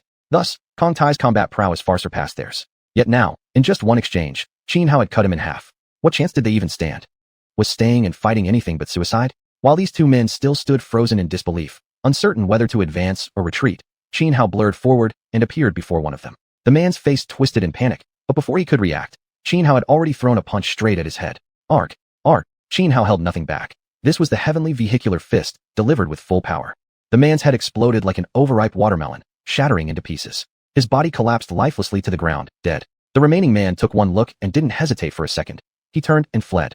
But Qin Hao raised his left hand high. In an instant, a heaven-shattering divine spear coalesced in midair, gripped tightly in his palm. With a swift motion, he hurled it after the fleeing man. The spear streaked across the sky like a golden meteor, piercing clean through the man's skull. With a thud, the man crumpled to the ground just as he reached the hall's entrance, dead. Qin Hao stood coldly in place, like a demon warrior stepping forth from the depths of hell. His aura was terrifying, so oppressive it made others tremble from afar. Only Kong Tai's lower half remained on the ground, still writhing and screaming in agony. But Qin Hao ignored him entirely. He walked instead toward the pool holding the celestial spring, pulled out various containers, and began collecting the sacred liquid. He also inspected the pool carefully, but found nothing unusual.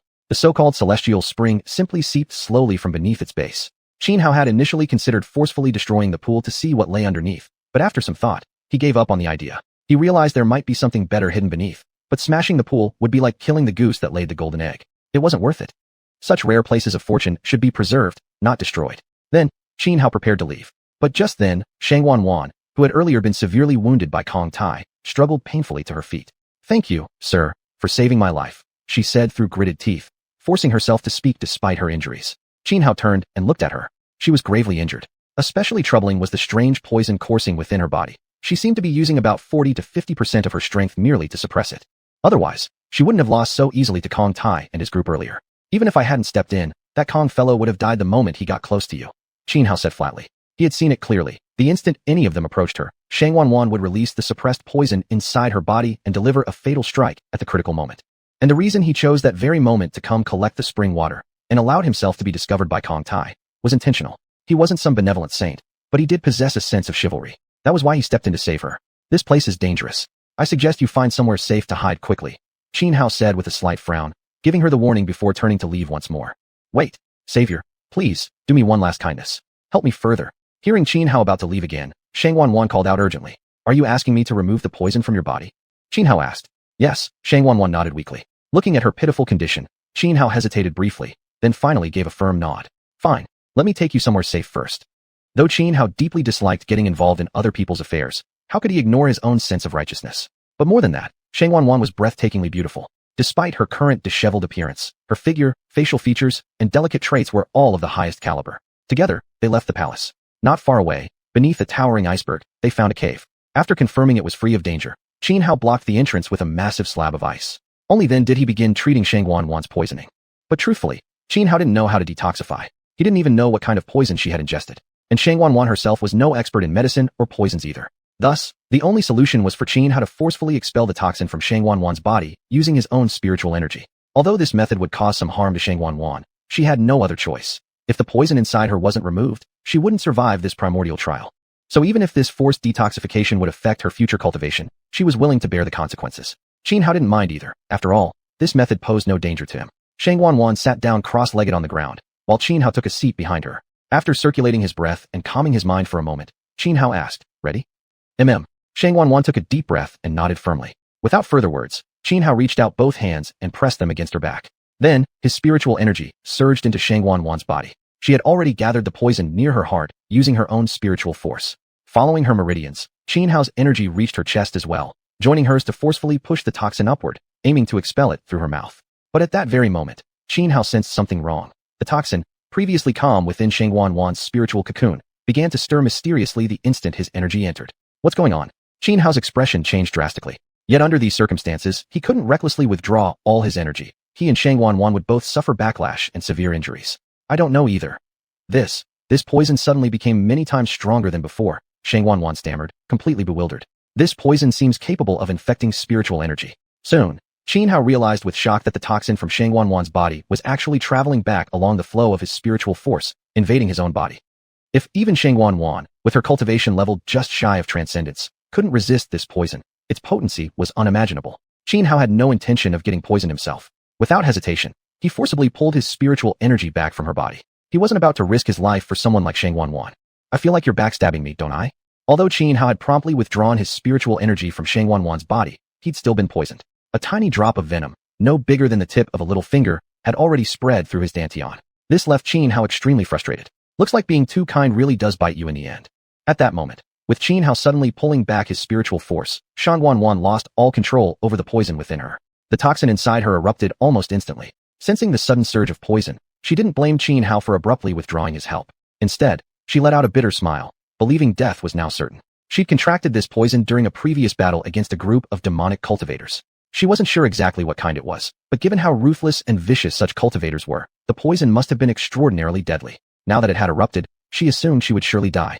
Still, she silently prayed that her death wouldn't be too hideous. After all, those who died from poison often suffered grotesque fates, melting into pus, rotting flesh, or aging to death in moments. Yet, just as xuanhuan closed her eyes and braced herself for death, she realized something strange. The exploding poison wasn't harming her much at all. Confused, she opened her eyes, completely bewildered by what was happening. Behind her, Xianhao sat cross-legged, channeling all his spiritual energy to forcefully expel the trace amount of poison that had transferred from her body into his. Though the poison was odd, only a minute quantity had entered him. So for Xuanhuan, it wasn't insurmountable. With full concentration and power, he could definitely purge it entirely. Benefactor, are you alright? Xuanhuan, realizing she wasn't dying, turned around to look at Xuanhuan with concern. If Xuanhuan died trying to save her, she would never forgive herself. But when she saw him, she froze. Not because of anything visible on him, but due to something stirring deep within her body. An overwhelming, primal urge surged through her, making her gaze at Xuanhuan as if he were the most tempting delicacy imaginable. Her throat tightened, she swallowed hard, and her body burned as though engulfed in flames.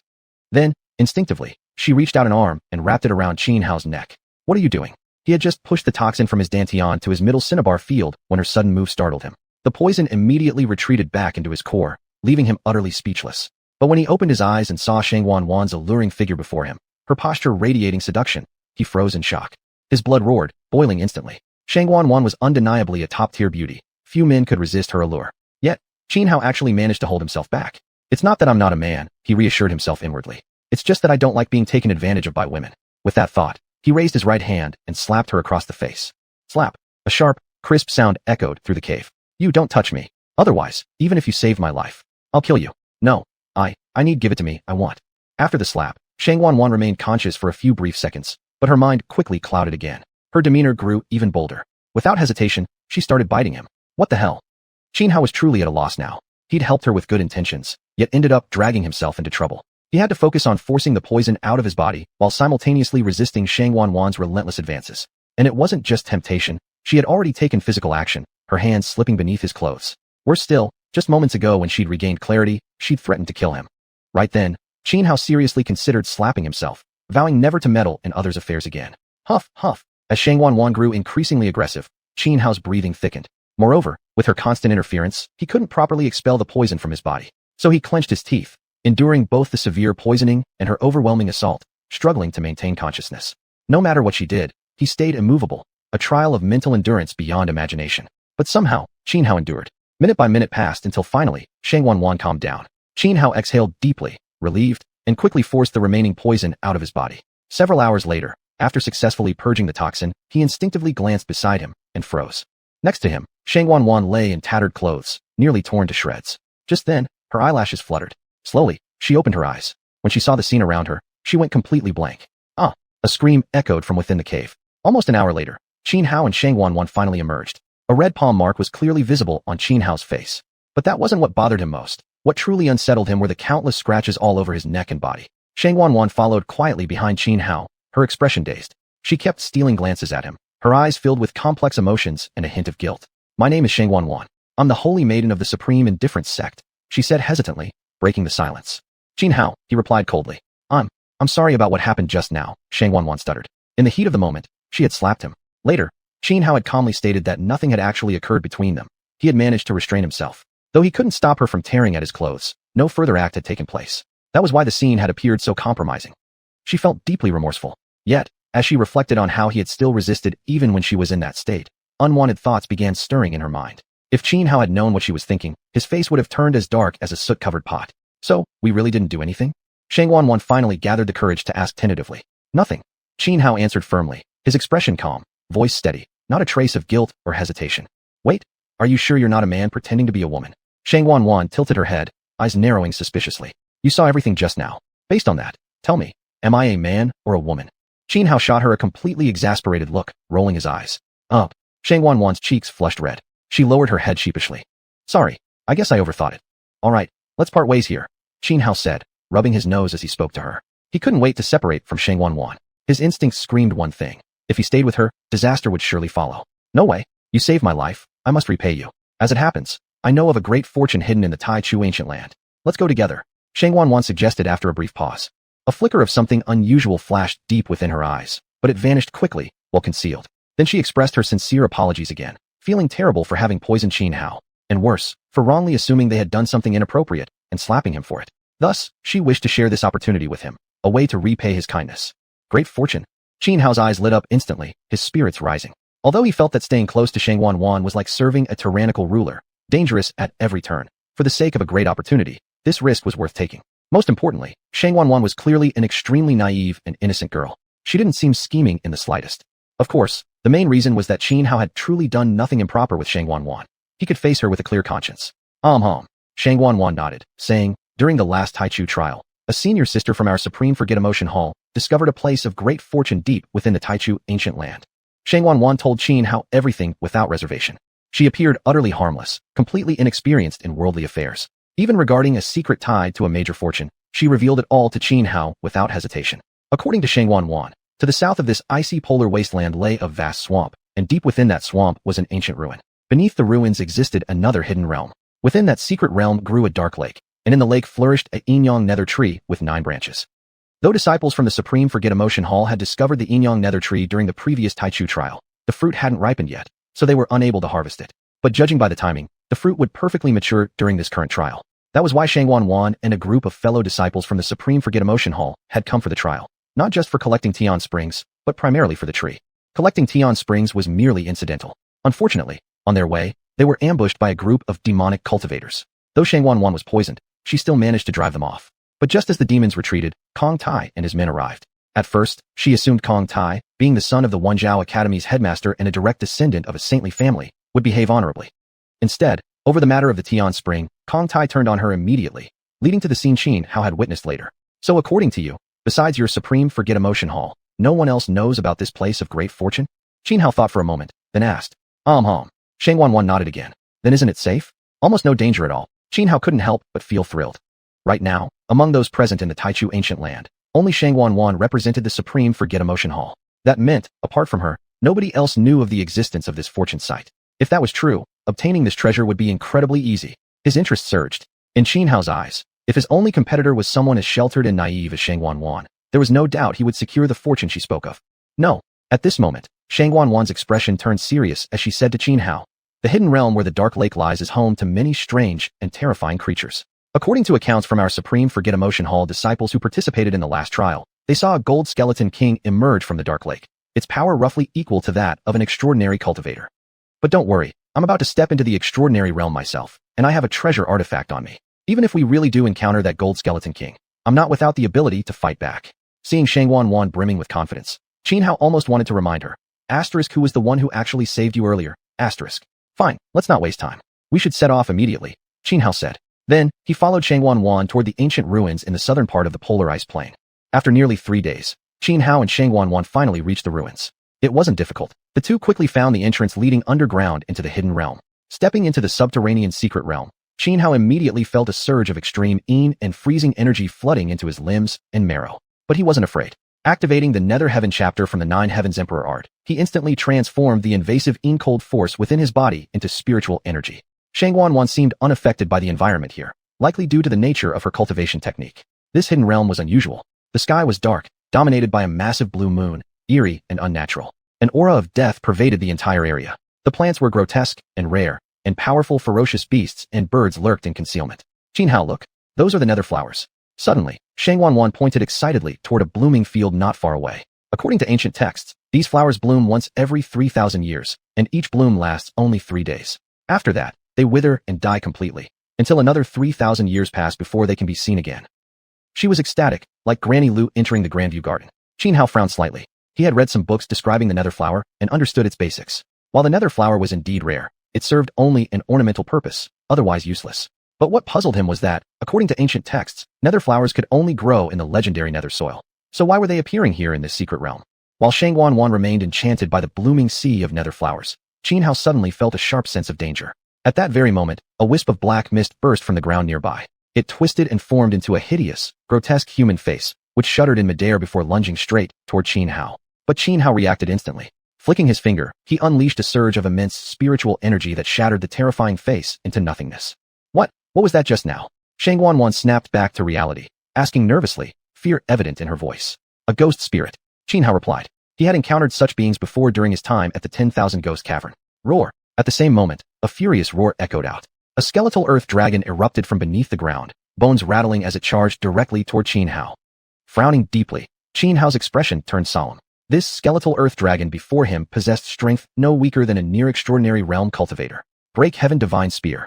Not daring to underestimate the beast, Xianhao immediately condensed his spiritual power to form countless Break Heaven Divine Spears in midair. With a sweeping motion of his arm, the spears rained down like torrential hail upon the charging skeletal dragon.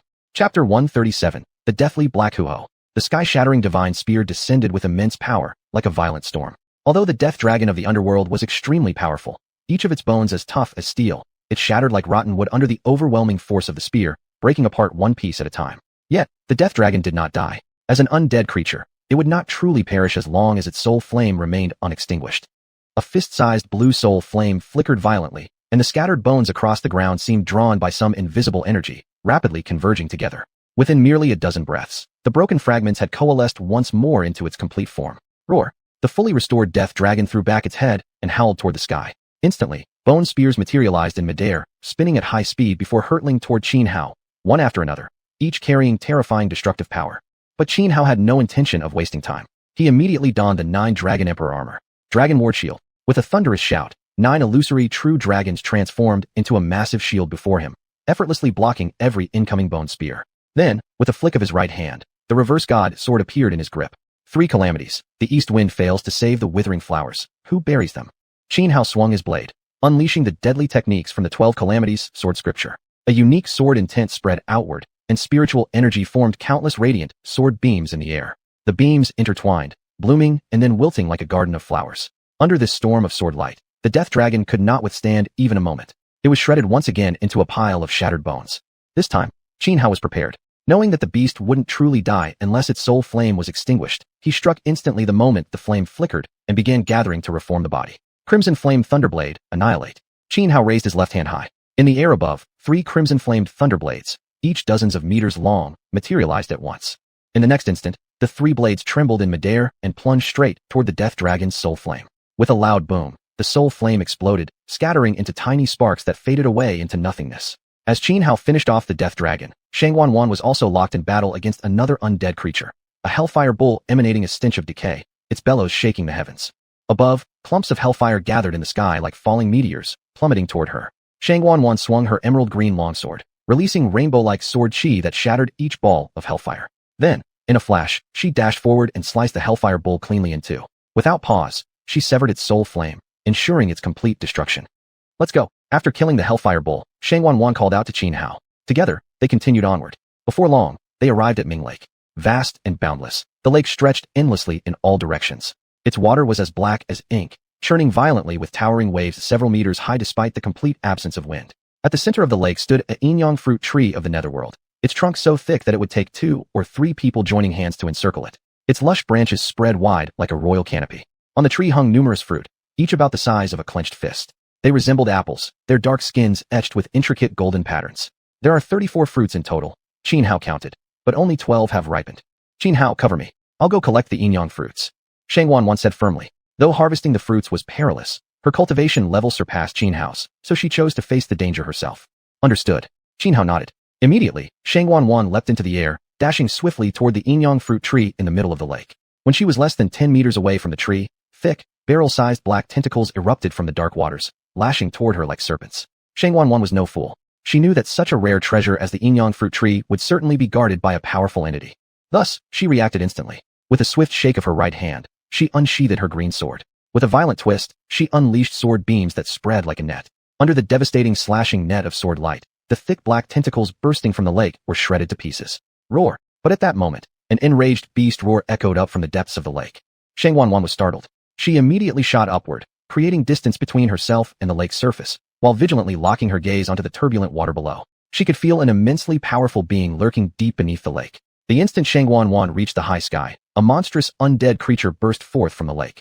The undead creature was enormous, its body as large as a small hill, shaped like a fierce tiger but bearing more than a dozen tails, each one a thick, barrel-sized black tentacle. Though most of these dark tentacles had just been severed by Xuanhuan's sword light, they possessed an extraordinary regeneration ability, capable of fully restoring themselves within mere breaths. The beast was jet black from head to tail, and upon its feline head loomed a single giant vertical eye. Within that eye were 7 pupils. It's actually a deathly black xuanhuan. Xianxia frowned, his expression turning grave.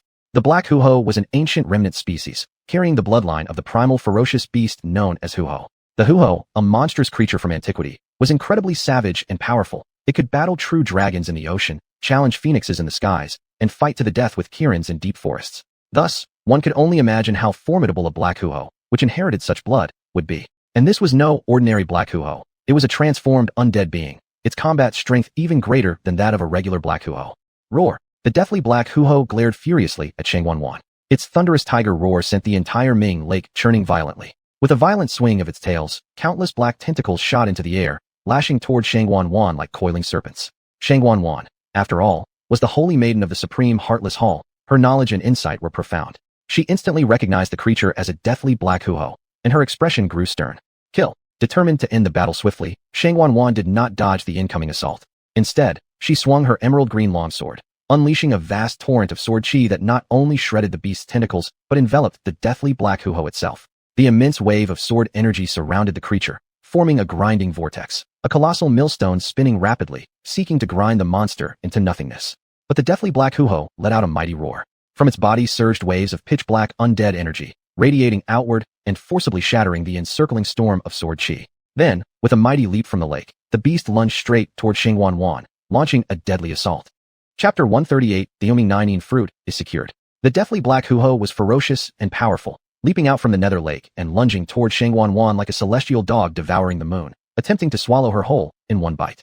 How dare you? Xuanhuan coldly rebuked, swinging her azure longsword. Sword chi gushed forth like a waterfall, plunging straight down at the deathly black huo.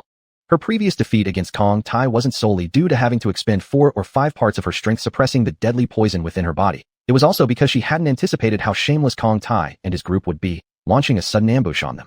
Otherwise, there was no way she could have lost to someone like Kong Tai. She was the saintess of the supreme emotionless hall, a true heavenly prodigy who could have already stepped into the transcendent realm. She simply chose to suppress her cultivation realm. Because the transcendent realm held profound implications, determining every cultivator's future potential. Thus, true geniuses from major powers always strive to achieve a flawless foundation before advancing into the transcendent realm. Many prodigies participating in this primordial trial harbored such ambitions, including Su Feng, who had fought Qin Hao twice. He sought unique opportunities within the primordial land to aid his breakthrough. Xuanhuan shared the same intention. Originally, she planned to attain the Yin fruit before making her move to break through to the transcendent realm. This was also one of the reasons why she invited Qin Hao to help her obtain the Yin fruit together.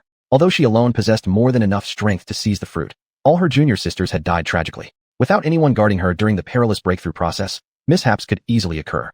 The sword chi plunged downward with unimaginable might. Even a fearsome entity like the deathly black huo had half its body sliced away by the sword energy. However, as an undead being, even if reduced to nothing but a head, it would suffer no real harm.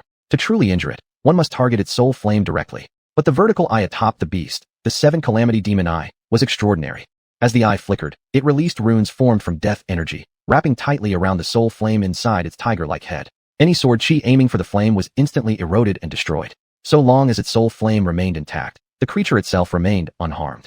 Clearly, the deathly black huo had developed some degree of sentience, intelligent enough to protect its core essence. Though xuanhuan's strike failed to slay the beast, it did halt its offensive momentum. The massive figure of the deathly black huo rose into the air, locking eyes coldly with xuanhuan. Its soul flame pulsed, and in moments, the severed half of its body rapidly reformed. Roar! It roared furiously at xuanhuan. Waves of death energy surged from its body, coalescing in midair into countless black blades. Spinning at high speed, they trembled once before shooting forward. Each blade carried formidable power, but xuanhuan merely raised her sword horizontally, forming a spirit blade over 100 meters long, positioned in front of her like a shield. Boom! The black blade struck the colossal spirit blade, triggering explosions whose shockwaves swept outward, churning the nether lake into towering waves. Though powerful, the deathly black huo was still inferior to xuanhuan, who stood at the threshold of the transcendent realm. While the supreme emotionless hall wasn't counted among the 10 great sacred lands, its heritage and it were no weaker than theirs. As the hall's saintess, xuanhuan might be inexperienced in worldly schemes, resulting in her relatively pure-hearted nature, but her combat prowess was undoubtedly exceptional. Supreme emotionless technique, 1 sword, 3 manifestations. Releasing her right hand from the azure longsword, the weapon immediately floated before her. Then, forming a sword seal with her hands, she pressed downward toward the deathly black huo. The floating azure sword trembled in place before shooting forth like lightning. During flight, it divided, 1 becoming 3, 3 becoming 9. By the time it reached the deathly black huo, it had multiplied into thousands upon thousands of azure sword forms, each radiating immense destructive force. The beast sensed mortal danger, growling incessantly. Its tail, resembling black tentacles, fanned outward like a peacock's plumage, surging with vast torrents of death energy. At the same time, the 7 calamity demon eye emitted numerous protective runes, all covering the tentacle array. The fan-shaped dark tendrils formed a black shield, attempting to block the storm of myriad sword projections. Yet although this black shield offered tremendous defense, Ultimately, it could not withstand Xuanhuan's ultimate technique. It shattered instantly under the assault. Still, the deathly black Huho refused to yield. It threw back its head with a deafening roar, unleashing a maelstrom of death energy that transformed into layer after layer of runes, fully enveloping its soul flame. So long as the soul flame endured, so too would it. Although the azure sword forms carried immense power, when they struck the runes protecting the soul flame, their force had already weakened by 6 or 7/10, rendering them unable to breach the defense and injure the deathly black Huo. Yet just as the azure sword forms dissipated and the long sword returned to Xuanhuan's hand, Xianhao, standing nearby, seized the opportunity to strike. Break Heaven Divine Spear, Starfall. Xianhao shot upward into the sky, raising his left hand high. One after another, divine spears manifested in midair, numbering in the hundreds, even thousands. As Xianhao pressed his hand downward, each of these Break Heaven Divine Spears shot down like arrows aimed directly at the soul flame of the deathly black Huo. The devastating might of the spears was evident. Under this relentless barrage, the protective runes encasing the beast shattered one after another. Then, spear after spear plunged into the very core of the deathly black Huo's soul flame. Roar! A mournful, agonized cry erupted from the soul flame. As the scream faded, the deathly black Huo perished completely.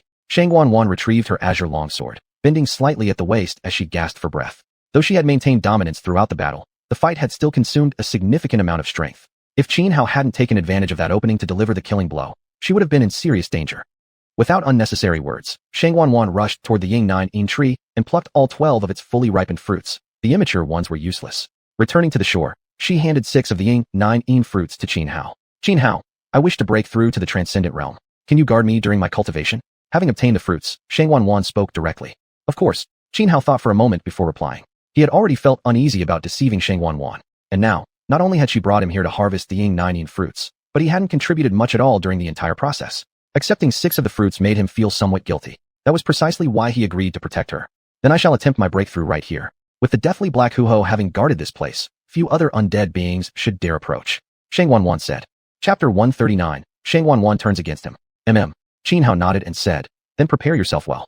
I'll check the surroundings. All right, thank you. Xuanhuan said. No need for thanks.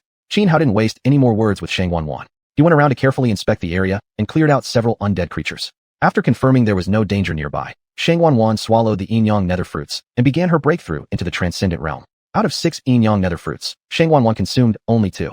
Although the Yin-Yang nether fruit was a top-tier spiritual herb, all herbs had limitations. Repeated use led to diminishing returns.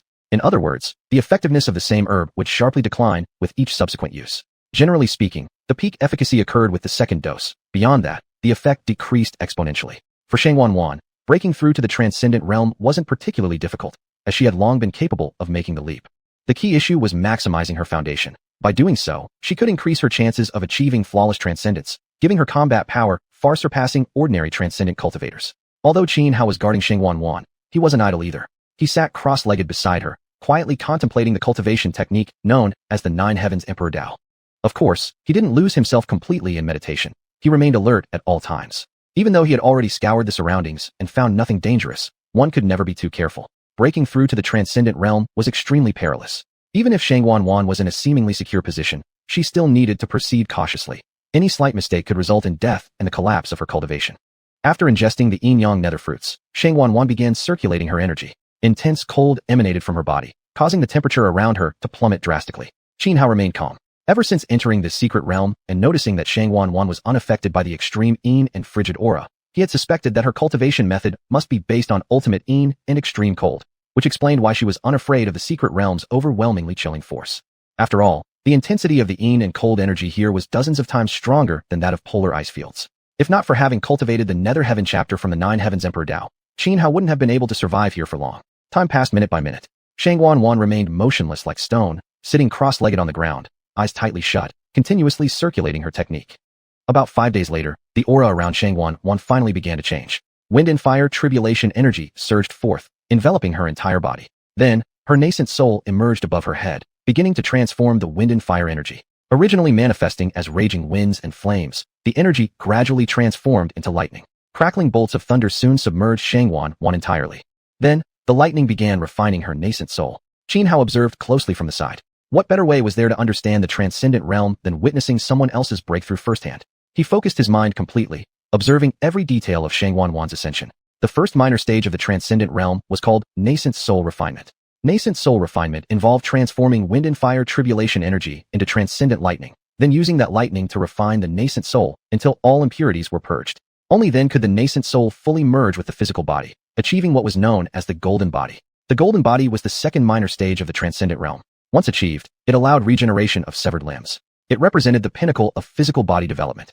Many geniuses from major sects lingered at the threshold of transcendence precisely to enhance their foundation, to cleanse impurities from their nascent souls as thoroughly as possible during refinement with transcendent lightning. If one could purge all impurities from the nascent soul, if the soul became like a flawless pearl, then, upon ascending to the transcendent realm, one would achieve what was known as flawless transcendence. Such individuals would possess combat power vastly superior to average transcendent cultivators, and their future golden bodies would also become immensely powerful. Under the continuous tempering of transcendent lightning, massive amounts of impurities were expelled from xuanhuan's nascent soul. Eventually, her nascent soul turned almost transparent. This was the hallmark sign of a flawless nascent soul. Once all impurities had been cleansed by transcendent lightning, xuanhuan immediately ceased suppressing her cultivation base. She guided the transcendent lightning into her life palace, where it began refining the spiritual energy within. This process lasted 2 full days and nights before finally concluding. Then, xuanhuan successfully ascended into the transcendent realm, becoming a true transcendent cultivator. At the same moment, vast clouds of tribulation gathered rapidly above her head. In no time, they formed a massive swirling vortex of dark storm clouds. Black clouds roiled overhead, streaked with countless bolts of lightning darting chaotically through the layers, like writhing serpents forged from pure electricity. At this instant, xuanhuan abruptly opened her eyes. A terrifying aura erupted from her body, infinitely stronger than before her ascension. If it were before, even at her peak, Xianxia would have been confident enough to fight xuanhuan, perhaps not win, but escaping would have been no problem at all. But facing the current xuanhuan, he didn't even dare think he could flee. Crackle boom. At that moment, a terrifying bolt of lightning shot down from the tribulation clouds and surged toward xuanhuan. Though only the first tribulation thunderbolt, its power was already sufficient to easily kill any cultivator at the peak of the windfire tribulation stage. Yet xuanhuan remained calm. She raised her right hand, flicked her finger, an array of sword light cleaved through the first bolt, shattering it instantly. However, the very instant the first thunderbolt was destroyed, the second one had already descended. Then came the third, the fourth. Several hours later, all 54 thunderbolts had fallen. Throughout the entire transcendent thunder tribulation, xuanhuan remained utterly composed, effortlessly overcoming it as if it were nothing. After she successfully passed the transcendent thunder tribulation, special energies from heaven and earth converged from all directions, rushing into her body and elevating her combat strength further, fully solidifying her cultivation base in the transcendent realm. Congratulations, Miss xuanhuan, on entering the transcendent realm, Xianxia said with a smile. Yet as xuanhuan turned to face him, her expression was cold and distant. This caused Xianxia to freeze slightly, sensing immediately that something was terribly wrong. Xianxia, you saved my life, so I granted you a great fortune. We are even now, but it's time we settle another matter between us, xuanhuan said, her gaze emotionless and icy. Another matter? Xianxia frowned. Do you truly take me for a 3-year-old child? Do you think I understand nothing? xuanhuan said coldly, her beautiful eyes emanating a chilling murderous intent. Xianxia wasn't a fool. With xuanhuan speaking so plainly, he naturally knew exactly what she was referring to. Miss xuanhuan, I did that to save you. And besides, you were the one who initiated it. Xianxia muttered helplessly. Chapter 140. You afraid of killing me? Will your child be fatherless? Shut up. xuanhuan interrupted Xianxia, her face dark with anger as she coldly said, I told you back then. If you ever touch me, I'll kill you. When xuanhuan first woke up, she had already understood what had happened. The reason she pretended to be deceived by Xianxia was to use him. If she had turned against him immediately at that time, it would have been extremely disadvantageous for her. Even if she could have killed Xianxia, she'd still have risked coming here alone to pick the yin-yang spirit fruit of Nether 9 and break through into the transcendent realm without anyone guarding her cultivation. After her encounter with Kong Tai and others, her mentality had undergone significant changes. So, in a flash of inspiration, she chose to feign compliance with Xianxia, waiting until she broke through into the transcendent realm before settling the score. Now that she had successfully entered the transcendent realm, she lost no time in turning on Xianxia. Xianxia's expression turned ugly, and fury burned deep within his heart. Although under the circumstances, few might believe his claim that nothing had happened between them, it was indeed true. Nothing had occurred. Of course, he knew that, regardless of whether anything actually took place or not, from xuanhuan's perspective, her purity had already been compromised. Precisely because of this guilt, he had sincerely protected her during her breakthrough. Yet what infuriated him was that xuanhuan had manipulated him all along, deceiving him repeatedly. This made him deeply resentful. Woman, do you even understand reason? Without me saving you, do you know what fate would have awaited you? Besides, I only got poisoned because you begged me to help you. Had it been some other deadly toxin, I'd already be dead by your hand. And yet you still have the nerve to scheme against me? Now that you've broken through into the transcendent realm and feel untouchable, you want to settle accounts? Truly, a heartless, ungrateful woman. Xianxia sneered. Even knowing full well he couldn't defeat xuanhuan, he would never kneel or beg for mercy. Xuanhuan let out a cold snort. She didn't argue but instead spoke icily.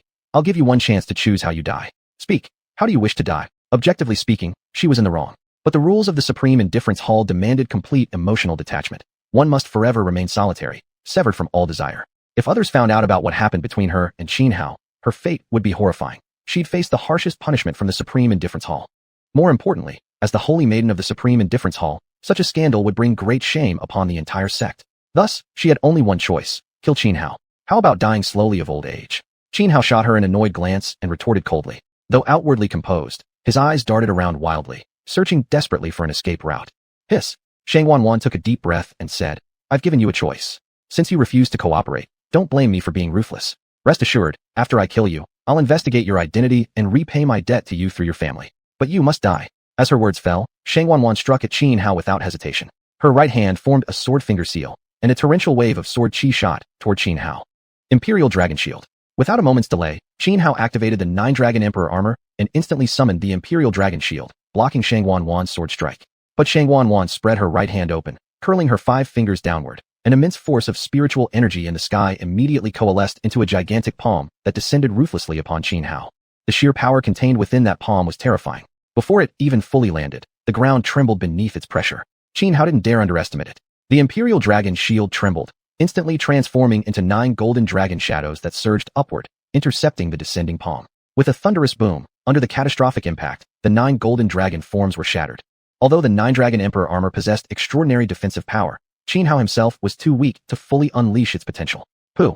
Xianxia spat blood instantly, flying backward like a broken kite before crashing dozens of meters away onto the ground, agony surging through his chest. Were it not for the protection of the 9-Dragon Emperor armor, his body would have fractured like fragile porcelain.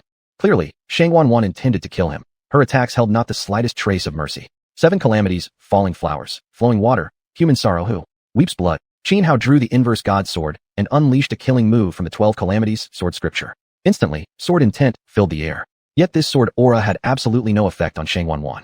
She cultivated a technique from the Supreme Indifference Hall, the Supreme Indifference Records.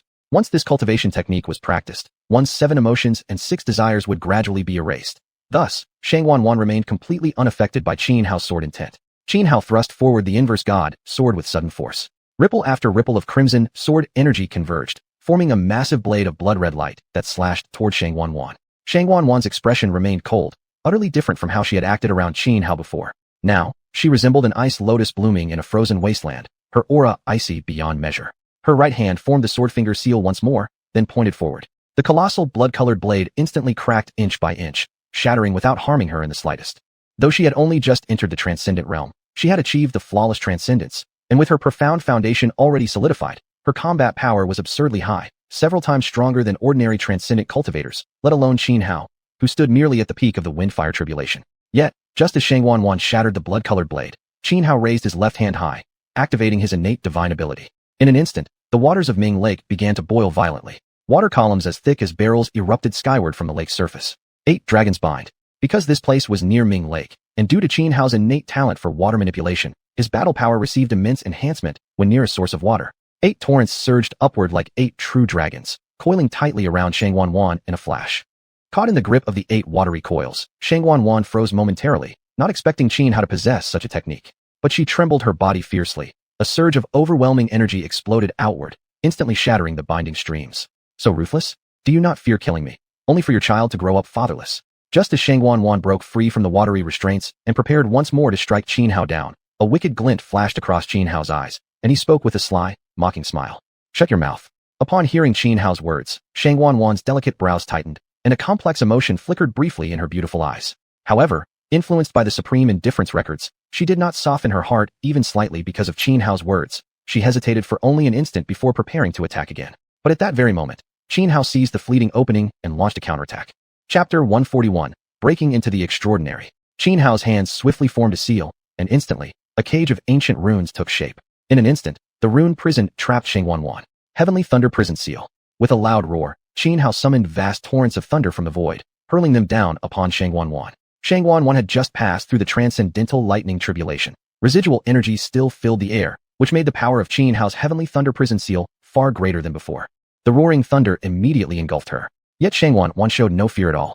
Standing calmly within the storm, she appeared completely unscathed, as if the lightning around her were nothing. She had already emerged unharmed from the transcendental lightning tribulation. How could she possibly fear this technique? The heavenly thunder prison seal, wielded by Xianhao. But at the very moment Xianhao activated this ultimate skill, he also drew out the reverse god sword and executed a lethal move from the Nine Heavens Emperor Dao. Sky, Qingdi first form, rampant for 10,000 years. Xianhao's figure soared higher, the reverse god sword raised high in his hand, slashing down fiercely toward xuanhuan. This strike resembled Qingdi himself wielding the blade, one slash that raged across 10,000 years. Amidst the ocean of lightning, xuanhuan remained perfectly calm, unaffected by the continuous bombardment around her. She merely glanced lightly at Xianhao's full power strike, then flicked her right wrist. A green sword appeared in her hand, slicing horizontally through the air. Boom! Xianhao's fatal strike collided with xuanhuan's horizontal slash. The impact exploded with deafening force. Though the power of Xianhao's sword was immense, there was simply too great a disparity in their cultivation levels. To an extraordinary realm expert, anyone below that level was but a mere ant. No matter how extraordinary Xianhao's combat prowess, to xuanhuan, he was still just a stronger ant. And no matter how powerful an ant might be, it could never defeat a celestial dragon. Under the collision of these two overwhelming energies, there came a sharp crack. Xianhao's reverse god sword shattered into several pieces. At the same time, Xianhao let out a pained cry, spitting blood as his body flew backward once more. Although the reverse god sword was a top-grade spiritual artifact made of exceptional material, it had already been damaged earlier by the treasure-level weapon, the calming sea pearl, leaving cracks along its blade. Thus, under such intense force, it finally broke. As much as Xianhao grieved for his shattered sword, he clearly understood. This was his only chance to escape, and he absolutely could not miss it. At the very moment his body was sent flying, he activated his undying nirvana body. Green flames instantly enveloped him, restoring him to peak condition in an instant. Then, using the momentum of his backward flight, he leapt forward and shot out of the secret realm. Xuanhuan had assumed the previous clash had seriously wounded Xianhao, rendering him incapable of fleeing. Therefore, when she sent him flying, she didn't immediately pursue. By the time she noticed Xianhao suddenly springing up and dashing toward the exit of the secret realm, several breaths had already passed. Seeing Xianhao trying to escape, Xuanhuan's expression changed drastically. In her eyes, if Xianhao truly got away, their entire encounter might be exposed. Not only would she face the supreme punishment from the supreme Heartless Hall, but more importantly, the hall itself would suffer disgrace because of her. Without hesitation, she raised her sword and unleashed the heavenly thunder prison seal with full force, then gave chase at her fastest speed. Xianhao moved extremely fast. After breaking out of the secret realm, he chose a random direction and fled without looking back. Although Xuanhuan was naturally faster than Xianhao, she had been delayed. By the time she exited the secret realm, Xianhao had already vanished without a trace, making her expression turn extremely grim. No, I must kill him. I will never allow the supreme Heartless Hall to be disgraced because of me. A ruthless gleam flashed in Xuanhuan's eyes. Acting on instinct, she chose a direction and pursued. By sheer coincidence, her chosen path wasn't far from Xianhao's route. He had gone due east, while she headed between southeast and due east. Xianhao ran a great distance, finally stopping when he was certain Xuanhuan wasn't following. He sank onto a large boulder, letting out a long sigh of relief. This woman is absolutely insane. This is how I get repaid for helping her. Xianhao grumbled furiously. If it hadn't been for his undying nirvana body, there was no way he could have escaped from Xuanhuan. He was deeply angered by her sudden betrayal. After resting a while and detecting no sign of pursuit, Xianhao began to carefully survey his surroundings. He found himself in a vast mountain range, majestic peaks stretching endlessly like the spine of a true dragon lying across the earth. Not entering the extraordinary realm, one remains nothing but an ant. Looks like if I want to survive this primordial trial, I need to break through to the extraordinary realm first. That'll be safer. Such was Xianhao's thought. During his days in the primordial ancient land, he had faced many dangers. At the same time, he also realized that tentative figures like Su Feng and xuanhuan had all suppressed their cultivation to the half-step extraordinary realm, precisely for participating in this primordial trial. According to Xianhao's estimation, once they entered the primordial ancient land, these individuals would immediately elevate their cultivation to the extraordinary realm. That meant, within the primordial ancient land, this group of geniuses would essentially dominate without challenge. And after witnessing xuanhuan's entire process of breaking into the extraordinary realm, Xianhao clearly saw just how immense her combat power had become upon entering it. Xianhao, from his previous cultivation using the hourglass of time, had already accumulated profound foundation. There was no major obstacle preventing him from attempting to break through to the extraordinary realm himself. After pondering for a moment, Xianhao decided to consume the ghostly nine fruit. Although he was still furious at xuanhuan for trying to kill him, seeing the 6 ghostly nine fruits in his hand somewhat eased his anger toward her. Gathering his focus, Xianhao took out 2 of the ghostly nine fruits and consumed them. The remaining 4 could be exchanged later with others for equally rare supreme-grade medicinal resources. He saw no need to waste them. The moment the 2 fruits were swallowed, their intensely and icy medicinal energy erupted violently. For an ordinary cultivator consuming the ghostly nine fruit this way, backlash would be inevitable. But for someone cultivating a profoundly and cold-based technique, such as Xianhao, it posed no threat. The nether chapter within his cultivation of the Nine Heavens Emperor Dao was exactly such a cold technique. Therefore, he felt no fear. Immediately after ingesting the fruits, Xianhao began circulating the nether chapter of the Nine Heavens Emperor Dao, frantically absorbing their medicinal power. Time passed second by second. Once Xianhao completely refined the medicinal energy, he began transforming his existing wind-fire tribulation energy into extraordinary lightning. This step took him considerable time. Only after fully converting all his wind-fire tribulation energy into extraordinary lightning did he immediately begin guiding this lightning to temper his nascent soul. Under the tempering of the extraordinary lightning, the impurities within his nascent soul were purified. Chapter 142. What a troublesome fate. The infant soul, tempered by extraordinary thunder, gradually had its impurities cleansed. With his profound foundation and the faithful nature of the Nine Heavens Emperor Dao cultivation technique, Xianhao progressed much faster than xuanhuan during the process of tempering his infant soul with divine lightning. In less than a day, Xianhao's infant soul became completely transparent, reaching flawless purity.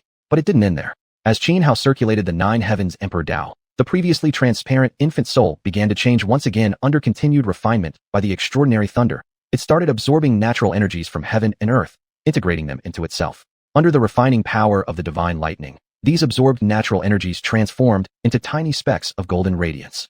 This process continued uninterrupted for 3 full days and nights. Xianhao's infant soul shifted from transparent to golden, then back to transparent again. Repeating this cycle 9 times, perfectly aligning with the 9 stages of the Nine Heavens Emperor Dao, before Xianhao finally began using the divine lightning to refine the spiritual energy within his life palace. 7 days and 7 nights later, Xianhao finally stepped into the extraordinary realm. He opened his eyes, sharp brilliance blazing in his gaze. At that moment, his tribulation arrived as predicted. In the sky, winds howled and clouds churned, quickly forming a massive black vortex-shaped mass of tribulation clouds. Blue lightning bolts rolled within the clouds, terrifying in their intensity. Xianhao looked up at the heavens. Facing his own tribulation, he felt not the slightest fear. Even though his tribulation appeared far more terrifying than xuanhuan's, Xianhao, now standing in the extraordinary realm, had vastly enhanced combat power, granting him absolute confidence to withstand even such a fearsome trial. Crackle! Boom! With a deafening thunderclap, the first bolt of tribulation lightning descended. Yet instead of defending against it, Xianhao shot upward, meeting the first strike head-on with his bare body. Struck by the lightning, his entire form was almost reduced to charcoal, but the tribulation lightning carried immense vitality. The flesh it destroyed immediately began healing at visible speed, empowered by the lightning's potent life force. He intended to temper his physical body with the tribulation lightning. Though physical development typically hit its limit at the golden body stage, Xianhao believed immense benefits came from an exceptionally strong physique. Thus, he chose to use the tribulation lightning to refine his body. This method wasn't rare on the path of cultivation, but due to its extreme danger, few practitioners dared attempt it. Especially as cultivators grew stronger and faced increasingly devastating tribulation lightning, most eventually abandoned this approach.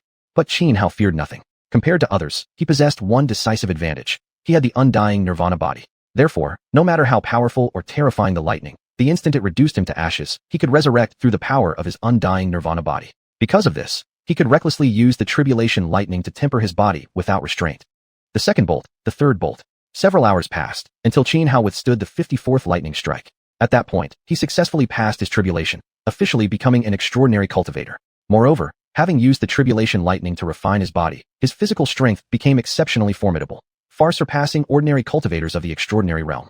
As the tribulation clouds dissipated, streams of profound, mysterious power flowed from the xiong into Xianhao's body, causing his combat power to surge dramatically in an instant. Huff, huff.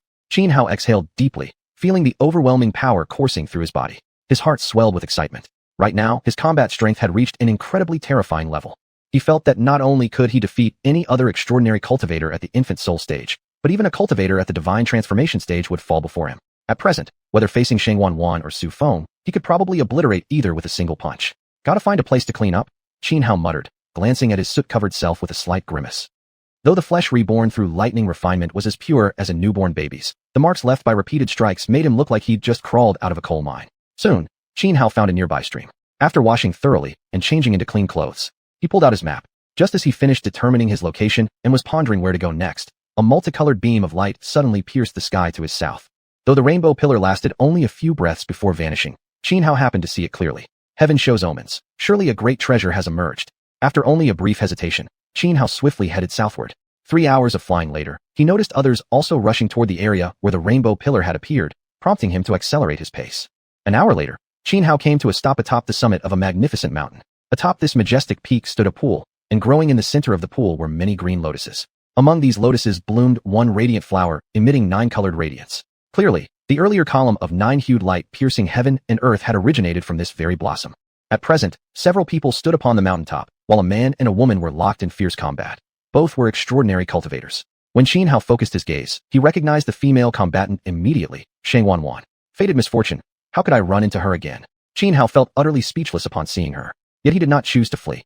Did someone like him still need to run? The man fighting Xuanhuan was extremely powerful, an immaculate extraordinary cultivator just like her, but his strength subtly surpassed hers, placing her on the defensive.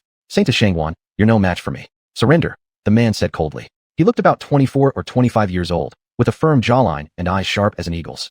Dressed in gray robes, he wore iron finger guards on his left hand and held a completely gray sword in his right. With his right hand, he unleashed an endless flurry of sword techniques, flowing without pause. With his left, he executed ruthless claw maneuvers. Xuanhuan was also a heavenly prodigy. Though newly entered into the extraordinary realm, her combat prowess was formidable. The supreme arts of the Taishang Wanqing Hall surged forth, her entire sky filled with shimmering sword lights. Taishang Wanqing, one sword manifests three pure ones. Ignoring the man's words, Xuanhuan activated one of the most powerful killing moves of the Taishang Wanqing Hall. Instantly, the azure sword floating before her trembled, dividing 1 into 3, 3 into 9. In the blink of an eye, thousands upon thousands of jade-green sword forms surged forward, converging upon the man in a deadly whirlwind. Faced with such overwhelming assault, the man's expression turned solemn. His attitude grew serious. Break through heaven's sword seal. The man roared. Countless sword energies filled the sky, fusing into a single massive seal. Then from within the seal shot forth a colossal blade formed of spiritual energy, plunging straight down. Chapter 143 Xianhao is unscrupulous. The spiritual energy sword body plunged straight down, unleashing a tremendous impact that rippled outward in all directions, instantly blasting away tens of thousands of azure sword forms. Xuanhuan let out a muffled groan, staggering backward dozens of meters before barely managing to stabilize herself. A thin trail of blood trickled from the corner of her mouth. Saint Xuanhuan, you should give up now, said the man after repelling her with a single strike. He did not press his advantage. Humph. Xuanhuan's face darkened as she coldly snorted and charged at the man once again. The lotus blooming in the pond, radiating nine-colored light, was known as the nine-colored azure lotus, a rare and precious heavenly treasure. The formation of such a lotus required countless coincidental conditions. The ordinary azure lotuses growing in the pool were common plants, but when they blossomed, if just one wisp of Tao resonance could be captured under specific celestial conditions, it might transform into a nine-colored azure lotus. Truly, this kind of heavenly material was something that appeared only by chance, never sought, yet sometimes found. If Xuanhuan could obtain this nine-colored azure lotus, she would have full confidence to rapidly elevate her cultivation level, possibly even stepping into the golden body realm within a short time. Precisely because of this, she had no intention of easily relinquishing the lotus before her. Yet the man was far stronger than her. Even with all her strength, she remained completely suppressed, an outcome that enraged her deeply, causing a ruthless glint to flash through her beautiful eyes. Supreme Furnace. Right after being sent reeling by another blow, Xuanhuan raised her hand and summoned forth a furnace. The furnace was dark azure in color, engraved with intricate patterns across its surface. Its lid bore the image of an 8-trigram array. Inside burned flickering flames tinged with green amid crimson, bright and restless. Seeing the furnace emerge, the man's expression changed drastically. His eyes narrowed as he asked gravely, Saint Xuanhuan, do you truly intend to take things to the extreme? Lin Xianxin, I am determined to claim this nine-colored azure lotus. Either withdraw now, or stop talking and fight me seriously. Xuanhuan replied coldly, her voice devoid of warmth, her gaze unfeeling. Without waiting for a reply, she immediately activated the supreme furnace she had released. This furnace was a treasured artifact, its quality rivaling Su Feng's 32 Dinghai beads. As Xuanhuan channeled her power, the lid of the furnace opened, and the flame within surged outward, forming a lashing torrent of fire that shot toward Lin Xianxin. These were no ordinary flames. They were the threefold true fires, fearsomely destructive. In that case, I shall hold back no longer. Lin Xianxin took a deep breath. Though vastly superior to Xuanhuan, facing a powerful artifact like the supreme furnace meant that even the slightest misstep could leave him either dead or crippled. He could not afford any complacency. Jinxin chapter. With a sweeping motion of his sleeve, Lin Xianxin flung out a scroll made from golden feather bamboo. It unfurled midair with a rustling sound, revealing densely inscribed ancient characters, the Confucian classic known as the Jinxin chapter. As a senior disciple of xiuxian, Lin Xianxin wielded this sacred text. Heaven and earth flowed together. With a long cry, Lin Xianxin formed hand seals, and instantly, golden ideograms burst forth from the scroll, one after another. The noble cultivator transforms what he passes through. What remains becomes divine, above and below flowing together with heaven and earth. Each golden character carried unfathomable might, accompanied by a thunderous resonance, as though ancient sages themselves were chanting this immortal scripture.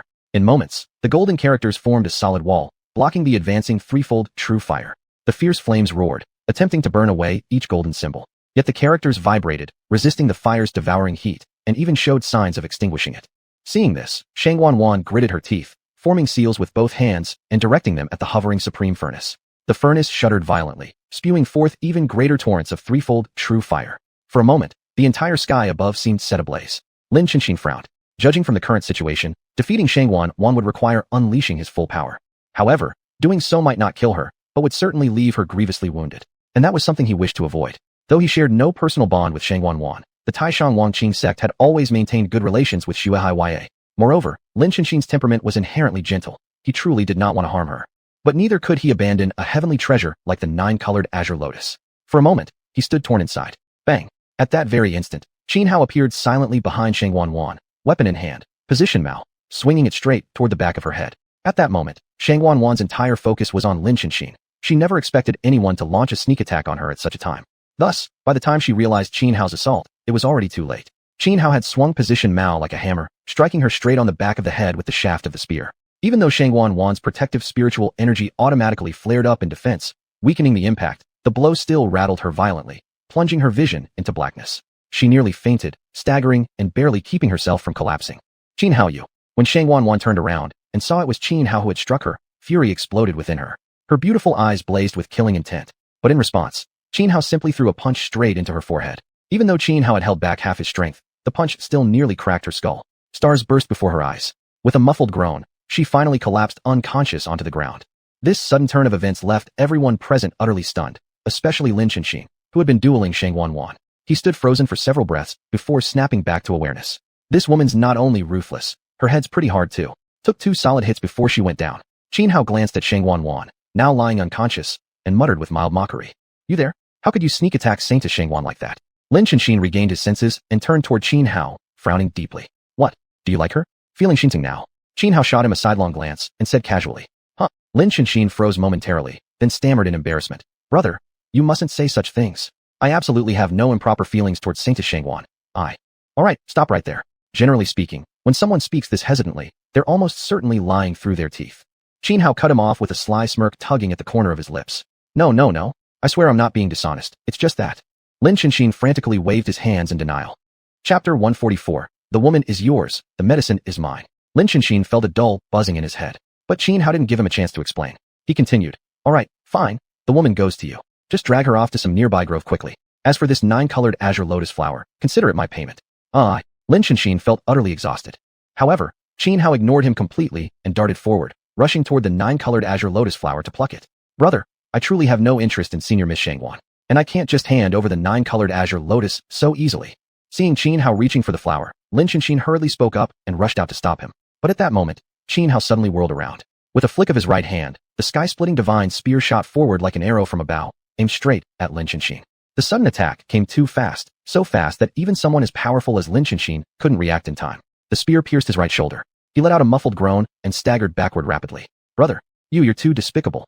Lin Chenxin stabilized himself, glaring angrily at Qin Hao. If I were truly despicable, do you think you'd still be alive? Qin Hao sneered. This is called warfare without deception. You?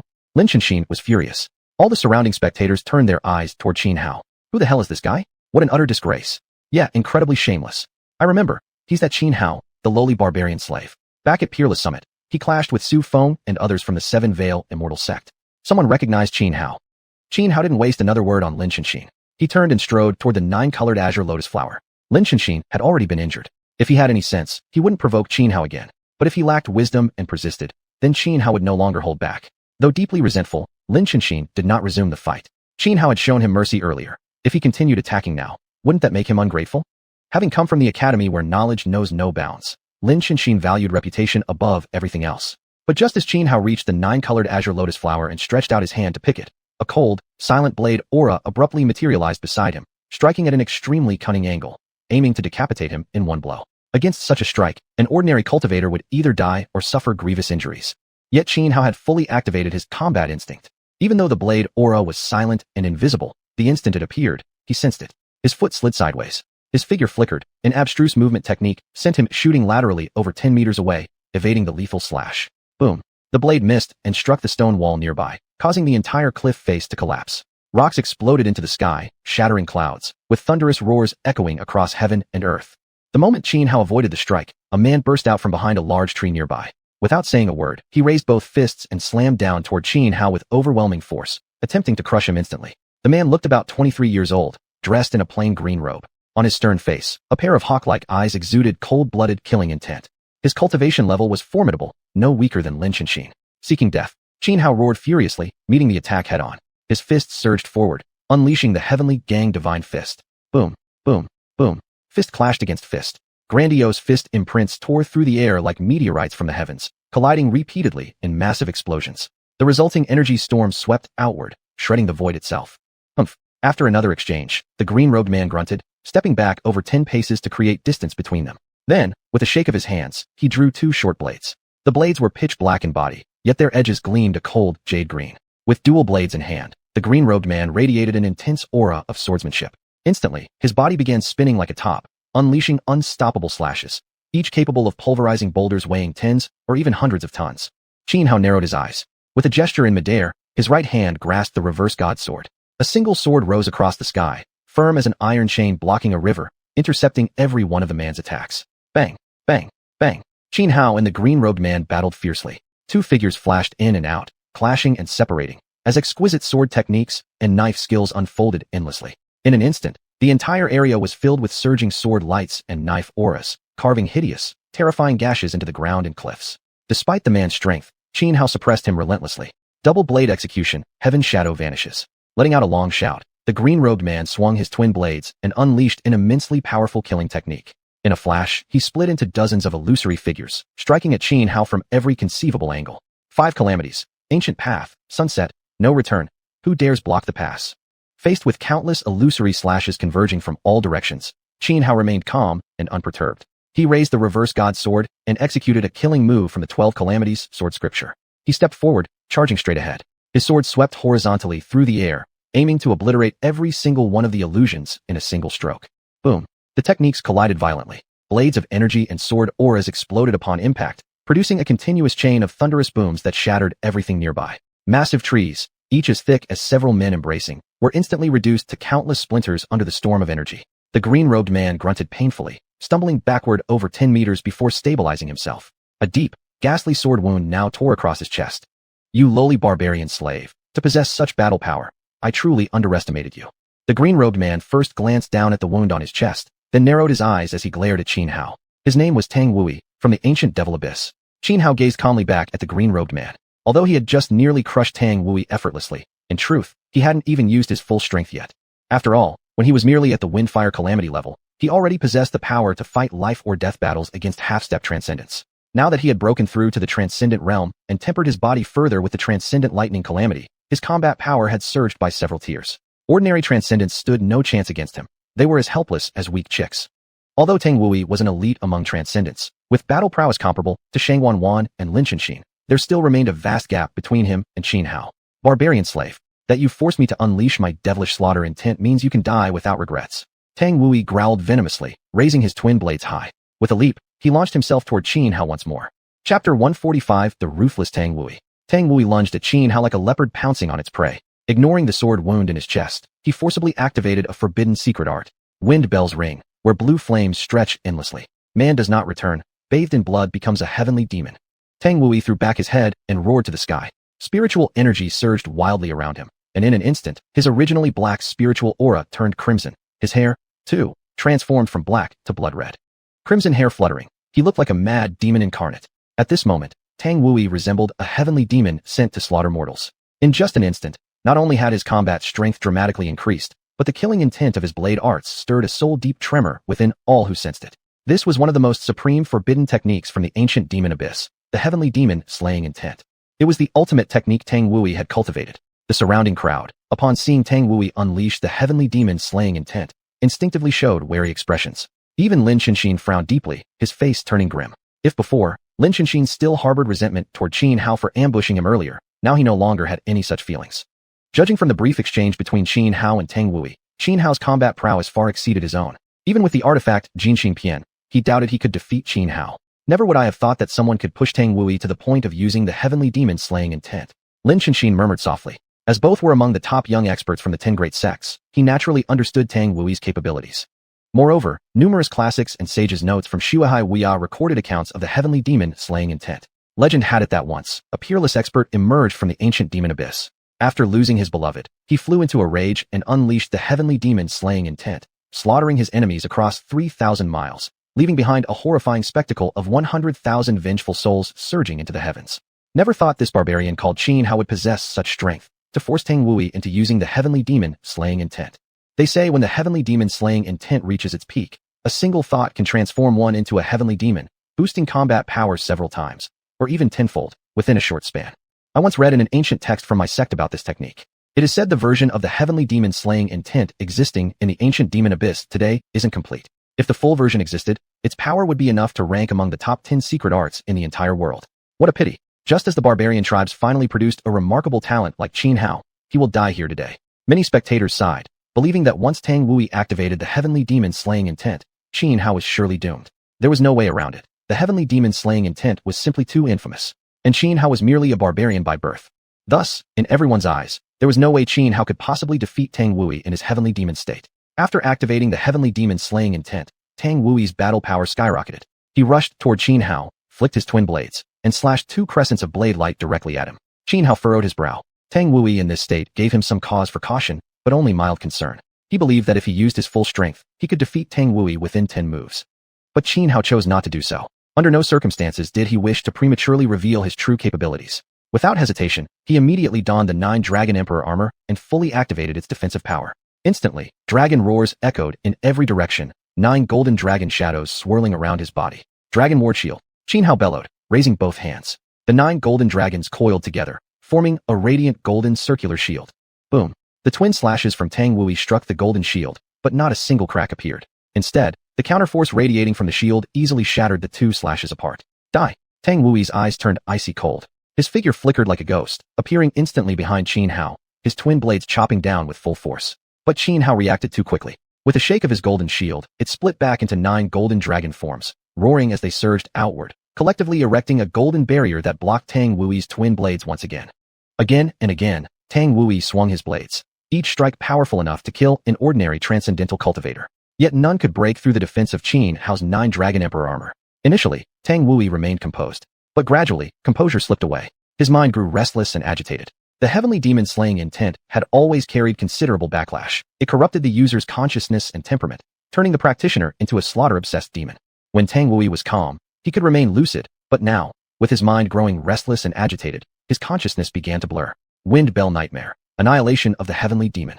Knowing that if he continued, even if he managed to defeat xianxia, he would still suffer backlash from the heavenly demon slaying intent, Tang Wui decisively activated his ultimate killing technique.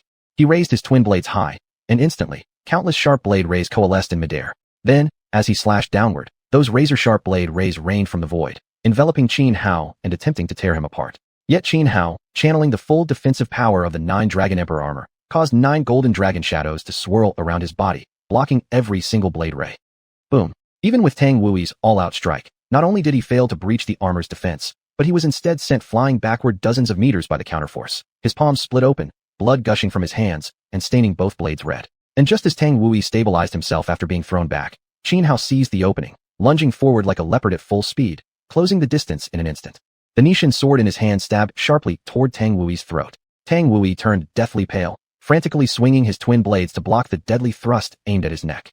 With a loud clang, the xiuxian sword struck the hilts of Tang Wui's blades, the overwhelming force behind the impact sending Tang Wui reeling backward another dozen meters.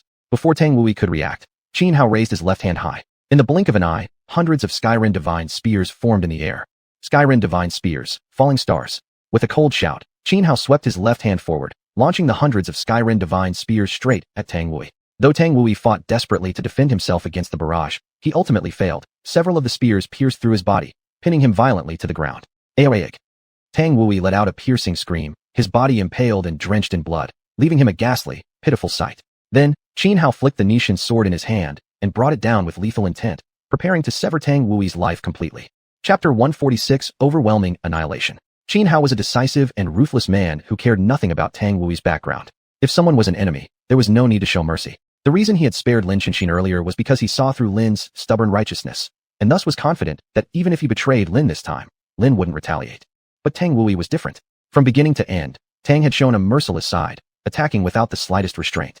Moreover, Qin Hao could see clearly that Tang Wui was a ruthless individual unbound by morality.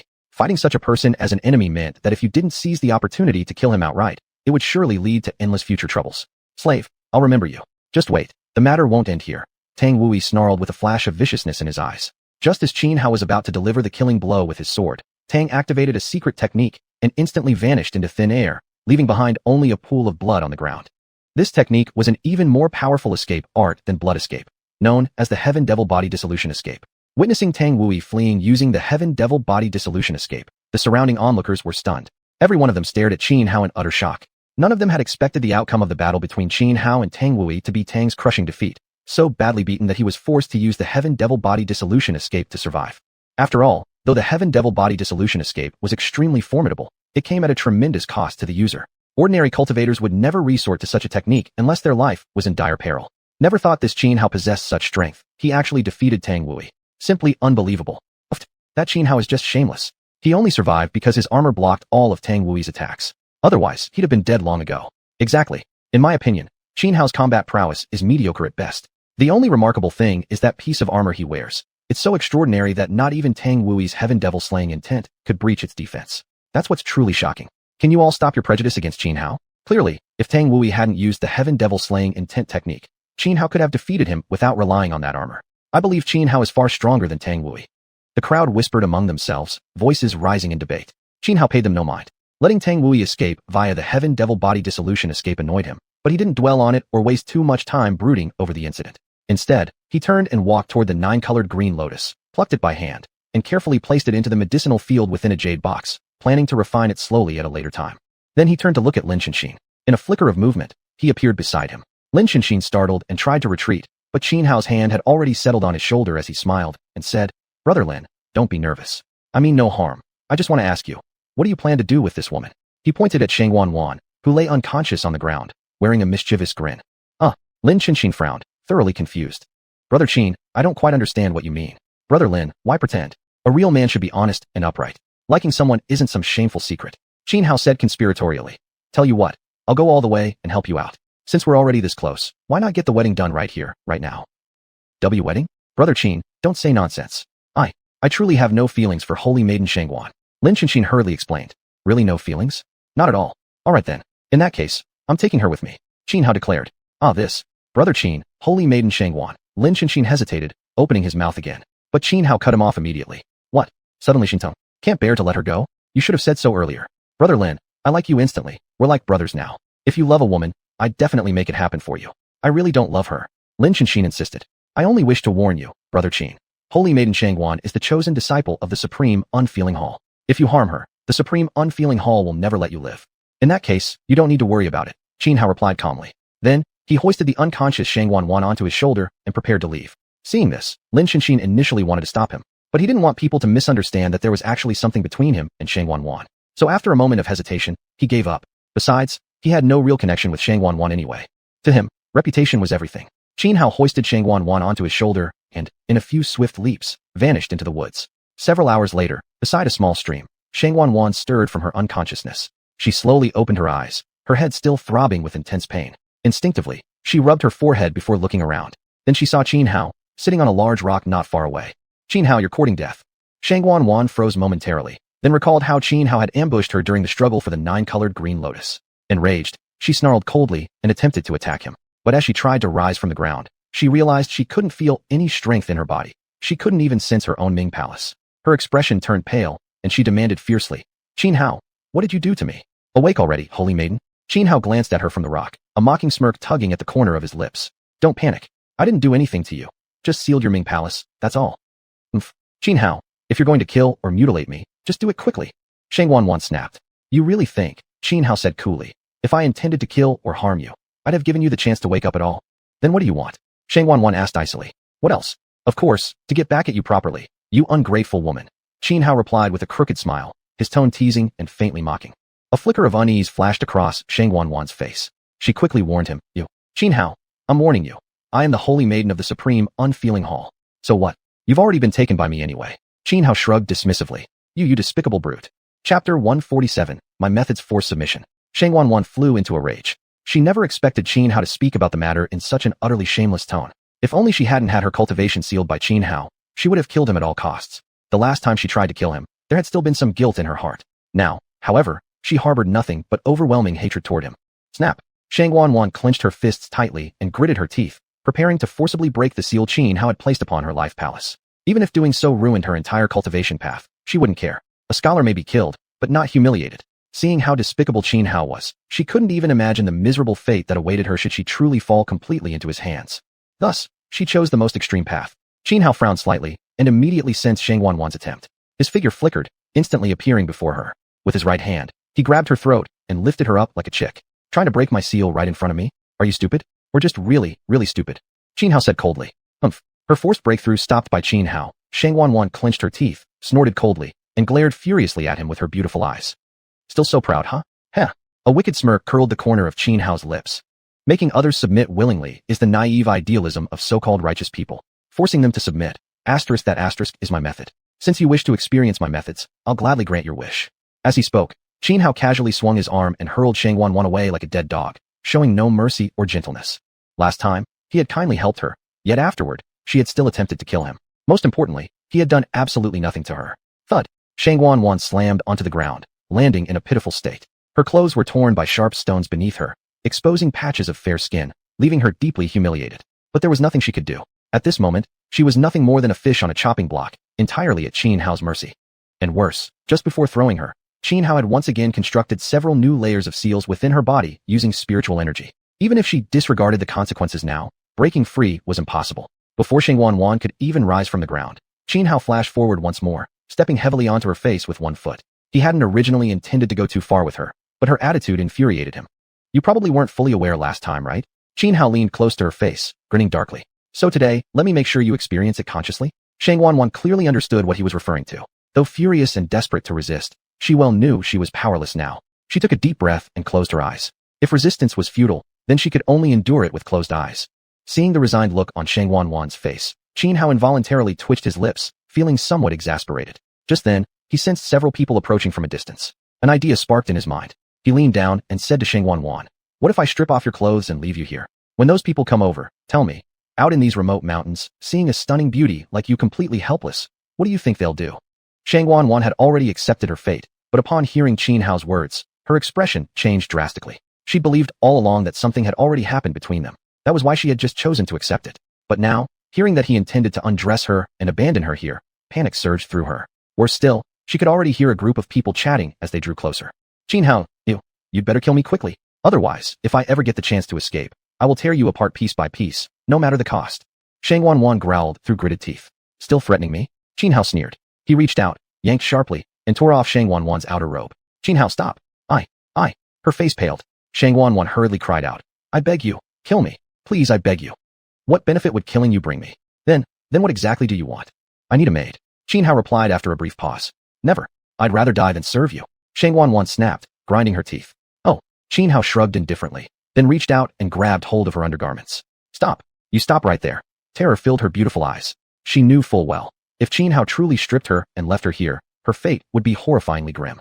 Seeing that Xianhao showed no intention of stopping, and hearing the voices of the approaching group growing louder, Xuanhuan panicked completely. She took a deep breath and quickly blurted out, "Fine. I agree to your terms. Wouldn't it have been better if you'd said so earlier?" Xianhao sneered, then tossed his outer robe to her. Xuanhuan hastily put on the robe, glaring at Xianhao with burning hatred in her beautiful eyes. Yet she didn't dare make a single move. Xianhao's actions had truly frightened her. Just as Xuanhuan finished dressing, the group of 4 men and 1 woman emerged from the woods nearby. Laughing and chatting all the way, the 5 of them walked as if they weren't entering a trial ground at all, but rather enjoying a scenic outing. When they reached the streamside and prepared to draw some water to drink, they immediately noticed Xianhao and Xuanhuan by the bank. "Sister Wan." The woman recognized Xuanhuan at once and happily called out to her. "Lin Lang." Xuanhuan was momentarily taken aback upon seeing her. The woman quickly ran over and linked her arm affectionately through Xuanhuan's, beaming. "Sister Wan, it's been so long. I've missed you terribly." Xuanhuan frowned slightly, her expression stiff and uneasy. The girl before her was Lin Lang, a direct disciple of Tingqiao Pavilion. Since the current master of Tingqiao Pavilion was close friends with the leader of the Supreme Heartless Hall, the two sects had always maintained a strong alliance. Because of this, Xuanhuan and Lin Lang had become particularly close friends. "Greetings, holy maiden Xuanhuan." From among the 4 men accompanying Lin Lang, A man dressed in a purple robe stepped forward respectfully and greeted Xuanhuan politely. I've long heard from Linlang that the Holy Maiden is an extraordinary beauty. Now that I've seen you in person, I must say, you truly are peerless in grace and charm, enough to make fish sink and geese fall. And you are. Xuanhuan looked toward the man in purple, her delicate brows tightening slightly. I am Mu Yelin. The man in the purple robe quickly introduced himself. Oh, the young master of the Mu Yi family. Upon realizing his identity, Xuanhuan was about to respond. But at that moment, Xianxia suddenly shouted loudly beside them. Wanner, come here now. Chapter 148, Great Yamahand. At Xianxia's words, Xuanhuan's face instantly flushed red. Linlang, standing nearby, glanced at Xianxia before turning to Xuanhuan. Sister Wan, who is this person? Hee. Xuanhuan's beautiful eyes flickered with panic, momentarily unsure how to introduce Xianxia to Linlang. My name is Xianxia. The sister one you're referring to is my servant. Xianxia replied with a mischievous smirk curling on his lips as he looked at Linlang. How dare you? How dare you call sister one your servant? Are you tired of living? Linlang exploded in fury upon hearing Xianxia's remark. Xuanhuan was the holy maiden of the supreme emotionless palace. No crown prince from even the 10 great sacred lands would dare claim her as their servant. Yet Xianxia completely ignored Linlang, instead calling out to Xuanhuan. Wanner, come over here and give this master a shoulder massage. Xianxia, don't push me too far. Xuanhuan glared at him furiously, her voice low and stern. What are you talking about, Wanner? Only seconds have passed. Have you already forgotten what you said just now? Xianxia mocked with a half smile, his tone dripping with provocation. You. Xuanhuan was practically seething. Her earlier compliance had merely been a temporary compromise, but she never expected that the group arriving so suddenly would be Linlang and her companions. Forcing herself to grovel before Xianxia in front of her closest friend was simply beyond what she could bear. Sister Wan, don't be upset. Leave this scoundrel to me. Linlang quickly reassured Xuanhuan. Then, with a swift flick of her right hand, dozens of cold star-like projectiles shot toward Xianxia. Xianxia focused his gaze. The objects were soul-piercing nails, specially forged by cultivators to harm the soul itself. Yet he showed no sign of panic. Instead, with calm composure, he swept his wide sleeve outward. A surge of powerful spiritual energy erupted, easily deflecting all the nails midair. Linlang narrowed her eyes, preparing to strike again, when Mu Yelin beside her suddenly spoke up. Linlang, leave this guy to us brothers. You and Holy Maiden Xuanhuan can just stand aside and watch the show. Fine. Linlang didn't hesitate to accept. She turned back to Xuanhuan. Sister Wan, rest assured. This insolent brute dares to act so brazenly. I'll definitely help you vent this humiliation. All right. Xuanhuan hesitated briefly, then nodded. With Linlang, Mu Yelin, and others present, she believed there was no way Xianxia could truly threaten her. Mu Yelin stepped forward, positioning himself directly in front of Xianxia. Brother, I'm not one who enjoys fighting senselessly. But if you kneel down now and apologize to both Linlang and Holy Maiden Xuanhuan, I'll let you off lightly. Heh.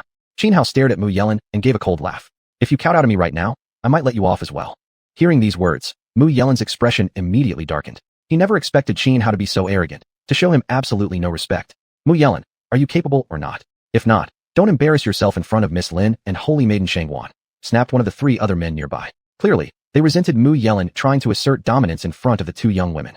A surge of rage rose in Mu Yelin's chest. While he wasn't considered a genius, he wasn't weak either. As the young master of the Mu Yelian clan, he had enjoyed abundant cultivation resources throughout his life, allowing him to reach the Windfire Great Tribulation realm at such a young age. Of course, compared to heavenly geniuses like Xuanhuan and Lin Chenxing, he paled in comparison. Since you refuse to recognize kindness, don't blame me for being ruthless. Seeing that intimidation had failed, Mu Yelin charged forward at once. His speed was astonishing, nearly instantaneous, and within a blink, he stood before Xianxia, his palm slashing straight at Xianxia's face. But Xianxia simply stepped back slightly, perfectly evading Mu Yelin's descending palm. In one fluid motion, he countered with a palm strike directly into Mu Yelin's chest. Pooh! Mu Yelin flew backward like a broken kite, crashing hard onto the ground several meters away. He scrambled to his feet, battered and disheveled, his face turning deathly pale. Without hesitation, he charged again, launching the same killing move, but once more, Xianxia effortlessly dodged it, striking him again and inflicting another injury. Witnessing Mu Yelin defeated twice in succession, everyone present fell into stunned silence. This guy is really strong. Yeah, even though Mu Yelin isn't talented, he's still at the Windfire Great Tribulation level. Even against the likes of them, he shouldn't have been crushed so utterly. It seems we underestimated this kid. Enough watching, let's go. Together, we'll kill him now. After a brief moment of shock, the 3 men accompanying Mu Yelin and Linlang launched their attacks on Xianxia without another word. These 3 men were far stronger than Mu Yelin, and one of them had even reached the Transcendent Realm. However, despite being in the Transcendent Realm, this man was still not as strong as Xuanhuan. Heavenly Constellation Divine Fist. Facing the sudden joint attack from the 3 men, Xianxia curled his lips into a cold sneer. He stepped forward in one swift motion, closing the distance with one of the men in an instant. With both fists raised high, he roared and smashed downward. The man didn't even have time to react before Xianxia's twin fists slammed squarely into his chest. Letting out a stifled groan, the man flew backward like a broken kite. Then, Xianhao lifted his right leg and kicked another man straight in the face. With a sharp slap, that man tumbled through the air, flipping several times before crashing onto the ground. At that moment, the strongest of the three finally reached Xianhao, swinging both hands down viciously in a deadly strike. Though the motion appeared simple, it was actually a powerful technique known as Dragonjiao Hand. This Dragonjiao Hand was a supreme art derived from a divine weapon called the Dragonjiao Shears. When mastered, the user's hands would move like a true dragon and a Jiao beast coiling together in a devastating grasp, extremely fearsome in power. However, this man had yet to perfect the Dragonjiao Hand, and his cultivation base was only at the infant transformation stage. Thus, the technique's true might naturally fell far short of its legends. Still, for any peer-level cultivator, facing such a strike would leave them no choice but to temporarily retreat. Otherwise, once caught in that crushing grip, they would either die or be gravely wounded. Great Yama Hand. Frowning slightly, Xianhao did not take any risks despite his body being strong enough to withstand the Dragonjiao Hand. Without hesitation, he unleashed a supreme art. It was a forbidden technique he had obtained from the Sanluo Wangui order, the demonic sect's ultimate skill. As Xianhao thrust out his right hand, black spiritual energy surged instantly around it, rapidly forming a massive black palm the size of a fan. With overwhelming force like thunder and lightning, it slammed outward. Chapter 149 4 Lumps of Charcoal. Boom. The deadly strike triggered a massive explosion. Xianhao stood firm like Mount Tai, unmoving, while the man who had clashed with him was sent staggering backward more than 10 steps before barely managing to stabilize himself. In just one exchange, Xianhao had defeated 3 men. His momentum was overwhelming and terrifying. This guy is absurdly strong. We can't afford to be careless. Right? Kill him together. Form the formation. Humiliated by their defeat at Xianhao's hands, the 3 men wore grim expressions. Without hesitation, they immediately joined forces with Mu Yelan to create a small-scale battle array. Yet facing the miniature formation formed by the 4 of them, Xianhao remained calm and indifferent, clearly not regarding it as any real threat. Kill! The 4 roared simultaneously as they charged toward Xianhao. With the formation's power boost, their combat strength multiplied several times over. Heaven-piercing divine spear, Starfall. Xianhao coldly shouted. He stomped the ground, launching his body into midair. Then, raising his left hand high, he summoned spear after spear of heaven-piercing energy from the sky. Within moments, dozens upon hundreds of divine spears hovered above. With a single sweep of his left hand, the spears rained down like a storm, crashing onto the compact formation held by Mu Yelan and the other 3. The 4 exerted all their strength, erecting a golden barrier in an attempt to withstand the relentless assault. But after holding for roughly 6 or 7 breaths, the radiant shield became riddled with holes under the onslaught and teetered on the brink of total collapse. 4 symbols array, thunderclap strike. After barely surviving the spear barrage, the 4 bellowed in unison, channeling their formation's power into a lethal technique aimed directly at Xianhao. Their combined array erupted with dazzling runes that coalesced in midair into a terrifying bolt of lightning, crackling fiercely as it surged toward Xianhao. But Xianhao merely trembled slightly, for streams of sword chi instantly swirling around his body, forming an impenetrable defense that blocked the devastating lightning attack. You enjoy playing with electricity? I'll indulge you. A faint, sinister smirk tugged at Xianhao's lips. Hands weaving seals, he pressed both palms downward. Instantly, countless arcane runes materialized in the void, interlacing rapidly into a colossal rune prison that enclosed Mu Yelan and the others in the blink of an eye. The 4's faces paled dramatically. They attempted to react, but at that very moment, Xianhao raised his right hand. Within his palm flickered terrifying arcs of lightning. 10,000 Thunder Heaven Prison Seal. Letting out a long, piercing cry, Xianhao unleashed this immensely powerful divine art. Immediately, vast torrents of lightning surged from the heavens. Holy sure. What the hell is this? Witnessing the enormous accumulation of lightning in the sky, Mu Yelan and the others turned deathly pale, instantly realizing how dire the situation was. Though they were normally peerless geniuses and holy sons, at this moment, they abandoned all dignity and began cursing wildly, spewing profanity without restraint. Crackle, crash. As Xianhao slammed his hands down, a thunderous crack split the air. A bolt of lightning struck the rune cage, triggering the gathered heavenly electricity to discharge simultaneously upon it. In an instant, the entire rune prison was swallowed by raging lightning. Even Lin Lang and xuanhuan stared with mouths agape, utterly stunned and disbelieving. Xuanhuan was exceptionally powerful, an outstanding figure even among extraordinary cultivators. Though she only possessed nascent infant-level cultivation, she could fight toe-to-toe with ordinary transcendent experts who had forged their golden bodies. Yet even she was shaken to the core by Xianhao's display. Ayya!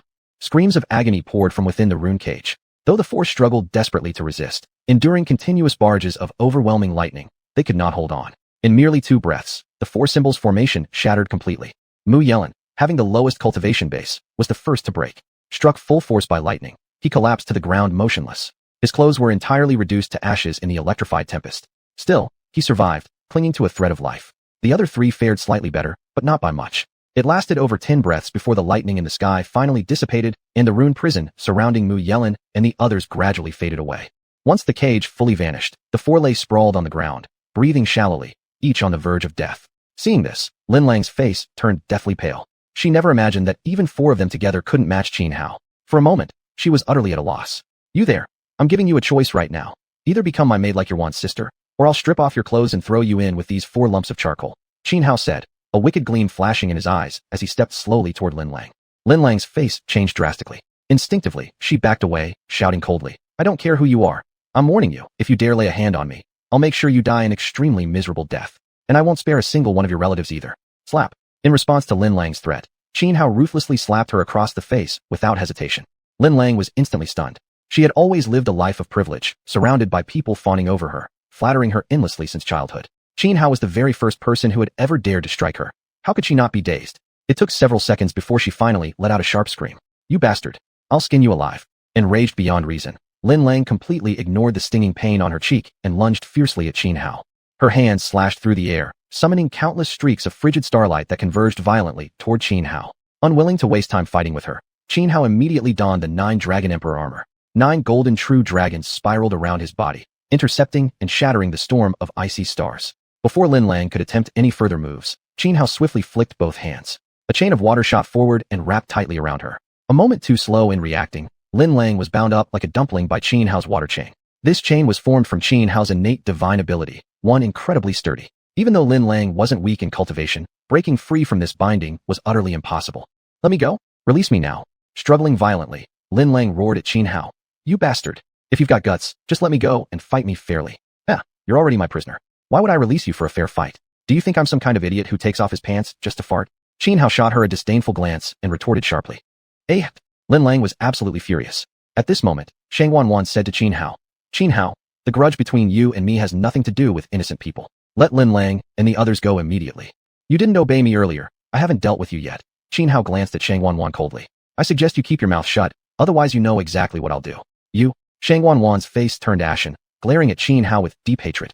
Yet in the end, she could only glance apologetically at Lin Lang before turning away unwillingly. At this moment, guilt overwhelmed her. If only she hadn't clung to false hope earlier.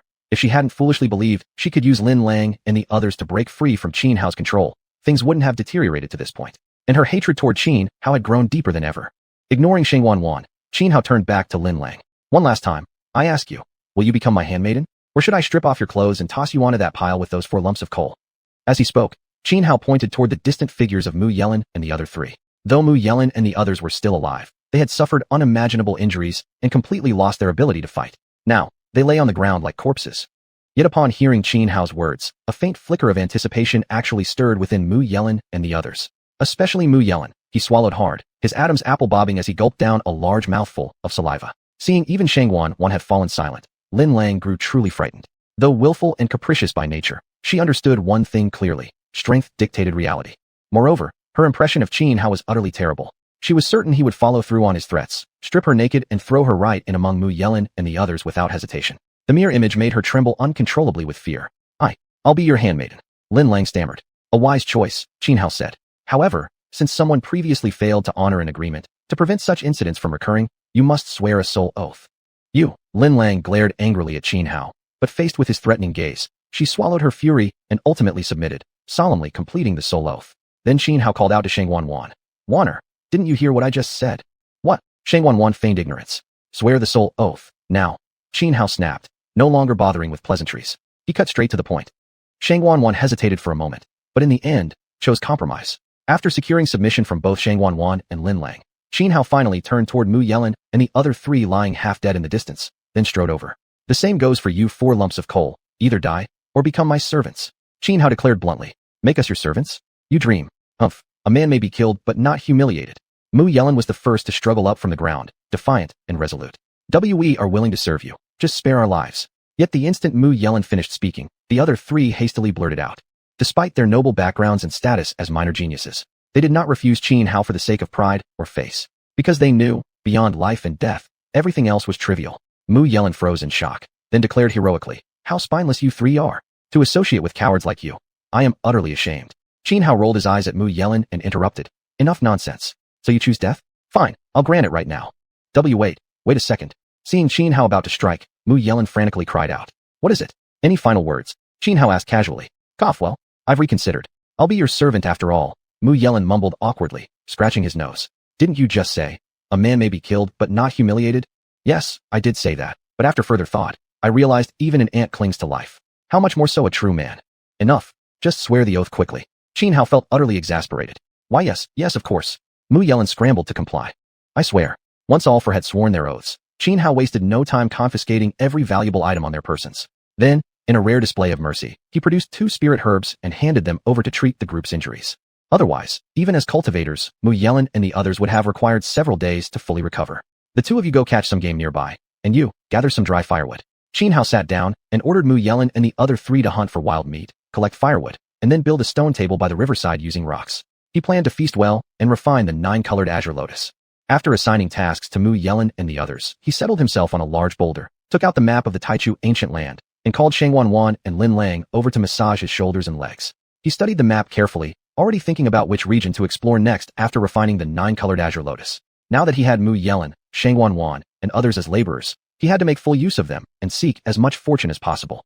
Soon, Mu Yelin and the other 3 returned with some game, built a bonfire, and began miserably roasting meat for Xianhao, occasionally shooting him envious glances. In their eyes, if they could also have beauties like xuanhuan and Lin Lang serving them as handmaidens, then truly, they would die without regrets. Master, this is a tenderloin from the jade-fat fragrant lamb I roasted specially for you. This cut tastes absolutely delicious. Mu Yelin scurried over to Xianhao and handed him a golden-brown roasted lamb leg. This was no ordinary sheep, it was the jade-fat fragrant lamb. Its meat was exceptionally tender, carried a delicate fragrance of herbs and trees, and its color resembled that of jade fat. Xianhao took a bite and looked at Mu Yelin approvingly. Not bad. Your roasting skills are actually pretty good. Master, no kidding. I swear, if not for the limited environment here, the dishes I can cook would definitely leave you craving more after just one taste, Mu Yelin said proudly. That impressive? My family once had an ancestor who served as the chief imperial chef in the Yun dynasty's palace. I trained under him for 2 years. Excellent. Then from now on, you'll be in charge of preparing all my meals. Xianhao nodded. Yes, master. Rest assured, I'll make sure you're completely satisfied. Mu Yelin quickly patted his chest, acting obsequiously, a sight that filled Lin Lang, xuanhuan, and the others with utter disdain. But Mu Yelin paid no mind to their contemptuous looks. Instead, he glanced at the Taichu ancient land map in Xianhao's hand and said, Master, are you deciding where we should go seeking fortune next? Do you have any suggestions? Xianhao asked casually. Master, you've come to the right person. I happen to know of an area holding a tremendous opportunity, Mu Yelin quickly replied. Chapter 151, Mu Yelin's Conspiracy. Oh, is that so? Tell me more. Upon hearing Mu Yelin's words, Xianhao immediately grew interested. Right here, Mu Yelin said, pointing at a canyon on the map. This place is called Snakeheaven Gorge. Deep within this canyon lies dense miasma and countless venomous insects. For this reason, few people ever venture into it. However, when my elder cousin participated in the previous primordial trial, he was pursued by enemies and forced deep into this gorge. By sheer accident, he discovered something extraordinary, a wando tea tree growing deep inside the canyon. A wando tea tree? Xianhao couldn't help but furrow his brow. Thinking that Xianhao might not understand what it was, Mu Yelin quickly explained, Young master, this wando tea tree is extraordinary indeed. Its tea fruits, once specially processed to extract their toxins, can be brewed into tea. Forget even how exquisite the taste is. What matters most is that drinking this tea calms the spirit and enhances enlightenment. Moreover, the extracted toxins from the fruit can also be used to cultivate the Wando golden body. Legend has it that 3,000 years ago, a genius emerged from the eternal demon abyss who cultivated the Wando golden body. Once formed, he was nearly invincible among peers of the same realm. Alright then, we'll rest for a few days, and then head straight to Snakeheaven Gorge. Xianhao pondered briefly before making his decision. Wise choice, young master. Mu Yelin wore a flattering smile, yet deep within his eyes flickered a glint of cunning and triumph. You're smarter than you look, knowing exactly when to fall in line. Very well, starting now, you are my chief steward. I'm placing these people under your command. When I don't need them, feel free to let those 2 women attend to you personally. Xianhao smirked playfully as he patted Mu Yelin on the shoulder. Oh really? Mu Yelin trembled slightly, his eyes instantly lighting up with excitement. Of course, my word is absolute. I always keep my promises, Xianhao declared. Mu Yelin gulped twice hard, then turned to gaze fervently at xuanhuan and Lin Lang. But to his dismay, both women were glaring at him with killing intent. The other 3, standing nearby, weren't any friendlier either.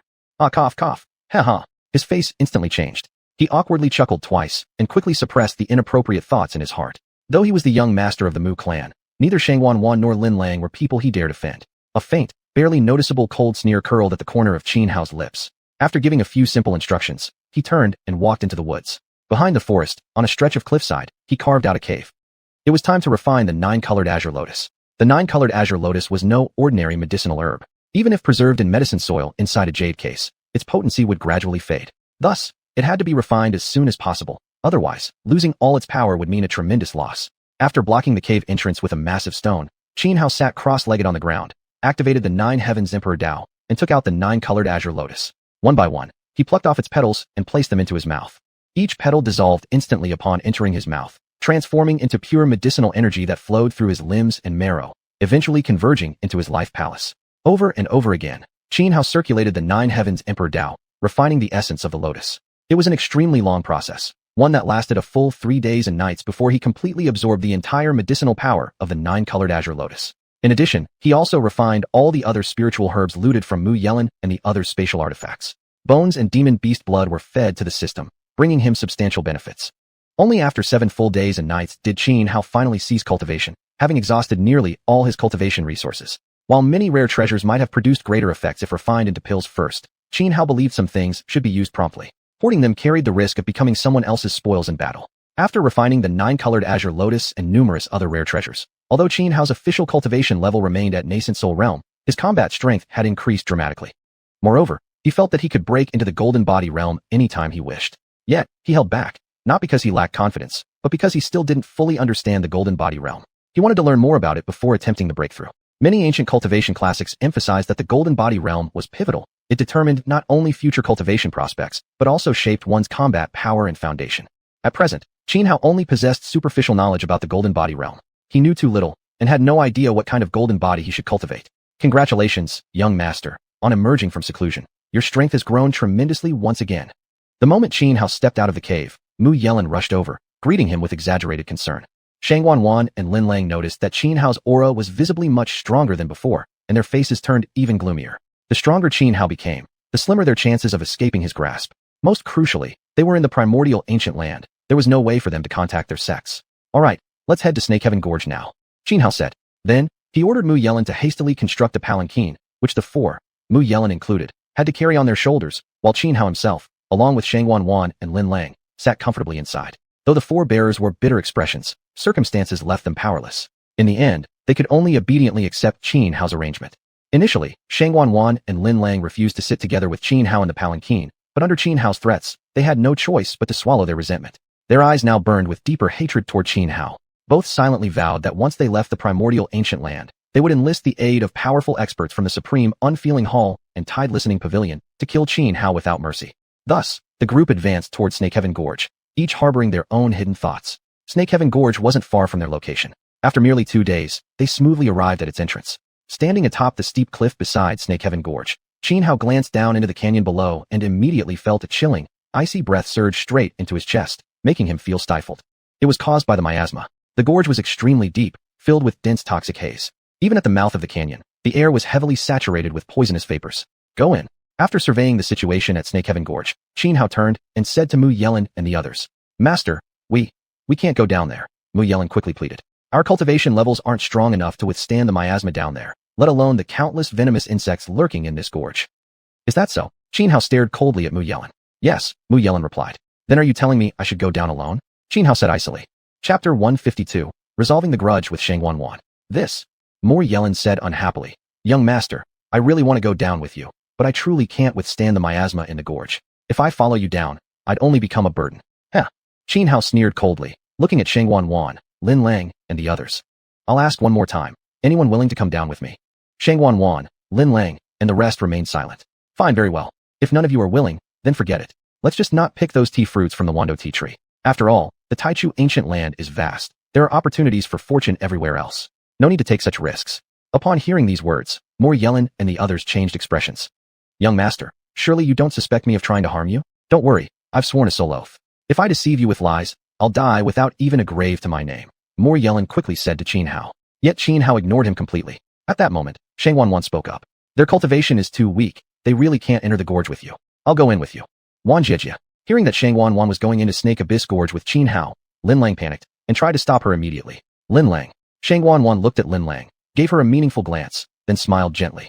Lin Lang hesitated briefly, then fell silent. Good. Xianhao narrowed his eyes. Then wait here for us. With that, he grabbed xuanhuan by the hand and leapt down into the depths of Snake Abyss Gorge. Thick miasma quickly swallowed both Qin Hao and Xuanhuan from view. Standing atop the gorge, Lin Lang, Mor Yellen, and the others now wore complex expressions. Lin Lang, we should leave quickly. We can't, Mor Yellen urged. No, I have to wait for Wanjijia. Lin Lang shook her head firmly. But, Lin Lang, deep within Snake Abyss Gorge lurks the Qiao celestial snake, a beast whose power nearly reaches the divine transformation realm. They won't possibly come back up. Mor Yellen tried reasoning with her. It's all your fault. What kind of idiotic plan was that? You've killed Wanjijia. Lin Lang glared furiously at Mor Yellen. Mor Yellen could only give a bitter smile. His original plan had been for Qin Hao to enter Snake Abyss Gorge alone. He hadn't expected Qin Hao to insist they all descend together. More importantly, he assumed that enticed by the Wando tea tree, Qin Hao would never give up. But earlier, Qin Hao appeared utterly indifferent, as if the tea tree held no temptation at all. This completely ruined his scheme. Though he had taken a soul oath, he had only concealed the fact that a Qiao celestial snake lay hidden deep in the gorge. Everything else he'd said was true, so technically, he hadn't violated his oath and didn't fear any backlash. Lin Lang, we really need to leave now. If that Qiao celestial snake senses our presence, we're certainly doomed, another man said urgently. Though Lin Lang hated abandoning xuanhuan, she ultimately chose to heed Mor Yellen and the others' advice and began retreating from the area. After jumping into Snake Abyss Gorge with xuanhuan, Qin Hao soon found their vision obscured by dense miasma. But instantly activating his purple-blue demon eyes, he could clearly see everything within the gorge, even through its eternal veil of toxic fog. The miasma was indeed terrifying, but by circulating his inner spiritual energy slightly, Qin Hao could easily resist its effects. Still, this consumed spiritual energy at an alarming rate. Only because Qin Hao possessed such abundant reserves could he endure this level of expenditure. This was precisely why Mor Yellen and the others dared not enter, and exactly why Qin Hao hadn't pushed them further. Noticing xuanhuan's complexion beginning to shift, Qin Hao quickly released the seal on her body. Otherwise, she would have died from the miasma in moments. Xuanhuan made no move to attack him, merely circulating her own spiritual energy to repel the poison. Let's go. Only after Xuanhuan had expelled the trace amounts of miasma she'd accidentally inhaled did Qin Hao begin moving deeper into Snake Abyss Gorge with her. Along the way, neither spoke. In such an environment, speaking increased the inhalation of miasma, requiring even more spiritual energy to counteract. After walking a while, Xuanhuan stared at Qin Hao's back, her murderous intent surging. Yet she did not strike immediately, her heart conflicted. What? Hesitating. Suddenly, Qin Hao turned back, his voice calm. He had never let his guard down against her, so the instant her killing intent arose, he sensed it. Humph. Xuanhuan snorted coldly. No need. Either way, both of us will die here soon enough. Oh, is that so? Qin Hao frowned slightly. I don't mind telling you the truth. I'll tell you straight. Deep inside Snake Abyss Gorge, coiled beside that Wando tea tree, lies a Qiao celestial snake. That beast possesses strength comparable to a divine transformation expert. Even if we joined forces, we couldn't defeat it, let alone with this endless miasma hindering us. Xuanhuan said. Now that you've told me this, aren't you afraid I'll just turn around and leave? Qin Hao sneered slightly. It's useless. The moment you try to flee, I can make enough noise to immediately awaken that Qiao celestial snake, Xuanhuan said calmly. Originally, she had hated Qin Hao with every fiber of her being. But at this moment, facing the prospect of dying here together with him, an unprecedented sense of peace welled up within her heart. Do you really want me dead that badly? Qin Hao frowned. I admit I wronged you, but I must kill you. I cannot allow the legacy of Taishang Wanqing Palace, tens of thousands of years of tradition, to be disgraced because of me, Xuanhuan replied after a pause. She had truly despised Qin Hao before, but now, she had calmed down completely. I just don't get it. How could your Taishang Wanqing Palace possibly choose someone as stupid as you for sure? Qin Hao turned his head, giving Xuanhuan a thoroughly exasperated look. Have you even looked at your maiden seal yet? What do you mean? Xuanhuan froze, her delicate brows knitting together. Then, following Qin Hao's words, she rolled up her sleeve. Though shrouded by the miasma, the view was blurry, but still, that tiny red maiden seal remained clearly visible. Seeing her maiden seal intact, Xuanhuan went utterly dumbfounded. These past few days, she'd been operating under assumptions. Convinced she'd already slept with Qin Hao, she hadn't even bothered checking the seal on her hand. You believe me now, don't you? Qin Hao said helplessly. It was precisely because he'd accidentally caught sight of Xuanhuan's maiden seal during their struggle over the 9-colored azure lotus that he had chosen to abduct her, all in an effort to resolve the grudge between them. Chapter 153, Qiao Heavenly Snake. I'm sorry It took a while before Xuanhuan finally snapped back to her senses and hastily said to Qin Hao. If there had been nothing between her and Qin Hao, then all her previous actions would truly have amounted to repaying kindness with betrayal. Just thinking about it filled her with deep guilt. Enough, no more nonsense. If you don't want to die, just go. Qin Hao thought for a moment and said to Xuanhuan. Aren't you coming? She asked. I haven't gotten my hands on that poison fruit tree yet, Qin Hao replied. I never return empty-handed. But, Xuanhuan was about to urge him again. Yet Qin Hao quickly cut her off. Don't worry, so what if it's just a snake? I can kill it. You staying here would only be a burden to me. Xuanhuan looked at Qin Hao, emotions stirring strangely within her heart. She opened her mouth, still wanting to stay and help him. But Qin Hao suddenly grabbed her shoulders and flung her upward with all his strength. launching her straight out of the heavenly snake gorge. Caught completely off guard, by the time xuanhuan realized what had happened, the dense waves of miasma had already completely obscured Xianxia's figure. By then, even if she wanted to return, she couldn't. After hesitating briefly, xuanhuan decided to wait above the heavenly snake gorge for Xianxia. Inside the heavenly snake gorge, after throwing xuanhuan away, Xianxia continued walking deeper into the canyon. Earlier, he had suspected that Muru Lin and the others had lured him into the gorge as part of some hidden scheme, which was why he'd forced xuanhuan to accompany him. But upon realizing they merely intended to use the slumbering Qiao heavenly snake deep within the gorge against him, he felt completely at ease. With his current combat strength, he stood a chance of killing even a transcendent creature at the divine transformation level. In fact, this was something he had wanted to attempt recently. He'd even considered returning to the place where he first entered the Taichu ancient land, to seek out that transcendent beast. Killing such beings and feeding them to the system would undoubtedly bring him enormous benefits. That was exactly why Xianxia had sent xuanhuan away, not because he genuinely worried for her safety, but because he didn't want her uncovering the secrets he harbored. At least in this lifetime, he would never trust xuanhuan again. Following the path deeper into the heavenly snake gorge, Xianxia encountered countless venomous insects along the way. Many sensed his presence and attacked him immediately, but were instantly killed and fed to the system. Although these creatures were highly dangerous, the rewards their absorption granted were minimal. Gradually, Xianxia became too lazy to bother killing them. After several hours of walking, Xianxia finally reached the depths of the heavenly snake gorge. From afar, he saw it. A tea tree nearly half a person tall, growing on the rocky cliff wall deep inside the gorge. Its branches were thick and lush, thriving vibrantly. The veins on its leaves shimmered faintly, actually purifying the surrounding miasma. On the tree hung numerous tea fruits the size of longans, each differing in color and appearing exceptionally beautiful. Yet Xianxia could tell at a glance that these fruits contained deadly poison. So it really is the myriad poison tea tree. Xianxia rejoiced inwardly, immediately striding toward it. He wasn't here to harvest the fruits, but planned instead to transplant the entire myriad poison tea tree into the medicinal field within his jade box. But just as Xianxia approached within 30 meters of the tree, a pair of blood-red eyes abruptly appeared within the swirling miasma. SSSSS. A chilling serpent's hiss echoed through the gorge, sending shivers down one's spine. Instantly, nearby venomous insects scattered like ghosts were among them, frantically burrowing into cracks in the rocks to hide.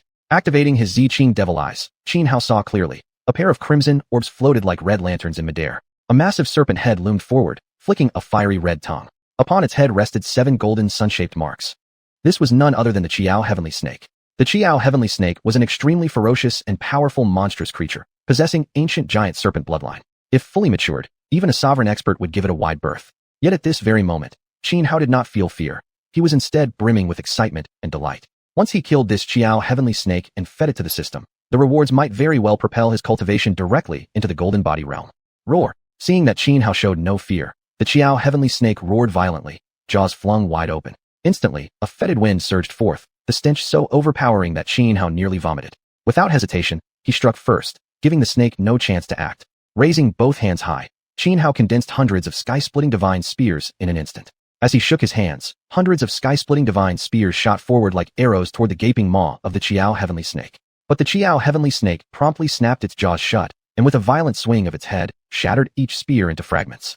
Before Xianxia could strike again, the serpent opened its bloody mouth wide and lunged at him, attempting to swallow him whole in one bite.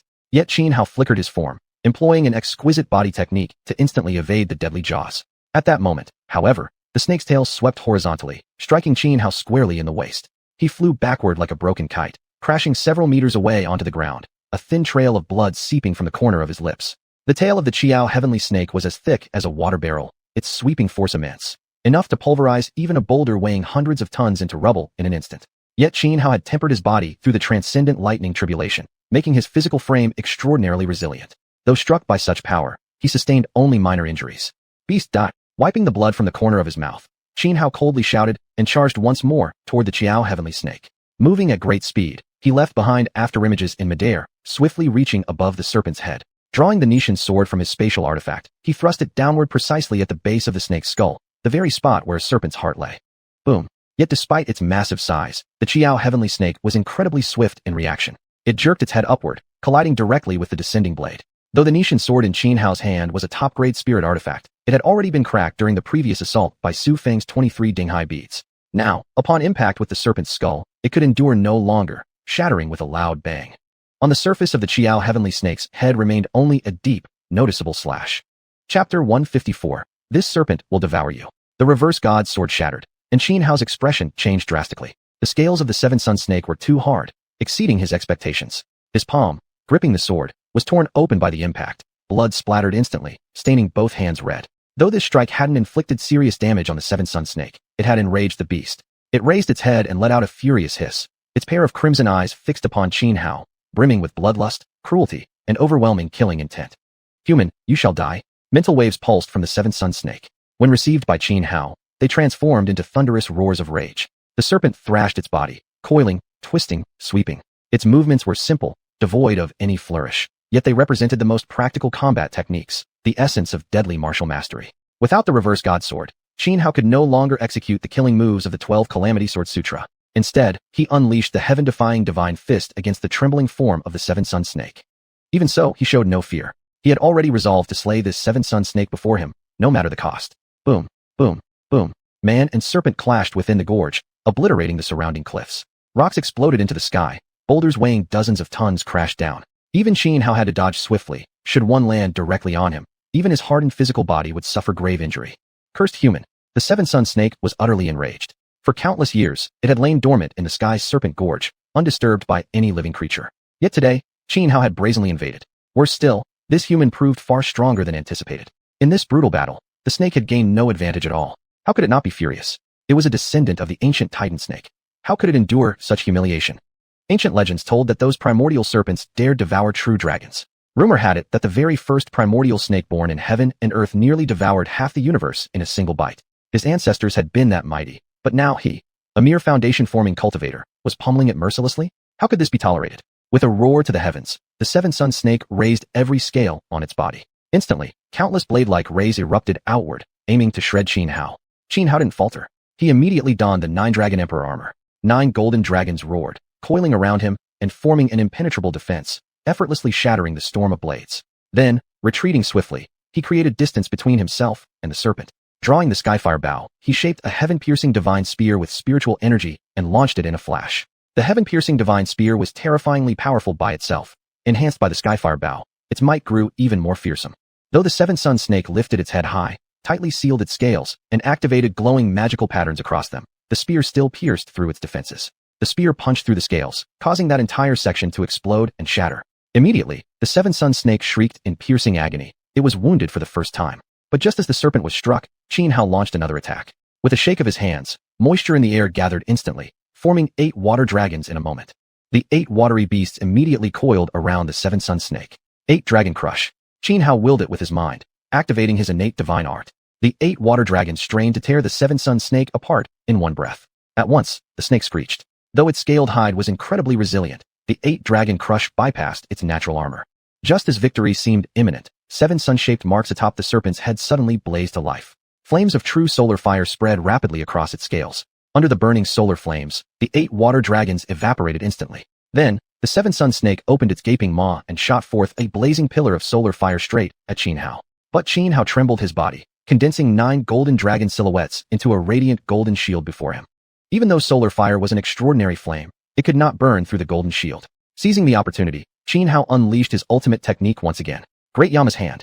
His right hand thrust forward, striking toward the Seven Sun Snake's head. Simultaneously, his left hand flicked outward. A series of colossal fist imprints, vast as ancient demonic mountains, slammed into the serpent. Boom. The killing blows landed. The Seven Sun Snake screamed again, thrashing violently within the sky's serpent gorge, collapsing cliff faces on both sides. Ducking beneath falling boulders, Xianhuan kept his eyes locked on the serpent, ready at any moment to deliver the final, fatal blow. But after struggling for a moment, all of the Seven Sun Snake's scales glowed brightly, shrouding its body in true solar fire, with countless runes flickering across its serpentine hide.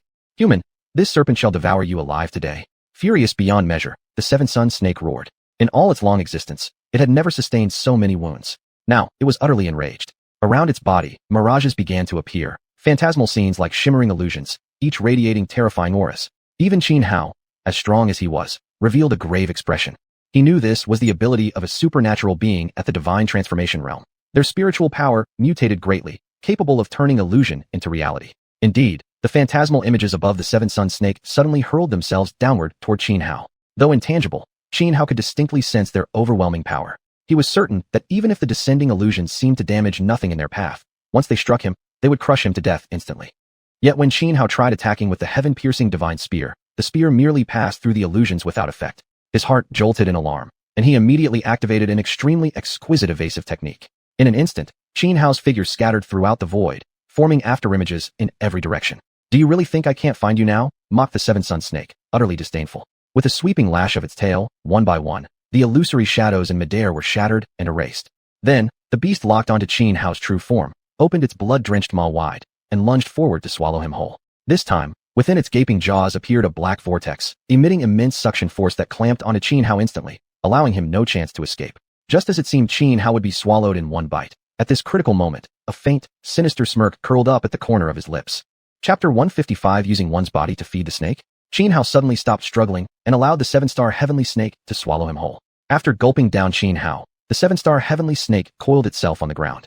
The intense battle earlier had consumed much of its energy. It turned its gaze toward the voodoo tea tree, opened its bloody maw, and gently inhaled. Several tea fruits of different colors flew into its mouth.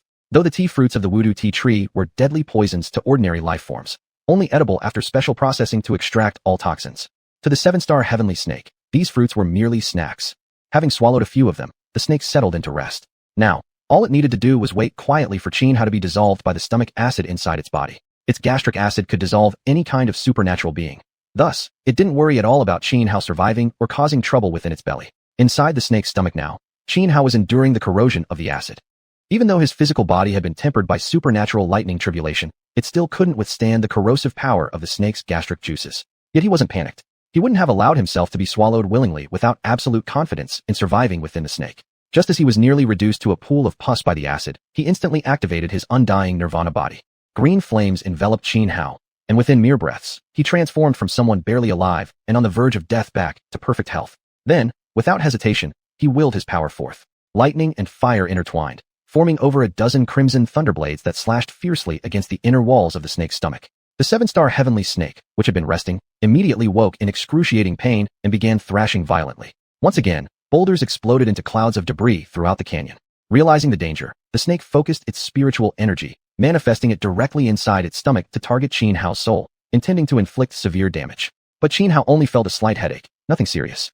This was mainly because Xianhua had been reborn into this world, giving his soul strength far beyond that of an ordinary person. Although the seven-star heavenly snake was a supernatural being at the divine transformation realm, it had just reached that stage, so its mental attacks weren't particularly powerful. Hence, Xianhua could easily ignore its assault. More importantly, since Xianhua was inside its body, the snake couldn't go all out. It was restricted and hampered by its own form. The crimson thunderblades proved devastating, causing the snake to shriek in agony continuously. Then, Xianhua further activated his innate water-controlling ability. In an instant, all the fluid inside the snake's stomach came under his control, tearing its internal organs to shreds.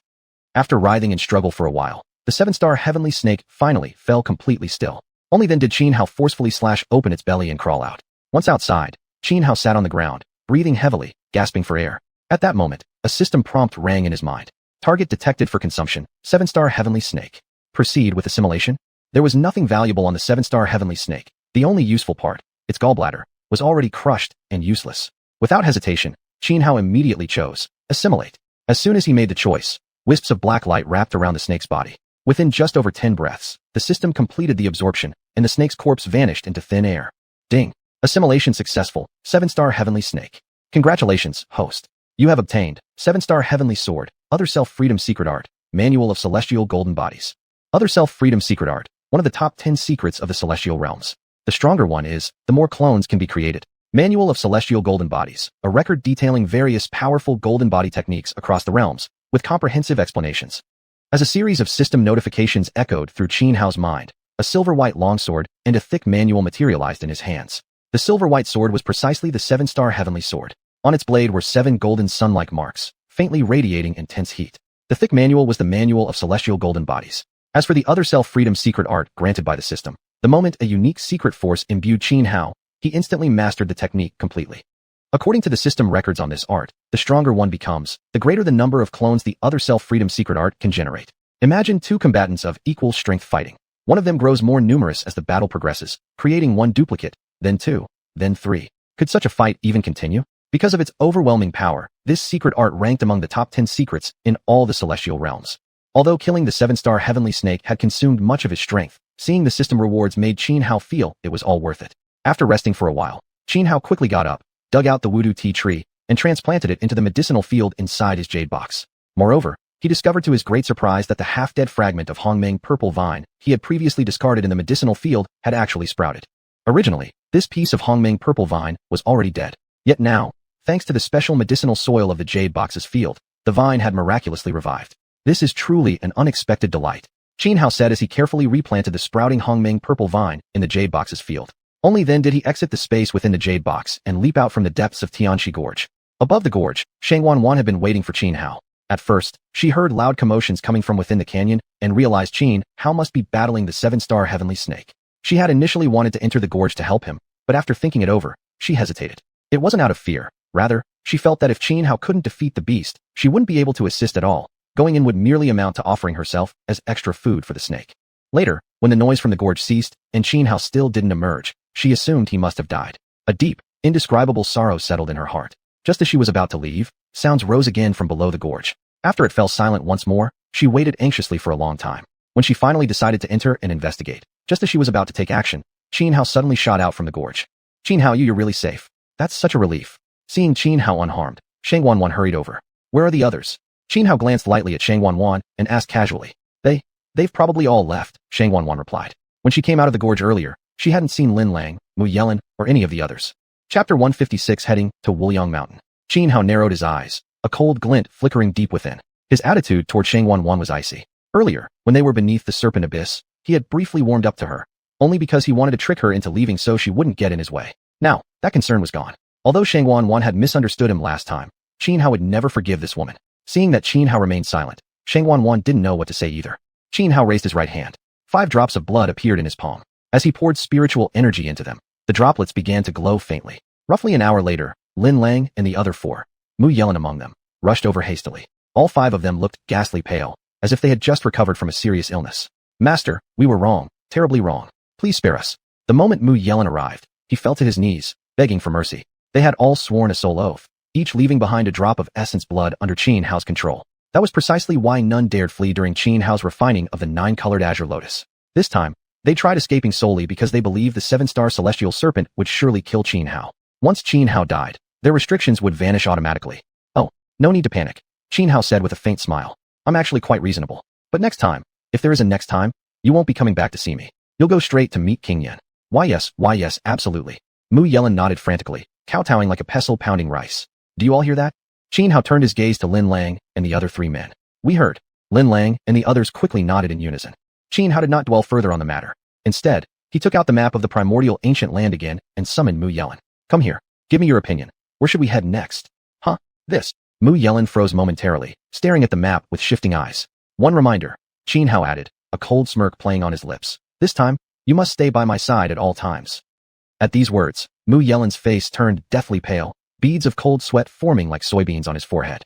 Master, perhaps we shouldn't risk venturing elsewhere anymore, Mu Yelin hurriedly said. Time might already be running short. The primordial trial has less than a month remaining. Right now, everyone is heading toward Wuliang Mountain. So early?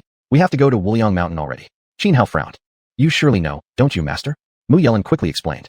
At the end of every primordial trial, a grand arena battle takes place atop Wuliang Mountain. The champion receives 10 drops of limitless divine water. That part one do know, Xianhao replied, puzzled. But does it really require an entire month?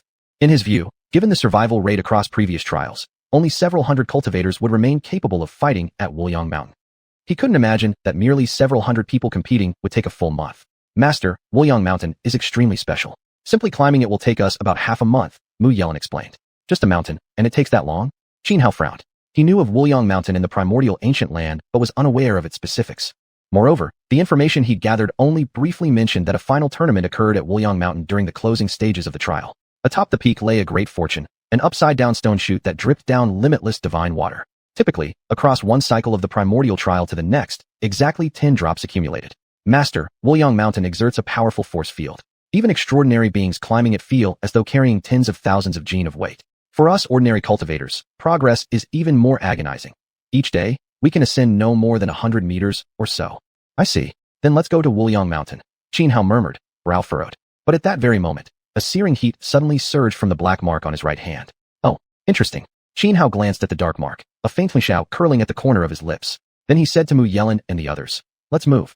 Yes. Mu Yelin nodded. And so, Xianhao led Mu Yelin, xuanhuan, and the rest toward Wuliang Mountain.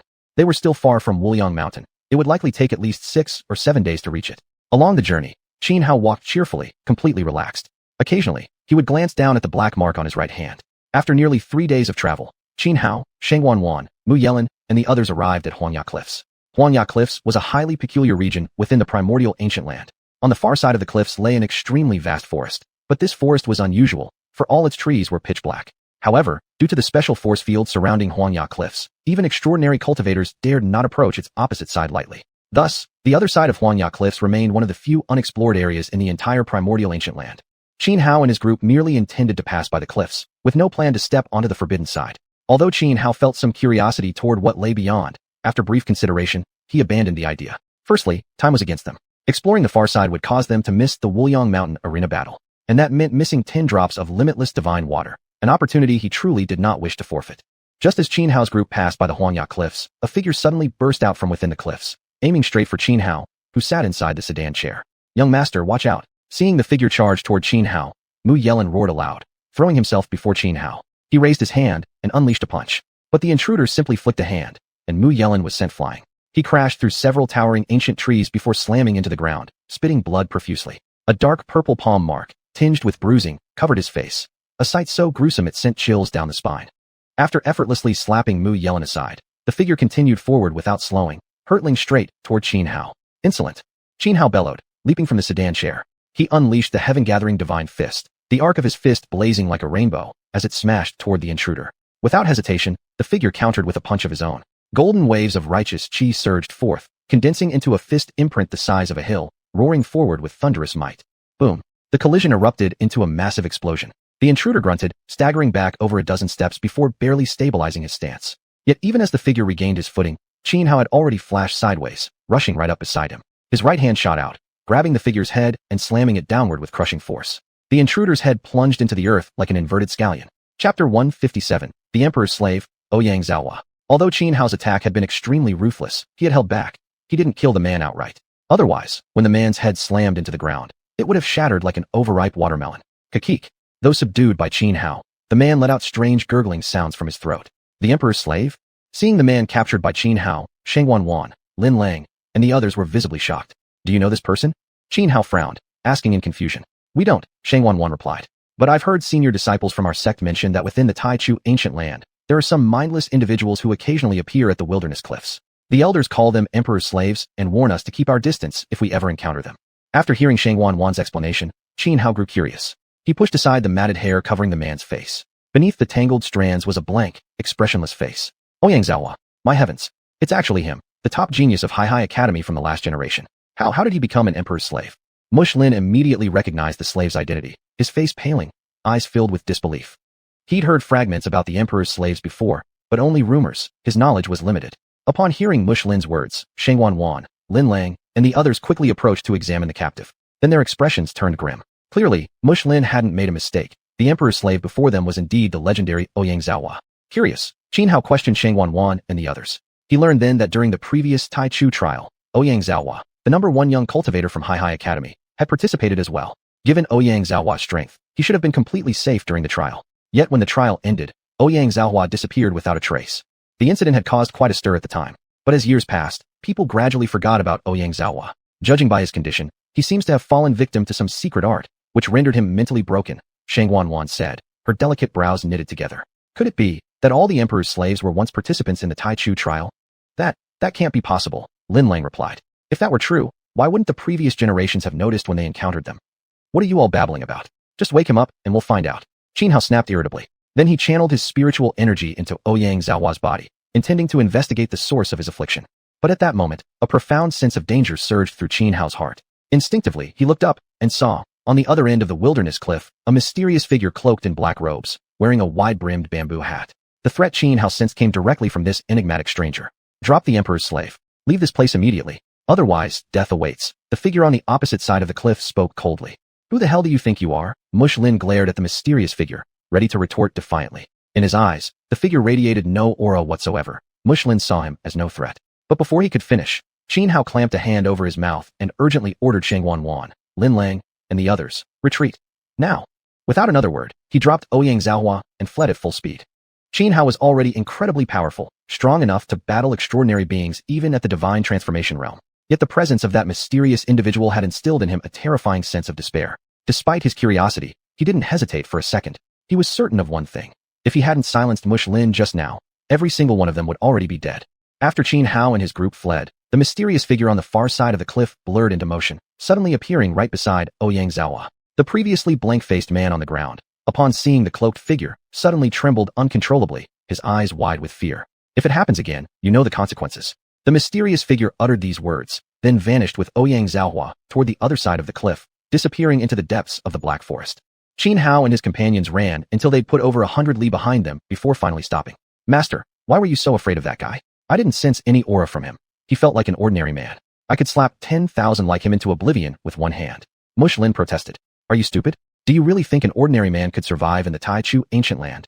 Qin Hao shot back, exasperated. At those words, Mush Lin fell silent, stunned. He hadn't expected Qin Hao to have grown this strong. After hearing Qin Hao's words, Mush Lin was stunned. He wasn't stupid. Earlier, he had simply let his guard down. That was why he hadn't figured it out immediately. I wonder what really happened. Why did Xianxia become an emperor's slave? Once the Taichu trial ends, I must report this to the elders, Lin Lang muttered under his breath. Qin Hao also furrowed his brows, equally curious about the matter of the emperor's slave. But he had no intention of investigating further. As the saying goes, if it doesn't concern you, stay far away and keep yourself safe. He had no connection whatsoever with this Xianxia. There was no need to risk his life over it. Just then, the black mark on Qin Hao's right arm began flickering, accompanied by a sharp burning sensation. Glancing down at the mark, Qin Hao curled his lips into a cold smirk and murmured softly, "It's finally coming, huh? Haha." Then, he swept his gaze across the surroundings. Where he stood was a dense forest. Towering trees rose from the ground like colossal pillars, their lush branches spreading wide like imperial canopies. Thick vines, as large as a baby's wrist, coiled around the ancient trunks like writhing dragons. You all, go hide around the perimeter, Qin Hao said after a brief pause, turning to xuanhuan, Lin Lang, and the others. Master, what's wrong? Has that person come chasing after us? Mush Lin frowned, scanning the area warily. It has nothing to do with that previous man. Others are coming here to die. Qin Hao replied curtly, urging him impatiently, stop wasting time. Move. Yes. Mush Lin quickly responded, leaping without hesitation onto one of the towering trees and vanishing among its thick foliage. Though xuanhuan, Lin Lang, and the rest didn't fully understand Qin Hao's intent, they followed suit without question. No sooner had they hidden themselves when several figures rapidly approached from afar. Leaning casually against a giant tree, Qin Hao waited with ease. As the incoming figures drew near, his eyes narrowed, glinting with cold, murderous intent. Chapter 158, Hunting and Counter-Encirclement. Huh. The group rushing from afar caught sight of Qin Hao standing in the woods. The leader immediately burst into laughter, saying, Mr. Qin, we meet again. If you're so eager to die, I'll naturally oblige you. Qin Hao glanced coldly at the approaching figures and sneered at the man leading them. The one in front was Su Feng from Xiuxian immortal sect. Ever since his last battle with Qin Hao, Su Feng's desire to kill him had only deepened. Over these past days, he not only spent considerable time breaking through to the Xiaofan realm, but also ventured into several fortune lands, gaining substantial benefits that solidified his Xiaofan cultivation. He then used the black mark he'd left on Qin Hao's right arm to track him down. Now, the Taichu trial was nearing its end. There wasn't enough time left to explore more fortune lands, so before heading to Wuliang Mountain, Su Feng decided to eliminate Qin Hao first. Because once Qin Hao passed the Taichu trial, he would enter one of the 10 great holy lands for training. At that point, attempting to kill him would mean facing possible retaliation from whichever holy land took him in. Last time you wretched dog managed to escape. I won't let you slip away today. Su Feng snorted coldly, his killing intent instantly locking onto Qin Hao like a blade in the air.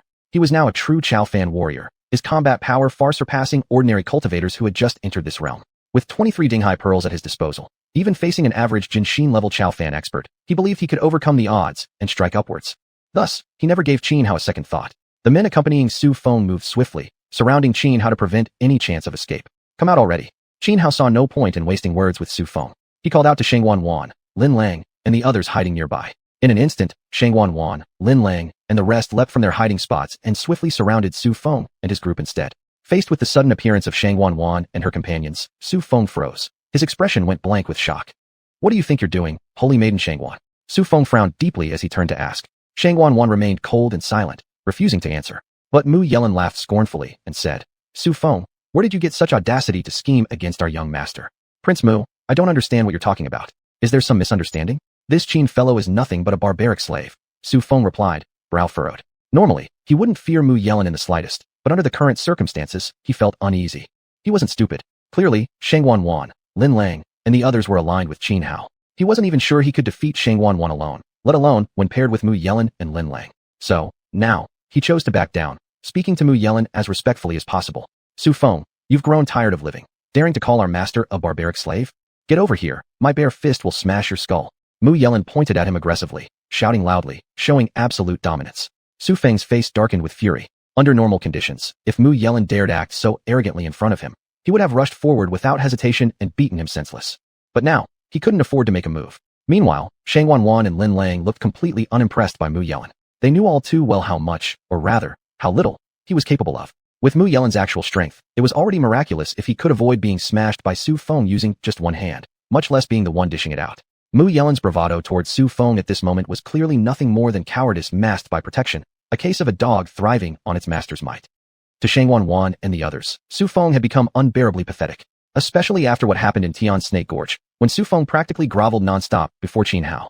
They felt ashamed to even be seen alongside someone like Mu Yelin. Yet Mu Yelin, fully pleased with himself, refused to let go of this golden opportunity to show off in front of Qin Hao. Su Feng sucked in a deep breath, suppressing the rage boiling inside. Instead of lashing out at Mu Yelin, he turned to xuanhuan and said, Holy Maiden xuanhuan, this is purely a personal grudge between me and that Qin. I hope you won't interfere. I recently obtained a 7-leaf snow ginseng. I'll give it to you. Let's consider it a gesture of friendship. How about that? How about no? xuanhuan replied, utterly indifferent. Do you truly insist on meddling, Holy Maiden xuanhuan? You're damaging the relationship between xiuxian Immortal Sect and the Supreme Forgetfulness Palace. Su Feng growled. He had already gritted his teeth and offered up a 7-leaf snow ginseng. Yet xuanhuan showed absolutely no willingness to compromise. It enraged him beyond measure. You dare compare your petty xiuxian Immortal Sect to my Supreme Forgetfulness Palace? Su Feng, you overestimate your sect far too much, xuanhuan said coldly. The Supreme Forgetlessness Palace was a power comparable to the 10 Great Holy Lands, while the xiuxian Immortal Sect was merely one of the 72 immortal sects, a minor faction dependent on the great powers.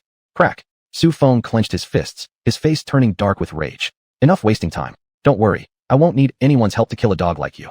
At that moment, Qin Hao spoke to Su Feng. Then, he instructed xuanhuan, Lin Lang, and the others not to interfere, just ensure Su Feng and his men couldn't escape. Kill. Su Feng's eyes flashed with determination. Without hesitation, he launched an attack on Qin Hao. He didn't truly trust Qin Hao. He believed that if Qin Hao found himself losing, he would immediately break his word and have xuanhuan intervene. But under the current circumstances, he had no better option. His only hope was to crush Qin Hao with overwhelming force. Perhaps then he could intimidate xuanhuan and the rest into backing down. Now a xiaoxian cultivator, Su Feng's combat strength had multiplied many times over. In the blink of an eye, he closed the distance, rushing right before Qin Hao, raising his hand to deliver a palm strike directly at Qin Hao's forehead. But Qin Hao merely sneered, showing not the slightest concern for Su Feng. Rather than evade, he lifted his right hand and slapped straight towards Su Feng's face. Though his strike came later, it landed first. Before Su Feng could react, Qin Hao's palm had already slammed hard against his left cheek. With a sharp crack, the force sent Su Feng flying like a broken kite, crashing into the ground more than 10 meters away. Su Feng struggled to his feet, disheveled, and staring at Qin Hao in utter disbelief. Without another moment's hesitation, he summoned all 23 Dinghai pearls. 9 pearls shatter heaven and earth. With a fierce tremor of his hands, 9 Dinghai pearls shot forth simultaneously, hurtling toward Qin Hao.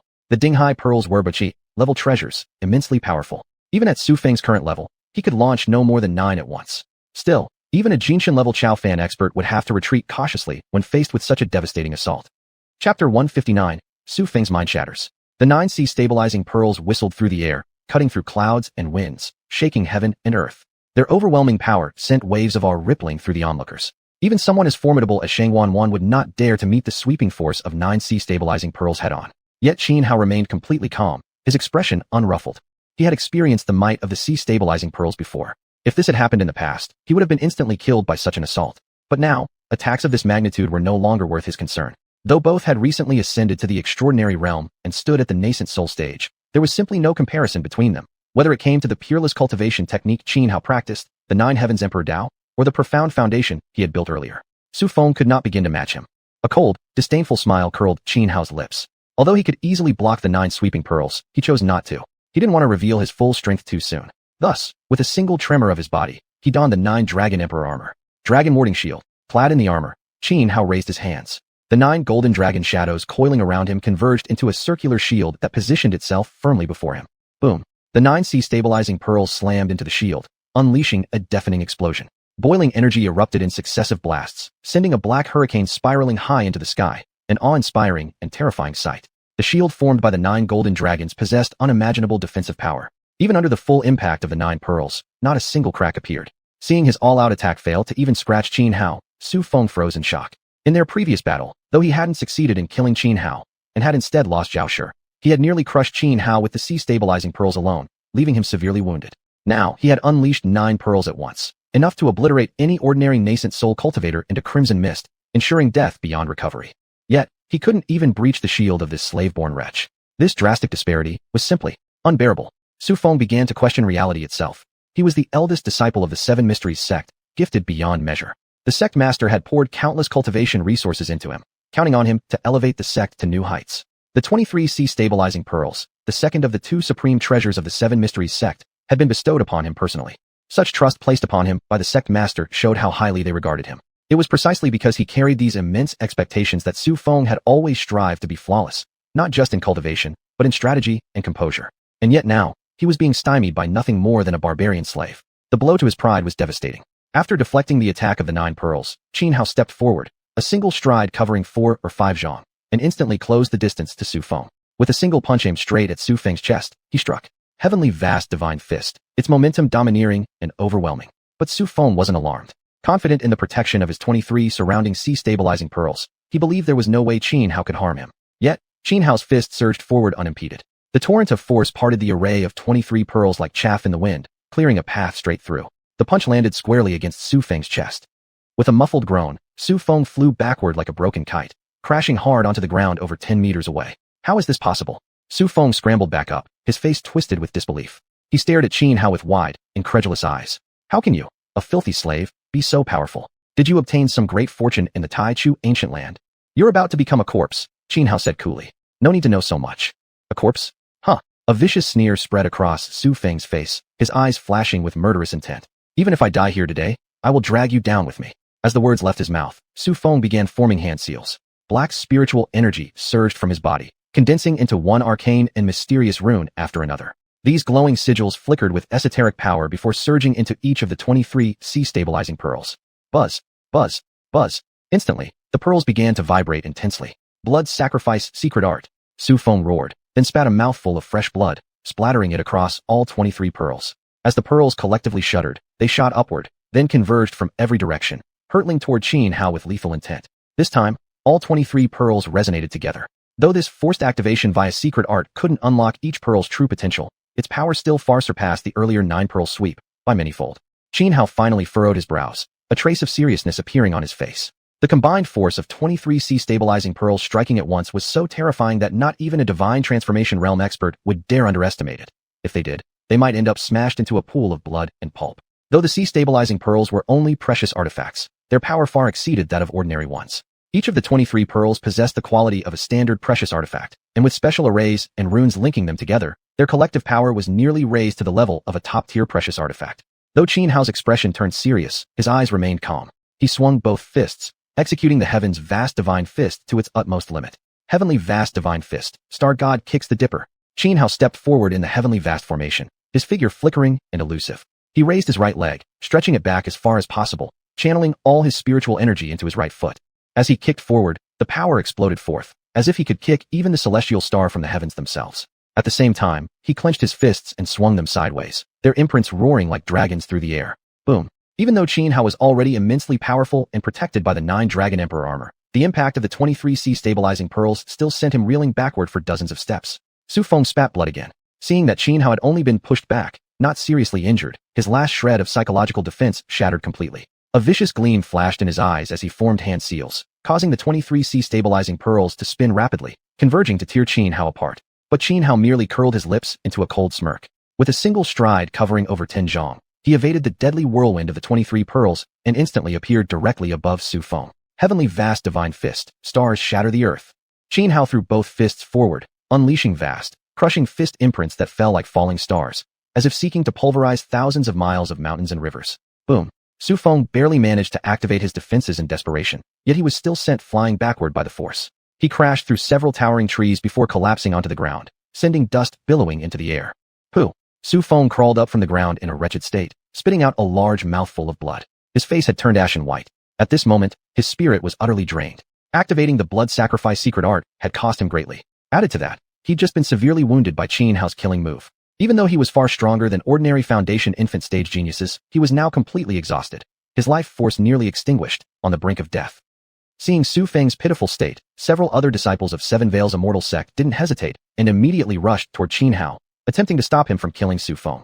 Xuanhuan, Lin Lang, and others swiftly intervened, blocking these Seven Veils Immortal sect disciples. Qin Hao remained calm and composed. With Xuanhuan, Lin Lang, and the others handling the remaining disciples from Seven Veils, there was absolutely no concern. He knew they could handle it effortlessly. Watching his fellow disciples blocked by Xuanhuan and the others, Su Feng's expression grew extremely grim. He clearly realized he was likely doomed today. Though filled with unwillingness, he could do nothing to change the outcome. Step by step, Qin Hao approached Su Feng, his aura already locking onto him completely. This time, he wouldn't let Su Feng escape.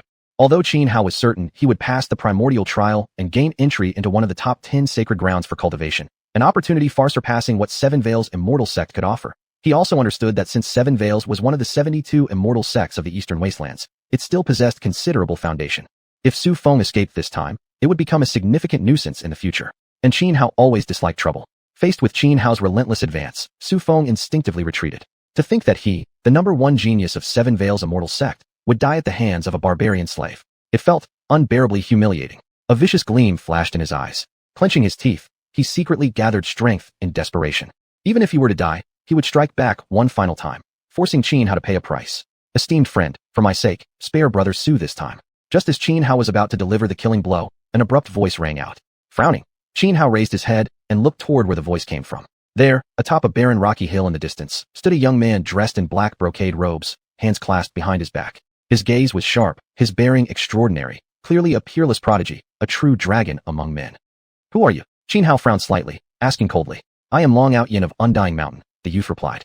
With that, he stepped forward, his figure flickering, and in the blink of an eye, he soared through the air from that distant barren hill straight to their location, covering the entire distance in merely 10 or so breaths. Undying Mountain? Long Out Yin. Qin Hao blinked in slight surprise. Though he could tell at a glance that this youth was strong, he hadn't expected him to actually be from one of the top 10 sacred grounds, the Undying Mountain. This year's primordial trial was unusual. Almost all of the top 10 sacred grounds had sent disciples to participate. Located in the southern ranges, Undying Mountain ranked among the top 10 sacred grounds, but its disciples were primarily demons. Thus, it was also known as a demon holy land. Of course, there were also some disciples from human, demonic, spiritual, and other races, though they were few in number. Moreover, Undying Mountain sat directly upon one of the 3 great demon veins of the world. As such, demon race cultivators achieved twice the results with half the effort when training there. Conversely, anyone outside the demon race found their progress have despite double the work. The current Long Out Yin was clearly a member of the demon race, because faintly visible on the left side of his face were some dark, fine scales. Upon learning Long Out Yin's identity, everyone present froze momentarily. Even the Seven Veils Immortal sect disciples who had been locked in battle with Xuanhuan, Lin Lang, and others ceased fighting. They all turned toward Long Out Yin, wearing expressions of deep wariness. Especially Xuanhuan, who immediately used a secret technique to send voice transmission to Qin Hao. Qin Hao, Long Out Yin's status isn't simple. He's rumored to be the son of the Undying Mountain Demon Emperor. In the past, during his fight against Lu Tai, he nearly shattered Lu Tai's reputation of invincibility. So try not to provoke him if possible. Demon Emperor's son? Qin Hao was inwardly surprised, but his expression remained as calm as water. So what if he was the Demon Emperor's son? Dare to pose him? Then simply beat him to death. Furthermore, he wanted to know exactly how much of a gap existed between his current strength and that of the top geniuses like Lu Tai and xianxia from the top 10 sacred grounds. Since Long Out Yin here belonged to the same echelon as Lu Tai and xianxia, how could he possibly miss such a perfect chance to test himself? How much is your face worth anyway? Qin Hao sneered arrogantly at Long Out Yin. If you don't want to die, scram right now. If you're eager to die, go ahead and meddle all you want. As he spoke, Qin Hao shook his right hand, the air surging violently, as a vast, magnificent fist imprint crushed downward towards Su Feng. When Su Feng saw Long Out Yin appear, the despair in his eyes vanished instantly. Originally, he had been thinking of how to incite a battle between Long Out Yin and Qin Hao, hoping Long Out Yin would kill Qin Hao for him. In his mind, since Long Out Yin had already revealed his identity, the sheer prestige of Undying Mountain should be more than enough to intimidate Qin Hao, who was merely a barbarian slave. But he never expected that Qin Hao wouldn't show Long Out Yin the slightest bit of fear. Without saying a word, Qin Hao launched a deadly attack directly at him. His face changed drastically, and he shouted desperately toward Long Out Yin. Brother Long, save me. Su Feng had met Long Out Yin a few times before and had established a certain friendship with him, which was why Long Out Yin had stepped forward and offered to use his face to plead for Su Feng's life. Long Out Yin, originally wearing a slight smile, froze upon hearing Qin Hao's words. He was so shocked he almost thought his ears had deceived him. It took nearly 2 or 3 seconds before he finally processed what had happened, and by then, the mighty fist imprint from Qin Hao was already about to strike Su Feng. Given Su Feng's current state, There was no way he could withstand that blow. At the critical moment, xiuxian stepped forward, placing himself in front of Su Feng. With a flick of his sleeve, he unleashed a vast force that shattered Xianhao's imposing fist imprint. "I'd like to see just how much you can do to stop me," xiuxian said haughtily after dispelling the fist imprint, confronting Xianhao with overbearing arrogance. "If it weren't because I'm in a good mood today and don't wish to take a life, do you really think I'd waste words on you? Ungrateful wretch, when given face, you refuse to accept it. Brother Long, this barbarian slave is far too arrogant. Earlier, when I dueled him, he saw he couldn't beat me fairly, so he secretly attacked my junior brother Zhao." Su Feng hurriedly spoke up to xiuxian. He was cunning and manipulative. Within just a few sentences, he twisted the prior ambush against Xianhao into a fair duel. He even claimed that Xianhao had taken the opportunity to sneak attack Zhao Shi, resulting in Zhao Shi's tragic death. All he had done today was seek justice for Zhao Shi. A barbarian slave? xiuxian didn't pay much attention to the story Su Feng told, but upon hearing Xianhao's status, he paused momentarily, his expression shifting to one of utter astonishment. Chapter 161 turns out to be a teammate. Upon learning of Xianhao's identity as a barbarian slave, xiuxian revealed an expression of astonishment. Seeing this look on xiuxian's face, Su Feng mistakenly assumed that xiuxian was shocked merely because someone like the barbarian slave had qualified for the primordial trial. After all, the barbarian tribes had grown weaker in recent years. In fact, hardly any barbarians had even participated in the primordial trial lately. Ever since Emperor Ming ascended the throne, the Divine Dynasty had frequently launched punitive campaigns against the barbarians, drastically shrinking their already fragmented living space. Many barbarian clans, seeking to escape the reach of the dynasty's military might, had retreated deep into the wilderness.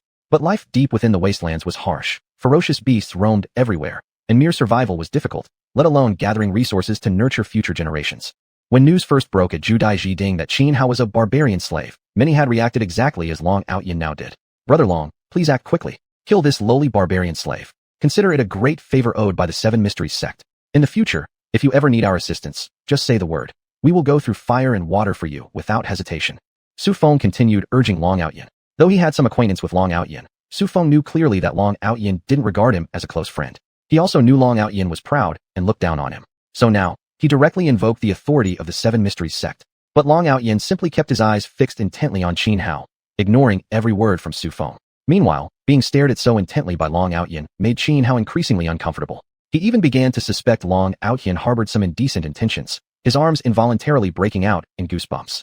"If you insist on meddling, then I'll just have to waste extra energy killing you along with this dog," Su Feng, Xianhao said, unable to bear xiuxian's gaze any longer, launching his attack first. He pointed at the heavens and stamped upon the earth, moving with dragon strides and tiger steps, stepping through the heavenly gang formation. He charged straight toward xiuxian. As his fist swung, magnificent seal imprints descended from beyond the sky like ancient divine mountains plummeting from the ninth heaven. The spectacle was terrifying. Wait! Yet facing Xianhao's assault, xiuxian blocked while hastily shouting, "Are you Xianhao?" "Yes, it's me," Xianhao replied, but did not stop attacking, continuing his fierce barrage against xiuxian. Xiuxian focused entirely on defense, showing no intention of counterattacking, urgently saying, "Xianhao, stop. There's been a misunderstanding." "Misunderstanding? What misunderstanding?" Xianhao asked coldly, still not pausing his strikes. "When I set off for the primordial trial, Sister Yurua told me that if I met you, I should take care of you. We're on the same side." xiuxian hurriedly explained. "Sister Yurua? You mean Zhang Yurua?" Xianhao finally stopped. "Yes." xiuxian quickly answered. Sister Yurua originally intended to join this primordial trial too, but she had other matters to attend to, so she couldn't come. "I see." Xianhao frowned slightly, glanced at Su Feng beside them, then said to xiuxian, "Though I'm quite close with Saintess Zhang, even if you ask me to spare this man, I can't make exceptions. So let's settle this properly, fight without restraint."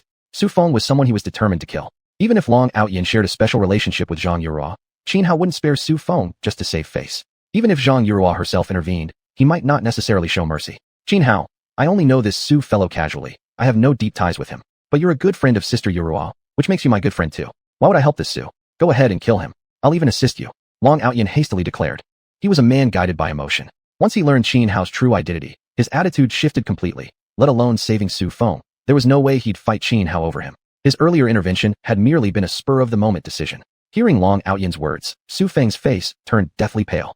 Without another word, he turned to flee. But Xianhao's eyes grew icy. His right hand shot out, the surging spiritual power instantly condensing into a colossal palm midair, snatching Su Feng up and clenching him tightly in its grasp. You barbarian slave. How dare you kill me? My Seven Mysteries sect will never let this go. We'll be enemies unto death." Su Feng struggled frantically, invoking the name of his sect to threaten Xianhao. Yet Xianhao remained utterly calm. Not just the Seven Mysteries sect. Even if Su Feng were a disciple of one of the 10 great holy lands, he wouldn't feel the slightest hesitation. Without wasting another word, Xianhao suddenly clenched his fist tighter. The giant hand formed of spiritual energy crushed Su Feng instantaneously. Even though Su Feng was a transcendent cultivator, he died on the spot. Seeing Qin Hao kill Su Feng, several disciples of the Seven Mysteries sect turned red-eyed and screamed wildly, rushing toward Qin Hao to fight him to the death. It wasn't that they were particularly close to Su Feng. It was because they all knew they were on the same boat, sharing both glory and ruin together. If Qin Hao had killed Su Feng, how could he possibly let them live? Seeking death. Yet, just as those few disciples of the Seven Mysteries sect charged forward, Long Outyin made his move. His body trembled, and from behind him surged forth a true phantom form, an enormous black serpent, thick as a water barrel, materializing out of condensed spiritual energy. The black serpent raised its head and let out a long, thunderous roar, radiating an overwhelming aura of ferocity. This was Long Outyin's Yao soul. Although some cultivated vicious birds and beasts were also called Yao, there was a great difference between them and true Yao race. In fact, the Yao race were much like humans. They were born in human form, but possessed a Yao soul. The black serpent roared, swung its massive body, and lunged straight at the disciples of the Seven Mysteries sect.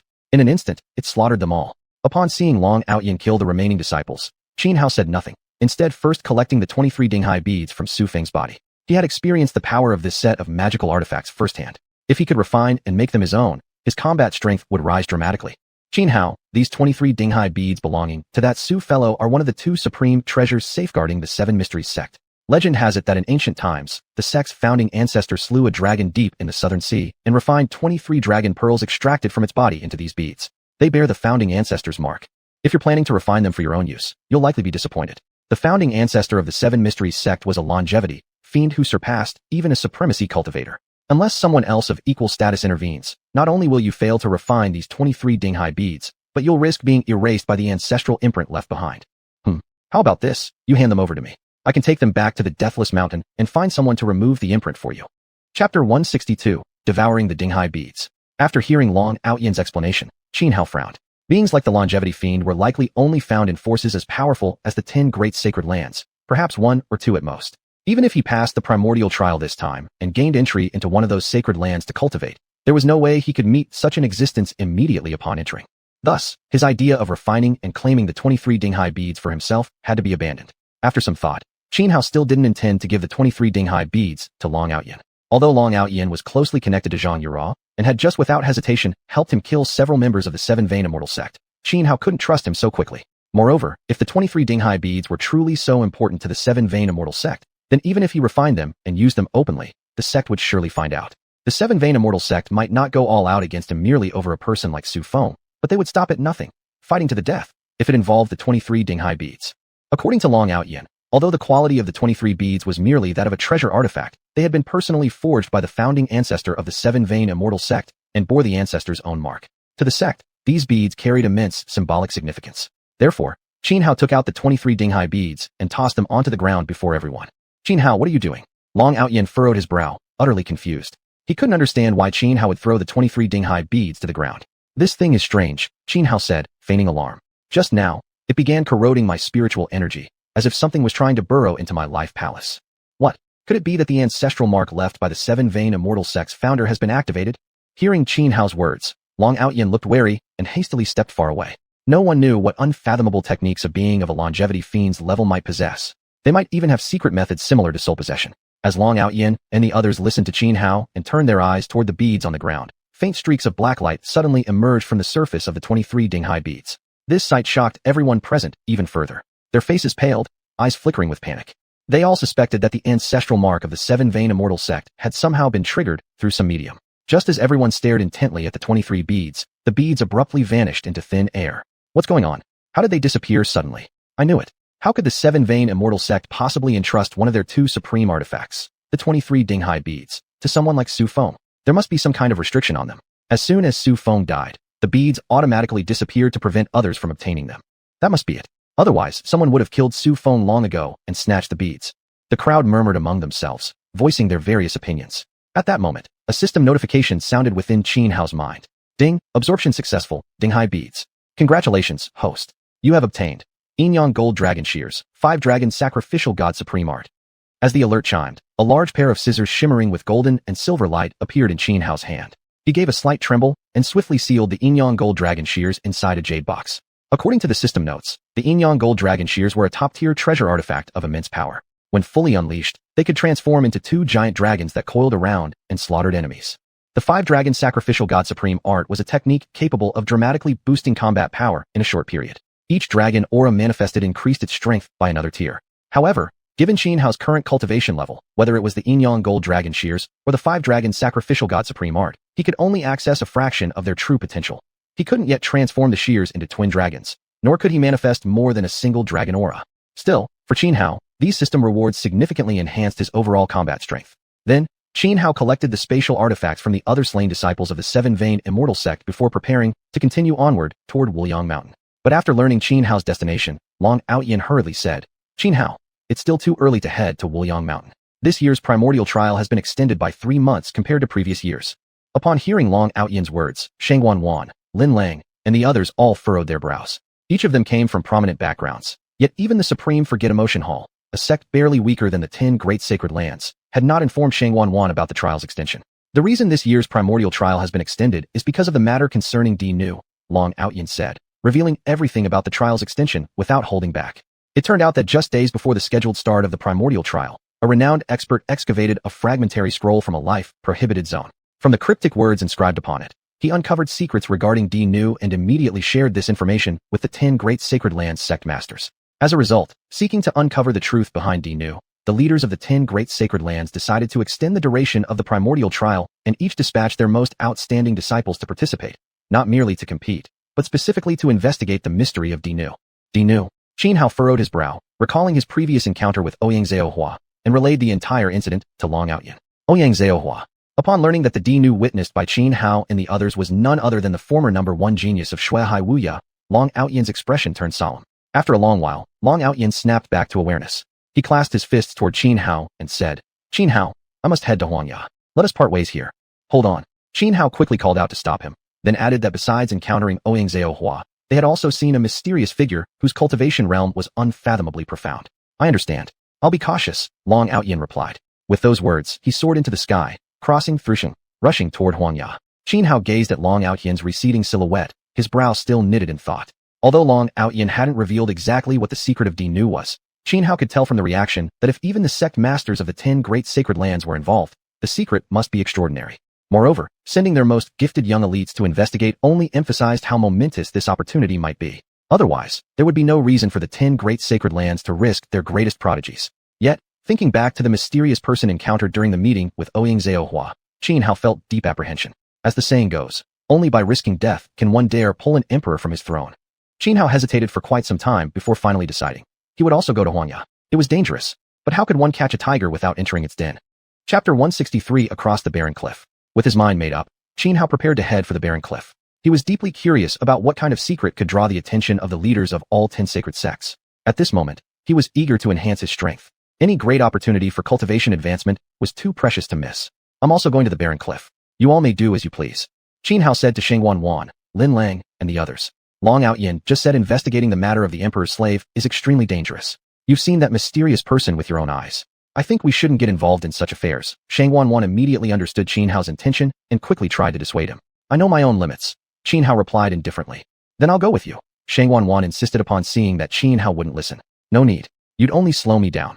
Xianhao waved her off and refused outright. After that, he didn't bother arguing further with xuanhuan, Lin Lang, or the rest, and shot into the sky toward the direction of the barren cliff. Watching Xianhao leave, xuanhuan's expression grew complex. Ever since the incident at Snake Valley, her attitude toward Xianhao had completely changed. Now, she actually felt concern for his safety. "I can't have such thoughts," she whispered inwardly. The sudden surge of emotion caused a subtle change in her expression. Snapping back to awareness, she immediately activated the techniques of the Supreme Emotionless Hall to ruthlessly suppress these feelings. She absolutely must not develop emotions, especially romantic ones. That was an inviolable taboo within the Supreme Emotionless Hall. Seeing Xianhao depart, Lin Lang, Muchi Lin, and the others collectively let out a long breath of relief. These past few days trailing behind Xianhao had been stifling. But Xianhao was simply too powerful, his methods cruel and merciless. They didn't dare rebel. As for the secret of the emperor's slave, Long Outyin had already warned them it was extremely perilous. They were better off staying out of it, otherwise they would meet a gruesome end. They had witnessed Long Outyin's capabilities firsthand. He had effortlessly wiped out several disciples of the Seven Mysteries Immortal sect in one move. In their eyes, even Xianhao might not match Long Outyin's strength.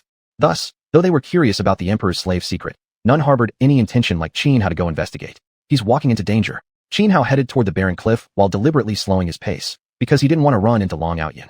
Although Long Outyin had close ties with Zhang Yurua, Xianhao neither trusted him nor wanted to share any gains from a potential breakthrough with others. Another reason was that the mysterious figure he had seen at the barren cliff still filled him with deep apprehension. Therefore, he needed to be extremely cautious, and going alone was safer. Moreover, Long Outyin clearly acted arrogant and domineering. Teaming up with someone like that made stealthy movement impossible. When Xianhao arrived at the barren cliff, Long Outyin wasn't there, nor were Ouyang Xiaohua or the mysterious person visible. Without giving it much thought, Xianhao hesitated slightly before immediately making his way toward the opposite side of the cliff. The environment here was unusual. The area enveloped by an invisible force field made spatial crossing impossible, even for someone as strong as Xianhao. However, while observing the barren cliff, Xianhao noticed a thick iron chain beneath it, about the width of a baby's wrist. The chain stretched across like a bridge, connecting both sides of the cliff. Without hesitation, Xianhao leapt down onto the chain. Just like a street performer walking a tightrope, Xianhao carefully stepped along the infant wrist-thick chain, using his spiritual power to resist the pressure of the invisible force field. Soon, he reached the other side of the barren cliff.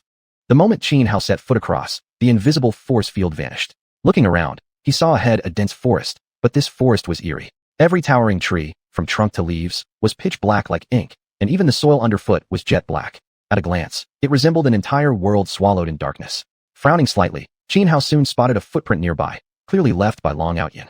After resting briefly in place and confirming no immediate danger, Xianhao continued forward, stepping deeper into the forest. He attempted cutting down some plants and trees, discovering something strange. Although they appeared vibrant and full of life, once struck, they instantly turned to carbonized fragments, disintegrating into black ash. Unaware of how much time passed, Xianhao gradually entered the depths of the woods. Along the way, apart from the black flora, the forest was completely empty, not a single insect in sight. This was strange. The forest clearly looked lush and teeming with life, yet it remained utterly silent, devoid of even the faintest sound. Roar! Just as Xianhao stood puzzled, a tiger's roar suddenly split the heavens. Then, a black shadow suddenly shot out from beside Xianhao and lunged at him. Xianhao reacted swiftly, sidestepping several zhang in an instant to evade the shadow's attack. As he stabilized his stance and looked toward the figure, he immediately frowned. The creature resembled a tiger, but its body was as large as an elephant's, with bat-like wings sprouting from its back and a pair of demonic horns atop its head. Moreover, its entire body was pitch black like ink, with only the whites of its eyes glowing blood red. If it closed its eyes, it would completely blend into this dark forest. This explained why Xianhao hadn't detected it earlier. Judging by its appearance, it somewhat resembles the seven-death demon tiger, but what's with this all-black form? Xianhao stared at the creature, deeply puzzled. The seven-death demon tiger was an ancient relic species, carrying within its veins the bloodline of Zhanling, a prehistoric fierce beast capable of battling true dragons. Once fully grown, a seven-death demon tiger was equivalent to an extraordinary expert, possessing immense combat power. Roar! The grotesque seven-death demon tiger let out another sky-splitting roar, then leapt forward like a starving tiger pouncing on prey, charging at Xianhao again. It opened its gaping maw, releasing a wave of putrid stench. Xianhao flicked his foot lightly and instantly retreated several zhang backward, narrowly avoiding the monster's assault once more. Then, without hesitation, he threw a barrage of merciless punches directly at the monstrous tiger. Mighty fist prints exploded outward, like meteors raining down from the heavens. Any black tree grazed by these forceful impacts turned instantly into dust and scattered away. Yet when these fist prints struck the grotesque seven-death demon tiger, although they sent it flying back dozens of meters, the creature wasn't seriously injured. After merely rolling across the ground, it stood up again. Roar! Enraged, the monstrous beast roared, and as it opened its mouth, it summoned jagged streaks of black lightning from the void, hurling them downward at Xianhao. These dark bolts not only carried terrifying destructive power, but were also laced with faint threads of eerie, unnatural energy. Chapter 164. Devouring the Bizarre Seven Demon Tiger.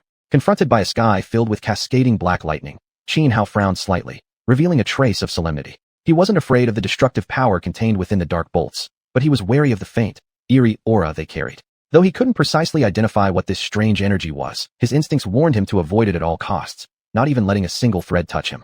With steps following the celestial constellation formation, Xianhao's figure flickered unpredictably, like a fragile leaf tossed upon raging waves. Yet miraculously, he slipped past each descending bolt of black lightning with perfect precision. The black lightning was terrifying in its might, crashing down relentlessly, pulverizing towering trees into dust and carving jagged, grotesque trenches into the earth below. From this brief exchange, Xianhao had already gauged that the bizarre seven demon tiger's combat strength roughly matched that of a golden body tier transcendental being. No longer wishing to prolong the fight, Xianhao stopped holding back. His body spun upward like a whirling top. As he soared midair, right hand raised high, hundreds upon thousands of heaven-piercing divine spears materialized in the void. Heaven-piercing divine spears, Starfall. With a cold shout, Xianhao slashed his hand downward. Instantly, the countless spears formed in the heavens descended like golden meteors from the sky, streaking toward the seven demon tiger, poised to turn it into a sieve. Each spear alone carried devastating power, let alone hundreds upon thousands launched simultaneously. Even though the seven-demon tiger was formidable, it immediately sensed lethal danger. It threw back its head and roared, summoning dense arcs of black lightning from thin air, which coalesced into a massive dome of crackling darkness around its body. Yet under the assault of so many divine spears, the dome shattered almost instantly. One spear pierced straight through the seven-demon tiger's spine, tearing clean through its body. The beast let out shriek after shriek of agony, its eyes locking onto Xianhao with boundless killing intent. Roar! Though repeatedly impaled by divine spears and clearly grievously wounded, the aura radiating from its body rapidly weakening, the creature refused to vanish. Instead, it fully awakened a sliver of its savage ancestral bloodline. In an instant, its combat prowess surged violently, and a vertical eye sprouted upon its forehead. Despite possessing consciousness and sensing life-threatening peril, the seven-demon tiger did not submit. Instead, it poured every last shred of strength into one final act. The vertical eye on its forehead erupted with torrents of black lightning. Dark bolts gathered rapidly, coalescing within moments into the true form of a monstrous seven-demon tiger dozens of zhang tall. A single roar shook the very fabric of space, causing ripples through reality. Xianhao's brows furrowed. Facing the seven-demon tiger's desperate final strike, he didn't dare be careless. Immediately, he leapt high, flicked his right wrist, and summoned the 9 Dragon Emperor armor onto his body. 9 illusory golden dragons spiraled around him, their roars echoing continuously. In an instant, this region became a battleground of dragon cries and tiger roars, winds howling and clouds churning violently. The reason Xianhao donned the 9 Dragon Emperor armor was due to his wariness of the strange, creeping aura emanating from the seven-demon tiger. He had always felt that such an eerie presence was deeply ominous. Once tainted by it, endless trouble would follow. 5 calamities, ancient path, sunset without return. Who dares block my way? Spinning rapidly like a whirlwind, Xianhao shot skyward, drawing the 7 luminaries' heaven sword as he soared. With sword pointed at the heavens, surging spiritual energy burst from his body, forming waves of terrifying sword chi. Like a dying sunset sweeping across the horizon, the sword chi rolled forth. Then Xianhao thrust forward, one unstoppable stroke imbued with the essence of irreversible departure, daring the world to stand against it. Who could possibly withstand this blow? Boom! Like a soaring eagle tearing through the void, Xianhao shattered the true form of the seven-demon tiger. Immediately after, the immense wave of sword chi crashed into the beast itself. The seven-demon tiger let out a piercing, agonized scream before being cleaved cleanly in half and collapsing lifelessly onto the ground. Ding! Detecting devourable entity. Bizarre seven-demon tiger. Proceed with devouring? Just as Xianhao killed the beast, the system prompt echoed inside his mind. Devour. Xianhao made the decision instantly. At once, wisps of dark light wrapped around the corpse of the seven-demon tiger. Then came screams, harrowing, skin-crawling shrieks rising from the dead body. Xianhao's expression changed abruptly. He hastily retreated over 10 paces before barely stabilizing himself. This was the first time such a thing had happened. Previously, no matter what the system devoured, there had never been any screams or similar disturbances. But now, during the devouring of the bizarre seven-demon black tiger, Xianhao actually heard these sounds. It was too strange. It was spine-chilling, sending cold shivers up from the soles of his feet. Several minutes later, the bizarre seven-demon tiger disintegrated into black ash and scattered away, unlike previous absorptions by the system, which had vanished without a trace. Ding! Devouring successful. Bizarre seven-demon tiger. Congratulations to the host for obtaining the 7-orifice Buddha fruit and the 18-layer hell tower. As the system prompt sounded once again, a fist-sized fruit resembling a human head appeared before Xianhao, along with a half-person tall tower, jet black as ink. According to information provided by the system, the 7-orifice Buddha fruit was an extremely rare heavenly treasure. If an ordinary transcendental being obtained it, consuming and refining the fruit could elevate their cultivation by at least 2 to 3 major realms. The 18-layer hell tower was a top-grade artifact. With just a flick of willpower, it could instantly expand to 1,000 zhang in size. Besides crushing enemies, the greatest function of the 18-layer hell tower lay in enlightenment. This enlightenment was one of Buddhism's highest techniques, an unparalleled method that directly altered a person's subconscious mind and thoughts, nearly impossible to resist or reverse. The outer forest is already this dangerous. What greater perils await if I go deeper? Xianhao glanced toward the darker depths of the forest, involuntarily frowning, already entertaining thoughts of retreating. He wasn't afraid of death, but he didn't seek it recklessly either. Most troubling was the faint, eerie aura lingering on the bizarre seven-demon black tiger. It made him deeply wary. According to Long Outyen, the real purpose behind Lu Tai, Huang Fuyan, and others participating in the primordial trial is to investigate the matter of Emperor Slave. When that time comes, all these young geniuses will gather here, so there's no need for me to rush. Better to refine the 7-orifice Buddha fruit right here and now to boost my cultivation. Then decide whether to advance further based on the situation. After pondering for a while, Xianhao reached his decision. Immediately, he set up a simple concealment formation around him to hide his presence, then sat cross-legged, ready to begin refining the 7-orifice Buddha fruit. Chapter 165 The Body of All Evils, the 8-Evil Devil Emperor Physique. Xianhao sat cross-legged, took out the 7-orifice Buddha fruit, and took a big bite. Instantly, the fragrance of the fruit filled the air. Crisp, delicious, incredibly tasty. As soon as Xianhao swallowed the flesh, it transformed into pure medicinal energy, nourishing every limb and bone within his body. Immediately, he circulated the Nine Heavens Emperor Dao cultivation technique, mobilizing his entire body to absorb the potent essence. In recent days, Xianhao had been thoroughly researching materials related to the golden body realm, gaining immense insights, especially after the system devoured the 7 luminary sky serpent and rewarded him with the Handbook of Heavenly Golden Bodies, which detailed countless golden body techniques. After careful study, Xianhao shortlisted over a dozen different golden bodies, but he hadn't yet made a final decision. Aside from combat strength, each golden body possessed unique attributes, and certain ones could counter or suppress others. Therefore, selecting one required extreme caution. The choice of golden body was crucial. It could even determine the upper limit of a cultivator's future attainments. Now, as Xianhao circulated the Nine Heavens Emperor Dao, swiftly refining the medicinal power of the 7-orifice Buddha fruit, his cultivation base rapidly approached the critical threshold of breakthrough. Hoo-hoo. Feeling his cultivation continually rising, Xianhao exhaled deeply. He was adjusting his state. The moment he stepped into the golden body realm, he must immediately focus his spirit, using heavenly yuanxi and natural laws to construct his golden body. This process would not last long. If the golden body remained incomplete, then for the rest of his life, he would never be able to enter this realm again.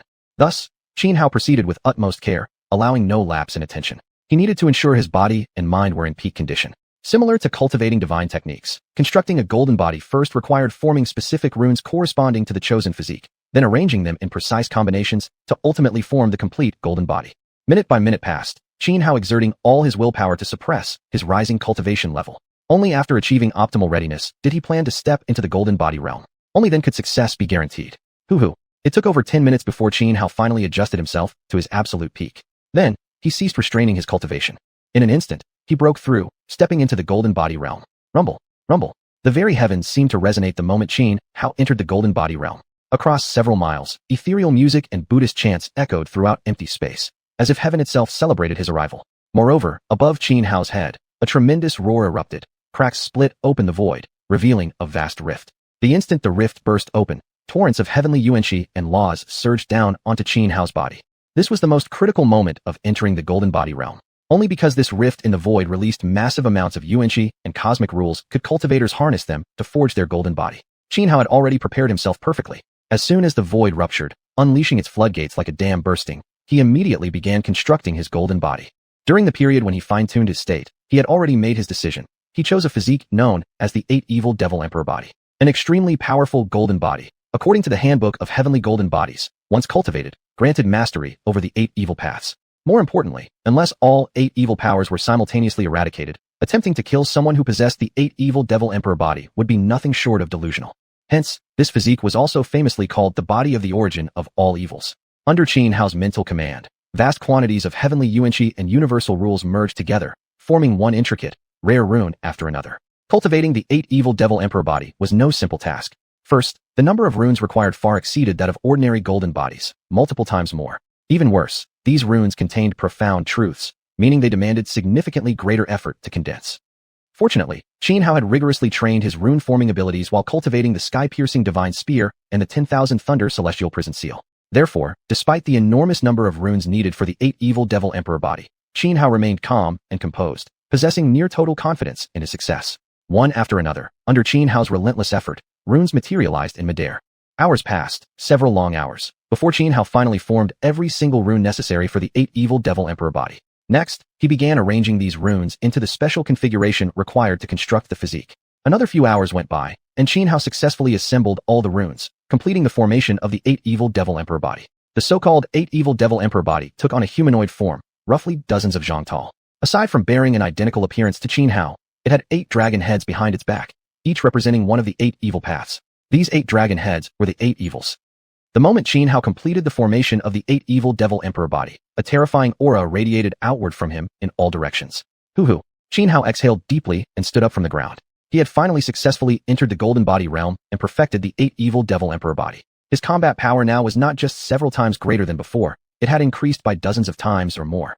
With a mere thought, the 8 Evil Devil Emperor body manifested behind him. It raised its hand and struck forward with a palm blow. The colossal hand came crashing down with thunderous might, as if capable of shattering heaven and earth. The patch of dark forest ahead instantly turned into black dust and dissipated under the force of that single strike. Seeing the sheer destructive power unleashed by such a casual blow, Xianhao himself was shocked. He stood still for quite some time, gradually adapting to the overwhelming might of the 8 evil devil emperor body before resuming his journey deeper into the dark forest. Even though he had previously encountered the strange Qigui, 7-articulated demon tiger, an entity that made him extremely wary, even prompting thoughts of retreating. Now, having entered the golden body realm and cultivated the 8 evil devil emperor body, he felt far more confident. Xianhao rushed forward rapidly, quickly crossing the entire dark forest. This time, he did not encounter any life forms resembling the Qigui, 7-articulated demon tiger. Upon emerging from the forest, he laid eyes upon a boundless plain. Across the plain stood numerous buildings, but at first glance, all were destroyed, judging by the remnants. However, these structures must once have been magnificent and grand. As Xianhao stood there scanning the ruins scattered across the plain, his eyes suddenly lit up. He spotted 4 figures locked in fierce combat among the broken walls and rubble. Chapter 166, Meeting Long Outyin again. Among the ruins and rubble, 4 figures clashed fiercely, creating quite a commotion. Although Xianhao was standing far away, with just one glance he recognized one of them, Long Outyin. At this moment, Long Outyin looked extremely disheveled, for he was being besieged by 2 men and 1 woman. Though these 3 attackers wore blank, emotionless expressions, their moves were vicious and extreme, employing techniques that would kill the enemy at the cost of heavy self-damage. Despite Long Outyin's strength, facing such relentless aggression left him clearly overwhelmed. More critically, something strange clung to the 2 men and 1 woman. No matter how severe their injuries, they healed completely within mere breaths, then continued attacking Long Outyin without fatigue or pain. Even though Long Outyin was a prodigy from the mountain of immortality, his combat prowess far surpassing ordinary transcendence, he had still been wounded. Across his chest lay a deep blade wound, nearly slicing him in half. Blood gushed steadily from it, soaking his clothes crimson. On his back were claw marks from a sharp talon, shredding through the rear of his battle armor and carving deep wounds down to the bone. Yet despite being at a disadvantage and severely battered, Long Outyin showed no panic, nor any intention to flee. Instead, he fought harder, determined to fight the trio to the bitter end. I want to see just what kind of monsters you Emperor slaves really are. Long Outyin roared. A vast surge of energy erupted from his body, blasting outward and forcibly repelling the 2 men and 1 woman around him. Seizing this brief opening, he stomped hard on the ground and launched skyward like a cannonball. In midair, Long Outyin formed hand seals, unleashing a powerful secret art from the mountain of immortality. Instantly, a demonic soul materialized behind him, shifting from ethereal to solid form, before fusing seamlessly with his golden body. His golden body was that of a true dragon covered in golden scales. Now merged with his soul, the union felt perfect. The dragon threw its head back and let out a furious roar before sweeping toward the 2 men and 1 woman who had surrounded Long Outyin. For a moment, the 3 assailants were repeatedly injured and thoroughly suppressed under the golden-scaled dragon's assault. But they were too strange. They feared no death, and their wounds regenerated with terrifying speed. This meant that although the secret art boosted Long Outyin's power well beyond theirs, defeating them quickly was nearly impossible. Instead, as time passed, Long Outyin began to falter, while the 2 men and 1 woman remained unscathed, continuing their tireless assault on the golden-scaled dragon. After another violent clash, the golden-scaled dragon swept the trio aside once more. But Long Outyin could no longer withstand the backlash of his technique. He opened his mouth and spat out a large mouthful of blood. His face instantly turned paper white, drained of all color. His body swayed unsteadily, and the spiritual energy inside him became chaotic. Then came shrill, piercing shrieks from the throats of the 2 men and 1 woman as they charged forward again, seizing the opportunity to finish Long Outyin off. But at that very moment, Xianhao, who had been watching from afar, moved. In a flash, he appeared beside Long Outyin. Without a word, he pulled the 7 Suns sword from his spatial artifact and swung it horizontally in one clean cut. A surging wave of sword chi burst forth like floodwaters breaking through a dam, overwhelming and unstoppable. The 2 men and 1 woman rushing toward Long Outyin were struck directly and sent flying backward. Yet they merely rolled back to their feet with a quick kip up, then charged again at Xianhao and Long Outyin. Seeing Xianhao suddenly appear and come to his aid, Long Outyin was utterly astonished. Xianhao ignored him. Holding the 7 Suns sword aloft, he channeled the power of the 7 Suns. Instantly, 7 fireballs, each the size of a millstone, shot into the air, hovering like suns ready to burn everything to ashes. Flames scorching heaven, 10 directions calamity. With a thunderous shout, Xianhao swung the 7 Suns sword, activating the lethal technique from the 12 Calamities Sword Sutra. Blazing sword chi surged forward like raging tidal waves, terrifying in its destructive force. The 2 men and 1 woman, though unfazed by the initial impact, suddenly screamed in agony when the flames began to burn them. Under the scorching sword chi, within barely over 10 breaths, the 2 men and 1 woman crumbled entirely into black ash and scattered into nothing. Huff huff. Seeing them truly dead, Xianhao exhaled deeply. If they hadn't died even after that attack, he would have turned and fled without hesitation. Seeing Xianhao had killed the 2 men and 1 woman, Long Outyin finally breathed a sigh of relief. Then, completely drained, he collapsed onto the ground and began gasping heavily. If Xianhao hadn't arrived in time and eliminated those 3 emperor slaves, Long Outyin feared he would have perished here. Xianhao, thank you. Long Outyin glanced at Xianhao and sincerely expressed his gratitude.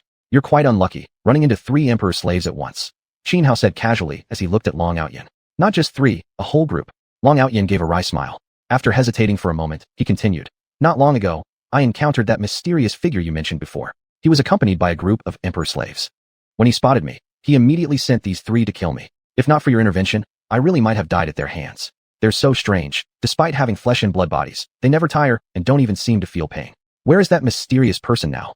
Xianhao's expression changed instantly, urgently asking Long Outyin. Even though Xianhao had now reached the golden body realm and his combat strength had risen to terrifying heights, his instincts told him that facing the mysterious man from Xuanhua would still mean certain defeat. Most likely, he wouldn't even last a single exchange before being instantly slain. That was why Xianhao reacted with such fear upon hearing about the mysterious figure.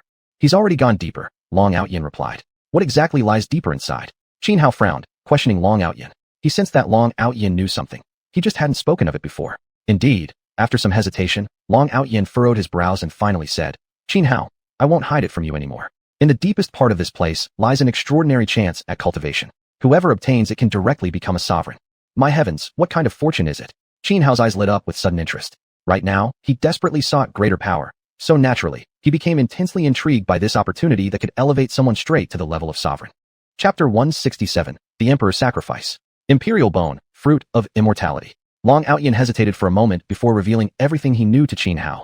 After all, if Xianhao hadn't saved him earlier, he would have died. And considering Xianhao's relationship with xuanhuan, he decided not to keep hiding anything from him. Originally, this information was only known to the 10 elite geniuses from the 10 great holy lands participating in the primordial trial. People like Huang Fuyin and Li Shanhu. If what you're saying is true, Xianhao said, frowning deeply, then those native tribes living deeper inside the primordial land aren't weak at all. Just that mysterious figure you mentioned, we wouldn't stand a chance against him. Even if we know about treasures like the Imperial Bone or the Fruit of Immortality, we'd never have the opportunity to claim them. According to Long Outyin, deep within this region lived a tribe of natives. Any participant of the primordial trial who accidentally entered their territory would be seized by secret techniques and turned into imperial slaves. Every 100 years, these tribes conducted an event called the Emperor's Sacrifice. The rare treasures Long Outyin had previously mentioned were all intended as offerings for this very ritual. These details were discovered by a powerful figure closely tied to the 10 great holy lands through fragments found in ancient ruins. Based on the timeline recorded in those fragments, it was calculated that this particular primordial trial coincided precisely with the period when the tribe held their Emperor's Sacrifice. This was exactly why the 10 great holy lands had dispatched individuals like Lu Tai and Long Outyin to take part. Don't worry, Long Outyin said. The experts among the tribes will naturally be dealt with by someone else. What do you mean? Are there also high-level cultivators from your 10 great holy lands entering the primordial trial? Xianhao asked skeptically, furrowing his brows. Isn't the rule of the trial that only cultivators below the transcendent realm can enter? The rules of the primordial trial were originally established by the 10 great holy lands themselves. If the higher-ups reach a consensus, they can easily override such restrictions and enter, Long Outyin replied frankly. Moreover, before setting off, I already sent a message summoning a powerhouse from the Deathless Mountain.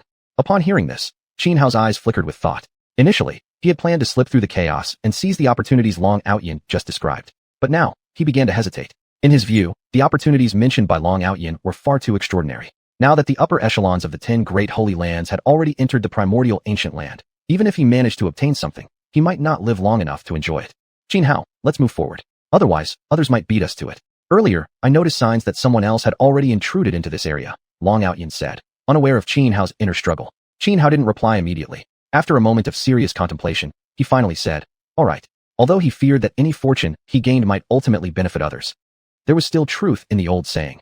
Only one willing to risk death could bring down an emperor. Without risk, where would reward come from? With his mind made up, Xianhao joined Long Outyin and ventured deeper into the ruins ahead. This land stretched endlessly. Even racing at full speed, it took Xianhao and Long Outyin several hours to finally escape the vast field of broken architecture. This alone suggested how magnificent and grand the structures must have been in ancient times. Beyond these ruins, a massive river blocked their path. Nearly a kilometer wide, its ink-black waters surged violently, waves crashing thunderously, sending chills down one's spine. Even standing at the edge, Xianhao felt a deep sense of dread. He could clearly sense life-threatening dangers lurking within the river. This river is no ordinary place. Crossing it won't be easy, Xianhao said gravely, turning to Long Outyin beside him. There seems to be a force field similar to the ones on the wasteland cliffs, but the real danger isn't the barrier covering this area, Long Outyin replied, his expression equally stern. As a genius of the Deathless Mountain, he possessed exceptional insight. After studying the river for a moment, Long Outyin raised his hand and released a crimson-red pearl. Instantly, bloodlight flared, forming dozens of bloody shadows attempting to cross the river. But soon after they surged forward, something unexpected happened. Pillars of water erupted skyward, And then, a colossal beast burst out from the depths, its entire body covered in dark black scales.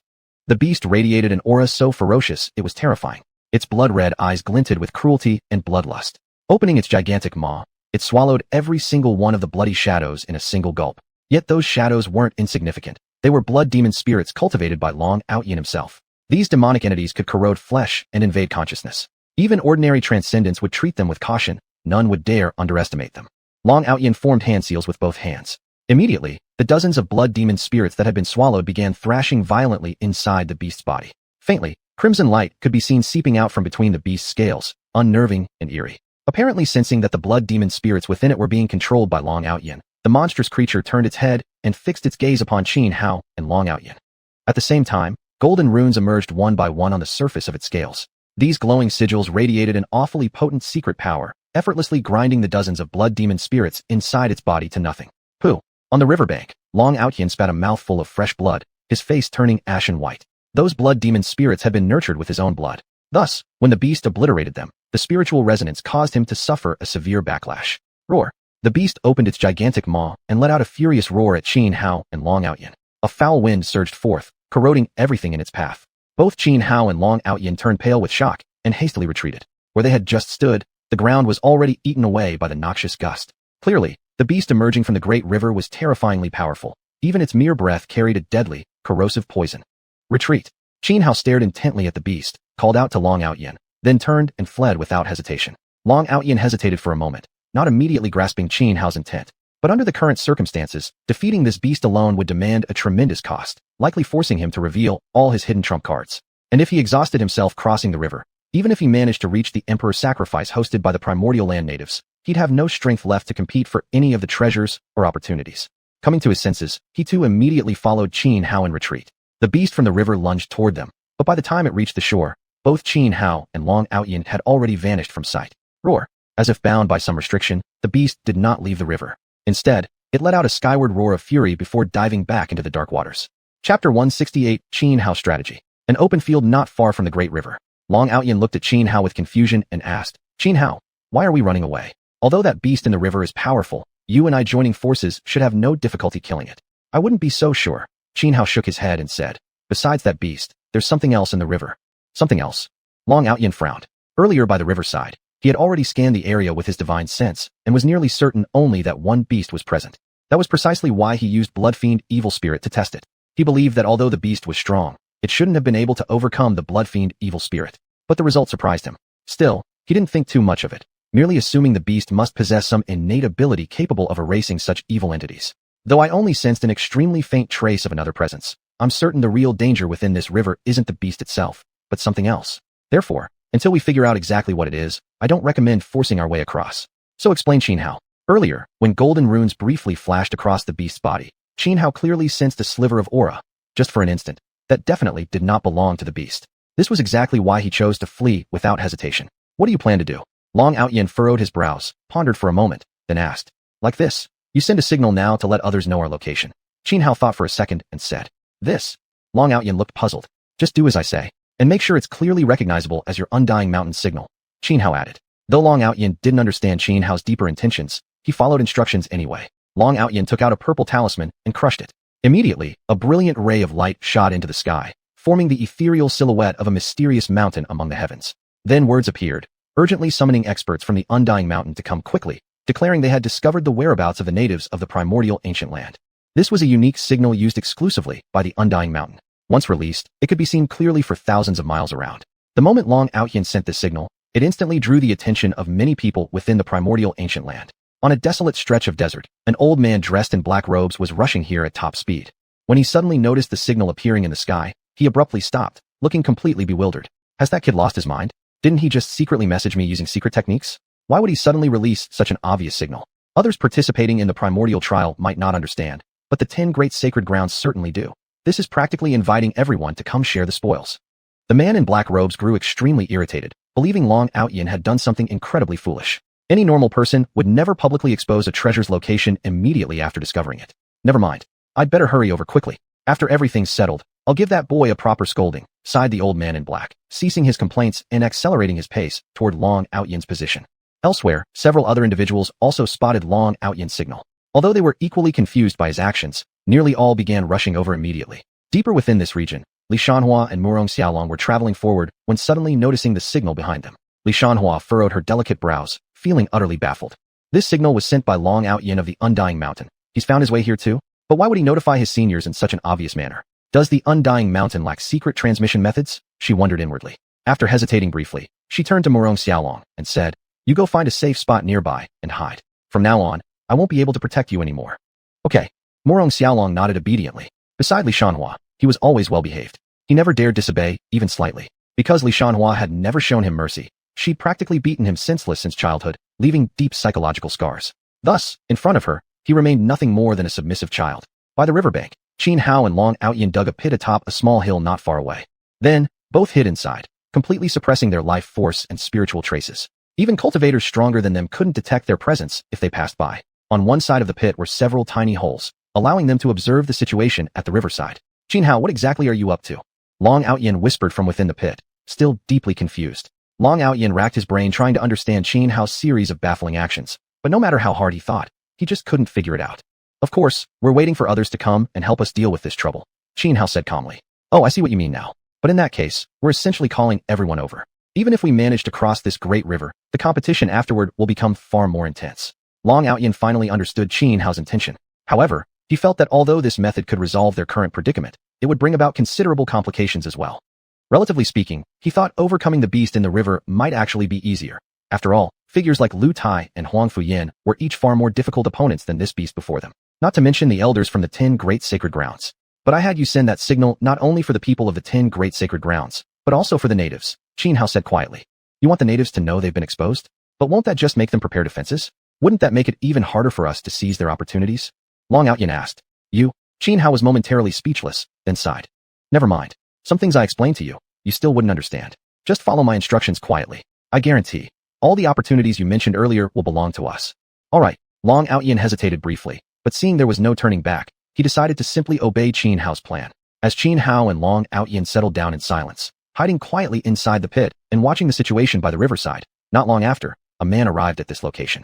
Seeing him, Qin Hao couldn't help but pause in surprise. He recognized this man. It was Lin Xianxia, who had once competed with him over the 9-colored azure lotus. Lin Xianxia reached the riverside but did not immediately attempt to cross, clearly having sensed the danger within the river as well. "Brother Lin, aren't you crossing the river?" Just as Lin Xianxia hesitated, another man arrived. Chapter 169, the eldest prince of the demon clan. By the great river, Lin Xianxia was deep in thought. Suddenly, a man arrived from afar and landed beside Lin Xianxia. "Ah, it's Brother Lu," said Lin Xianxia, slightly startled. He quickly raised his fists in greeting. The man was none other than Lu Tai. The man hailed as Invincible. Lu Tai gave a slight nod, glanced at the river, and spoke calmly. "Let's cross together." "Agreed." Lin Xianxia didn't hesitate, responding without enthusiasm. Lu Tai wasted no words either. With one step forward, he was already at the center of the great river. At that moment, dozens of water columns erupted into the sky. A monstrous beast burst from the river, its enormous blood-red maw snapping open to devour Lu Tai whole. Yet Lu Tai remained utterly calm, clearly having sensed the beast long before. His figure flickered, effortlessly evading the gaping jaws. Then, with right hand formed into a sword finger, he slashed once. An overwhelming sword chi surged forth instantly. The sword chi was terrifyingly powerful. The river beast roared furiously toward the heavens, every scale on its body standing on end.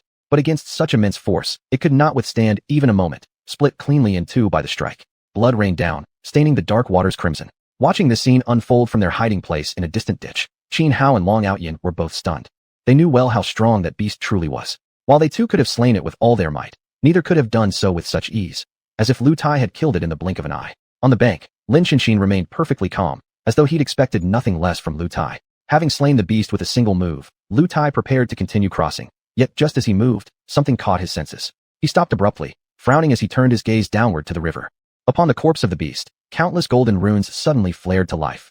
These radiant symbols pulsed with mysterious and awe-inspiring power. Even someone as formidable as Lu Tai furrowed his brow, now wearing an expression tinged with solemnity. "Soul, return."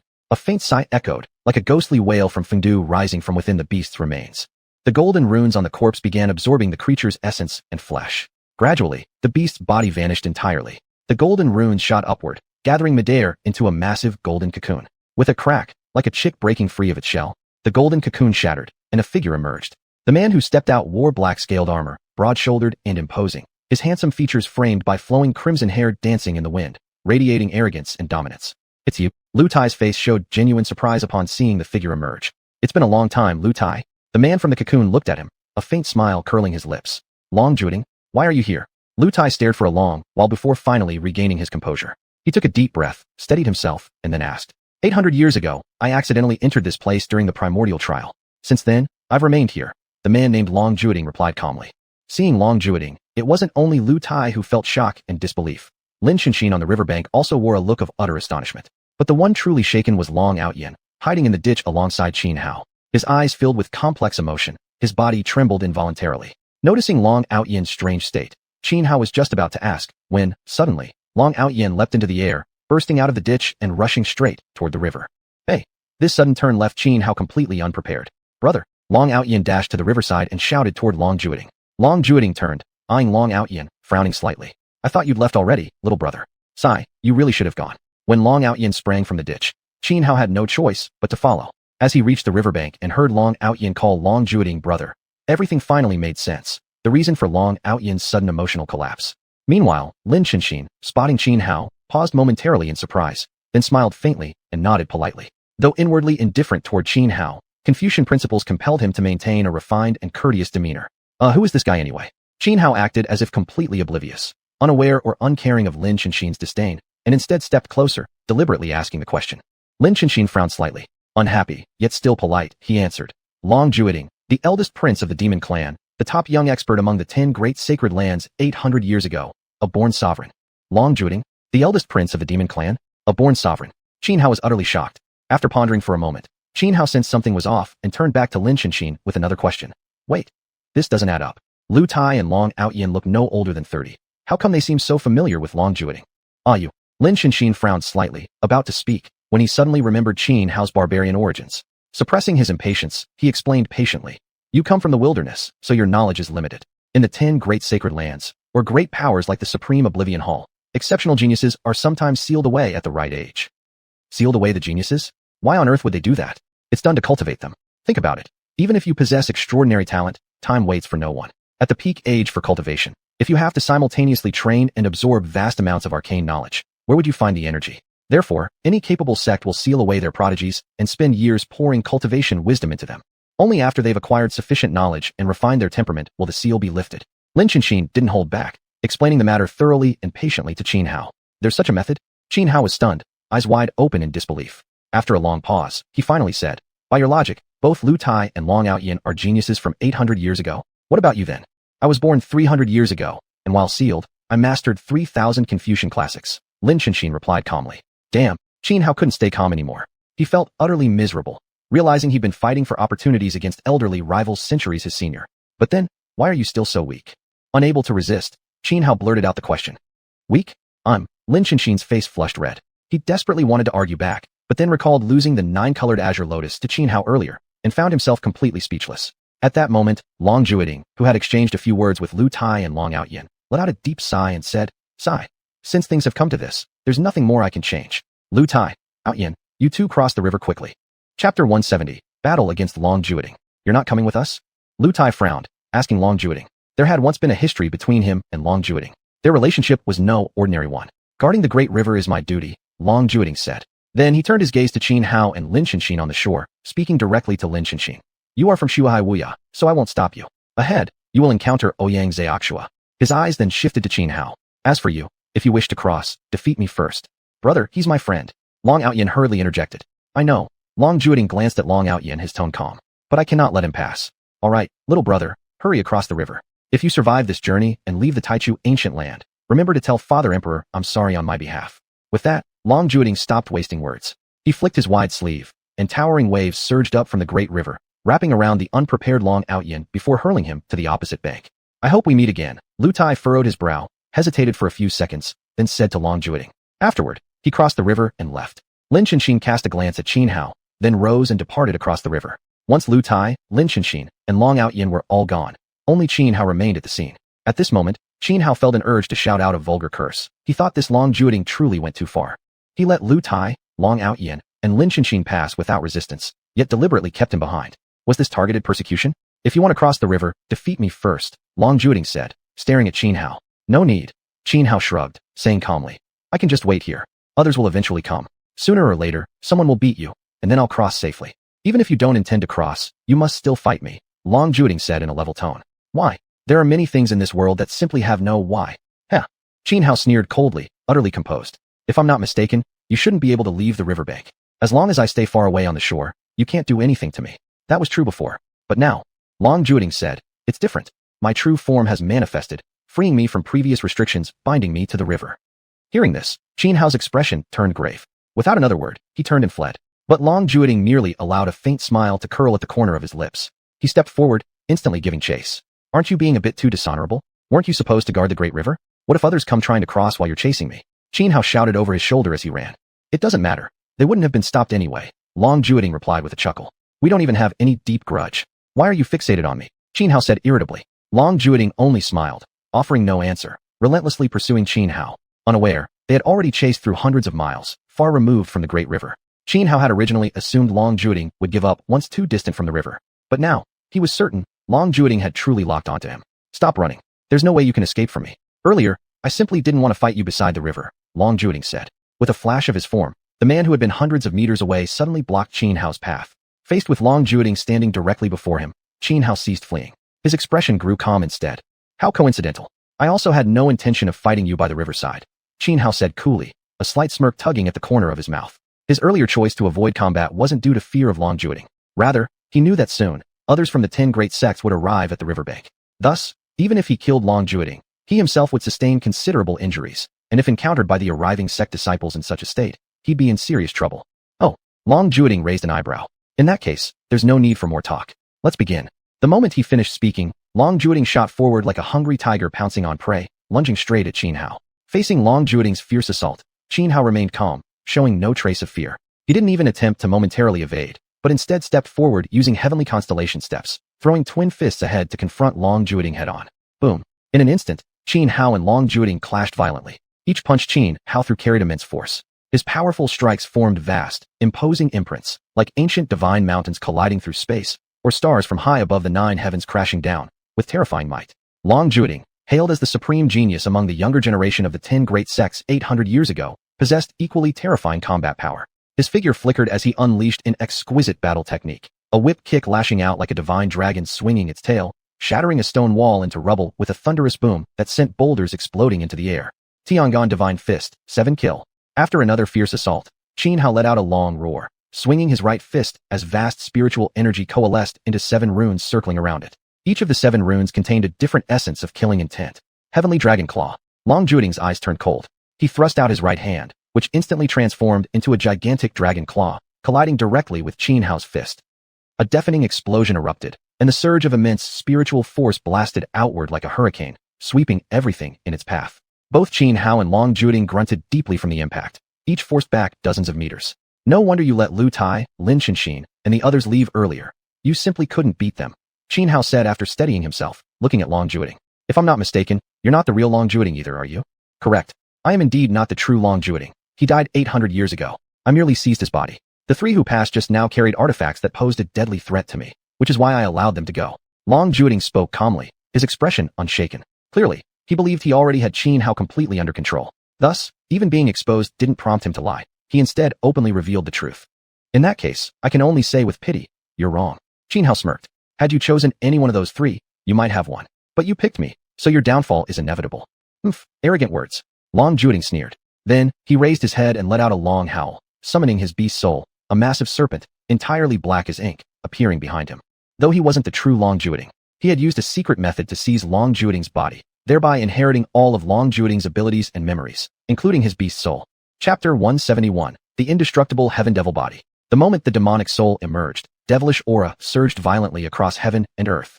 The black serpent reared its head and let out a piercing shriek, its red tongue flickering as it coiled through the air and lunged straight toward Xianhao, jaws wide open as if to swallow him whole. Xianhao frowned. Facing Long Juting's demonic soul, he couldn't afford even the slightest negligence. The demonic soul was one of the most commonly used yet fearsome attacks among demon clans, extremely deadly. Since it existed between the real and the illusory, ordinary cultivators had no effective way to deal with it. First, Xianhao activated an incredibly profound movement technique. His figure flickered in flashes of afterimage, scattering illusions throughout the void, narrowly evading strike after strike from Long Juting's demonic soul. yet doing so left him on the defensive. Die! With a cold shout, Long Jueting formed hand seals. Instantly, a sinister demonic eye appeared in the sky, emitting eerie rays of dark light. Struck by those sinister beams, Xianhao suddenly felt his body slow, as though sinking into thick mud. His movements were suppressed, his evasion techniques rendered ineffective, leaving him unable to dodge the incoming demonic soul attack. But Xianhao didn't flinch in the slightest.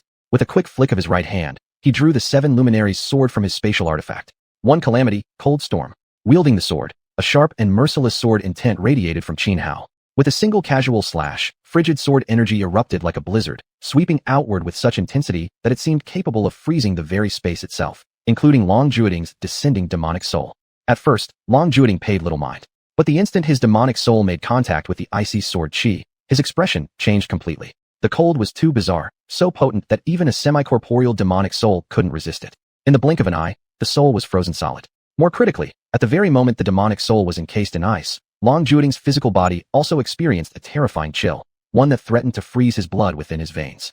Break! Startled, Long Jueting unleashed all his strength in a double punch, shattering the storm-like frost energy. At the same time, his demonic soul shattered the icy prison from within. I truly underestimated you. To think you'd have a method capable of harming my demonic soul? Impressive indeed. Long Jueting steadied himself, staring at Xianhao with wary eyes. He hadn't taken Xianhao seriously before, but now, he dared not be careless any longer. Had he not reacted swiftly enough to break free the instant he was trapped, his demonic soul would have been gravely wounded, an outcome too dire to contemplate. After all, he wasn't the true Long Jueting. He had merely seized Long Jueting's body, much like a corpse resurrection. But you disappoint me. I thought you might be worth going all out against, a chance to properly test my own strength. Now it seems killing you won't require even half my power. Xianhao shrugged, delivering the most arrogant words in the calmest tone possible. Long Jueting's face darkened, his eyes flashing with viciousness. He stopped wasting words and launched a full-force assault at Xianhao. He would prove with action that Xianhao was nothing but a man of empty boasts. Xianhao wielded the 7 luminaries sword in his right hand, executing lethal moves from the 12 calamities sword scripture. With his left, he threw punches embodying the exquisite battle techniques of the heavenly vanguard divine fist. For a brief moment, sword and fist combined, their force akin to 10,000 thunderbolts crashing down from the heavens. Though Long Jueting fought without restraint, this was not his original body. Many of his abilities were restricted. Thus, after a fierce clash, he found himself being suppressed by Xianhao. Damn it! Enraged beyond measure, Long Jueting gritted his teeth and roared, "Indestructible heaven devil body." Long Jueting possessed profound cultivation, having already entered the divine transformation realm.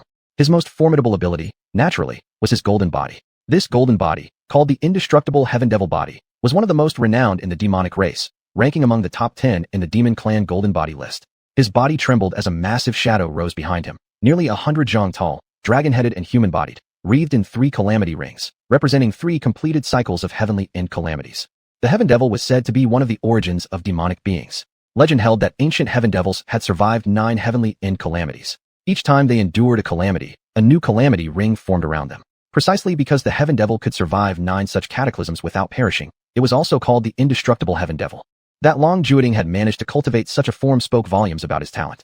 Sadly, the real Long Jueting had died 800 years ago. Still, despite Long Jueting's peerless genius and mastery of the Indestructible Heaven Devil body, he had only forged 3 calamity rings, not the legendary 9. This indicated that his Heaven Devil body had not yet reached perfection.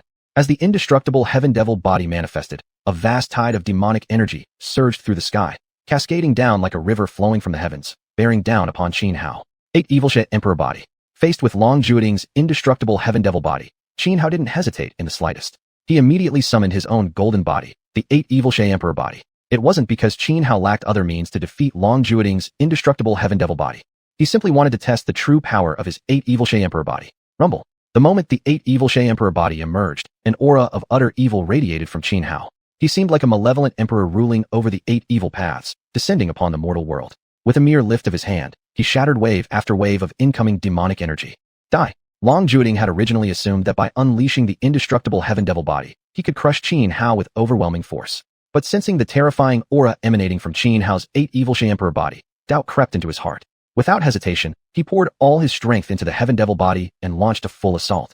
The Indestructible Heaven Devil body lunged before Xianhao, hands forming seals, then pressed downward violently. In an instant, surging demonic energy churned through the air as violet lightning surged across the sky. Xianhao felt as though an entire range of 10,000-mile mountains was crashing down upon him. Heavenly demon, tyrant's roar. Confronted by the seal-formed suppression from Long Jueting's Heaven Devil body, Xianhao's eyes turned icy cold as he activated one of the 8 xiuxian Emperor body's ultimate techniques. One of the 8 dragon heads behind the 8 evil Emperor body suddenly snapped open its eyes. A thunderous dragon roar split the heavens. Each of the 8 dragon heads on the back of the 8 evil Emperor body represented one of the 8 evil paths. The heavenly demon was one among them. The roar echoed throughout heaven and earth, like the furious howl of a heavenly demon, as vast waves of ghostly energy surged upward, colliding head-on with the rolling demonic tide bearing down on Xianhao. Boom!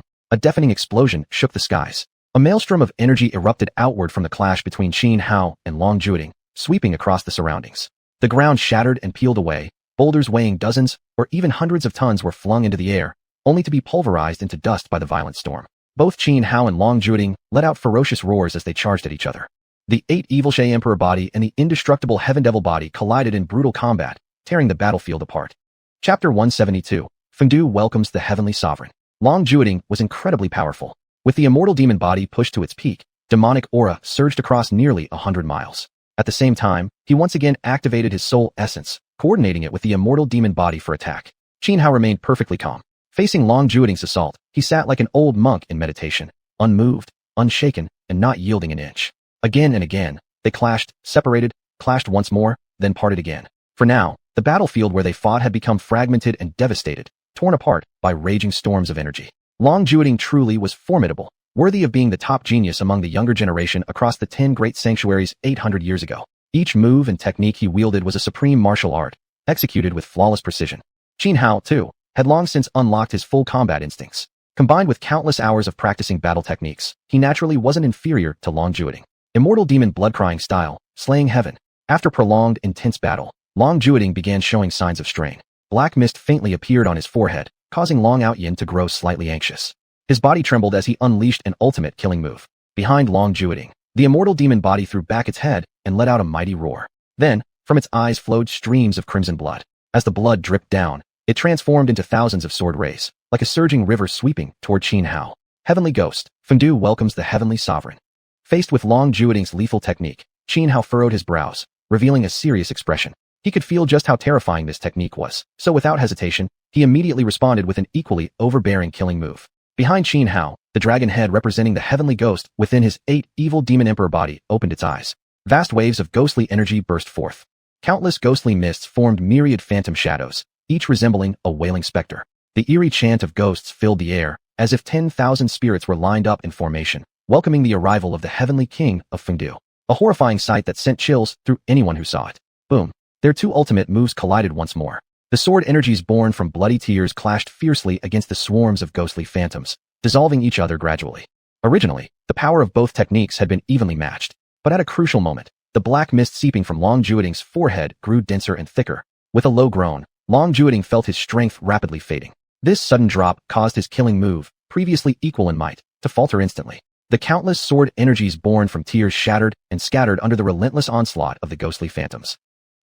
In the end, the immortal demon body behind Long Jueting was struck by the ghostly impacts. The 3 tribulation rings encircling it cracked and broke apart. Long Jueting's body shot backward, barely stabilizing himself before spewing out a large mouthful of blood. Simultaneously, the immortal demon body behind him dispersed, unable to be reformed for some time. Die. Strike while the iron is hot. Take life when your enemy is weak. Xianhao didn't care what had happened to Long Jueting. Immediately, he launched his most powerful killing move, rushing straight toward his opponent. Xianhao raised his left hand high. One after another, divine spears capable of shattering heaven materialized in midair. With a sweep of his left hand, these divine spears shot forward like arrows released from bows, hurtling toward Long Jueting. Each one carried immense destructive power. Though Long Jueting managed to activate defensive techniques to block them, the dark mist emerging from his forehead grew heavier by the second, sharply weakening his combat prowess. His defensive arts performed at less than half their usual capacity. One by one, the heavenly spears pierced through his defenses. The defensive measures he desperately deployed quickly crumbled under the relentless barrage, and several of the divine spears pierced straight through Long Jueting's body. Cursed, enraged beyond measure, Long Jueting struggled to resist, but found himself powerless. The black mist rising from his forehead coiled around him like chains, binding his entire form. Xianhao merely frowned slightly, showing no mercy despite Long Jueting's sudden condition. This was no fair duel. This was a fight to the death. As for the mysterious incident occurring within Long Jueting, Xianhao had no interest in understanding it. Fires of war burn heaven, tenfold tribulation. Xianhao raised the 7 luminaries heaven sword in his right hand, pouring all his spiritual power into it, pushing the weapon to its utmost limits. Instantly, the power of the 7 luminaries surged outward, like 7 suns suspended in the sky above. Then, transforming into blazing sword beams shaped like a cross, they slashed downward toward Long Jueting, overwhelming in momentum and devastating in power. I won't accept it. I refuse to accept this. Facing Qin Hao's approaching death blow, despair filled Long Jueting's eyes. Though he tried to muster defenses, the strange black mist streaming from his forehead was too bizarre. It bound his body like iron chains and sealed away all his strength. Thus, faced with Qin Hao's fatal attack, Long Jueting could do nothing at all. Under the onslaught of raging flame sword beams enhanced by the power of the 7 luminaries, Long Jueting let out piercing shrieks. The flames roared violently, consuming his body. Soon, Long Jueting's physical form gradually turned to ashes. A soul emanating ominous energy emerged within the sea of fire. This was the true soul that had seized control of Long Jueting's living body. Yet even beneath the scorching flames amplified by the 7 luminaries, although this malevolent soul was being burned and writhed in unbearable agony, it remained strangely unscathed, showing no sign of destruction. You brat. You actually destroyed the body I worked so hard to claim. I swear I'll tear you apart piece by piece and avenge this humiliation today. The ominous soul stared hatefully at Qin Hao, spitting venomously. Then, it attempted to flee. At that moment, suddenly, a system notification rang inside Qin Hao's mind. Detected devourable target, ominous soul. Devour? Yes or no? Qin Hao had been pondering how to exterminate this sinister soul when he heard the system alert, and without hesitation, he immediately made his choice. Devour. The instant Qin Hao confirmed his decision, several strands of black light appeared out of nowhere, wrapping tightly around the ominous soul. What have you done to me? What is this? Upon seeing the encroaching dark tendrils, the soul first froze in shock, then erupted into one blood-curdling scream after another. Though it struggled desperately, it could not withstand the corrosive assault of the black light. In the end, amid chilling shrieks that sent shivers down the spine, the ominous soul was completely annihilated. Devour successful, ominous soul. Congratulations, host. Rewards obtained, sky-obstructing robe, banished immortal sword scripture, blood escape talisman stone. Chapter 173, Entering the Ancient City. Right after the system's prompt sounded, 3 objects materialized in front of Qin Hao. A treasure robe, a sword manual, and a blood-red talisman stone. According to the information provided by the system, the Veil Heaven treasure robe was a supreme-grade artifact. However, unlike the 9 Dragon Emperor armor that focused on defense, the true strength of the Veil Heaven robe lay in concealing one's aura completely. Once worn, not even an existence at the level of an overlord could detect any trace of Qin Hao's presence. The sword manual, rather than containing powerful sword techniques, was instead a comprehensive theoretical treatise on the way of the sword. As for the blood-red talisman stone, it was named the Blood Escape Talisman Stone. Crushing it would activate a single use of blood escape, a technique allowing instant teleportation over 1,000 miles away. Blood escape was among the most formidable escape techniques in existence. Normally, regardless of how powerful a being might be, using blood escape came at an extremely steep cost, usually severe damage or depletion of life force. But this talisman was different. Using it required nothing but the consumption of the stone itself, with no harm to the user. Although these 3 rewards did not directly enhance Qin Hao's combat power. For Qin Hao, each of them was highly practical. Take the Veil Heaven robe, for example. With such a supreme artifact, he could now effectively conceal himself. In many situations, he could remain hidden while others fought fiercely, ultimately stepping in to reap the benefits like a fisherman profiting from a struggle between a clam and a heron. The Blood Escape Talisman Stone served as a guaranteed means of survival. Though the Transcendent Sword Manual wasn't some ultimate sword technique, its profound theories could greatly improve Qin Hao's comprehension and cultivation within the way of the sword. The way of the sword stood as one of the most formidable paths of cultivation throughout all realms and worlds. Across endless eons and shifting epochs, countless unique and powerful cultivation methods had emerged and faded. Yet only the way of the sword remained timeless and enduring. This was the exceptional nature of the sword path. Though thanks to the system, Qin Hao had obtained the immensely powerful 12 Calamity Sword Scripture, his personal understanding of the Sword Dao was still quite limited. Thus, he hadn't made much progress in true sword cultivation. The Sword Dao was vast and unfathomable. Unless someone was a once-in-10,000 years prodigy born for the sword, very few could achieve real breakthroughs through mere self-cultivation alone. They needed a master to guide them into the gate. Qin Hao lacked such a mentor. As a result, despite possessing a mighty sword art in the 12 Calamity Sword Scripture, when facing genuine sword cultivators, his sword techniques were mere shadow and form, lacking the soul and essence. Figures like Murong Tianyu and xianxia were dedicated practitioners of the Sword Dao. Qin Hao stored away the Transcendent Sword Manual and the Blood Escape Talisman Stone, then immediately donned the Veil Heaven robe. Afterward, he returned to the great river from before, crossed it directly, and advanced deeper into this region. With his aura completely masked by the Veil Heaven robe, he moved like an invisible man, swiftly passing through area after area without encountering any trouble. Along the way, he encountered many people, including Ming Nu, Monk Wuxin, and Huang Fuyan. Although Ming Nu and Monk Wuxin weren't from any of the 10 Great Holy Lands, they clearly also had their own sources of information, having learned about the natives dwelling in the primordial land. When he arrived at a picturesque mountainous region, he spotted Long Outyan, Lu Tai, and Lin Chenxin. The 3 of them were under attack by more than a dozen emperor slaves. One among them was xianxia, who Xianhao had briefly met before. Xianhao did not reveal himself here. Remaining hidden, he continued moving forward. After walking for nearly a full day, Xianhao discovered a magnificent ancient city nestled amidst a grand and breathtaking landscape. Inside the city lived many people. Their unusual attire made it clear they were indeed the native inhabitants of the primordial land. Xianhao concealed himself atop a towering peak outside the city, overlooking the entire ancient city. Deep within it, he saw a vast square where hundreds of natives from the primordial land were constructing an enormous platform. Clearly, they were preparing for the emperor ritual, the sacrificial ceremony xiuxian had told him about. Xianhao remained perfectly patient, showing no sign of haste. He hid skillfully atop the peak, using the veil heaven robe to completely mask his aura. Even if an overlord-level expert arrived, unless he chose to reveal himself, there would be no way to detect him.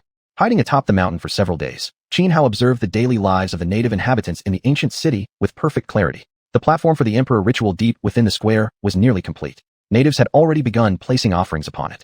Just as xiuxian had described to Xianhao, the offerings included sovereign bones and immortality peaches. Seeing these offerings stirred intense excitement within Xianhao. Though he possessed the system and almost never lacked cultivation resources, who could ever have too many? Moreover, he now urgently needed to enhance his strength. If he could obtain offerings such as sovereign bones and immortality peaches, his cultivation could advance several realms in a short period. Within a century at most, he was confident he could become a sovereign expert. Only by reaching the level of a sovereign could he see a broader horizon and catch a glimpse of longevity elders. According to the information left behind by his father, if he ever wanted to go to the shitty family to rescue people, he would at least need to reach the realm of a longevity elder. Otherwise, going to the shitty family would be nothing but a death wish. Although becoming a longevity elder was no easy feat, and the prospect seemed almost illusory, Xianhao still had great confidence in himself, primarily because he had the system to aid his cultivation. Xianhao remained hidden atop the peak, and several days swiftly passed. The inhabitants of the ancient city clearly knew that outsiders had entered this region and intended to sabotage their emperor ritual. They had quickly set up several powerful killing arrays outside the city. Additionally, Xianhao saw the mysterious figure he had encountered before at the desolate cliff. That mysterious individual held a high status. It was actually him presiding over the emperor ritual. The natives within the city treated him with utmost respect. Several more days passed, and Lu Tai, xiuxian, and others successively arrived outside the ancient city. But they were all seasoned cultivators who immediately noticed the deadly arrays outside the city walls, so none of them acted rashly. Crucially, on their journey here, they had suffered numerous attacks from emperor slaves. Except for Lu Tai, the rest had sustained varying degrees of injury. While Lu Tai, xiuxian, huangfuyan, and others waited outside the city, experts from the 10 great holy lands began arriving one after another. These experts weren't particularly strong, merely top-tier supremes who had yet to reach the sovereign stage. There were 7 in total, 4 men and 3 women. Upon arriving outside the ancient city, the 4 men and 3 women didn't hesitate and launched their attack immediately. They charged into the killing arrays, while Lu Tai, xiuxian, huangfuyan, and the others rushed into the city itself. From among the people dwelling in the primordial land, young generation powerhouses also emerged and engaged Lu Tai, xiuxian, huangfuyan, and the others in fierce combat. In an instant, a massive battle erupted. Outside the ancient city, battle cries shook the heavens. And at this very moment, Xianhao, who had been lying in wait atop the high peak, finally took action. Chapter 174. Xianhao plucks the peach. Xianhao had been lying in wait atop a high peak. As soon as he saw the battle erupt outside the ancient city, he seized the chaos to slip straight inside. Let others fight their hearts out, while he simply stepped in to pluck the ripe peach. Thanks to the heaven-obstructing treasure robe concealing his aura, Xianhao infiltrated the city with ease. Then, without hesitation, he headed directly for the vast plaza deep within the ancient city. Along the way, he encountered no obstacles whatsoever. When Xianhao arrived at the plaza, he saw a towering platform hundreds of meters high erected in its center. Upon it sat a long table lined with several jade platters. These were the offerings for the imperial ritual. On one platter lay a piece of pure jade bone, the so-called supreme bone. On another rested a peach the size of an adult's fist, colored both purple and cyan, the legendary peach of immortality. The remaining platters each held one of the rarest heavenly treasures. However, these items had clearly been left here for quite some time. Their potency significantly diminished. This made Xianhao inwardly scoff. These natives of the primordial land truly wasted priceless treasures. To leave such supreme medicinal wonders here as mere ritual offerings instead of consuming them at their peak, such extravagance was beyond absurd.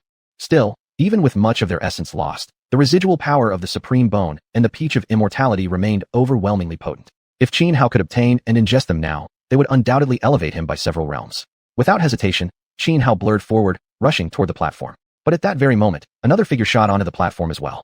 This sudden appearance caught Xianhao off guard. The other figure, too, only noticed Xianhao at the last second. "It's you." Upon recognizing him, the figure frowned slightly, eyes flickering with surprise. Xianhu. Xianhao also recognized the newcomer, Xianhu, the woman he'd briefly encountered at the Peerless Peak. For just a few seconds, the two stared at each other in silence. Then, almost instantly, they snapped back to reality. In unspoken agreement, neither attacked the other. Instead, both leapt onto the platform and reached for the ritual offerings on the table. Xuanhuan grabbed the peach of immortality first. Everything went smoothly. He clutched the peach tightly and immediately sealed it within his spatial artifact. Next, he turned to seize the supreme bone. The so-called supreme bone wasn't actually a bone, but rather the fruit of a celestial vine, shaped uncannily like a bone, which earned it its name. Yet at that very instant, a sharp sense of danger flared in Xuanhuan's mind. Without wasting a single breath, he sidestepped, dashing over 20 meters away in a flash. The moment he moved, a colossal fist imprint smashed down where he had just stood. Had he hesitated even a fraction of a second, he would have been gravely injured. At the same time the fist struck, another figure descended from above, snatching up the supreme bone in one fluid motion. Meanwhile, xianxia, after seizing one offering, was likewise ambushed by none other than Huang Fuyan, a genius from the Holy Fire sect. At the same time, Long Outyin, Lin Xianxin, and others arrived one after another, each claiming one of the ritual items. There were 10 offerings in total, exactly one per person. Only Tang Wui from the Eternal Demon Abyss failed to claim anything. The main reason? His severe injuries from his previous clash with Xuanhuan over the 9-colored green lotus flower hadn't yet healed, leaving him too weak to win against another contender. Tang Wui's face darkened. When he saw Xuanhuan, murderous intent surged through him, burning with the desire to tear him apart limb by limb. Yet he didn't dare make a move. Last time, he'd already been no match for Xuanhuan. Now, the aura emanating from Xuanhuan was far stronger than during their last encounter. Challenging him now would be nothing short of suicide. Last time, he'd escaped only by resorting to the Heaven Devil body dissolution technique at great personal cost. If he were driven into a corner again, he might not even have the strength to use that forbidden art, and would likely perish at Xuanhuan's hands. Xuanhuan frowned. He had seen Lu Tai, Long Outyin, and the others fighting fiercely outside the city, locked in combat with the young warriors of the primordial land natives, only to sneak in himself during the chaos. How could they have defeated their opponents and arrived here so quickly? The one who'd stolen the supreme bone from him was precisely Lu Tai. Humph! Return the supreme bone. Xuanhuan didn't bother asking what had happened. With a cold shout, he charged straight at Lu Tai. He didn't care whether Lu Tai was hailed as the unbeaten man, the invincible warrior. Anyone who dared snatch prey from right before his eyes would pay the price. Even if experts from the Cloud Sovereign Palace were nearby, so what? The native elites of the primordial land were more than enough to keep them occupied. Xuanhuan soared like a white crane, shooting straight into the sky at an incredible speed, faster than sound. A sharp sonic boom tore through the air, as if space itself were roaring in protest. In the blink of an eye, Xuanhuan had already reached Lu Tai's side. He raised his hand and threw a punch directly at Lu Tai's face. The Heavenly Gang fist was domineering and ferocious. The moment it was unleashed, it resembled a star from the ninth heaven crushing down upon Lu Tai. How dare you? Lu Tai's expression remained cold and indifferent. Facing Xuanhuan's assault, he appeared completely unperturbed, regarding it as nothing more than a minor nuisance. Then, with equal force, he thrust his own fist forward, colliding squarely against Xuanhuan's. The impact of their fists striking each other was akin to meteors crashing together, triggering a massive explosion of energy. Both Xuanhuan and Lu Tai let out muffled grunts, then leapt backward over 10 meters apart. Humph! Lu Tai frowned slightly, eyes flickering with mild astonishment. Back at Peerless Peak, when Xuanhuan had clashed with Xiaoshi, Lu Tai had taken notice. And earlier, when Long Jueting intercepted Xuanhuan, he glanced at him again. Yet all along, he hadn't considered Xuanhuan a real threat. He merely found it surprising that such a prodigy could emerge from among the barbarian tribes in this age. But now, having exchanged blows, he truly sensed the depth of Xuanhuan's combat power, far exceeding what he had anticipated. Xuanhuan didn't stop there. After stabilizing his footing, he abruptly launched himself higher, right fist clenched as he executed another deadly technique from the Heavenly Gang Divine Fists, launching a full-force strike toward Lu Tai. This time, he held nothing back. Immediately, space shrieked, and vast waves of spiritual power surged from Xuanhuan's body like a cascading river of stars, sweeping ruthlessly toward Lu Tai. Lu Tai's brows relaxed, returning to his usual aloof composure. Once more, he punched forward with equal resolve. Yet just as Xuanhuan and Lu Tai were locked in battle, Tang Wui's eyes gleamed with a sinister light. Suddenly, he activated an eerie movement technique, dashing toward Xuanhuan while loudly shouting toward Lu Tai. Brother Lu, this barbarian slave is utterly despicable. Allow me to assist you. We shall cut him down together. Chapter 175, The Clash of the Prodigies. Tang Wui had already decided to swallow his pride for now and let go of his grudge against Xuanhuan. But when he saw that Xuanhuan had actually chosen to challenge Lu Tai, a devious thought suddenly arose in his mind. To use Lu Tai's hands to eliminate Xuanhuan. Back in the day, both Tang Wui and Lu Tai were top-tier geniuses beneath the rank of extraordinary among the 10 great sects. They had sparred several times before, so Tang Wui knew exactly how terrifying Lu Tai's combat strength was. In his eyes, although Xuanhuan was strong, he stood no chance against Lu Tai. Thus, he believed Xuanhuan's decision to challenge Lu Tai was nothing short of foolish. And now, seeing this opportunity, Tang Wui wanted to seize the moment to kill Xuanhuan and finally quench the hatred burning within him. Ruthless and merciless, Tang Wui unleashed at once the infamous demonic art from the ancient abyss of demons, leaving no room for retreat. Tang Wui, with me here, you won't lay a finger on Xuanhuan. Just as Tang Wui launched his attack toward Xuanhuan, Long Outyin let out a long roar and blocked his path. Long Outyin, don't meddle in affairs that aren't yours, Tang Wui said coldly. What more words are needed? Long Outyin snapped back irritably. His body trembled slightly, and a surge of monstrous aura erupted outward like a storm. Given his relationship with Zhang Yuruo, there was no way he could stand by and watch Qin Hao be assassinated by Tang Wui. Not to mention, Qin Hao had saved his life earlier. Boom, boom, boom. Long Outyin and Tang Wui clashed fiercely. Both bore serious injuries, so their fierce battle ended up in a deadlock, neither gaining the upper hand, evenly matched. Meanwhile, Huang Fuyin watched the intense fight between Qin Hao and Lu Tai with complex emotions flickering in his eyes. Then, turning toward Li Xianhu, he said, Miss Li, I'd like to test your sword. Then you must be ready to leave your name behind. Li Xianhu replied coolly, glancing at him with only a slight tilt of her gaze. Ha ha. Huang Fuyin chuckled faintly, wasting no words as he charged straight at Li Xianhu. Each step he took upon the void conjured surging waves of flame into existence. He looked like a god incarnate descending into the world, wielding the fires of time itself. Yet Li Xianhu remained calm as autumn waters. As Huang Fuyin drew nearer, she slowly unsheathed her long sword. The instant her blade left its scabbard, the serene aura surrounding her exploded into an overwhelming surge of sword intent. Holding the sword in hand, she gave it a light flick, delivering a dazzling, breathtaking thrust. The boundless sword chi swirling around her surged into the blade all at once. Instantly, her sword radiated terrifying power, its unmatched sharpness seeming capable of slicing through the heavens of 10,000 eons. Even the raging sea of fire rushing toward Li Xianhu was split apart by the sheer force of this sword intent. Black Flame Annihilation Fist.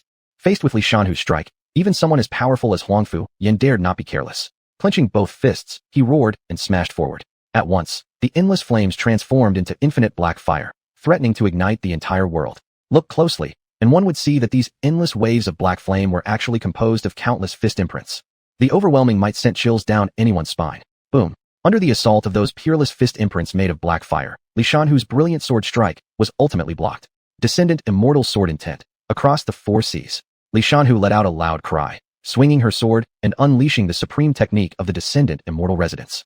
Boundless sword energy coalesced into a colossal wheel of sword light, seeking to sever everything in its path. Its power was too terrifying. The sky filled with black flames couldn't possibly withstand such a sword wheel. A trace of solemnity appeared in Huang Fuyan's eyes. He dropped his arrogance and prepared to fight Li Xianhu with full strength.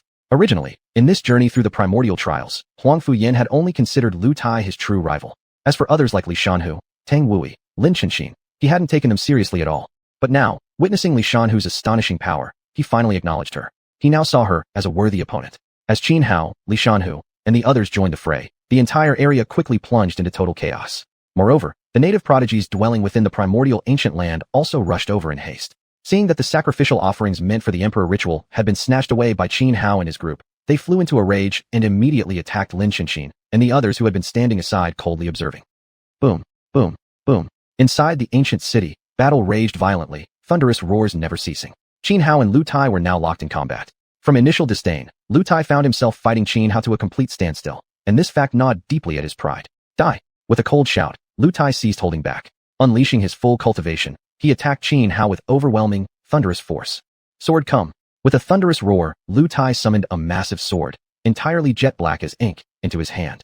At a single glance, it was clear this sword was extraordinary, no ordinary weapon. A top-grade treasure artifact. Wielding the black greatsword, Lu Tai resembled a legendary sword deity descending into the mortal world.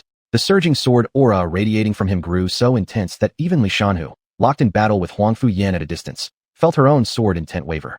It was obvious how profound Lu Tai's mastery of the sword path truly was. Show me everything you've got, Lu Tai said calmly to Qin Hao. Once I strike, you won't have a chance to fight back. Arrogant fool. Qin Hao snapped coldly, drawing forth the Qiao Heaven Sword. After their earlier clash, he had already gauged Lu Tai's strength. In his eyes, if he fought with all his might, he might not lose, and could even win. Third calamity. The east wind fails, 100 flowers wither. Who? Buries the blossoms. Qin Hao swung the Qiao Heaven Sword, unleashing a killing technique from the 12 Calamities Sword Sutra. In an instant, sword Qi bloomed like 100 flowers, sweeping toward Lu Tai in overwhelming waves. And from his body surged a nameless sword intent, imbued with deep sorrow. Under its influence, ordinary observers would have seen a vision, an image of a delicate maiden burying fallen petals scattered across a garden, battered by fierce winds. An ineffable sadness filled the air, dampening the spirit and erasing one's will to fight. Affected by the sword intent emanating from Qin Hao, Lu Tai's previously calm expression instantly tightened. If before he had only regarded Qin Hao as barely worthy of his attention, now he truly acknowledged him as an opponent. Lu Tai raised his right hand high, holding the sword horizontally before his chest. Immediately, a colossal sword beam hundreds of meters long coalesced in midair, forming a mountain-like barrier before him. Boom! The flower-like torrent of sword chi surged forward, slicing through space itself. Yet upon colliding with Lu Tai's immense sword barrier, it was completely halted. Though his killing move had been effortlessly blocked, Xianhao remained unfazed. In a flash, he dashed straight toward Lu Tai, the Qiao Heaven Sword thrusting directly at his throat, aiming to end the battle in a single decisive strike. Chapter 176. Jade Emperor's Heart, Body Beyond Calamity, Invincible in this life. Faced with Qianhao's assault, Lu Tai swung his black greatsword to block. Instantly, the two clashed fiercely. Terrifying sword auras radiated outward from their center, sweeping in all directions, so powerful that even the city walls were split apart. This time, Qianhao held nothing back. He attacked with full strength, seeking to test just how formidable his power had become. Before entering the Tai Chu ancient land, Lu Tai had only been half-step beyond mortal cultivation. But now, he stood at the peak of the divine transformation realm, merely one step away from the sovereign king realm. With his exceptional talent, even against an ordinary sovereign king-level cultivator, he wouldn't necessarily be at a disadvantage. Yet now, fighting against Qianhao, a mere golden body realm opponent, he couldn't gain the upper hand. This deeply frustrated Lu Tai. He was known as the Invincible Man, always the one crushing higher-ranked opponents. But today, he himself was being challenged from below. Never thought you'd match me blow for blow despite being a realm lower, Lu Tai said, evading one of Qianhao's attacks with a flickering movement before launching a counterstrike. Surrender the supreme bone, or I won't mind cutting you down, Qianhao said coldly. Cut me down. Lu Tai laughed. I possess the Jade Emperor's heart and the body beyond calamity, destined to be unrivaled in this world. Do you truly believe you're my equal? The reason for his current achievements lay in not only being born with the Jade Emperor's heart, but also possessing the divine body beyond calamity. In this world, someone blessed with even a single special constitution was already an exceedingly rare, peerless genius. Yet Lu Tai possessed dual supreme constitutions. This was the foundation of his claim to invincibility. Heh, your so-called invincibility is nothing but a joke in my eyes, Qianhao sneered. With a wave of his 7 luminaries sword, he unleashed the profound sword techniques of the 12 calamities sword scripture, blocking Lu Tai's strike. At the same time, with his left hand slashing forward, he instantly conjured dozens, then hundreds of heaven-piercing divine spears, shooting toward Lu Tai like arrows loosed from bows. Simultaneously, at a mere thought, moisture in the air rapidly condensed. 8 torrents of water materialized from nothingness, snaking through the air to entangle Lu Tai. Lu Tai swept a cold gaze, then violently swung his black greatsword. A surging wave of sword chi swept forth, shattering all the divine spears in an instant, the residual force dispersing even the 8 water streams. Then I hope you'll still be able to laugh after this, Lu Tai muttered, eyes flashing with ruthless determination. He no longer held back, preparing to unleash his full power to obliterate Qianhao. His body trembled, and then he summoned his cultivated Dharma body, the Jade Emperor body beyond calamity. A colossal phantom, nearly 100 zhang tall, appeared behind Lu Tai. It wore a dragon-embroidered imperial robe, seated high upon the 9 heavens, its head encircled by a massive halo, symbolizing invulnerability through 10,000 calamities. The Jade Emperor body beyond calamity ranked among the most powerful Dharma bodies, one extremely difficult to cultivate under normal circumstances. Lu Tai could only achieve it because he possessed both the Jade Emperor's heart and the body beyond calamity. Without such dual blessings, mastering a Dharma body of this level would have been utterly impossible. The moment the Jade Emperor body beyond calamity emerged, overwhelming pressure filled the skies, dominating all realms. Qianhao instantly felt as if countless mountains pressed upon him, an oppressive weight far greater than what he'd experienced facing Long Ju Ding's undying demon body. Die! With a thunderous roar, Lu Tai commanded his Dharma body. The colossal right hand raised high, then slammed downward toward Qianhao. Qianhao raised his 7 luminaries sword overhead, eyes blazing with fierce resolve. He roared aloud. 10th calamity, lonely grief after half a lifetime. Dusk fear in desolate pavilion. Invincible. Holding nothing back, he fully immersed himself in the deadly techniques of the 12 calamities sword scripture. As his sword slashed forward, cold light flashed, every motion reaching perfection. The very world around him transformed. Under the bleeding dusk, broken hearts reflected in fading twilight. A streak of sword light, several crows cried out in chilling chorus. In autumn's hue, a sword drew from its sheath, tearing through glimmering clouds, splitting the heavens. Even someone as strong as Lu Tai couldn't help but marvel at that single slash, and the descending palm of the Jade Emperor body beyond calamity was severed. Far away, xianxia, who specialized in the sword path, felt the impact of Qianhao's last strike. Her delicate brows furrowed, her expression shocked as she thought inwardly. His mastery of the sword path has actually reached the realm of Xuanhuan? Born in a barbarian tribe, how is this possible? Attaining Jing was something few could accomplish. Only peerless sword masters might reach such heights. Under normal circumstances, it would have been nearly impossible for Qianhao to achieve this, but during his relentless clash with Lu Tai, while unleashing the 12 calamities sword scripture, he had suddenly entered a wondrous state of enlightenment, allowing him to reach the Jingzhe of Jing. Sword cultivation was exactly like this. Sometimes, sudden enlightenment could propel one into unfathomable levels. But once the state faded, one would immediately fall back down. In an era where the sword path reigned supreme, There were novice sword cultivators who, under special circumstances, entered indescribable states and unleashed sword techniques that transcended even the ultimate realm of perfection. Xuanhuan was precisely in such a state now. With a single slash, he effortlessly severed one hand of the Jade Emperor body beyond calamity. Of course, this did not inflict any significant real damage on Lu Tai. With a cold shout, Lu Tai instantly regenerated the severed limb of his Dharma body, then formed hand seals once more and launched another devastating strike toward Xuanhuan. This time, tens of thousands of golden lightning bolts erupted from the void, roaring with overwhelming might, carrying destructive power capable of shattering heaven and earth. Others engaged in nearby battles, witnessing this scene, were all terrified. They scrambled backward immediately, fearing to be drawn into the range of that devastating golden lightning assault. Xuanhuan had already returned from that previous state of Jing. He knew he had briefly stepped into an extremely profound level of sword understanding, but now, that sensation was gone. 8 Evil Demon Sovereign Body. Without hesitation, Xuanhuan let out a long roar, causing the 8 Evil Demon Sovereign Body to emerge behind him. The figure stood towering between heaven and earth, 8 dragon heads roaring in unison, their cries shattering the skies. Hungry ghost, maw that devours the heavens. Xuanhuan unleashed the ultimate art linked to the 8 Evil Demon Sovereign Body. One of the dragon heads at the figure's back opened its eyes, and instantly, a massive black hole appeared above Xuanhuan's head. This head represented the hungry ghost, one of the 8 evil paths. All the countless golden thunderbolts crashing down were swallowed by the black hole, not inflicting the slightest harm upon Xuanhuan. Lu Tai narrowed his eyes, his gaze radiating icy killing intent. The Jade Emperor body beyond calamity charged forward again, clashing fiercely with the 8 evil demon sovereign body. As the 2 colossal Dharma bodies battled in midair, Lu Tai himself surged forward once more, engaging Xuanhuan in direct combat. It ends here, Xuanhuan shouted. He Hua Zizai. Knowing that prolonged battle would only work against him, he chose to end it swiftly, activating one of the greatest trump cards he possessed. Chapter 177. Hua Zizai. Invincibility becomes a joke. Xuanhuan wanted a quick victory, so he activated Hua Zizai. If even this couldn't defeat or kill Lu Tai, then he would simply flee. After all, with the Blood Escape Talisman Stone in hand, even if experts from the 10 Great Sacred Lands were nearby, they wouldn't be able to stop him. As soon as Xuanhuan activated the Hua Zizai secret technique, a clone immediately manifested before him.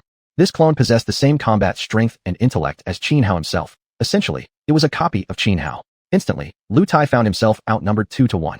Though Lu Tai was powerful, with xiuxian continuously supplying energy and his Wu Jie divine body weakening incoming attacks, his battle prowess was only on par with Xuanhuan's.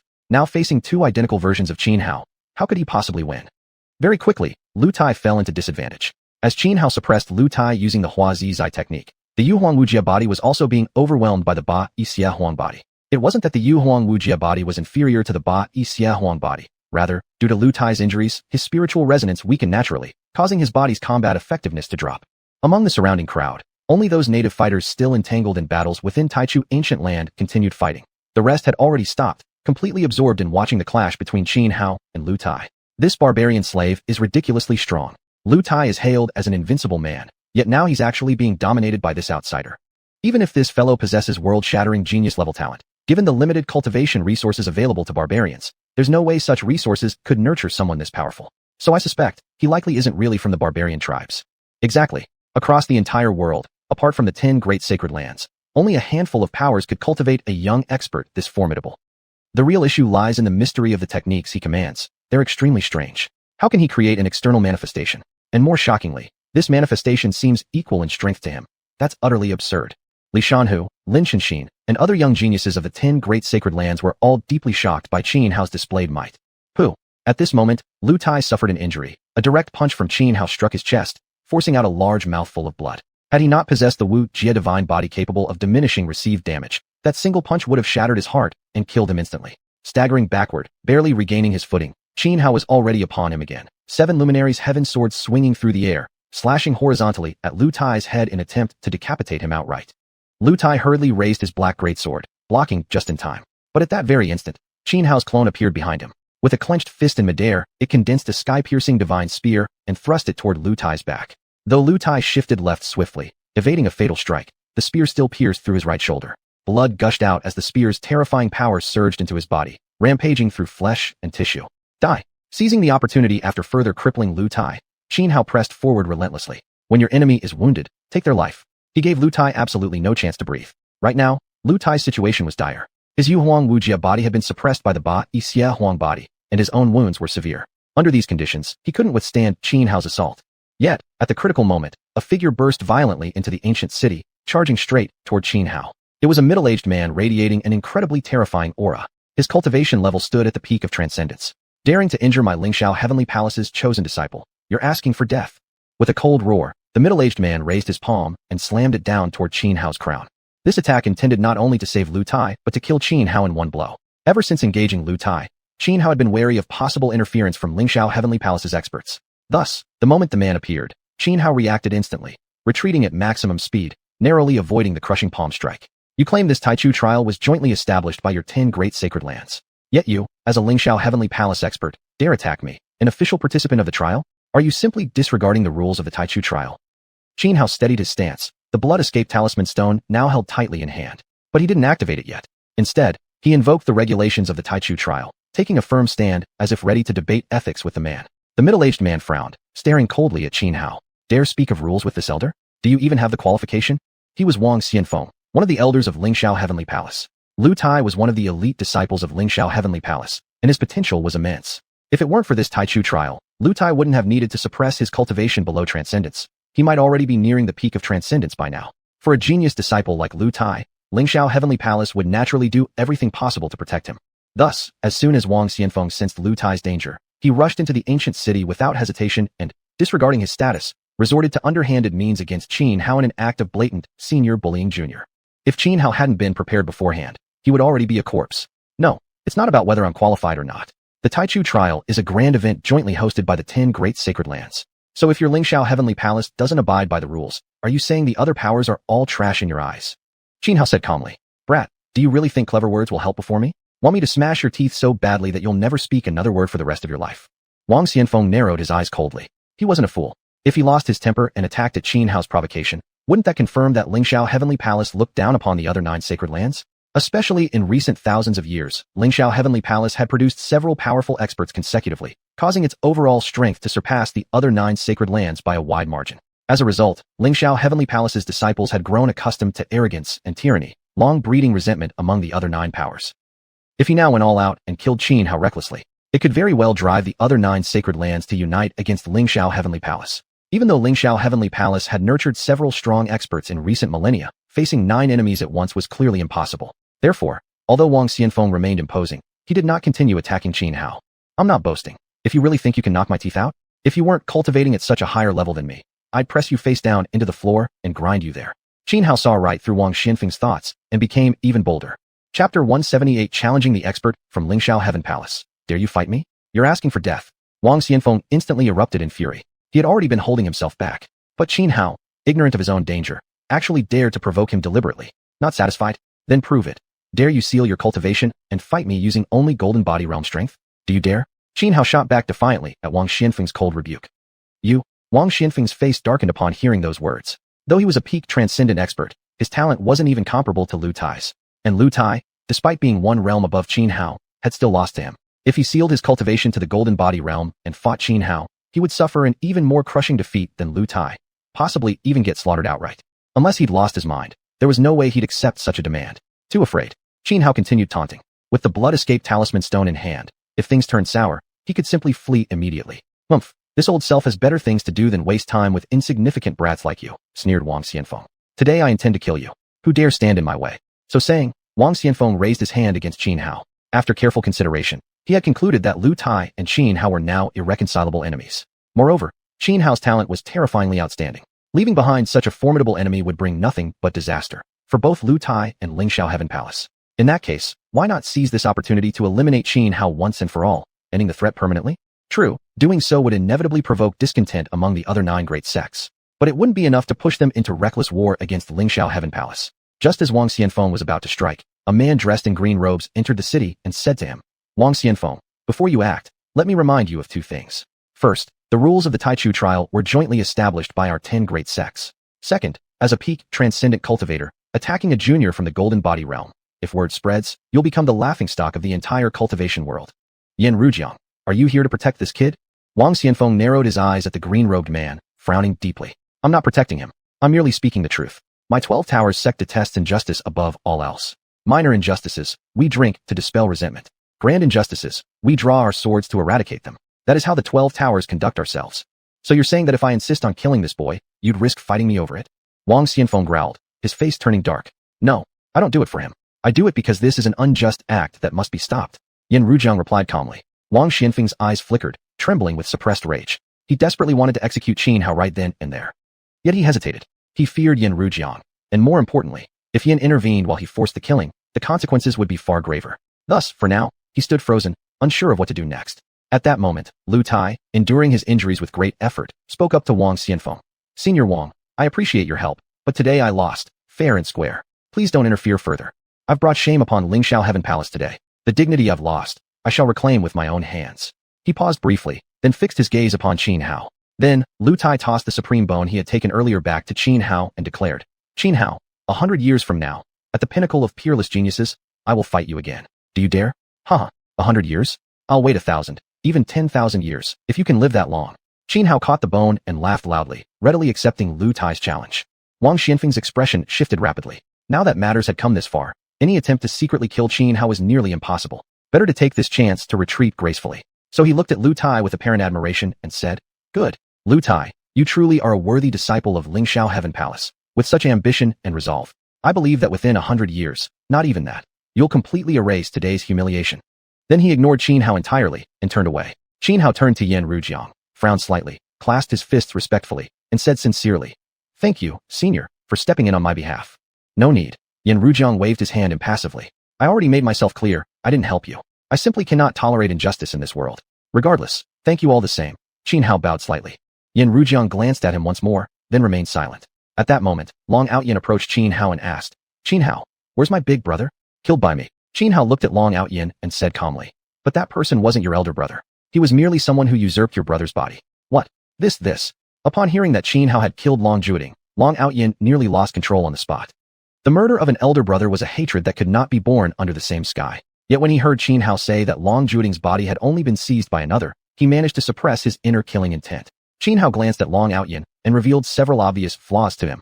For instance, if Long Juting were truly alive, given his extraordinary talent, how could it be possible after 800 years that his cultivation remained exactly as it was 8 centuries ago, with no progress whatsoever? Moreover, although the impostor possessed Long Juting's body, he failed to fully command its power. This explained why, at the final moment of battle against Xianhao, unexpected circumstances had suddenly arisen. Xianhao briefly recounted to Long Outyin how he had killed the fake Long Juting. Long Outyin's face turned extremely grim. In truth, ever since Long Juting had sent him away, he had already harbored suspicions about Long Juting's identity. Previously, Lu Tai had also told him that Long Juting was a fraud. However, Lu Tai hadn't wanted complications back then, so he chose not to expose the impostor, instead playing along deliberately. Long Outyin hadn't believed it before, but now, after hearing Xianhao's words, he accepted the truth. And upon carefully recalling his earlier conversation with Long Juting, though at the time he'd been overwhelmed with emotion over their reunion and hadn't noticed anything amiss, in hindsight, he realized Long Juting's words and actions had indeed seemed somewhat unnatural. After a period of silence, Long Outyin walked away without saying a word. At this moment, experts from the 10 great sects successively broke through the killing formation and charged into the ancient city.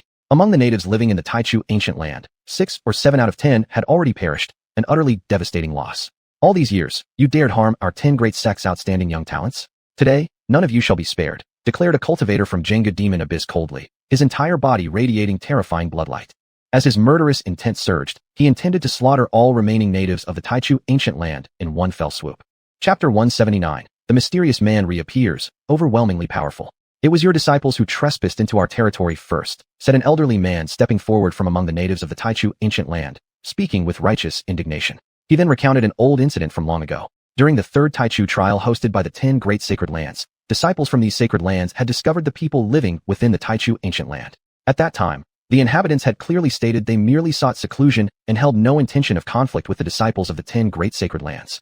They even allowed them to freely claim the myriad opportunities and treasures throughout the land. Yet, those disciples from the 10 great sacred lands harbored ill intent. They slaughtered many of their people and violated several women. This brutality ignited their resistance, eventually giving rise to the emperor's slaves. How long ago was that? How can we possibly know whether your story is true or not? Even if it were true, so what? Survival of the fittest. Might makes right. That is simply the natural way of heaven's law. Sneered a cultivator from the eternal abyss of demons coldly. If you truly believe in survival of the fittest and might makes right as the natural law, then where do you get the audacity to claim vengeance for your disciples? Hypocrites, the elder retorted with a cold laugh. Old wretch, you're seeking death.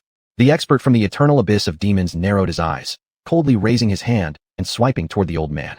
In his eyes, the native inhabitants of the Taichu ancient land were little better than beasts. But at that very moment, a dark shadow abruptly appeared above the plaza. In a flash, it shot directly toward the demon expert. Though the expert from the eternal abyss of demons was extremely powerful, panic flickered across his face. He instantly withdrew his strike against the elder, hastily using an exquisite evasion technique to dodge. It was useless. The descending shadow moved too fast. Before the expert could react, the shadow had already closed the distance. The two figures crossed paths, and suddenly, the expert let out a blood-curdling scream. His head soared high into the air, cleanly severed. In an instant, he was decapitated and killed. When the shadow landed steadily, everyone present was stunned into terror, while Xianhao frowned deeply. Because this figure, the mysterious stranger, was none other than the one he had seen long ago at the desolate cliff when he encountered Ouyang Zhaohua. The mysterious man had just slain a powerhouse from the eternal abyss of demons with a single move, unleashing such terrifying ferocity that he instantly cowed every person on the scene. Wang Xianfeng, Yanruojian, and others from the 10 great sacred lands looked upon him with dread. Even though they outnumbered him, none dared rashly attack. An expert at the supreme level, Yanruojian said gravely, disbelief in his voice. Never would I have imagined someone of supreme status resides within the Taichu ancient land. I've already given you people a chance. This land has always been ours. Even though you treat our home like your own backyard, we chose endurance. But you've grown increasingly arrogant. Now, you desecrate the imperial ritual and slaughter my people. You mistake our tolerance and kindness for weakness and cowardice. Since you are so unwilling to see reason, from this day forward, any of your people who dare set foot in the Taichu ancient land will be killed without mercy. The mysterious man swept his cold gaze over Wang Xianfeng, Yanruojian, and the others as he spoke solemnly. Humph. Wang Xianfeng snorted disdainfully. What audacity you have. Do you really think being a supreme expert makes you invincible? Dare oppose the 10 great sacred lands. It wouldn't matter if it were 10 supremes. No, even a longevity demon king wouldn't dare. Incorrigible fools. Then there's no need for further words. Die. The mysterious man growled, brimming with murderous intent. His hands formed seals, then pressed upward toward the sky. Instantly, golden runes manifested out of thin air across the heavens, forming a massive killing formation that enveloped the entire ancient city.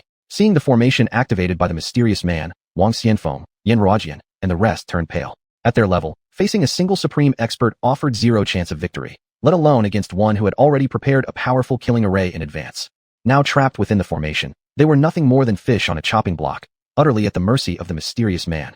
Friend, please wait. But just then, a calm voice rang out. Above the 9 heavens, unnoticed until now, 3 figures had arrived, 2 men and 1 woman. The speaker was one of the men, clad in a green Taoist robe, his aura restrained and quiet, appearing like an ordinary priest. Yet an unmistakable, profound quality radiated from him, impossible to conceal, a transcendent, ethereal presence that exuded pure, immortal grace. The mysterious man also suddenly looked up, and upon seeing the 2 men and 1 woman above the 9 heavens, his expression turned grave. Great virtue Tao immortal, why bother with words? Just kill these natives already, said the other man above the 9 heavens. Clad in golden battle armor, he wore a cold and stern demeanor. Lin, fellow Taoist, heaven values life. It's better to avoid bloodshed if possible, replied the man known as Great Virtue Tao Immortal, speaking in a calm tone. He was the sect master of Yuanshi Tao sect, a cultivator whose cultivation level was unfathomably deep. Rumors claimed he stood merely 1 step away from becoming a feathered immortal, the most powerful being publicly acknowledged in the world. Yet he rarely engaged in combat, so few truly knew the extent of his strength. As for the man clad in golden armor, he was Lin Guanjua, one of the 3 hall masters of the Martial Emperor Hall. The Great Virtue Tao Immortal speaks rightly. Moreover, in this matter of the Taichu ancient land, we are the ones truly in the wrong, added the woman, dressed in a black robe adorned with patterns of blazing flames. She was a Miaoyi, an elder of the Holy Flame sect. Lin Guanjua frowned slightly, but remained silent. Great Virtue Tao Immortal gazed down at the mysterious man within the ancient city and said, Fellow Taoist, can we talk this over? What is there to discuss? The mysterious man narrowed his eyes, speaking coldly. Fellow Taoist, I know you still possess other hidden trump cards, but if this truly becomes a fight to the death, though you might make us pay dearly, your own people would face annihilation. Therefore, let us speak reasonably and find a solution beneficial to both sides. What do you say? Great Virtue Tao Immortal spoke in a tranquil voice. The mysterious man fell silent. Had the disciples of the 10 great sacred lands not desecrated the imperial ritual and gone too far, they would not have wished for an all-out confrontation. Over the long centuries, they had captured disciples of the 10 great sacred lands who trespassed into their territory and used secret techniques to transform them into emperor slaves, only to protect the secrecy of their existence. It was never meant as direct provocation against the 10 great sacred lands. Very well. After a moment of hesitation, the mysterious man finally made his decision. With a single step forward, he ascended to the 9 heavens. Chapter 180. Let me help you add Sister Coral to your harem. Since the senior is willing to talk, how about releasing the others first? Dao Xian said to the mysterious figure. Without waiting for a reply, he flicked his wide sleeve, and the killing formation hovering above the ancient city shattered piece by piece, vanishing into the wind. Witnessing this feat, the mysterious figure's pupils contracted, his expression turning solemn. I never expected someone of your cultivation level still existed in this world, the mysterious figure said to xiuxian. Xiuxian merely smiled without replying, glancing instead at Miao beside him. And Miao immediately threw out an azure scroll. It unfurled midair, revealing a massive azure vortex wreathed in swirling currents of time energy. The primordial trial ends here. Everyone else has already returned to Peerless Peak. All of you should leave now. And Miao addressed the crowd in the ancient city. The people wasted no words. They quickly took off, shooting upward into the sky and diving one after another into the azure vortex on the scroll. Frowning slightly, Xuanhuan cast a glance at xiuxian and in Miao high in the 9 heavens before leaping up himself, plunging into the azure vortex on the painting. The instant he entered the vortex, Xuanhuan felt his surroundings shift. In the blink of an eye, when he regained focus, he was already standing atop Peerless Peak. At this moment, all the other participants of the primordial trial had already emerged.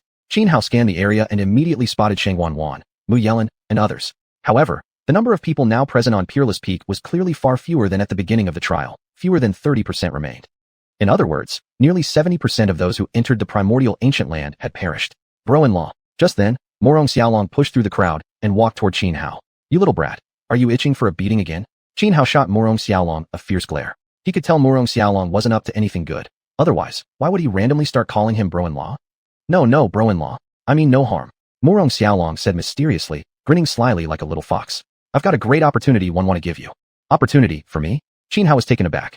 He scrutinized Xiaolong carefully from head to toe, then scoffed disdainfully. I appreciate the thought, but honestly, I can't imagine what kind of opportunity you could possibly offer me. You passed the primordial trial. Now it's time to choose one of the 10 great sects to join for cultivation. Not only can I recommend you to xiuxian, guaranteeing you'll live comfortably there, but you've already seen my coral sister, right? Such a beauty. Don't you want her in your harem? Xiaolong's eyes darted shrewdly as he spoke. Before Xuanhuan could respond, suddenly Xianxia appeared behind Xiaolong, reaching out and yanking his ear sharply. Ow, ow, ow. Coral sister, let go. It hurts. My ear's gonna rip off. Xiaolong cried out in pain immediately. Serves you right. Seeing this, Xuanhuan burst into laughter and reached over, giving Xiaolong a hard pinch with 2 fingers on the forehead, instantly raising a small bump. Ouch. You bastard. Xuanhuan. Ah. It hurts. Coral sister, let go. My ear's coming off. Xiaolong angrily cursed at Xuanhuan, but before he could finish, Xianxia twisted his ear again, making him shriek in agony once more. Coral sister, you were the one who told me to get Xuanhuan to join your xiuxian. You promised me benefits. Now I haven't gotten any rewards, and instead you're pulling my ear. Amidst his howls, Xiaolong spilled the whole truth. Xianxua's face flushed crimson, not just embarrassed, but furious. Xuanhuan had performed so brilliantly during the primordial trial that even Lu Tai had been defeated by him. As a result, all 10 great sects were now eager to take him as a disciple. The elders of xiuxian, knowing the sibling connection between the Murong family and Xuanhuan, had instructed Xianxia to have her brother act as a persuader. But now, this brat Xiaolong had exposed everything. Unforgivable. Without another word, Xianxia began pummeling Xiaolong mercilessly, leaving him black and blue within moments. After a brief hesitation, she finally turned to Xuanhuan and said, Xuanhuan, if you're willing to join our xiuxian, I can personally recommend you. I'll ensure one of our elders takes you as a disciple. Perhaps even the sect master might accept you as a direct disciple. This, I'll consider it. Xuanhuan replied without immediately accepting. Even before participating in the primordial trial, he'd already researched the 10 great sects thoroughly. Originally, his top choice had been Lingxiao Heavenly Palace. Lingxiao Heavenly Palace was the most prominent among the 10 great sects over the past few thousand years, and thus had become the strongest in power. If he could enter Lingxiao Heavenly Palace to cultivate, it would be the best choice in every aspect, from resources to other advantages. But after his battle with Lu Tai, he had drawn Wang Xianfeng's enmity, making it impossible for him to join Lingxiao Heavenly Palace. Next was Yuanshi Daozong. Although Yuanshi Daozong was currently rather low-key, it had once been the supreme sect among the 10 great sects. Therefore, for Xuanhuan, Yuanshi Daozong was also a good option. Just as Xianxia was trying to persuade Xuanhuan, others also learned about his defeat of Lu Tai. Representatives from several other great sects quickly approached, offering Xuanhuan exceptionally favorable terms, each hoping he would choose their own sect for cultivation. Not far away, Wang Xianfeng's expression turned extremely ugly. If he hadn't acted so impulsively back then, he could now be inviting Xuanhuan to join Lingxiao Heavenly Palace. But now, there was no way he could bring himself to do it. Xuanhuan, why don't you come with me to Busishan? Although Busishan is most suitable for demon clans, there are still many humans there, and I can guarantee you'll receive the best cultivation resources possible. Long Aotian stepped forward and said to Xuanhuan. He had already let go of the matter concerning Long Juding. He wasn't one to feign emotions. If Long Juding had indeed been possessed by someone else, then there was no point dwelling on it. Besides, he shared a special relationship with Zhang Yuruo, and Xuanhuan had saved his life. Going to Busishan isn't necessary. Xuanhuan immediately declined without hesitation, saying, Still, even if I don't go to Busishan, we will always remain friends. Alright, that's enough for me. Then if you ever need anything in the future, just come find me at Busishan. Long Aotian didn't press further. He nodded, then followed the experts from Bu Shan, leaving along with several demon clans who had passed the primordial trial. Kid, interested in joining my 12 towers? After Long Aotian left, Yen Rujian walked over. Chapter 181 Joining the 12 Towers. Qin Hao looked at Yen Rujian, frowning as he pondered. Li Wanyu had thoroughly explained to him the situation of the 10 great sects. Among them, Lingxiao Heavenly Palace was the most prominent, while Yuanshi Dao sect possessed the deepest foundations. These two sects were Qin Hao's top choices. Although his conflict with Lu Tai had made it impossible for him to join Lingxiao Heavenly Palace, he had already decided to join Yuanshi Dao sect. As for the 12 Towers, according to Li Wanyu, it ranked last among the 10 great sects. This wasn't because the cultivators of the 12 Towers were weak, but simply because they were too few in number. It was said that the entire 12 Towers had fewer than 10,000 cultivators. While still considered a massive force compared to smaller sects, this number was less than 1% of the other 9 great sections. Especially when compared to Lingxiao Heavenly Palace, the most prominent. One heard tales of over 1 million cultivators there, not even counting servants and named disciples. The reason Qin Hao didn't immediately refuse Yen Rujian was because Yen had saved his life. Even though Yen Rujian had emphasized that he hadn't acted to save him specifically, but rather followed the 12 Towers principle of cutting down injustice throughout the world, Qin Hao still felt deeply indebted. Seeing Qin Hao's silence, Yen Rujian immediately understood his thoughts. After a moment of hesitation, he said, I mentioned earlier that my intervention in the Taichu ancient land wasn't about saving you personally. It was simply upholding our 12 Towers code. So you don't need to feel obligated on that account. If you're willing to join our 12 Towers, I can promise you'll receive the best cultivation resources possible. True, our sect ranks last among the 10 great sects. But this is because we value quality over quantity when accepting disciples. We don't demand exceptional talent, but we place extreme importance on character. Thus, the 12 Towers have never exceeded 10,000 disciples. Senior, Qin Hao carefully weighed his words of refusal, about to speak. But Yen Rujian interrupted him.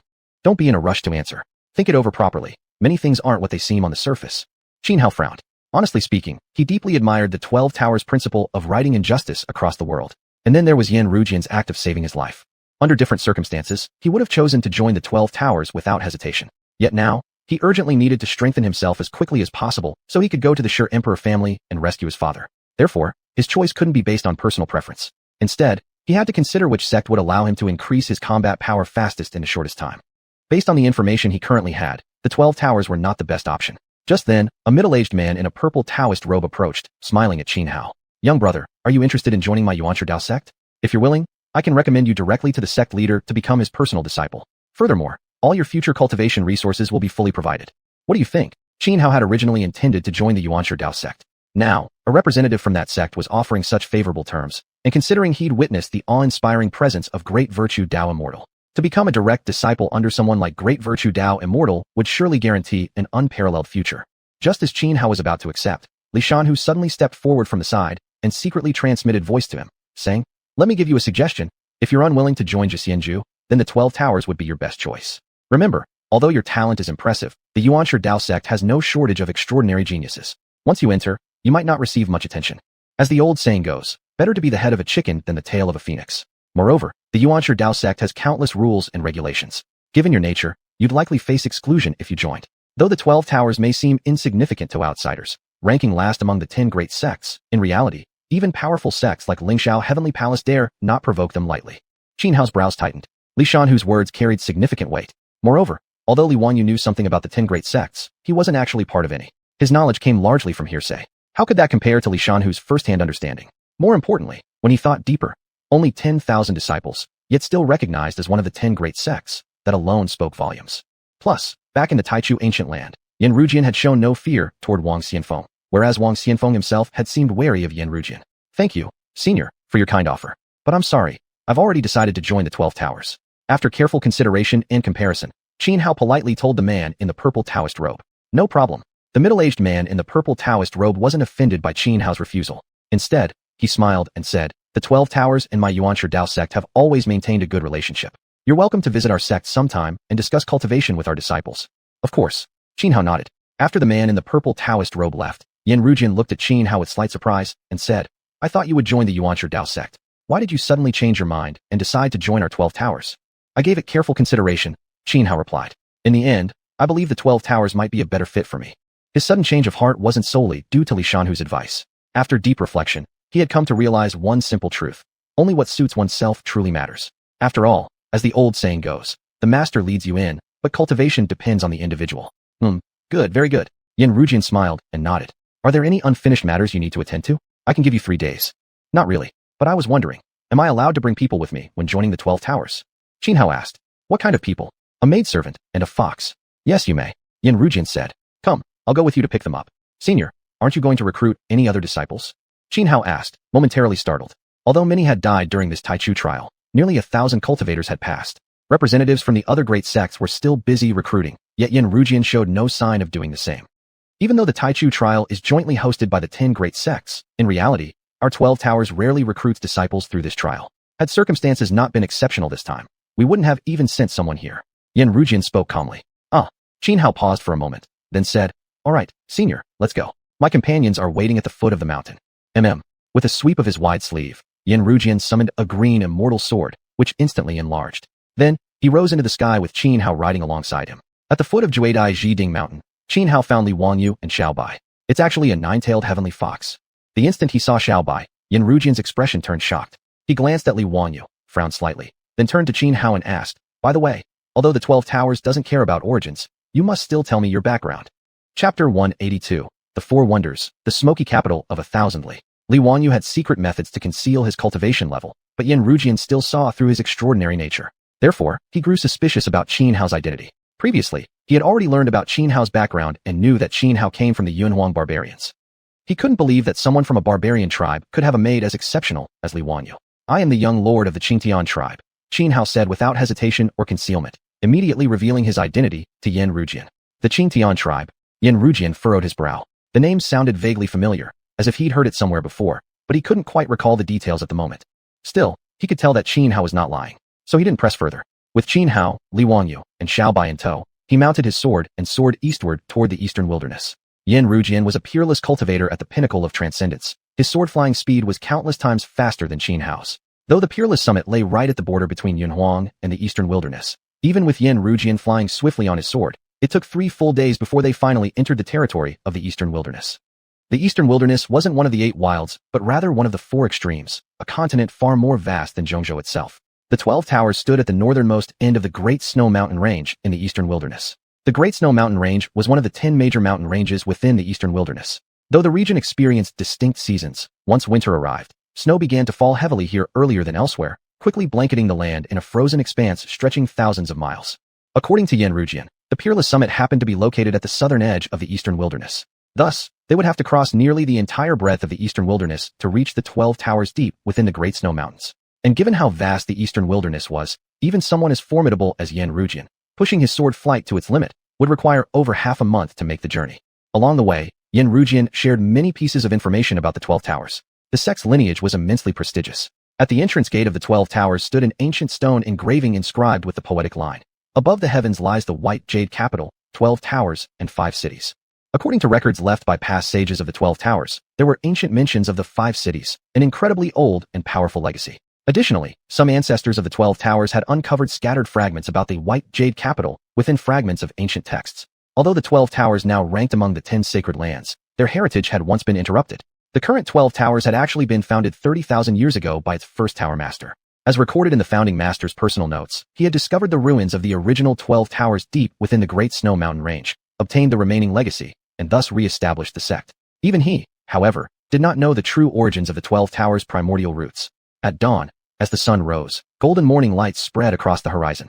Standing proudly upon the azure immortal sword, Xianhao gazed into the distance. Beneath the golden dawn, the sea of clouds stretched for 10,000 li like a golden ocean, its beauty breathtaking, soul-stirring. Faintly visible within the sea of clouds were numerous palaces, halls, and pavilions, floating as if forming a bustling mortal city suspended above the clouds, streets and alleys, flowing carriages and horses, scholars, farmers, artisans, merchants, throngs of people coming and going, busy and lively. Have we arrived? Xianhao instinctively asked Yanrujian beside him. Not yet.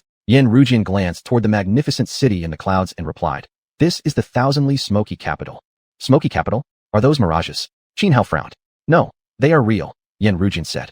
The thousandly smoky capital is one of the 4 great wonders of the world and also a key affiliated force under our 12 towers. The people of the smoky capital possess a unique constitution. Every single one can transform into smoke. Upon hearing Yanrujian's explanation, Xianhao was stunned. In the brief span of this conversation, they had already arrived at the thousandly smoky capital. Now, Xianhao realized that although the capital appeared misty and ethereal, seemingly hovering within the sea of clouds, it was indeed a genuine place. Let's rest here in the smoky capital for a while, Yanrujian said, stepping down from the azure immortal sword. Stepping onto streets that felt like solidified smoke, Xianhao initially felt unsteady and disoriented. To him, the entire smoky capital felt like an ink wash painting. Yet, paradoxically, this ink wash painting was undeniably real. Xianrujian led Xianhao and the others into an inn. Casually taking a seat at a table, he called out, "Little second." "Coming, sir." A young man hurried over, and upon seeing Xianrujian, immediately bowed courteously. "Greetings, immortal master Yan. What would you like to eat today?" The smoky capital was an affiliate of the 12 Towers. Since the 12 Towers had few members, and Xianrujian served as an elder handling many of the sect's mundane affairs, many of these allied factions recognized him. Given that the smoky capital was close to the 12 Towers, Xianrujian visited it frequently, so the inn's waiter naturally recognized him. A plate of stir-fried spirit bamboo shoots and a pot of 7-colored smoke cloud wine. Xianrujian paused and turned to Xianhao and Li Wanyu. "What would you like to eat?" "Anything is fine," Li Wanyu replied. "Bring me a few pounds of meat," Xianhao said after a moment of thought. "What kind of meat would the guest prefer?" "We have 7-colored cloud beast meat, white jade spirit rabbit meat, heavenly fragrance mandarin fish meat." The waiter rattled off over a dozen kinds in one breath. "Bring 2 jin of each," Xianhao said. "Right away." The waiter acknowledged with enthusiasm and quickly left. Just as Xianrujian had picked up the teacup on the table and started drinking, he nearly choked and spat out a mouthful of water. "Senior, what's wrong?" Xianhao asked, turning to Xianrujian. "See, can you even finish all that?" Xianrujian stammered. "Of course I can." Xianhao nodded seriously. "I like meat." "Oh, okay, fine." Xianrujian wore an expression of painful reluctance. Xianhao frowned, puzzled. He wasn't foolish. He could clearly see that Xianrujian was pained over the money. But cultivators shouldn't lack money, right? Not to mention Xianrujian was an elder of the 12 Towers, someone of noble status. How could such a person possibly care about money? Xianhao was utterly baffled. Not long after, the food arrived. First came Xianrujian's order, the plate of stir-fried spirit bamboo shoots, and the pot of 7-colored smoke cloud wine. The stir-fried shoots looked no different from ordinary stir-fried bamboo shoots. But the wine was unusual. It didn't look like liquid at all, resembling instead a swirling mass of 7-colored cloud mist. Xianrujian didn't pour it. He simply opened his mouth and inhaled, drawing the colorful mist into his body like a thin thread. A look of deep satisfaction crossed his face. At the same time, a rich, intoxicating aroma filled the air. Watching this, Xianhao immediately called the waiter over and ordered 2 more pots for himself. Xianrujian's expression instantly darkened. Chapter 183, Vast Snow, 10,000 Steps. Xianrujian's face was dark, but he ultimately restrained himself and did not lash out. Soon, the waiter brought another round of the cheat-sized smoke, cloud wine. Xianhao eagerly grabbed a pot, and, mimicking Xianrujian's earlier move, sucked in hard. A wisp of multicolored mist flew into his mouth. Immediately, he felt a rich aroma bloom across his tongue. Then came a burning sensation like strong liquor, rushing down his throat and pooling in his stomach. The warmth spread through his abdomen, gentle as rice wine, yet carrying the mellow depth of aged brew. For a moment, it felt as if every kind of fine alcohol had merged into one indescribable taste. "Amazing. This is definitely the best wine I've ever tasted," Xianhao said sincerely. "One of the 10 famous wines of the Eastern Wilderness. Of course it's good," Xianrujian replied casually, though his tone carried a faint note of displeasure. At that moment, the waiter began serving meat to Xianhao. 30-odd plates in total, all laid out on the table, each containing a 2-catty portion. Most crucially, each dish was prepared differently, some pan-fried, some stir-fried over high flame, others stewed slowly. Xianhao stared at the mountain of 30-plus meat dishes. He was utterly stunned, especially by the intoxicating aroma wafting from the food, utterly irresistible. Without hesitation, he picked up his chopsticks and started devouring them with gusto. Many around them cast envious glances, while Xianrujian, completely abandoning any trace of senior expert dignity, quickly grabbed his own chopsticks and began eating urgently, his expression one of pained sacrifice. Even Xiao Bai, the little fox, couldn't resist and gobbled down several large chunks. "Delicious. Absolutely fantastic," he murmured. Over an hour later, Xianhao sat back, fully satisfied, his belly full and heart content. Just then, the waiter approached. "Immortal Master Yan, the total comes to 367 gold spirit pearls," the waiter said after calculating the bill. "I don't have that much on me. Here's 100 gold spirit pearls for now. I'll have someone send the rest in a few days," Xianrujian said, handing over a small pouch. "Understood." The waiter took the pouch, glanced inside, smiled, and then turned away. "Gold spirit pearls." Xianhao frowned, turning to Xianrujian. "Senior, what exactly are gold spirit pearls? Are they very valuable?" "Of course they are." Xianrujian shot him a disgruntled look. "Spirit pearls function like ordinary money among mortals. They come in 4 types: copper, silver, gold, and 9-colored spirit pearls, each increasing in value by a factor of 100. For example, 1 gold spirit pearl equals 100 silver spirit pearls. "Oh, I see," Xianhao nodded. "You must understand. Even as an elder of the 12th Tower, my annual stipend is less than 5,000 gold spirit pearls. Today's meal? Never mind. Consider it a welcome feast for you." Xianrujian sighed deeply, eyeing the empty plates that once held over 30 servings of meat, his expression still pained. "Senior, your yearly stipend is only 5,000 gold spirit pearls? Is the 12th Tower really this poor? If I join, How many gold spirit pearls will I receive annually? Xianhao asked. Uffed. Rujian nearly spat out a mouthful of air. You brat, do you even know how much one gold spirit pearl can buy? Fine, let me put it this way. Even the longevity peach and supreme bone you obtained from the Taichu ancient land, both supreme treasures of heaven and earth, are worth only about 100 gold spirit pearls each. What? Treasures like the longevity peach and supreme bone are only worth 100 gold spirit pearls? And yet we just spent over 300 on a single meal. At first, Xianhao hadn't taken the value of spirit pearls seriously, but after hearing Rujian's comparison, he suddenly felt dizzy. Do you think those meats were ordinary ingredients? Their base value alone is already immense. On top of that, they were prepared by the #1 chef of Yen City.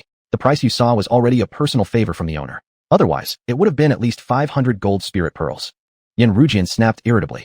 If it weren't because Xianhao's talent was simply too extraordinary, a rogue cultivator walking an unorthodox path, yet defeating Lu Tai, he would never have spared such a sum for this feast. This meal had truly emptied his pockets in a single sitting. Now, Xianhao not only understood why Rujian had looked so pained earlier, but also wanted to slap himself a few times. One meal equaled 5 longevity peaches. If he'd been given 5 longevity peaches instead, he could have elevated his cultivation level by several tiers, not just indulged his appetite. Alright, since you're full, let's continue our journey. It'll still take 2 or 3 more days to return to the 12th tower, Rujian said. Got it, Xianhao nodded. And so, they set off once again. 3 days later, Rujian brought Xianhao and the others to the Great Snow Mountain Range. It was now the beginning of winter, and the entire region of the Great Snow Mountain Range was blanketed in heavy snowfall. As far as the eye could see, the world lay covered in pure white. At the main peak of the Great Snow Mountain Range, stone steps stretched all the way from the base to the summit. These steps were extraordinary. Despite the continuous blizzard, not a single snowflake settled upon them. At a glance, it seemed as though within this endless snowy expanse, only the black stone steps ran through heaven and earth like a sacred path. Rujian landed with Xianhao at the foot of the main peak of the Great Snow Mountain Range, sheathed his flying sword, and stepped forward onto the black stone steps ahead of the others. Senior, are we really going to walk all the way up? Xianhao looked up at the stone steps, and roughly estimated there must be at least 10,000 of them. Yes, Rujian nodded, then explained, this is the path to heaven. The founding master established a rule for disciples of the 12th tower to always remember that cultivation must advance step by step, with firm footing. One must never aim too high, or resort to unorthodox means just for a quick boost in power. Xianhao didn't say much more, and followed Rujian onto the blackstone steps. Then, the 3 people and 1 fox began ascending slowly along the dark steps, climbing steadily until they reached the summit of the main peak of the Great Snow Mountain Range. Atop the summit, the area had originally appeared completely empty, nothing in sight, until the moment Rujian, Xianhao, and the others stepped onto the peak by the stone steps. Suddenly, in the xiuxian 100 meters above the summit, an ancient bronze gate materialized. On each side of the bronze gate stood an inscription. The left read, not to extinguish the 7 emotions in pursuit of Tao, but willing to forsake immortality for the sake of all living beings. The right read, raise fists to protect justice and righteousness, lift the sword to erase all injustice in the world. Seeing these 2 lines on the bronze gate, Xianhao couldn't help but frown slightly. Just then, with a loud clang, the bronze gate swung open. Rujian led Xianhao, Li Wangyu, and Xiao Bai through the bronze gate. The instant they stepped inside, Xianhao felt his vision blur. When he focused again, he found himself standing atop the summit of a towering mountain. Chapter 184. The Red Dust Pavilion, Senior Sister Ningbailing. A solitary peak rose 10,000 ren high, massive and imposing. Xianhao stood atop the summit, gazing into the distance. Before him stretched an endless landscape of mountains and rivers floating within a sea of clouds. Upon countless peaks, palaces dotted the terrain like stars in the sky, towers and pavilions rising one after another in close array. Rujian. So this kid is the peerless genius you mentioned in your message? At that moment, a voice abruptly rang out. Startled, Xianhao turned and only then noticed an old man in a sheepskin coat had appeared beside him. The old man held a clay pipe in hand, his aura deeply concealed, appearing just like some elderly villager from a remote mountain hamlet. He was carefully scrutinizing Xianhao as he spoke to Rujian. Seeing the old man, Rujian's expression changed instantly. He quickly bowed and said, "Greetings, Patriarch." The old man didn't look at Rujian, but simply nodded and said, not bad indeed. A promising talent, and furthermore he possesses the undying nirvana body. After a brief pause, he continued, "I'll take him. This boy suits me. He'll become my disciple. My Red Dust Pavilion has only Lu girl around. There are far too many tasks for one person to manage." This. Rujian looked troubled, stammering, "Patriarch, perhaps I should first bring him to see the Grand Master? Then later." Rujian, what exactly are you implying? Trying to use the Grand Master to pressure me? Don't forget, the so-called Grand Master you revere is merely my junior nephew. Does he dare challenge me for a disciple? It's settled. The old man waved his hand dismissively, cutting Rujian off. But Rujian still wanted to speak. The old man suddenly raised his fist and growled, "What? You itching for a beating, boy?" Rujian's face darkened. Though he wished to say more, faced with the raised fist, he ultimately backed down, swallowing his words. He shot Qin Hao a look filled with pity before turning, without hesitation, and flying away on his sword. Qin Hao wasn't foolish. He immediately sensed something suspicious from Yin Rujian's expression, but he hadn't expected Yin Rujian to flee so abruptly. For a moment, he was stunned. Before Qin Hao could regain his composure, the old man flashed a grin full of yellowed teeth and said cheerfully, "Kid, why are you spacing out? Being chosen by me means your ancestors' graves must have been emitting auspicious smoke. Hurry up and kowtow to formally become my disciple." Senior, Qin Hao tried to speak. But instantly, an irresistible oppressive force weighed down upon him. Before he could resist, his legs buckled, forcing him onto his knees. Li Wangyou's eyes turned icy cold, and she moved to step forward, but the old man shot her a glare. Immediately, Li Wangyou froze as if turned to stone, unable to make any movement. At that instant, she clearly felt that should the old man wish it, a single glance would be enough to kill her. With one gaze, he subdued Li Wangyou. The oppressive force on Qin Hao intensified further, causing him to involuntarily kowtow 3 times to the old man. The moment Qin Hao finished the third kowtow, the pressure vanished. Then, the old man, who had previously worn a solemn expression, suddenly broke into delighted laughter. He stepped forward, lifted Qin Hao up, and said, "From this day forth, you are my disciple, Xiuxian's apprentice. Come, follow me back to the Red Dust Pavilion." Though somewhat resentful, Qin Hao couldn't deny the fact that the old man had subdued Li Wangyou with just a glance. Clearly, the elder's cultivation was unfathomably profound. Moreover, though the old man seemed domineering and overbearing, his overall demeanor didn't suggest he was some wicked or sinister figure. Qin Hao couldn't understand why Yin Rujian feared this old man so much, nor why he'd cast such a pitying glance before leaving. But since he'd already kowtowed thrice, there was nothing left to do but endure it. Xuanhuan flung wide his sleeves, releasing a current of pure energy that carried Qin Hao, Li Wangyou, and Xiao Bai toward a low peak far to the east. In the blink of an eye, they landed halfway down the slope of the peak. Midway up the hillside stood several halls, accompanied by a waterfall cascading from the summit above. The scenery gave off a serene, otherworldly charm. "All right, this is our Red Dust Pavilion. Shortly, your senior sister will arrange living quarters for all of you," Xuanhuan said to Qin Hao. "Yes, master," Qin Hao replied with a slight bow. Very respectful." Xuanhuan laughed heartily. Then his figure flickered and disappeared in an instant. "Master, this old man is terrifyingly powerful, at least the level of a longevity fiend cultivator," Li Wangyou whispered to Qin Hao after Xuanhuan left. "A longevity fiend? Compared to my master, they're less than nothing." Just then, a woman approached from a short distance away. Dressed in pure white robes as flawless as snow, she possessed delicate features and a breathtakingly beautiful face. Her aloof, frigid aura made her seem like a celestial fairy descending from the moon palace. Even Qin Hao found himself momentarily entranced by her appearance. Even Li Wangyou, a woman of peerless beauty herself, paled in comparison to the girl standing before them by at least 3 parts. "Greetings, senior sister." Qin Hao snapped back to his senses and quickly bowed. At this moment, he felt considerably more balanced inside. Though he found Xuanhuan an unreliable master, having such a stunningly beautiful senior sister made him feel quite content indeed. "Ningbailing," the woman said coolly as she stepped before Qin Hao. "Qin Hao," he replied hastily, introducing himself, then gestured to Li Wangyou beside him. "This is my maid, Li Wangyou. From now on, she's no longer your maid, she's mine," Ningbailing said, glancing at Li Wangyou. "This?" Qin Hao was taken aback and quickly said, "Senior sister, isn't that a bit unreasonable? If you've got complaints, let's fight it out," Ningbailing replied with serene indifference. Qin Hao immediately shut his mouth. At the same time, he couldn't help but inwardly grumble. In his opinion, both his master and senior sister were far too illogical, resorting to fights at every turn. No wonder they were master and disciple. Li Wangyou's eyes turned icy cold, clearly displeased, ready to confront Ningbailing. But Qin Hao quickly transmitted a secret message through arcane means, urging her to endure and avoid causing trouble. After all, Li Wangyou's background was tainted. If that were exposed, it would bring serious complications. Right now, all Qin Hao wanted was to rapidly strengthen himself. No unnecessary entanglements. "Senior sister, where are the other senior brothers and sisters?" Qin Hao changed the subject. He refused to believe that all his seniors shared this irrational, fight-first temperament. "You only have me as your senior sister," Ningbailing said. "For as long as I can remember, the Red Dust Pavilion has only ever had me and master." Qin Hao was stunned once again. At this moment, he began to understand why Yin Rujian had looked at him with such pity when he left. He asked reluctantly, "You're not serious? Did master only take you as a disciple all this time? Could it be our lineage passes down from a single heir? If it were a single lineage, why take you as a disciple at all?" Ningbailing rolled her eyes at Qin Hao. "Enough nonsense. I'll just explain what you'll be doing from now on." Chapter 185, Fell into a Big Pit. "What do you mean? Isn't it just about cultivating diligently?" Qin Hao paused, asking in confusion. "Cultivating?" Ning Bailu frowned slightly. "Don't you know that we at the Red Dust Pavilion don't cultivate?" "Not cultivate?" Qin Hao was baffled, his face full of doubt. "That's right. Then what level of cultivation have you reached, senior sister?" "I don't have any cultivation," Ning Bailu replied matter-of-factly. "No cultivation?"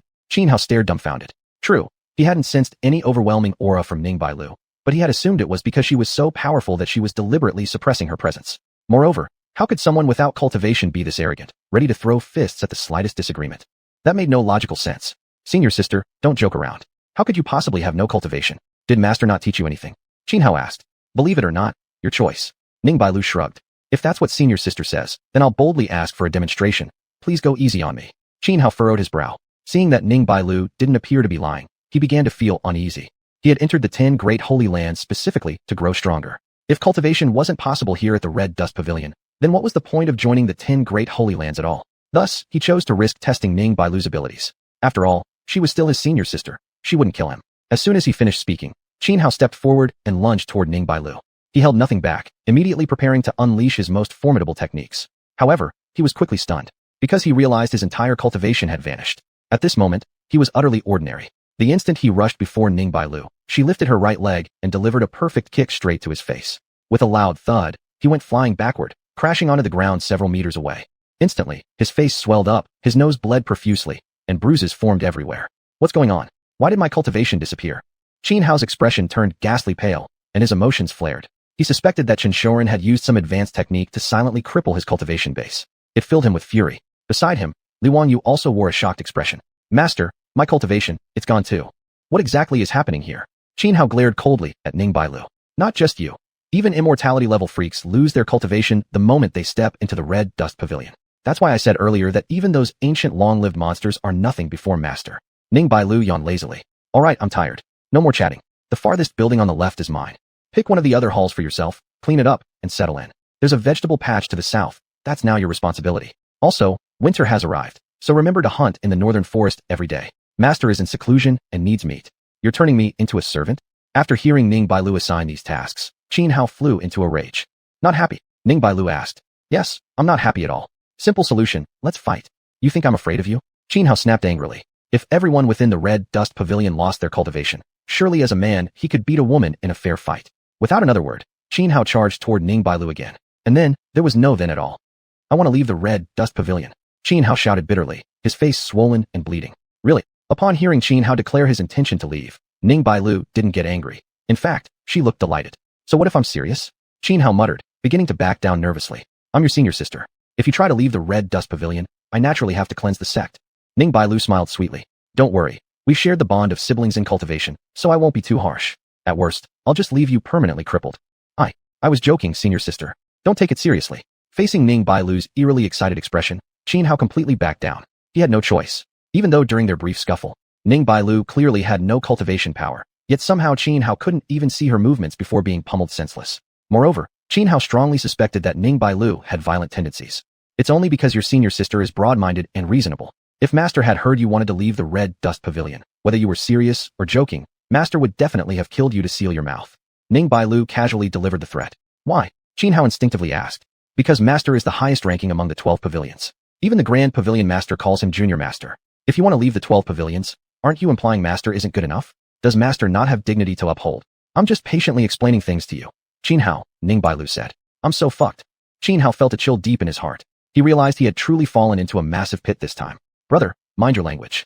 I understand. Good. From now on, just behave yourself and do your work quietly. Your senior sister isn't hard to get along with. Ning Bailu smiled sweetly, breathtakingly beautiful. But in Xianhao's eyes, it was the grin of a demon. Then, Ning Bailu turned and left, taking Li Wangyu and Xiaobai with her. Xianhao sat on the ground, bitterness welling up inside. He hadn't expected joining the 12 pavilions to turn out like this. Right now, he didn't have a shred of cultivation left. Leaving the Red Dust Pavilion grounds seemed nearly impossible. He was nothing more than fish on a chopping block, completely at the mercy of xiuxian and Ning Bailu. There's no choice but to take things one step at a time now. Xianhao thought for a while before accepting reality. He picked a hall near the waterfall, cleaned it thoroughly, and moved in. Inside the hall, he found a meditation cushion, sat down in lotus position, and tried to circulate the Nine Heavens Emperor Heart Sutra. But he couldn't sense his life palace at all. Without sensing his life palace, cultivation was impossible. Even his 8 evils evil emperor body had vanished. After spending an entire hour without success, Xianhao could only give up and obediently go to bed. One night passed. The next morning, while Xianhao was still asleep, someone suddenly grabbed his ear, yanking him awake in pain. Senior sister, what the hell? Xianhao cried out upon seeing it was Ning Bailu pulling his ear, wincing as he spoke. The sun is already high and you're still sleeping. Did you do any of the tasks I assigned yesterday? Get up immediately and start working. Ning Bailu snapped irritably. Cursing under his breath, Xianhao dared not show his true feelings. Instead, he quickly got up, grabbed a hoe, and headed south toward the vegetable patch. When Xianhao arrived at the southern vegetable field and saw what lay before him, he froze in shock. Chapter 186. Brewing tea for senior sister at the start of spring, hunting for master in winter. Before Xianhao's eyes stretched a vegetable field several mu wide. Senior sister, isn't Red Dust Pavilion just you and master? Why grow so many vegetables? Xianhao turned to Ning Bairu, who had followed him, and asked, hurry up and work. Who has time for your nonsense? Ning Bairu rolled her eyes. Xianhao clenched his fists but swallowed his anger in the end and obediently went to labor in the vegetable plot. It took over 2 hours before he finally finished all the farm work. Before he could even rest, Ning Bairu ordered him to go hunting in the northern forest. Senior sister, I need tools if I'm going hunting. What tools do you need? You're human. Surely you can overpower beasts in the wild. Is that really how it works, senior sister? Xianhao felt utterly speechless. He actually owned plenty of divine weapons on his person, so ordinary hunting wasn't difficult for him at all. But this Red Dust Pavilion was too strange. Last night, he discovered that he couldn't access the space within the jade box anymore. That meant everything he'd stored inside was temporarily out of reach. Hurry up. I'm kindly warning you. Master gets very angry when there's no meat. The consequences would be severe, Ning Bairu said. But, seeing Ning Bairu raise her fist threateningly, Xianhao immediately choked back his complaints and headed toward the northern woods. At that moment, he deeply understood what it meant to endure in silence, hesitant to speak. Not long after, Xianhao reached the northern forest.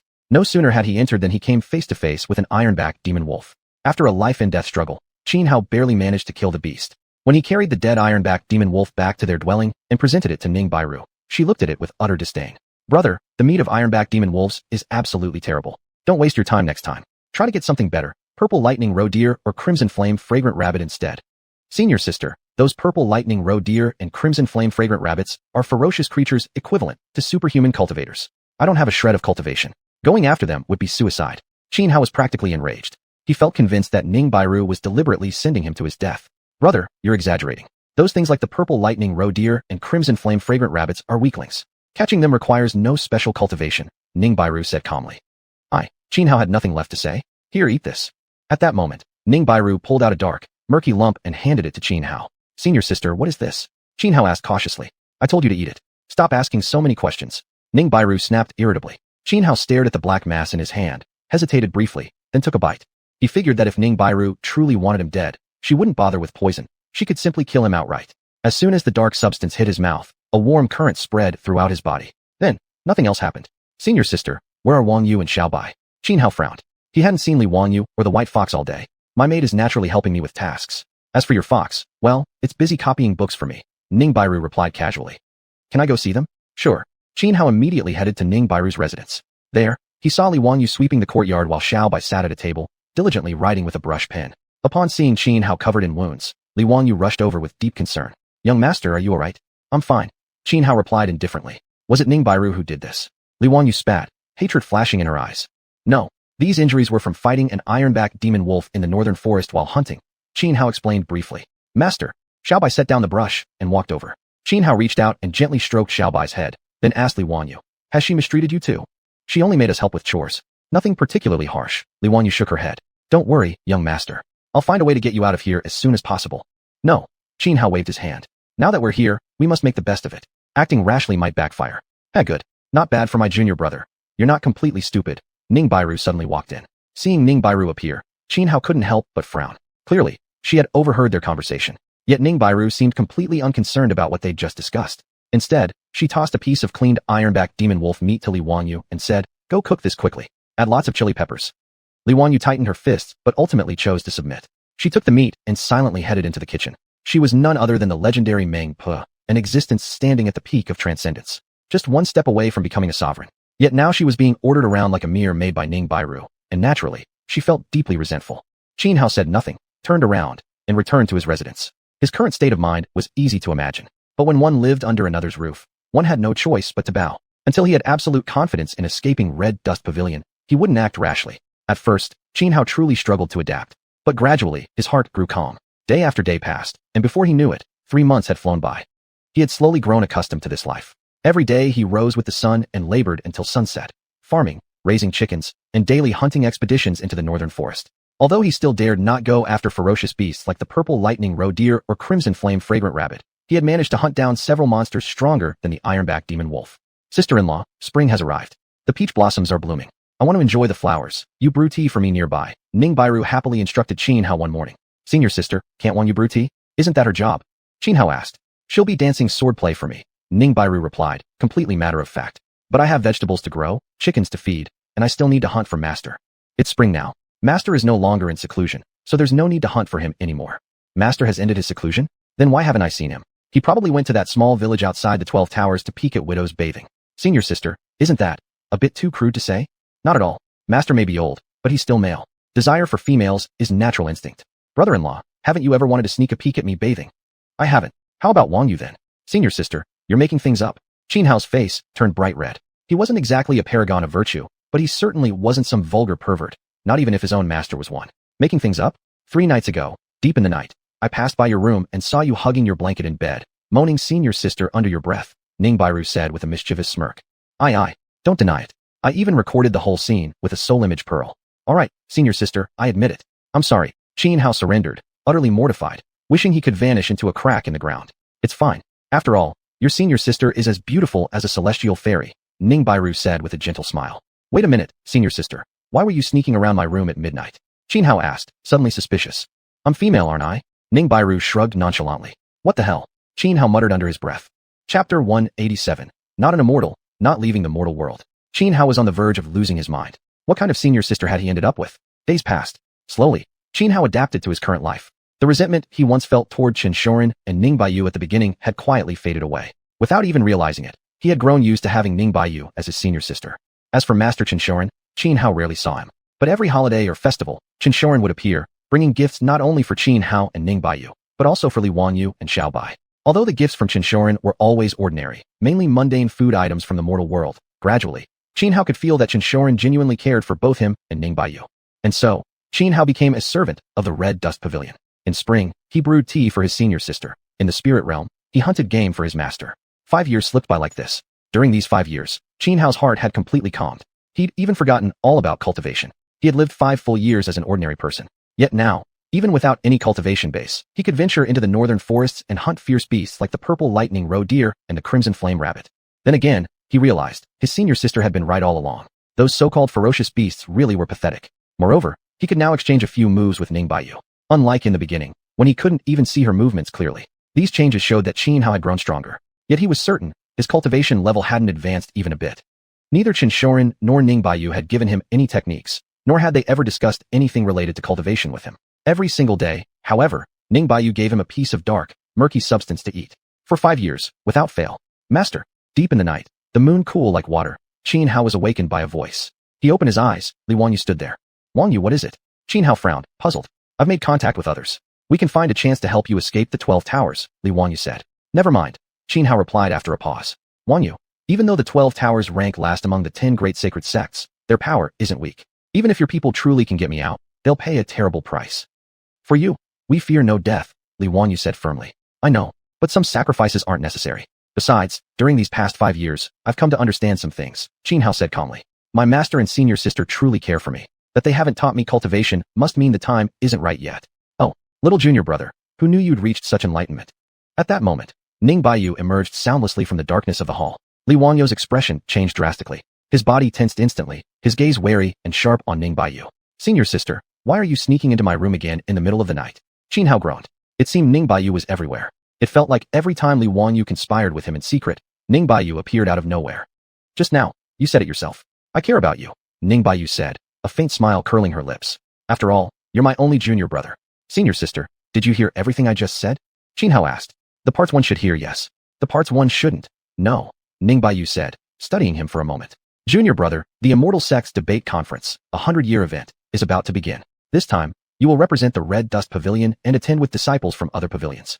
Huh? Xianhao froze upon hearing her words. The Immortal Sects Debate Conference. Ning Baiyu nodded. These years, since Master had only me as a disciple, and since I cannot leave the Red Dust Pavilion, we've kept our distance from many events. Now that you're here, it's time the Red Dust Pavilion showed its face again. But senior sister, why can't you leave the Red Dust Pavilion? Xianhao asked curiously. Because I once swore, not an immortal, not leaving the mortal world, Ning Baiyu replied calmly. Not an immortal, not leaving the mortal world. Xianhao blinked, utterly confused. But senior sister, you don't cultivate at all. No, I don't. Then how do you become an immortal? I don't know, Ning Baiyu said casually. But I will definitely become one. Senior sister, I don't believe walls, but I sure as hell believe in you. Xianhao muttered, utterly exasperated by her serious expression. Come with me, Ning Baiyu said, then turned and walked toward the hall's exit. Senior sister, it's so late. Where are we going? Xianhao asked. Master said that you, as you are now, can inherit the legacy of the Red Dust Pavilion, Ning Bailu said without turning around. The Red Dust Pavilion's legacy? Xianhao immediately became interested. He quickly climbed out of bed, pulled on his clothes while following after Ning Bailu. He had been waiting for this day for 5 long years. Fortunately, just as he suspected, xiuxian and Ning Baiyu had never spoken a single word about cultivation to him since he arrived. There must have been a deeper meaning behind it. Watching Xianhao's retreating figure, Li Wangyu furrowed her delicate brows. After a moment of hesitation, she took out a black talisman stone, crushed it in her hand, and a thread of dark light shot into the void.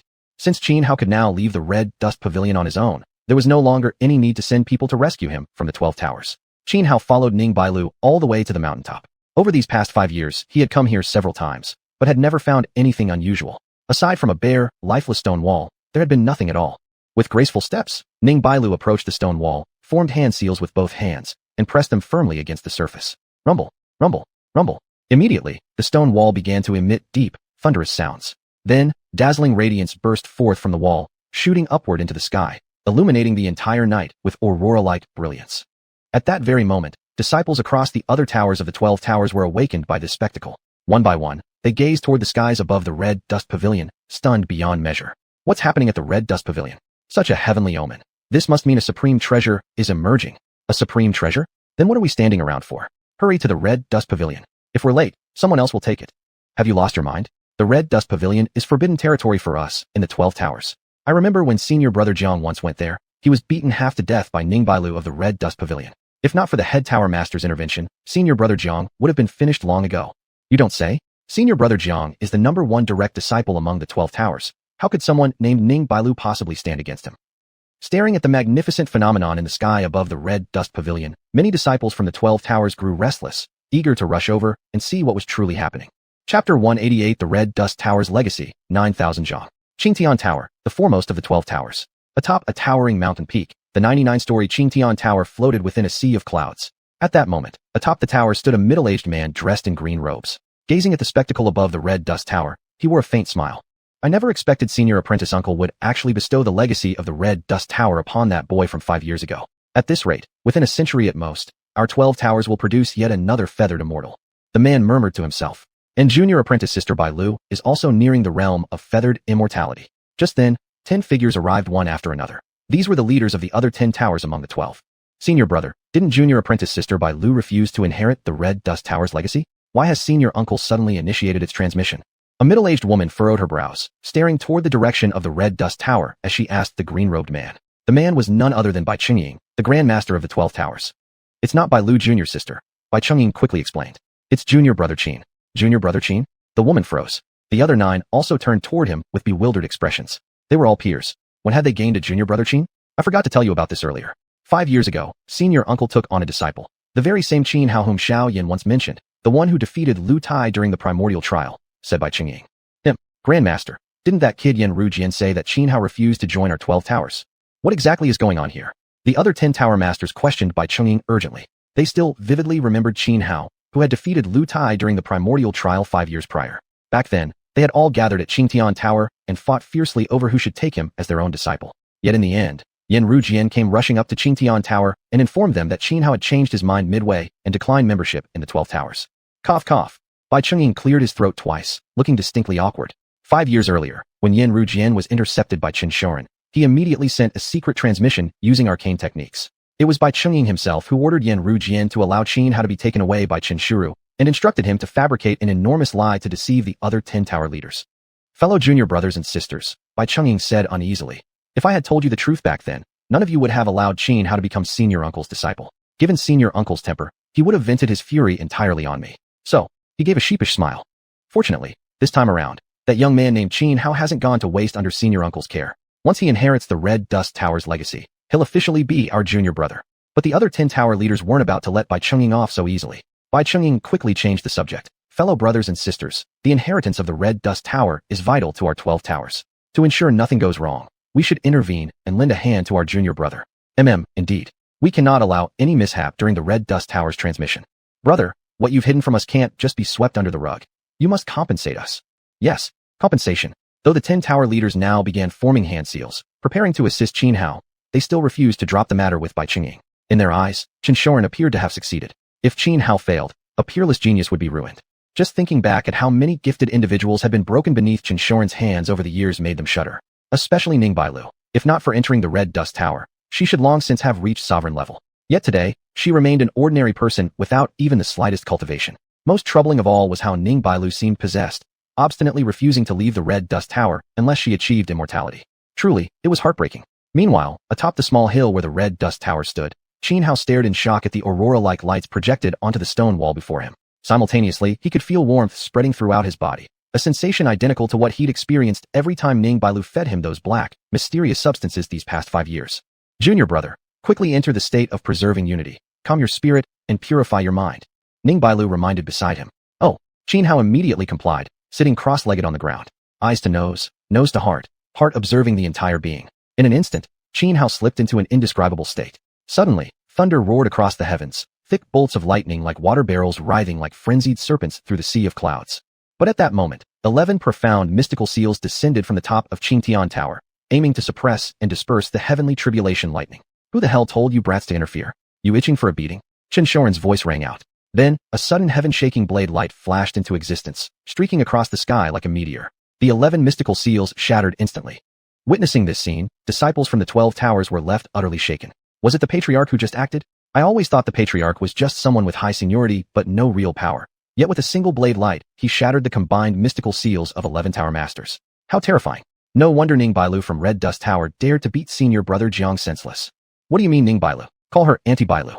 At that moment, Xuanhuan's mind and spirit were completely immersed in an indescribable state. His consciousness seemed to have detached from his body, as if wandering through the void.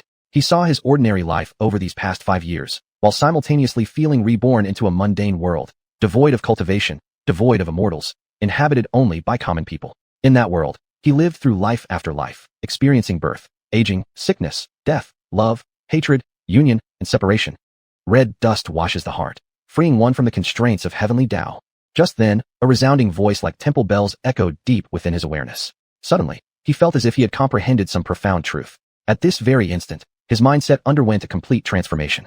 It seemed as though all living beings carried mental shackles, but now, having experienced countless lives entangled in red dust, his heart had finally broken free of its chains.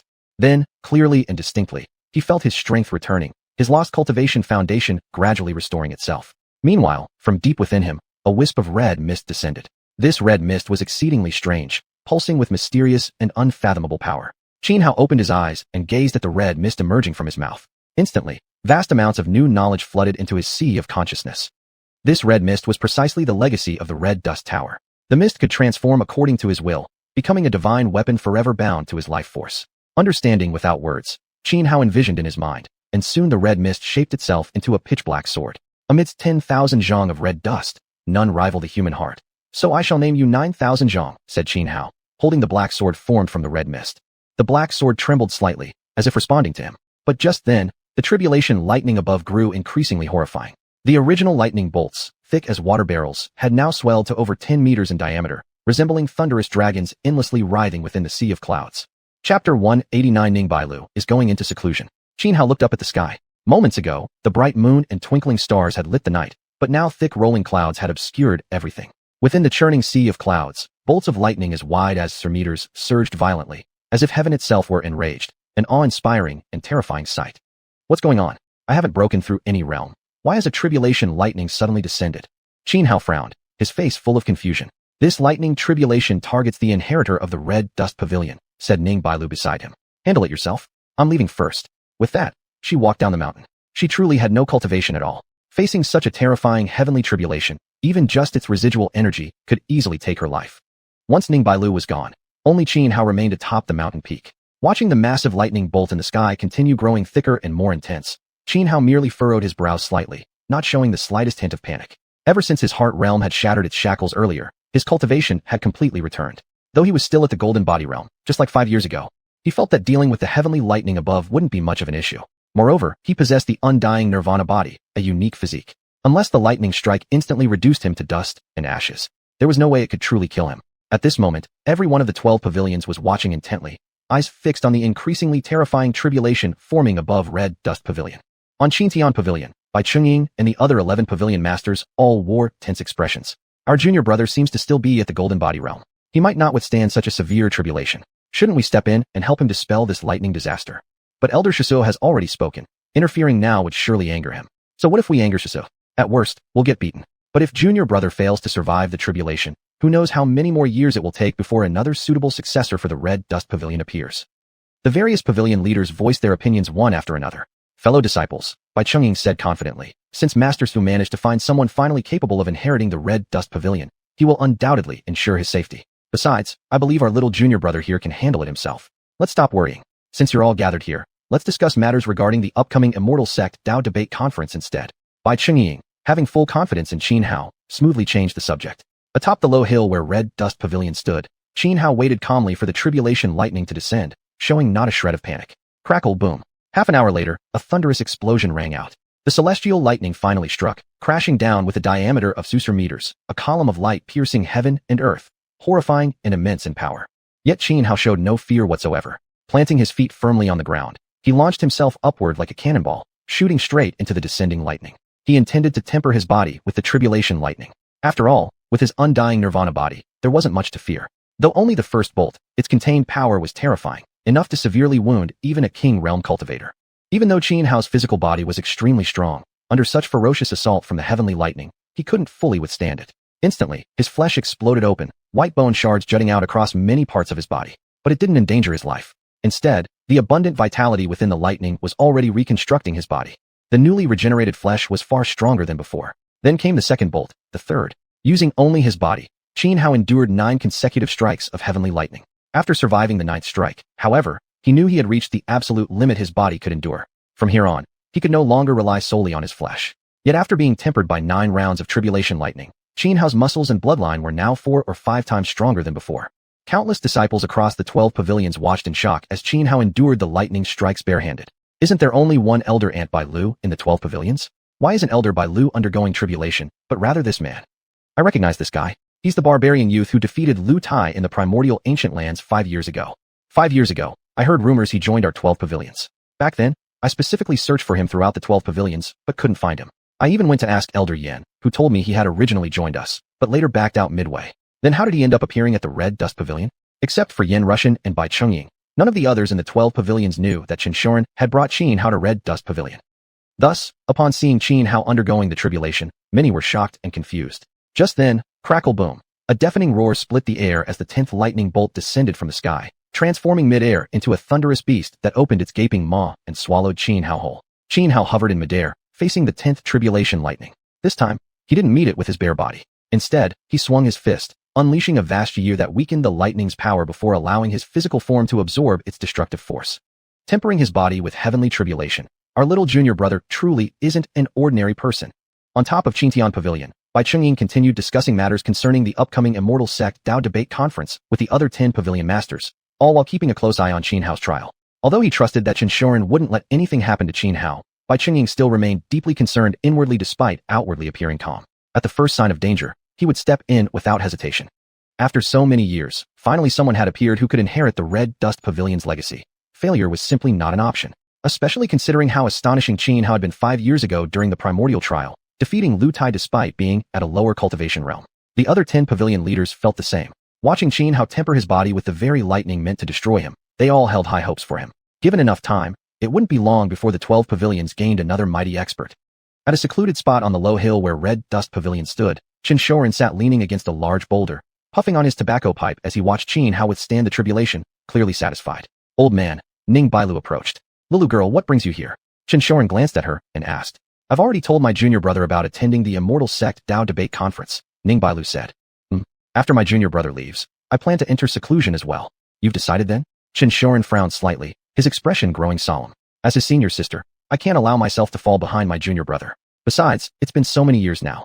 The promise I made back then, everyone in the 12 pavilions probably thinks it's a joke by now, Ning Bailu muttered with a slight pout.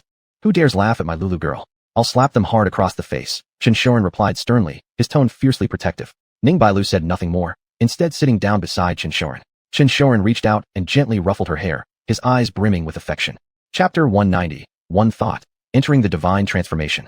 Thunder roared and flashed, illuminating the entire night sky as bright as day. One lightning tribulation bolt after another crashed down, as if heaven itself had erupted in fury, determined to kill Xianhao before it would cease. Yet facing wave after wave of heavenly leja, Xianhao remained strong and at ease. Under the tempering of these tribulation bolts, his physical body grew to an absurdly powerful level. Equally significant was the transformation within his spiritual force, which evolved alongside his physical advancement. This metamorphosis of spiritual energy was precisely the hallmark of the divine transformation realm. In other words, while resisting the tribulation lightning, Xianhao had naturally stepped into the divine transformation realm. To others, this might seem utterly incredible, but for Xianhao, it felt perfectly natural. Given his cultivation speed, if not for those 5 years wasted at the Red Dust Pavilion, he believed he would have reached at least the half-step supreme sovereign realm by now. Of course, prior to tonight, he truly thought those 5 years trapped in the Red Dust Pavilion were a waste, an immense setback. But now he finally understood, those 5 years weren't a delay at all. Instead, they resolved numerous inherent flaws within himself. Looking back on his journey, Xianhao had advanced too rapidly. Though he had strived to perfect every single stage without flaw, and his body was indeed formidable, cultivation was ultimately a process of elevating one's life essence. His abrupt and consecutive breakthroughs, even with a solid foundation, had left his essence, energy, and spirit unbalanced, out of harmony. Or rather, his essence, energy, and spirit carried many hidden after-effects. Those 5 years at the Red Dust Pavilion served as a cooling period for his triad. Now, he also vaguely understood what Ningbayu had been feeding him over those 5 years. It must have been rare heavenly treasures meant specifically to cool down and stabilize his essence, energy, and spirit. Furthermore, his character had been tempered through those 5 years, becoming calmer and more composed. And most importantly, he had broken free from his mental shackles. Lightning continued to fall, time relentlessly passing. Unaware, the night had given way to dawn, then dawn to dusk. Xianhao had lost count of how many tribulation bolts he'd endured. Crackle pop. As night fell once more, the final lightning bolt descended. Terrifying energy coalesced into a thunderous dragon, claws bared, diving from the heavens with murderous intent. Yet Xianhao flicked his wrist. The 9,000 zhang soared upward, cleaving the sky. The devastating power sliced straight through the lightning dragon, shattering it completely. With a thunderous boom, the shattered dragon exploded outward, scattering endless bolts of lightning in all directions, leaving the land around Xianhao ravaged and scarred. Then at last, after nearly a full day and night, the heavenly tribulation dissipated entirely. Huff, huff. Xianhao landed upon the ground and exhaled deeply, staring at the 9,000 zhang in his hand. Feeling the surge of unique energy pulsing through it, he was profoundly shocked. The blade had almost merged with his soul, continuously emanating mysterious, profound energy that purified his essence, energy, and spirit. No wonder the 9,000 zhang was the legacy of the Red Dust Pavilion. Its functions alone were already peerlessly extraordinary. Having successfully survived the Thunder Tribulation, Li Wanyu and Xiao Bai arrived at the mountaintop the moment it ended. Seeing Xianhao unharmed, both the man and the fox breathed a sigh of relief. Over the past 5 years, Xiao Bai had grown significantly. When fully unfurled, his 9 tails now stretched over 10 meters long. Yet the area surrounding the Red Dust Pavilion remained strangely oppressive. Despite his physical growth, Xiao Bai's cultivation hadn't increased at all, rendering him unable to assume human form. Only after Xianhao broke free from his mental shackles did his cultivation resume its progress, no longer affected by the mysterious force suppressing the region. Congratulations, young master, on obtaining the Red Dust Pavilion's legacy and breaking into the divine transformation realm, said Li Wanyu, sensing the aura radiating from Xianhao. I believe your combat power now could easily slaughter even a monarch realm cultivator. She rejoiced sincerely at Xianhao's strength. All thanks to master and senior sister's careful guidance. Xianhao replied after a pause. Glad you still have some conscience. Ningbayu appeared laughing. Senior sister, when I first arrived, I was ignorant and wrongly blamed you and master. Xianhao stepped forward and said sincerely. Don't get all sentimental on me. I don't buy that stuff. Ningbayu scoffed. Just do well at the Immortal Sect Discourse Assembly and make our master proud. As she spoke, she pulled out a jade slip and handed it to Xianhao. Senior sister, what is this? Xianhao took the slip, frowning slightly. Information related to the Red Dust Pavilion's legacy, including cultivation techniques and several divine abilities, Ningbayu said. Master told me to give it to you. Where is master? Xianhao asked. After seeing you pass the tribulation, he left, saying he had matters to attend to, Ningbayu replied. After a short conversation, Xianhao returned with Ningbayu to the hall halfway up the mountain. After taking a bath and changing into clean clothes, Xianhao sat down on a meditation cushion in the hall and took out the jade slip Ningbayu had given him. He dripped a drop of blood onto it, and instantly, a vast torrent of information flowed from the jade slip into his mind. Besides detailed information about the Red Dust Pavilion's legacy, the jade slip contained a cultivation technique called the Record of Red Dust Heart Refinement, as well as 3 divine abilities, Great Control Fate Hand, Black Veil Curse Murder Art, and Red Dust Tribulation Heart Technique. According to the jade slip, the Red Dust Pavilion's legacy was known as the Red Dust True Essence. This was the crimson mist that had transformed into the 9,000 zhang, a substance refined by cultivators who gathered immense amounts of mundane worldly qi. When the Red Dust True Essence was inherited for the first time, it could transform according to the inheritor's will. Whatever form it took would automatically emit a secret red dust power, continuously purifying the essence, energy, and spirit of its bearer. Great Control Fade Hand was an extremely formidable killing technique. Black Veil Curse Murder Art and Red Dust Tribulation Heart Technique were arcane arts, especially the latter, which could plant a red dust tribulation seed within an enemy's heart. Once this seed matured, it would erupt completely, turning the victim into a soulless puppet obedient to the caster. This technique had evolved from a powerful ability known as Dao Heart Demon Seed.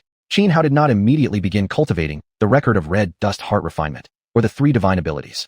The methods he already possessed, such as 9 Heavens Emperor Dao and self-transformation, were all peerless techniques at the highest level. For him now, rather than spending time mastering new powerful abilities, it was far more worthwhile to focus on advancing his cultivation realm.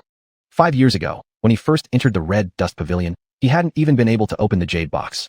The Longevity Peach and Supreme Bone he'd obtained during the Primordial Trial still remained inside it. Now, 5 years later, he wasn't sure how much potency these treasures still retained.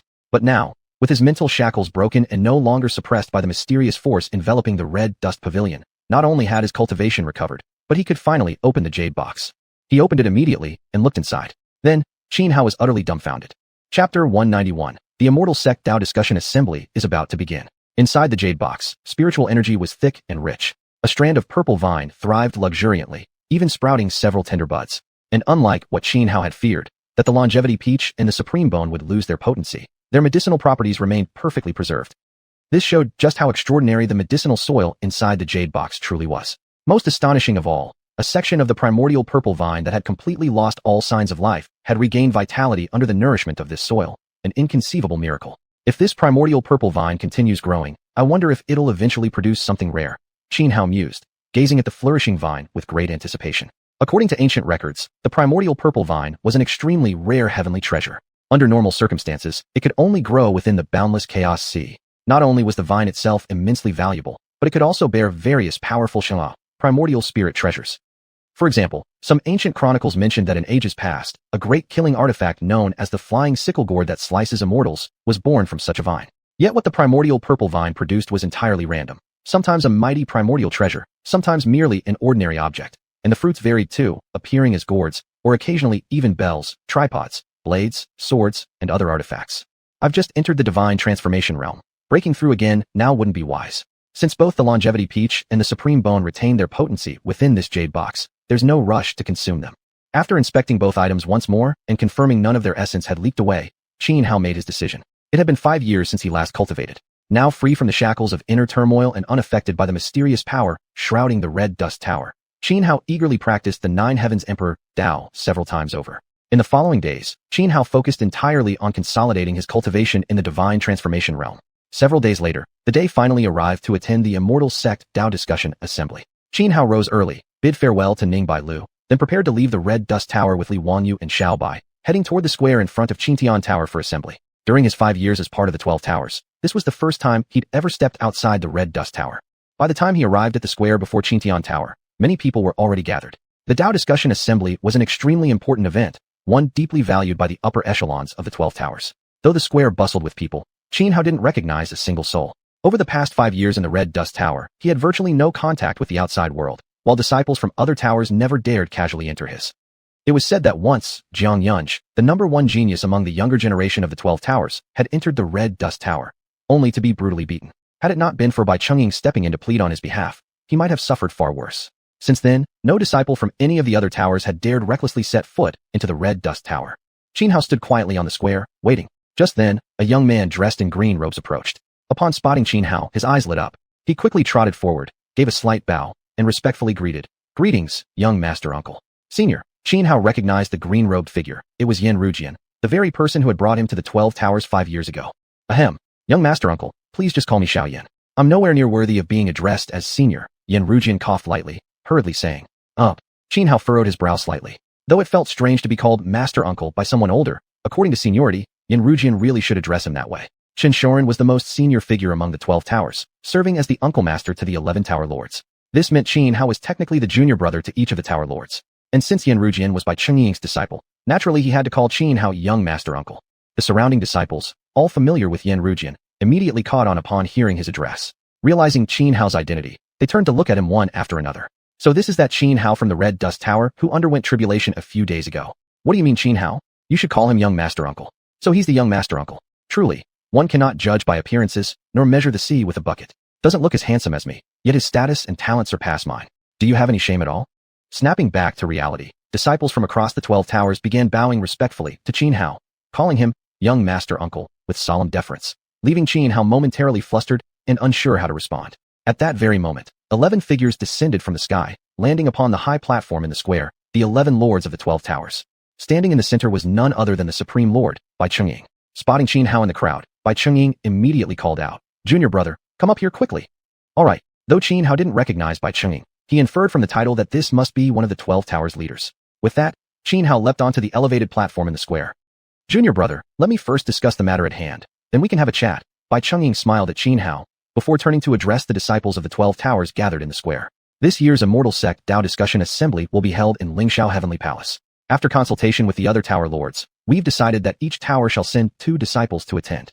Those attending must remember the principles of our 12 towers and strive to perform well at the assembly. The leader for this trip will be your young master uncle, Xianhao. Remember, follow every instruction given by your young master uncle without exception. Yes. Over 20 disciples from the 12 towers nodded in unison. These were precisely the ones chosen to attend the upcoming Dao Discussion Assembly. Each tower lord had already informed their selected disciples beforehand. All right, everyone else may now disperse. Those qualified to attend the assembly, wait for us outside the mountain gate. Bai Chungying waved his hand. Thus, the disciples gradually left the square. Once everyone else had gone, Bai Chungying and the others turned to speak privately with Xianhao. Though they had all appeared stern earlier, they now wore warm and approachable expressions. Xianhao could clearly sense their courtesy and genuine concern toward him, something he found rather uncomfortable. "Junior brother, 5 years ago you had a conflict with members of Lingxiao Heavenly Palace in the Tai Chu Ancient Land. This time, when you go to Lingxiao Heavenly Palace for the Dao Discussion Assembly, be cautious. They might seek revenge," Bai Chungying said with a frown. As he spoke, he took out a silver-white ring and passed it to Xianhao. "This xuanhuan ring was personally refined by me. Wear it on your finger. When activated at a critical moment, it can withstand a full power strike from even an immortal-level expert." "Senior brother Bai, I couldn't possibly accept such a thing." Xianhao rubbed his hands awkwardly, humbly declining. "What's there to be shy about? You're our junior brother. We naturally must take good care of you," Bai Chungying insisted, forcefully placing the xuanhuan ring into Xianhao's palm. Then, he glanced at the other 10 tower lords. "Fellow junior brothers and sisters, why don't you all present gifts to our junior brother as well?" Chapter 192. You guys are too enthusiastic. When Bai Chungying spoke, the other 10 hall masters quickly took out various talisman stones and divine weapons, all smiling as they handed them to Xianhao. "Senior brothers and sisters, you're being way too generous." Xianhao looked at the gifts given by Bai Chungying and the others, his heart bursting with joy. Though what they gave were mostly one-time consumables, nearly every item could allow him to escape safely even from an immortal ancient demon king. For example, the Heaven Rune Talisman Stone. Once crushed, it would instantly transport him 1,000 miles away, far beyond even an immortal's pursuit. "It's only right," laughed Bai Chungying and the rest. Xianhao could sense that their kindness wasn't forced, it was genuine. A warm feeling welled up in his chest. He stepped back twice, clasped his fists, and bowed deeply before them. "I will forever remember your kindness, senior brothers and sisters." After exchanging a few more words, Xianhao finally bid farewell and headed toward the gate of the 12th tower. Watching Xianhao's retreating figure, Bai Chungying furrowed his brows slightly. "I hope junior brother has a smooth journey and doesn't run into any trouble." "Brother, are you worried the Lingxiao Heavenly Palace might make things difficult for junior brother?" "Should I follow him there?" said a burly man, the head of Tianlong Hall, Tuoba Japan. "I don't think that's necessary. Though junior brother is only at the divine transformation realm, I believe he could step into the human king realm anytime he wants. Unless the supreme experts from Lingxiao Heavenly Palace themselves intervene, no one can defeat him. If Lingxiao Heavenly Palace dares lay a finger on junior brother, I'll personally storm their palace. They boast 1,000,000 cultivators? Then I'll cut them all down with a single sword. Everyone else, don't worry too much," Bai Chungying quickly interjected, seeing how fiercely protective his juniors were. "With all the items we just gave junior brother, unless the 3 immortals of Lingxiao themselves appear, no one can touch him. Oh, by the way, brother, senior sister Bai Lu seems to have entered seclusion for close cultivation," suddenly said Yun Nanwei, the head of Tianxiang Hall. Upon hearing Ning Bai Lu had secluded herself, Bai Chungying and the others fell silent for a moment. "Looks like it won't be long before our 12 towers gain another transcendent immortal. Ha ha ha." After a brief pause, Bai Chungying burst into hearty laughter. Unaware of their conversation, Xianhao had just left the 12 towers and arrived at the summit of the main peak of the Great Snow Mountains, the gateway to the 12 towers, where he found 22 disciples of the 12 towers waiting for him. Among them stood Yanru Jian. Seeing Xianhao, Yanru Jian and the others immediately stepped forward, respectfully bowing and greeting. "Greetings, young master uncle." Xianhao scratched his nose awkwardly. "We're practically the same age. There's no need to be so formal or call me young master uncle. Just call me Xianhao." "No, absolutely not," Yanru Jian quickly objected. "How can we mess up the seniority hierarchy? You are our junior master uncle. Even if you were a 3-year-old child, we'd still address you as such." Fine, whatever you say." Xianhao gave up, finding it pointless to argue over this, and waved his hand dismissively. "Young master uncle, Let me introduce everyone present. Yin Rujian quickly began introducing each person to Qin Hao. Except for Yin Rujian himself, who now held the status of an elder of the 12 Towers, the others were all direct disciples. Among them was Jiang Yungu, the most renowned among the 12 Towers' direct disciples. The Immortal Sect Debate Conference was a grand centennial event. Though originally dominated by the 72 sects of Eastern Wasteland, over time those sects declined while the 10 great holy lands rose in power, and eventually the hosting rights of the conference passed into the hands of these 10 great holy lands. This year, it happened to be the turn of Lingxiao Heavenly Palace, one of the 10 great holy lands, to host the Immortal Sect Debate Conference. After finishing the introductions, Yin Rujian went on to explain various details about the upcoming conference. As one of the elders of the 12 Towers, he often handled miscellaneous affairs and was thus very well informed about major events like this. Truthfully, he hadn't originally qualified to attend the Immortal Sect Debate Conference. His inclusion was entirely due to Qin Hao's influence.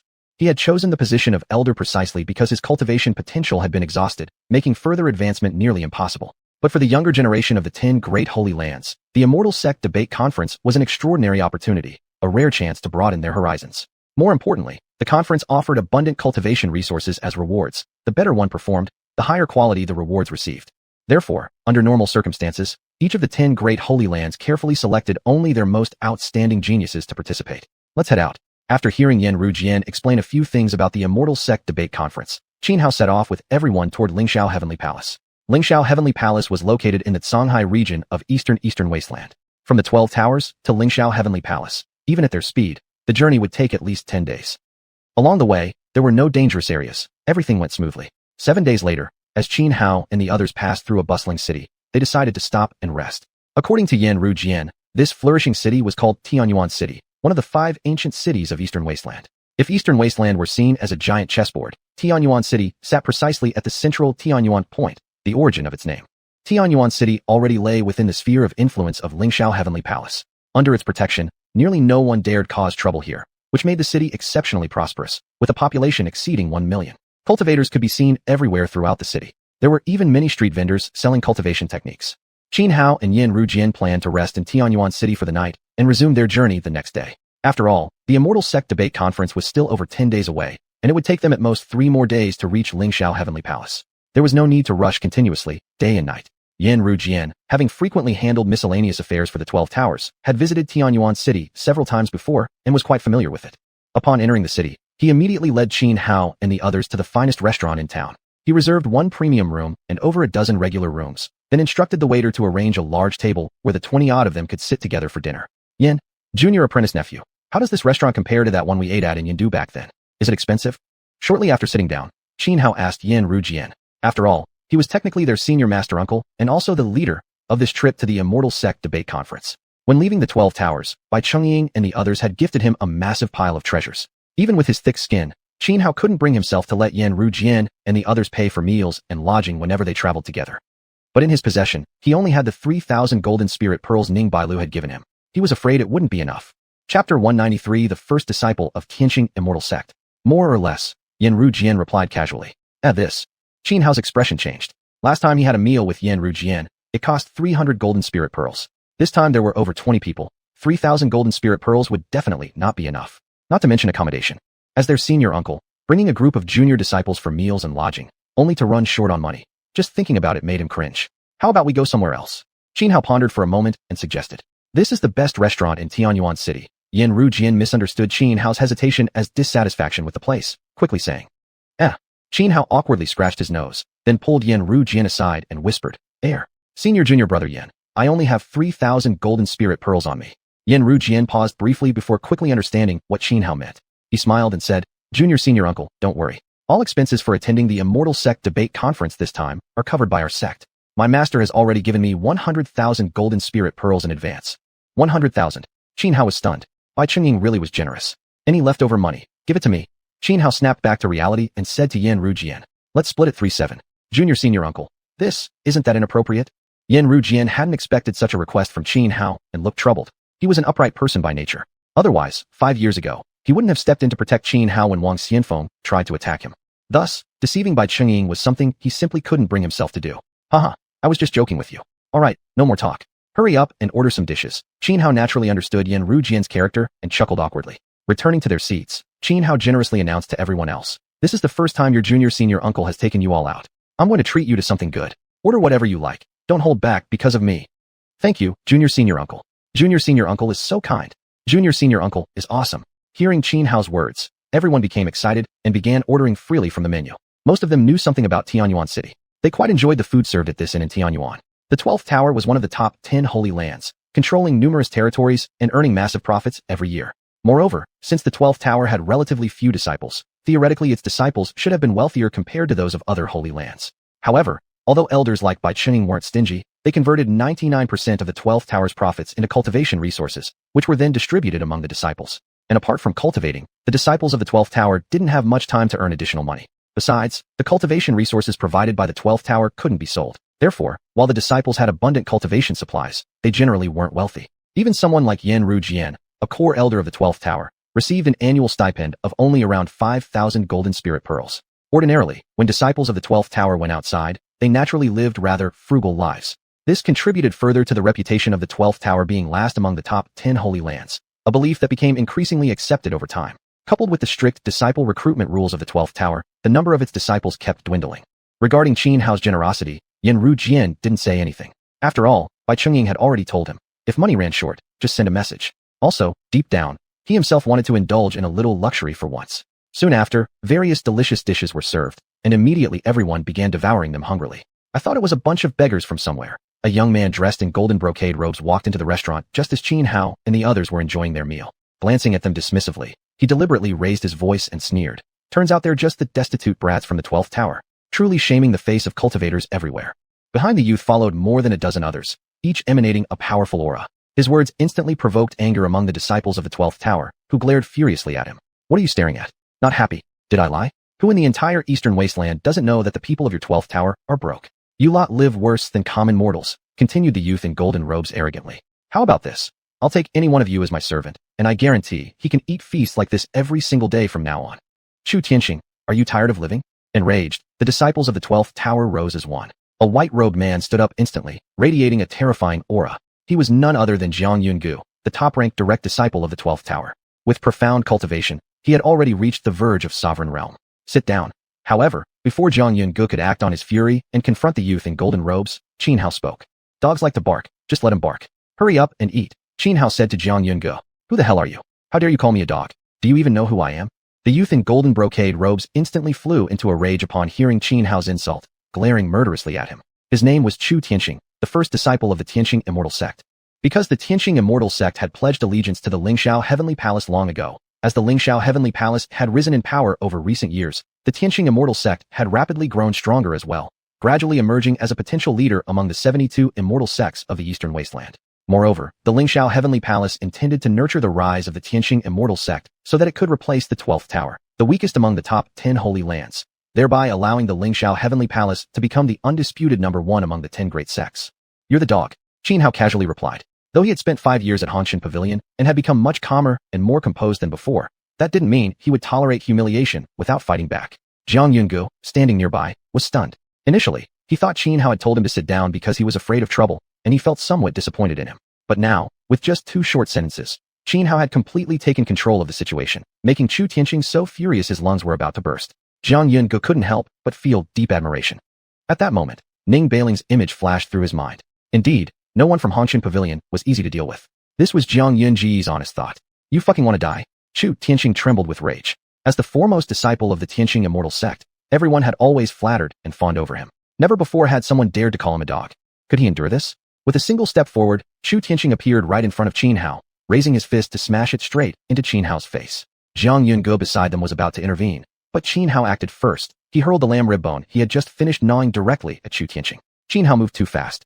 All Chu Tianxing saw was a blur before the bone struck him squarely on the head. He flew backward like a broken kite, crashing 4 or 5 meters away and smashing a wooden table into splinters. Chapter 194. One move, kill Chu Tianxing. ARR. Chu Tianxing scrambled up from the ground in utter disarray, letting out a furious roar. His eyes bulged with rage, his face twisted into a hideous snarl as he glared murderously at Xianhao, his murderous aura surging violently. He was the top direct disciple of the Tianxing Immortal Sect and had already reached the Xuanhuan realm 5 years ago. After the Renwang realm came 5 higher stages of transcendence: Xuanhuan, Xianxia, Shiqi, Xiantian, and Xiaoyao. Chu Tianxing could instantly tell that Xianhao was merely at the Xinbian realm, not even having formed a Renwang heart. Therefore, he'd looked down on Xianhao entirely, attacking him without hesitation. But the result left him utterly humiliated.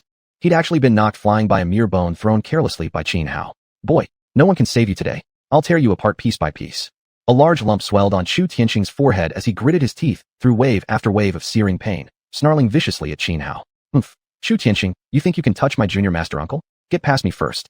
Zhang Yunj let out a cold snort and stepped in front of Xianhao. Xianhao ignored Chu Tianqing completely, calmly picking up another chicken leg and resuming his meal with hearty bites. This was no ordinary chicken. It was a 5-colored jade pine chicken. Its meat not only delicious but also rich in gentle spiritual energy. Even an ordinary person who consumed it regularly could eventually break into the divine transformation realm, despite never cultivating. I know I'm no match for you, Zhang Yunj, said Chu Tianqing, casting a cold glance at him. But this is Xuanhuan City, under Lingxiao Heavenly Palace's jurisdiction. The Tianqing Immortal Sect and Lingxiao Heavenly Palace are practically family. If you dare lay a finger on me, senior brother Zhao from Lingxiao Palace will never let you off. Haha. Zhang Yunj sneered mockingly, as if I'm afraid of Zhao Wuji. But just then, Xianhao, who had been chewing on his chicken leg, suddenly stopped upon hearing that Chu Tianqing belonged to the Tianqing Immortal Sect. He set down the leg, rose from his seat, patted Zhang Yunj's shoulder, and said, "Let me handle this myself." All right. Zhang Yunj sensed the killing intent emanating from Xianhao and couldn't help but stiffen slightly, nodding reluctantly. He was puzzled. Just moments ago, Xianhao had appeared so calm and indifferent toward Chu Tianqing. Why had such terrifying killing intent suddenly surged from him? Chu Tianqing felt it too, but dismissed it. In his mind, being knocked away earlier was due only to his own carelessness. Otherwise, how could someone like Xianhao, merely at the Xinbian realm, possibly hurt him? You're both from the Tianqing Immortal Sect? Xianhao asked, looking at Chu Tianqing. Yeah. Chu Tianqing replied arrogantly. What? Scared now? Then quickly kneel down, kowtow and apologize. Maybe I'll consider leaving your body intact. But even if you kneel and beg for mercy. Xianhao narrowed his eyes. I see murderous intent flashing within them. I won't leave you whole. Back when Qianlong's identity was exposed, it was because disciples from the Tianqing Immortal Sect had caused trouble at the Qingtian tribe. Ever since then, Xianhao had loathed the sect with a deep, burning hatred. The last time, in the 10,000 Ghost Cavern, he had slaughtered every single member of the Tianqing Immortal Sect present. Faced with Xianhao's chilling gaze, Chu Tianqing felt a flicker of fear stir in his heart, but he quickly crushed it, coldly replying, "Fine then. Nothing more to say. Let's see who's stronger, in battle." Spiritual energy exploded around Chu Tianqing, and the nearby tables shattered instantly into dust under the pressure of his aura. Just then, a middle-aged man rushed over, pleading desperately. "Honorable cultivators, please stop. If you fight here, Mayan will be destroyed. Get lost, old man." Chu Tianqing snapped impatiently, kicking the man hard. The landlord flew several meters before crashing onto the ground, spitting blood twice, then died. Murder! Murder! Who dares commit murder in Tianyuan City? That's Chu Tianqing, the #1 direct disciple of the Tianqing Immortal Sect. Onlookers among the common folk were terrified when they saw Chu Tianqing casually kill the innkeeper. Thanks to Lingxiao Heavenly Palace's protection, cultivation battles were strictly forbidden within Tianyuan City. Anyone violating this rule would face severe punishment from Lingxiao Palace. Yet, Chu Tianqing didn't care. The Tianqing Immortal Sect shared a special bond with Lingxiao Heavenly Palace, and Chu Tianqing himself had an especially close friendship with Zhao Wuji, the top genius of Lingxiao Palace. So he acted without restraint. Even if he broke the rule against fighting in the city, at worst his father might scold him, but Lingxiao Palace would never truly punish him. That was why he was so reckless. Seeing that Chu Tianqing actually dared to kill someone, Zhang Yunj, Yan Rujiang, and others were shocked, immediately jumping to their feet, ready to assist Xianhao. No one is to interfere. I'll handle this myself, Xianhao said. Yes, junior master uncle. Zhang Yunj, Yan Rujiang, and the others frowned slightly but obediently stood aside. Die. Chu Tianqing had originally been worried that Zhang Yunj or Yan Rujiang might intervene, but seeing them standing passively, he lost all caution. Letting out a fierce roar, he charged toward Xianhao like a ravenous tiger pouncing on its prey. Chu Tianqing, at the Hunyuan realm, believed he could kill Xianhao in a single blow. Yet just as he was about to close in, Xianhao's right hand shot out, graceful as a gazelle hanging its horns, unfathomable as ghost or god. Chu Tianqing didn't even see what happened before his throat tightened violently. He'd been seized by the neck with Xianhao's bare hand. You! Chu Tianqing's face twisted in shock, his eyes wide with terror and disbelief. Die! But Xianhao's gaze turned icy cold. He gave no chance for words. His right hand clenched with sudden, overwhelming force. A torrent of spiritual energy surged into Chu Tianqing's body. Then boom! Chu Tianqing exploded on the spot, bursting into blood and gore, the scene gruesomely. Everyone present was stunned into silence. My junior master uncle is so powerful, so terrifying. Chu Tianqing was killed in a single move? This is unbelievable. Who is this guy? How dare he kill Chu Tianqing? Has he grown tired of living? I recognized Zhang Yunj beside him. Earlier I heard him call this man junior master uncle. He must be one of the lords from the 12 Towers. The crowd included not only ordinary people, but also many cultivators. Soon, someone identified Zhang Yunj's identity. After killing Chu Tianqing in one move, Xianhao turned his gaze toward the remaining dozen members of the Tianqing Immortal Sect. Thud! The surviving disciples of the Tianqing immortal sect turned deathly pale. One by one, their legs gave way as they dropped to their knees, kowtowing frantically before Qin Hao, begging, "Spare us. Spare our lives." Chapter 195. The greatest genius in 1,000 years, Wu Zhao. Qin Hao stood coldly, looking at the dozen or so disciples of the Tianqing sect who were begging for mercy. In his past life, he would have slaughtered them without hesitation. But 5 years living in Hongqian Tower had not only made his temperament calmer and more composed, it had also blunted his sharp edges and significantly diminished the murderous aura within him. Now, though he remained decisive in life and death matters, he was far more merciful compared to who he once was. Get lost. After a moment of hesitation, he let the dozen disciples of the Tianqing sect go. Why yes. Right away. We're leaving immediately. The disciples scrambled like pardoned prisoners, tumbling over each other as they fled the inn. Little senior brother is awesome. Little senior brother is incredible. He actually killed Chu Tianqing, a xuanhuan realm expert, in a single move. What's even more shocking is that little senior brother is still only at the divine transformation realm. Yin Rujiang, Jiang Yunj, and the others were all stunned by Qin Hao's display of power. Their eyes now shone with pure admiration. Even Jiang Yunj, strong as he was, felt deep shock, his heart still racing, unable to calm down. Just then, a man clad in black armor shot through the air, leaping swiftly until he arrived at the inn. Upon seeing the innkeeper's corpse on the ground and the blood spatter left behind from Chu Tianqing's death, he frowned deeply. "Who are you? How dare you kill people in Xuanhuan City?" The man in black armor glared at Qin Hao, his voice icy and face dark. At the same moment, over a dozen armored soldiers rushed into the inn. One of them hurried to the man in black armor and whispered a few words into his ear. The man's expression instantly changed. He stared at Qin Hao and bellowed. You killed Chu Tianqing. That's right. He was killing innocents in Xuanhuan City, so I helped you eliminate him." Qin Hao replied calmly. "Helped me? Since when did I ask you to kill him?" The man in black armor's face twisted in anger. "Isn't it the rule in Xuanhuan City that anyone who kills inside the city will be punished by the city lord's mansion?" Qin Hao said. "You." The man in black armor surged with killing intent. "I won't waste words with you. Surrender willingly, bind your own hands, and come with me to the city lord's mansion to await judgment. Otherwise, I'll have no choice but to take you by force. If you're eager to die, feel free to try." Qin Hao said dismissively. "You dare defy me." The man roared in fury, ready to attack Qin Hao at once. His name was xuanhuan, the grand commander of the city lord's mansion. His cultivation had reached the Shi realm, only one step away from becoming a Shinten expert. Thus, even though his subordinates had already informed him that Qin Hao had slain Chu Tianqing in a single strike, he still feared nothing. As for Yin Rujiang and Jiang Yunj standing nearby, he had already recognized them, but he still looked down upon them. What did it matter if they were from the 12 Towers? He wasn't just the grand commander of Xuanhuan City's mansion. He was also a disciple of the Wu Emperor sect. Hold! Just as xuanhuan was about to launch his attack, a cold shout rang out. A young man in golden armor walked forward. "Prince." Seeing the youth in golden armor, xuanhuan paused, then quickly knelt halfway onto the ground. "xuanhuan, stay out of this matter," the young man in golden armor ordered. "Yes." xuanhuan nodded firmly, then decisively led his men away without delay. Only then did the young man in golden armor approach Qin Hao. He studied him for a moment, then said, "If I'm not mistaken, you're Qin Hao, the one who defeated Lu Tai in the Tai Chu ancient land 5 years ago." Qin Hao gave a slight nod and clasped his hands together. "Thank you, brother, for your assistance earlier." "Thank me? For saving xuanhuan's life," the youth in golden armor said wryly. "Though xuanhuan holds high rank in Xuanhuan City, he's still a disciple of my Wu Emperor sect. I couldn't just watch him walk to his death, could I?" After a brief pause, the youth continued, "My name is Wu Zhao. I hope I'll have the chance to fight you during the upcoming immortal sect debate." With that, Wu Zhao turned and left.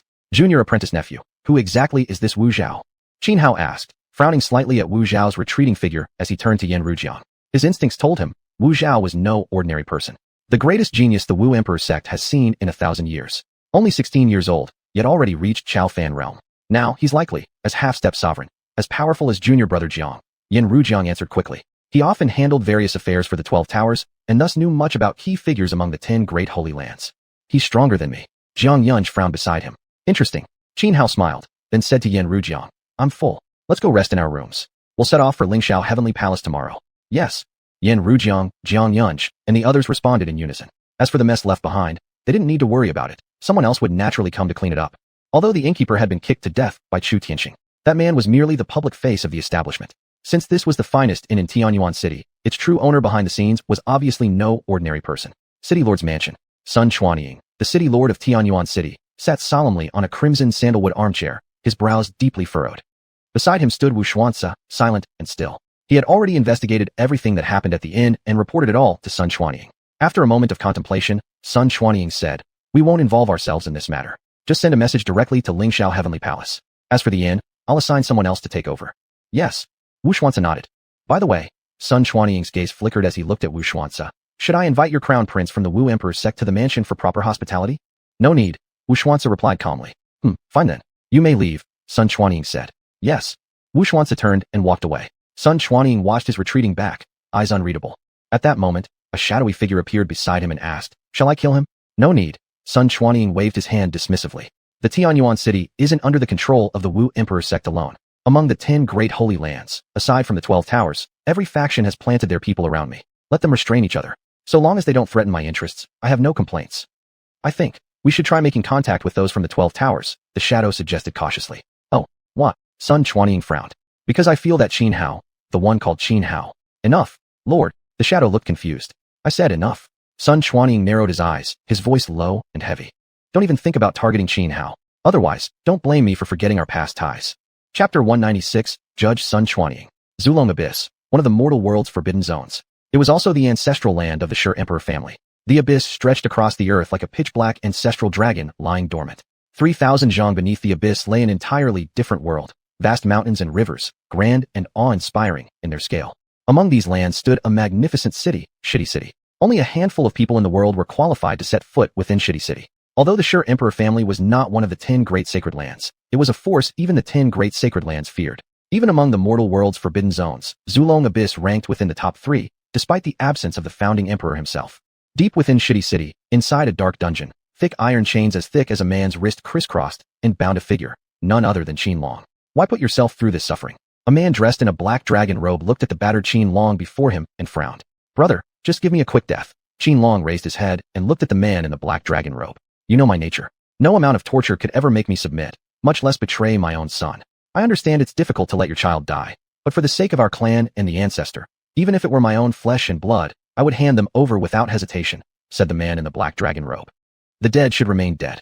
For the sake of resurrecting the ancestor, how many outstanding talents of our Shi Emperor family have perished throughout the ages? In truth, with those geniuses still alive, our Shi Emperor family could remain invincible in this world, even without resurrecting the ancestor. Why must we hide here in Zulong Abyss, barely surviving? Qianlong endured the waves of excruciating pain coursing through his body and spoke proudly. How dare you speak such outrageous words? Without the ancestor, who would we even be? Resurrecting the ancestor is the duty of every member of our Shi Emperor family, the man in the black dragon robe said coldly.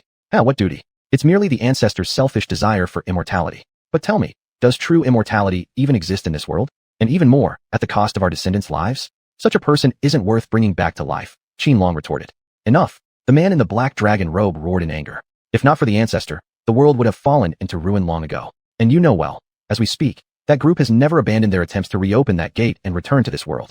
Without the ancestor resurrected, who will save all living beings once they return? Do you think the ancestor desires resurrection for eternal life? He seeks it for the sake of the entire world. Yet you, for the sake of your own son, would abandon all sentient life. How dare you pass judgment on the ancestor? Fine, reflect on this well. After the 100-yearly immortal sect debate concludes, comes the heavenly selection trials. I will send Yuanxin and Xuanhuan to participate, and also to find your son. Yuanxin has awakened the ancestral eye. Finding your son won't be difficult. Your silence serves no purpose. With that, the man in the black dragon robe turned and left. Only Qianlong's low growls remained within the dark dungeon. Xuanhuan City. Late at night, Xianhao was resting in his room when Li Wanyu suddenly entered and woke him. Wanyu, why are you disturbing me again so late at night? Don't tell me you're going to make me run away again. Xianhao frowned. This wasn't the first time Li Wanyu had woken him in the middle of the night. Li Wanyu quickly said, Young master, you misunderstand. I woke you because someone wishes to see you. See me? Xianhao blinked in surprise. One of our people? Yes. Li Wanyu nodded. All right then, lead the way. After a brief pause, Xianhao quietly followed Li Wanyu out of the room. Li Wanyu led Xianhao into a small courtyard opposite the inn. Entering the main hall of the courtyard, they saw a middle-aged man standing with his hands clasped behind his back. Upon hearing their footsteps, the man turned around and quickly bowed. Judge Sun Xuanying pays respects to the Ghost King. Rise, Xianhao said, carefully scanning Sun Xuanying from head to toe. Thank you, Ghost King, Sun Xuanying said respectfully. Why are you here? Xianhao asked. In reply, my lord, the subordinate is actually the current ruler of Xuanhuan City, Sun Xuanying answered. Oh, Xianhao was slightly taken aback. Although Li Wanyu had previously told him that many high-ranking members of the Wangui sect had infiltrated various major factions, he hadn't expected the very lord of Xuanhuan City to be a judge of the Wangui sect. So even though the Wangui sect had been destroyed long ago by scattering into the shadows, it had grown even stronger than before. Xuanhuan City was one of the most prosperous cities in the eastern wilderness, backed by Lingxiao Heavenly Palace. Given Sun Xuanying's position as its lord, he must have held a status at least equivalent to an elder within Lingxiao Heavenly Palace. At this moment, Xianhao couldn't help but feel a chill toward the Wangui sect. He began to wonder, was he merely a pawn in their game? After a long silence, Xianhao snapped back to reality and asked Sun Xuanying, "You took such a risk to see me. What is it that you want?" "Yes," Sun Xuanying said. "I've already sent word to Lingxiao Heavenly Palace about the Ghost King killing Chu Tianqing.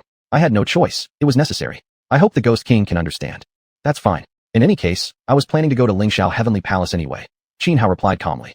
"This Xianmen Lundao Dawit is hosted by Lingxiao Heavenly Palace. The Ghost King will be attending as a representative of the 12 Towers. Although Lingxiao Heavenly Palace may try to make things difficult for you, they won't truly harm you. That's precisely why I dared to report the matter immediately," Sun Xuanying explained briefly, then added. "But recently, I received news. Xiuxian, the patriarch of the Tianqing Immortal Sect, is on his way to Tianyuan City." "The patriarch of the Tianqing Immortal Sect?" Xianhao frowned. Clearly, the man was coming for revenge over Chu Tianqing. "Yes," Sun Xuanying confirmed.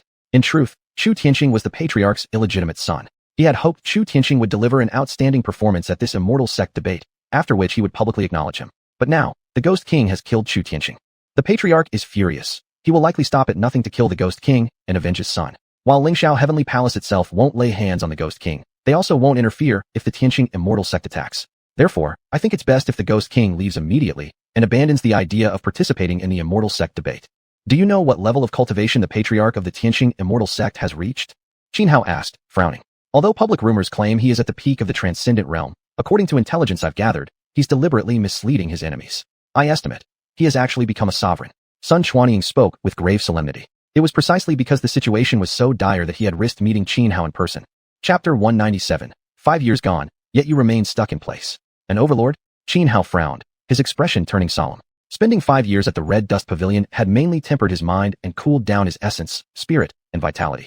Though he had gained greatly and broken through the constraints of cultivation boundaries and combat strength, he was already struggling to fight a peak transcendent cultivator. Facing an overlord, he stood no chance whatsoever. The gap between a transcendent and an overlord was an uncrossable chasm, unlike the 9 levels within transcendence, which could be bridged with talent. "Sovereign Ghost, I can arrange for someone to escort you out safely, leaving not a trace behind," Sun Xuanying said. "No," Xianhao shook his head. "What's meant to be will be." "But," Sun Xuanying seemed about to speak again. But Xianhao interrupted him. "Don't worry. I know my limits. Does the master of a minor sect like Tianqing Immortal Sect really think he can kill me?" Seeing Xianhao's confident expression, Sun Xuanying hesitated briefly, then remained silent. After exchanging a few more casual words, Xianhao left with Li Wuyo. Watching Xianhao's retreating figure, Sun Xuanying furrowed his brows, looking deeply concerned as he murmured to himself, "I must find a way to protect the sovereign ghost. He is the hope of the 10,000 Ghosts Hall. His safety cannot be compromised." After leaving Sun Xuanying's courtyard, Xianhao didn't return to the inn immediately. Instead, he walked down deserted streets with Li Wuyo. "Wuyo, do you trust this Sun Xuanying?" Xianhao asked. "Ah, this." Li Wuyo knitted her delicate brows, hesitating before replying. "Master, Sun Xuanying is my foster father." Hearing her words, Xianhao instantly stopped walking, staring at Li Wuyo in bewilderment. He truly hadn't expected this. "Master, I can assure you, 100%, that my foster father is utterly loyal to the 10,000 Ghosts Hall, without any second thoughts," Li Wuyo said firmly. I believe you," Xianhao nodded. He knew that Sun Xuanying, having become the lord of Yuan City and successfully infiltrated right under the nose of Lingxiao Heaven Palace, was naturally no ordinary man. Thus, previously, Xianhao hadn't fully trusted him. Now that he learned Sun Xuanying was Li Wuyo's foster father, although he still wasn't completely convinced, he did feel somewhat more reassured. After all, Li Wuyo had lived with him for 5 years. They developed deep bonds. He trusted Li Wuyo implicitly. "Master, you really aren't going to flee?" Li Wuyo's brows tightened as she asked. If it were enemies below the level of overlord, she was confident she could protect Xianhao, but against an overlord, she wouldn't stand a single chance. "Don't worry," Xianhao smiled. "I carry plenty of treasures on me, not just some mere overlord. Even if it were a longevity fiend, they couldn't harm even a strand of my hair." Knowing Li Wuyo was worried for his safety, he spoke to ease her heart. He wasn't reckless by nature. The reason he dared stay behind was entirely because he possessed numerous powerful artifacts gifted by Qingying and others. Those treasures were more than enough to ensure his survival. After returning to their lodging, both retired to their rooms. The night passed quickly. The next morning, after breakfast at the inn, everyone set off once more toward Lingxiao Heaven Palace. Yuan City was very close to Lingxiao Heaven Palace, and the journey held no real dangers. Thus, it took Xianhao, Yanrajian, Jiang Yunch, and the others only 3 days to arrive safely at Lingxiao Heaven Palace. In the vast sky over Shanghai floated countless immortal mountains. Cranes and auspicious birds soared among them, while waterfalls cascaded from mountain peaks, resembling jade dragons winding around the lofty peaks. The mountains were arranged hierarchically. The farther back one went, the higher the floating mountains rose, their forms growing increasingly majestic and grand. Scattered across these immortal peaks were palaces arrayed like stars, row upon row, magnificent and breathtaking. This was Lingxiao Heaven Palace, one of the 10 great holy lands. From the main gate to the central hall of Lingxiao Heaven Palace, there were 33 ascending levels, symbolizing that its principal hall stood above the 33rd heaven. Qin Hao, along with Xianxia and Xuanhuan, landed before the gates of Lingxiao Heaven Palace. Then, Qin Hao led Xianxia and Xuanhuan forward into the inner sanctum. At this moment, many people had already gathered before the main gate. Although the Immortal Sect Debate Assembly was a grand event co-hosted by the 10 great holy lands, besides the original 72 immortal sects of East Wasteland, many smaller factions also attended. Thus, the opening of the assembly drew crowds from all corners converging upon Lingxiao Heaven Palace. For disciples of minor sects, even if they lacked the qualifications to win precious cultivation resources or rewards, merely witnessing such a spectacle was invaluable. When Qin Hao, Xianxia, Xuanhuan, and their companions approached the gate of Lingxiao Heaven Palace, they strode straight ahead, preparing to enter. At that moment, two disciples guarding the gate of Lingxiao Heaven Palace blocked Qin Hao, Xianxia, Xuanhuan, and the others. Qin Hao gave Li Wuyo a meaningful glance. Li Wuyo immediately took out a golden badge, the emblem representing status within the 12 towers. Seeing the golden badge in Li Wuyo's hand, the two Lingxiao Heaven Palace disciples quickly stepped aside, allowing Qin Hao, Xianxia, Xuanhuan, and their companions to enter, while loudly announcing, "Disciples of the 12 towers have arrived." Just as Qin Hao walked through the mountain gate of Lingxiao Heaven Palace with Xianxia and Xuanhuan, they encountered a group blocking their path from behind the gate. At the forefront stood Wang Xianfeng, the very man who had clashed with Qin Hao 5 years ago in the Taichu ancient land. "So popular am I that your Lingxiao Heaven Palace actually came to greet me at the gates." Qin Hao glanced at Wang Xianfeng and his group, a faint, mocking smirk curling at the corner of his lips as he said lightly, "Umph, brat, 5 years apart, and you're still as sharp-tongued as ever." Wang Xianfeng sneered at Qin Hao. He already knew about Qin Hao killing Chu Tianqing in Xuanhuan City, which was why he had gathered a group here to intercept him at the gate. Wang Xianfeng's younger sister was one of the concubines of the master of Tianqing Immortal Sect. Therefore, he was fiercely protective of Tianqing Immortal Sect's interests. "Oh, it's you." Qin Hao feigned careful scrutiny of Wang Xianfeng before saying, "5 years gone, yet you remain stuck in place." "What do you mean, stuck in place?" Wang Xianfeng clearly didn't catch on at first, but soon he understood. Qin Hao was mocking him for making no progress in cultivation. He found it utterly ridiculous. 5 years might seem long to ordinary people, but to cultivators, it was merely the blink of an eye. Especially for a peak, transcendent cultivator, breaking through to become an overlord within 5 short years was nothing short of delusional. "I've no patience for your babbling," Wang Xianfeng said coldly. "I'm here to stop you because you killed Chu Tianqing in Xuanhuan City. Speak, how will you atone for your crime?" Chapter 198, Zhao Kai, the Human Offering. Wang Xianfeng arrived with overwhelming force, exuding a cold and murderous aura. 5 years ago, in the Taichu ancient land, he had already clashed with Qin Hao. Back then, Qin Hao's talent was shockingly extraordinary, so much so that even Lu Tai, who possessed the Jade Emperor heart and the No Calamity divine body, couldn't stand against him. It was easy to imagine just how terrifyingly powerful Qin Hao would become if allowed to grow unchecked. What's more, Qin Hao had already incurred enmity with Lingxiao Heaven Palace. Thus, Wang Xianfeng would stop at nothing, even defying the sacred rules of the Taichu trial, to kill Qin Hao, no matter the cost, to prevent future retaliation against Lingxiao Heaven Palace. Unfortunately back then, Yan Rujiang had intervened. Knowing he couldn't defeat Yan Rujiang, Wang Xianfeng had no choice but to withdraw. A few days earlier, however, news from Xuanhuan City reached him. Qin Hao had killed Chu Tianqing. That gave Wang Xianfeng the perfect justification to eliminate Qin Hao. So, he arranged for spies to intercept Qin Hao as soon as the group entered Lingxiao Heaven Palace. Staring at Wang Xianfeng, Qin Hao narrowed his eyes, icy killing intent flashing through them, as he shouted loudly, "Who the hell do you think you are? How dare you accuse me? Insolent!" Wang Xianfeng roared in fury, his murderous aura surging violently, causing the sky above to churn with turbulent clouds and wind. But despite his rage, he was still an elder of Lingxiao Heaven Palace, and Qin Hao and his companions were guests here, representing the 12 towers for the Immortal Sect Debate Assembly. He couldn't simply attack outright. Otherwise, he would have slapped Qin Hao into oblivion without hesitation. At that moment, a young man emerged from a palace within the sea of clouds behind them, crossing space swiftly before descending onto the scene.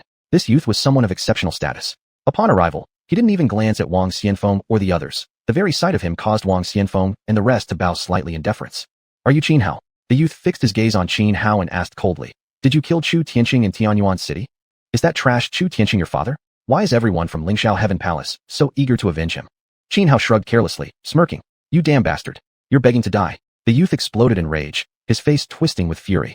His name was Zhao Kai, the son of Zhao Lingsu, the Grand Elder of Lingxiao Heaven Palace. Over recent years, Lingxiao Heaven Palace had grown exceptionally close with the Heavenly Star Immortal Sect. As Zhao Lingsu handled most internal affairs of the sect, frequent interactions gradually forged a deep friendship between him and the leader of the Heavenly Star Immortal Sect. This connection made Zhao Kai and Chu Tianqing close, nothing less than notorious scoundrels and rascals together. Zhao Kai had just returned from an outer expedition when he heard the news of Chu Tianqing being slain by Xuanhuan in Xuanhuan City. Without hesitation, he rushed here immediately, seeking vengeance. Not a second passed before Zhao Kai raised his hand and struck out at Xuanhuan with a palm strike.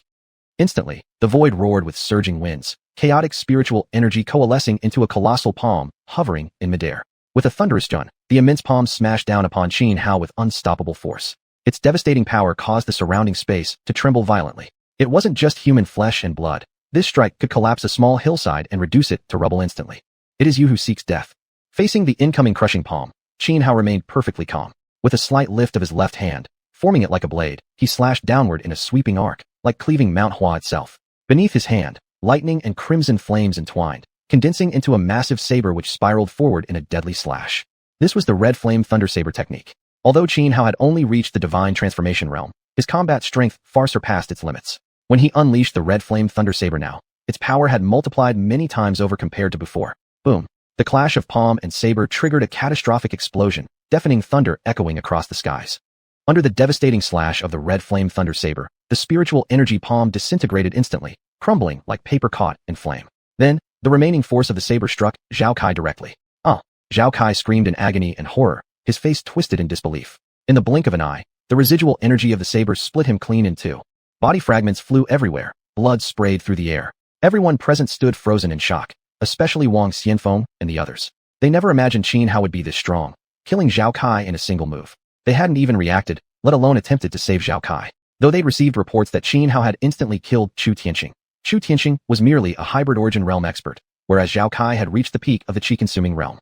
Even more crucial, the gap between them wasn't just 2 cultivation levels apart. Zhao Kai's talent vastly exceeded Chu Tianqing's, meaning his combat prowess left the latter far behind. To Wang Xianfeng and the others, Xuanhuan killing Chu Tianqing didn't necessarily mean he could also kill Zhao Kai. After all, they could clearly sense Xuanhuan's aura. He was only at the divine transformation realm.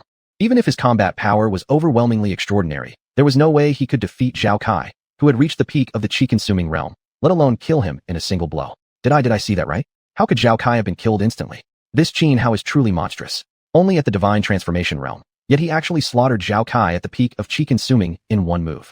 Zhao Kai was the Grand Elder's only son, deeply favored and pampered by him. Now he's been killed right before our eyes by Xuanhuan. Once the Grand Elder finds out, even we might be dragged into this disaster. I just came here to watch the spectacle, and now I'm doomed. Wang Xianfeng and the others finally snapped out of their shock at Zhao Kai's death, their faces turning ashen.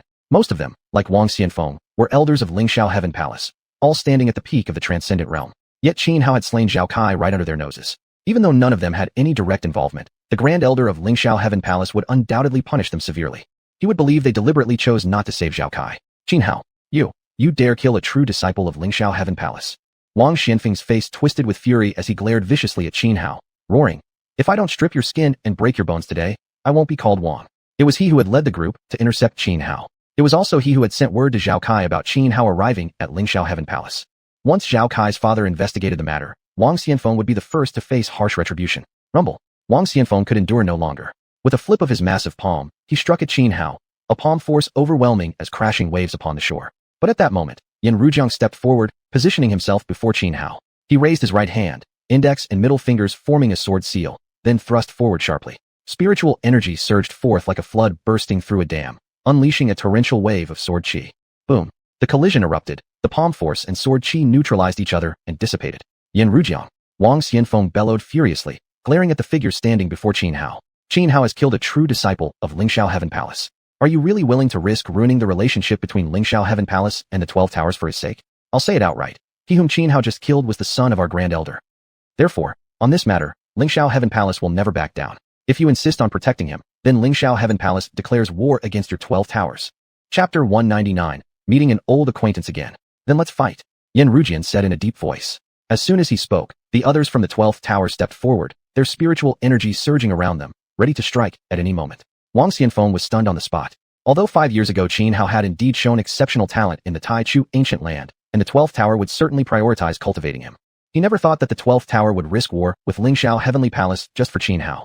That was exactly why he had boldly declared earlier. If Yan Rujian insisted on protecting Xuanhuan, then Lingxiao Heavenly Palace would declare war on the 12th Tower.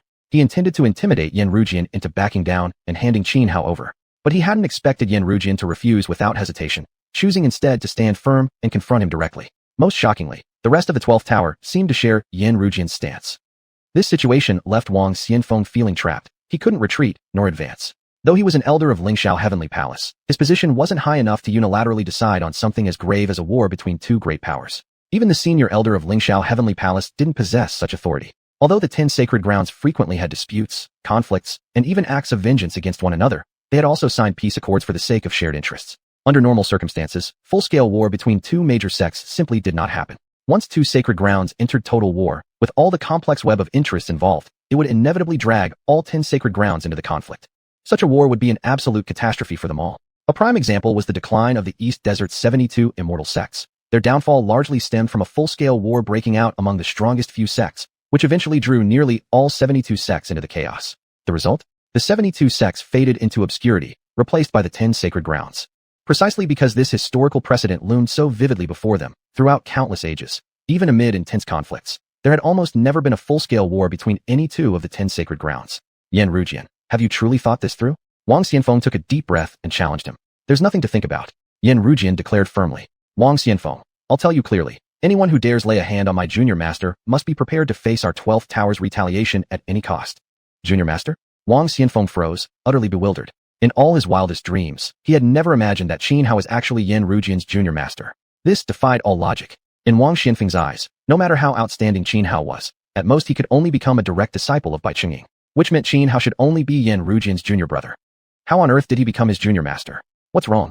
Aren't you going to start that all-out war you were talking about? Come on. Xianhao stared at Wang Xianfeng, taunting him shamelessly. You. Wang Xianfeng was so enraged that the veins on his forehead bulged one by one. His fists clenched tightly until they cracked audibly. Yet, he truly didn't dare make another move. If this matter escalated further, given his cultivation and status, he would no longer have control over the consequences. What? Was your threat earlier just hot air? Xianhao seized the advantage, refusing to let up, deliberately provoking Wang Xianfeng. You're asking for death. Wang Xianfeng trembled uncontrollably with fury, his rage consuming all rational thought. No longer caring about the repercussions, he prepared to attack Xianhao once more. At that moment, however, the others who came with him quickly grabbed and restrained him. Zhao Kai had already been instantly slain by Xianhao. The incident was already serious enough. If they actually triggered an all-out war between the 12th Tower and Lingxiao Heavenly Palace, they too would undoubtedly be punished severely. Thus, they chose to hold Wang Xianfeng back. Elder Wang, calm down. That young man named Xianhao is actually junior master to Elder Yan. If that's true, then he holds a status equal to the dozen or so lords of the 12th Tower. If we kill him here, the 12th Tower might really go to war with our Lingxiao Heavenly Palace at all costs. Quickly send word to the palace masters. Let them handle this matter.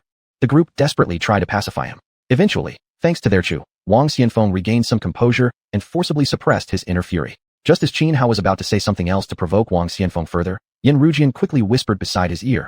Junior master, that's enough. Remember, we're on their territory. If we push things to the extreme, we'll be in real danger. Fine. Xianhao frowned, pondering for a moment. He realized Xianrujian made perfect sense. So he decided not to keep pressing the issue. Wang Xianfeng's expression turned extremely grim. His current position was truly one of being caught between a rock and a hard place. Though he hated Xianhao with every fiber of his being, he truly didn't dare escalate the matter beyond repair.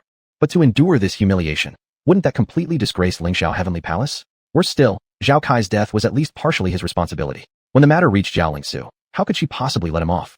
Bro-in-law, you're still alive. At that moment, a most ill-timed voice cut through the tense standoff. Everyone instinctively turned toward the source of the sound and saw a young man dressed in brocade robes walking through the gates of Lingxiao Heavenly Palace. You're Morong Xiaolong? Xianhao glanced at the youth and asked, frowning. What's that supposed to mean? Bro-in-law, do you actually have other women besides my big sister? The boy's eyes darted mischievously, clearly up to no good. He was indeed Morong Xiaolong. 5 years had passed since then. He'd transformed from a mischievous little kid into a handsome young man. Yet, the same playful, trouble-seeking aura about him hadn't changed one bit. Sure enough, right after Morong Xiaolong finished speaking, two women stepped through the gate of Lingxiao Heavenly Palace, the sisters Murong Yunyan and Murong Tianyu. Xianhao. Seeing Xianhao, both Murong Yunyan and Murong Tianyu froze in surprise. Rain sister, it's been 5 years. You've become even more beautiful. Xianhao quickly walked over and smiled at Murong Tianyu. Huh. Murong Tianyu snapped back to her senses, laughed brightly, and said, compared to 5 years ago, you've certainly become more amusing. Already learning how to flatter now. I heard you amazed everyone during the Tai Chu trial 5 years ago, later agreed to join the 12th Tower, but then regretted it just before arriving and left on your own. After that, we lost all trace of you. Murong Tianyu remarked. She hadn't participated in the Tai Chu trial 5 years ago. Instead, she'd gone to another secret land. I cultivated in the 12th Tower for 5 years. Xianhao replied. Though he hadn't spent much time with Murong Tianyu, they had always gotten along well. Reuniting today lifted his spirits greatly.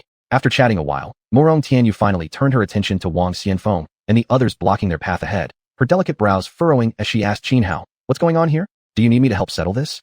Chapter 200. Do you know your crime? It's a minor matter. I can handle it, said Qin Hao. All right then. After a moment's thought, Morong Tianyu decided not to interfere further in the conflict between Qin Hao and Wang Xianfeng. I'll take my leave first. See you at the debate assembly. Qin Hao nodded. Wang Xianfeng did not block the Murong siblings, stepping aside to let them pass. The Murong family was mysterious and powerful. It was said that long ago, they had produced 3 generations of sword gods in succession. Even Xiuxian, one of today's top 10 sects, shared intricate ties with the Murong family, though the Murongs were always low-key and rarely involved themselves in worldly affairs. After the Murong siblings left, Qin Hao glanced at Wang Xianfeng, then turned to Yan Rujian. Let's go back. Huh. Yan Rujian froze for a second, not understanding what Qin Hao meant. Since they don't welcome us, there's no point staying. From now on, if this absurd debate assembly is hosted by Lingxiao Heaven Palace, our 12 towers won't participate ever again.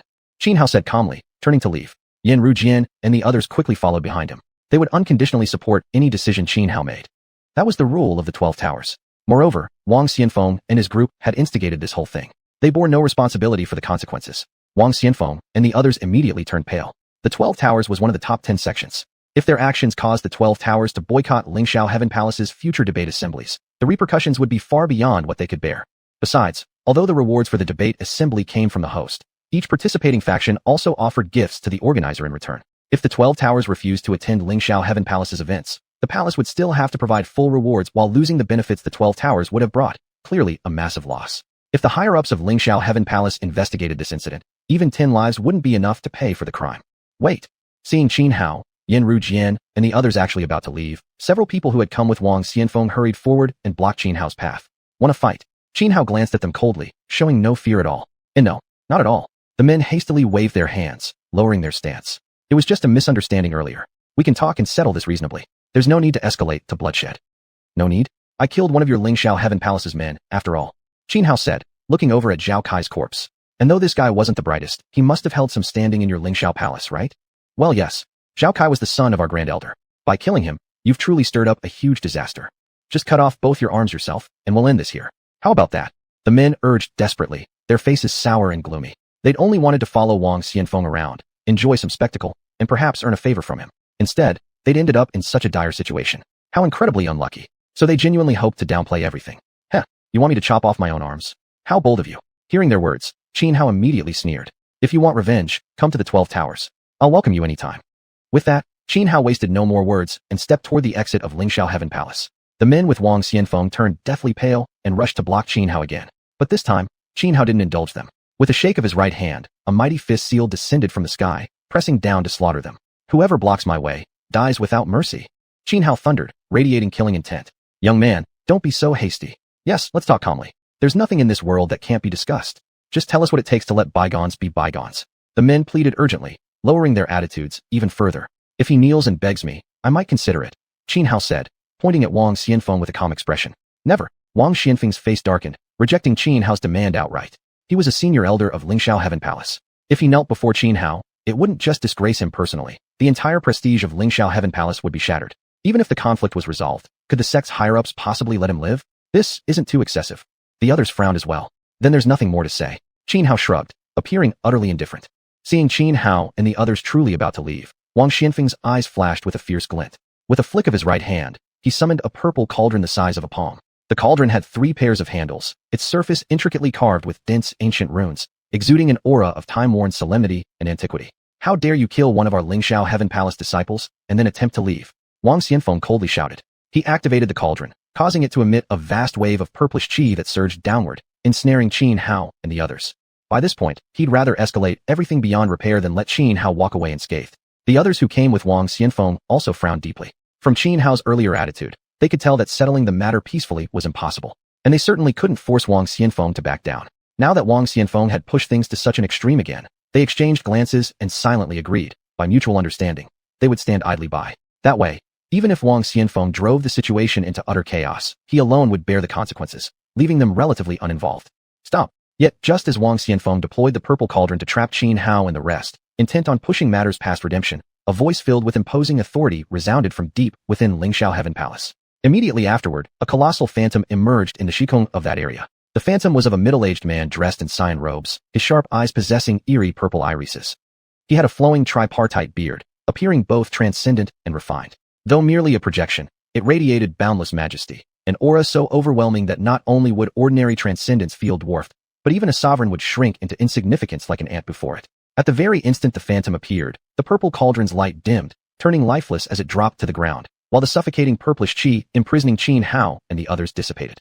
Upon seeing the manifested phantom, Wang Xianfeng and the others paled instantly. They knelt on the spot, bowing respectfully to the figure.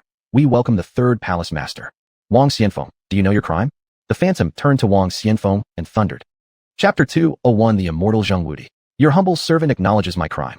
Faced with the phantom's accusation, Wang Xianfeng, still on his knees, immediately pressed his forehead to the ground in submission, not daring to utter a single word of defense.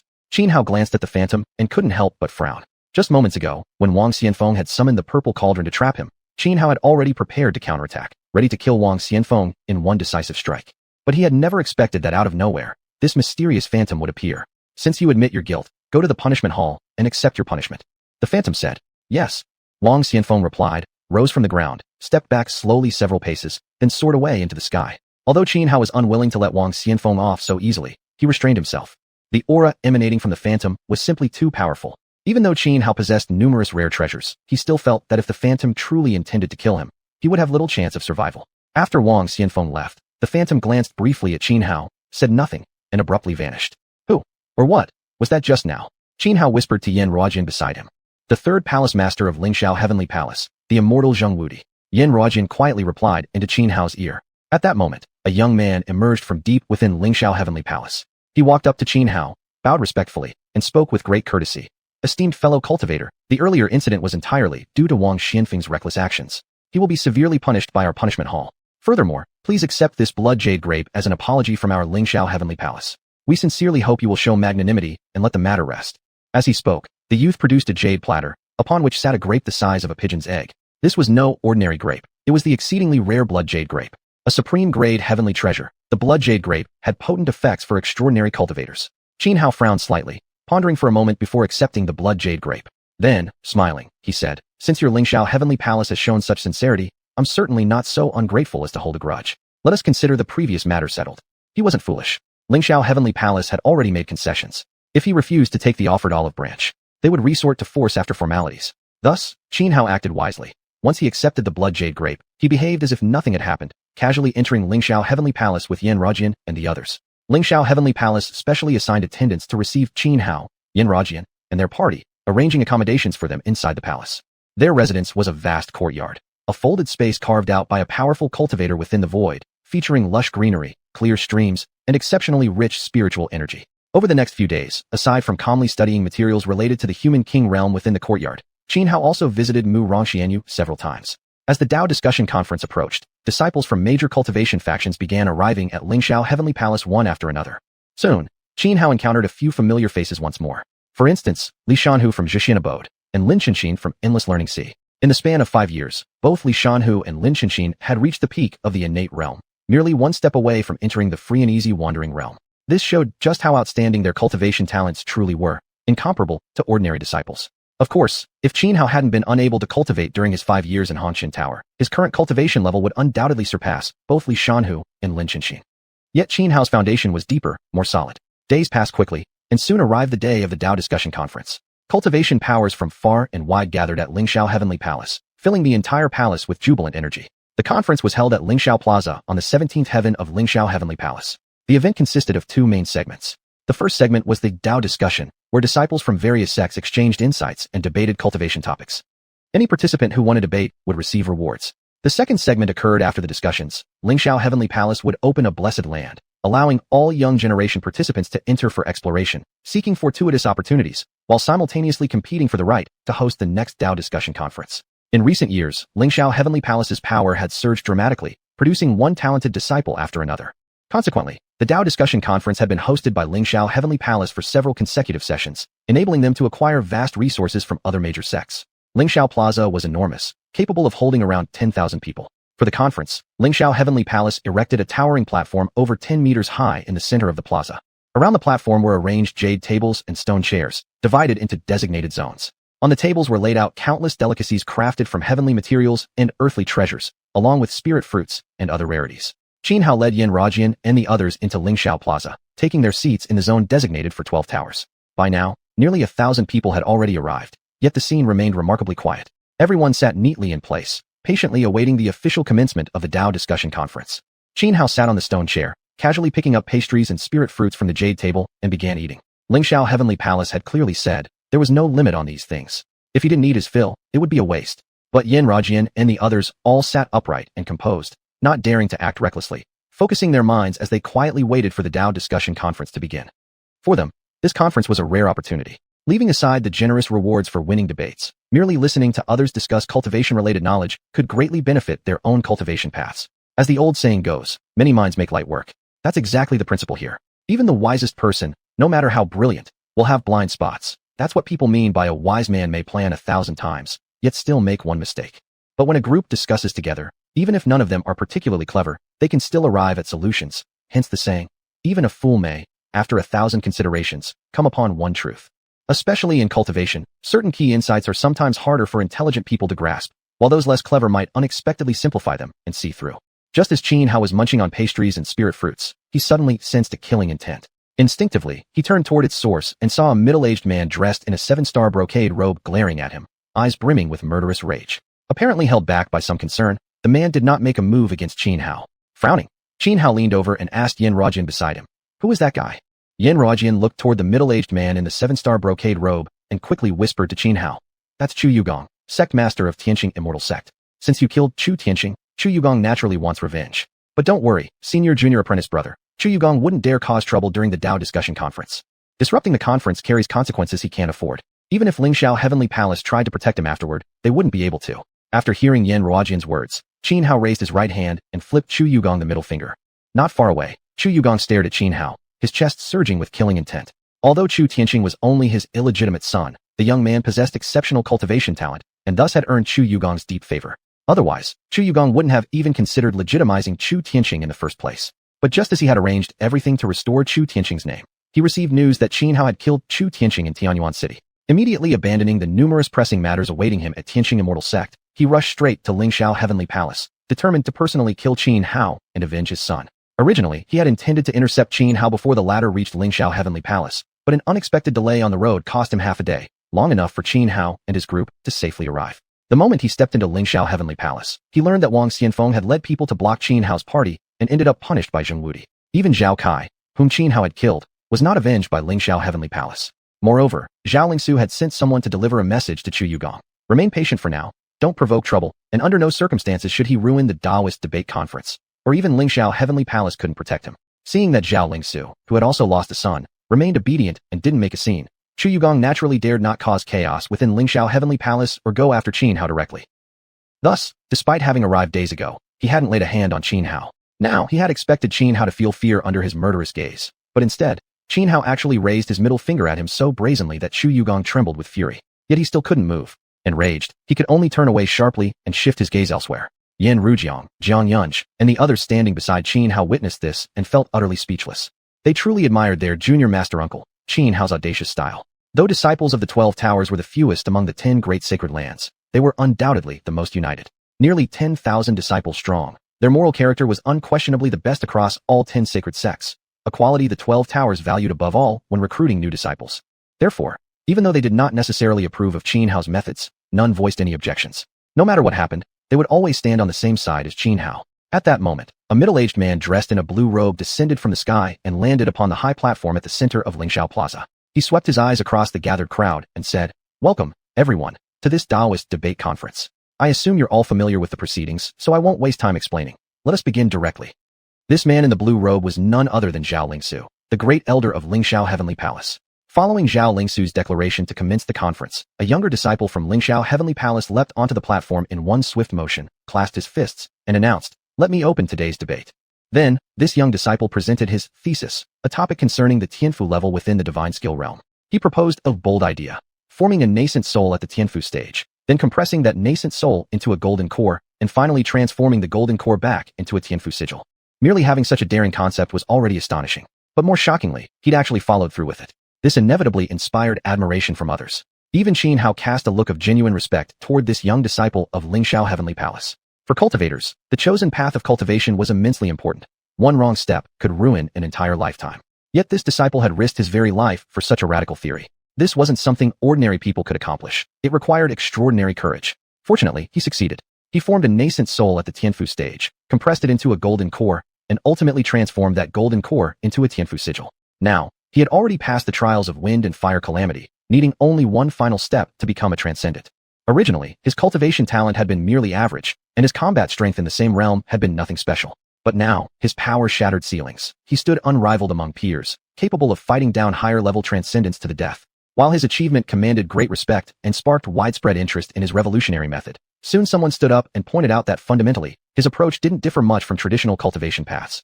That person argued that whether it be Tianfu, golden core, or nascent soul, they were merely different forms of the same Tao fruit along the cultivation journey. Rather than saying the young disciple had truly formed a nascent soul, compressed it into a golden core, and then converted it into a Tianfu, it was more accurate to say he had cultivated a Tianfu that resembled a nascent soul, and a nascent soul shaped like a Tianfu. In essence, there was no real change. This person's view gained widespread agreement. This Taoist debate conference is truly interesting. Xianhao had originally not been very interested in the conference, but after only just beginning, he had already heard such brilliant discussions from these two individuals that he began listening attentively. Moreover, their debate opened a new door for him regarding his own understanding of cultivation, allowing him to glimpse an entirely new world. Soon, more and more people joined the discussion. Some proposed novel theories, and in no time, the entire Lingxiao Plaza became lively, with everyone expressing unique insights on cultivation and elaborating upon various issues often overlooked in daily practice. In fact, quite a few cultivators, having resolved their inner doubts during the course of discussion, broke through to a higher cultivation realm right then and there. Unconsciously, 3 days had passed. The discourse at Lingxiao Plaza now entered its final phase, gradually shifting from practical matters related to cultivation stages to deeper, philosophical questions. After another intense debate, a monk dressed in white monastic robes stepped forward, ascended the high platform, sat down cross-legged, and said, "This humble monk, Xuanhuan, would like to ask today, among Buddhism, Taoism, and Confucianism, which should be considered supreme?" At Xuanhuan's words, the previously noisy plaza suddenly fell silent. Everyone stared blankly at the monk on the platform, utterly astonished. Every cultivator knew that Buddhism, Confucianism, and Taoism had long been at odds, yet publicly they still maintained the facade of three teachings as one family. For hundreds of years, the three sects had avoided major conflicts. Yet today, Xuanhuan had brazenly asked, before such a massive audience, which of the three deserved supremacy. This was clearly instigating trouble. Hardly had Xuanhuan finished speaking when a young man clad in a white Confucian robe leapt up onto the platform, landing opposite Xuanhuan, and proclaimed in an imposing voice, "Naturally, it is Confucianism that stands supreme." Chapter 203, Scanning through the pages of history. All who left their names were fellow men of letters. The atmosphere at Lingxiao Square had grown heavy. Everyone turned their gaze toward the high platform, nerves taut. No one had expected that today, Xuanhuan would be so bold as to directly raise the topic of which of the three teachings should be supreme. Xuanhuan is too daring. How dare he bring up such a subject? Isn't this inciting conflict among the three teachings? It's said that in ancient times, for a very long period, the cultivation world was led by the three teachings. Back then, the three teachings stood in equilibrium, yet due to fundamental differences in philosophy, they clashed repeatedly. It was precisely because of these prolonged conflicts that the power of the three teachings greatly declined, allowing later various cultivation sects to flourish, ultimately leading to the current situation of the 10 great holy lands. Yes, for the three teachings, philosophical disputes have always been taboo. No one has ever dared to bring it up before. Xuanhuan is a genius among the younger generation of Damo Golden Radiance Pagoda, daring to raise such an issue at this Tao discussion assembly. Could it be that he's signaling the pagoda's desire to reignite the conflict between the three teachings? The crowd murmured softly, all baffled as to why Xuanhuan would dare propose such a contentious topic. On the high platform, a young man dressed in a white Confucian robe stood proudly, radiating an invisible pressure directed straight at Xuanhuan. His attitude was just as aggressive, confronting Xuanhuan head-on without the slightest sign of backing down. His name was xiuxian, one of the outstanding disciples from xiuxian. Why? Sitting cross-legged on the ground, Xuanhuan remained expressionless as he glanced at xiuxian and asked calmly, "Why?" Because in reputation, xiuxian is one of the 10 great holy lands, the highest sanctuary in the hearts of scholars today. In strength, xiuxian not only has hundreds of thousands of disciples, but within the Zhongzhou divine dynasty, there are tens of millions of students devoted to our cause. As for merit, we Confucians establish the mind for heaven and earth, secure destiny for the people, continue the lost teachings of past sages, and open peace for eternity. How can Buddhism or Taoism compare to that? Xiuxian declared proudly. Hearing his words, those present who revered Confucianism felt their blood surge with pride. They believed Xiuxian spoke nothing but truth. Even some who originally didn't hold Confucianism in high regard were now deeply impressed by Xiuxian's speech, beginning to feel respect and admiration for the Confucian school. Xianhao frowned slightly. He was highly interested when cultivators discussed topics related to cultivation, but this debate about ideologies among the three teachings held no interest for him whatsoever. Confucians use literature to disrupt laws. Many Confucian scholars, chasing fame and rank, commit unspeakable atrocities. Even some sages of great prestige have caused endless wars for personal gain. How then can Confucianism claim supremacy? Sitting still like an old monk, Xuanhuan replied in a calm tone. By that logic, does your Buddhist sect not also have its share of scoundrels? I once traveled to the western regions. Passing a temple, I saw monks practicing xiuxian, bewitching and manipulating female believers. Utterly bestial. Xiuxian immediately shot back, speaking loudly. In any organization, bad apples exist. Mixed quality is simply the norm of the world. Our Confucian ideal is engagement with the world, governing and civilizing society.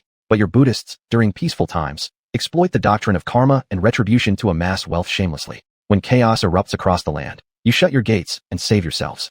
Such behavior is utterly despicable. Amitba, Xuanhuan furrowed his brows, clasped his hands together, and said, Venerable sir, you are mistaken. All worldly matters follow a fixed order. Our Buddhism merely refrains from disturbing the natural Tao. Moreover, during times of disorder, we Buddhists do aid the poor and provide porridge to refugees. Heh. Xiaoxian sneered coldly. Sounds noble enough, but is helping impoverished refugees truly your aim? You're merely using such opportunities to aggressively recruit followers. Exactly. The bald-headed monk's actions are truly shameless. Just as Xiaoxian and Xuanhuan were locked in fierce argument, another young man clad in a bright red Taoist robe leapt onto the platform. This youth was tall and sturdy, a yellow gourd hanging at his waist, and a black precept saber sheathed on his back. Even though he suppressed its aura with pure Taoist energy, the saber still exuded overwhelming killing intent. His name was Ding Baihe, one of the most outstanding younger generation disciples of Yuanshi Dao sect, already having reached the level just shy of Supreme Sovereign. Amitba, Xuanhuan turned to Ding Baihe and asked, Does the Honorable Sir also believe Confucianism should stand supreme among the three teachings? Huh, you bald fool. You look benevolent on the outside, but inside you're filled with nothing but lust and greed. Ding Baihe burst into laughter. You can't win the debate yourself, so you try to shift the target and use me as your weapon? Is such scheming really in line with your Buddhist teachings? The Honorable Sir misunderstands. This humble monk has no such intention. Xuanhuan replied calmly, hands clasped before him. Below the high platform, the crowd listened with keen interest, each one eagerly anticipating the outcome of the debate between Xuanhuan, Xiaoxian, and Ding Baihe on the question of which of the three teachings should be supreme. Xianhao's brow furrowed, a flicker of impatience in his eyes as he muttered to himself. This monk's audacity truly knows no bounds. His skin is thicker than city walls. Little Senior doesn't care for the Buddhists? Yin Rujiang asked beside him. Not particularly. Xianhao replied casually. As that Xiaoxian just said, any organization in this world has its share of rotten apples. You can't condemn an entire group based on a few. There are evil monks, just as there are treacherous Confucians. Then who does Little Senior think should stand supreme among the three teachings? Yin Rujiang asked, curiosity evident on his face. Confucianism. Xianhao answered after a moment's thought. Why? Yin Rujiang pressed. Xianhao replied offhandedly. Because although Confucian doctrine contains many flaws, its emphasis on engagement with the world, governing society, and working for the welfare of all common people is undoubtedly commendable. As for Buddhism and Taoism, they focus primarily on individual cultivation rather than the well-being of the masses. Put simply, if Confucianism stands supreme, the common people benefit. If either Buddhism or Taoism were to dominate, chaos would surely follow, of no benefit to the lives of ordinary folk. Yin Rujiang frowned, thinking for a moment before saying, Actually, the Confucian ideal of worldly engagement is somewhat similar to our 12 Towers creed of swords sheathing every injustice under heaven. At this moment, the debate atop the high platform among Xuanhuan, Xiaoxian, and Ding Baihe had reached a fiercely intense stage. Ding Baihe paused in thought for a moment, then said, The ancestor of Tao once declared, precisely because it does not contend, nothing in the world can contend with it. My Tao sect could not care less about which of the three teachings stands supreme. If you Buddhists and Confucians wish to claim supremacy, then by all means, take it. Upon hearing Ding Baihe's words, many in the audience were stunned. Particularly those disciples from Yuanshi Dao sect who had come with him now wore expressions of deep dismay. Though Yuanshi Dao sect had long upheld the Taoist principle of non-contention, throughout history, the Taoist school had never once backed down when it came to the issue of which teaching stood supreme. Was Ding Baihe now openly admitting weakness? Chapter 204. Xianhao, dare you debate with me? Has senior brother Ding lost his mind? How could he say something like that? On other matters, our Tao sect may yield, but when it comes to the philosophical contention among the three teachings, we cannot compromise in the slightest. Exactly. One of our forebears once said, among the three teachings, Tao stands foremost. How can they sit equally and share the same name? That's right. Although our Tao sect has been low-key in recent years, it doesn't mean we're weak. The reason Lingxiao Heavenly Palace has been so prominent lately, claiming the top spot among the 10 great holy lands, is simply because our Tao sect does not chase such hollow fame. Otherwise, there would be no room for Lingxiao Heavenly Palace, let alone Shuihai Ya or Damo Golden Light Pagoda. The disciples from Yuanshi Dao sect immediately grew restless, and some even attempted to leap onto the high platform to join the debate. But they were stopped by a young man. This youth was none other than Ling Taishu, the designated heir of Yuanshi Dao sect. Back at the secret realm atop Tianyan Peak, Xianhao had once crossed paths with Ling Taishu. Ling Taishu possessed unparalleled genius, having cultivated the 9-character heavenly secret talisman. Even Xuanhuan, whose origins were shrouded in mystery, had suffered a severe setback at Ling Taishu's hands. According to what Xianhao had learned during casual conversations with Murong Tianyu recently, if Long Outyin from the Deathless Mountains hadn't intervened, Ling Taishu and Xuanhuan would have fought to the bitter end. Still, Xuanhuan's identity was far more complex than merely being the saintess of Tianhuan Bulacheng. Much like the 3 siblings of the Murong family, they were officially disciples of Linglong's sword sect, yet their true backing lay with the Murong clan. While Linglong's sword sect was merely a minor second-rate power, the Murong clan was a force feared even by the 10 great holy lands. However, the Murong clan had long withdrawn from worldly affairs, rarely sending members into the outside world. In each generation, only 1 or 2 young heirs would emerge to temper themselves in the mortal realm, and initially, these heirs would usually join a small second-tier sect. Ling Taishu was incredibly strong, but even so, the figure attending this forum assembly was merely an external manifestation, not his true body. As the chosen heir of Yuanshi Dao sect, Ling Taishu held a position higher than Ding Baihe within the sect, along with significantly greater authority. With him stepping forward to intervene, none of the Yuanshi Dao sect disciples dared to act rashly. The monk Xuanhuan clearly intends to reignite the conflict among the 3 teachings. Brother Ding merely spoke as he did to prevent this scheme from succeeding. Besides, our Dao sect has always followed the principle of seclusion. We need not fight bloody battles over empty reputations. The original cause behind the 3 teachings' contention was highly complicated, not merely about who among the 3 teachings should be honored as supreme. Ling Taishu frowned slightly as he addressed the disciples of Yuanshi Dao sect. Even though none of them would dare defy him, he still patiently explained himself, calming their emotions. The heir speaks wisely. We acted too hastily. We nearly fell into their trap. Limitless Heavenly Lord. Under Ling Taishu's reassurance, the disciples from Yuanshi Dao sect gradually calmed down, their agitation subsiding. Meanwhile, up on the high platform, upon hearing Ding Baihe's words, Xuanhuan's eyebrows twitched, a fleeting look of disappointment flashing through his eyes. Xiuxian also furrowed his brow, eyeing Ding Baihe with heightened caution and wariness. He hadn't expected Ding Baihe to actually back down so openly before such a vast audience. Though he understood that Ding Baihe was trying to nullify Xuanhuan's provocation, the sheer courage required to publicly concede was beyond ordinary people. Put himself in Ding's position, Xiuxian knew he wouldn't be able to do it. Even knowing full well that Xuanhuan was stirring trouble, he would never back down. Someone capable of such restraint, Xiuxian realized, was extremely dangerous. If they ever faced off in the future, he would have to proceed with utmost care. Xuanhuan's eyes flickered, about to speak again, when suddenly, a young man in black monastic robes leaped onto the high platform, cutting Xuanhuan off. He clasped his palms together and said to Xiuxian, Ba, our Buddha sect believes all is void. Truthfully, we hold no interest in which of the 3 teachings stands supreme. Xiuxian was utterly speechless. It was Xuanhuan who had initiated the entire dispute about supremacy among the 3 teachings, and now suddenly the Buddhist side wanted to withdraw. What did this mean? Was he trying to shift the blame entirely onto him? This was unbelievably unprincipled. As my Confucian sages have taught, a true gentleman knows what must be done and what must not be done. Saving the myriad people, we Confucians will never shy away from that duty. But as for debates over which of the 3 teachings holds supremacy, we Confucians aren't particularly interested either. Xiuxian dry coughed twice, then abruptly leapt down from the platform. Below the platform, the crowd was completely stunned. They had all been eager to watch Xiuxian, Xuanhuan, and Ding Baihe argue until red-faced and hoarse. Yet in the end, all 3 had backed down at once. It was too sudden. Many were left dazed, taking several seconds before they finally snapped back to reality. I thought the Yuanshi Dao sect, xiuxian, and Damo Golden Light Pagoda were about to start a war. Turns out it's just like that old saying, much ado about nothing. Just a moment ago they were arguing fiercely, face red and veins popping, and now all 3 stepped back at once. How suspiciously well coordinated is that? I was fully expecting them to start fighting, then this. It's like when you're about to let out a thunderous fart, but it suddenly dies. So frustrating. The crowd whispered among themselves, buzzing with chatter. At that moment, a young man dressed in golden brocade robes and a black fox fur cape leapt onto the high platform and declared loudly. Since just now the 3 Dao friends from Yuanshi Dao sect, xiuxian, and Damo Golden Light Pagoda debated the philosophies of the 3 teachings, I too would like to debate with everyone from the 12 pavilions. The concept of 12 sword paths slaying injustice across the world. His words instantly silenced the noisy crowd, because anyone with half a brain could see that this young man, just like Xuanhuan earlier, clearly intended to stir up trouble. Only this time, instead of targeting Yuanshi Dao sect and xiuxian, his provocation was aimed squarely at the 12 pavilions. Xianhao, who had been casually eating fruit, froze mid-bite, put down his fruit, and turned his gaze toward the youth on the platform. Troublemaker incoming. Xianhao frowned. Yan Rujian, Jiang Yunj, and the others were also momentarily stunned before turning their eyes toward the young man on the platform. To be targeted so suddenly and without warning, They were deeply curious as to why. But once they got a clear look at the youth's face, Yanrujian, Jiangyunj, and the rest immediately understood. The young man on the platform was none other than Sun Xing, one of Lingxiao Heavenly Palace's outstanding younger generation disciples. Sun Xing cast his gaze toward the area where the 12 pavilion's members sat, his eyes locking directly onto Qin Hao. Qin Hao, do you dare come up here and debate me? Sure thing. Qin Hao chuckled, rose from his seat, and with a single leap, bounded onto the high platform. He originally hadn't wanted to get involved in any debates, but since Sun Xing had directly challenged him by name, there was no way he could back down now. Chapter 205 Who has the bigger fist? That's the truth. Speak. Qin Hao jumped onto the high platform and glanced at Sun Xing. How do you want to debate? The 12 Towers claims to cleave away all injustice under heaven. I want to ask, what exactly counts as injustice in the eyes of your 12 Towers? Sun Xing stared coldly at Qin Hao, his murderous intent undisguised. Hurting innocents, oppressing the kind-hearted. Qin Hao replied casually.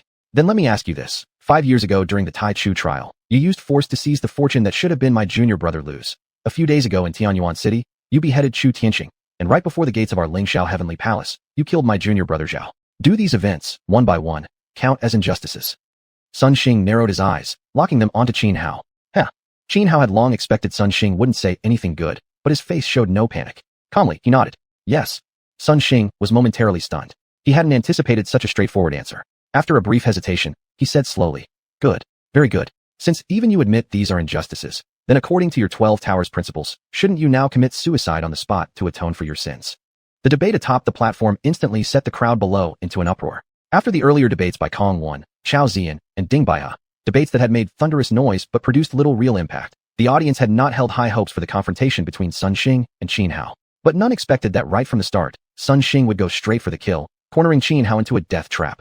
To the spectators, Qin Hao seemed foolish. His earlier admission had completely sealed off any escape route. Now, Qin Hao faced only two choices. Either commit suicide in repentance, or openly declare that the ideals of the 12 Towers were false. Sun Xing is truly ruthless. He's already driven Qin Hao into a corner right at the beginning. How can Qin Hao possibly defend himself now? I heard that although this Qin Hao only joined the 12 Towers 5 years ago, his seniority within the sect is extremely high, equal even to the current Tower Masters. And this Qin Hao is vicious and overbearing. In Tianyuan City, Chu Tianxing, the #1 genius of the Tianxing immortal sect, provoked him and was instantly killed with a single blow. And just days ago, he murdered Zhao Kai, son of Elder Zhao Lingsu of Lingxiao Heavenly Palace. His actions are truly beyond arrogance. News of Qin Hao's slaying of Zhao Kai had spread quickly throughout Lingxiao Heavenly Palace. As such, Qin Hao had already become something of a celebrity there. Past deeds had been dug up and circulated. Everything from the secret realm atop Tianyan Peak to the events in the 10,000 Ghost Cave. Everyone already knew about Qin Hao's decisive, ruthless nature. Now, Sun Xing directly demanded that Qin Hao take his own life in atonement. Plainly put, this was provocation. Yet Sun Xing had framed his argument skillfully, using the ideals of the 12 Towers to entrap Qin Hao, leaving him in a dilemma. But Qin Hao remained utterly calm. Casually, he said, Are you misunderstanding something? Misunderstanding? Just now, you yourself admitted those acts of yours were unjust. Sun Xing frowned, speaking coldly. He had thought Qin Hao might possess some clever strategy, yet now it seemed the man intended to brazenly evade the issue. In Sun Xing's eyes, Qin Hao was clearly far less formidable than he'd imagined. Otherwise, how could he resort to such a base, disgraceful tactic? Exactly. Those things you mentioned are injustices, so naturally, I beat up Lu Tai and taught him a lesson. I'm sure he won't dare repeat his mistakes. As for Chu Tianxing and Zhao Kai, I killed them too. Perfectly in line with the 12 Towers ideal of cleaving away injustice under heaven. Qin Hao spoke with perfect seriousness. What do you mean? Sun Xing faltered for a moment. Are you trying to twist the meaning? Not at all. I'm stating facts. Back then in the Tai Chu ruins, I found that treasure first. Lu Tai ambushed me and stole it. Was I not supposed to take it back? As for Chu Tianxing, he was even more despicable. In Tianyuan City, he murdered the innkeeper outright, treating human life as grass. Was it wrong for me to kill him? And regarding your so-called Zhao Kai, I came to your Lingxiao Heavenly Palace to attend the Tao Discourse Conference. He, a disciple of your sect, inexplicably blocked me at the main gate and tried to assassinate me. Should I have stood still and stretched out my neck for him to slaughter? Qin Hao shot back at Sun Xing, a rapid-fire barrage of arguments that left Sun Xing speechless. You. Sun Xing turned pale with fury. He had no rebuttal to Qin Hao's words. In truth, Qin Hao shrugged carelessly. The world doesn't have so many principles. Whoever has the bigger fist, that's the truth. If you want to avenge Chu Tianxing and Zhao Kai, then come fight me. I wouldn't mind slapping you to death in one blow. You? Qin Hao, you're too arrogant. Do you really think I won't dare lay a hand on you? Sun Xing said coldly. He was a transcendent of the free and easy realm. Yet Qin Hao actually claimed he'd slap him to death in one blow. This was nothing short of an insult. And such an insult? He simply couldn't tolerate it. Rumble, rumble, rumble. Sun Xing's body trembled as vast spiritual power surged around him, causing the void itself to roar uncontrollably. Seeing that Sun Xing and Xianhao were about to clash, the crowd below the platform erupted into excited roars, eager to witness an all-out battle between the two. However, just at that moment, Zhao Lingsu appeared atop the platform. With a flick of his wide sleeve, he unleashed a tremendous force that shoved Sun Xing off the stage. Then, bowing slightly to Qianhao, he said, "Fellow Taoist Qin, Sun Xing is brazen beyond measure. Please don't hold it against him. You've won this debate. Here's your reward." As he spoke, Zhao Lingsu took out a bell cast from bronze yellow copper and handed it to Qianhao. This bell was no ordinary artifact. It was a top-tier spirit treasure known as the Xianhuan bell. Of course, Qianhao replied indifferently, accepting the Xianhuan bell from Zhao Lingsu before leaping down from the platform. He knew full well that Zhao Lingsu must have tampered with the bell somehow, but he didn't care in the slightest. Because he had the system, he could directly consume the Xianhuan bell. No matter what tricks Zhao Lingsu had hidden within it, they would become meaningless. When Zhao Lingsu saw Qianhao accept the Xianhuan bell, a cold sneer curled at the corner of his lips. He was a man of profound scheming. Otherwise, how could he have risen to the position of senior elder of Lingxiao Heavenly Palace? Even with the hatred of having lost his own son at Qianhao's hands, he hadn't allowed vengeance to cloud his judgment. Sun Xing was his most favored disciple, and it was actually Zhao Lingsu who had incited him to challenge Qianhao on stage. By sending Sun Xing off the stage at the critical moment, he had protected him. It wasn't because he thought Sun Xing couldn't defeat Qianhao. Rather, if Sun Xing laid a hand on Qianhao, it would be seen as disrupting the Tao Discourse Conference. In that case, both he and Sun Xing would face severe punishment from the higher echelons of Lingxiao Heavenly Palace. Wang Xianfeng was a prime example. Chapter 206, The Chosen Trial, the opening of Ziyun Grotto Heaven. Qianhao leapt down from the high platform and returned to his previous seat. At that very moment, a system notification sounded in his mind. Detected devourable object, Xuanhuan bell. Devour it. Devour. Without any hesitation, Qianhao immediately made his choice. Although he truly desired to keep such a supreme spiritual treasure as the Xuanhuan bell, Zhao Lingsu's cultivation was unfathomably profound. The hidden mechanisms he had implanted within the bell left Qianhao uncertain whether he could avoid falling victim to them. Thus, the best course of action was to let the system devour the Xuanhuan bell. After all, every reward granted by the system after devouring something always far exceeded the original item's value. A few strands of black light instantly wrapped around the Xuanhuan bell. In less than 2 breaths' time, the bell vanished completely from Qianhao's hand. At that exact moment, Zhao Lingsu on the high platform abruptly changed expression, staring at Qianhao with disbelief. For when the system had consumed the Xuanhuan bell, the mark he had secretly embedded inside it suddenly severed all connection with him. He was an overlord, a cultivator of unfathomable power. Even cultivators at his own level would not have been able to erase his mark upon the bell without causing even a ripple. Yet there had been no disturbance whatsoever. Ding, devouring complete, Xuanhuan bell.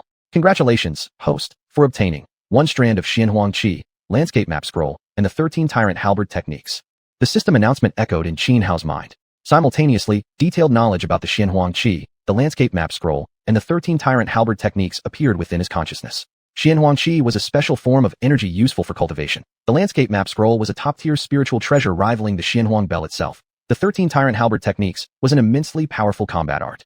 Qianhao did not immediately inspect the Xuanhuan Qi or the scroll. Instead, he began familiarizing himself with the contents of the 13 tyrant halberd techniques. Though the system had already granted him mastery of the technique, truly unlocking its full potential required constant practice. On the high platform, Zhao Lingsu frowned. Though inwardly shaken like storm-tossed waves, externally he remained perfectly composed, revealing just how deep his scheming nature ran. After announcing the continuation of the debate, more individuals stepped onto the stage, raising various arguments. Most topics centered on cultivation principles, and the debate lasted continuously for 7 days and 7 nights before finally concluding. Many participants resolved long-standing obstacles in their practice, experiencing great leaps in cultivation. Qianhao himself had benefited substantially. He now possessed a thorough understanding of the human king realm and could almost immediately condense the heart of a king and step into that realm at will. With the debates over, the second phase of the Tao Discourse assembly commenced. The Lingxiao Heavenly Palace was about to open a blessed land, allowing disciples from the major sects to enter and seek opportunities while competing for the right to host the next assembly. This phase was known as the Chosen Trial. While the first part of the assembly had helped many resolve certain cultivation dilemmas, the primary motivation for most sect disciples in attending the event was the Chosen Trial. After all, the blessed lands opened by the Lingxiao Heavenly Palace were filled with countless opportunities. Each major faction was required to contribute resources which the Lingxiao Palace would then place inside the sacred grounds. Whoever triumphed in the Chosen Trial and claimed the hosting rights for the next Tao Discourse Assembly would become the Chosen Child, receiving immensely generous rewards and gaining massive support and cultivation resources from their respective sects thereafter. Even Yan Ruojian, usually so calm and collected, felt excited, rubbing his small hands together eagerly as he stared at the entrance through which the blessed land would appear. Jiang Yunj and others also flexed their muscles, hearts pounding with anticipation, ready to perform brilliantly in the trial. In contrast, Qianhao wore a serene, indifferent expression, seemingly unbothered by the Chosen Trial. With the system at his disposal, he lacked nothing in terms of cultivation resources. That said, more resources were always better, and he wouldn't refuse them. So even if he wasn't particularly enthusiastic, he still intended to participate in the chosen trial. On the high platform, Zhao Lingsu had finished explaining the details of the trial. Then, raising his hand, he summoned a remarkable artifact, a grand and majestic tower ship capable of carrying tens of thousands. This was no ordinary spiritual treasure. It was the infinite heavenly vessel, a relic transcending conventional classifications. The infinite heavenly vessel could traverse void spaces swiftly and possessed numerous other miraculous functions. The gathered crowd wasted no words. One after another, they soared into the sky and boarded the infinite heavenly vessel. After everyone had boarded the infinite heavenly vessel, Zhao Lingsu activated it. Immediately, one golden rune after another surfaced across the vessel's hull, flickering brightly and emitting waves of colorful radiance. Hum, hum, hum. The infinite heavenly vessel shook and trembled before soaring upward, tearing through the void as it plunged deeper into the Lingxiao Heavenly Palace. The Lingxiao Heavenly Palace was vast beyond measure, its structures layered in grand succession, like 33 celestial tiers. Moreover, the deeper one ventured, the larger each successive tier became. Carving through the sky, the infinite heavenly vessel traveled for a full quarter of an hour before finally entering the 27th heaven. The density of spiritual energy in the 27th heaven far surpassed that of Lingxiao Plaza. Before their eyes, majestic palaces rose one after another from within the sea of clouds, an awe-inspiring sight. After landing the infinite heavenly vessel upon a boundless expanse of cloud, Zhao Lingsu immediately hurled out a purple copper token. The token shot skyward, unleashing a torrent of violet light. The radiant waves churned violently, forming a massive purple vortex within the sea of clouds, filled with countless fragments of shattered space. At this moment, Zhao Lingsu declared aloud, "Everyone, this blessed land is called Xiun Grotto Heaven." Zhao Lingsu briefly explained the relevant details of Xiun Grotto Heaven to those present. The chosen trial would last half a year. After 6 months, disciples of the Lingxiao Heavenly Palace would come to extract all who remained inside. Of course, this was only possible for those still alive by then. Within Xiun Grotto Heaven, cultivators could kill one another for the sake of fortune and opportunity. Moreover, nothing occurring inside the grotto would be detectable from the outside world.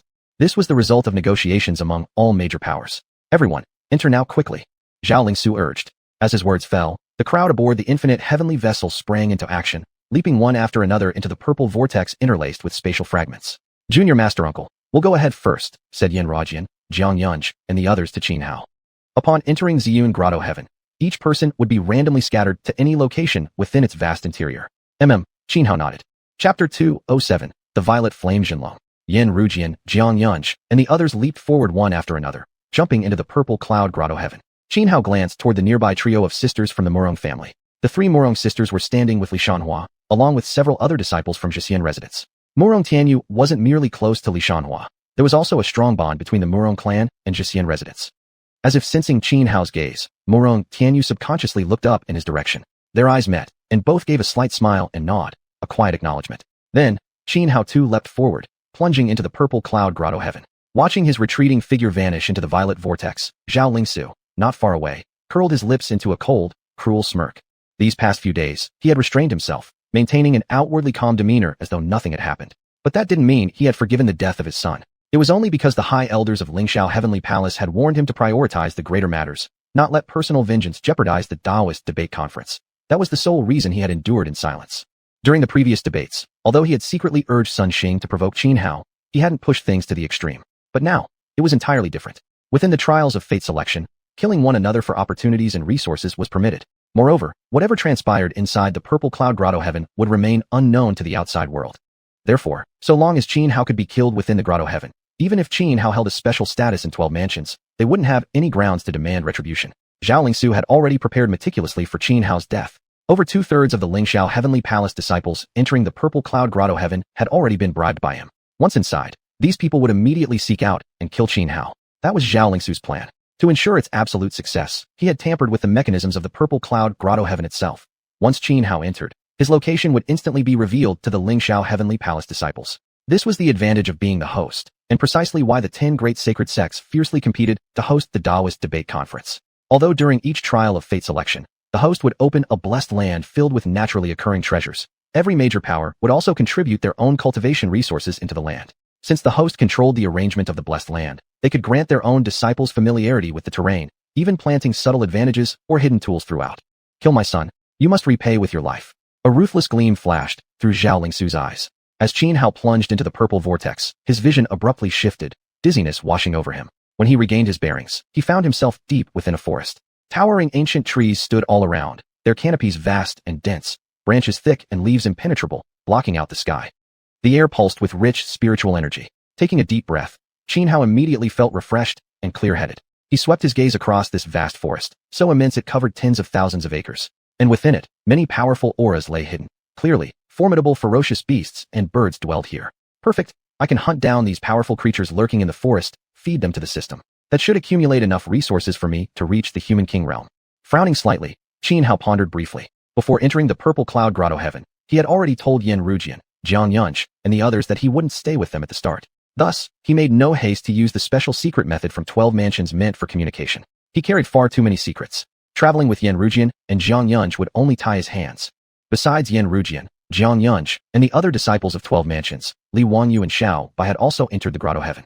During the days of debate at Lingxiao Plaza, Xianhao had quietly observed the disciples sent by various powers to attend the Immortals sect Taoist conference, noticing many extraordinary figures. For example, there were 3 young men clad in black cloaks whose concealed auras radiated immense strength. Though they never joined the debates and kept a low profile, Xianhao still took notice of them.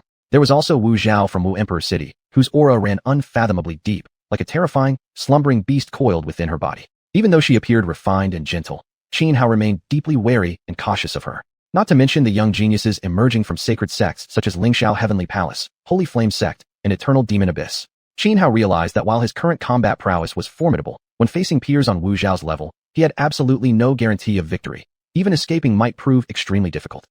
Therefore, upon entering the purple cloud grotto heaven, the first thought in Xianhao's mind was not seeking rare treasures across the land, nor scheming how to secure the next hosting rights for the Taoist conference on behalf of 12 mansions. Instead, he was focused solely on one thing: how to grow stronger.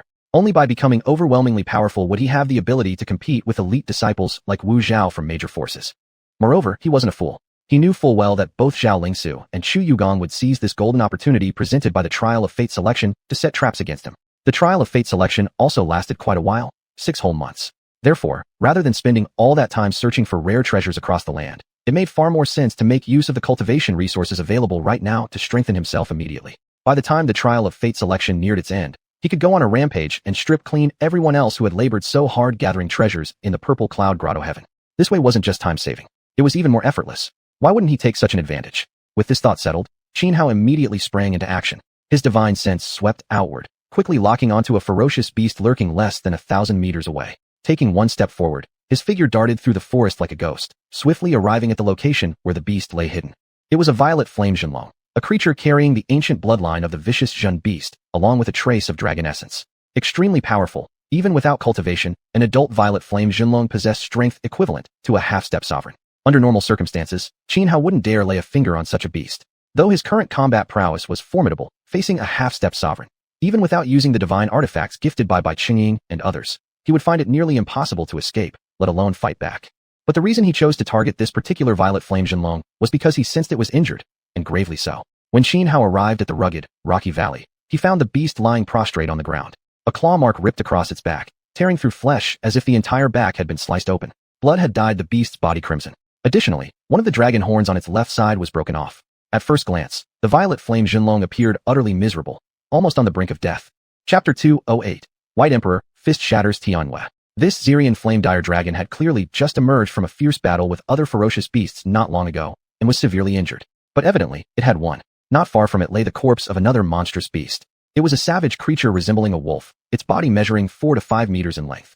At this moment, more than half of its flesh and blood had already been devoured by the Xiuxian flame dire dragon. That a beast capable of inflicting such grave wounds upon the Xiuxian flame dire dragon was no weakling itself. Xianhao concealed himself behind a massive boulder, suppressing his aura. After scanning the valley and confirming that the wounded Xiuxian flame dire dragon was the only presence, he instantly charged forth without hesitation, unleashing his full power in a lethal strike, hoping to kill the dragon in one decisive blow. Suddenly, Xianhao burst out from behind the boulder, his left hand raised high into the sky, where hundreds upon hundreds of sky-piercing divine spears began to materialize one after another. Nearly 1,000 sky-piercing divine spears formed overhead. As Xianhao's left hand swept downward, all nearly 1,000 spears simultaneously shuddered and rained down from the heavens like arrows, streaking toward the Xiuxian flame dire dragon. At the same time, Xianhao clenched his right hand into a fist and unleashed several devastating punches aimed directly at the dragon. Boom, boom, boom. As Xianhao threw his punches, the void roared with thunderous energy. Immense power converged rapidly, forming grandiose fist imprints within mere breaths. With overwhelming force, these fist imprints crushed downward like bolts of divine wrath. Each colossal fist imprint carried terrifying destructive power, enough to shatter even mountain-sized boulders weighing tens of thousands of tons into dust upon impact. Yet, the moment Xianhao launched his sudden assault with full might, the Xiuxian flame dire dragon also reacted instantly. It sharply twisted its draconic body and shot upward from the ground. Its entire body was covered in purple scales, resembling an elite suit of armor, providing astonishing defense. When the nearly 1,000 sky-piercing divine spears struck, not a single one managed to breach the scales' protection. Instead, the Xiuxian flame dire dragon let out a deafening roar. Between the opening and closing of its purple scales erupted countless dense blades of qi. The slashing energies surged outward, tearing apart each of the incoming fist imprints that struck its body. Xianhao's initial ambush had failed to inflict even a scratch on the dragon. Rather, the Xiuxian flame dire dragon soared into midair, wreathed in swirling purple flames, appearing both fearsome and imposing. Roar! Furious, the Xiuxian flame dire dragon glared at Xianhao, who had ambushed it. Opening its maw, it roared violently and spat forth a massive column of purple flame, which surged downward straight at Xianhao. Xianhao was greatly alarmed and immediately activated a profound footwork technique, flickering through empty space several times to narrowly dodge the deadly blast. Although the sneak attack had utterly failed to harm the Xiuxian flame dire dragon, making Xianhao feel momentarily discouraged, he knew that even if he dropped to his knees and apologized at this very moment, the dragon would never spare him. Thus, his only choice was to fight to the bitter end. Though the Xiuxian flame dire dragon was powerful, it was gravely wounded. Xianhao still had confidence that relying solely on his own strength, he could kill it. Die! With a thunderous shout, Xianhao darted forward horizontally, like a predatory bird spreading its wings. In an instant, he pounced atop the Xiuxian flame dire dragon's head. Clenching both hands into fists, he executed the supreme techniques of the heavenly Gang Divine Fist, striking directly at the dragon's skull. His combat prowess was terrifying. Within a single moment, he landed dozens, even hundreds of blows. One after another, grand fist imprints descended like towering mountains, crushing everything beneath their overwhelming momentum, capable of splitting earth and obliterating anything in their path. Wounded as it was, the Xiuxian flame dire dragon couldn't evade in time. Dozens of punches slammed into its body, sending it plummeting from the air like a broken kite. It crashed heavily onto the ground, causing rocks to explode skyward and leaving behind a massive crater. Xianhao pressed his advantage without pause. He clasped his hands together in a seal, and once again, numerous sky-piercing divine spears gathered above his head. Sky-piercing divine spears, shatter mountains and rivers. As Xianhao lowered his sealed hands, the sky-piercing divine spears plunged downward like a gigantic cone, hammering directly onto the Xiuxian flame dire dragon's head. Even though its purple scales possessed astonishing defensive power, under the sheer force of the spears, its defenses were finally breached. The scales shattered explosively, splattering blood across the area, an ugly, gruesome sight. Yet, even this strike did not kill the Xiuxian flame dire dragon. Roar! Roar! Roar! The dragon struggled back to its feet, swung its body, and leapt into the air once more. Its crimson eyes locked coldly onto Xianhao, filled with murderous intent, as if it wanted nothing more than to devour him alive. Mysterious, arcane patterns surfaced across its purple scales. Immediately, the surrounding purple flames began to boil violently, as if ready to ignite the entire sky. The Xiuxian flame dire dragon possessed intelligence not inferior to that of humans. It clearly understood that in its current state, it had only one final move left. If it failed to kill Xianhao now, its death was certain. As for escaping, the moment Xianhao appeared, it had already considered it. But with its body severely wounded, there was no chance at all of fleeing successfully. Moreover, earlier it had sensed the aura from Xianhao and believed that even in its injured state, killing a divine transformation stage cultivator would be effortless. Yet, it never anticipated that Xianhao's combat strength far surpassed any ordinary divine transformation expert. One misstep led to endless consequences. Xianhao sensed an intense danger emanating from the Xiuxian flame dire dragon and immediately frowned, his expression turning solemn. He knew clearly, this was the dragon's last desperate strike.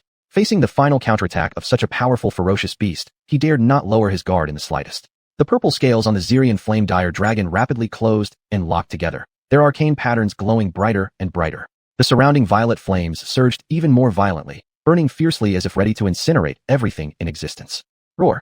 With a deafening draconic roar, a thunder column as thick as a water barrel descended from the heavens, crashing onto the Xiuxian flame dire dragon. But this bolt was deliberately summoned by the dragon from the sky above. It caused no harm to itself. Instead, it amplified the raging purple flames around its body. Then, the Xiuxian flame dire dragon charged straight toward Xianhao. The surrounding purple flames, empowered by the thunder column, condensed into 4 draconic shadows, each formed from violet fire and lightning, carrying terrifying destructive power. This attack of the Xiuxian flame dire dragon was horrifyingly mighty. Yet Xianhao showed no fear, nor did he attempt to evade. Instead, he donned the 9 Dragon Emperor armor and met the charge head-on. Activating a supreme killing technique from the 9 Heavens Emperor art, energy erupted wildly around him, causing the void itself to tremble and rumble incessantly. White Emperor, fist shatters xianhuan. Xianhao swung both fists, unleashing the ultimate killing art. A devastating martial intent radiated outward, forming black fissures within the xianxia surrounding him. Chapter 209. Who is the one being ungrateful? Xuanhuan threw both fists forward. The fist prints condensed, resembling a concentrated burst of blinding sunlight before surging straight ahead. Boom. The two deadly techniques collided, triggering a massive explosion that shook the heavens and earth. A storm of energy swept outward in all directions. From the point of impact as its center, everything within hundreds of meters was reduced to dust. Boulders weighing tens of thousands of tons were first lifted into midair, then pulverized into powder. The rugged valley seemed to have suffered a devastating earthquake. Cliff faces crumbled and rocks exploded into the sky. Xuanhuan grunted painfully, staggering back over 10 steps before barely stabilizing himself in midair. A thin trail of blood seeped from the corner of his mouth. The final retaliatory strike from the xianxia had been terrifyingly powerful. Only because he wore the 9 Dragon Emperor armor had he avoided fatal injuries. Without it, he would surely have sustained grave wounds. Letting out a mournful roar, the xianxia plummeted from the sky and crashed into the valley. It convulsed several times before finally going still, life extinguished. Having confirmed the death of the xianxia, Xuanhuan descended from the air. But just as he began walking toward the beast's corpse, an overwhelming sense of danger suddenly surged within him. Acting purely on instinct, Xuanhuan activated a profound evasion technique, instantly shifting more than 100 meters away. In the very instant he moved, a colossal hand made of pure energy slammed down onto the spot where he had just stood. With a deafening crash, stones burst into the sky, and a massive handprint was carved into the ground where Xuanhuan had been standing moments before. Had he not dodged swiftly enough, even the 9 Dragon Emperor armor wouldn't have prevented injury. Staring at the enormous handprint on the ground, Xuanhuan's expression darkened, his heart boiling with murderous intent. He immediately raised his head and glared toward the direction from which the energy hand had come.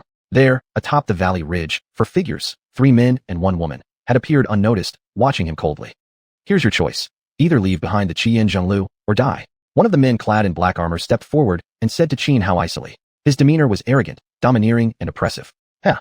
Xuanhuan sneered, saying, Are you trying to rob me? Do you even know who I am? Huh. Xuan, don't think that just because you made some noise at the Dao debate conference, you've become someone special. People like Chu Tianxing and Zhao Kai are mere trash in my eyes. I could crush them with a single hand. The man laughed loudly, clearly showing no regard for Xuanhuan whatsoever. The news of Xuanhuan killing Chu Tianxing and Zhao Kai had spread widely throughout Lingxiao Heavenly Palace. Added to the fact that on the day of the conference, Xuanhuan had publicly debated Sun Xing atop the high platform. Xuanhuan had become something of a celebrity. Among those who participated in this Dao debate conference, there were few who didn't recognize Xuanhuan. Xuanhuan, don't think just because you hold a senior position on the 12th tower means no one dares touch you. Whatever happens here in Xian Cavern Heaven remains unknown to the outside world. If you value your life, leave now. At that moment, another man spoke up. Huh. Xuanhuan laughed, not in amusement, but in furious mockery. His eyes locked onto the 3 men and 1 woman before him, filled with rising murder. They had ambushed him lethally moments ago, and now they dared demand his spoils. Did they really think he would tolerate this? Since you're so eager to die, I'll grant your wish. Xuanhuan cut off his laughter, speaking now with chilling killing intent. Ungrateful wretch. The man in black armor sneered.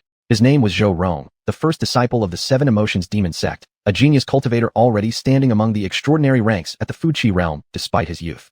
Zhou Rong did not attack Xuanhuan himself. Instead, with a wave of his hand, he signaled the other 3, the 2 men and 1 woman, to move in.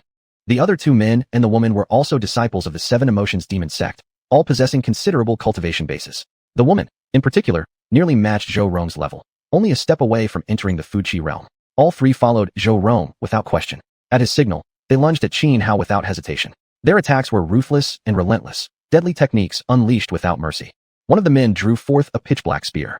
With a fierce shake, the spear released an unmatched sharpness capable of slicing through space itself, twisting violently as it rushed toward Xuanhuan. But Xuanhuan simply clenched his right hand in midair. A sky-piercing divine spear materialized instantly, which he then hurled forward like a javelin.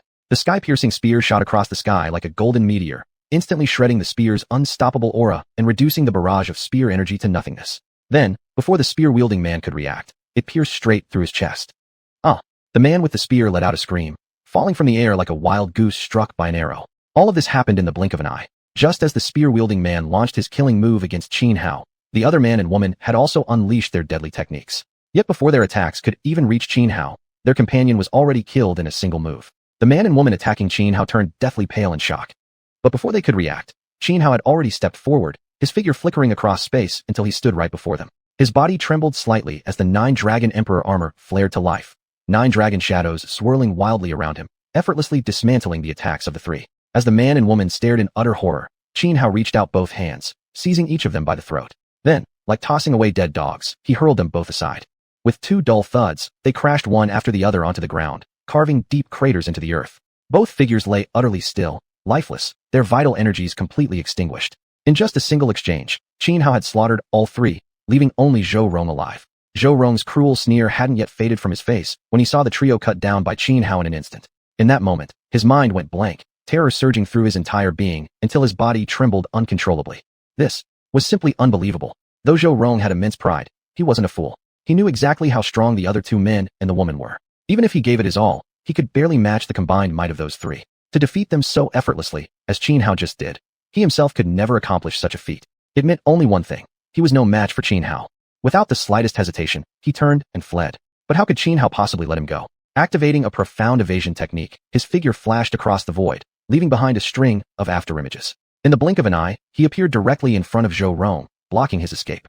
Chapter 210. Why do you like talking nonsense? You want to escape? Do you really think that's possible?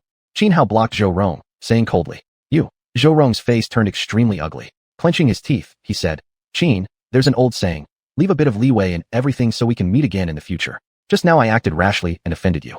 If you're willing to let me go, I'll give you everything I have. Even if I kill you, everything you have will still be mine. Xuanhuan replied casually. Do you really have to kill me? Zhou Rong's face turned pale. And isn't that a stupid question? Xuanhuan looked at him as if he were an idiot. The proverb goes, if you don't pull out the roots when pulling weeds, they'll sprout again with spring breezes. He had already made an enemy of Zhou Rong. Letting him live today would only bury a hidden danger for himself tomorrow. Therefore, he could never let Zhou Rong go. Zhou Rong's eyes flickered, and ultimately, he could only choose to fight Xuanhuan to the death for one last chance of survival. Die! With a cold shout, Zhou Rong launched himself toward Xuanhuan. Not only was his cultivation talent exceptional, but his temperament was strong as well. Once he decided on mortal combat, he stopped overthinking and immediately attacked Xuanhuan, seizing the initiative to increase his chances of victory. As the top disciple of the Seven Emotions Demon sect, Zhou Rong truly mastered their supreme art, the Seven Emotions Demon cultivation technique, to its utmost limit. As soon as he struck, demonic energy surged violently, shrouding the sky and seemingly transforming the entire area within several hundred meters into a demonic domain.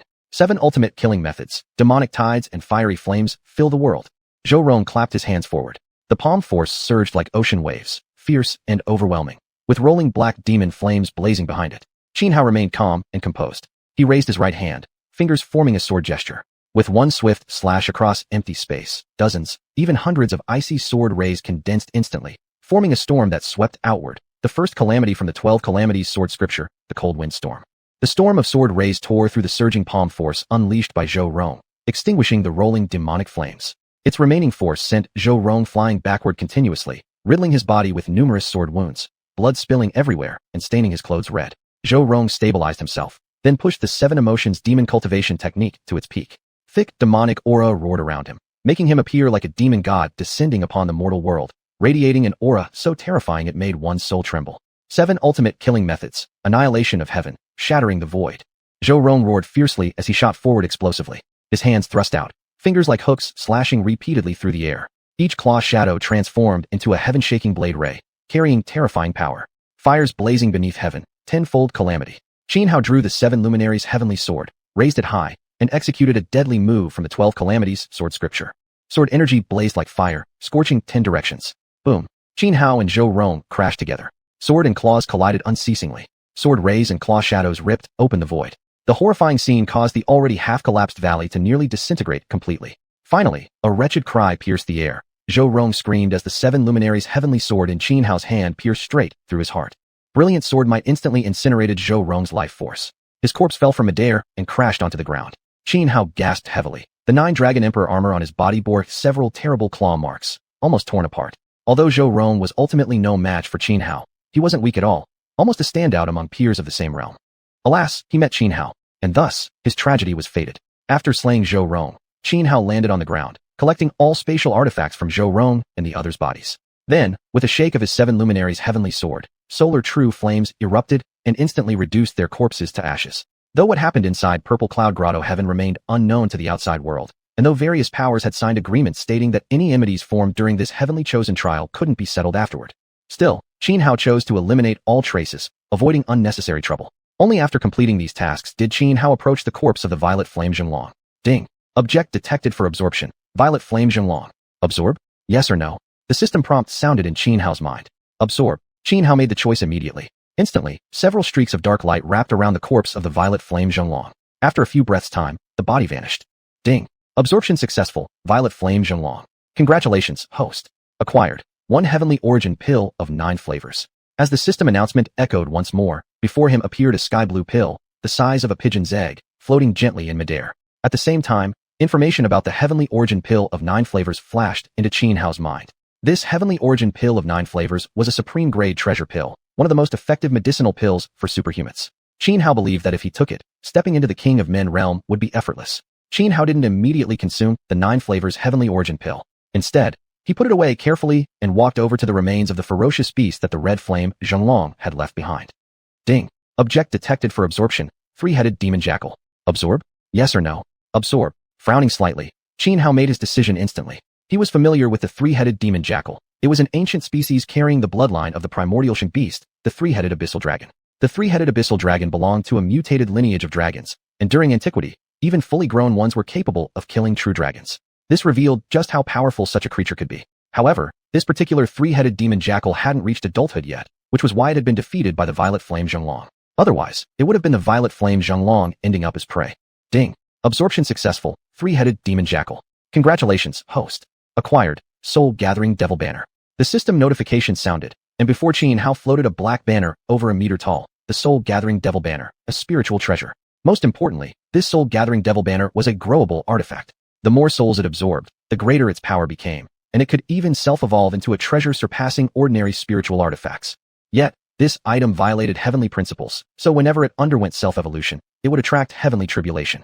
Xianhao already possessed many treasures, but he never considered himself having too many. Besides, the Soul Gathering Devil Banner could only evolve by absorbing souls. If he chose not to let it absorb souls, it wouldn't evolve on its own, thus avoiding any heavenly retribution. Therefore, he felt it was safe to keep the banner. Even without evolution, it remained a top-tier spiritual treasure. The commotion earlier was quite noticeable. I should leave here quickly before others arrive and cause me unnecessary trouble. After pondering briefly, Xianhao hastily left the valley. He stopped in a forest dozens of miles away, ready to consume the 9 flavors heavenly origin pill and make his breakthrough into the King of Men realm. Having wasted 5 years at the Red Dust Pavilion, he needed to elevate his cultivation level as soon as possible to make up for that lost time. Chapter 211. Breaking into the Human King realm. Deep within the woods, near a rocky cliff. The cliff was extremely steep, rising hundreds of zhang high. A waterfall cascaded down from its peak, pouring like a curtain that obscured the entire rock face. At the very base of the cliff lay a cave, hidden behind the flowing water. Earlier, after battling Jian Jingling and Zhou Rong, Xianhao had been splattered with blood. He'd come here intending to take a bath in the pool beneath the waterfall. While bathing, he accidentally discovered the cave behind the falls. He realized this cave was sufficiently secluded, a perfect place to refine and absorb the xiuxian celestial pill. After washing himself and changing into clean clothes, Xianhao stepped into the cave behind the waterfall. The cave stood just over 1 person tall and about 2 meters deep, just enough space for Xianhao to sit in meditation. Sitting cross-legged at the back of the cave, Xianhao first closed his eyes and calmed his breath, circulating the 9 heavens emperor Dao once through his meridians. Then, he consumed several ordinary celestial herbs and treasures to bring his body to its optimal state. Only then did he chew the xiuxian celestial pill and swallow it. The pill dissolved instantly upon entering his mouth. A sweet medicinal liquid slid down his throat and into his body. Immediately, Xianhao activated the 9 heavens emperor Dao to refine the potion.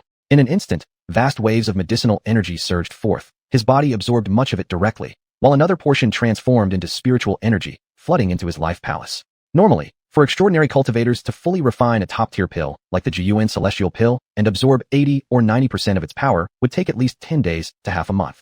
But Xianhao's 9 heavens emperor Dao was far from ordinary. It greatly accelerated the refinement process. In less than 3 days, he had already absorbed nearly all of the pill's energy. To break into the Human King realm required forming the Human King heart. The Human King heart was a transformation of one's physical heart, making it vastly more powerful. The heart was the source of human vitality. Once the Human King heart formed, not only would combat strength increase dramatically, but the heart could also become a second life palace, capable of storing immense quantities of spiritual energy. Having absorbed sufficient medicinal power from the pill, Xianhao's cultivation level continued to rise rapidly, and his heart began to transform. Quickly, Xianhao retrieved that single thread of xuanhuan qi, drawing it into his body and guiding it into his heart. Already undergoing metamorphosis, his heart now erupted with even more intense changes. Thump, thump. Strong, resonant beats echoed from his chest, so clear they could be heard meters away. Moreover, the rhythm of his heartbeat began to shift. Ancient cultivation texts described various methods for forming the Human King heart, including techniques involving the heartbeat frequency. Generally, the faster the Human King heart beat, the stronger it became. However, some cultivators at this stage attempted to synchronize their heartbeats with those of mighty beings, such as true dragons, phoenixes, or xianxia. But adjusting one's heartbeat rhythm was extremely dangerous. Everyone's heart had different limits. Blindly forcing one's heartbeat to match that of a dragon, phoenix, or xiuxian could lead to cardiac arrest, tissue necrosis, or even death by bleeding from the 7 orifices. Thus, most cultivators abandoned this method. Yet during recent days, Xianhuan had studied countless cultivation scriptures, and he believed syncing the human king heart's rhythm was crucial. He wouldn't abandon this step merely because of the risks. Still, he didn't blindly attempt to match the heartbeat of dragons, phoenixes, or xiuxians, even though their frequencies were recorded in many human king-related texts. Instead, Xianhuan intended to carefully sense the pulse of heaven and earth itself, aligning his heartbeat with that cosmic rhythm, thereby forging a far stronger human king heart. But despite poring over numerous ancient scrolls, he had found no direct mention of the precise frequency of heaven and earth's pulse. Only scattered fragments hinted at it. Ancient sages suggesting that heaven and earth themselves were living entities, and that this so-called pulse was the beating of the cosmos' own heart. Xianhuan deeply agreed with this concept, which was why he now sought to align his heartbeat with the pulse of the universe. His heart continued transforming violently, yet Xianhuan remained perfectly calm, intently searching for that elusive pulse of heaven and earth. Minute by minute passed. In the blink of an eye, several hours slipped by, but Xianhuan still hadn't sensed anything. Though uncertainty crept into his mind, he did not panic, nor give up. He maintained inner tranquility, opened every pore of his body, heightened his 5 senses to their utmost, and continued reaching into the void, perceiving the unseen. Soon, several more hours passed. Thump, thump. Suddenly, Xianhuan heard an extremely faint sound in his ears. This sound resembled a heartbeat, but it wasn't Xianhuan's own. At this moment, Xianhuan finally entered a bizarre state. The heavens and earth seemed to truly transform into a living entity. The originally feeble heartbeat grew clearer and louder within his ears. Soon, the pulsing rhythm boomed like rolling thunder beside his ears, ringing his eardrums with unbearable pain, blood already seeping from both ears. The pulse of heaven and earth. This was the sound of the Tao itself. Xianhuan sought to grasp the frequency of this celestial pulse. In essence, he was prying into the mysteries of the Tao. Yet despite the excruciating pain in his eardrums and the sensation that his skull might split open, Xianhuan ignored the agony. Gritting his teeth, he endured, meticulously recording the frequency of heaven and earth's pulse. Minute by minute passed. Another day and night slipped by before Xianhuan finally discerned the precise rhythm of the cosmic pulse. Then, he emerged from that transcendent state of eavesdropping on the universe's heartbeat, quickly adjusting his own cardiac rhythm. Although his heart had been transforming for nearly 2 days, the metamorphosis remained incomplete. By now, the medicinal power of the xiuxian celestial pill had been entirely exhausted. Fortunately, Xianhuan possessed many heavenly treasures. From his jade case, Qiqichu the Chongqing peach and supreme bone, both acquired during his time in the Taichu ancient land, and consumed them together.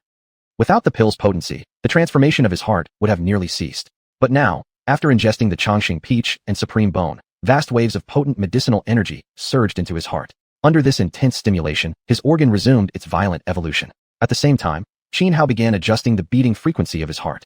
As he did so, searing pain shot through his chest, an agonizing sensation as if his entire heart were about to explode. To synchronize one's heartbeat with the pulse of heaven and earth was no simple feat. Even true dragons, phoenixes, or xiuxians, immensely powerful beings, dared not align their heartbeats with that cosmic rhythm. That would be nothing short of suicide. Chapter 212, Don't get familiar, just kneel and beg me. Synchronize the heartbeat's rhythm with the pulse of heaven and earth. This was undoubtedly a suicide mission. Throughout existence, it wasn't that no living beings had ever conceived such an idea. Rather, those who did had all died ly. How could a human heart possibly bear the sound of the Tao? Precisely for this reason, in many ancient texts regarding the human king realm, mentions of the pulse of heaven and earth were reduced to mere fragments. Because from ancient times until now, no one had ever succeeded. Xianhuan, having previously walked an unorthodox path, lacked awareness of what others considered common knowledge. While other cultivators understood this, he did not. Thus, he actually entertained the notion of aligning his heartbeat with the pulse of heaven and earth. Call it ignorance breeding fearlessness. Yet now, after attempting to adjust his heartbeat to match the rhythm of heaven and earth, Xianhuan immediately felt his heart buckle under the pressure, as if it were about to explode. Alarmed and horrified, he frantically refined the medicinal energy of the longevity peach and supreme bone, channeling it into his heart. Only then did the excruciating pain subside slightly, allowing his near-bursting heart to finally calm. Xianhuan's human king heart was already exceptionally powerful. Adjusting his heartbeat to match even that of a true dragon wouldn't have been difficult. But he had chosen instead to mimic the pulse of heaven and earth. This was sheer recklessness bordering on self-destruction. Yet Xianhuan didn't dwell on it.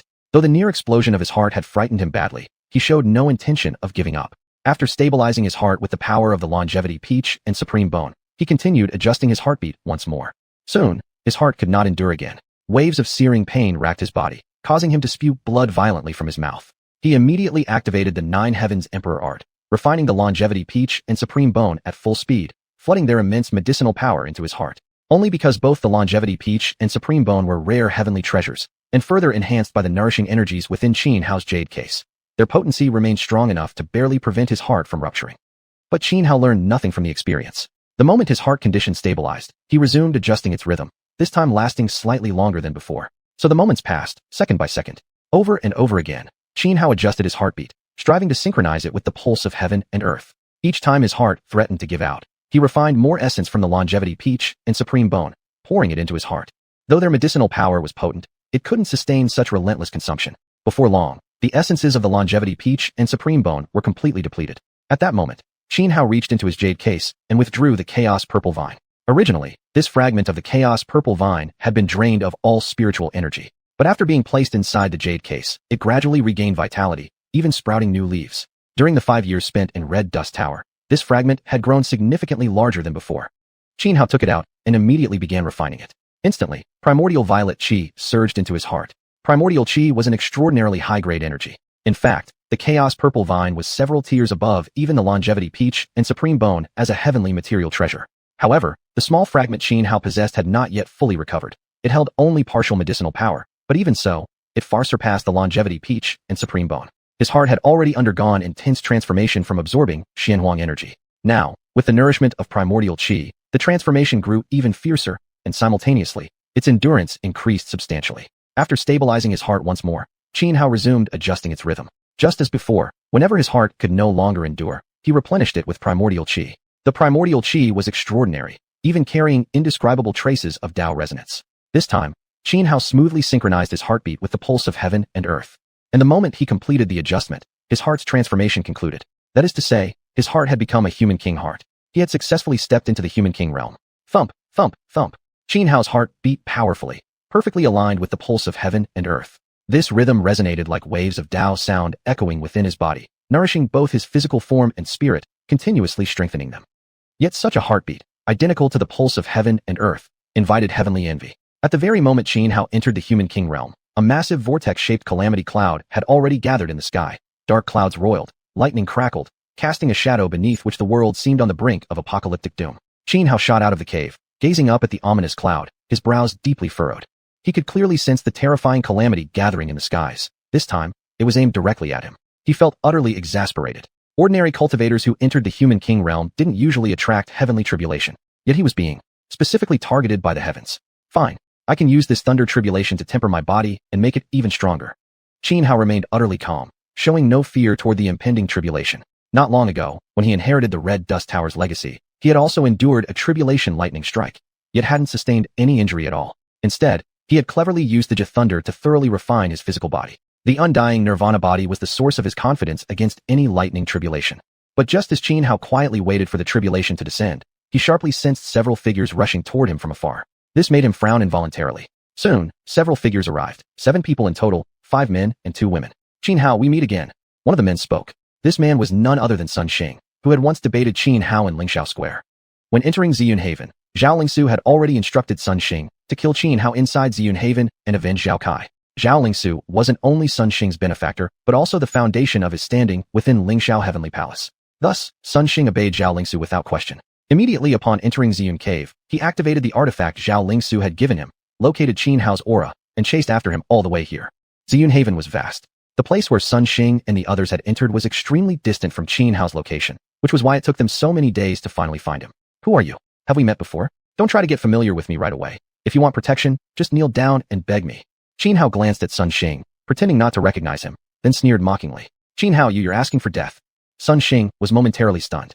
Then, realizing that Xianhua was deliberately provoking him, he flew into a rage, radiating an extremely terrifying killing intent. Chapter 213. Swallowing the lightning tribulation in one bite. Sun Xing had always been hot-tempered. The last time he debated Xianhua at Lingxiao Plaza, he'd already developed a killing intent toward him. Now provoked by Xianhua once again, he could no longer suppress the murderous rage burning inside. Without hesitation, he threw a punch directly at Xianhua. Vast spiritual energies surged forth, forming dozens, no, hundreds, of millstone-sized fist imprints that crushed downward toward Xianhua. Xianhua, however, calmly returned with the Tiangang fist. His movements were bold and unrestrained, each strike carrying thunderous power. Effortlessly, he shattered the hundreds of massive fist imprints. Senior brother Sun, there's no need to rush into fighting him. One of the young men accompanying Sun Xing spoke up. Look at the tribulation clouds above. Clearly, he's about to undergo his ascension trial. We can wait until he's mid-tribulation to kill him. Then, preoccupied with survival, he'll be like fish on a chopping block, helpless before us. Not only will this save our strength, but we can also torment him properly, letting senior brother Sun fully vent your anger. Upon hearing this, Sun Xing halted his attack and glanced upward. In the sky, vortex-like tribulation clouds slowly churned, flashing with vast bolts of lightning, exuding a faint yet soul-shaking aura of annihilation. Sun Xing furrowed his brows, then sneered at Qin Hao. So you, Mr. Qin, truly possess exceptional talent. Even for breaking into the human king realm, you've managed to summon a lightning tribulation? That's unprecedented. Fine, I'll let you live a little longer. I'll kill you right at the moment you complete your tribulation. Let you taste what it's like to reach the peak, only to instantly plunge into the abyss. Pity, I don't intend to let you live even a single moment longer. Qin Hao said calmly, his expression as serene as ever. Ha! Sun Xing laughed mockingly. Do you really want to fight me now? When the tribulation lightning strikes, you'll die an even more miserable death. A mere tribulation? What threat could it possibly pose to me? Qin Hao declared arrogantly. Then, stomping hard on the ground, his body shot skyward like a cannonball. Midair, he hovered in place like a peerless divine king standing beneath the swirling vortex of tribulation clouds. An immense aura radiated from him, shaking heaven and earth. Swallow. With a thunderous shout, Qin Hao opened his mouth wide and sucked inward. Instantly, the vortex of tribulation clouds in the sky churned violently. Lightning flickered as the entire mass of clouds began pouring straight into Qin Hao's mouth. The sight left Sun Xing and the others utterly dumbfounded. What the hell? Is this guy a demon? He actually swallowed the tribulation clouds. When senior brother Zhao became a sovereign, facing the terrifying sovereign tribulation, he merely shattered 100 li of tribulation clouds with a single punch. He never dared to swallow them whole like this. This guy is terrifying. I'm actually scared of him now. There's nothing to fear. So what if he can swallow the tribulation clouds? He's still just entered the human king realm. Even so, the combined might of all of us should crush him like an ant.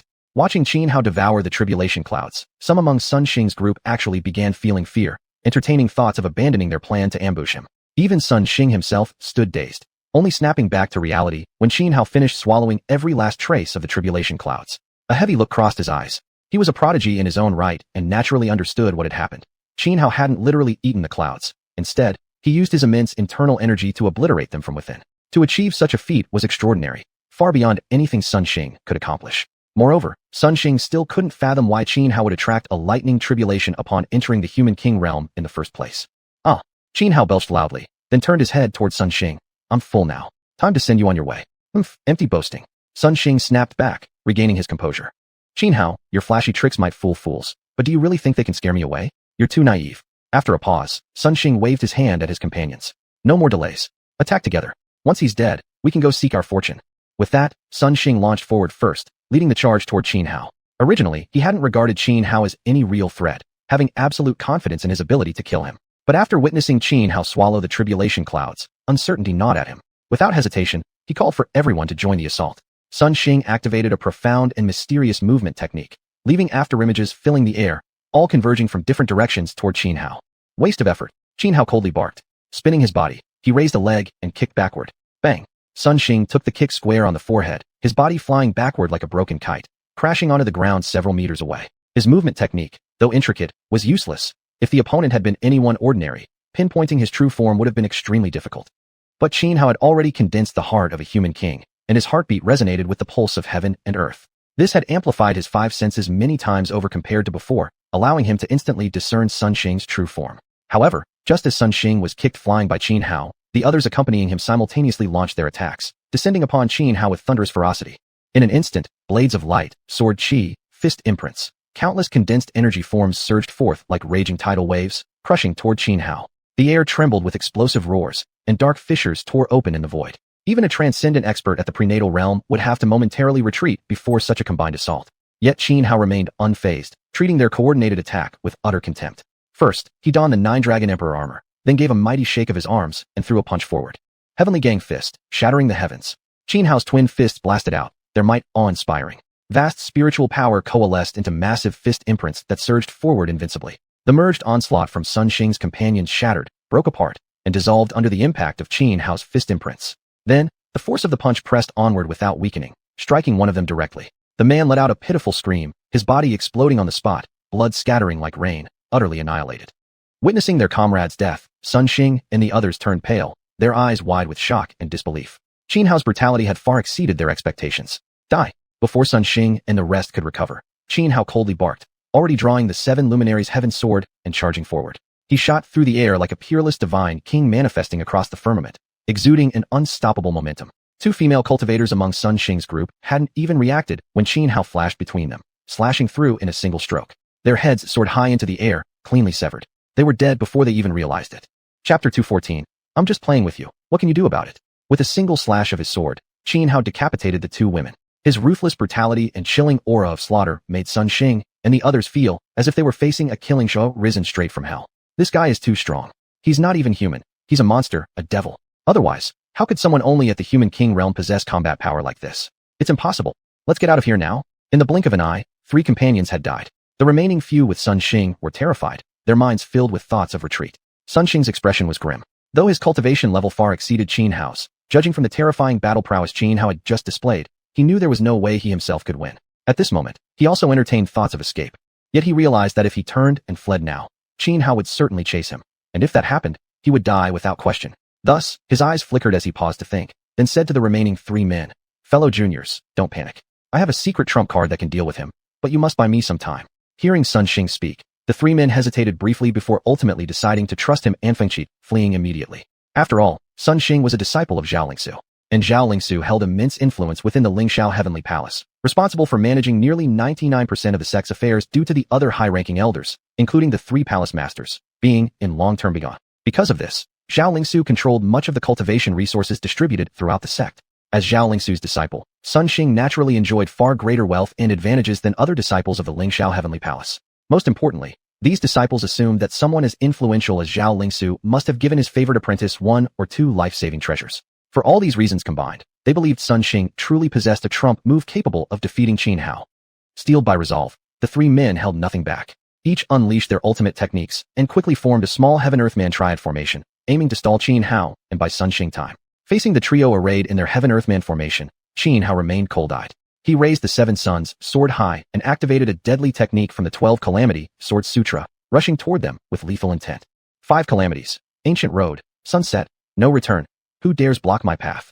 As Xianhao swung his 7 suns sword, his sword intent reached its peak. Instantly, the 3 men felt as though they'd been plunged into twilight dusk. Then they saw Xianhao charging at them. With no time to think, they all deployed their most powerful defensive techniques simultaneously. But when Xianhao reached them, he simply swept his 7 suns sword sideways. An unstoppable slash, its power utterly terrifying. Though the 3 men poured all their strength into defense, under this single strike, their so-called ultimate defenses crumbled like paper, shattering, collapsing, disintegrating. Then, amidst wide-eyed horror, they were sliced clean in half by Xianhao's blade. They didn't even have time to scream. Their lives were obliterated in an instant by the devastating sword force. Boom, boom, boom. 3 bodies fell apart into 6 pieces, hitting the ground and kicking up clouds of dust. Blood splattered everywhere. In practically one move, Xianhao had slaughtered all 3. At this point, Sun Xing had only managed to flee several hundred meters. Trying to run? How naive. A cold smirk curled at the corner of Xianhao's mouth. He stepped forward, accelerating to his maximum speed, and closed the distance instantly, catching up to Sun Xing. He had never been someone merciful or soft-hearted.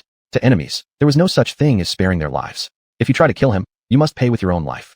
Sun Xing now regretted his choices deeply, but being a Shantanjing superhuman, he sensed Xianhao closing in and realized escape was impossible. So he abruptly whirled around, a black spear appearing in his hand as he thrust it straight toward Xianhao's throat. The timing of this attack was perfect. Had this strike landed on someone close to Sun Xing's level, even if they avoided a fatal wound, they'd still suffer grave injuries. But the gap between Sun Xing and Xianhao was too vast. Though Sun Xing's thrust came lightning fast, Xianhao's senses were too sharp. To him, the strike seemed slow. He dodged effortlessly, and in the same motion, slashed his 7 suns sword diagonally across Sun Xing's chest. Pooh! Sun Xing flew backward like a broken kite, crashing violently onto the ground. A terrifying gash split his chest. Only because he wore an extraordinary inner armor did he survive. Otherwise, Xianhao's strike would have cleaved him cleanly in 2. HSS. Sun Xing inhaled sharply, looking at Xianhao and said, "Xianhao, there's no deep hatred between you and me. How about this? I'll tell you about a great fortune. Will you spare my life in return?" Though Sun Xing harbored intense hatred toward Xianhao and was naturally hot-tempered, he wasn't stupid. Given how things had turned out, he had no choice but to back down. As long as he survived, he would have plenty of chances for revenge later. Oh, Xianhao frowned slightly, thinking for a moment before saying, "Fine. Tell me first. Killing you brings me no benefit anyway. If the fortune you offer is valuable enough, sparing your life might be possible. Then you must swear a soul oath first, guaranteeing you won't go back on your word." Sun Xing quickly replied upon sensing an opening. "Huh." Xianhao sneered coldly. "Do you really think you're in any position to bargain with me? Speak or don't, it's up to you. But I will never swear such an oath. But if you don't swear, how can I know you won't deceive me? Do you really have any other choice besides trusting me?" This. Sun Xing hesitated, but finally made his decision. Fine. I'll trust you, just this once. As he spoke, Sun Xing took out a piece of beast hide and tossed it to Xianhao. Xianhao caught it and glanced at the surface, a map. It depicted a vast range of continuous mountains, with a lake nestled in the center. Above the lake was a marked symbol. What's inside this lake? Xianhao frowned, turning to ask Sun Xing. A vial of Tianjing marrow. Once you step into the sovereign-free realm and consume it, you can instantly become a sovereign. Sun Xing quickly explained. Not bad. Indeed, a great fortune. Xianhao nodded, revealing an expression of clear satisfaction. Now, can you let me go? Sun Xing asked. When did I ever say I'd let you leave? Xianhao tucked away the beast hide, gazing at Sun Xing with an amused expression. Xianhao, what do you mean? Are you going back on your word? Sun Xing's face darkened, glaring furiously at Xianhao as he growled. Didn't I already tell you? In this world, there's no such thing as fairness. Might makes right. Xianhao shrugged. So, I'm just playing with you.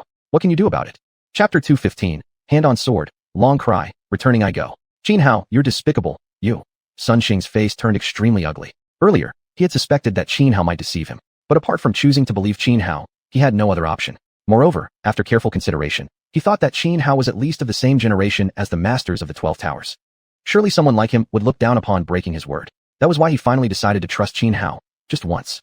But reality proved him naive. Xianhao would never let him go. At this moment, Sun Xing's mind shattered completely. After all, he was considered a peerless genius among his generation. Yet now, he felt utterly foolish. Finished your last words? Xianhao said indifferently. Xianhao, since you're determined to kill me, then let us die together. Sun Xing sneered coldly. Then, with a flick of his hand, he summoned a pitch-black sword, sheathed entirely in darkness, emanating a terrifying aura of slaughter. Xianhao looked toward the black blade and couldn't help but frown. From this sheathed dark sword, he sensed a true danger. Nowadays, even facing cultivators at the free and easy realm, Xianhao wouldn't flinch. Yet this black sword made him feel threatened. It was clearly no ordinary weapon. Sun Xing raised the sword, forming hand seals as spiritual energy surged wildly around his body, condensing into one complex rune after another before rushing into the black blade. Hand on sword, long cry, returning I go. Mountains drenched in storm, heroes' souls severed. With a roar, Sun Xing used a secret art to tear half his own soul apart, transforming it into a torrential force of spiritual essence and injecting it into the sword. Instantly, the blade trembled violently, and with a sharp ring, leapt from its sheath. An unimaginably dreadful sword beam split space itself, slicing straight toward Xianhao.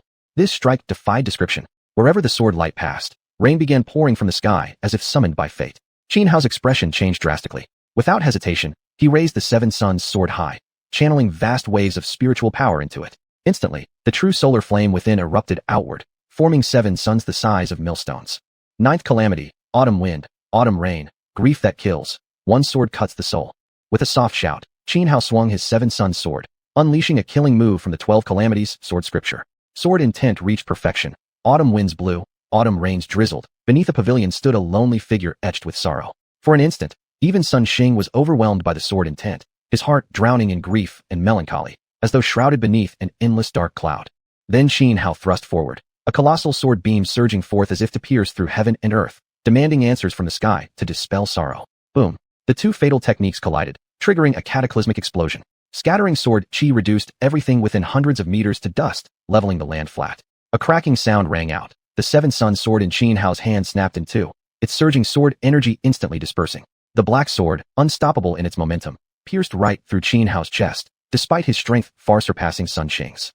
Pooh! Blood sprayed from Xianhao's chest. Once it passed through Xianhao's heart, the black sword automatically returned to its sheath. At the same time, Sun Xing spat out a large mouthful of blood, his face turning deathly pale. Having lost half his soul, although he'd survived, he was ruined for life, his cultivation path forever blocked, unable to progress further, and his wounds impossible to heal.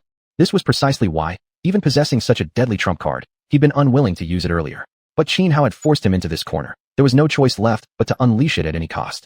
As Sun Xing coughed up another mouthful of blood, the sheathed black sword dropped from midair. He no longer had the strength to control it. Damn you, Xianhao! You've destroyed my entire life. Once I regain some strength, I'll tear you into pieces. Sun Xing glared hatefully at Xianhao not far away. Isn't this a bit too cruel? Just then, Xianhao spoke. Unnoticed until now, eerie green flames had enveloped his body. Now he stepped out from within those sinister green flames, staring at Sun Xing with a cold smirk. You're still alive? That's impossible. Seeing Xianhao alive, Sun Xing was utterly dumbfounded. The black sword he'd just unleashed was no common artifact. According to the information he possessed, offering half one's soul as sacrifice should be enough to slay even a sovereign-level expert. Yet Xianhao still lived? Sun Xing began doubting reality itself, his face filled with disbelief. To actually break my 7 Sun sword. This black blade is truly extraordinary. Xianhao said calmly as he walked over to where the black sword lay, picked it up, and tried to draw it from its sheath. But he failed. No matter how much force he applied, he couldn't pull the sword out even a fraction of an inch. This made Xianhao frown involuntarily.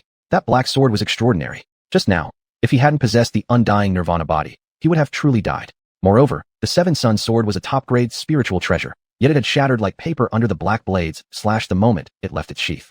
From this alone, one could tell just how exceptional the black sword truly was. Now I'll give you a choice, Xianhao said coolly, looking at Sun Xing. Either tell me everything you know about this sword, and I'll let you die quickly, or I'll show you what true suffering feels like, worse than death itself. You. Fear flooded Sun Xing's eyes.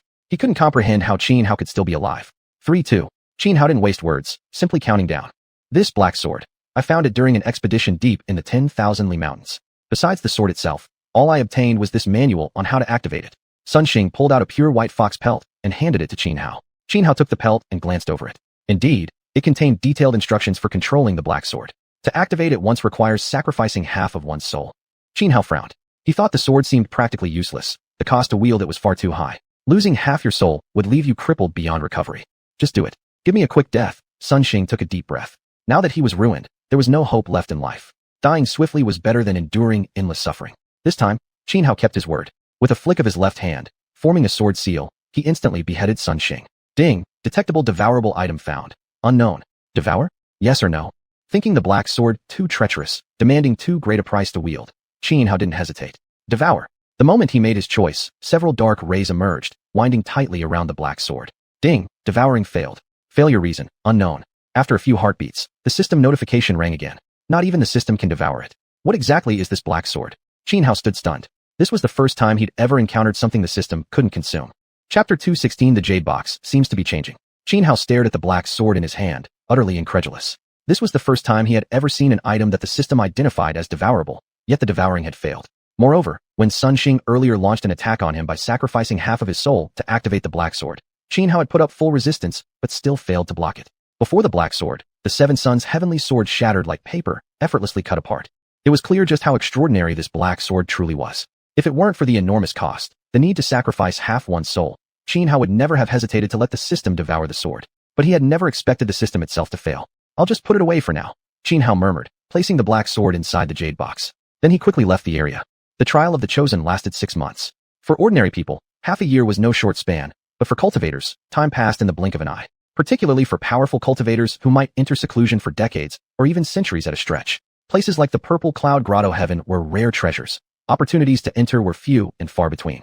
Even though the grotto was under the control of Lingxiao Heavenly Palace, disciples were rarely permitted inside for cultivation or exploration. Only those who had made significant contributions to the sect were granted entry, and even then, their stay could not exceed 1 month. Thus, Xianhao knew he must make the most of his time within this blessed land, diligently cultivating and strengthening his power. Of course, more importantly, he needed to gather as many heavenly treasures and earthborn rarities as possible. Known as a blessed land, Purple Cloud Grotto Heaven teemed with dense spiritual qi, fostering countless rare and precious herbs and plants. His earlier battle with Sun Xing had been quite explosive. If anyone within dozens of miles had witnessed it, they would surely come investigating. Though Xianhao was no longer afraid of any trouble, he was strong enough to handle anything. He didn't want to waste time or energy dealing with distractions. Leaving the vast forest in haste, Xianhao entered a stretch of marshland. Though shrouded in poisonous miasma, the swamp brimmed with denser spiritual energy than elsewhere, nurturing numerous rare herbs and mystical plants. Instead of immediately seeking the whale marrow Sun Xing had mentioned, Xianhao began searching through the marsh, gathering various heavenly treasures and transplanting them into the jade box. The medicinal soil within the jade box was truly remarkable. If it could revive a dried-up primordial violet vine, then leaving such sacred earth empty would be a terrible waste. Earlier, during his breakthrough to Human King Realm, Xianhao had nearly failed due to insufficient heavenly treasures. Fortunately, the fragment of primordial violet vine grown in the jade box had played a crucial role. Hence, while the grotto was rich with natural treasures, he decided to collect as many as possible to plant in the box, preparing for unforeseen emergencies. His heart of the human king resonated perfectly with the pulse of heaven and earth, making his spiritual sense far superior to that of ordinary cultivators. With eyes closed, he could clearly perceive everything within nearly a kilometer. Thus, locating heavenly treasures in the swamp proved remarkably easy. Within only half a month, Xianhao had combed almost the entire marsh, uncovering a vast number of rare plants and successfully transplanting all of them into the jade box. Some of these treasures were extremely precious. Normally, transplanting such delicate specimens would be exceedingly difficult, but the soil in the jade box was miraculous. Even plants with extreme environmental demands thrived under its nourishment, growing vigorously. Although many of the transplanted treasures were valuable, Overall, their grade was not exceptionally high, nowhere near rarities like blood jade grapes. Yet Xianxia was already satisfied. After planting so many treasures, he noticed a profound change in the jade box's space. The spiritual chi had become incredibly dense, condensing into white mist that drifted through the void. It gave him the distinct impression that the interior of the box was transforming, evolving towards something akin to a secret realm or blessed land. Having spent half a month exploring the marsh, Xianxia finally moved on. Since entering Purple Cloud Grotto Heaven, over a month had passed. Less than 5 months remained. He decided it was time to search for the whale marrow, then rendezvous with Yan Rujiang, Li Wanyu, and the others, to fight alongside them for 12th Tower's bid to host the next Dao Discussion Congress. Originally, he had joined 12th Tower solely for cultivation, to grow stronger so he could rescue his father from the Sure Emperor clan. Yet after living there for 5 years, he had developed genuine affection for the place. So whenever he could help secure benefits for 12th Tower, he would do so without hesitation. Whether it was Chen Shorin, Ning Bailing, or Bai Chengying, the 12th Tower's lord whom he had only met once, or even Yin Rujian, Jiang Yunj, and the others, they had all treated him exceptionally well. One must never forget kindness received. Xianxia traveled toward the lake, where the whale marrow was said to be located. After nearly 3 days of journeying, he entered a vast grassland. Beyond this expansive grassland lay the magnificent mountains and rivers surrounding the lake. The endless plain was covered in tall grass reaching 4 or 5 meters high. When a strong wind blew, the swaying grass made the entire prairie appear like a surging sea of green. As Xianxia hurried across the grassland, he simultaneously swept his spiritual sense outward, searching for heavenly treasures. Such treasures were extremely scarce here, as the environment wasn't conducive to their growth. After traveling for more than a day, Xianxia had only just reached the center of the grassland. He still needed another full day to cross it. For someone at Xianxia's human king level, it took 3 full days of continuous travel to cross. This alone revealed just how immense the grassland truly was. While pressing forward, Xianxia suddenly frowned. His spiritual sense had detected a fierce battle taking place ahead. He raised his eyes and saw towering flames rising into the sky in the direction of the conflict, spreading widely as if igniting the heavens themselves. An awe-inspiring, yet terrifying sight. After hesitating for just a few seconds, Xianxia gave in to curiosity and swiftly soared toward the site of the battle. He flew low, skimming close to the ground at great speed. His figure was concealed by the tall grass, and he suppressed his aura completely. Even a peak free and easy wandering realm cultivator might fail to detect him. Soon, Xianxia arrived at the battlefield and saw 7 or 8 young men surrounding and attacking a lone girl. It's her. Xianxia recognized the girl immediately, and his brows knitted together. Chapter 217, Long Ao Shui. On the grassland, 8 young men and women surrounded a teenage girl, launching a relentless assault. The girl appeared to be only 14 or 15 years old, wearing a deep purple dress. Though still young, her figure was already fully developed, curvaceous and graceful. Her face was beautiful, with delicate features like that of an exquisitely carved doll. Yet beneath her beauty lay an unmistakable air of heroic pride. The girl was no weakling. She was a prenatal realm cultivator, far superior in cultivation to any of her attackers, the strongest among whom had only reached the chi-consuming realm. Given her strength, defeating these 8 would normally be effortless. But not far away, a man clad in crimson armor stood cross-armed in midair, watching silently. A clear show of intimidation meant to suppress the girl's full capabilities. She was deeply wary of the man in red armor. Not only did she dare not reveal her trump cards, but she also had to remain on constant guard against him, restricting her movements. As a result, though still holding her ground amidst the 8 assailants' attacks, she was gradually being worn down. At this rate, within half an hour at most, she would surely fall. Not far off, Xianxia lay hidden in the tall grass, concealing his aura completely as he observed the girl besieged by 8 enemies. He furrowed his brows. He knew this girl. Her name was Long Ao Shui, the younger sister of Long Ao Tian. During those days in Lingxiao Heavenly Palace, Long Ao Shui had sought Xianxia out specifically, sharing some information about her brother. Xianxia originally hadn't intended to get involved in others' affairs, but back in the Taichu ancient land, Long Ao Tian had helped him. So now, faced with Long Ao Tian's sister in dire peril, could he really turn a blind eye? As for those attacking Long Ao Shui, Xianxia also recognized them. They were disciples of the Holy Flame sect. The man in crimson armor was none other than the sect's heir, Huangfu Fan, whose cultivation level had already reached the peak of the carefree realm. Back during the debate assembly, Jiang Yunj had engaged in debate with Huangfu Fan, so Xianxia remembered him well. Although Xianxia had already decided to intervene and save Long Ao Shui from falling into Huangfu Fan's hands, he didn't act immediately. Instead, he chose to observe first, waiting to see how things unfolded. He was curious, why would Huangfu Fan and his group go so far as to attack Long Ao Shui? Though the 10 great sacred sects all harbored certain grudges, their disciples generally avoided open conflict. Yet clearly, Huangfu Fan and his men were attempting to kill her. Boom. Under the coordinated assault of the 8 youths, Long Ao Shui gritted her teeth and activated a famous forbidden technique from Buzi Mountain. But she was immediately struck by a combined strike, sending her flying backward like a severed kite. She crashed hard onto the ground, and the explosive force pulverized every blade of grass within a 10-meter radius around her impact point. The power of their unified attack was terrifying. Normally, even with Huangfu Fan overseeing from afar limiting her freedom, The 8 youths alone still wouldn't have been enough to overpower Long Ao Shui. But these 8 were no ordinary opponents. They had formed a formation that greatly enhanced their collective combat power, allowing them to land such a heavy blow. Miss Ao Shui. Huang Fufan spoke calmly, his expression serene but his eyes filled with cold, merciless killing intent. I know your brother. Hand over that item, and I'll make your death quick and painless. Humph. Long Ao Shui snorted in defiance. Huang Fufan, even if I die, I won't let you get what you want. As for the heaven demon gourd, don't even dream about it. Stubborn. You refuse grace and choose punishment. Huang Fufan's expression remained icy. He turned to one of the 8 youths, specifically a man named Xianting, and said, Xianting, aren't you currently cultivating the Tian Ding Red Sun scripture? Miss Ao Shui here makes the perfect furnace vessel. I'll capture her for you right now. Many thanks, heir. Xianting hastily clasped his fists toward Huang Fufan, while casting a lecherous, predatory gaze at Long Ao Shui, one utterly devoid of restraint. You shameless beast. Despite her youth, Long Ao Shui was neither naive nor ignorant. She fully understood what Huang Fufan meant by furnace vessel. Humiliation and fury flared in her eyes, followed swiftly by resolve. Without hesitation, she leapt to her feet and charged straight toward Huang Fufan, throwing caution to the wind. She knew clearly that with her current cultivation, escape was impossible. If so, then better to fight to the death. If she could drag Huang Fufan down with her before dying, it would be worth it. Foolish and deluded. Huang Fufan sneered coldly. He truly didn't take Long Ao Shui seriously. He was absolutely confident he could subdue her. Even if she possessed secret techniques, he wasn't afraid. Because he too had extraordinary means capable of handling any possible twist. Huang Fufan stepped forward, moving with the stride of a dragon and the pace of a tiger, pointing at the sky and treading upon the earth, his aura overwhelming. He raised his right hand and unleashed a punch straight toward Long Ao Shui. This punch was delivered with full force. How could its power be underestimated? A magnificent fist imprint erupted, instantly striking Long Ao Shui, who had been charging at Huang Fufan, and sending her flying backward. She crashed onto the ground again, this time over 100 meters away. Before Long Ao Shui could rise once more, Huang Fufan extended his right hand, flipping his palm downward. Instantly, a giant hand formed from blazing flames appeared in the void, pressing down upon her with crushing force. The flaming hand came crashing down, its 5 fingers forming a cage that trapped Long Ao Shui completely. Terrifying energy erupted, pinning her to the ground, immobilizing her body so that she couldn't move even an inch. Let me go, let me go. Long Ao Shui struggled, shouting at Huang Fufan. Huang Fufan, I warn you. If you dare lay a finger on me, Busi Mountain will stop at nothing to retaliate against your holy flame sect. Heh. Huang Fufan sneered coldly. Miss Ao Shui, you're too naive. For one, no one outside knows what happens here within Xiun Grotto Heaven. And even if they did find out, Busi Mountain would never dare retaliate against the holy flame sect. To do so would violate the sacred pact established by the 10 great sacred sects during the founding of the debate assembly.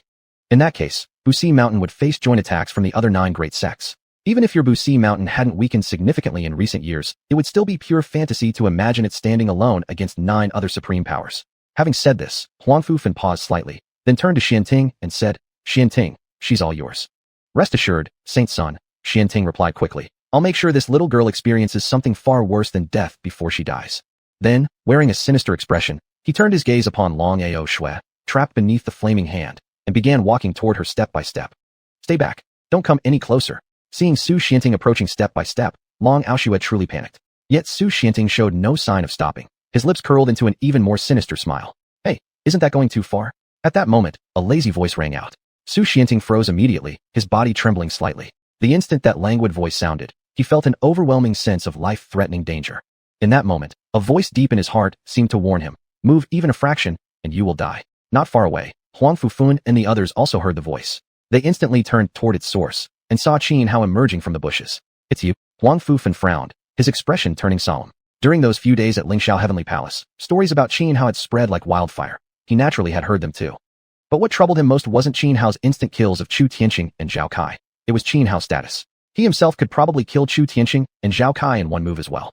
But Xianhao's position within the 12 towers was extremely high, almost on par with the various tower lords in terms of seniority. By generation, he actually had to address Xianhao as senior.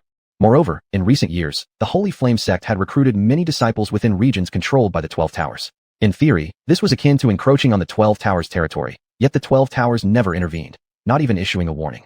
Still, the Holy Flame sect's higher-ups didn't grow arrogant or disregard the 12 towers because of this.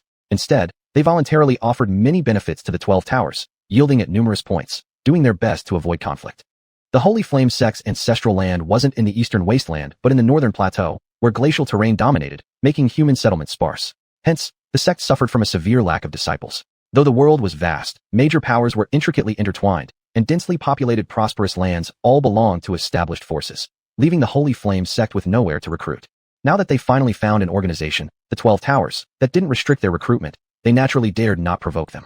For the Holy Flame sect, maintaining good relations with the 12 Towers was clearly the optimal choice. This way, they could continue recruiting more disciples. Therefore, Huang Fufun had no intention of clashing with Qin Hao.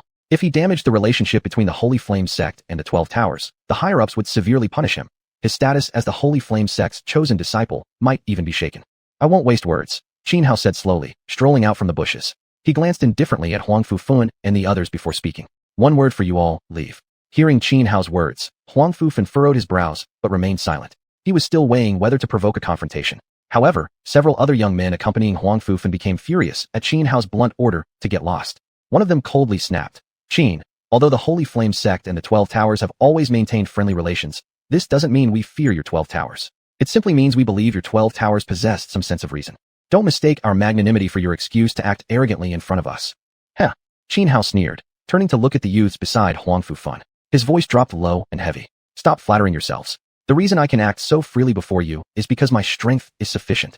So what if you're just a human king realm cultivator? Do you think killing Chu Tianqing and Zhao Kai makes you invincible under heaven? Before our holy sun, you're nothing but a mere junior. A female disciple of the Holy Flame sect spoke disdainfully. Dressed in a crimson robe, her figure was graceful and shapely, her beauty breathtaking. She was Huang Fufun's admirer. Before Qin Hao could respond, Huang Fufun stepped forward first, addressing Qin Hao calmly. Fellow Taoist Qin. Miss Fang here comes from a noble lineage and is deeply favored by my master, hence she may seem somewhat overbearing. Please don't hold it against her. As for our matter with Miss Ao Shui, since fellow Taoist Qin has spoken up, and considering the long-standing friendship between the Holy Flame sect and the 12 Towers, we can agree not to take her life. But Miss Ao Shui must surrender the heavenly demon gourd. We were the first to discover it. She seized it while we were fighting the beast guarding it. That was utterly dishonorable. Qin Hao frowned and turned to look at Long Aoshui. Long Aoshui's face grew awkward, for indeed, events had unfolded exactly as Huang Fufun described. She had snatched the gourd while they battled the guardian beast. Yet the heavenly demon gourd was an exceedingly rare innate treasure, something truly unattainable by effort alone. Even an emperor would covet it, let alone her. Moreover, the heavenly demon gourd was highly compatible with her cultivation technique. If she could obtain it, her future path of cultivation would become much smoother. Besides, in the world of cultivation, the scenario of the mantis stalking the cicada, unaware of the oriole behind, was extremely common. One could only say she had outmaneuvered Huang Fufun and the others, not that she had acted unrighteously. Although Qin Hao's conduct was arrogant and his decisions ruthless, he wasn't unreasonable. Since Huang Fufun hadn't sought conflict but instead appealed to reason, he couldn't press too hard. Return it to them, Qin Hao said to Long Aoshui. But Long Aoshui puffed her cheeks, clearly reluctant. Yet she wasn't foolish. Without Qin Hao's intervention, even if she had surrendered the heavenly demon gourd, she doubted Huang Fufun's group would have spared her. Now, surrendering it. Even if Huang Fufun broke his word, she should still be protected as long as Qin Hao remained nearby. So, despite her deep reluctance, after a moment of hesitation, she took out the heavenly demon gourd and tossed it to Huang Fufun.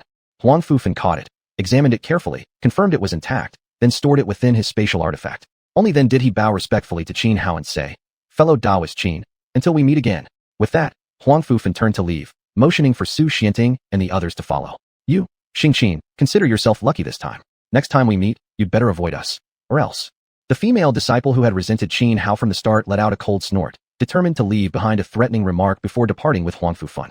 Boom. But before she could finish speaking, Qin Hao raised his hand and threw a punch. A thunderous roar erupted through the void, followed by the appearance of a colossal golden fist imprint, a towering mountain-like force descending upon the woman. The woman turned deathly pale, frantically unleashing her ultimate techniques to defend herself. Yet against the crushing weight of the golden fist, her efforts were utterly futile, shattered in an instant. Ah! Her blood-curdling screams echoed across the area. Under the overwhelming pressure of the golden fist, she exploded on the spot, blood raining down in every direction, splattering everywhere. Chapter 219. Do you expect me to swallow my pride? Qin Hao's sudden attack came without warning. So abrupt was it that not only did no one else react in time, even Huang Fufun, who possessed the highest cultivation level, was half a step too slow, unable to stop Qin Hao or save the woman. Long Aoshui, standing nearby, gaped in shock. Just moments ago, when Qin Hao demanded she hand over the Tian Yao gourd, resentment had filled her heart. She'd thought Qin Hao somewhat cowardly. Now, however, she stared blankly at the scene before her, frozen like stone. Qin Hao's actions were truly, unbelievably brutal. The other disciples accompanying Huang Fufun were initially stunned, taking several seconds to snap out of their daze. Then, one by one, fury erupted within them. Huang Fufun was the Tao disciple of the Holy Flame sect, so he understood the interests and relationship between the Holy Flame sect and 12 Towers. But Su Xianting and the others knew nothing of this. In their eyes, the Holy Flame sect daring to recruit disciples on 12 Towers territory was solely because 12 Towers had backed down, afraid to clash with their sect. Qin, Who gave you the guts to kill Senior Sister Fong? You deserve death. This fellow is truly sinister. Taking advantage of our lowered guard to suddenly strike us down. Outrageous. Utterly outrageous. What's there to say? Let's all go together. Crush him. Enraged, the Holy Flame sect disciples surged forward without hesitation, murderous intent blazing. They intended to overwhelm Xianhao with overwhelming force, cutting him down immediately to quench their seething rage. Yet faced with their assault, Xianhao merely swept out a whip kick, forcing them all back, then coldly declared, I hate nothing more than being threatened. Originally, I'd already opened a path for you to leave unharmed. But just now, that woman insisted on dying. I simply obliged her. If you value your lives, get lost now. Lay another hand on me, and don't blame me for showing no mercy. Death awaits. Their faces darkened. The Holy Flame sect disciples turned toward Huangfu Fun. Holy Son, this Qin fellow dares defy us and murdered Senior Sister Fong. Please act swiftly. Eliminate this brute. Huangfu Fun frowned. He hadn't wanted conflict with Xianhao purely to preserve the fragile relationship between the Holy Flame sect and 12 Towers. But that didn't mean he feared Xianhao. Indeed, that was precisely why he hadn't intervened when Senior Sister Fong hurled her threats at Xianhao earlier. But he hadn't expected Xianhao to be so ruthlessly decisive, killing Senior Sister Fong at the first disagreement, pushing everything to the brink. If he failed to kill Xianhao in retribution, his authority within the Holy Flame sect would crumble entirely. Moreover, Senior Sister Fong had been one of his admirers. He'd even entertained thoughts of someday claiming her as his own. Thus, he was furious at Xianhao's killing of her, feeling deeply disrespected, as if Xianhao hadn't regarded him at all. Could it be that this Qin, seeing his earlier restraint, mistook it for fear? With a dark glare, Huangfu Fan said, Fellow Taoist Qin, you've gone too far. Too far, Xianhao sneered. Am I supposed to endure threats in silence? If that's what being a man means, then what kind of cultivator am I? Stop pretending to be reasonable. If you want to fight, then come at me. If not, get lost. This is Ziyun Wonderland. Whatever happens here remains hidden from the outside world. Humph. Huangfu Fan took a deep breath. Since fellow Taoist Qin has spoken so plainly, there's nothing more to say. Let's settle this with strength. Boom. At once, Huangfu Fan ceased talking and launched into action. His body trembled, unleashing vast spiritual power that surged wildly around him, igniting into raging flames spreading through the void. Within moments, hundreds of meters around were set ablaze. Burning Heaven Dragon Seal. With a cold shout, Huangfu Fan formed hand seals and slammed his palms downward toward Xianhao. Instantly, flames shot skyward, turning the entire sky crimson. In midair, fire traced out a massive, intricate seal. With a thunderous dragon's roar, a flame dragon shadow, hundreds of meters long, burst forth from the seal. Claws bared and fangs exposed. The flame dragon charged forward with crushing force, its overwhelming might sending shivers through anyone who laid eyes upon it. Yet Xianhao remained perfectly calm, treating Huangfu Fan's attack with utter disdain. He made no complex moves, only activating his innate ability, aqua control. Immediately, streams of water surged around him, swirling into a tornado centered on his body, sweeping violently outward in all directions. The whirlpool of water swept outward, extinguishing all flames.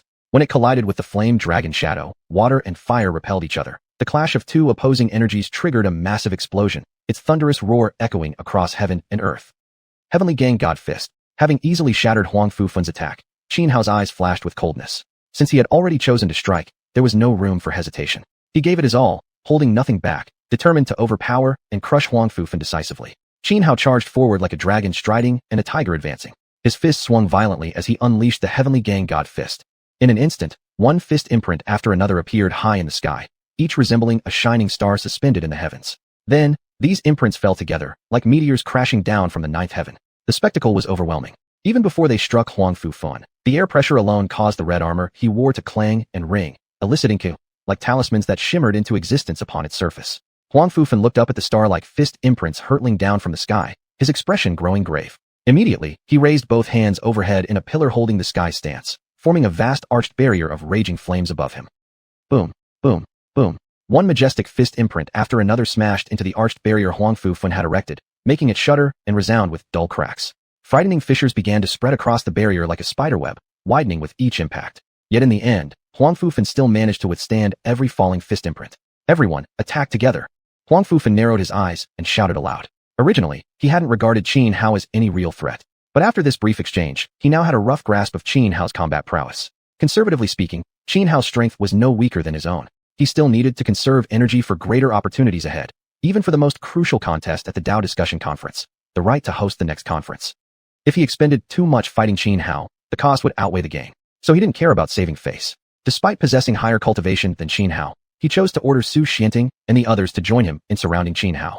Chapter 220. One of the supreme golden bodies, the burning heaven flame god body. Upon receiving Huangfu Fan's order, xiuxian and the others hesitated not a moment before charging at Xianhao.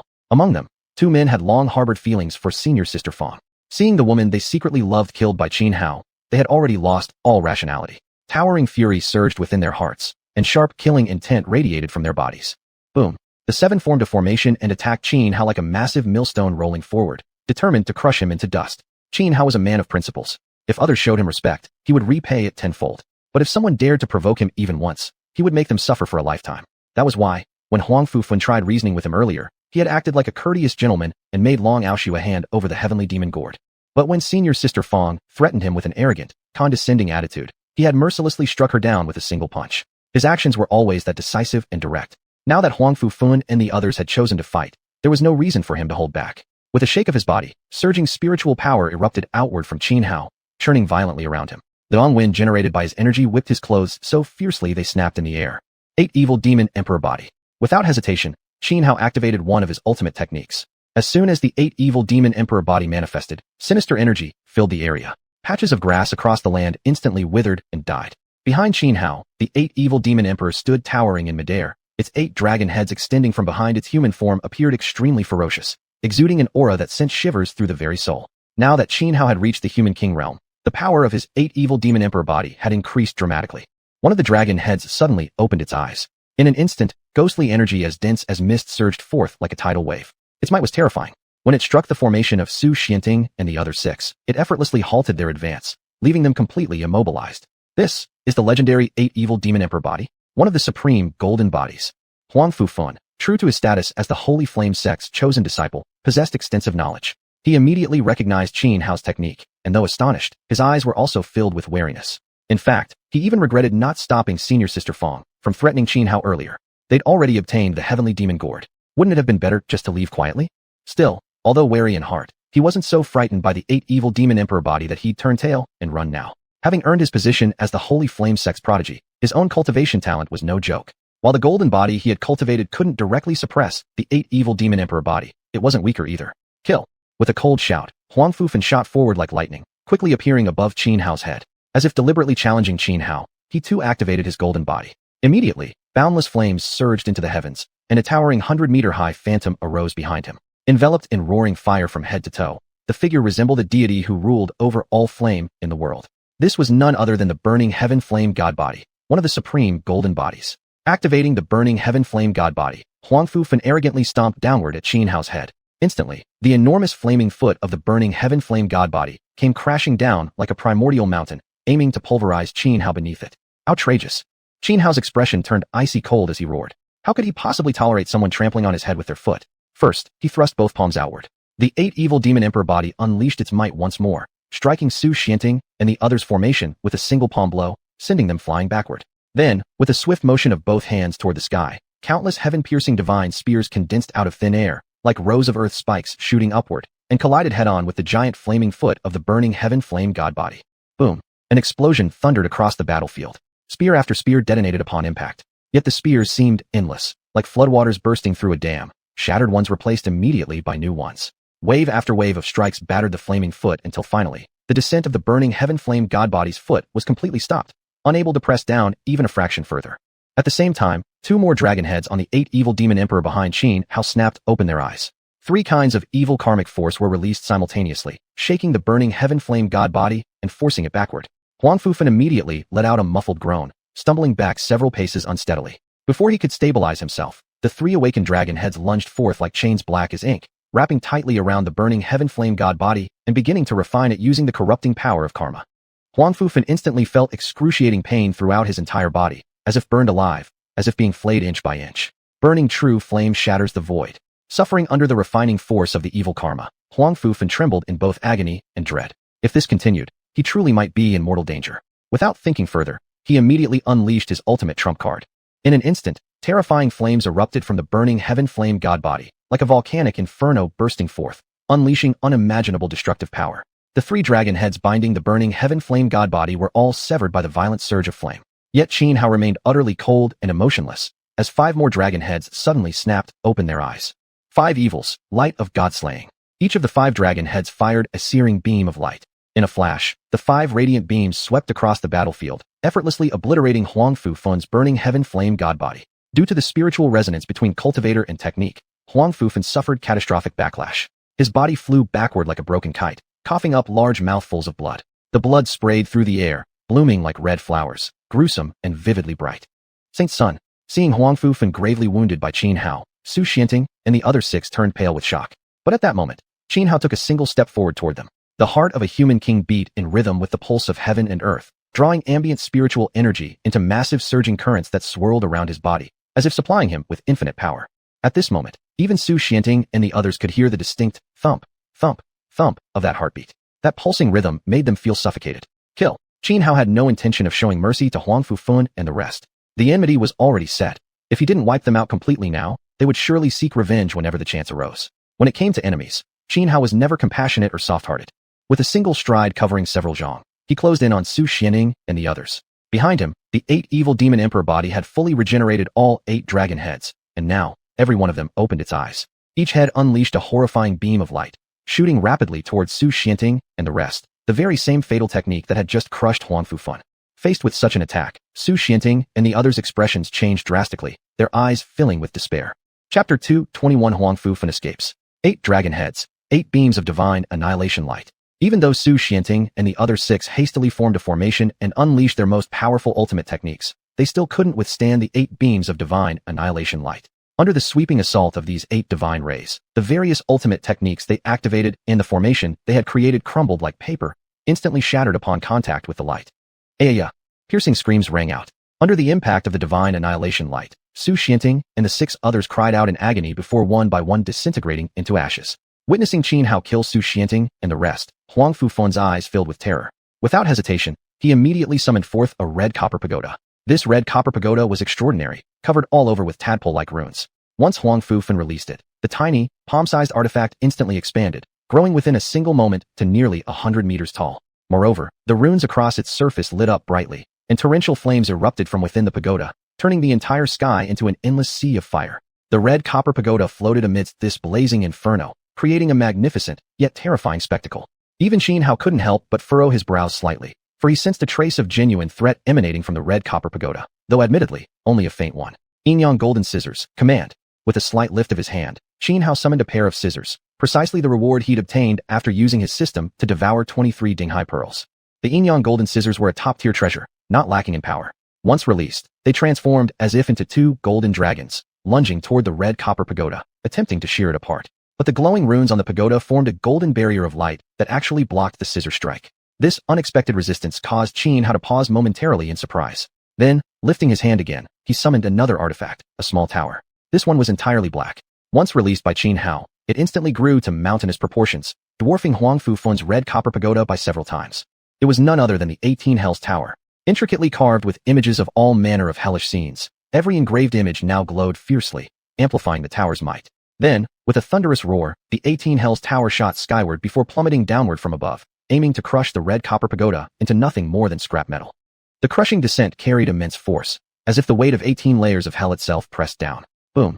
The 18 Hells Tower smashed directly onto the red copper pagoda. An earth-shattering explosion echoed through the air, like a sudden thunderclap splitting the heavens and shaking the earth. Indeed, Huang Fufan's red copper pagoda was extraordinarily exceptional, its quality surpassing even that of a top-tier treasure. Therefore, despite being simultaneously attacked by 2 supreme artifacts, the Inyan Golden Scissors and the 18 Hells Tower, it remained undestroyed. Qin Hao, I remember this grudge today. Once the heaven-selected trial ends, my holy flame sect will surely make your 12 towers pay dearly. Huang Fufan stared at Qin Hao, his eyes burning with intense killing intent.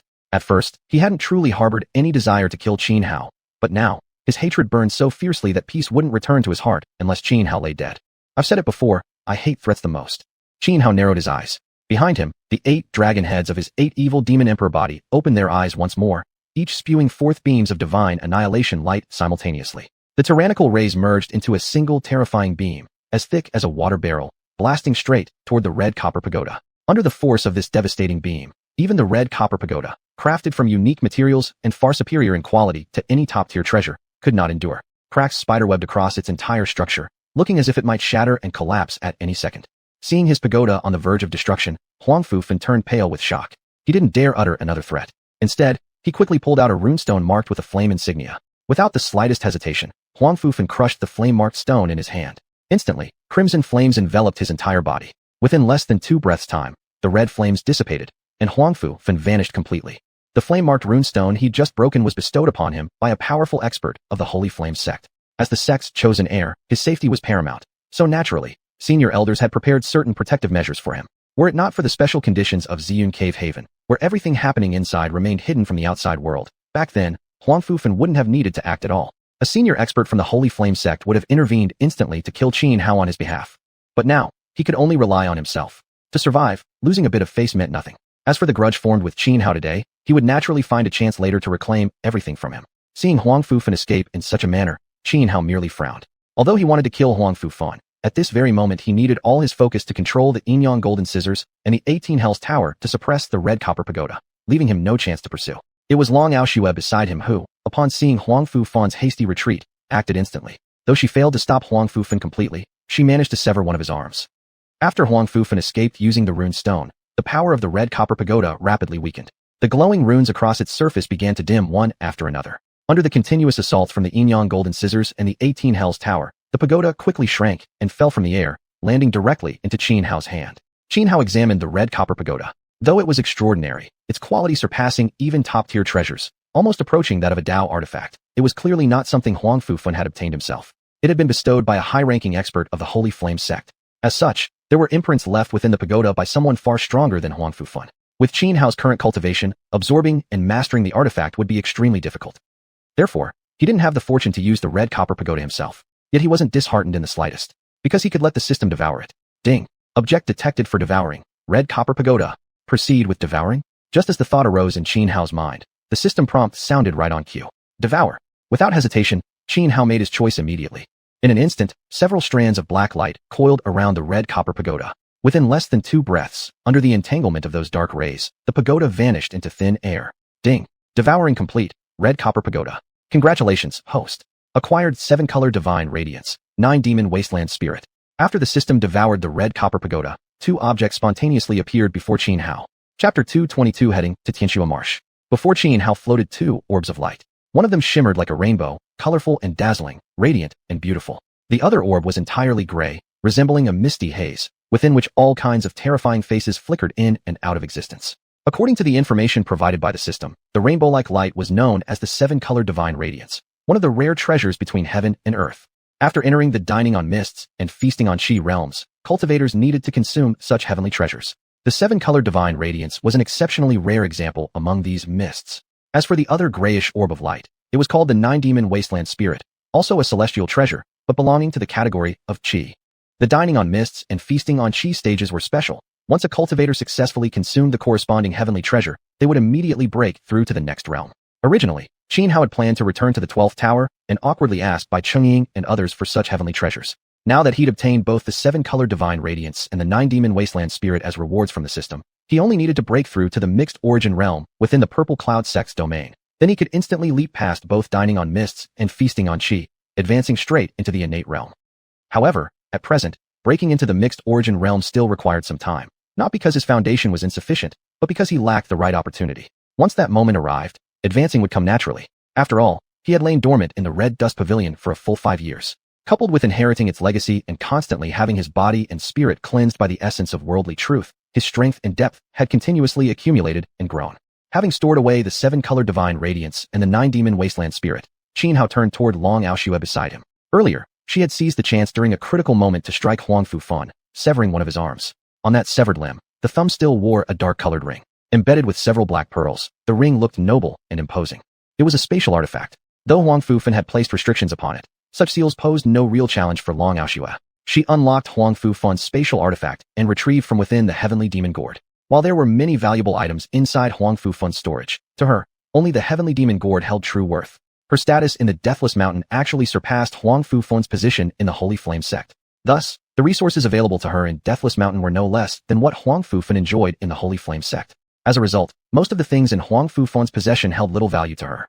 But this heavenly demon gourd was different. It was a naturally born treasure vessel, whose innate properties perfectly matched her cultivation method. To her, its value was immense. Noticing Xianhao's gaze upon her, Long Aoxue tossed him the ring she had taken from Huangfu Fan's severed hand. Xianhao, thank you for helping me. I'll remember this kindness. This is Huangfu Fan's spatial artifact. It contains many good things. I'll take only the heavenly demon gourd. The rest is yours. Xianhao said nothing. He caught the artifact and swept his consciousness through it, confirming indeed that numerous fine items lay inside. Yet he did not keep it for himself. Instead, he threw it back to xiuxian. This is your spoils of battle. You don't need to give them to me. Huh. Surprised that xianxia refused the artifact, xiuxian said. That's odd. My brother and sister Yoke both told me you're greedy. Greedy for what exactly? Xianxia immediately frowned. He felt xiuxian and xuanhuan went too far, slandering him behind his back. Still, he didn't waste more words with xiuxian and promptly turned to leave, ready to continue toward the lake where the whale marrow was located. Xianxia, where are you going? Wait for me. xiuxian snapped back to reality and quickly chased after him. Why are you following me? Xianxia furrowed his brow. I want to discuss something with you, xiuxian said. What? I discovered a great opportunity, but I can't seize it alone. So, you're trying to use me as a tool? Xianxia shot her a disgruntled look, though he soon changed tone and asked, Tell me, what kind of fortune are we talking about? A Dao-level artifact, xiuxian replied. At her words, Xianxia's eyes lit up instantly. Dao artifacts stood a rank above treasure vessels. Just as treasure vessels matched superiors, Dao artifacts belonged to emperors and immortal elders. Naturally, Xianxia's heart stirred. After a brief pause, he said, If there's a Dao artifact, how do we split it? My Dao artifact only requires you to help me refine the heavenly demon gourd for a short while. Once I can use it to step into the carefree realm, that's all I need, xiuxian said. Tell me more about this Dao artifact, Xianxia replied. Though deeply tempted, he remained rational. xiuxian was an innate cultivator, someone who should have been able to seize such opportunities easily. Yet even she admitted she couldn't take it alone and feared the danger involved. That alone proved how perilous acquiring this Dao artifact would be. Xianxia had to weigh the risks and benefits carefully before deciding whether to go with her. The Dao artifact is in Xianxia Marsh nearby. It was guarded by a ferocious beast, but several groups of people already fought it, weakening it badly. Originally, I planned to swoop in afterward, but then a bald monk from the Damo Golden Light Pagoda showed up unexpectedly, forcing me to retreat empty-handed. xiuxian recounted everything honestly to Xianxia. According to her, the Dao artifact was a bronze tripod cauldron, complete with 4 legs and 2 handles. Cauldrons were inherently difficult to forge, let alone one at the Dao level. Its value was thus immeasurable. The only reason it hadn't been taken earlier, especially by someone from Lingxiao Heavenly Palace, was because Xianxia Marsh's unique environment obscured the aura of the cauldron. Otherwise, it would have been claimed long before the opening of the Purple Cloud sect's domain. xiuxian had stumbled upon it purely by chance. Afterward, she deliberately lured several factions to fight over it. All of them were slaughtered by the beast guarding the cauldron. Eventually, the guardian beast was left critically injured. Just as xiuxian prepared to move in, the monk from Damo Golden Light Pagoda arrived, and since she couldn't match him, she had no choice but to flee. So according to what you're saying, that monk must have already claimed the cauldron by now. Are we going there just to confront him? Xianxia frowned. No, not yet. xiuxian shook her head. To truly refine and assimilate a Dao-level artifact isn't easy at all. Even if that bald monk is a carefree realm expert, it'll still take at least 10 days or half a month. Only 5 days have passed so far. Alright then, let's head to Xianxia Marsh. After a moment of contemplation, Xianxia made his decision. Chapter 223. This monk is up to no good. After making his decision, Xianxia immediately set off with xiuxian toward the Xianxia Marsh. As for the matter of the whale marrow, it could wait. The location of the whale marrow had been revealed to Sun Xing by Zhao Lingsu. Thus, aside from Sun Xing, no one else knew its whereabouts. Therefore, Xianxia wasn't worried about someone else seizing it first. The Xianxia Marsh lay to the east of the vast grasslands, deep within a dense jungle. Xianxia and xiuxian crossed the grasslands in just 2 days and smoothly reached the thick forest. Once inside the jungle, they encountered numerous ferocious beasts and predatory birds, but given their cultivation levels, avoiding them was not difficult. According to xiuxian, the monk from the Dharmaguptaka Golden Light Pagoda had reached the peak of the carefree realm, only slightly weaker than half-step sovereign experts like xuanhuan. If Xianxia and xiuxian were to clash with any of these savage creatures in the jungle, the monk from the Dharmaguptaka Pagoda would surely sense the disturbance, ruining their stealth. Moreover, the beasts living here weren't weak. Even some at the level of carefree realm transcendence had been spotted. Should a conflict break out, even someone as powerful as Xianxia couldn't guarantee he'd defeat all these monsters quickly. The longer the fight lasted, the greater the chance that the monk from the Dharmaguptaka Pagoda might complete his refining of the bronze cauldron. Once that happened, even if Xianxia and xiuxian joined forces, they might still be no match for him. Even if the monk couldn't fully unleash the true power of a Dao artifact, it would still be more than enough to crush any life form below the sovereign level. Eventually, Xianxia and xiuxian passed through the jungle and arrived deep within the Xianxia Marsh area. The Xianxia Marsh wasn't very large, spanning less than 100 miles. It got its name because the soil here resembled blood-soaked mud, crimson and eerie at first glance, with a faint scent of blood lingering in the air. Numerous vicious beasts also lived within the marsh. Soon after entering, Xianxia and xiuxian came across a crocodile with a pair of deer antlers. The creature was over 30 meters long, crawling out of the marsh with overwhelming ferocity. Fortunately, Xianxia and xiuxian had concealed their aura and remained undetected. After walking through the marsh for nearly half a day, they finally reached its depths. Unlike the outer regions of the Xianxia Marsh, the inner depths were strangely devoid of any beasts. According to xiuxian, This was likely due to the immense power of the Dao artifact and the monstrous guardian beast that once protected it, deterring other creatures from approaching. At the heart of the marsh lay a pool of blood-red liquid. Long Xiuxian said the Dao-level bronze cauldron lay beneath this bloody pool. Xianhao and Long Xiuxian, keeping their presence hidden, quietly positioned themselves on a massive horizontal branch of a towering tree near the pool. Staring at the nearby blood pool, Xianhao frowned. He instantly sent his spiritual sense sweeping toward it, and indeed detected a four-legged, two-eared bronze cauldron beneath the pool. But what puzzled Xianhao was that although the Dao-level bronze cauldron was there, he saw no trace of the monk from the Dharmaguptaka pagoda whom Long Xiuxian had mentioned. What's going on? Could that bald bastard have left? Long Xiuxian also noticed the absence of the monk beside the cauldron and felt deeply perplexed. Could it be that the monk from the Dharmaguptaka pagoda had simply abandoned the Dao artifact and left? Both Xianhao and Long Xiuxian briefly entertained this thought, but quickly dismissed it. Dao artifacts were exceedingly rare. There was no way the monk could resist such temptation. They grew even more cautious, carefully sweeping their spiritual senses around the area. Nearly half the entire Tianxua marsh region was scanned, yet still no trace of the monk could be found. Could he have actually left? Long Xiuxian furrowed her delicate brows, filled with confusion. Could it be that apart from the guardian beast, the bronze cauldron has other restrictions or traps?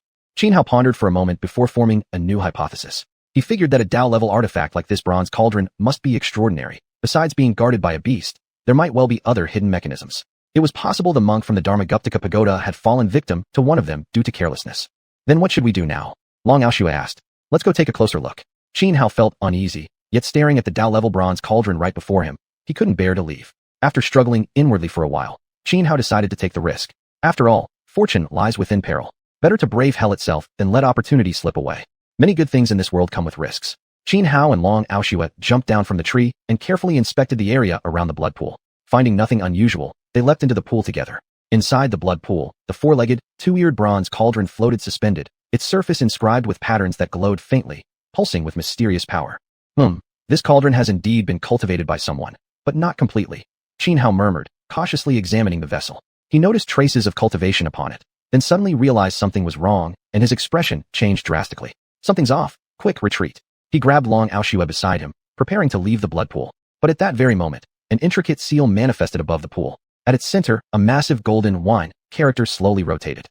Om Mani Padme Hum. Almost simultaneously, the chanting of a Buddha reciting the six-syllable Great Brightness mantra echoed through the air. Countless Buddhist scriptures emerged from within the rotating xuanhuan, forming a colossal spherical cage that trapped Xianhao and Long Xiuxian inside. In an instant, the blood pool filled with continuous chanting and sacred hymns, as if the entire space within had transformed into a pure land of the Buddha. Overwhelming waves of Buddhist aura spread out, permeating every corner of the blood pool. Both Xianhao and Long Xiuxian immediately felt their powers severely suppressed, no less than 30% of their combat strength stripped away. At that moment, a young monk clad in saffron robes arrived at the edge of the blood pool. Amitba. The young monk glanced at Long Xiuxian, clasped his hands together, and intoned a Buddhist salutation. Lady Ao Shui, earlier I showed mercy and let you go freely, yet you know not gratitude. You even dare bring others here to harm this humble monk. Heaven offers you a path, but you refuse to walk it. Hell has no door, yet you force your way in. Since that is so, today I shall personally bring your karma to completion. Chapter 224 The Hand of the Great Sun Tathagata. Buddhist aura surged around the young monk, radiating an immensely oppressive force. Monk, you already knew we'd come and deliberately set up this formation? Xianhao glanced at the seal blocking the blood pool, frowned slightly, and asked the young monk before him. Indeed, I knew the moment you entered this jungle, replied the young monk, glancing calmly at Xianhao. Disciple Qin, I've heard your debate with Disciple Sun at the Forum Assembly. Your words, whoever has the bigger fist holds the truth, in my humble opinion, are quite reasonable. Oh, really? Don't you Buddhists usually prefer empty talk over actual combat? Xianhao sneered. Amitba, good. But Disciple Qin, have you never heard that even the Buddha roars like a lion, and the Vajra also frowns in wrath? The young monk spoke serenely. His Dharma name was Kong Yin, a peer of Xuanhuan, the monk who had raised the question of which among Buddhism, Confucianism, and Taoism should reign supreme during the previous Forum Assembly. Xianhao studied Kong Yin intently for a moment, then furrowed his brows and said, Here's the deal. If you leave now, I won't hold anything against you. How does that sound? Amitba. Kong Yin paused, murmuring the chant softly. Right now, both Disciple Qin and Lady Ao Shui are within my Vajra subduing demons formation. Your fighting strength is suppressed by at least 30%, while mine increases by 60%. With such a shift in power, how can either of you stand against me? The Buddha is compassionate. I originally did not wish to take lives. But this bronze cauldron is a Dao artifact. If it falls into your hands, it will surely bring far greater slaughter. Therefore, for the sake of reducing bloodshed in this world, I must kill both Disciple Qin and Lady Ao Shui, then refine this bronze cauldron, contributing what little I can toward peace among mortals. Hearing Kong Yin's words, Xianhao threw back his head and laughed loudly. giving him a sarcastic thumbs up. Honestly, I truly admire the shamelessness of you bald monks. You want nothing more than to kill and steal treasure, yet pretend it's all for the salvation of the world, preaching righteousness and benevolence. What absolute hypocrisy. Umitba, words serve no purpose. I shall now send both Disciple Qin and Lady Ao Shui to the Western Pure Land. Though still serene in expression, Kong Nian's tone turned sharp, and the murderous intent emanating from him grew ever more intense. He had grown tired of wasting words with Qin Hao and Long Ao Shui, choosing instead to act directly. Kong Nian pressed his palms together, chanting sutras under his breath. Instantly, the Vajra subduing demon's formation activated. The swastika symbol at the center of the seal above the blood pool began spinning faster, erupting with countless scripture glyphs that shot toward Qin Hao and Long Ao Shui. These glyphs were extraordinary, faintly coalescing into golden chains one after another. These were the Buddhist word shackles, one of the most famous Buddhist divine abilities. Crafted from sacred verses, they could bind demons and evil spirits, their power exceptionally great. In an instant, Qin Hao and Long Ao Shui felt those scripture-formed golden chains writhing like dragons, poised to crush them both. Bald monk, let me be the one to send you to the Western Paradise. Qin Hao snorted coldly. Ignoring the suppression of over 30% of his strength caused by the Vajra formation, he shook his body fiercely. Vast spiritual power erupted outward, interlaced with thunder and fire, forming dozens of crimson flaming thunderblades that slashed wildly in every direction. Each blade carried terrifying power, effortlessly slicing through the golden chains created by the scripture glyphs. What kind of ability was this so-called Buddhist word shackle? Utterly powerless. Qin Hao raised both hands. The sky-piercing divine spear instantly materialized. One spear after another emerged around him. As he thrust both hands forward, they shot forth like arrows from bows, aiming straight at the swastika symbol in the heart of the seal above the blood pool. During his 5 years at the Red Dust Pavilion, Qin Hao had studied countless ancient texts and scriptures. He immediately recognized that the vital node of the Vajra subduing demon's formation lay within that swastika. Destroying it would collapse the entire formation. Once freed from the formation suppression, not only could he team up with Long Ao Shui, but even facing Kong Nian, one at the peak of the carefree realm, alone, Qin Hao was confident he could beat him senseless. Umitba, Kong Nian recited the chant once more. Behind him, a colossal Buddha-like phantom instantly appeared, his golden body, the great sun Tathagata, one of the most powerful golden bodies in existence. Without any visible movement, the great sun Tathagata behind him extended a single palm, filling the sky, effortlessly intercepting spear after spear of the sky-piercing divine spears, foiling Qin Hao's attempt to destroy the swastika. The hand of the great sun Tathagata, blocking Qin Hao's attack, Kong Nian let out a mighty shout and thrust forward his right hand. Instantly, the great sun Tathagata behind him also extended its right hand, descending upon Qin Hao like a crushing blow from the heavens. Kong Nian's great sun Tathagata was immensely powerful. As the hand pressed down, Qin Hao felt as if an enormous mountain range were collapsing directly onto him. Yet, Qin Hao remained utterly calm. Even with over 30% of his combat strength suppressed by the Vajra subduing demon's formation, he showed no sign of panic. 8. Evil Demon Emperor Body. Just as the great sun Tathagata raised its right hand, preparing to strike down at the crown of Qin Hao's head, his body trembled violently, and the 8 Evil Demon Emperor Body emerged from all 10 directions. The moment it appeared, overwhelming evil energy surged across the entire blood pool. The 8 dragon heads roared in unison, their ferocious aura blasting upward, forming a massive arched barrier that blocked the descending palm of the great sun Tathagata. At the same time, Qin Hao formed hand seals and struck them into empty space. Heavenly Ghost, 10,000 demons' wrath surged through the heavens. As he repelled Kong Nian's attack, Qin Hao let out a long, fierce roar toward the sky. One of the dragon heads within his 8 Evil Demon Emperor Body opened its eyes, the one representing the Heavenly Ghost, one of the 8 evil paths. The moment the dragon eye opened, boundless ghostly energy erupted skyward like a tidal wave, surging with furious momentum. Boom! A tremendous explosion rang out. The vast wave of ghostly energy shattered the right hand of Kong Nian's great sun Tathagata and even caused half of the colossal Buddha form to collapse. Kong Nian let out a muffled grunt, staring at Qin Hao in utter disbelief. Qin Hao's cultivation level was merely human king realm, nothing extraordinary. Thus, from beginning to end, Kong Nian had never truly regarded Qin Hao as a threat. But he never imagined that even while suffering suppression of more than 30% of his power by the Vajra formation, Qin Hao could still shatter half of his great sun Tathagata body. This was simply too fucking unbelievable. Die. But Qin Hao had no intention of letting Kong Nian off so easily. With a cold shout, he seized the opportunity, dashing forward in a swift, deadly strike aimed to obliterate Kong Nian. He didn't care whether Kong Nian was a monk or not. Any enemy must be killed without mercy. Chapter 225. Monk, your death has come.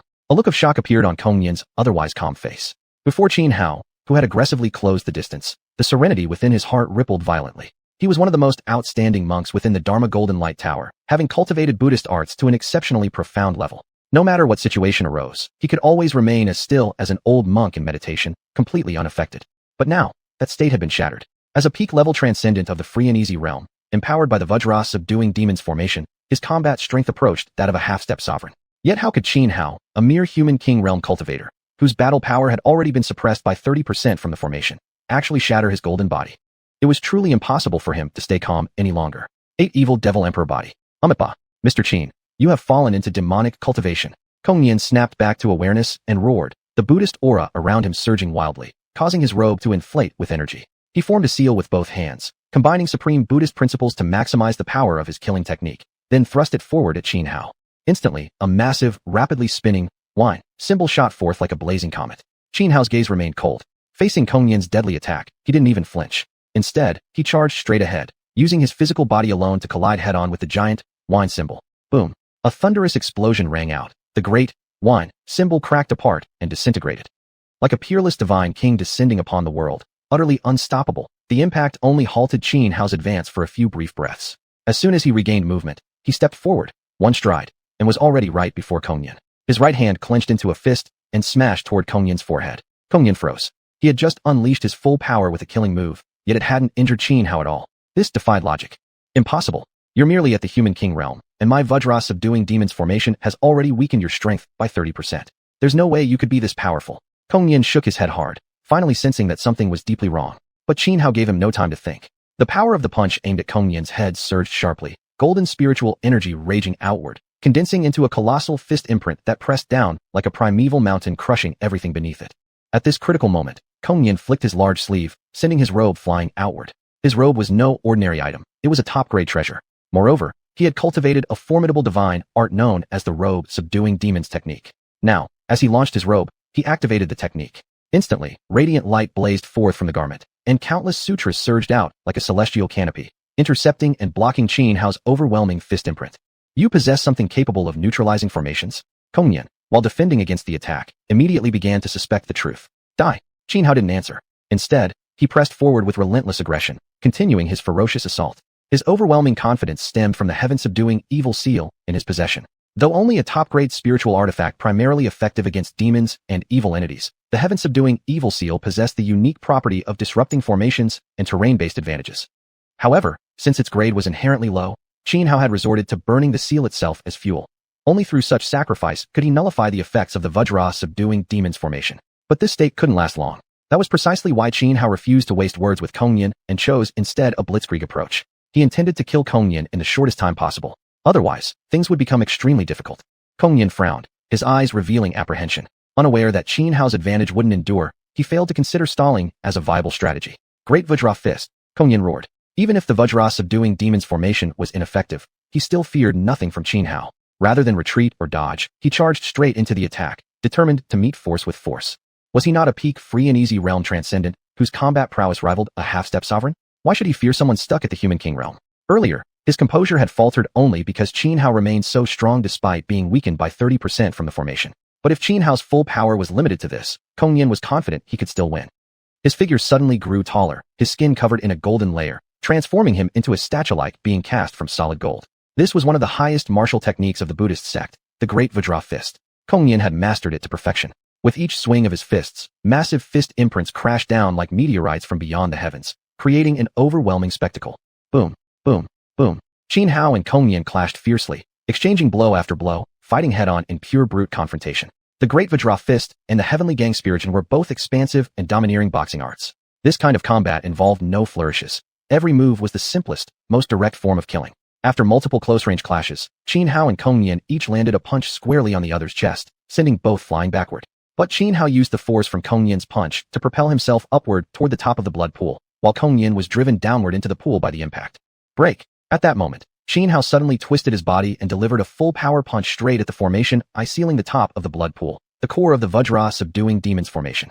Kongnian hadn't anticipated this at all. Since he assumed Xianhao was unaffected by the Vajra subduing demons formation, it never occurred to him that Xianhao would attempt to break through it. By the time he realized what was happening and saw Xianhao's fist rushing toward the formation it was already too late to stop him. Boom. Xianhao's punch carried tremendous power. When it struck the formation the Vajra subduing demons formation immediately collapsed. With one punch destroying the formation, Xianhao felt an immense relief in his heart. From the very beginning, he had been looking for an opportunity to destroy it. Though his combat strength was formidable, his cultivation realm was too low. Even if he could overpower Kongnian, there was no guarantee he could kill him. Thus, their battle couldn't possibly end quickly. While the heaven-subduing evil seal could suppress the formation, doing so required burning a top-grade spiritual artifact. Regardless of the cost, how long could even a top-grade artifact last? Therefore, he had to find a chance to completely destroy the Vajra-subduing demon's formation. Only then could he fight without worry. Seeing the Vajra-subduing demon's formation destroyed by Qin Hao's single punch, Kong Yan's face turned extremely grim. He wasn't foolish. After a brief thought, he understood Qin Hao's intent. Bald monk, your death has come, Qin Hao declared, looking at Kong Yan with overwhelming arrogance. Meanwhile, Long Aoxue, who had not participated in the battle until now, had already taken her position, forming a pincer stance with Qin Hao and trapping Kong Yan inside. If Kong Yan attempted to escape, he would have to pay a heavy price. Chapter 226. Any last words? Kong Yan was in a terrible mood. He had been on the verge of refining the bronze cauldron within the blood pool. At the critical moment, Qin Hao and Long Aoxue arrived here, and his nearly flawless arrangement had been completely disrupted by Qin Hao, throwing him into an extremely passive situation. Amitba. Kong Yan clasped his hands together and uttered a Buddhist mantra. His expression gradually returned to its usual calmness as he raised his head toward Qin Hao and said, Young Master Qin, I originally didn't intend to take your lives. But since you insist on forcing me to roar like a lion, then I shall fulfill your wish. As the words fell, the clothes on Kong Yan's body exploded outward. His upper body revealed clearly defined muscles, thick and coiled like dragons, covered with numerous script-like tattoos. At this moment, these tattooed scriptures began emanating waves of bloody light, while a chorus of Buddhist chants resonated from within his body. His combat power surged rapidly. At this point, there was no holding back. He would now use his true ultimate technique. Is this your final trump card? Qin Hao looked at Kong Yan and said indifferently. After a brief pause, he turned to Long Aoxue and added, Wait for me outside. I'll help you. Long Aoxue said. Beating this bald monk is as easy as drinking loofah soup. Qin Hao shook his head. I don't need your help. Long Aoxue frowned slightly, hesitated for a moment, then said, Fine. Then she leapt upward, preparing to rush out of the blood pool. You shall not leave. But at that instant, Kong Yan roared loudly, immediately springing up to block her path. In front of me, you still dare try to let someone escape? Qin Hao coldly said. In a flash, he appeared directly before Kong Yan, swinging his right fist straight toward the monk's face. Seeking death, Kong Yan snarled. He could not allow Long Aoxue to flee. Otherwise, news of the bronze cauldron might leak out. Possession of a Dao artifact alone would make him a target for all. Though he was strong, he wasn't powerful enough to fight against countless enemies alone. Last time, if not for his carelessness, Long Aoxue would never have escaped. Facing Qin Hao's interference, Kong Yan launched a deadly strike, without mercy, punching fiercely toward Qin Hao. Yet Qin Hao easily blocked the blow, and at that very moment, Long Aoxue had already escaped from the blood pool. Damn it! Failing to stop her, Kong Yan felt furious. Then, he turned his full force against Qin Hao. At this moment, Kong Yan's battle power had increased significantly compared to earlier. In their first exchange, Qin Hao was forced into retreat, but his expression remained calm and composed, showing not a trace of panic. Bang! Kong Yan landed another punch on Qin Hao's shoulder. The terrifying force instantly shattered the area, spraying blood everywhere. Bones were exposed beneath the torn flesh. You do have some skill, but that's as far as it goes. Qin Hao glanced at his wounded shoulder and said coldly. With those words, he activated a mighty divine art, the five-dragon sacrificial god supreme art. Now, when he used this technique, he could manifest 3 dragon chi energies. As the sound of dragon roars echoed through the air, 3 colored streams of chi, yellow, cyan, and purple, appeared, circling around him several times before entering his body. With the 3 streams of dragon chi infused within him, Qin Hao's combat strength began to soar rapidly. The 5-dragon sacrificial god art was precisely such a cultivation method, one capable of greatly enhancing one's fighting power in a short period. When perfected, it could summon 5 streams of dragon chi at once. With his battle power elevated, Qin Hao charged back at Kong Yan, unleashing various exquisite combat techniques. The reason he chose to face Kong Yan alone was because he wanted to use him as the best whetstone to sharpen himself. Although Qin Hao's current level of strength already placed him among the absolute peak within the realm of transcendence, against someone like Xianxia, a half-step sovereign, he wouldn't stand much chance.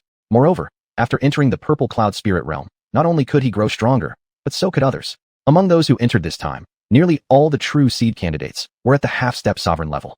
It was highly likely some of them would achieve sovereign status inside the purple cloud spirit realm. During the primordial trial, participants were limited to those below transcendent ranks. Yet once they entered the primordial ancient land, transcendent experts had emerged one after another. The situation inside the current purple cloud spirit realm would undoubtedly be similar. Thus, if Qin Hao intended to suppress all heroes with his own might, he must strive to grow stronger, minimally reaching a level where even facing a sovereign, he could remain undefeated. Boom, boom, boom. Within the blood pool, Qin Hao and Kong Yan clashed fiercely.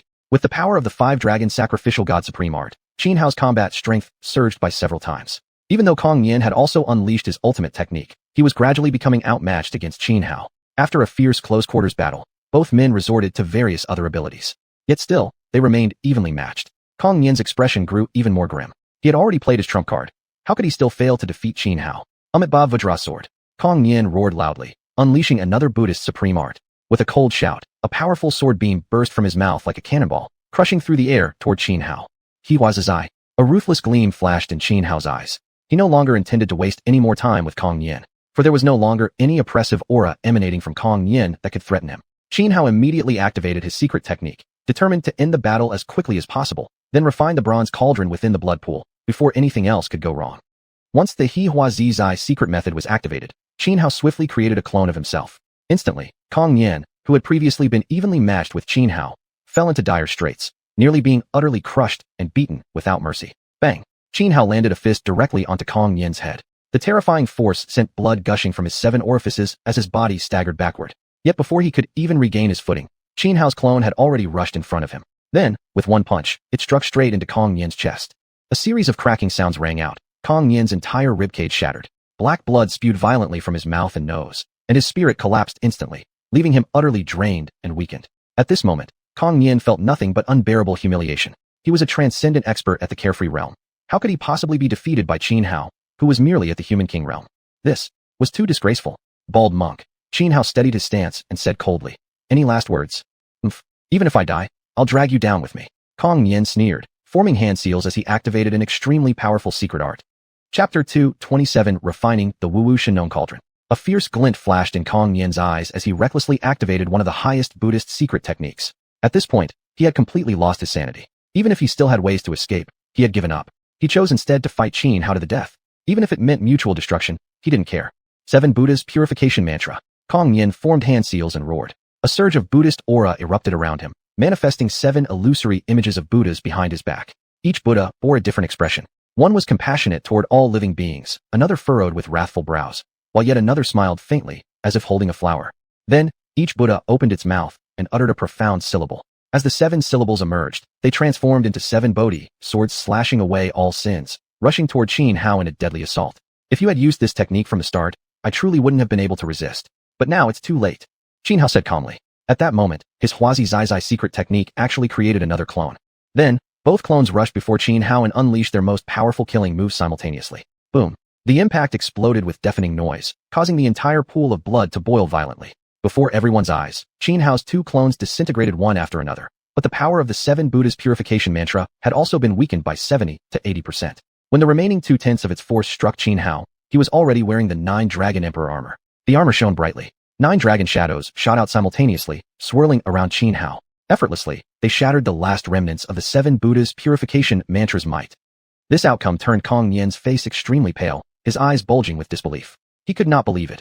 Even the 7 Buddha's Purification Mantra failed to harm Qin Hao in the slightest. He knew full well that the 7 Buddha's Purification Mantra, when unleashed at his level of cultivation, was powerful enough to force even an overlord to dodge or retreat, unwilling to take the hit head-on.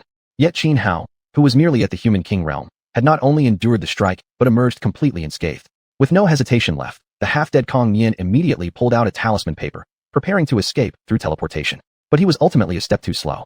The instant the 9 Dragon Emperor armor neutralized the final fraction of the mantra's power, Qin Hao had already launched himself forward, moving so fast that in the blink of an eye, he stood directly before Kong Yin. Die! Qin Hao wasted no words and delivered a fatal blow without mercy. His right hand formed into a sword finger and slashed horizontally. Immediately, a sharp blade of qi swept across. Before Kong Yin could react, the blade severed his head clean off. He died instantly, his corpse collapsing. After slaying Kong Yin, Qin Hao let the body sink lifelessly into the depths of the blood pool. Then, he turned and strode straight toward the bronze cauldron. Upon reaching it, Qin Hao first wiped away the traces left by Kong Yin during his attempted refinement. Ding! Detecting absorptive object, Wu Shenong Cauldron. Absorb? Yes or no? As Qin Hao prepared to refine the cauldron, the system prompt rang in his mind. This time, Qin Hao didn't hesitate a bit. He immediately selected no. Although absorbing the Wu Shenong Cauldron would grant benefits equivalent in value to the cauldron itself, rewards such as rare treasures, techniques, or divine abilities wouldn't benefit him much at this stage. What he truly lacked were powerful artifacts like the Wu Shenong Cauldron, something combining supreme offense and defense. Moreover, the Wu Shenong Cauldron was a Dao-level artifact. Composing himself, Qin Hao sat down cross-legged and began refining the Wu Shenong Cauldron. He needed to act quickly. Prolonged delays brought unnecessary risks. The Wu Shenong Cauldron was a Dao artifact on the verge of forming a spiritual core, thus possessing a certain degree of sentience. During the refinement process, this nascent consciousness caused the cauldron to instinctively resist Qin Hao's control. It was precisely due to this resistance that Kong Nian, despite spending many days, had never fully refined it. Just as Long Xiaoxue had predicted, complete refinement of the Wu Shenong cauldron would require at least 10 days to half a month. Qin Hao did not grow impatient.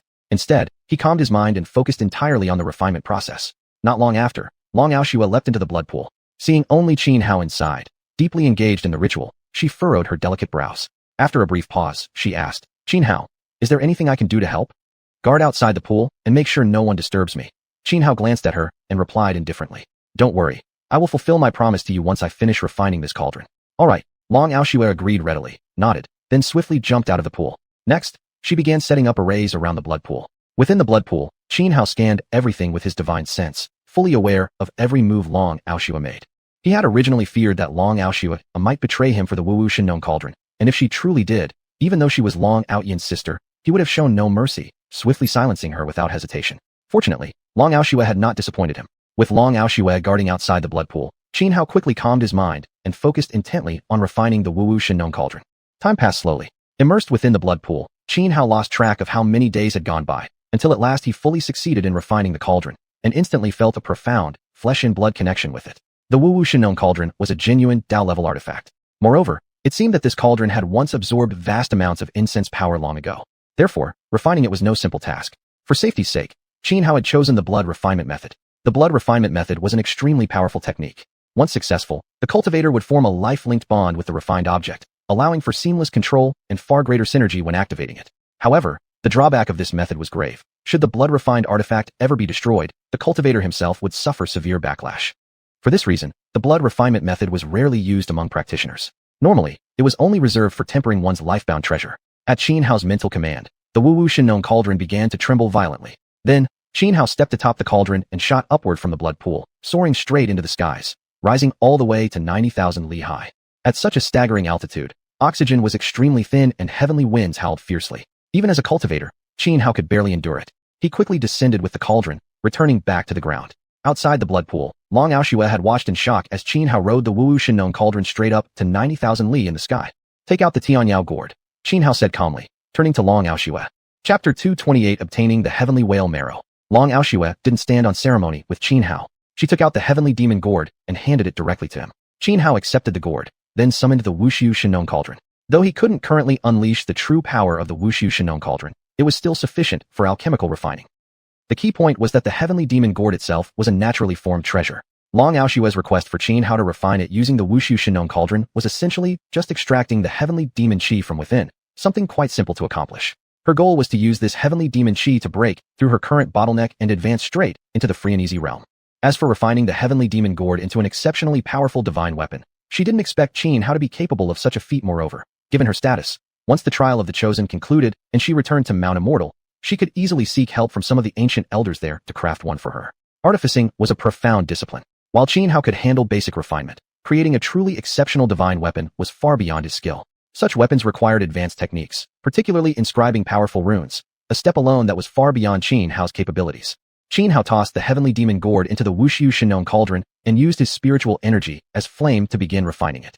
Naturally formed treasures like the Heavenly Demon gourd were extremely rare. If properly processed and later subjected to secondary refinement by a master artificer, they could definitely evolve into Dao-grade artifacts. This was exactly why Long Xiaoxue had willingly let Qin Hao have the Wu Shenong cauldron. Besides his connections with Long Outyan and Xuanhuan, the main reason was because Qin Hao had earlier given her the Heavenly Demon gourd. In return, she considered this her way of repaying him a favor. Focusing intently, Qin Hao carefully refined the Heavenly Demon gourd using his spiritual energy as flame. He resolved to do his utmost to leave no flaws in the process so that when Long Xiaoxue performed the secondary refinement, everything would go much more smoothly. True to its reputation as a Dao artifact, the Wu Shenong cauldron proved formidable. Even though Qin Hao lacked expertise in artificing, under its refining power the Heavenly Demon Qi was successfully extracted from the gourd, and the gourd itself remained unharmed. At that moment, Long Xiaoxue sat down beside them, immediately beginning cultivation to absorb the Heavenly Demon Qi. Tendrils of green mist, distilled from the gourd, flowed steadily into her body. Instantly, the aura radiating from Long Xiaoxue began rising rapidly, climbing higher and higher. Watching Long Xiaoxue absorbing the Heavenly Demon Qi as she pushed toward the free and easy realm, Qin Hao retrieved several items from his jade ring space and arranged them around the area, forming a very simple formation. He did this just in case, to prevent anyone from interrupting at this crucial moment. Fortunately, everything proceeded smoothly. 3 days later, Long Xiuxian successfully absorbed all the heavenly demon qi and ascended into the free and easy realm. During those 3 days, while mostly guarding Long Xiuxian's cultivation, Xianhao occasionally patrolled the outer edges of the sky blood marsh, hunting 1 or 2 fierce beasts and demons to feed the system, earning numerous heavenly treasures as rewards. Haha, I've finally reached the free and easy realm. Long Xiuxian opened her eyes, stopping cultivation, and cried out joyfully. Still young in age, many others of her generation hadn't even entered the transcendent realm yet. Yet here she stood in the free and easy realm, 1 step away from becoming a sovereign. Her talent far surpassed Long Xiuxian's. In fact, she might even become a sovereign before the age of 30. If that happened, she would become the youngest sovereign in history, an unprecedented achievement. Alright, our cooperation ends here. I need to meet up with the 12 pavilions people now. Let's part ways here, Xianhao said. Long Xiuxian nodded and said, Big brother Xianhao, thank you so much this time. If you ever get the chance to come to Mount Immortal, I'll make sure to treat you well. Goodbye. Xianhao smiled slightly and waved at Long Xiuxian. Clearly, thanks to his help, Long Xiuxian had advanced into the free and easy realm, filling her with deep gratitude, so much so that even her way of addressing him had changed. After parting ways with Long Xiuxian, Xianhao didn't immediately head to rendezvous with xiuxian and the others. Instead, he made his way toward the lake where the heavenly whale marrow was located. It took nearly 6 days before he finally arrived. Standing atop a lush, verdant mountain peak, Xianhao gazed out across the lake nestled among the mountains, observing it quietly. The lake was beautiful, its waters a deep hue blue, like a sapphire embedded in the midst of the peaks. Although according to the intelligence provided by Sun Xing, the bottle of heavenly whale marrow hidden within the lake had been prepared for him by Zhao Lingsu. Xianhao couldn't afford to fully trust Sun Xing. Therefore, he didn't rush straight to the lake to search for the bottle. What if Sun Xing was trying to harm him? Then the lake likely concealed a grave danger. Thus, Xianhao chose instead to first scout around the lake where the heavenly whale marrow was said to be hidden. After standing atop the mountain peak for a long while and sweeping the lake bed with his spiritual sense, confirming that he detected no danger, he finally leapt down from the heights and landed on the shore. Then, he took out the map given to him by Sun Xing. Glancing over it to confirm the location of the hidden heavenly whale marrow, Xianhao immediately dove into the lake. He quickly reached the spot, punched open the riverbed, and uncovered a silver bottle. Xianhao grabbed the silver bottle and surged back out of the water. Back on the shore, he uncorked the bottle, and instantly, a refreshing, soul-soothing fragrance wafted out. Looks like Sun Xing didn't deceive me, Xianhao murmured as he put away the heavenly whale marrow. He was still only at the human king realm. While consuming the marrow now would strengthen his cultivation base, it wouldn't allow him to unlock its greatest potential. The heavenly whale marrow was an extremely rare heavenly treasure. As Sun Xing had said, only after reaching the free and easy realm would consuming it enable one to transcend all barriers and directly step into the sovereign realm. That was its ultimate value. Using it now would be nothing short of wasting a priceless treasure. Putting the heavenly whale marrow safely away, Xianhao activated the secret technique of the 12 pavilions to sense xiuxian and the others' location, then set off toward them to regroup. From refining the wushu shenong cauldron to obtaining the heavenly whale marrow had taken him over a month. Now, there were less than 4 months remaining until the end of the trial of the chosen. Time was pressing. He needed to rejoin xiuxian and the others as soon as possible to discuss their strategy for claiming the hosting rights of the next Dao discussion assembly. Chapter 229. Encounter with the Murong siblings again. Xianhao was in the eastern region of Xiun Immortal Realm, while the location of xuanhuan and the others he sensed through secret techniques lay in the southern region. However, Xianhao wasn't heading toward where xuanhuan and the others currently were. Instead, he rushed toward the western region of Xiun Immortal Realm. He activated his secret method to sense their position only so he could inform them and arrange a meeting point. Since the competition for hosting rights of the Dao Debate Conference would take place in the western region of Xiun Immortal Realm, both he and Xuanhuan's group needed to make their way there. Yet Xuanhuan and the others weren't traveling together. After entering Xiun Immortal Realm, they had all split up. Only by separating could they maximize their team's gains and discover more rare treasures. Sticking together might have ensured greater safety, but it would drastically reduce their rewards. Besides sensing that Xuanhuan was in the southern region of Xiun Immortal Realm, Xianhao also detected that Xianxia was not far from him. To reach the western region, Xianhao had to pass right through Xianxia's vicinity, so as he traveled, he attempted to send a secret transmission to Xianxia. Soon, contact was established. Junior Master, I've stumbled upon a tremendous opportunity. Hurry over, came Xianxia's message. Without asking further details, Xianhao immediately increased his speed, rushing straight toward Xianxia's location. Soaring through the sky on his sword, his pace was astonishingly fast, like a divine rainbow streaking across the heavens. But he hadn't gone far when he spotted a familiar figure, a sight that surprised him. It was Long Xiuxian, who had parted ways with him only a few days prior. Long Xiuxian was now seated atop a purple Luanio divine bird, swiftly flying toward the same destination as Xianhao. Xiuxian, Xianhao called out. Hearing his voice, Long Xiuxian froze momentarily before turning her head and spotting Xianhao gliding through the air on his sword. She instantly grinned and waved. Brother Xianhao, what a coincidence, we meet again. Where are you heading? Xianhao asked, frowning slightly. I received news a couple of days ago, Long Xiuxian said without hesitation. Not far ahead, there's an enormous stroke of fortune. Many people have already rushed there. According to her, members from Bougie Mountain had informed her that within a mountain range up ahead, a supreme opportunity had been discovered. Though the exact nature of this fortune remained unknown, the others from Bougie Mountain claimed that whoever obtained it would be able to ascend from the free and easy-eating realm to become a supreme being. Upon hearing Long Aoshua's description of the location, Xianhao confirmed it matched precisely the spot Jiang Yunj had told him about. Since we're headed to the same place, let's go together, Xianhao said. Long Aoshua nodded. Brother Xianhao, why don't you ride with me on the Xuanhuan divine bird? It'll be faster and save your energy. According to messages from our people at Bougie Mountain, many cultivators have already made their way there. There'll definitely be a fierce battle. Only if we arrive at peak condition will we stand a chance. Xianhao agreed, not hesitating to accept. He leapt onto the back of the Xuanhuan. Long Aoshua gently patted the bird's neck and said, Little Qing, speed up a bit. Once we get there, you can rest. Gio, the divine bird let out a cry, as if responding affirmatively. Then, spreading its wings with mighty force, it unleashed gusts of wind and dramatically increased its speed, dashing rapidly toward their destination. A day later, Xianhao and Long Aoshua arrived atop the Xuanhuan at a vast mountain range. Deep within this range stood a towering peak piercing into the clouds. This mountain appeared to be the central summit of the entire range, not only immense in form, but also extremely high, rising above even the sea of clouds. It seems I should find a chance to tame a flying beast as my mount, Xianhao murmured, sitting cross-legged on the bird's back. Although his sword-flying speed was fast, it couldn't be sustained for long and consumed tremendous energy. Yet this Xuanhuan had flown at top speed for an entire day and night without showing any sign of exhaustion. Facing the cloud-piercing peak ahead, the divine bird arched upward and shot straight into the sky, soaring above the sea of clouds in one swift motion. Brother Xianhao, want me to gift you one? Long Aoshua teased. Her race excelled at taming ferocious birds and beasts. No need, Xianhao replied. A mount is better when you catch it yourself. Fine then, Long Aoshua smiled.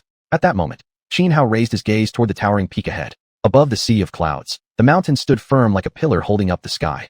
Atop the mountain peak stood a magnificent palace, and before it lay a vast square, already filled with several hundred people gathered together. Long Aoshua signaled the Xuanhuan divine bird to land on the summit's plaza. Xianhao scanned the crowd and immediately spotted Jiang Yunj. Not far away, Jiang Yunj was sitting cross-legged, meditating and adjusting his condition. Xianhao waved at Long Aoshua, then walked toward Jiang Yunj. Junior Master, you're here. Beside Jiang Yunj were two disciples from Shirlu. Seeing Xianhao, they quickly greeted him respectfully. At that moment, Jiang Yunj also opened his eyes, hastily rose to his feet, and bowed to Xianhao. Junior Master, keep meditating and recovering. Just have them explain the situation to me, Xianhao said, patting Jiang Yunj's shoulder.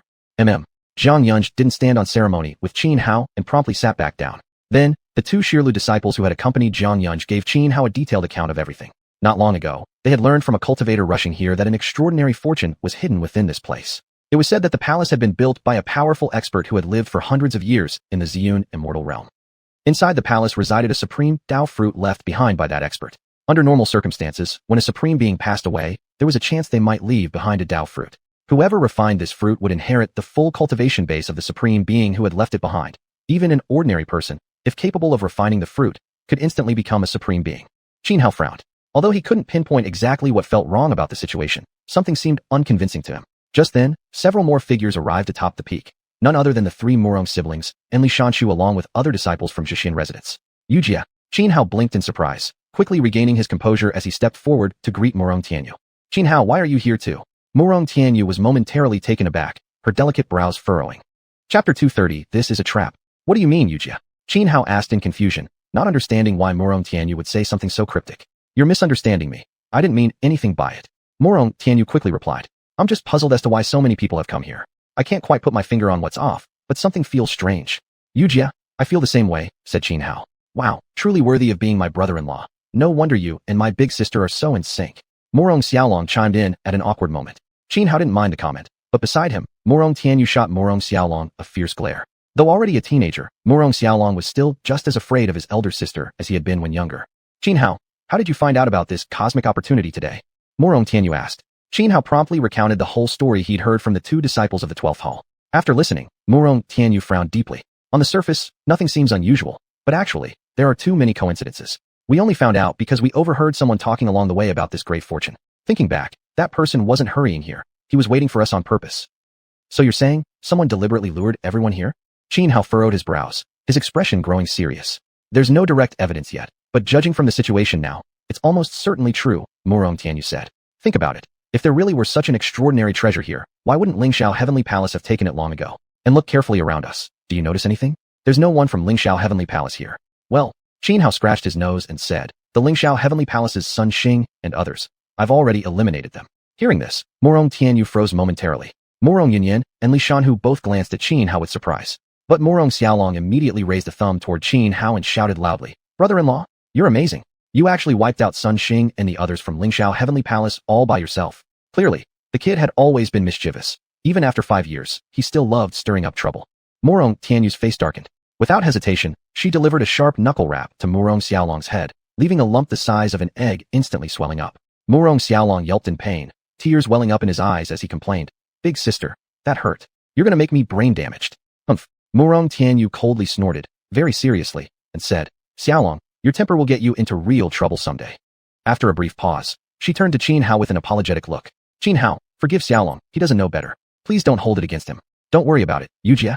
It's fine. If I dare do it, I'm not afraid of people knowing." Qin Hao smiled. Although he hadn't wanted others to know he killed Sun Xing and the rest, now that it was out, he had no fear. As for Morong Xiaolong, the little brat, Qin Hao kindly reached out and gently patted the swollen bump on his head. "No more, brother-in-law, I won't dare again." Morong Xiaolong shuddered in fright and immediately surrendered. Qin Hao merely laughed, not truly meaning to torment him. Meanwhile, those nearby, upon hearing Morong Xiaolong's words, began eyeing Qin Hao warily. This fellow surnamed Qin is truly ruthless. He killed Chu Tianxing in Tianyuan City, executed Zhao Kai right before Lingxiao Heavenly Palace's gates, and now has slain Sun Xing in Purple Cloud Cave Heaven. He's clearly determined to fight Lingxiao Heavenly Palace to the death. Sun Xing's cultivation was profound and unfathomable, a top-tier genius among his generation. Even I wouldn't be his match. Yet this Qin Hao, judging by his aura, is only a human king realm. How could he possibly have killed Sun Xing and his group? Isn't he just bragging? It's probably not a lie. I heard that when he was still a divine transformation realm, he instantly killed both Chu Tianxing and Zhao Kai in a single move. We should stay far away from this Qin fellow. Don't oppose him, but also don't get too close. He's too audacious. With such a habit of provoking trouble, he'll inevitably meet disaster sooner or later. As the saying goes, overly rigid things break easily. Getting too close to him will drag us down with him. The crowd whispered and murmured among themselves. In truth, none who had reached this mountain peak were weak. Several among them had reached the pinnacle of free and easy realm. A supreme Dao fruit level opportunity like this was something ordinary people couldn't even hope to refine even if they obtained it. Yet even these peak free and easy realm cultivators, each a powerhouse in their own right, now looked at Qin Hao with deep wariness in their eyes. Who knows when the supreme Dao fruit will finally appear? Someone had grown impatient, staring at the grand palace ahead with a furrowed brow. It wasn't that no one had tried rushing into the majestic palace. Everyone who had attempted it had failed. Outside the palace stood incredibly powerful restrictions. Even someone at the peak of the free and easy realm unleashing their full strength couldn't budge them. Precisely because of this, everyone had settled down here, adjusting their state and silently waiting for the supreme Dao fruit to appear. According to the information they'd received, once the designated time arrived, the supreme Dao fruit would manifest on its own. There was no need for them to enter the grand palace. Could the message be fake? Someone voiced the thought aloud. It shouldn't be, another replied with a frown, then paused as if struck by a sudden realization. Now that you mention it, who exactly spread the news about the supreme Dao fruit being here? I hadn't thought about that until you said something. I just asked around earlier. Apparently, everyone heard it from others who were also on their way here. Someone else chimed in, realizing a critical point and feeling the situation was too coincidental. They carefully discussed among themselves the individuals who had given them the information, only to find out they weren't the same person. Just as many began to question whether there truly was a supreme Dao fruit here, the sky gradually darkened. Suddenly, a sky full of stars appeared along with a bright, round moon. The pure moonlight shone down upon the grand palace. Instantly, changes appeared on the tiles of the palace roof. Various scenes began to float within the shun. Look quick. It's the supreme Dao fruit. In the square before the palace, someone cried out upon seeing the images reflected on the tiles. The visions resembled recordings of past events inside the palace. A man living alone in the palace, quietly cultivating by himself through spring, summer, autumn, and winter. Finally, one day, he ascended to become a sovereign, then left the palace. When he returned, he was already gravely wounded. Shortly after, he passed away inside the palace. After his death, his entire essence of cultivation coalesced into an orange fruit the size of an egg. This orange fruit was precisely the supreme Dao fruit. Chapter 231 Jiang Yunji's Last Hope. Seeing the image projected in midair by the tile, the crowd in the plaza erupted. Many people had already grown impatient from waiting.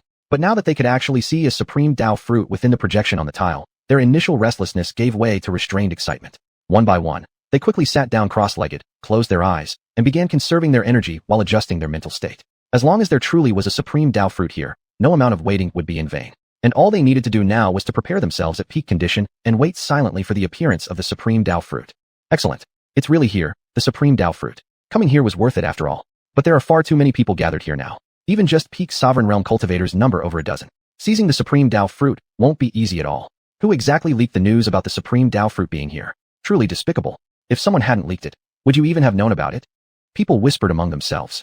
Xuanhuan stared at the scene projected in the air by the tile, his brows knitted tightly. After speaking with Murong Tianyu, he had begun to doubt whether there really was a supreme Dao fruit here. Yet now, seeing the image shown by the tile, it was evident that this grand palace truly did house a supreme Dao fruit. This made things considerably more complicated. Rain sister, what do you think is really going on? Xuanhuan asked after a moment's thought. I'm certain someone deliberately lured everyone here. But as to their purpose, I can't yet figure that out. Murong Tianyu said grimly, her delicate eyebrows drawn together. After a brief pause, she continued.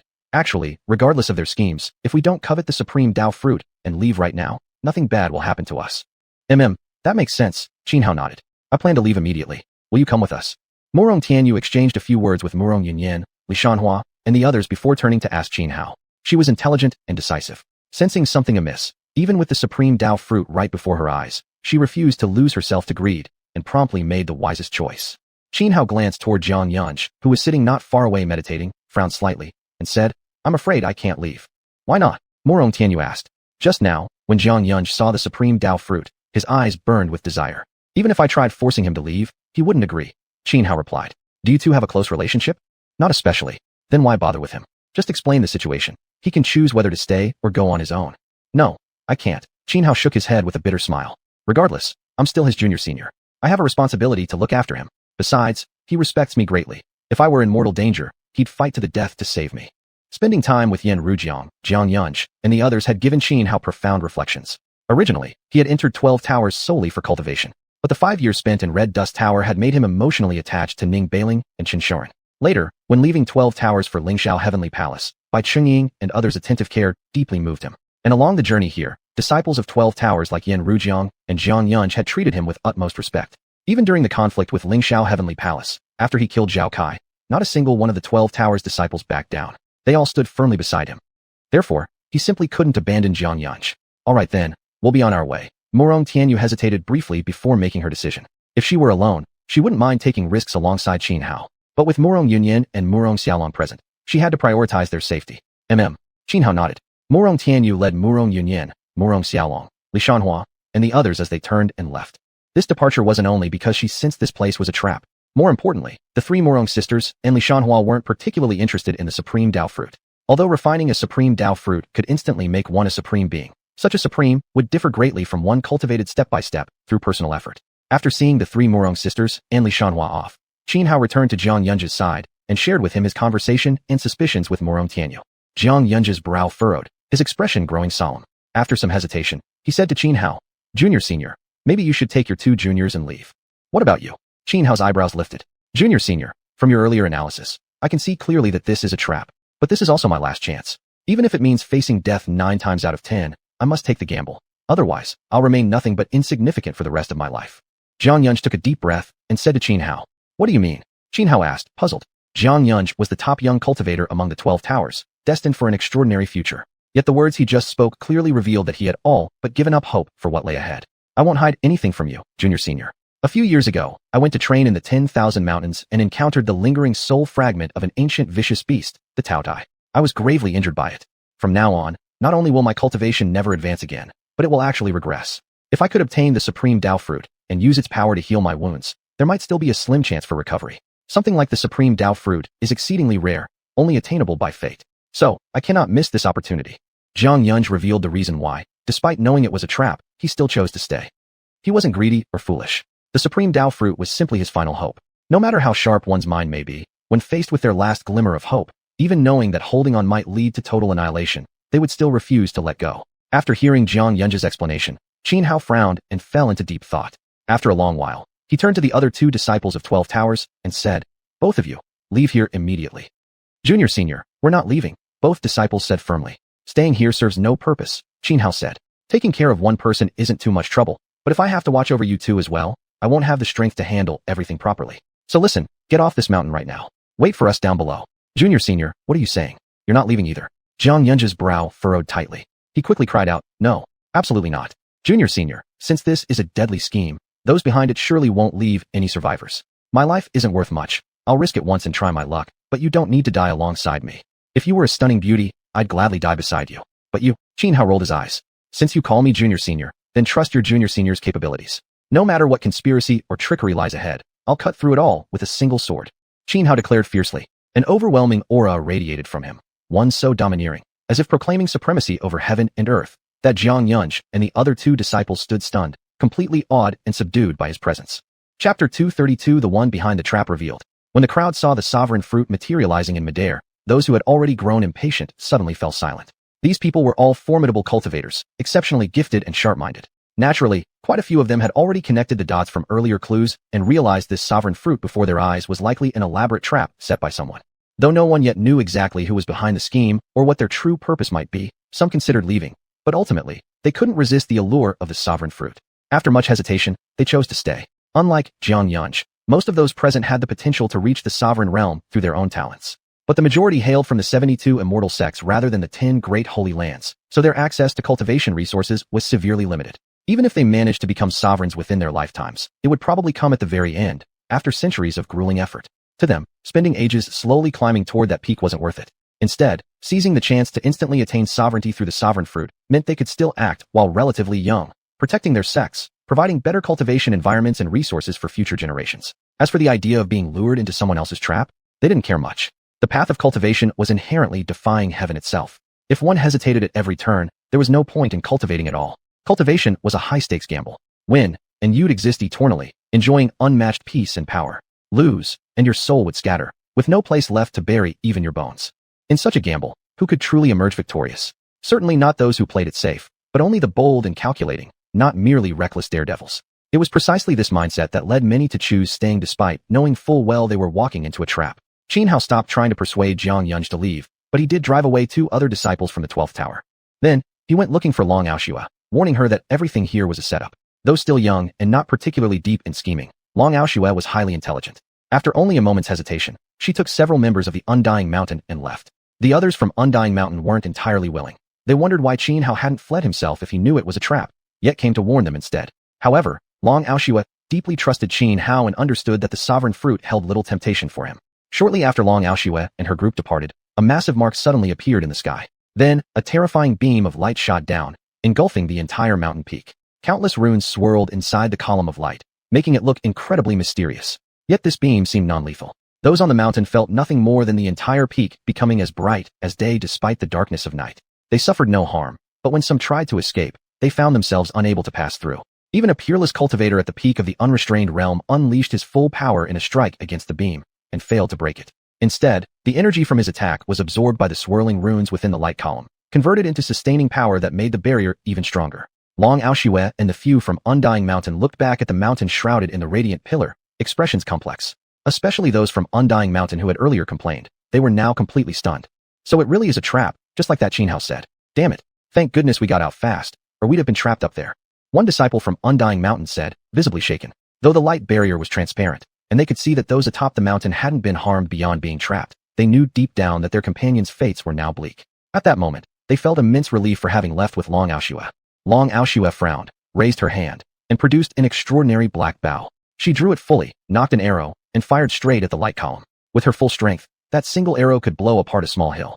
But upon striking the barrier, it only sent ripples spreading outward, like a pebble dropped into a lake. Sister Xiuxian, you should leave quickly. At that moment, a youth flew across the sky toward her, followed by over a dozen young men and women. Each emanated an aura as oppressive as a ferocious beast. Emperor Wu. Xiuxian recognized the youth. He was Wu Zhao, the greatest genius the Emperor's palace had seen in 1,000 years.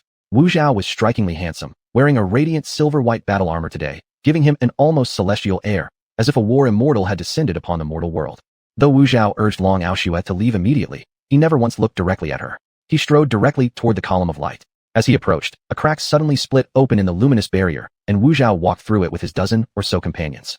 After Wu Zhao and his group entered, the fissure in the column of light seamlessly closed once more. Seeing that the radiant barrier which xiuxian's full power strike couldn't breach had opened so effortlessly for Wu Zhao, the few disciples from Undying Mountain who stood beside her were utterly dumbfounded. He was actually able to enter the light pillar? Judging by this, the mastermind behind this trap must be him. The Purple Cloud Grotto heaven and earth has always been under Lingxiao Heavenly Palace's control. How could the Martial Emperor Hall set up such a scheme here? It seems there must be some secret agreement between the Martial Emperor Hall and Lingxiao Heavenly Palace. We must report this back to our superiors immediately. The disciples from Undying Mountain accompanying xiuxian weren't fools. With just a moment of reflection, they grasped the truth. xiuxian's delicate brows tightened, her expression turning extremely grave. Earlier, when she agreed to leave with Xianhao, it wasn't only because she trusted his reasoning. Another key reason was that she had witnessed Xianhao's combat prowess firsthand. If Xianhao chose to compete for the sovereign fruit, she knew she would stand no chance at all. Even though there were many formidable experts on the mountaintop, including 4 half-step sovereigns, she still believed none of them were truly matched for Xianhao. But now, the presence Wu Zhao exuded made her feel that Wu Zhao might actually surpass even Xianhao. Thus, she began to worry about Xianhao's safety. The golden column of light enveloped the entire mountain peak, causing unrest among the crowd gathered in the plaza before the hall atop the summit. Many grew panicked and agitated. Despite knowing their efforts were likely futile, they continuously launched various attacks against the barrier, desperately trying to break through. Yet some remained calm, Xianhao and Xianxia among them. At that moment, Wu Zhao stepped into the light column from outside, instantly drawing the attention of many present. Even Xianxia, who had been sitting with eyes closed in meditation, abruptly opened his eyes and stared directly at Wu Zhao. I never expected the one who set up this trap to be him, Xianhao said quietly as he looked up toward Wu Zhao. Chapter 233, The Conspiracy of Wu's Hall. Wu Zhao? How could he pass through the golden light pillar to get in? Are you still wondering? That golden light pillar was set up by him. Didn't someone say earlier that using the supreme Dao fruit to lure everyone here was a trap laid by someone? It must have been Wu Zhao. But this purple cloud grotto heaven is a blessed land belonging to Lingxiao Celestial Palace. Wu Zhao is a disciple from Wu Emperor Hall. How could he possibly orchestrate a scheme within the purple cloud heaven? It's obvious that Lingxiao Celestial Palace has reached some kind of agreement with Wu Emperor Hall. When they saw Wu Zhao appear, the crowd on the plaza paused for a moment before beginning to whisper among themselves. Soon enough, some had already deduced that the one who used the supreme Dao fruit as bait was none other than Wu Zhao. Yet no one could figure out why Wu Zhao would do such a thing. Wu Zhao merely cast a cold glance across the crowd, then turned his body around and stared toward the grand hall atop the peak. With a flick of his hand, he summoned a jade tablet. Countless runes emerged upon the tablet, twisting and squirming like tadpoles. As these runes floated into the air, they rearranged themselves in mid-space, forming an extremely intricate mark. A beam of light shot from the mark and struck the plaque above the palace gate. Rumble, rumble, rumble. Immediately, the palace trembled violently. Innumerable runes illuminated its surface. In the shikong above the palace, a jade disc suddenly manifested out of thin air, and inside it rested the supreme Dao fruit. At that moment, Wu Zhao drew back his right thumb against his middle finger and snapped.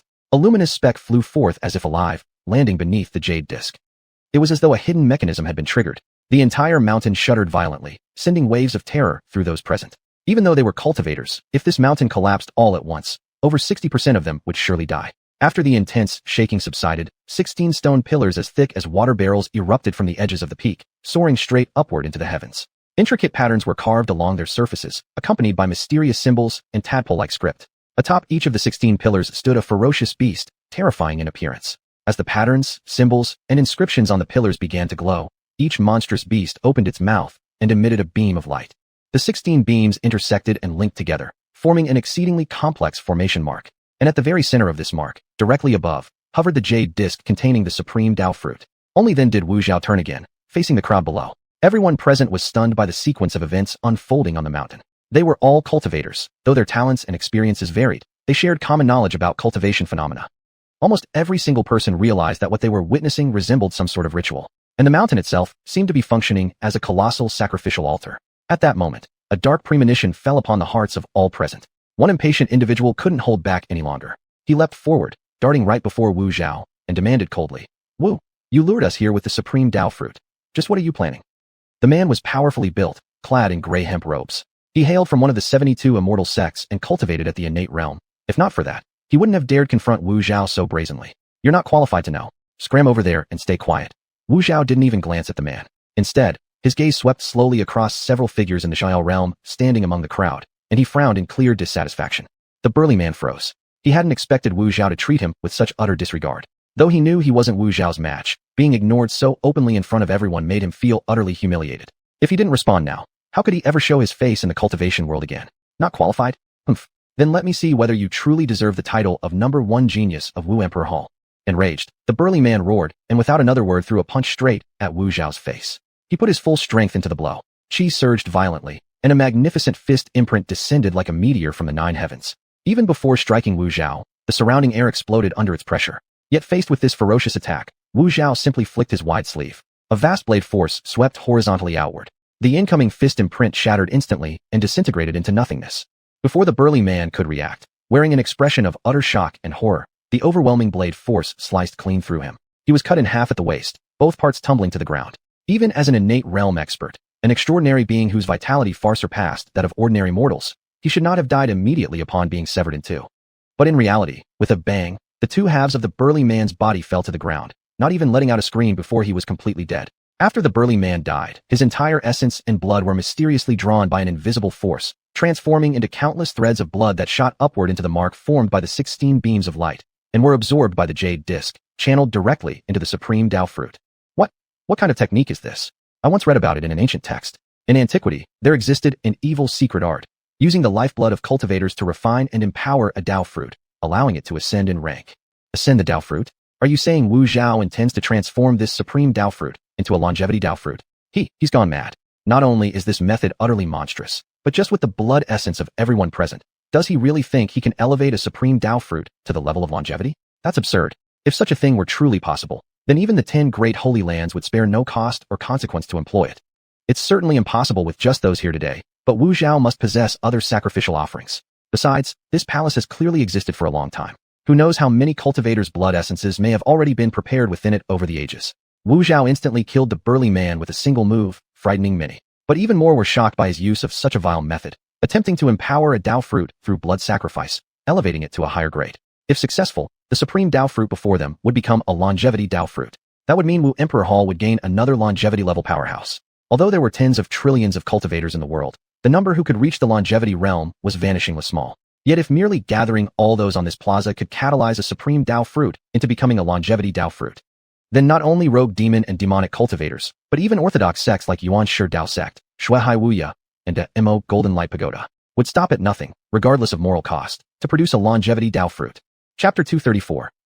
Wu Zhao, stand here, come, meet your death. A sovereign was already an extremely powerful cultivator in the mortal world, but long-living monsters, who surpassed even sovereigns in strength, stood almost at the pinnacle of all cultivators on earth. Although there were beings such as feathered immortals, and even true immortals in this world, these existences either remained in eternal slumber or secluded themselves in deadly cultivation breakthroughs. Moreover, feathered immortals were bound by heavenly rules. Once they engaged in battle, they risked immediate ascension and being taken away by celestial forces. Those rare feathered immortals who chose to remain in the mortal realm were precisely those unwilling to ascend. Therefore, long-living monsters could practically be considered the ultimate fighting force within the mortal world. To cultivate just one long-living monster, sacrificing hundreds, even thousands, of cultivators who hadn't even reached the sovereign realm would be a price any major power would eagerly pay. Only 5 half-sovereigns and 12 Frianese realm experts. TCH, too few. Wu Zhao sighed after killing the burly man in a single move, muttering to himself. He hadn't even glanced at the man from beginning to end. Wu Zhao, have you lost your mind? Using such heinous methods to catalyze a sovereign fruit. Yes, perhaps the rules of the chosen trial forbid anyone from seeking retribution now, but if word of this gets out, your Wu Emperor Hall will become the target of every faction under heaven.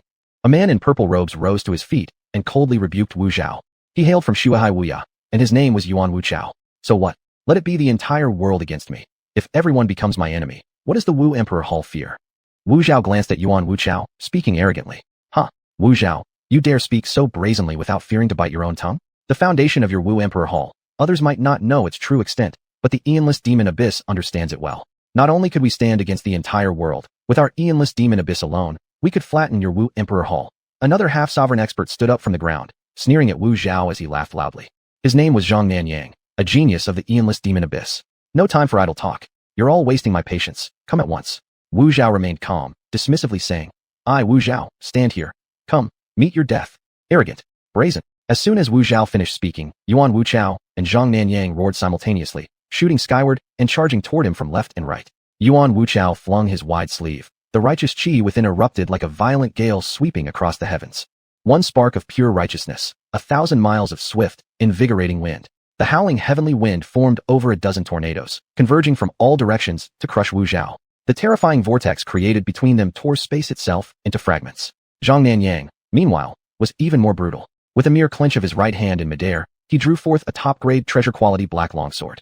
Rolling waves of demonic energy coiled around the blade, striking deep into the soul. Wielding the black sword, Zhang Nanyang resembled a demon emperor incarnate, overbearing, domineering, and unstoppable. His slash split the sky, winds and clouds twisted unnaturally, and the terrifying blade light seemed capable of cleaving the heavens in two.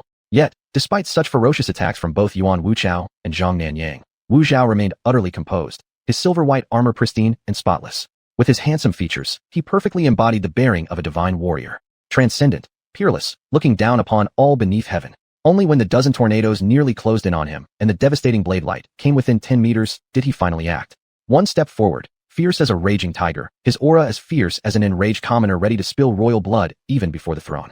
Wu Zhao raised his left hand, fingers straight and rigid like a blade, slashing diagonally. Instantly, the terrifying blade light from Xianxia disintegrated. At the same time, he opened his right palm, fingers pressed together, delivering a single palm strike that surged like stormy waves crashing against shore. In an instant, the dozen tornadoes vanished into nothingness. Wind and rain sweep across, turning rivers upside down. After shattering their attacks, Wu Zhao stepped forward, launching both fists and palms at once. A sky filled with palm shadows rained down like furious storms. The mighty fist seals bore the power of reversing rivers and oceans, crushing down upon Yuan Wuchao and Zhang Nanyang alike. Though both Yuan Wuchao and Zhang Nanyang were half-sovereign experts, feeling the overwhelming might of Wu Zhao's assault, their expressions turned grave. Without hesitation, they immediately activated powerful defensive techniques, but these defenses crumbled before Wu Zhao's onslaught like paper walls, easily destroyed. Both men were sent staggering backward with suppressed groans, retreating over 10 meters before barely stabilizing their stances. "I'll aid you." Seeing Yuan Wuchao and Zhang Nanyang overwhelmed even while fighting together, a young man dressed in black and white Taoist robes shouted coldly, soaring into the air like a celestial crane. He swung his feather duster toward Wu Zhao. The duster transformed into countless white filaments, instantly enveloping Wu Zhao. In that moment, it seemed as though thousands of divine spears pierced toward him, seeking the slightest flaw in his defense. At the same time, a woman in green robes also shot into the air. Though a woman, her attacks were fierce and overbearing. Her twin fists unleashed palm prints that formed a rotating lotus of flame, ningling toward Wu Zhao with overwhelming force. The young man in Taoist robes came from Yuan Shidao sect, his name Song Qisong. The woman was from Holy Flame sect, named Shifang. Both Song Qisong and Shifang were half-sovereign experts as well. Under normal circumstances, they would never stoop to fighting side by side, each too proud to share glory, but the situation now was different. If they didn't join forces to defeat Wu Zhao, they might all die here, their life essence and blood serving as nourishment for the sovereign fruit. So now, they shared one goal: kill Wu Zhao. As for whether they'd remain allies or become enemies once Wu Zhao was dead, that remained to be seen. Killing sword. Facing the assaults of Song Qisong and Shifang, Wu Zhao remained utterly calm. With a casual flick of his right hand, he raised his sword fingers and slashed horizontally across the sky. It was as if the heavens themselves tore open, and from that rift burst forth a torrent of sword chi, arrow-like and spiraling. The storm of blades not only shredded the countless white filaments conjured by Song Qisong's feather duster, but also obliterated the flaming lotus seal from Shifang's punch. With just the four of you, I don't even need to take this seriously. After neutralizing their attacks, Wu Zhao made no immediate countermove. Instead, he turned his gaze upon the others present and said, "Did you not understand my words? When I said, 'Come at me together,' I didn't mean only those four. I meant every single one of you here. Arrogant, insufferable disrespect. Kill him." Hearing Wu Zhao's words, Yuan Wuchao, Zhang Nanyang, and the other two erupted in fury. They were geniuses hailing from the 10 great sacred lands, still young, yet already half-sovereigns, each with immense pride. Now, to be so blatantly disregarded by Wu Zhao, who was actually far younger than them, even if they weren't mindless hotheads, they could not bear it. They were enraged beyond restraint by his insolence. Though the four of them had never fought in unison before, they now moved with perfect, instinctive coordination, unleashing their ultimate killer moves all at once as they charged toward Wu Zhao. Chapter 235, The Gathering of Heroes Against Wu Zhao. The battle erupted. Yuan Wuchao, Zhang Nanyang, and two others launched a joint assault on Wu Zhao, their momentum overwhelming. Though the four had never fought together before, their coordination was remarkably seamless. Yet Wu Zhao remained utterly calm, every movement effortless and composed. Even as he faced four half-step sovereigns at once, surrounded and attacked from all sides, he remained poised and elegant. The combat techniques he displayed were exquisite and profound, immensely powerful, yet each move flowed like a dance, possessing a beauty that defied description. Boom, boom, boom. After several consecutive clashes of deadly strikes, Wu Zhao stood firm like an immovable mountain, completely unshaken. In contrast, Yuan Wuchao, Zhang Nanyang, and the other two were left with surging internal energies, their spiritual power around their bodies fluctuating violently. This outcome shocked and infuriated them. Still, they were all geniuses, exceptional not only in talent, but also in temperament. Thus, their expressions remained calm, showing no sign of agitation, though occasional flickers of wariness flashed in their eyes. When the crowd on the square heard Wu Zhao's arrogant words, many became furious, yet no one stepped forward. Although Wu Zhao had openly invited them all to attack together, could just anyone interfere in a battle between him and four others like Yuan Wuchao and Zhang Nanyang? Only transcendent experts at the free and easy realm had the capability to join. Any cultivator below that level who rashly charged in would be gravely injured by the residual shockwaves generated from the clash. Wu Zhao truly lives up to his title as the greatest genius of the martial emperor hall in 1,000 years. He's absurdly strong. Though he's merely at the half-step sovereign level, he can still dominate four opponents at the same cultivation level. It's unbelievable. According to what Wu Zhao said earlier, if we don't kill or defeat him, we'll all become mere ingredients for refining the sovereign Dao fruit. So Yuan Wuchao, Xiangnan Yang, and the others absolutely cannot lose. If that's the case, why are we just standing here? Why not just rush in and help Yuan Wuchao and Xiangnan Yang? No matter how extraordinary Wu Zhao is, he can't possibly fight against hundreds of us at once. Now isn't the best moment. We should wait until Yuan Wuchao, Xiangnan Yang, and Wu Zhao have worn each other down, then strike when they're weakened. On the square, the crowd kept watching the battle while whispering among themselves, particularly some of the free and easy realm experts, who harbored ulterior motives, hoping to reap the benefits after others had exhausted themselves. At this moment, Jiang Yunj, who had been sitting cross-legged with eyes closed, suddenly snapped his eyes open. A cold, sharp light flashed within them. He had already adjusted himself to peak condition. Although he hadn't intervened earlier, it wasn't because he intended to wait for Wu Zhao and the others to mutually exhaust one another. Rather, he felt that ganging up on Wu Zhao alone was somewhat dishonorable. But now it was clear, even the combined might of Yuan Wuchao, Xiangnan Yang, and the other three couldn't match Wu Zhao. If he didn't act soon, once the four were slain by Wu Zhao, he would be the only half-step sovereign left, and there would truly be no hope of defeating Wu Zhao. Whoosh! Jiang Yunj folded his hands behind his back and leapt forward like a bird skimming across a river, darting into the aerial battlefield, where Wu Zhao clashed with Yuan Wuchao and Xiangnan Yang. His right hand formed a sword seal aimed straight at Wu Zhao's forehead. Instantly, a vast wave of sword energy surged forth like floodwaters bursting through a dam. Wu Zhao had just repelled Yuan Wuchao and Xiangnan Yang when he saw the incoming torrent of sword energy. Yet he showed no panic, only a cold smirk. Raising his right hand skyward, he traced an arc with his sword finger. In an instant, a sword beam hundreds of meters long materialized above him. As his finger slashed downward, the massive blade cleaved through the air and shattered the incoming sword energy. Yunj sword art. All under heaven knows one sword. With a long cry, Jiang Yunj summoned his weapon, a pure white sword that appeared out of thin air beside him. This sword was a top-tier treasure artifact. Moreover, Jiang Yunj had nurtured it with his own life essence over time, cultivating a terrifying sword intent within it. As Jiang Yunj gripped the glowing white blade, even the perpetually indifferent Wu Zhao couldn't help but furrow his brows slightly, muttering quietly, "Now that's something." Clutching the white sword, Jiang Yunj began executing his self-created sword art. In an instant, phantom after phantom surrounded him, each striking a different pose. Then, in a sudden convergence, all the afterimages merged into one as his white sword swept horizontally outward in a single stroke. This slash was no ordinary strike. It was the unification of 10,000 forms, a single sword containing 10,000 techniques. An unremarkable-looking cut, yet concealing infinite layers of exquisite sword methods. Sword rise. Facing Jiang Yunj's full-power sword strike, Wu Zhao could no longer afford to be careless. With a flick of his right sword finger upward, he let out a light shout. Instantly, the stopper on a green gourd hanging at his waist popped open, and a streak of azure light shot skyward. Everyone present instinctively fixed their eyes on the azure light, and saw that it was actually a sword. Yet this sword was not in its complete form. Even so, its quality surpassed that of ordinary top-tier treasure artifacts. On the blade, less than one-third of the runes had been carved, yet it already contained profound Taoist resonance. When it glimmered, it triggered harmony with heaven and earth, drawing vast quantities of primal energy from the void into itself, amplifying its might. One sword, spring rain. Wu Zhao traced a formation in the air with his sword finger. The sword wreathed in azure light, shuddered in midair, and automatically executed an ultimate sword technique. Countless sword beams erupted outward, hundreds upon hundreds of them.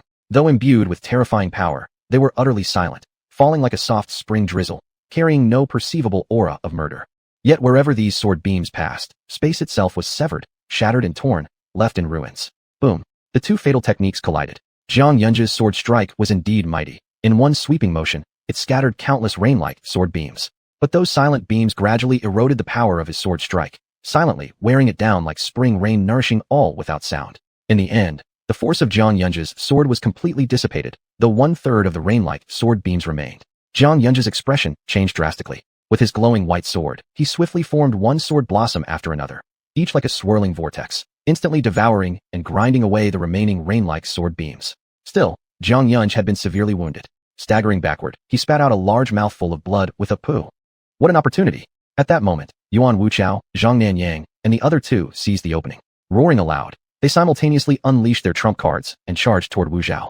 Chapter 236, Sun and Moon in the Sky. Wu reigns as emperor, one man defeats a crowd of heroes. Yuan Wuchao, Xiangnan Yang, and two others seized the opportunity and charged toward Wu Zhao once again.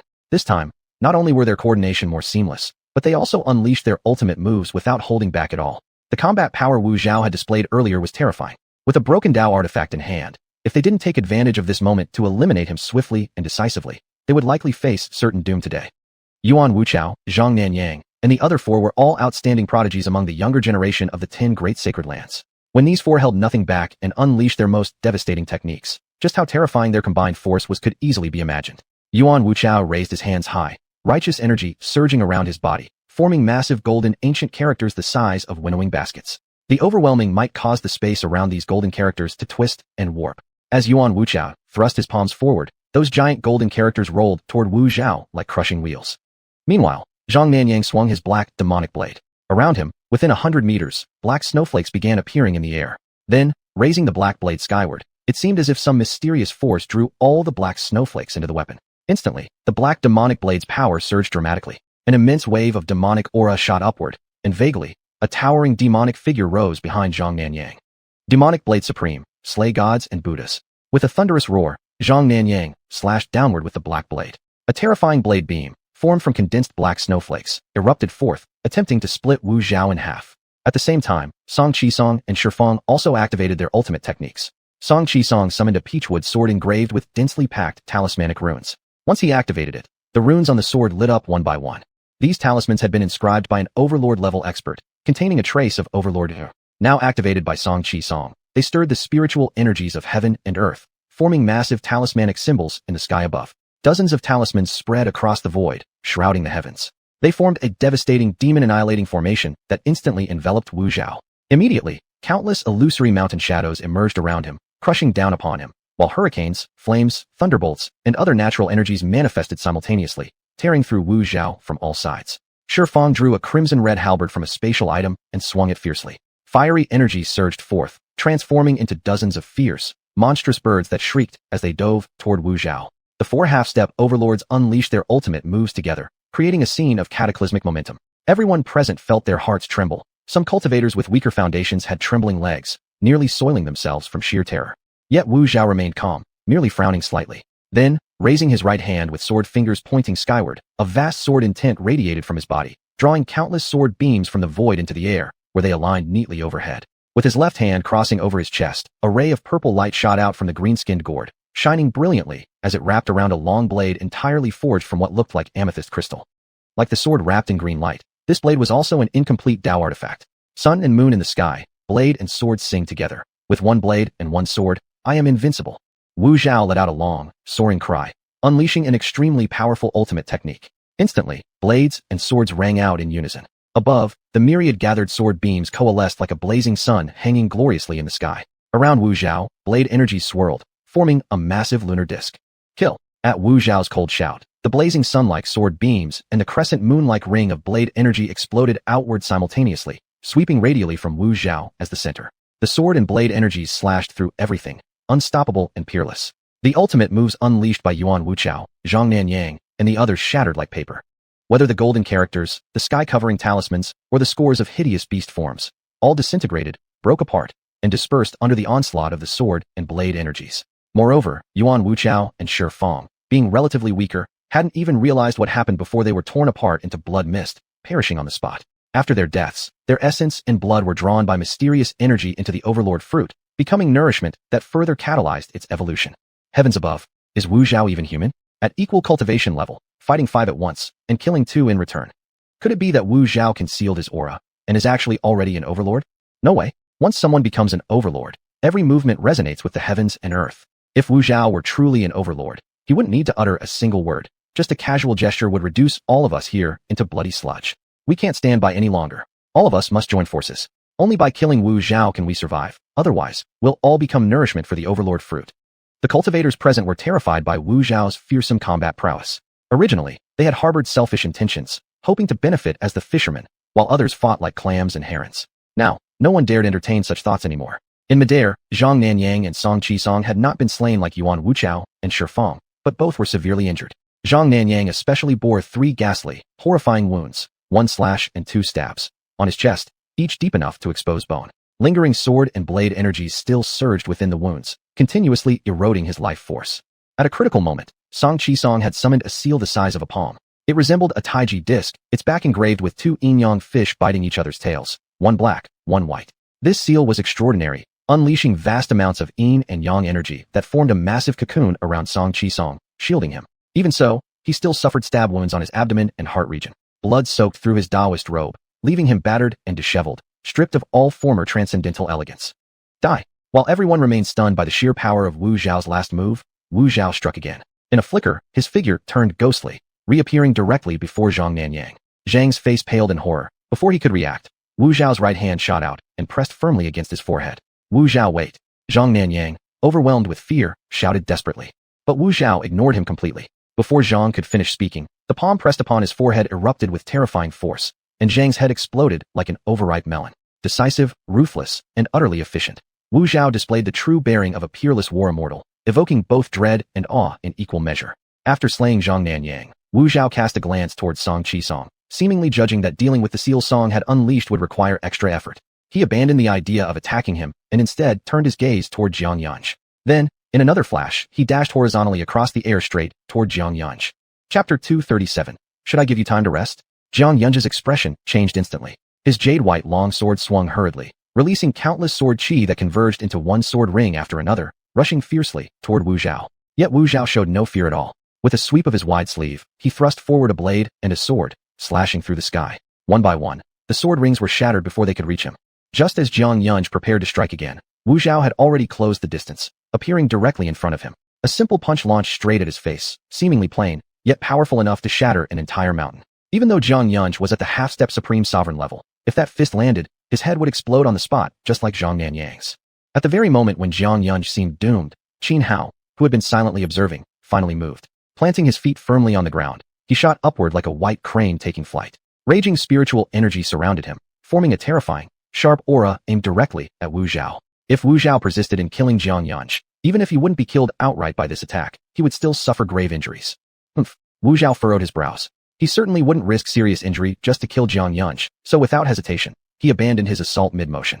The fist aimed at Xianxia abruptly changed direction, smashing instead against the soaring blade of energy. Boom. The collision sent shockwaves reverberating through the air. Though Wu Zhao ultimately shattered the surging energy with his fist, he still let out a low groan and retreated 2 or 3 steps before stabilizing his stance. His brow knitted in surprise as he stared at Qin Hao with undisguised astonishment. Thank you, Junior Master. Xianxia quickly called out to Qin Hao. Leave the rest to me. Go sit down and recuperate. Qin Hao said calmly. I can still fight. Xianxia insisted urgently. Wu Zhao's combat prowess was far more terrifying than he had anticipated, so he wanted desperately to help Qin Hao. Go and recuperate properly. Why so many unnecessary words? Qin Hao replied sternly. Xianxia wanted to protest further but hesitated, then swallowed his words. All right. He returned to the ground and sat cross-legged, beginning to meditate and restore his strength. His brief clash with Wu Zhao had left him severely injured. He assumed Qin Hao simply wanted him restored before rejoining the fight, so he cleared his mind and focused entirely on recovery, hoping to heal his wounds as soon as possible. Wu Zhao made no move to stop Xianxia, keeping his gaze fixed solely on Qin Hao. Even when surrounded and attacked by 5 half-step supreme sovereign experts, including Xianxia and Yuan Wuchao, he hadn't been at a disadvantage. Yet now, from that single exchange with Qin Hao, he had actually been suppressed. How could he not feel shocked? How could he not be curious? After all, Qin Hao was merely a human king realm cultivator. He truly hadn't expected that someone at such a cultivation level could suppress him. It was utterly unexpected. Should I give you time to rest? Qin Hao asked Wu Zhao, speaking with unruffled calm. Heh. Upon hearing Qin Hao's words, Wu Zhao first froze in disbelief, then snapped back to himself and chuckled lightly. No need. I've just fought 5 trash. Hardly any effort was spent. Qin Hao nodded slightly. Then, raising his right hand, he stretched out his palm, index to little finger clenched together, and curled them slightly. The universal gesture for come at me. In a domineering tone, he declared. Then struggle with all your might to survive. Ha ha ha ha. Wu Zhao threw his head back and laughed loudly into the sky. He stared at Qin Hao with growing fascination, eyes gleaming with intense, almost ecstatic killing intent. In my entire life, you're the first person who dares speak to me like this. I admire your courage. Therefore, I've decided to let you personally experience what it feels like to be flayed alive, and what it's like to have your bones carved away piece by piece. Swoosh. The instant his voice fell, Wu Zhao launched his attack without restraint. 1 step forward, and his body shot through the void like lightning, arriving before Qin Hao in an instant. Raising his right fist, he slammed it toward Qin Hao's head. The punch carried devastating power, like a meteorite plummeting from beyond the 9 heavens. Qin Hao's eyes turned icy cold. He too threw a punch, unleashing the heavenward divine fist to its utmost limit, overwhelmingly fierce and domineering. Though Qin Hao stood only at the human king realm, his heart of the human king pulsed in perfect harmony with the rhythm of the world itself. Thus, his combat strength had naturally increased dramatically. Now, fighting with full force and reckless abandon, he could slay even ordinary half-step supreme sovereigns. Boom. Fist met fist. A surge of immense spiritual energy erupted, triggering an explosion of power. Even the space around Qin Hao and Wu Zhao warped and twisted under the force. Wu Zhao's eyes narrowed, cold light flickering within them. Known as the most outstanding genius of the Wu Imperial Hall in 1,000 years, his cultivation talent was beyond imagination. Yet right now, Qin Hao, who stood 4 cultivation levels below him, was able to contend with him on equal footing. This was truly, unfathomably extraordinary. Without wasting words, Wu Zhao blurred forward and attacked Qin Hao once again, unleashing one profound and intricate fist technique after another. Qin Hao remained calm. Though his mastery of fist arts wasn't particularly high, his heavenward divine fist had already reached an unparalleled level of perfection. Thus, even relying solely on this single technique, he blocked every advanced martial art Wu Zhao unleashed. Their fists collided repeatedly, the thunderous booms echoing like continuous rolls of storm thunder. Wu Huangjing Dao Jian Luan Chunxiu. Seeing that he couldn't overpower Qin Hao, Wu Zhao flicked his hands and summoned forth the same blade and sword from earlier, swirling them toward Qin Hao in a deadly crosscut. Red Flame Thunderblade. Heaven-breaking divine spear. Facing the incoming blade and spear, Qin Hao slashed out with his left hand, releasing a crescent of lightning and fire that stretched hundreds of meters long. At the same time, his right hand clenched mid-air, forming a heaven-breaking divine spear from spiritual energy, which he hurled forward with full force. Boom. The clash exploded violently. The blazing, lightning-wreathed blade dissipated. The heaven-breaking divine spear shattered instantly. Yet the blade and spear Wu Zhao wielded were likewise sent flying dozens of meters backward before finally hovering above his head once more. Earlier, those 2 weapons had blocked attacks from 4 half-step supreme sovereigns, Yuan Wuchao, Zhang Nanyang, and others, and even counter-killed Yuan Wuchao and Shifang. Now they were stopped by Qin Hao, but Qin Hao himself had also been wounded. Across his chest lay a crossed/wound, resembling a crimson diagonal cross, deep enough to reveal bone. Yet this outcome shocked not only the spectators gathered on the plaza, but even caused Wu Zhao to furrow his brow. Looks like I underestimated you, Wu Zhao said after staring at Qin Hao for a moment. But until now, I've only been warming up. From here on, I'm going all out. Chapter 238, Will I Help You Break Through? Wu Zhao's entire aura had completely changed. He stared coldly at Qin Hao, his body trembling as a surging torrent of spiritual energy burst forth. Kill. With one step forward, Wu Zhao surged forward like an immortal war god emerging across the void, ready to crush all enemies in a single blow. His earlier display of strength had already been terrifying. He had easily defeated 5 half-step sovereigns such as Yuan Wuchao and Zhang Nanyang. Yet now, his power surged once again, reaching an even greater height. In the blink of an eye, Wu Zhao appeared before Qin Hao. Before Qin Hao could react, a fist slammed into his chest. Pooh! Qin Hao spat blood instantly. The cracking sound of shattered ribs echoed as his entire chest caved inward. His body flew backward like a broken kite, crashing violently onto the ground and creating a deep crater upon impact. Cough cough. Qin Hao struggled to rise from the ground, his movements clumsy and painful. He coughed up several more mouthfuls of blood, his spirit rapidly deteriorating. His face turned deathly pale, utterly devoid of color. Though his combat prowess was monstrous, his cultivation level was simply too low. And yet, despite having so easily injured Qin Hao, Wu Zhao didn't let his guard down for even a moment. Even when hunting a rabbit, a lion uses its full strength. This was the mindset essential for any true expert. The instant Qin Hao rose from the ground, Wu Zhao was already upon him again. His right hand shot out, pressing directly against Qin Hao's head. Just as Wu Zhao prepared to ruthlessly end Qin Hao's life, Qin Hao let out a mighty roar. Spiritual energy exploded around him, and within the void, dozens, then hundreds, of heaven-piercing divine spears rapidly materialized, raining down on Wu Zhao from all directions. At the same time, Qin Hao thrust his arms forward, tightly locking Wu Zhao in a desperate embrace. Wu Zhao hadn't expected such a reckless tactic, and hesitated for a split second. By the time he regained his senses, the spears were already descending. With no time to think, his right hand, which had been aimed at Qin Hao's skull, instead gripped Qin Hao's left shoulder, while his left hand seized the right shoulder. Then, with a savage pull, Wu Zhao actually tore Qin Hao's arms clean off. In the final instant before the spears struck, Wu Zhao stomped hard on the ground, launching himself skyward like a crane soaring into the heavens, narrowly evading the storm of spears. But Qin Hao wasn't so fortunate. Spear after spear pierced through his body, turning him into something resembling a wooden skewer studded with candied hawthorns in a street vendor's hands. Witnessing this scene, everyone present sucked in their breath sharply. Earlier, seeing Qin Hao engage Wu Zhao in close combat, not only holding his ground, but seemingly gaining the upper hand, had stirred hope among many that perhaps Qin Hao could actually defeat Wu Zhao. No one had expected the situation to reverse so quickly. After another leap in strength, Wu Zhao was now toying with Qin Hao as if he were nothing. Sigh. I actually thought this Qin fellow might stand a chance against Wu Zhao. Now it seems I overestimated him. If 5 half-step sovereigns couldn't beat Wu Zhao, how could someone at the Human King realm? That he lasted this long is already remarkable. Though of course, if his cultivation were higher, maybe. It's useless. Wu Zhao is too strong. I even suspect that even now, he hasn't revealed his full power. That can't be possible, can it? The onlookers gazed at Wu Zhao with undisguised fear. Jiang Yunj, who had been sitting with eyes closed, meditating quietly, could no longer remain composed after hearing the crowd's words. Focusing his mind once more, he opened his eyes, only to see Qin Hao's gruesome state. His expression turned ashen. Without hesitation, he tried to leap to his feet. At that moment, guilt and self-reproach flooded his heart. He believed it was his fault that Xianhao had died. Yet just as he moved to act, eerie green flames suddenly erupted out of nowhere, engulfing Xianhao's body. Then, from within those green flames, Xianhao stepped forward, one slow, deliberate step after another. All of his injuries had vanished. His body was fully healed. Everyone present was stunned into silence.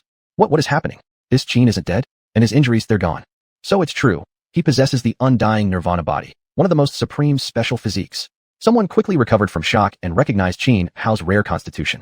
Even Wu Zhao paused momentarily at the sight of Xianhao regenerating via his undying nirvana body. Then, slowly, a sinister smirk curled his lips. Honestly, he sneered, I didn't expect you to have the undying nirvana body. No wonder you dared speak so arrogantly to me earlier. But possessing the undying nirvana body doesn't mean you're truly immortal. As far as I know, if your life force is completely eradicated in an instant, without a single trace remaining, you won't be able to undergo nirvana rebirth. Or alternatively, kill you 10 times, 100 times, eventually you'll die. Because within a certain time frame, the number of times you can undergo nirvana is strictly limited. But no matter which of these two methods you're talking about, you can't pull either off. Xianhao shrugged lightly, counting off casually. Huh. Wu Zhao threw his head back in laughter. Are you trying to amuse me? If I hadn't failed to recognize you had the undying nirvana body earlier, I wouldn't have given you a chance to undergo nirvana at all. Heh. Xianhao let out a faint chuckle. Yes, you did have the chance to kill me earlier, but unfortunately, you missed it. So what? Do you really think you'll grow stronger just because you underwent one cycle of nirvana? Even if you went through 10 or 100 times, I could still kill you without lifting a finger, Wu Zhao sneered coldly. Opportunities like that, once missed, are lost forever, Xianhao said. Then, he stepped forward, and the aura around him began to shift. Within his body, vitality surged violently. The booming thump of the human king's heart echoed in perfect harmony with the pulse of heaven and earth, each beat striking the chests of everyone present like a heavy mallet, oppressive and stifling. Right here, right now, he was beginning to break through to the Hollow Origin realm. Xianhao possessed profound foundations. Breaking through to the Hollow Origin realm was no difficult task for him. Do you really think I'll give you time to break through? Wu Zhao frowned as he stared at Xianhao. Do I need you to give me time? Xianhao smirked dismissively. Heh. Wu Zhao's eyes narrowed into cold slits, murder blazing within them. Yet strangely, he made no immediate move to kill Xianhao. It wasn't because Wu Zhao had suddenly grown merciful or become some noble warrior who refused to strike an opponent during cultivation breakthrough. It was simply because Xianhao's advancement actually benefited him. Would the essence blood of a human king realm expert compare at all to that of a Hollow Origin realm expert? Xianhao didn't care whether Wu Zhao attacked him at this moment. He had absolute confidence that he could survive any assault from Wu Zhao. Chapter 239, Breaking Through 3 Realms in Succession. Xianhao's cultivation base was surging rapidly. With his profound foundation, breaking through to the mixed yuan realm was effortless. In merely a dozen breaths of time, he smoothly stepped into the mixed yuan realm. The entire process encountered no obstacles whatsoever. Everything went perfectly. Yet after entering the mixed yuan realm, Xianhao didn't immediately launch an attack on Wu Zhao. Instead, he drew out from the jade box 2 heavenly treasures, the 7-color divine radiance and the 9 demon wilderness spirit, and without hesitation began absorbing both simultaneously. He intended to continue breaking through the dawn nourishment and chi feasting stages, advancing toward the primordial realm. Over recent days, he had thoroughly studied numerous cultivation resources and gained deep understanding of the mixed yuan, dawn nourishment, and chi feasting realms. So long as one's foundation was solid enough, these 3 realms could bloom consecutively without flaws, without needing to spend years grinding through each stage. Precisely for this reason, Xianhao chose to break through all 3 realms in one breath. To him, his foundation was more than sufficient, and his stockpile of rare treasures abundant. There was no need to waste excessive time on these intermediate stages. Although within cultivation circles, many geniuses advanced quickly through the mixed yuan, dawn nourishment, and chi feasting realms, very few attempted to break through all 3 consecutively. The mixed yuan realm was relatively easier, but dawn nourishment and chi feasting required integrating heavenly treasures directly into one's body, making the process considerably perilous. If the integration failed, it could lead to a complete collapse of one's cultivation base. Moreover, such heavenly treasures were extremely rare. Finding ones classified specifically as dawn or chi types was even harder still. Many supremely talented cultivators who lacked powerful mentors often became stuck at the mixed yuan realm precisely because they couldn't obtain the dawn or chi type heavenly treasures needed for integration. Xianhao was fortunate. When he previously devoured Huang Fufan's Cinnabar Copper Pagoda, the system awarded him exactly the kind of dawn and chi type heavenly treasures he needed. Otherwise, upon reaching the mixed yuan realm, he would have been forced to halt his progress and spend valuable time searching for such rare items. Absorbing heavenly treasures was inherently dangerous. Under normal circumstances, most cultivators would seek isolated, undisturbed locations for such a critical process. Yet here, Xianhao brazenly absorbed the 7-color divine radiance and the 9 wilderness demon spirit right before Wu Zhao's eyes, something that left everyone present stunned. Is Xianhao courting death? Absorbing heavenly treasures is incredibly dangerous. How can he do it right in front of Wu Zhao? Is he provoking her? Or does he actually believe Wu Zhao won't take advantage of his vulnerable state? But does Wu Zhao even need to resort to underhanded tactics? Still, When Qin Hao was only at the human king realm, he could already fight Wu Zhao to a life-and-death standstill. If he breaks through 3 realms in succession and reaches the primordial realm, just how powerful will he become? At that point, would Wu Zhao even stand a chance against him? Whatever happens, we'll only survive if Wu Zhao dies. So Qin Hao is our last hope. If Wu Zhao tries to stop Qin Hao from reaching the primordial realm, we must attack her without hesitation, buy him time, and help him succeed. As the crowd in the square realized Qin Hao's intent to break through all 3 realms at once, shock quickly gave way to silent consensus. One by one, they clenched their fists, ready to act. Should Wu Zhao dare interfere, they would strike without hesitation, fighting to the death to secure Qin Hao's advancement to the primordial realm. Earlier, Wu Zhao had single-handedly defeated 5 half-sovereign experts like Yuan Wuchao and Zhang Nanyang with terrifying ease, casting a shadow of despair over them all. Now, seeing a chance to defeat Wu Zhao, a glimmer of survival, how could they possibly let it slip away? But when Wu Zhao saw Qin Hao attempting to break through 3 realms consecutively, she merely frowned slightly. Just as before during his breakthrough to the mixed Yuan realm, she made no move to stop him from absorbing the 7-color divine radiance and the 9 wilderness demon spirit. Qin Hao activated the 9 heavens Emperor Dao. His spiritual energy surged through his meridians, frantically refining the 7-color divine radiance and the 9 wilderness demon spirit now absorbed into his body. The 9 heavens Emperor Dao was truly extraordinary. Normally, absorbing heavenly treasures took at least 2 or 3 months, even longer for common grade treasures. Yet the 7-color divine radiance and 9 wilderness demon spirit were exceptionally rare among heavenly treasures, making absorption extremely difficult and time-consuming, often requiring 2 or 3 times longer than usual. Yet now, using the 9 heavens Emperor Dao, Qin Hao's refinement speed increased dozens of times over. Only half an hour had passed before Qin Hao completely refined both the 7-color divine radiance and the 9 wilderness demon spirit, 2 heavenly treasures. It meant he had smoothly entered the primordial realm. I thought it would take at least 2 or 3 days for you. I didn't expect you to refine both heavenly treasures in merely half an hour, said Wu Zhao, frowning as she sensed the shift in Qin Hao's aura. She was visibly shocked. Even she, hailed as the greatest genius the Wu Emperor Hall had seen in 1,000 years, had taken 2 or 3 days to integrate 2 heavenly treasures into her body when she broke through consecutively through the mixed Yuan, Dawn Nourishment, and Qi Feasting realms. I thought you'd try to stop me, Qin Hao said calmly, glancing at Wu Zhao. No need, she replied lightly. Even if you reach the primordial realm, or go 1 step further, 2 steps forward, even if you become a half-sovereign, you still won't be my match. Then let's see. Qin Hao narrowed his eyes, cold light flashing from them. He felt no gratitude toward Wu Zhao for not interfering earlier, because he knew perfectly well that her reason for not stopping him wasn't out of mercy or hesitation, but rather because she believed that once he reached the primordial realm, the effect of using his refined life essence to nourish the sovereign Dao fruit would increase significantly. Besides, even if Wu Zhao had tried to stop him, he had countermeasures ready. Swoosh. The moment he finished speaking, Qin Hao shot forward, moving with ultimate speed, like a tiger descending from the mountain, and launched himself at Wu Zhao. In nearly an instant, he appeared directly before her. Wu Zhao's expression changed sharply. Qin Hao was too fast, so fast that even she couldn't clearly track his figure in time, much less launch a counterattack. Qin Hao kicked out, precise and unerring, right at Wu Zhao's chin.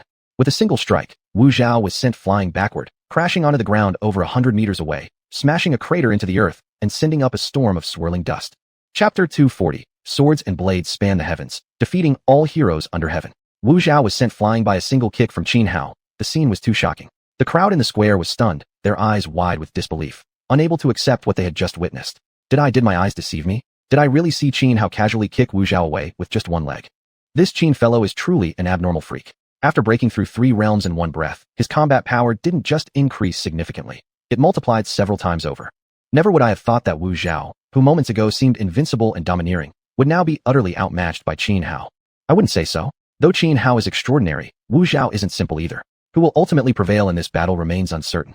The people in the square whispered among themselves, voices rising in waves. At that moment, Wu Zhao burst forth from the rolling dust, charging straight toward Qin Hao like lightning splitting the sky. Then, the two clashed into a violent struggle. Engaged in close combat, both men pushed their physical capabilities, strength, speed, reflexes, to incredible heights. Each collision of fists and palms exploded with thunderous booms, like sudden claps of sky-splitting thunder. First form, blade madness soaring beyond the 9 heavens. With a roar, Wu Zhao slashed downward with his left hand shaped like a blade. Instantly, the damaged Dao-level weapon floating before him, a longsword wrapped in violet radiance, shuddered in midair and spun fiercely toward Qin Hao, aiming to cleave him in 2. Yet Qin Hao remained calm. With his right hand raised, he simply extended his index and middle fingers, effortlessly pinching the blade surrounded by purple light. Qin Hao catching Wu Zhao's devastating strike, barehanded triggered gasps of shock rippling through the crowd. Wu Zhao frowned slightly, then thrust forward his right hand. The sword cloaked in emerald light shot forth like an arrow, streaking toward Qin Hao's forehead to pierce it clean through. Low Capella Emperor armor. Faced with the incoming sword wrapped in green light, Qin Hao didn't hesitate. His body trembled as he activated the Low Capella Emperor armor, 9 golden dragon silhouettes bursting outward to collide with the oncoming sword. Boom. The sword sheathed in green light was violently repelled backward. At the same time, Xianhao flicked his wrist, flinging away the blade he had caught between his fingers. But this sword was forged from a fragment of Wu Zhao's soul, tempered with rare heavenly treasures and supreme ores. As the blade flew back toward Wu Zhao, no action was needed. The sword halted automatically in front of him. Die. Having neutralized Wu Zhao's lethal attack, Xianhao coldly snarled and launched his own offense. With a slight grip of his right hand, he materialized a sky-piercing divine spear. Holding the spear, Xianhao resembled a peerless warrior charging through countless armies without fear. Fierce, unstoppable, overwhelming. For a time, Wu Zhao could do nothing but retreat continuously under Xianhao's relentless assault. Sky-piercing divine spear, Starfall. Xianhao pointed his spear toward the heavens. In response, high above, hundreds upon hundreds of identical spears rapidly formed and aligned in perfect order. Then, as the spear in Xianhao's hand stabbed forward toward Wu Zhao, the entire array above plummeted down simultaneously. Each descending spear carried immense destructive force. Together, their combined might could flatten an entire mountain range. Even someone as powerful as Wu Zhao felt the deadly pressure closing in. Swords and blades span the heavens. Defeat all heroes under heaven. Wu Zhao roared, shaking his body. The blade and sword hovering before him instantly crossed above his head. Infinite blades of sword chi and saber chi erupted upward like floodwaters breaching a dam, surging into the sky to intercept the raining spears. Boom, boom, boom. The clash of ultimate techniques triggered successive explosions of energy, thunderous booms echoing across the firmament. Back when Xianhao was at the Human King realm, he had already been capable of slaying peak free and easy realm cultivators. Now, having broken through 3 realms, primordial chaos, dining on clouds, and consuming chi, one after another, his combat strength had increased not just tenfold, but far beyond that. He had shattered the ceiling of the transcendent realm. Now, even against a true sovereign, he could fight evenly or withdraw unscathed. Though Wu Zhao was also monstrously talented, compared to Xianhao, there remained a vast gap. Hundreds of sky-piercing divine spears rained down, shattering the endless storm of blade and sword energies. Many of the spears disintegrated into pure energy upon impact, but within less than 2 breaths, the torrent of saber and sword chi began to falter under the relentless onslaught. Finally, crack! The crossed blade and sword above Wu Zhao's head were blasted apart, while hundreds of remaining spears plunged down upon him with undiminished force. But at the critical moment, a shield wrapped in black rainbow light erupted from the green gourd hanging at Wu Zhao's waist. The shield was no larger than a sieve, round in shape, covered with densely carved runes. But just like the blade and sword that had previously emerged from Wu Zhao's green gourd, the inscriptions on this shield were incomplete, meaning it too was merely a half-finished Dao artifact. Brilliant waves of black rainbow light erupted from the shield, spreading out like a dark canopy above Wu Zhao's head. Hundreds of sky-piercing divine spears slammed into it, yet not a single one managed to breach its defense. At this sight, the crowd in the square stood utterly dumbfounded, once again shaken to their core. None of them had expected that Wu Zhao would possess 3 half-finished Dao artifacts. Moreover, no one could be certain whether even more such items remained sealed within the green gourd hanging at his waist. Just moments ago, Xianhao's overwhelming azure of Wu Zhao had lit a spark of hope among the onlookers, making them believe survival might still be possible. Now, however, they felt as if plummeting into an icy abyss. A single half-finished Dao artifact equaled the combat power of an almost sovereign cultivator. With 3 such artifacts, the blade, the sword, and now the shield, Wu Zhao effectively had 3 near sovereigns fighting alongside him. Wu Zhao was already terrifyingly powerful on his own. Now armed with 3 half-finished Dao artifacts, the despair he inspired among the crowd was beyond words. It's all my fault. I dragged xiuxian into this. Otherwise, given his talent, in just a few short years, our 12 pavilions would have produced another feathered immortal, one who'd surpassed them all. Jiang Yunji's heart filled with guilt and self-reproach. In this moment, he felt utterly selfish. If only he hadn't been so stubborn. Xianhao would have left long ago. Now, instead, he was going to die here, reduced to mere nourishment for Wu Zhao's cultivation of the sovereign Dao fruit. Yet unlike the others in the square, whose faces twisted in despair at the sight of Wu Zhao's 3 half-finished Dao artifacts, Xianhao's eyes suddenly gleamed with excitement. A broad, eager smile spread across his face as he said to Wu Zhao, "You really are my benefactor." "What did you say?" Wu Zhao frowned, puzzled by the remark. Xianhao didn't answer. Instead, his gaze shifted to the green gourd hanging at Wu Zhao's waist as he asked, "There should be more half-finished Dao artifacts inside that gourd of yours, shouldn't there?" Chapter 241, 7 Incomplete Dao Artifacts. "So what if you do? Are you afraid?" Wu Zhao said calmly. "It's not that I'm afraid. It's that I'm thrilled, ha ha ha." Xianhao laughed loudly, his voice brimming with excitement and joy. Wu Zhao frowned slightly. At first, he didn't understand what Xianhao meant, but someone of his genius caliber wasn't lacking in intelligence. After a brief moment of thought, he grasped Xianhao's meaning, and the corner of his mouth curled into a cold sneer. "So you actually think you can defeat me and seize my 7 royal Wu artifacts? Forget the fact that there's no way you could ever defeat me. Even if I really were to lose to you, you still wouldn't be able to take my 7 royal Wu artifacts, because I forged them using the true Wu soul refining technique. Even if I die, no one else will ever be able to refine or control them. The 7 royal Wu artifacts? So besides this sword and shield before us, there are 4 more incomplete Dao artifacts inside that green gourd of yours. Hearing Wu Zhao's words, Xuanhuan grew even more excited. He didn't care at all whether he could refine Wu Zhao's 7 royal Wu artifacts. Without hesitation, he planned to hand them over to the system for consumption. Seeing the excitement on Xuanhuan's face, Wu Zhao frowned deeply, feeling annoyed, his eyes now radiating even stronger killing intent. I originally wanted to play with you slowly. A rare opponent like you doesn't come around often. But since you're so interested in my 7 royal Wu artifacts, I'll let you experience their true power firsthand. Wu Zhao said in a deep voice, then reached out and tapped the green gourd hanging from his belt. Immediately, 4 more streaks of rainbow light shot out from the gourd, each carrying a weapon just like the previous blade, sword, and shield. These weapons were a halberd, a bow, a pair of knuckle dusters, and a whip, each an incomplete Dao artifact. Together with the earlier trio, the knife, sword, and shield, all 7 weapons hovered around Wu Zhao, forming a swirling ring of 7 colored light. Witnessing the 7 weapons floating around Wu Zhao, everyone present was left speechless, some with mouths agape and eyes wide, frozen as if turned to stone. My heavens, S7, 7 incomplete Dao artifacts. The Wu Emperor Hall truly spared no expense on Wu Zhao. Even though the 10 great holy lands possess deep foundations, they can't casually produce even 1 incomplete Dao artifact, let alone 7. What's more important is that these 7 incomplete Dao artifacts seem perfectly attuned to Wu Zhao. If I'm not mistaken, these 7 weren't bestowed upon him by the higher-ups of the Wu Emperor Hall. They were crafted by Wu Zhao himself using the legendary True Wu soul-refining secret art, severing parts of his own soul and combining them with rare heavenly treasures and precious minerals. I once read about this True Wu soul-refining art in an ancient sage's notebook while browsing through old texts. According to it, if Wu Zhao reaches the sovereign realm, these 7 incomplete artifacts will advance and become true Dao artifacts. Though most people couldn't hear the conversation between Xuanhuan and Wu Zhao high in the air, the sight of the 7 hovering weapons prompted some to recall the True Wu soul-refining secret art. Very few knew of this technique. Even ancient texts and sages' records mentioned it only in passing fragments. Yet despite its extraordinary nature, even those who learned of the method might hesitate to practice it, because severing part of one's own soul was incredibly dangerous. One misstep could lead to instant death. Especially after losing a fragment of the soul, numerous aftereffects would remain, the most common being soul loss disorder. Thus, throughout history, very few dared cultivate this forbidden art. But Wu Zhao not only practiced it, he went so far as to sever 7 pieces of his soul, essentially cutting away more than 2/3 of his entire soul essence. Logically speaking, no matter how extraordinary his talent, losing 2/3 of his soul should have reduced him to little more than a living corpse. Yet judging by his current state, Wu Zhao wasn't only alive, he appeared completely normal. Emperor Wu Scripture, 7-fold divine cultivation method, grand desolate god strike. After unleashing the 7 incomplete Dao artifacts, Wu Zhao immediately activated a powerful deadly technique. Clearly, he had no intention of prolonging the battle. He aimed to kill Xuanhuan in one decisive blow. He formed hand seals with both hands, and instantly, the 7 hovering artifacts surged upward, merging together into a massive wheel that rolled down toward Xuanhuan with crushing force.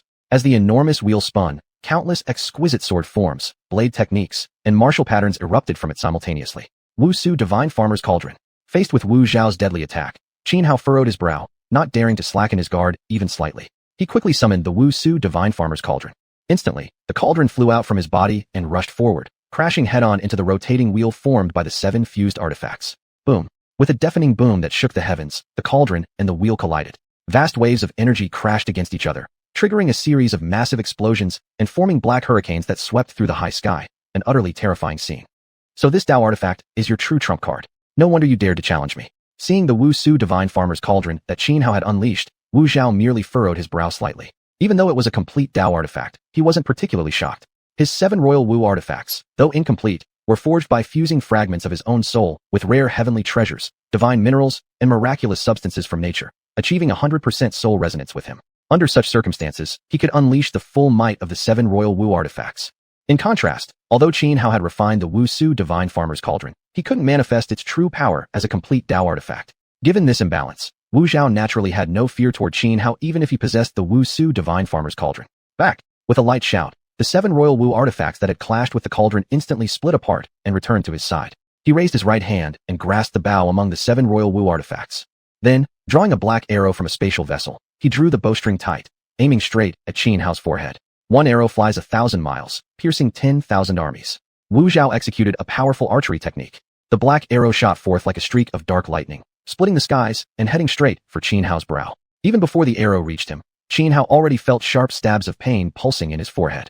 Without hesitation, he thrust both palms forward. The Wu Su Divine Farmer's Cauldron dashed across and slammed into the incoming arrow. With a thunderous crack, the cauldron was sent flying backward hundreds of meters by the arrow's immense force, though the arrow's power was also instantly worn down to nothingness.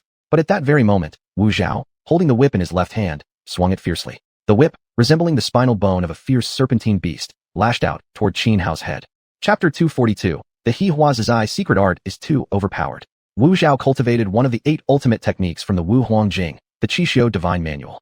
The Xiuxian Divine Manual consisted of 7 distinct arts, corresponding respectively to the saber, sword, halberd, fist, bow, shield, and exotic weapons. The whip belonged precisely to the category of exotic weapons. The whip in Wu Zhao's hand was not only forged from his own soul and various divine materials and rare ores, but primarily utilized the spinal bone of a myriad calamity heavenly snake. The myriad calamity heavenly snake was an extremely powerful ferocious beast. An adult specimen could battle ancient demonic beasts, and once it transformed into a myriad calamity heavenly dragon, it could even slay true dragons. For Wu Zhao to have obtained a complete spinal bone of such a snake was nothing short of a tremendous stroke of fate. Outrageous. Facing Wu Zhao's lashing whip, Qin Hao let out a cold shout. He raised his right hand, forming a sword finger, and slashed horizontally across the void. A massive sword beam erupted forth, colliding violently with the whip. But in a flash, Wu Zhao split into 7 illusory figures, each executing a different ultimate technique as they closed in on Qin Hao. Under this 7-fold assault from Wu Zhao's illusions, Qin Hao was actually suppressed. 5 dragons, divine might. Xiuxian. With a long roar, Qin Hao ceased holding back entirely and activated 2 formidable secret arts. Though this time he still only channeled 3 dragon energies into his body, the resulting surge in combat power far exceeded anything before. Furthermore, once the Xiuxian secret art was unleashed, after merely 2 breaths' time, Qin Hao had already manifested his first clone. Empowered by these 2 techniques, Qin Hao stabilized his footing and gradually turned the tide from a position of disadvantage. Yet Wu Zhao truly was formidable. His mastery of the Xiuxian Divine Manual had reached a level of unparalleled perfection. Whether saber, sword, or whip techniques, all were second nature to him. Soon, their battle escalated into a frenzied exchange. Deadly moves were launched without cease, shrouding the heavens and darkening the earth in chaos.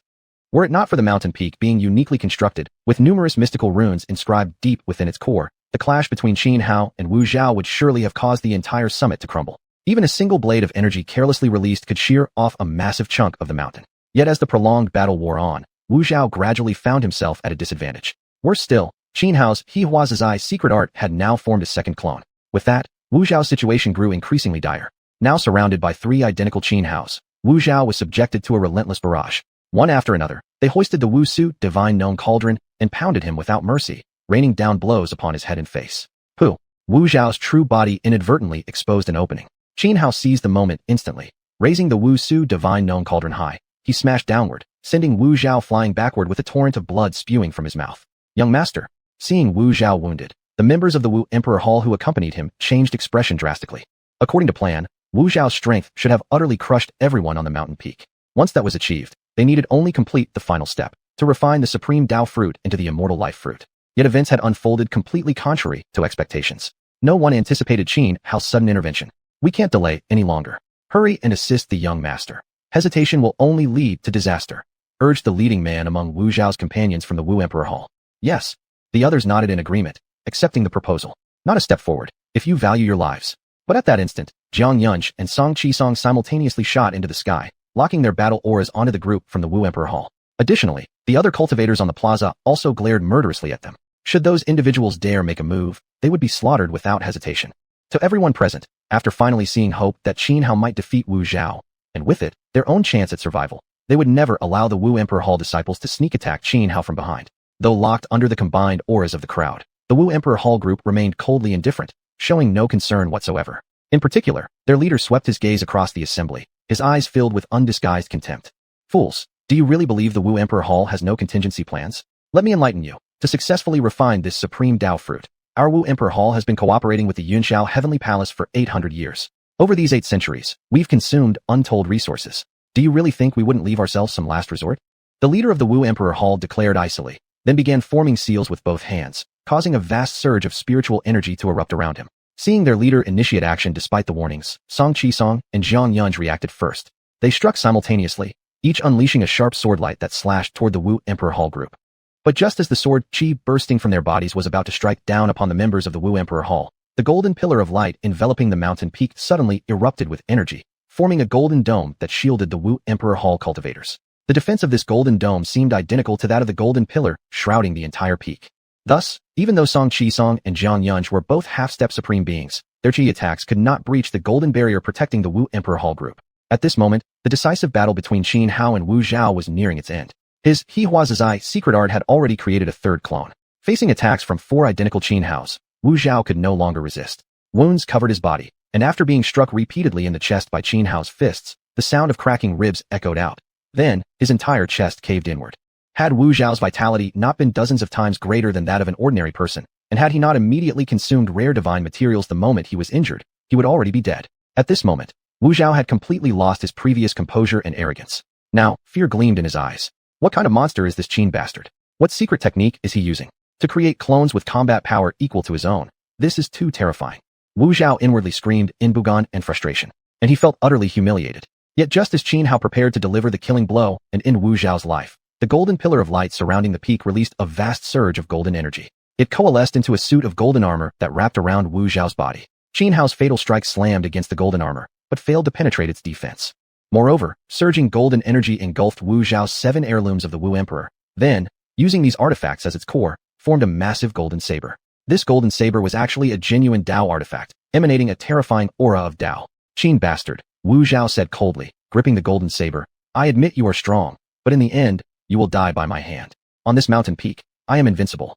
Chapter 243, 9,000 zhang. Only the tribulation of love remains unresolved. Is that so? Then let me see just how invincible you truly are. Qin Hao said calmly, his expression completely serene. But at this moment, the profound mark hovering in the sky began to change. Immediately, the entire mountain peak was enveloped by an overwhelming, terrifying force. Under the influence of this horrifying energy, everyone on the mountain could feel their lifeblood being forcibly drawn out from within their bodies. Especially those cultivators with lower cultivation levels. After letting out miserable screams, vast amounts of blood surged from their 7 orifices, forming streams of crimson flowing directly into the supreme Dao fruit. However, some stronger individuals were still able to resist the draining force. Seeing this, the members of the Martial Emperor Hall accompanying Wu Zhao remained indifferent. Each of them simply took out a blood-red jade pendant.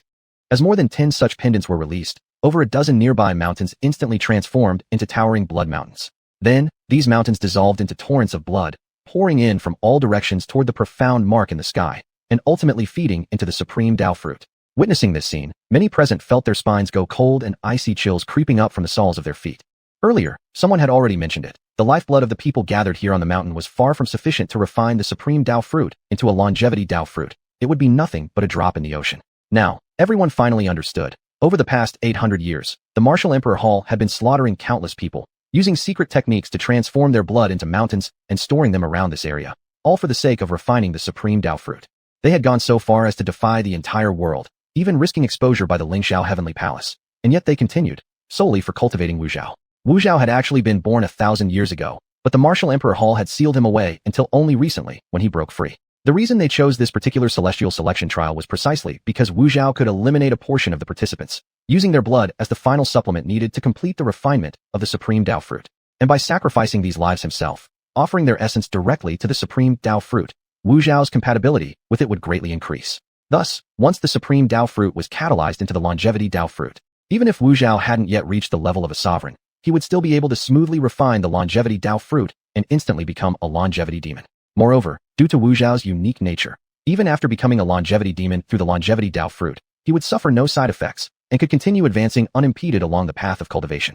It was precisely because of this uniqueness that Wu Zhao could master the true martial soul refining art, even severing over 2/3 of his own soul without sustaining serious harm. The Martial Emperor Hall has spared no cost in raising you, but killing so many innocent people and harvesting their lifeblood. Such actions are unforgivable, a sin hated by both gods and mortals alike. Qin Hao looked around at the surrounding mountains of condensed blood essence, his face darkening. He stared coldly at Wu Zhao and said, "Today, I will surely kill you." "Kill me? Even now, haven't you realized the situation?" Wu Zhao sneered. Then, raising his golden longsword, he slashed downward at Qin Hao with ferocious force. Qin Hao immediately activated the Wu Shenong cauldron, placing it before him as a shield. With a thunderous boom, the golden blade struck the cauldron, sending it flying backward, and leaving behind a clear slash mark upon its surface. "Do you see now? With the array's empowerment, my strength has risen once again. There's no way you can still match me," Wu Zhao shouted, his aura surging under the pillar of light enveloping the mountain peak, pushing his combat power infinitely close to the sovereign realm. Qin Hao didn't waste words. His demeanor shifted abruptly. Raising his right hand, index finger pointing to the heavens, he let out a long, piercing cry, 9,000 zhang. As soon as the words left his lips, a sword shot upward into the sky. 9,000 zhang. This was the legendary sword formed through Qin Hao's will, passed down from the Red Dust Tower. Though the sword itself was merely classified as a top-tier treasure among super-mundane grade artifacts, empowered by the essence of red dust, its might surpassed even that of certain Daoic weapons. More importantly, the essence of red dust was extremely rare. According to records within the 12 Towers, even legendary true immortals feared the influence of the red dust essence. Should they be careless, they might fall back into mortality under its sway. Now, standing there with 9,000 zhang in hand, Qin Hao gazed across the world with disdain. Behind him hovered 3 incarnations, each suspended in midair. Feeling the profound, mysterious energy radiating from 9,000 zhang, Wu Zhao's expression changed. For deep within his heart, a sense of imminent death had arisen. He couldn't understand. With the array's support, he should be invincible atop this mountain. How could there still be someone capable of threatening him? Someone who could actually take his life? Sevenfold divine art, 9 heavens divine wing slash. The sudden, overwhelming sense of mortal peril made Wu Zhao deeply uneasy. Without hesitation, he raised his golden longsword high and unleashed his most powerful killing move. A tempest of countless blade auras surged forth, forming 16 pairs of golden wings behind him. As the 16 pairs of golden wings flapped simultaneously, a storm of blade energy surged downward upon Qin Hao. Against this strike, even a sovereign would dare not be careless. Yet Qin Hao remained calm, raising 9,000 zhang, an overwhelming sword intent shot skyward. Instantly, heaven and earth resonated, wind and clouds churned in grief. An indescribable surge of sorrow, unwillingness, and fury erupted all at once. 12 tribulations, mad, wild, and possessed. Only the tribulation of love remains unresolved. With a long, piercing cry, Qin Hao charged forward, 9,000 zhang in hand. At this moment, he seemed possessed. The sword flashed again and again, shattering, dissolving, and dispersing the myriad blade auras crashing down from the sky. How is this possible? Wu Zhao's face twisted in shock. His golden blade swung repeatedly, 18,000 cuts slashed through the air in an instant. Yet even so, his attacks could not halt Qin Hao's advance. Amidst the rapid bang bang bang of exploding blade auras, Qin Hao shot forward like lightning tearing through the sky. As he passed Wu Zhao by, Wu Zhao's head suddenly soared into the air. With a loud thud, Wu Zhao's headless corpse fell from the sky, crashing onto the ground and kicking up a cloud of dust.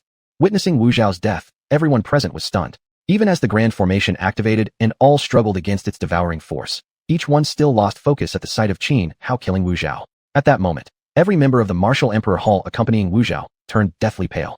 None of them had expected Qin Hao to actually slay Wu Zhao, especially Wu Zhao empowered by the Grand Array.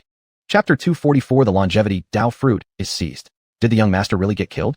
How is that possible? With the array protecting him, one would have to destroy the formation before harming the young master. But the formation remains intact. How could he be dead? Even a Celestial Supreme wouldn't be able to kill the young master inside this array. How on earth did that Qin fellow manage it? We're doomed. With the young master dead, the formation will soon collapse. We should flee now, before anyone realizes what's happening. If we wait, there'll be no chance left. Panic gripped all members of the Emperor Martial Hall who had accompanied Wu Zhao. Yet a few sharp-minded individuals quickly regained their composure, ready to slip away before others noticed the weakening of the formation. But by then, Qin Hao had already locked onto them. With a sudden burst, Qin Hao shot toward the group. His speed was so overwhelming that before the Emperor Martial Hall disciples could react, he was already among them. A mere sweep of his 9,000 zhang sword released a vast blade of swordlight, cutting horizontally through the air like a heavenly cleaver. This strike was unstoppable, like the descent of a celestial saber against which nothing could stand. The Emperor Martial Hall disciples' faces twisted in horror. If Qin Hao could so easily slay Wu Zhao, even with the protective formation, what hope did they have? Moreover, as Wu Zhao lay dead, the grand formation was unraveling. The empowering force it provided them rapidly faded. Still, they refused to accept death passively. Without hesitation, they unleashed their most powerful techniques and maximized their use of the fading array energy. Blinding golden light erupted across the sky, so intense that everyone atop the peak was forced to shut their eyes. Boom. When the colossal wave of sword chi crashed into their combined final techniques, an explosion of unimaginable force detonated. Thunderous noise roared throughout heaven and earth, as if the firmament itself had cracked apart. By the time everyone could see again, the golden pillars surrounding the mountain peak had vanished. Above, floating in midair, stood only Qin Hao, holding his 9,000 zhang sword. All members of the Emperor Martial Hall were slain. Limbs and corpses littered the ground, blood splattered everywhere. The scene was horrific and ghastly. There had originally been hundreds gathered in the plaza, but now only 30-odd remained alive. These survivors were not weak cultivators. Upon seeing Qin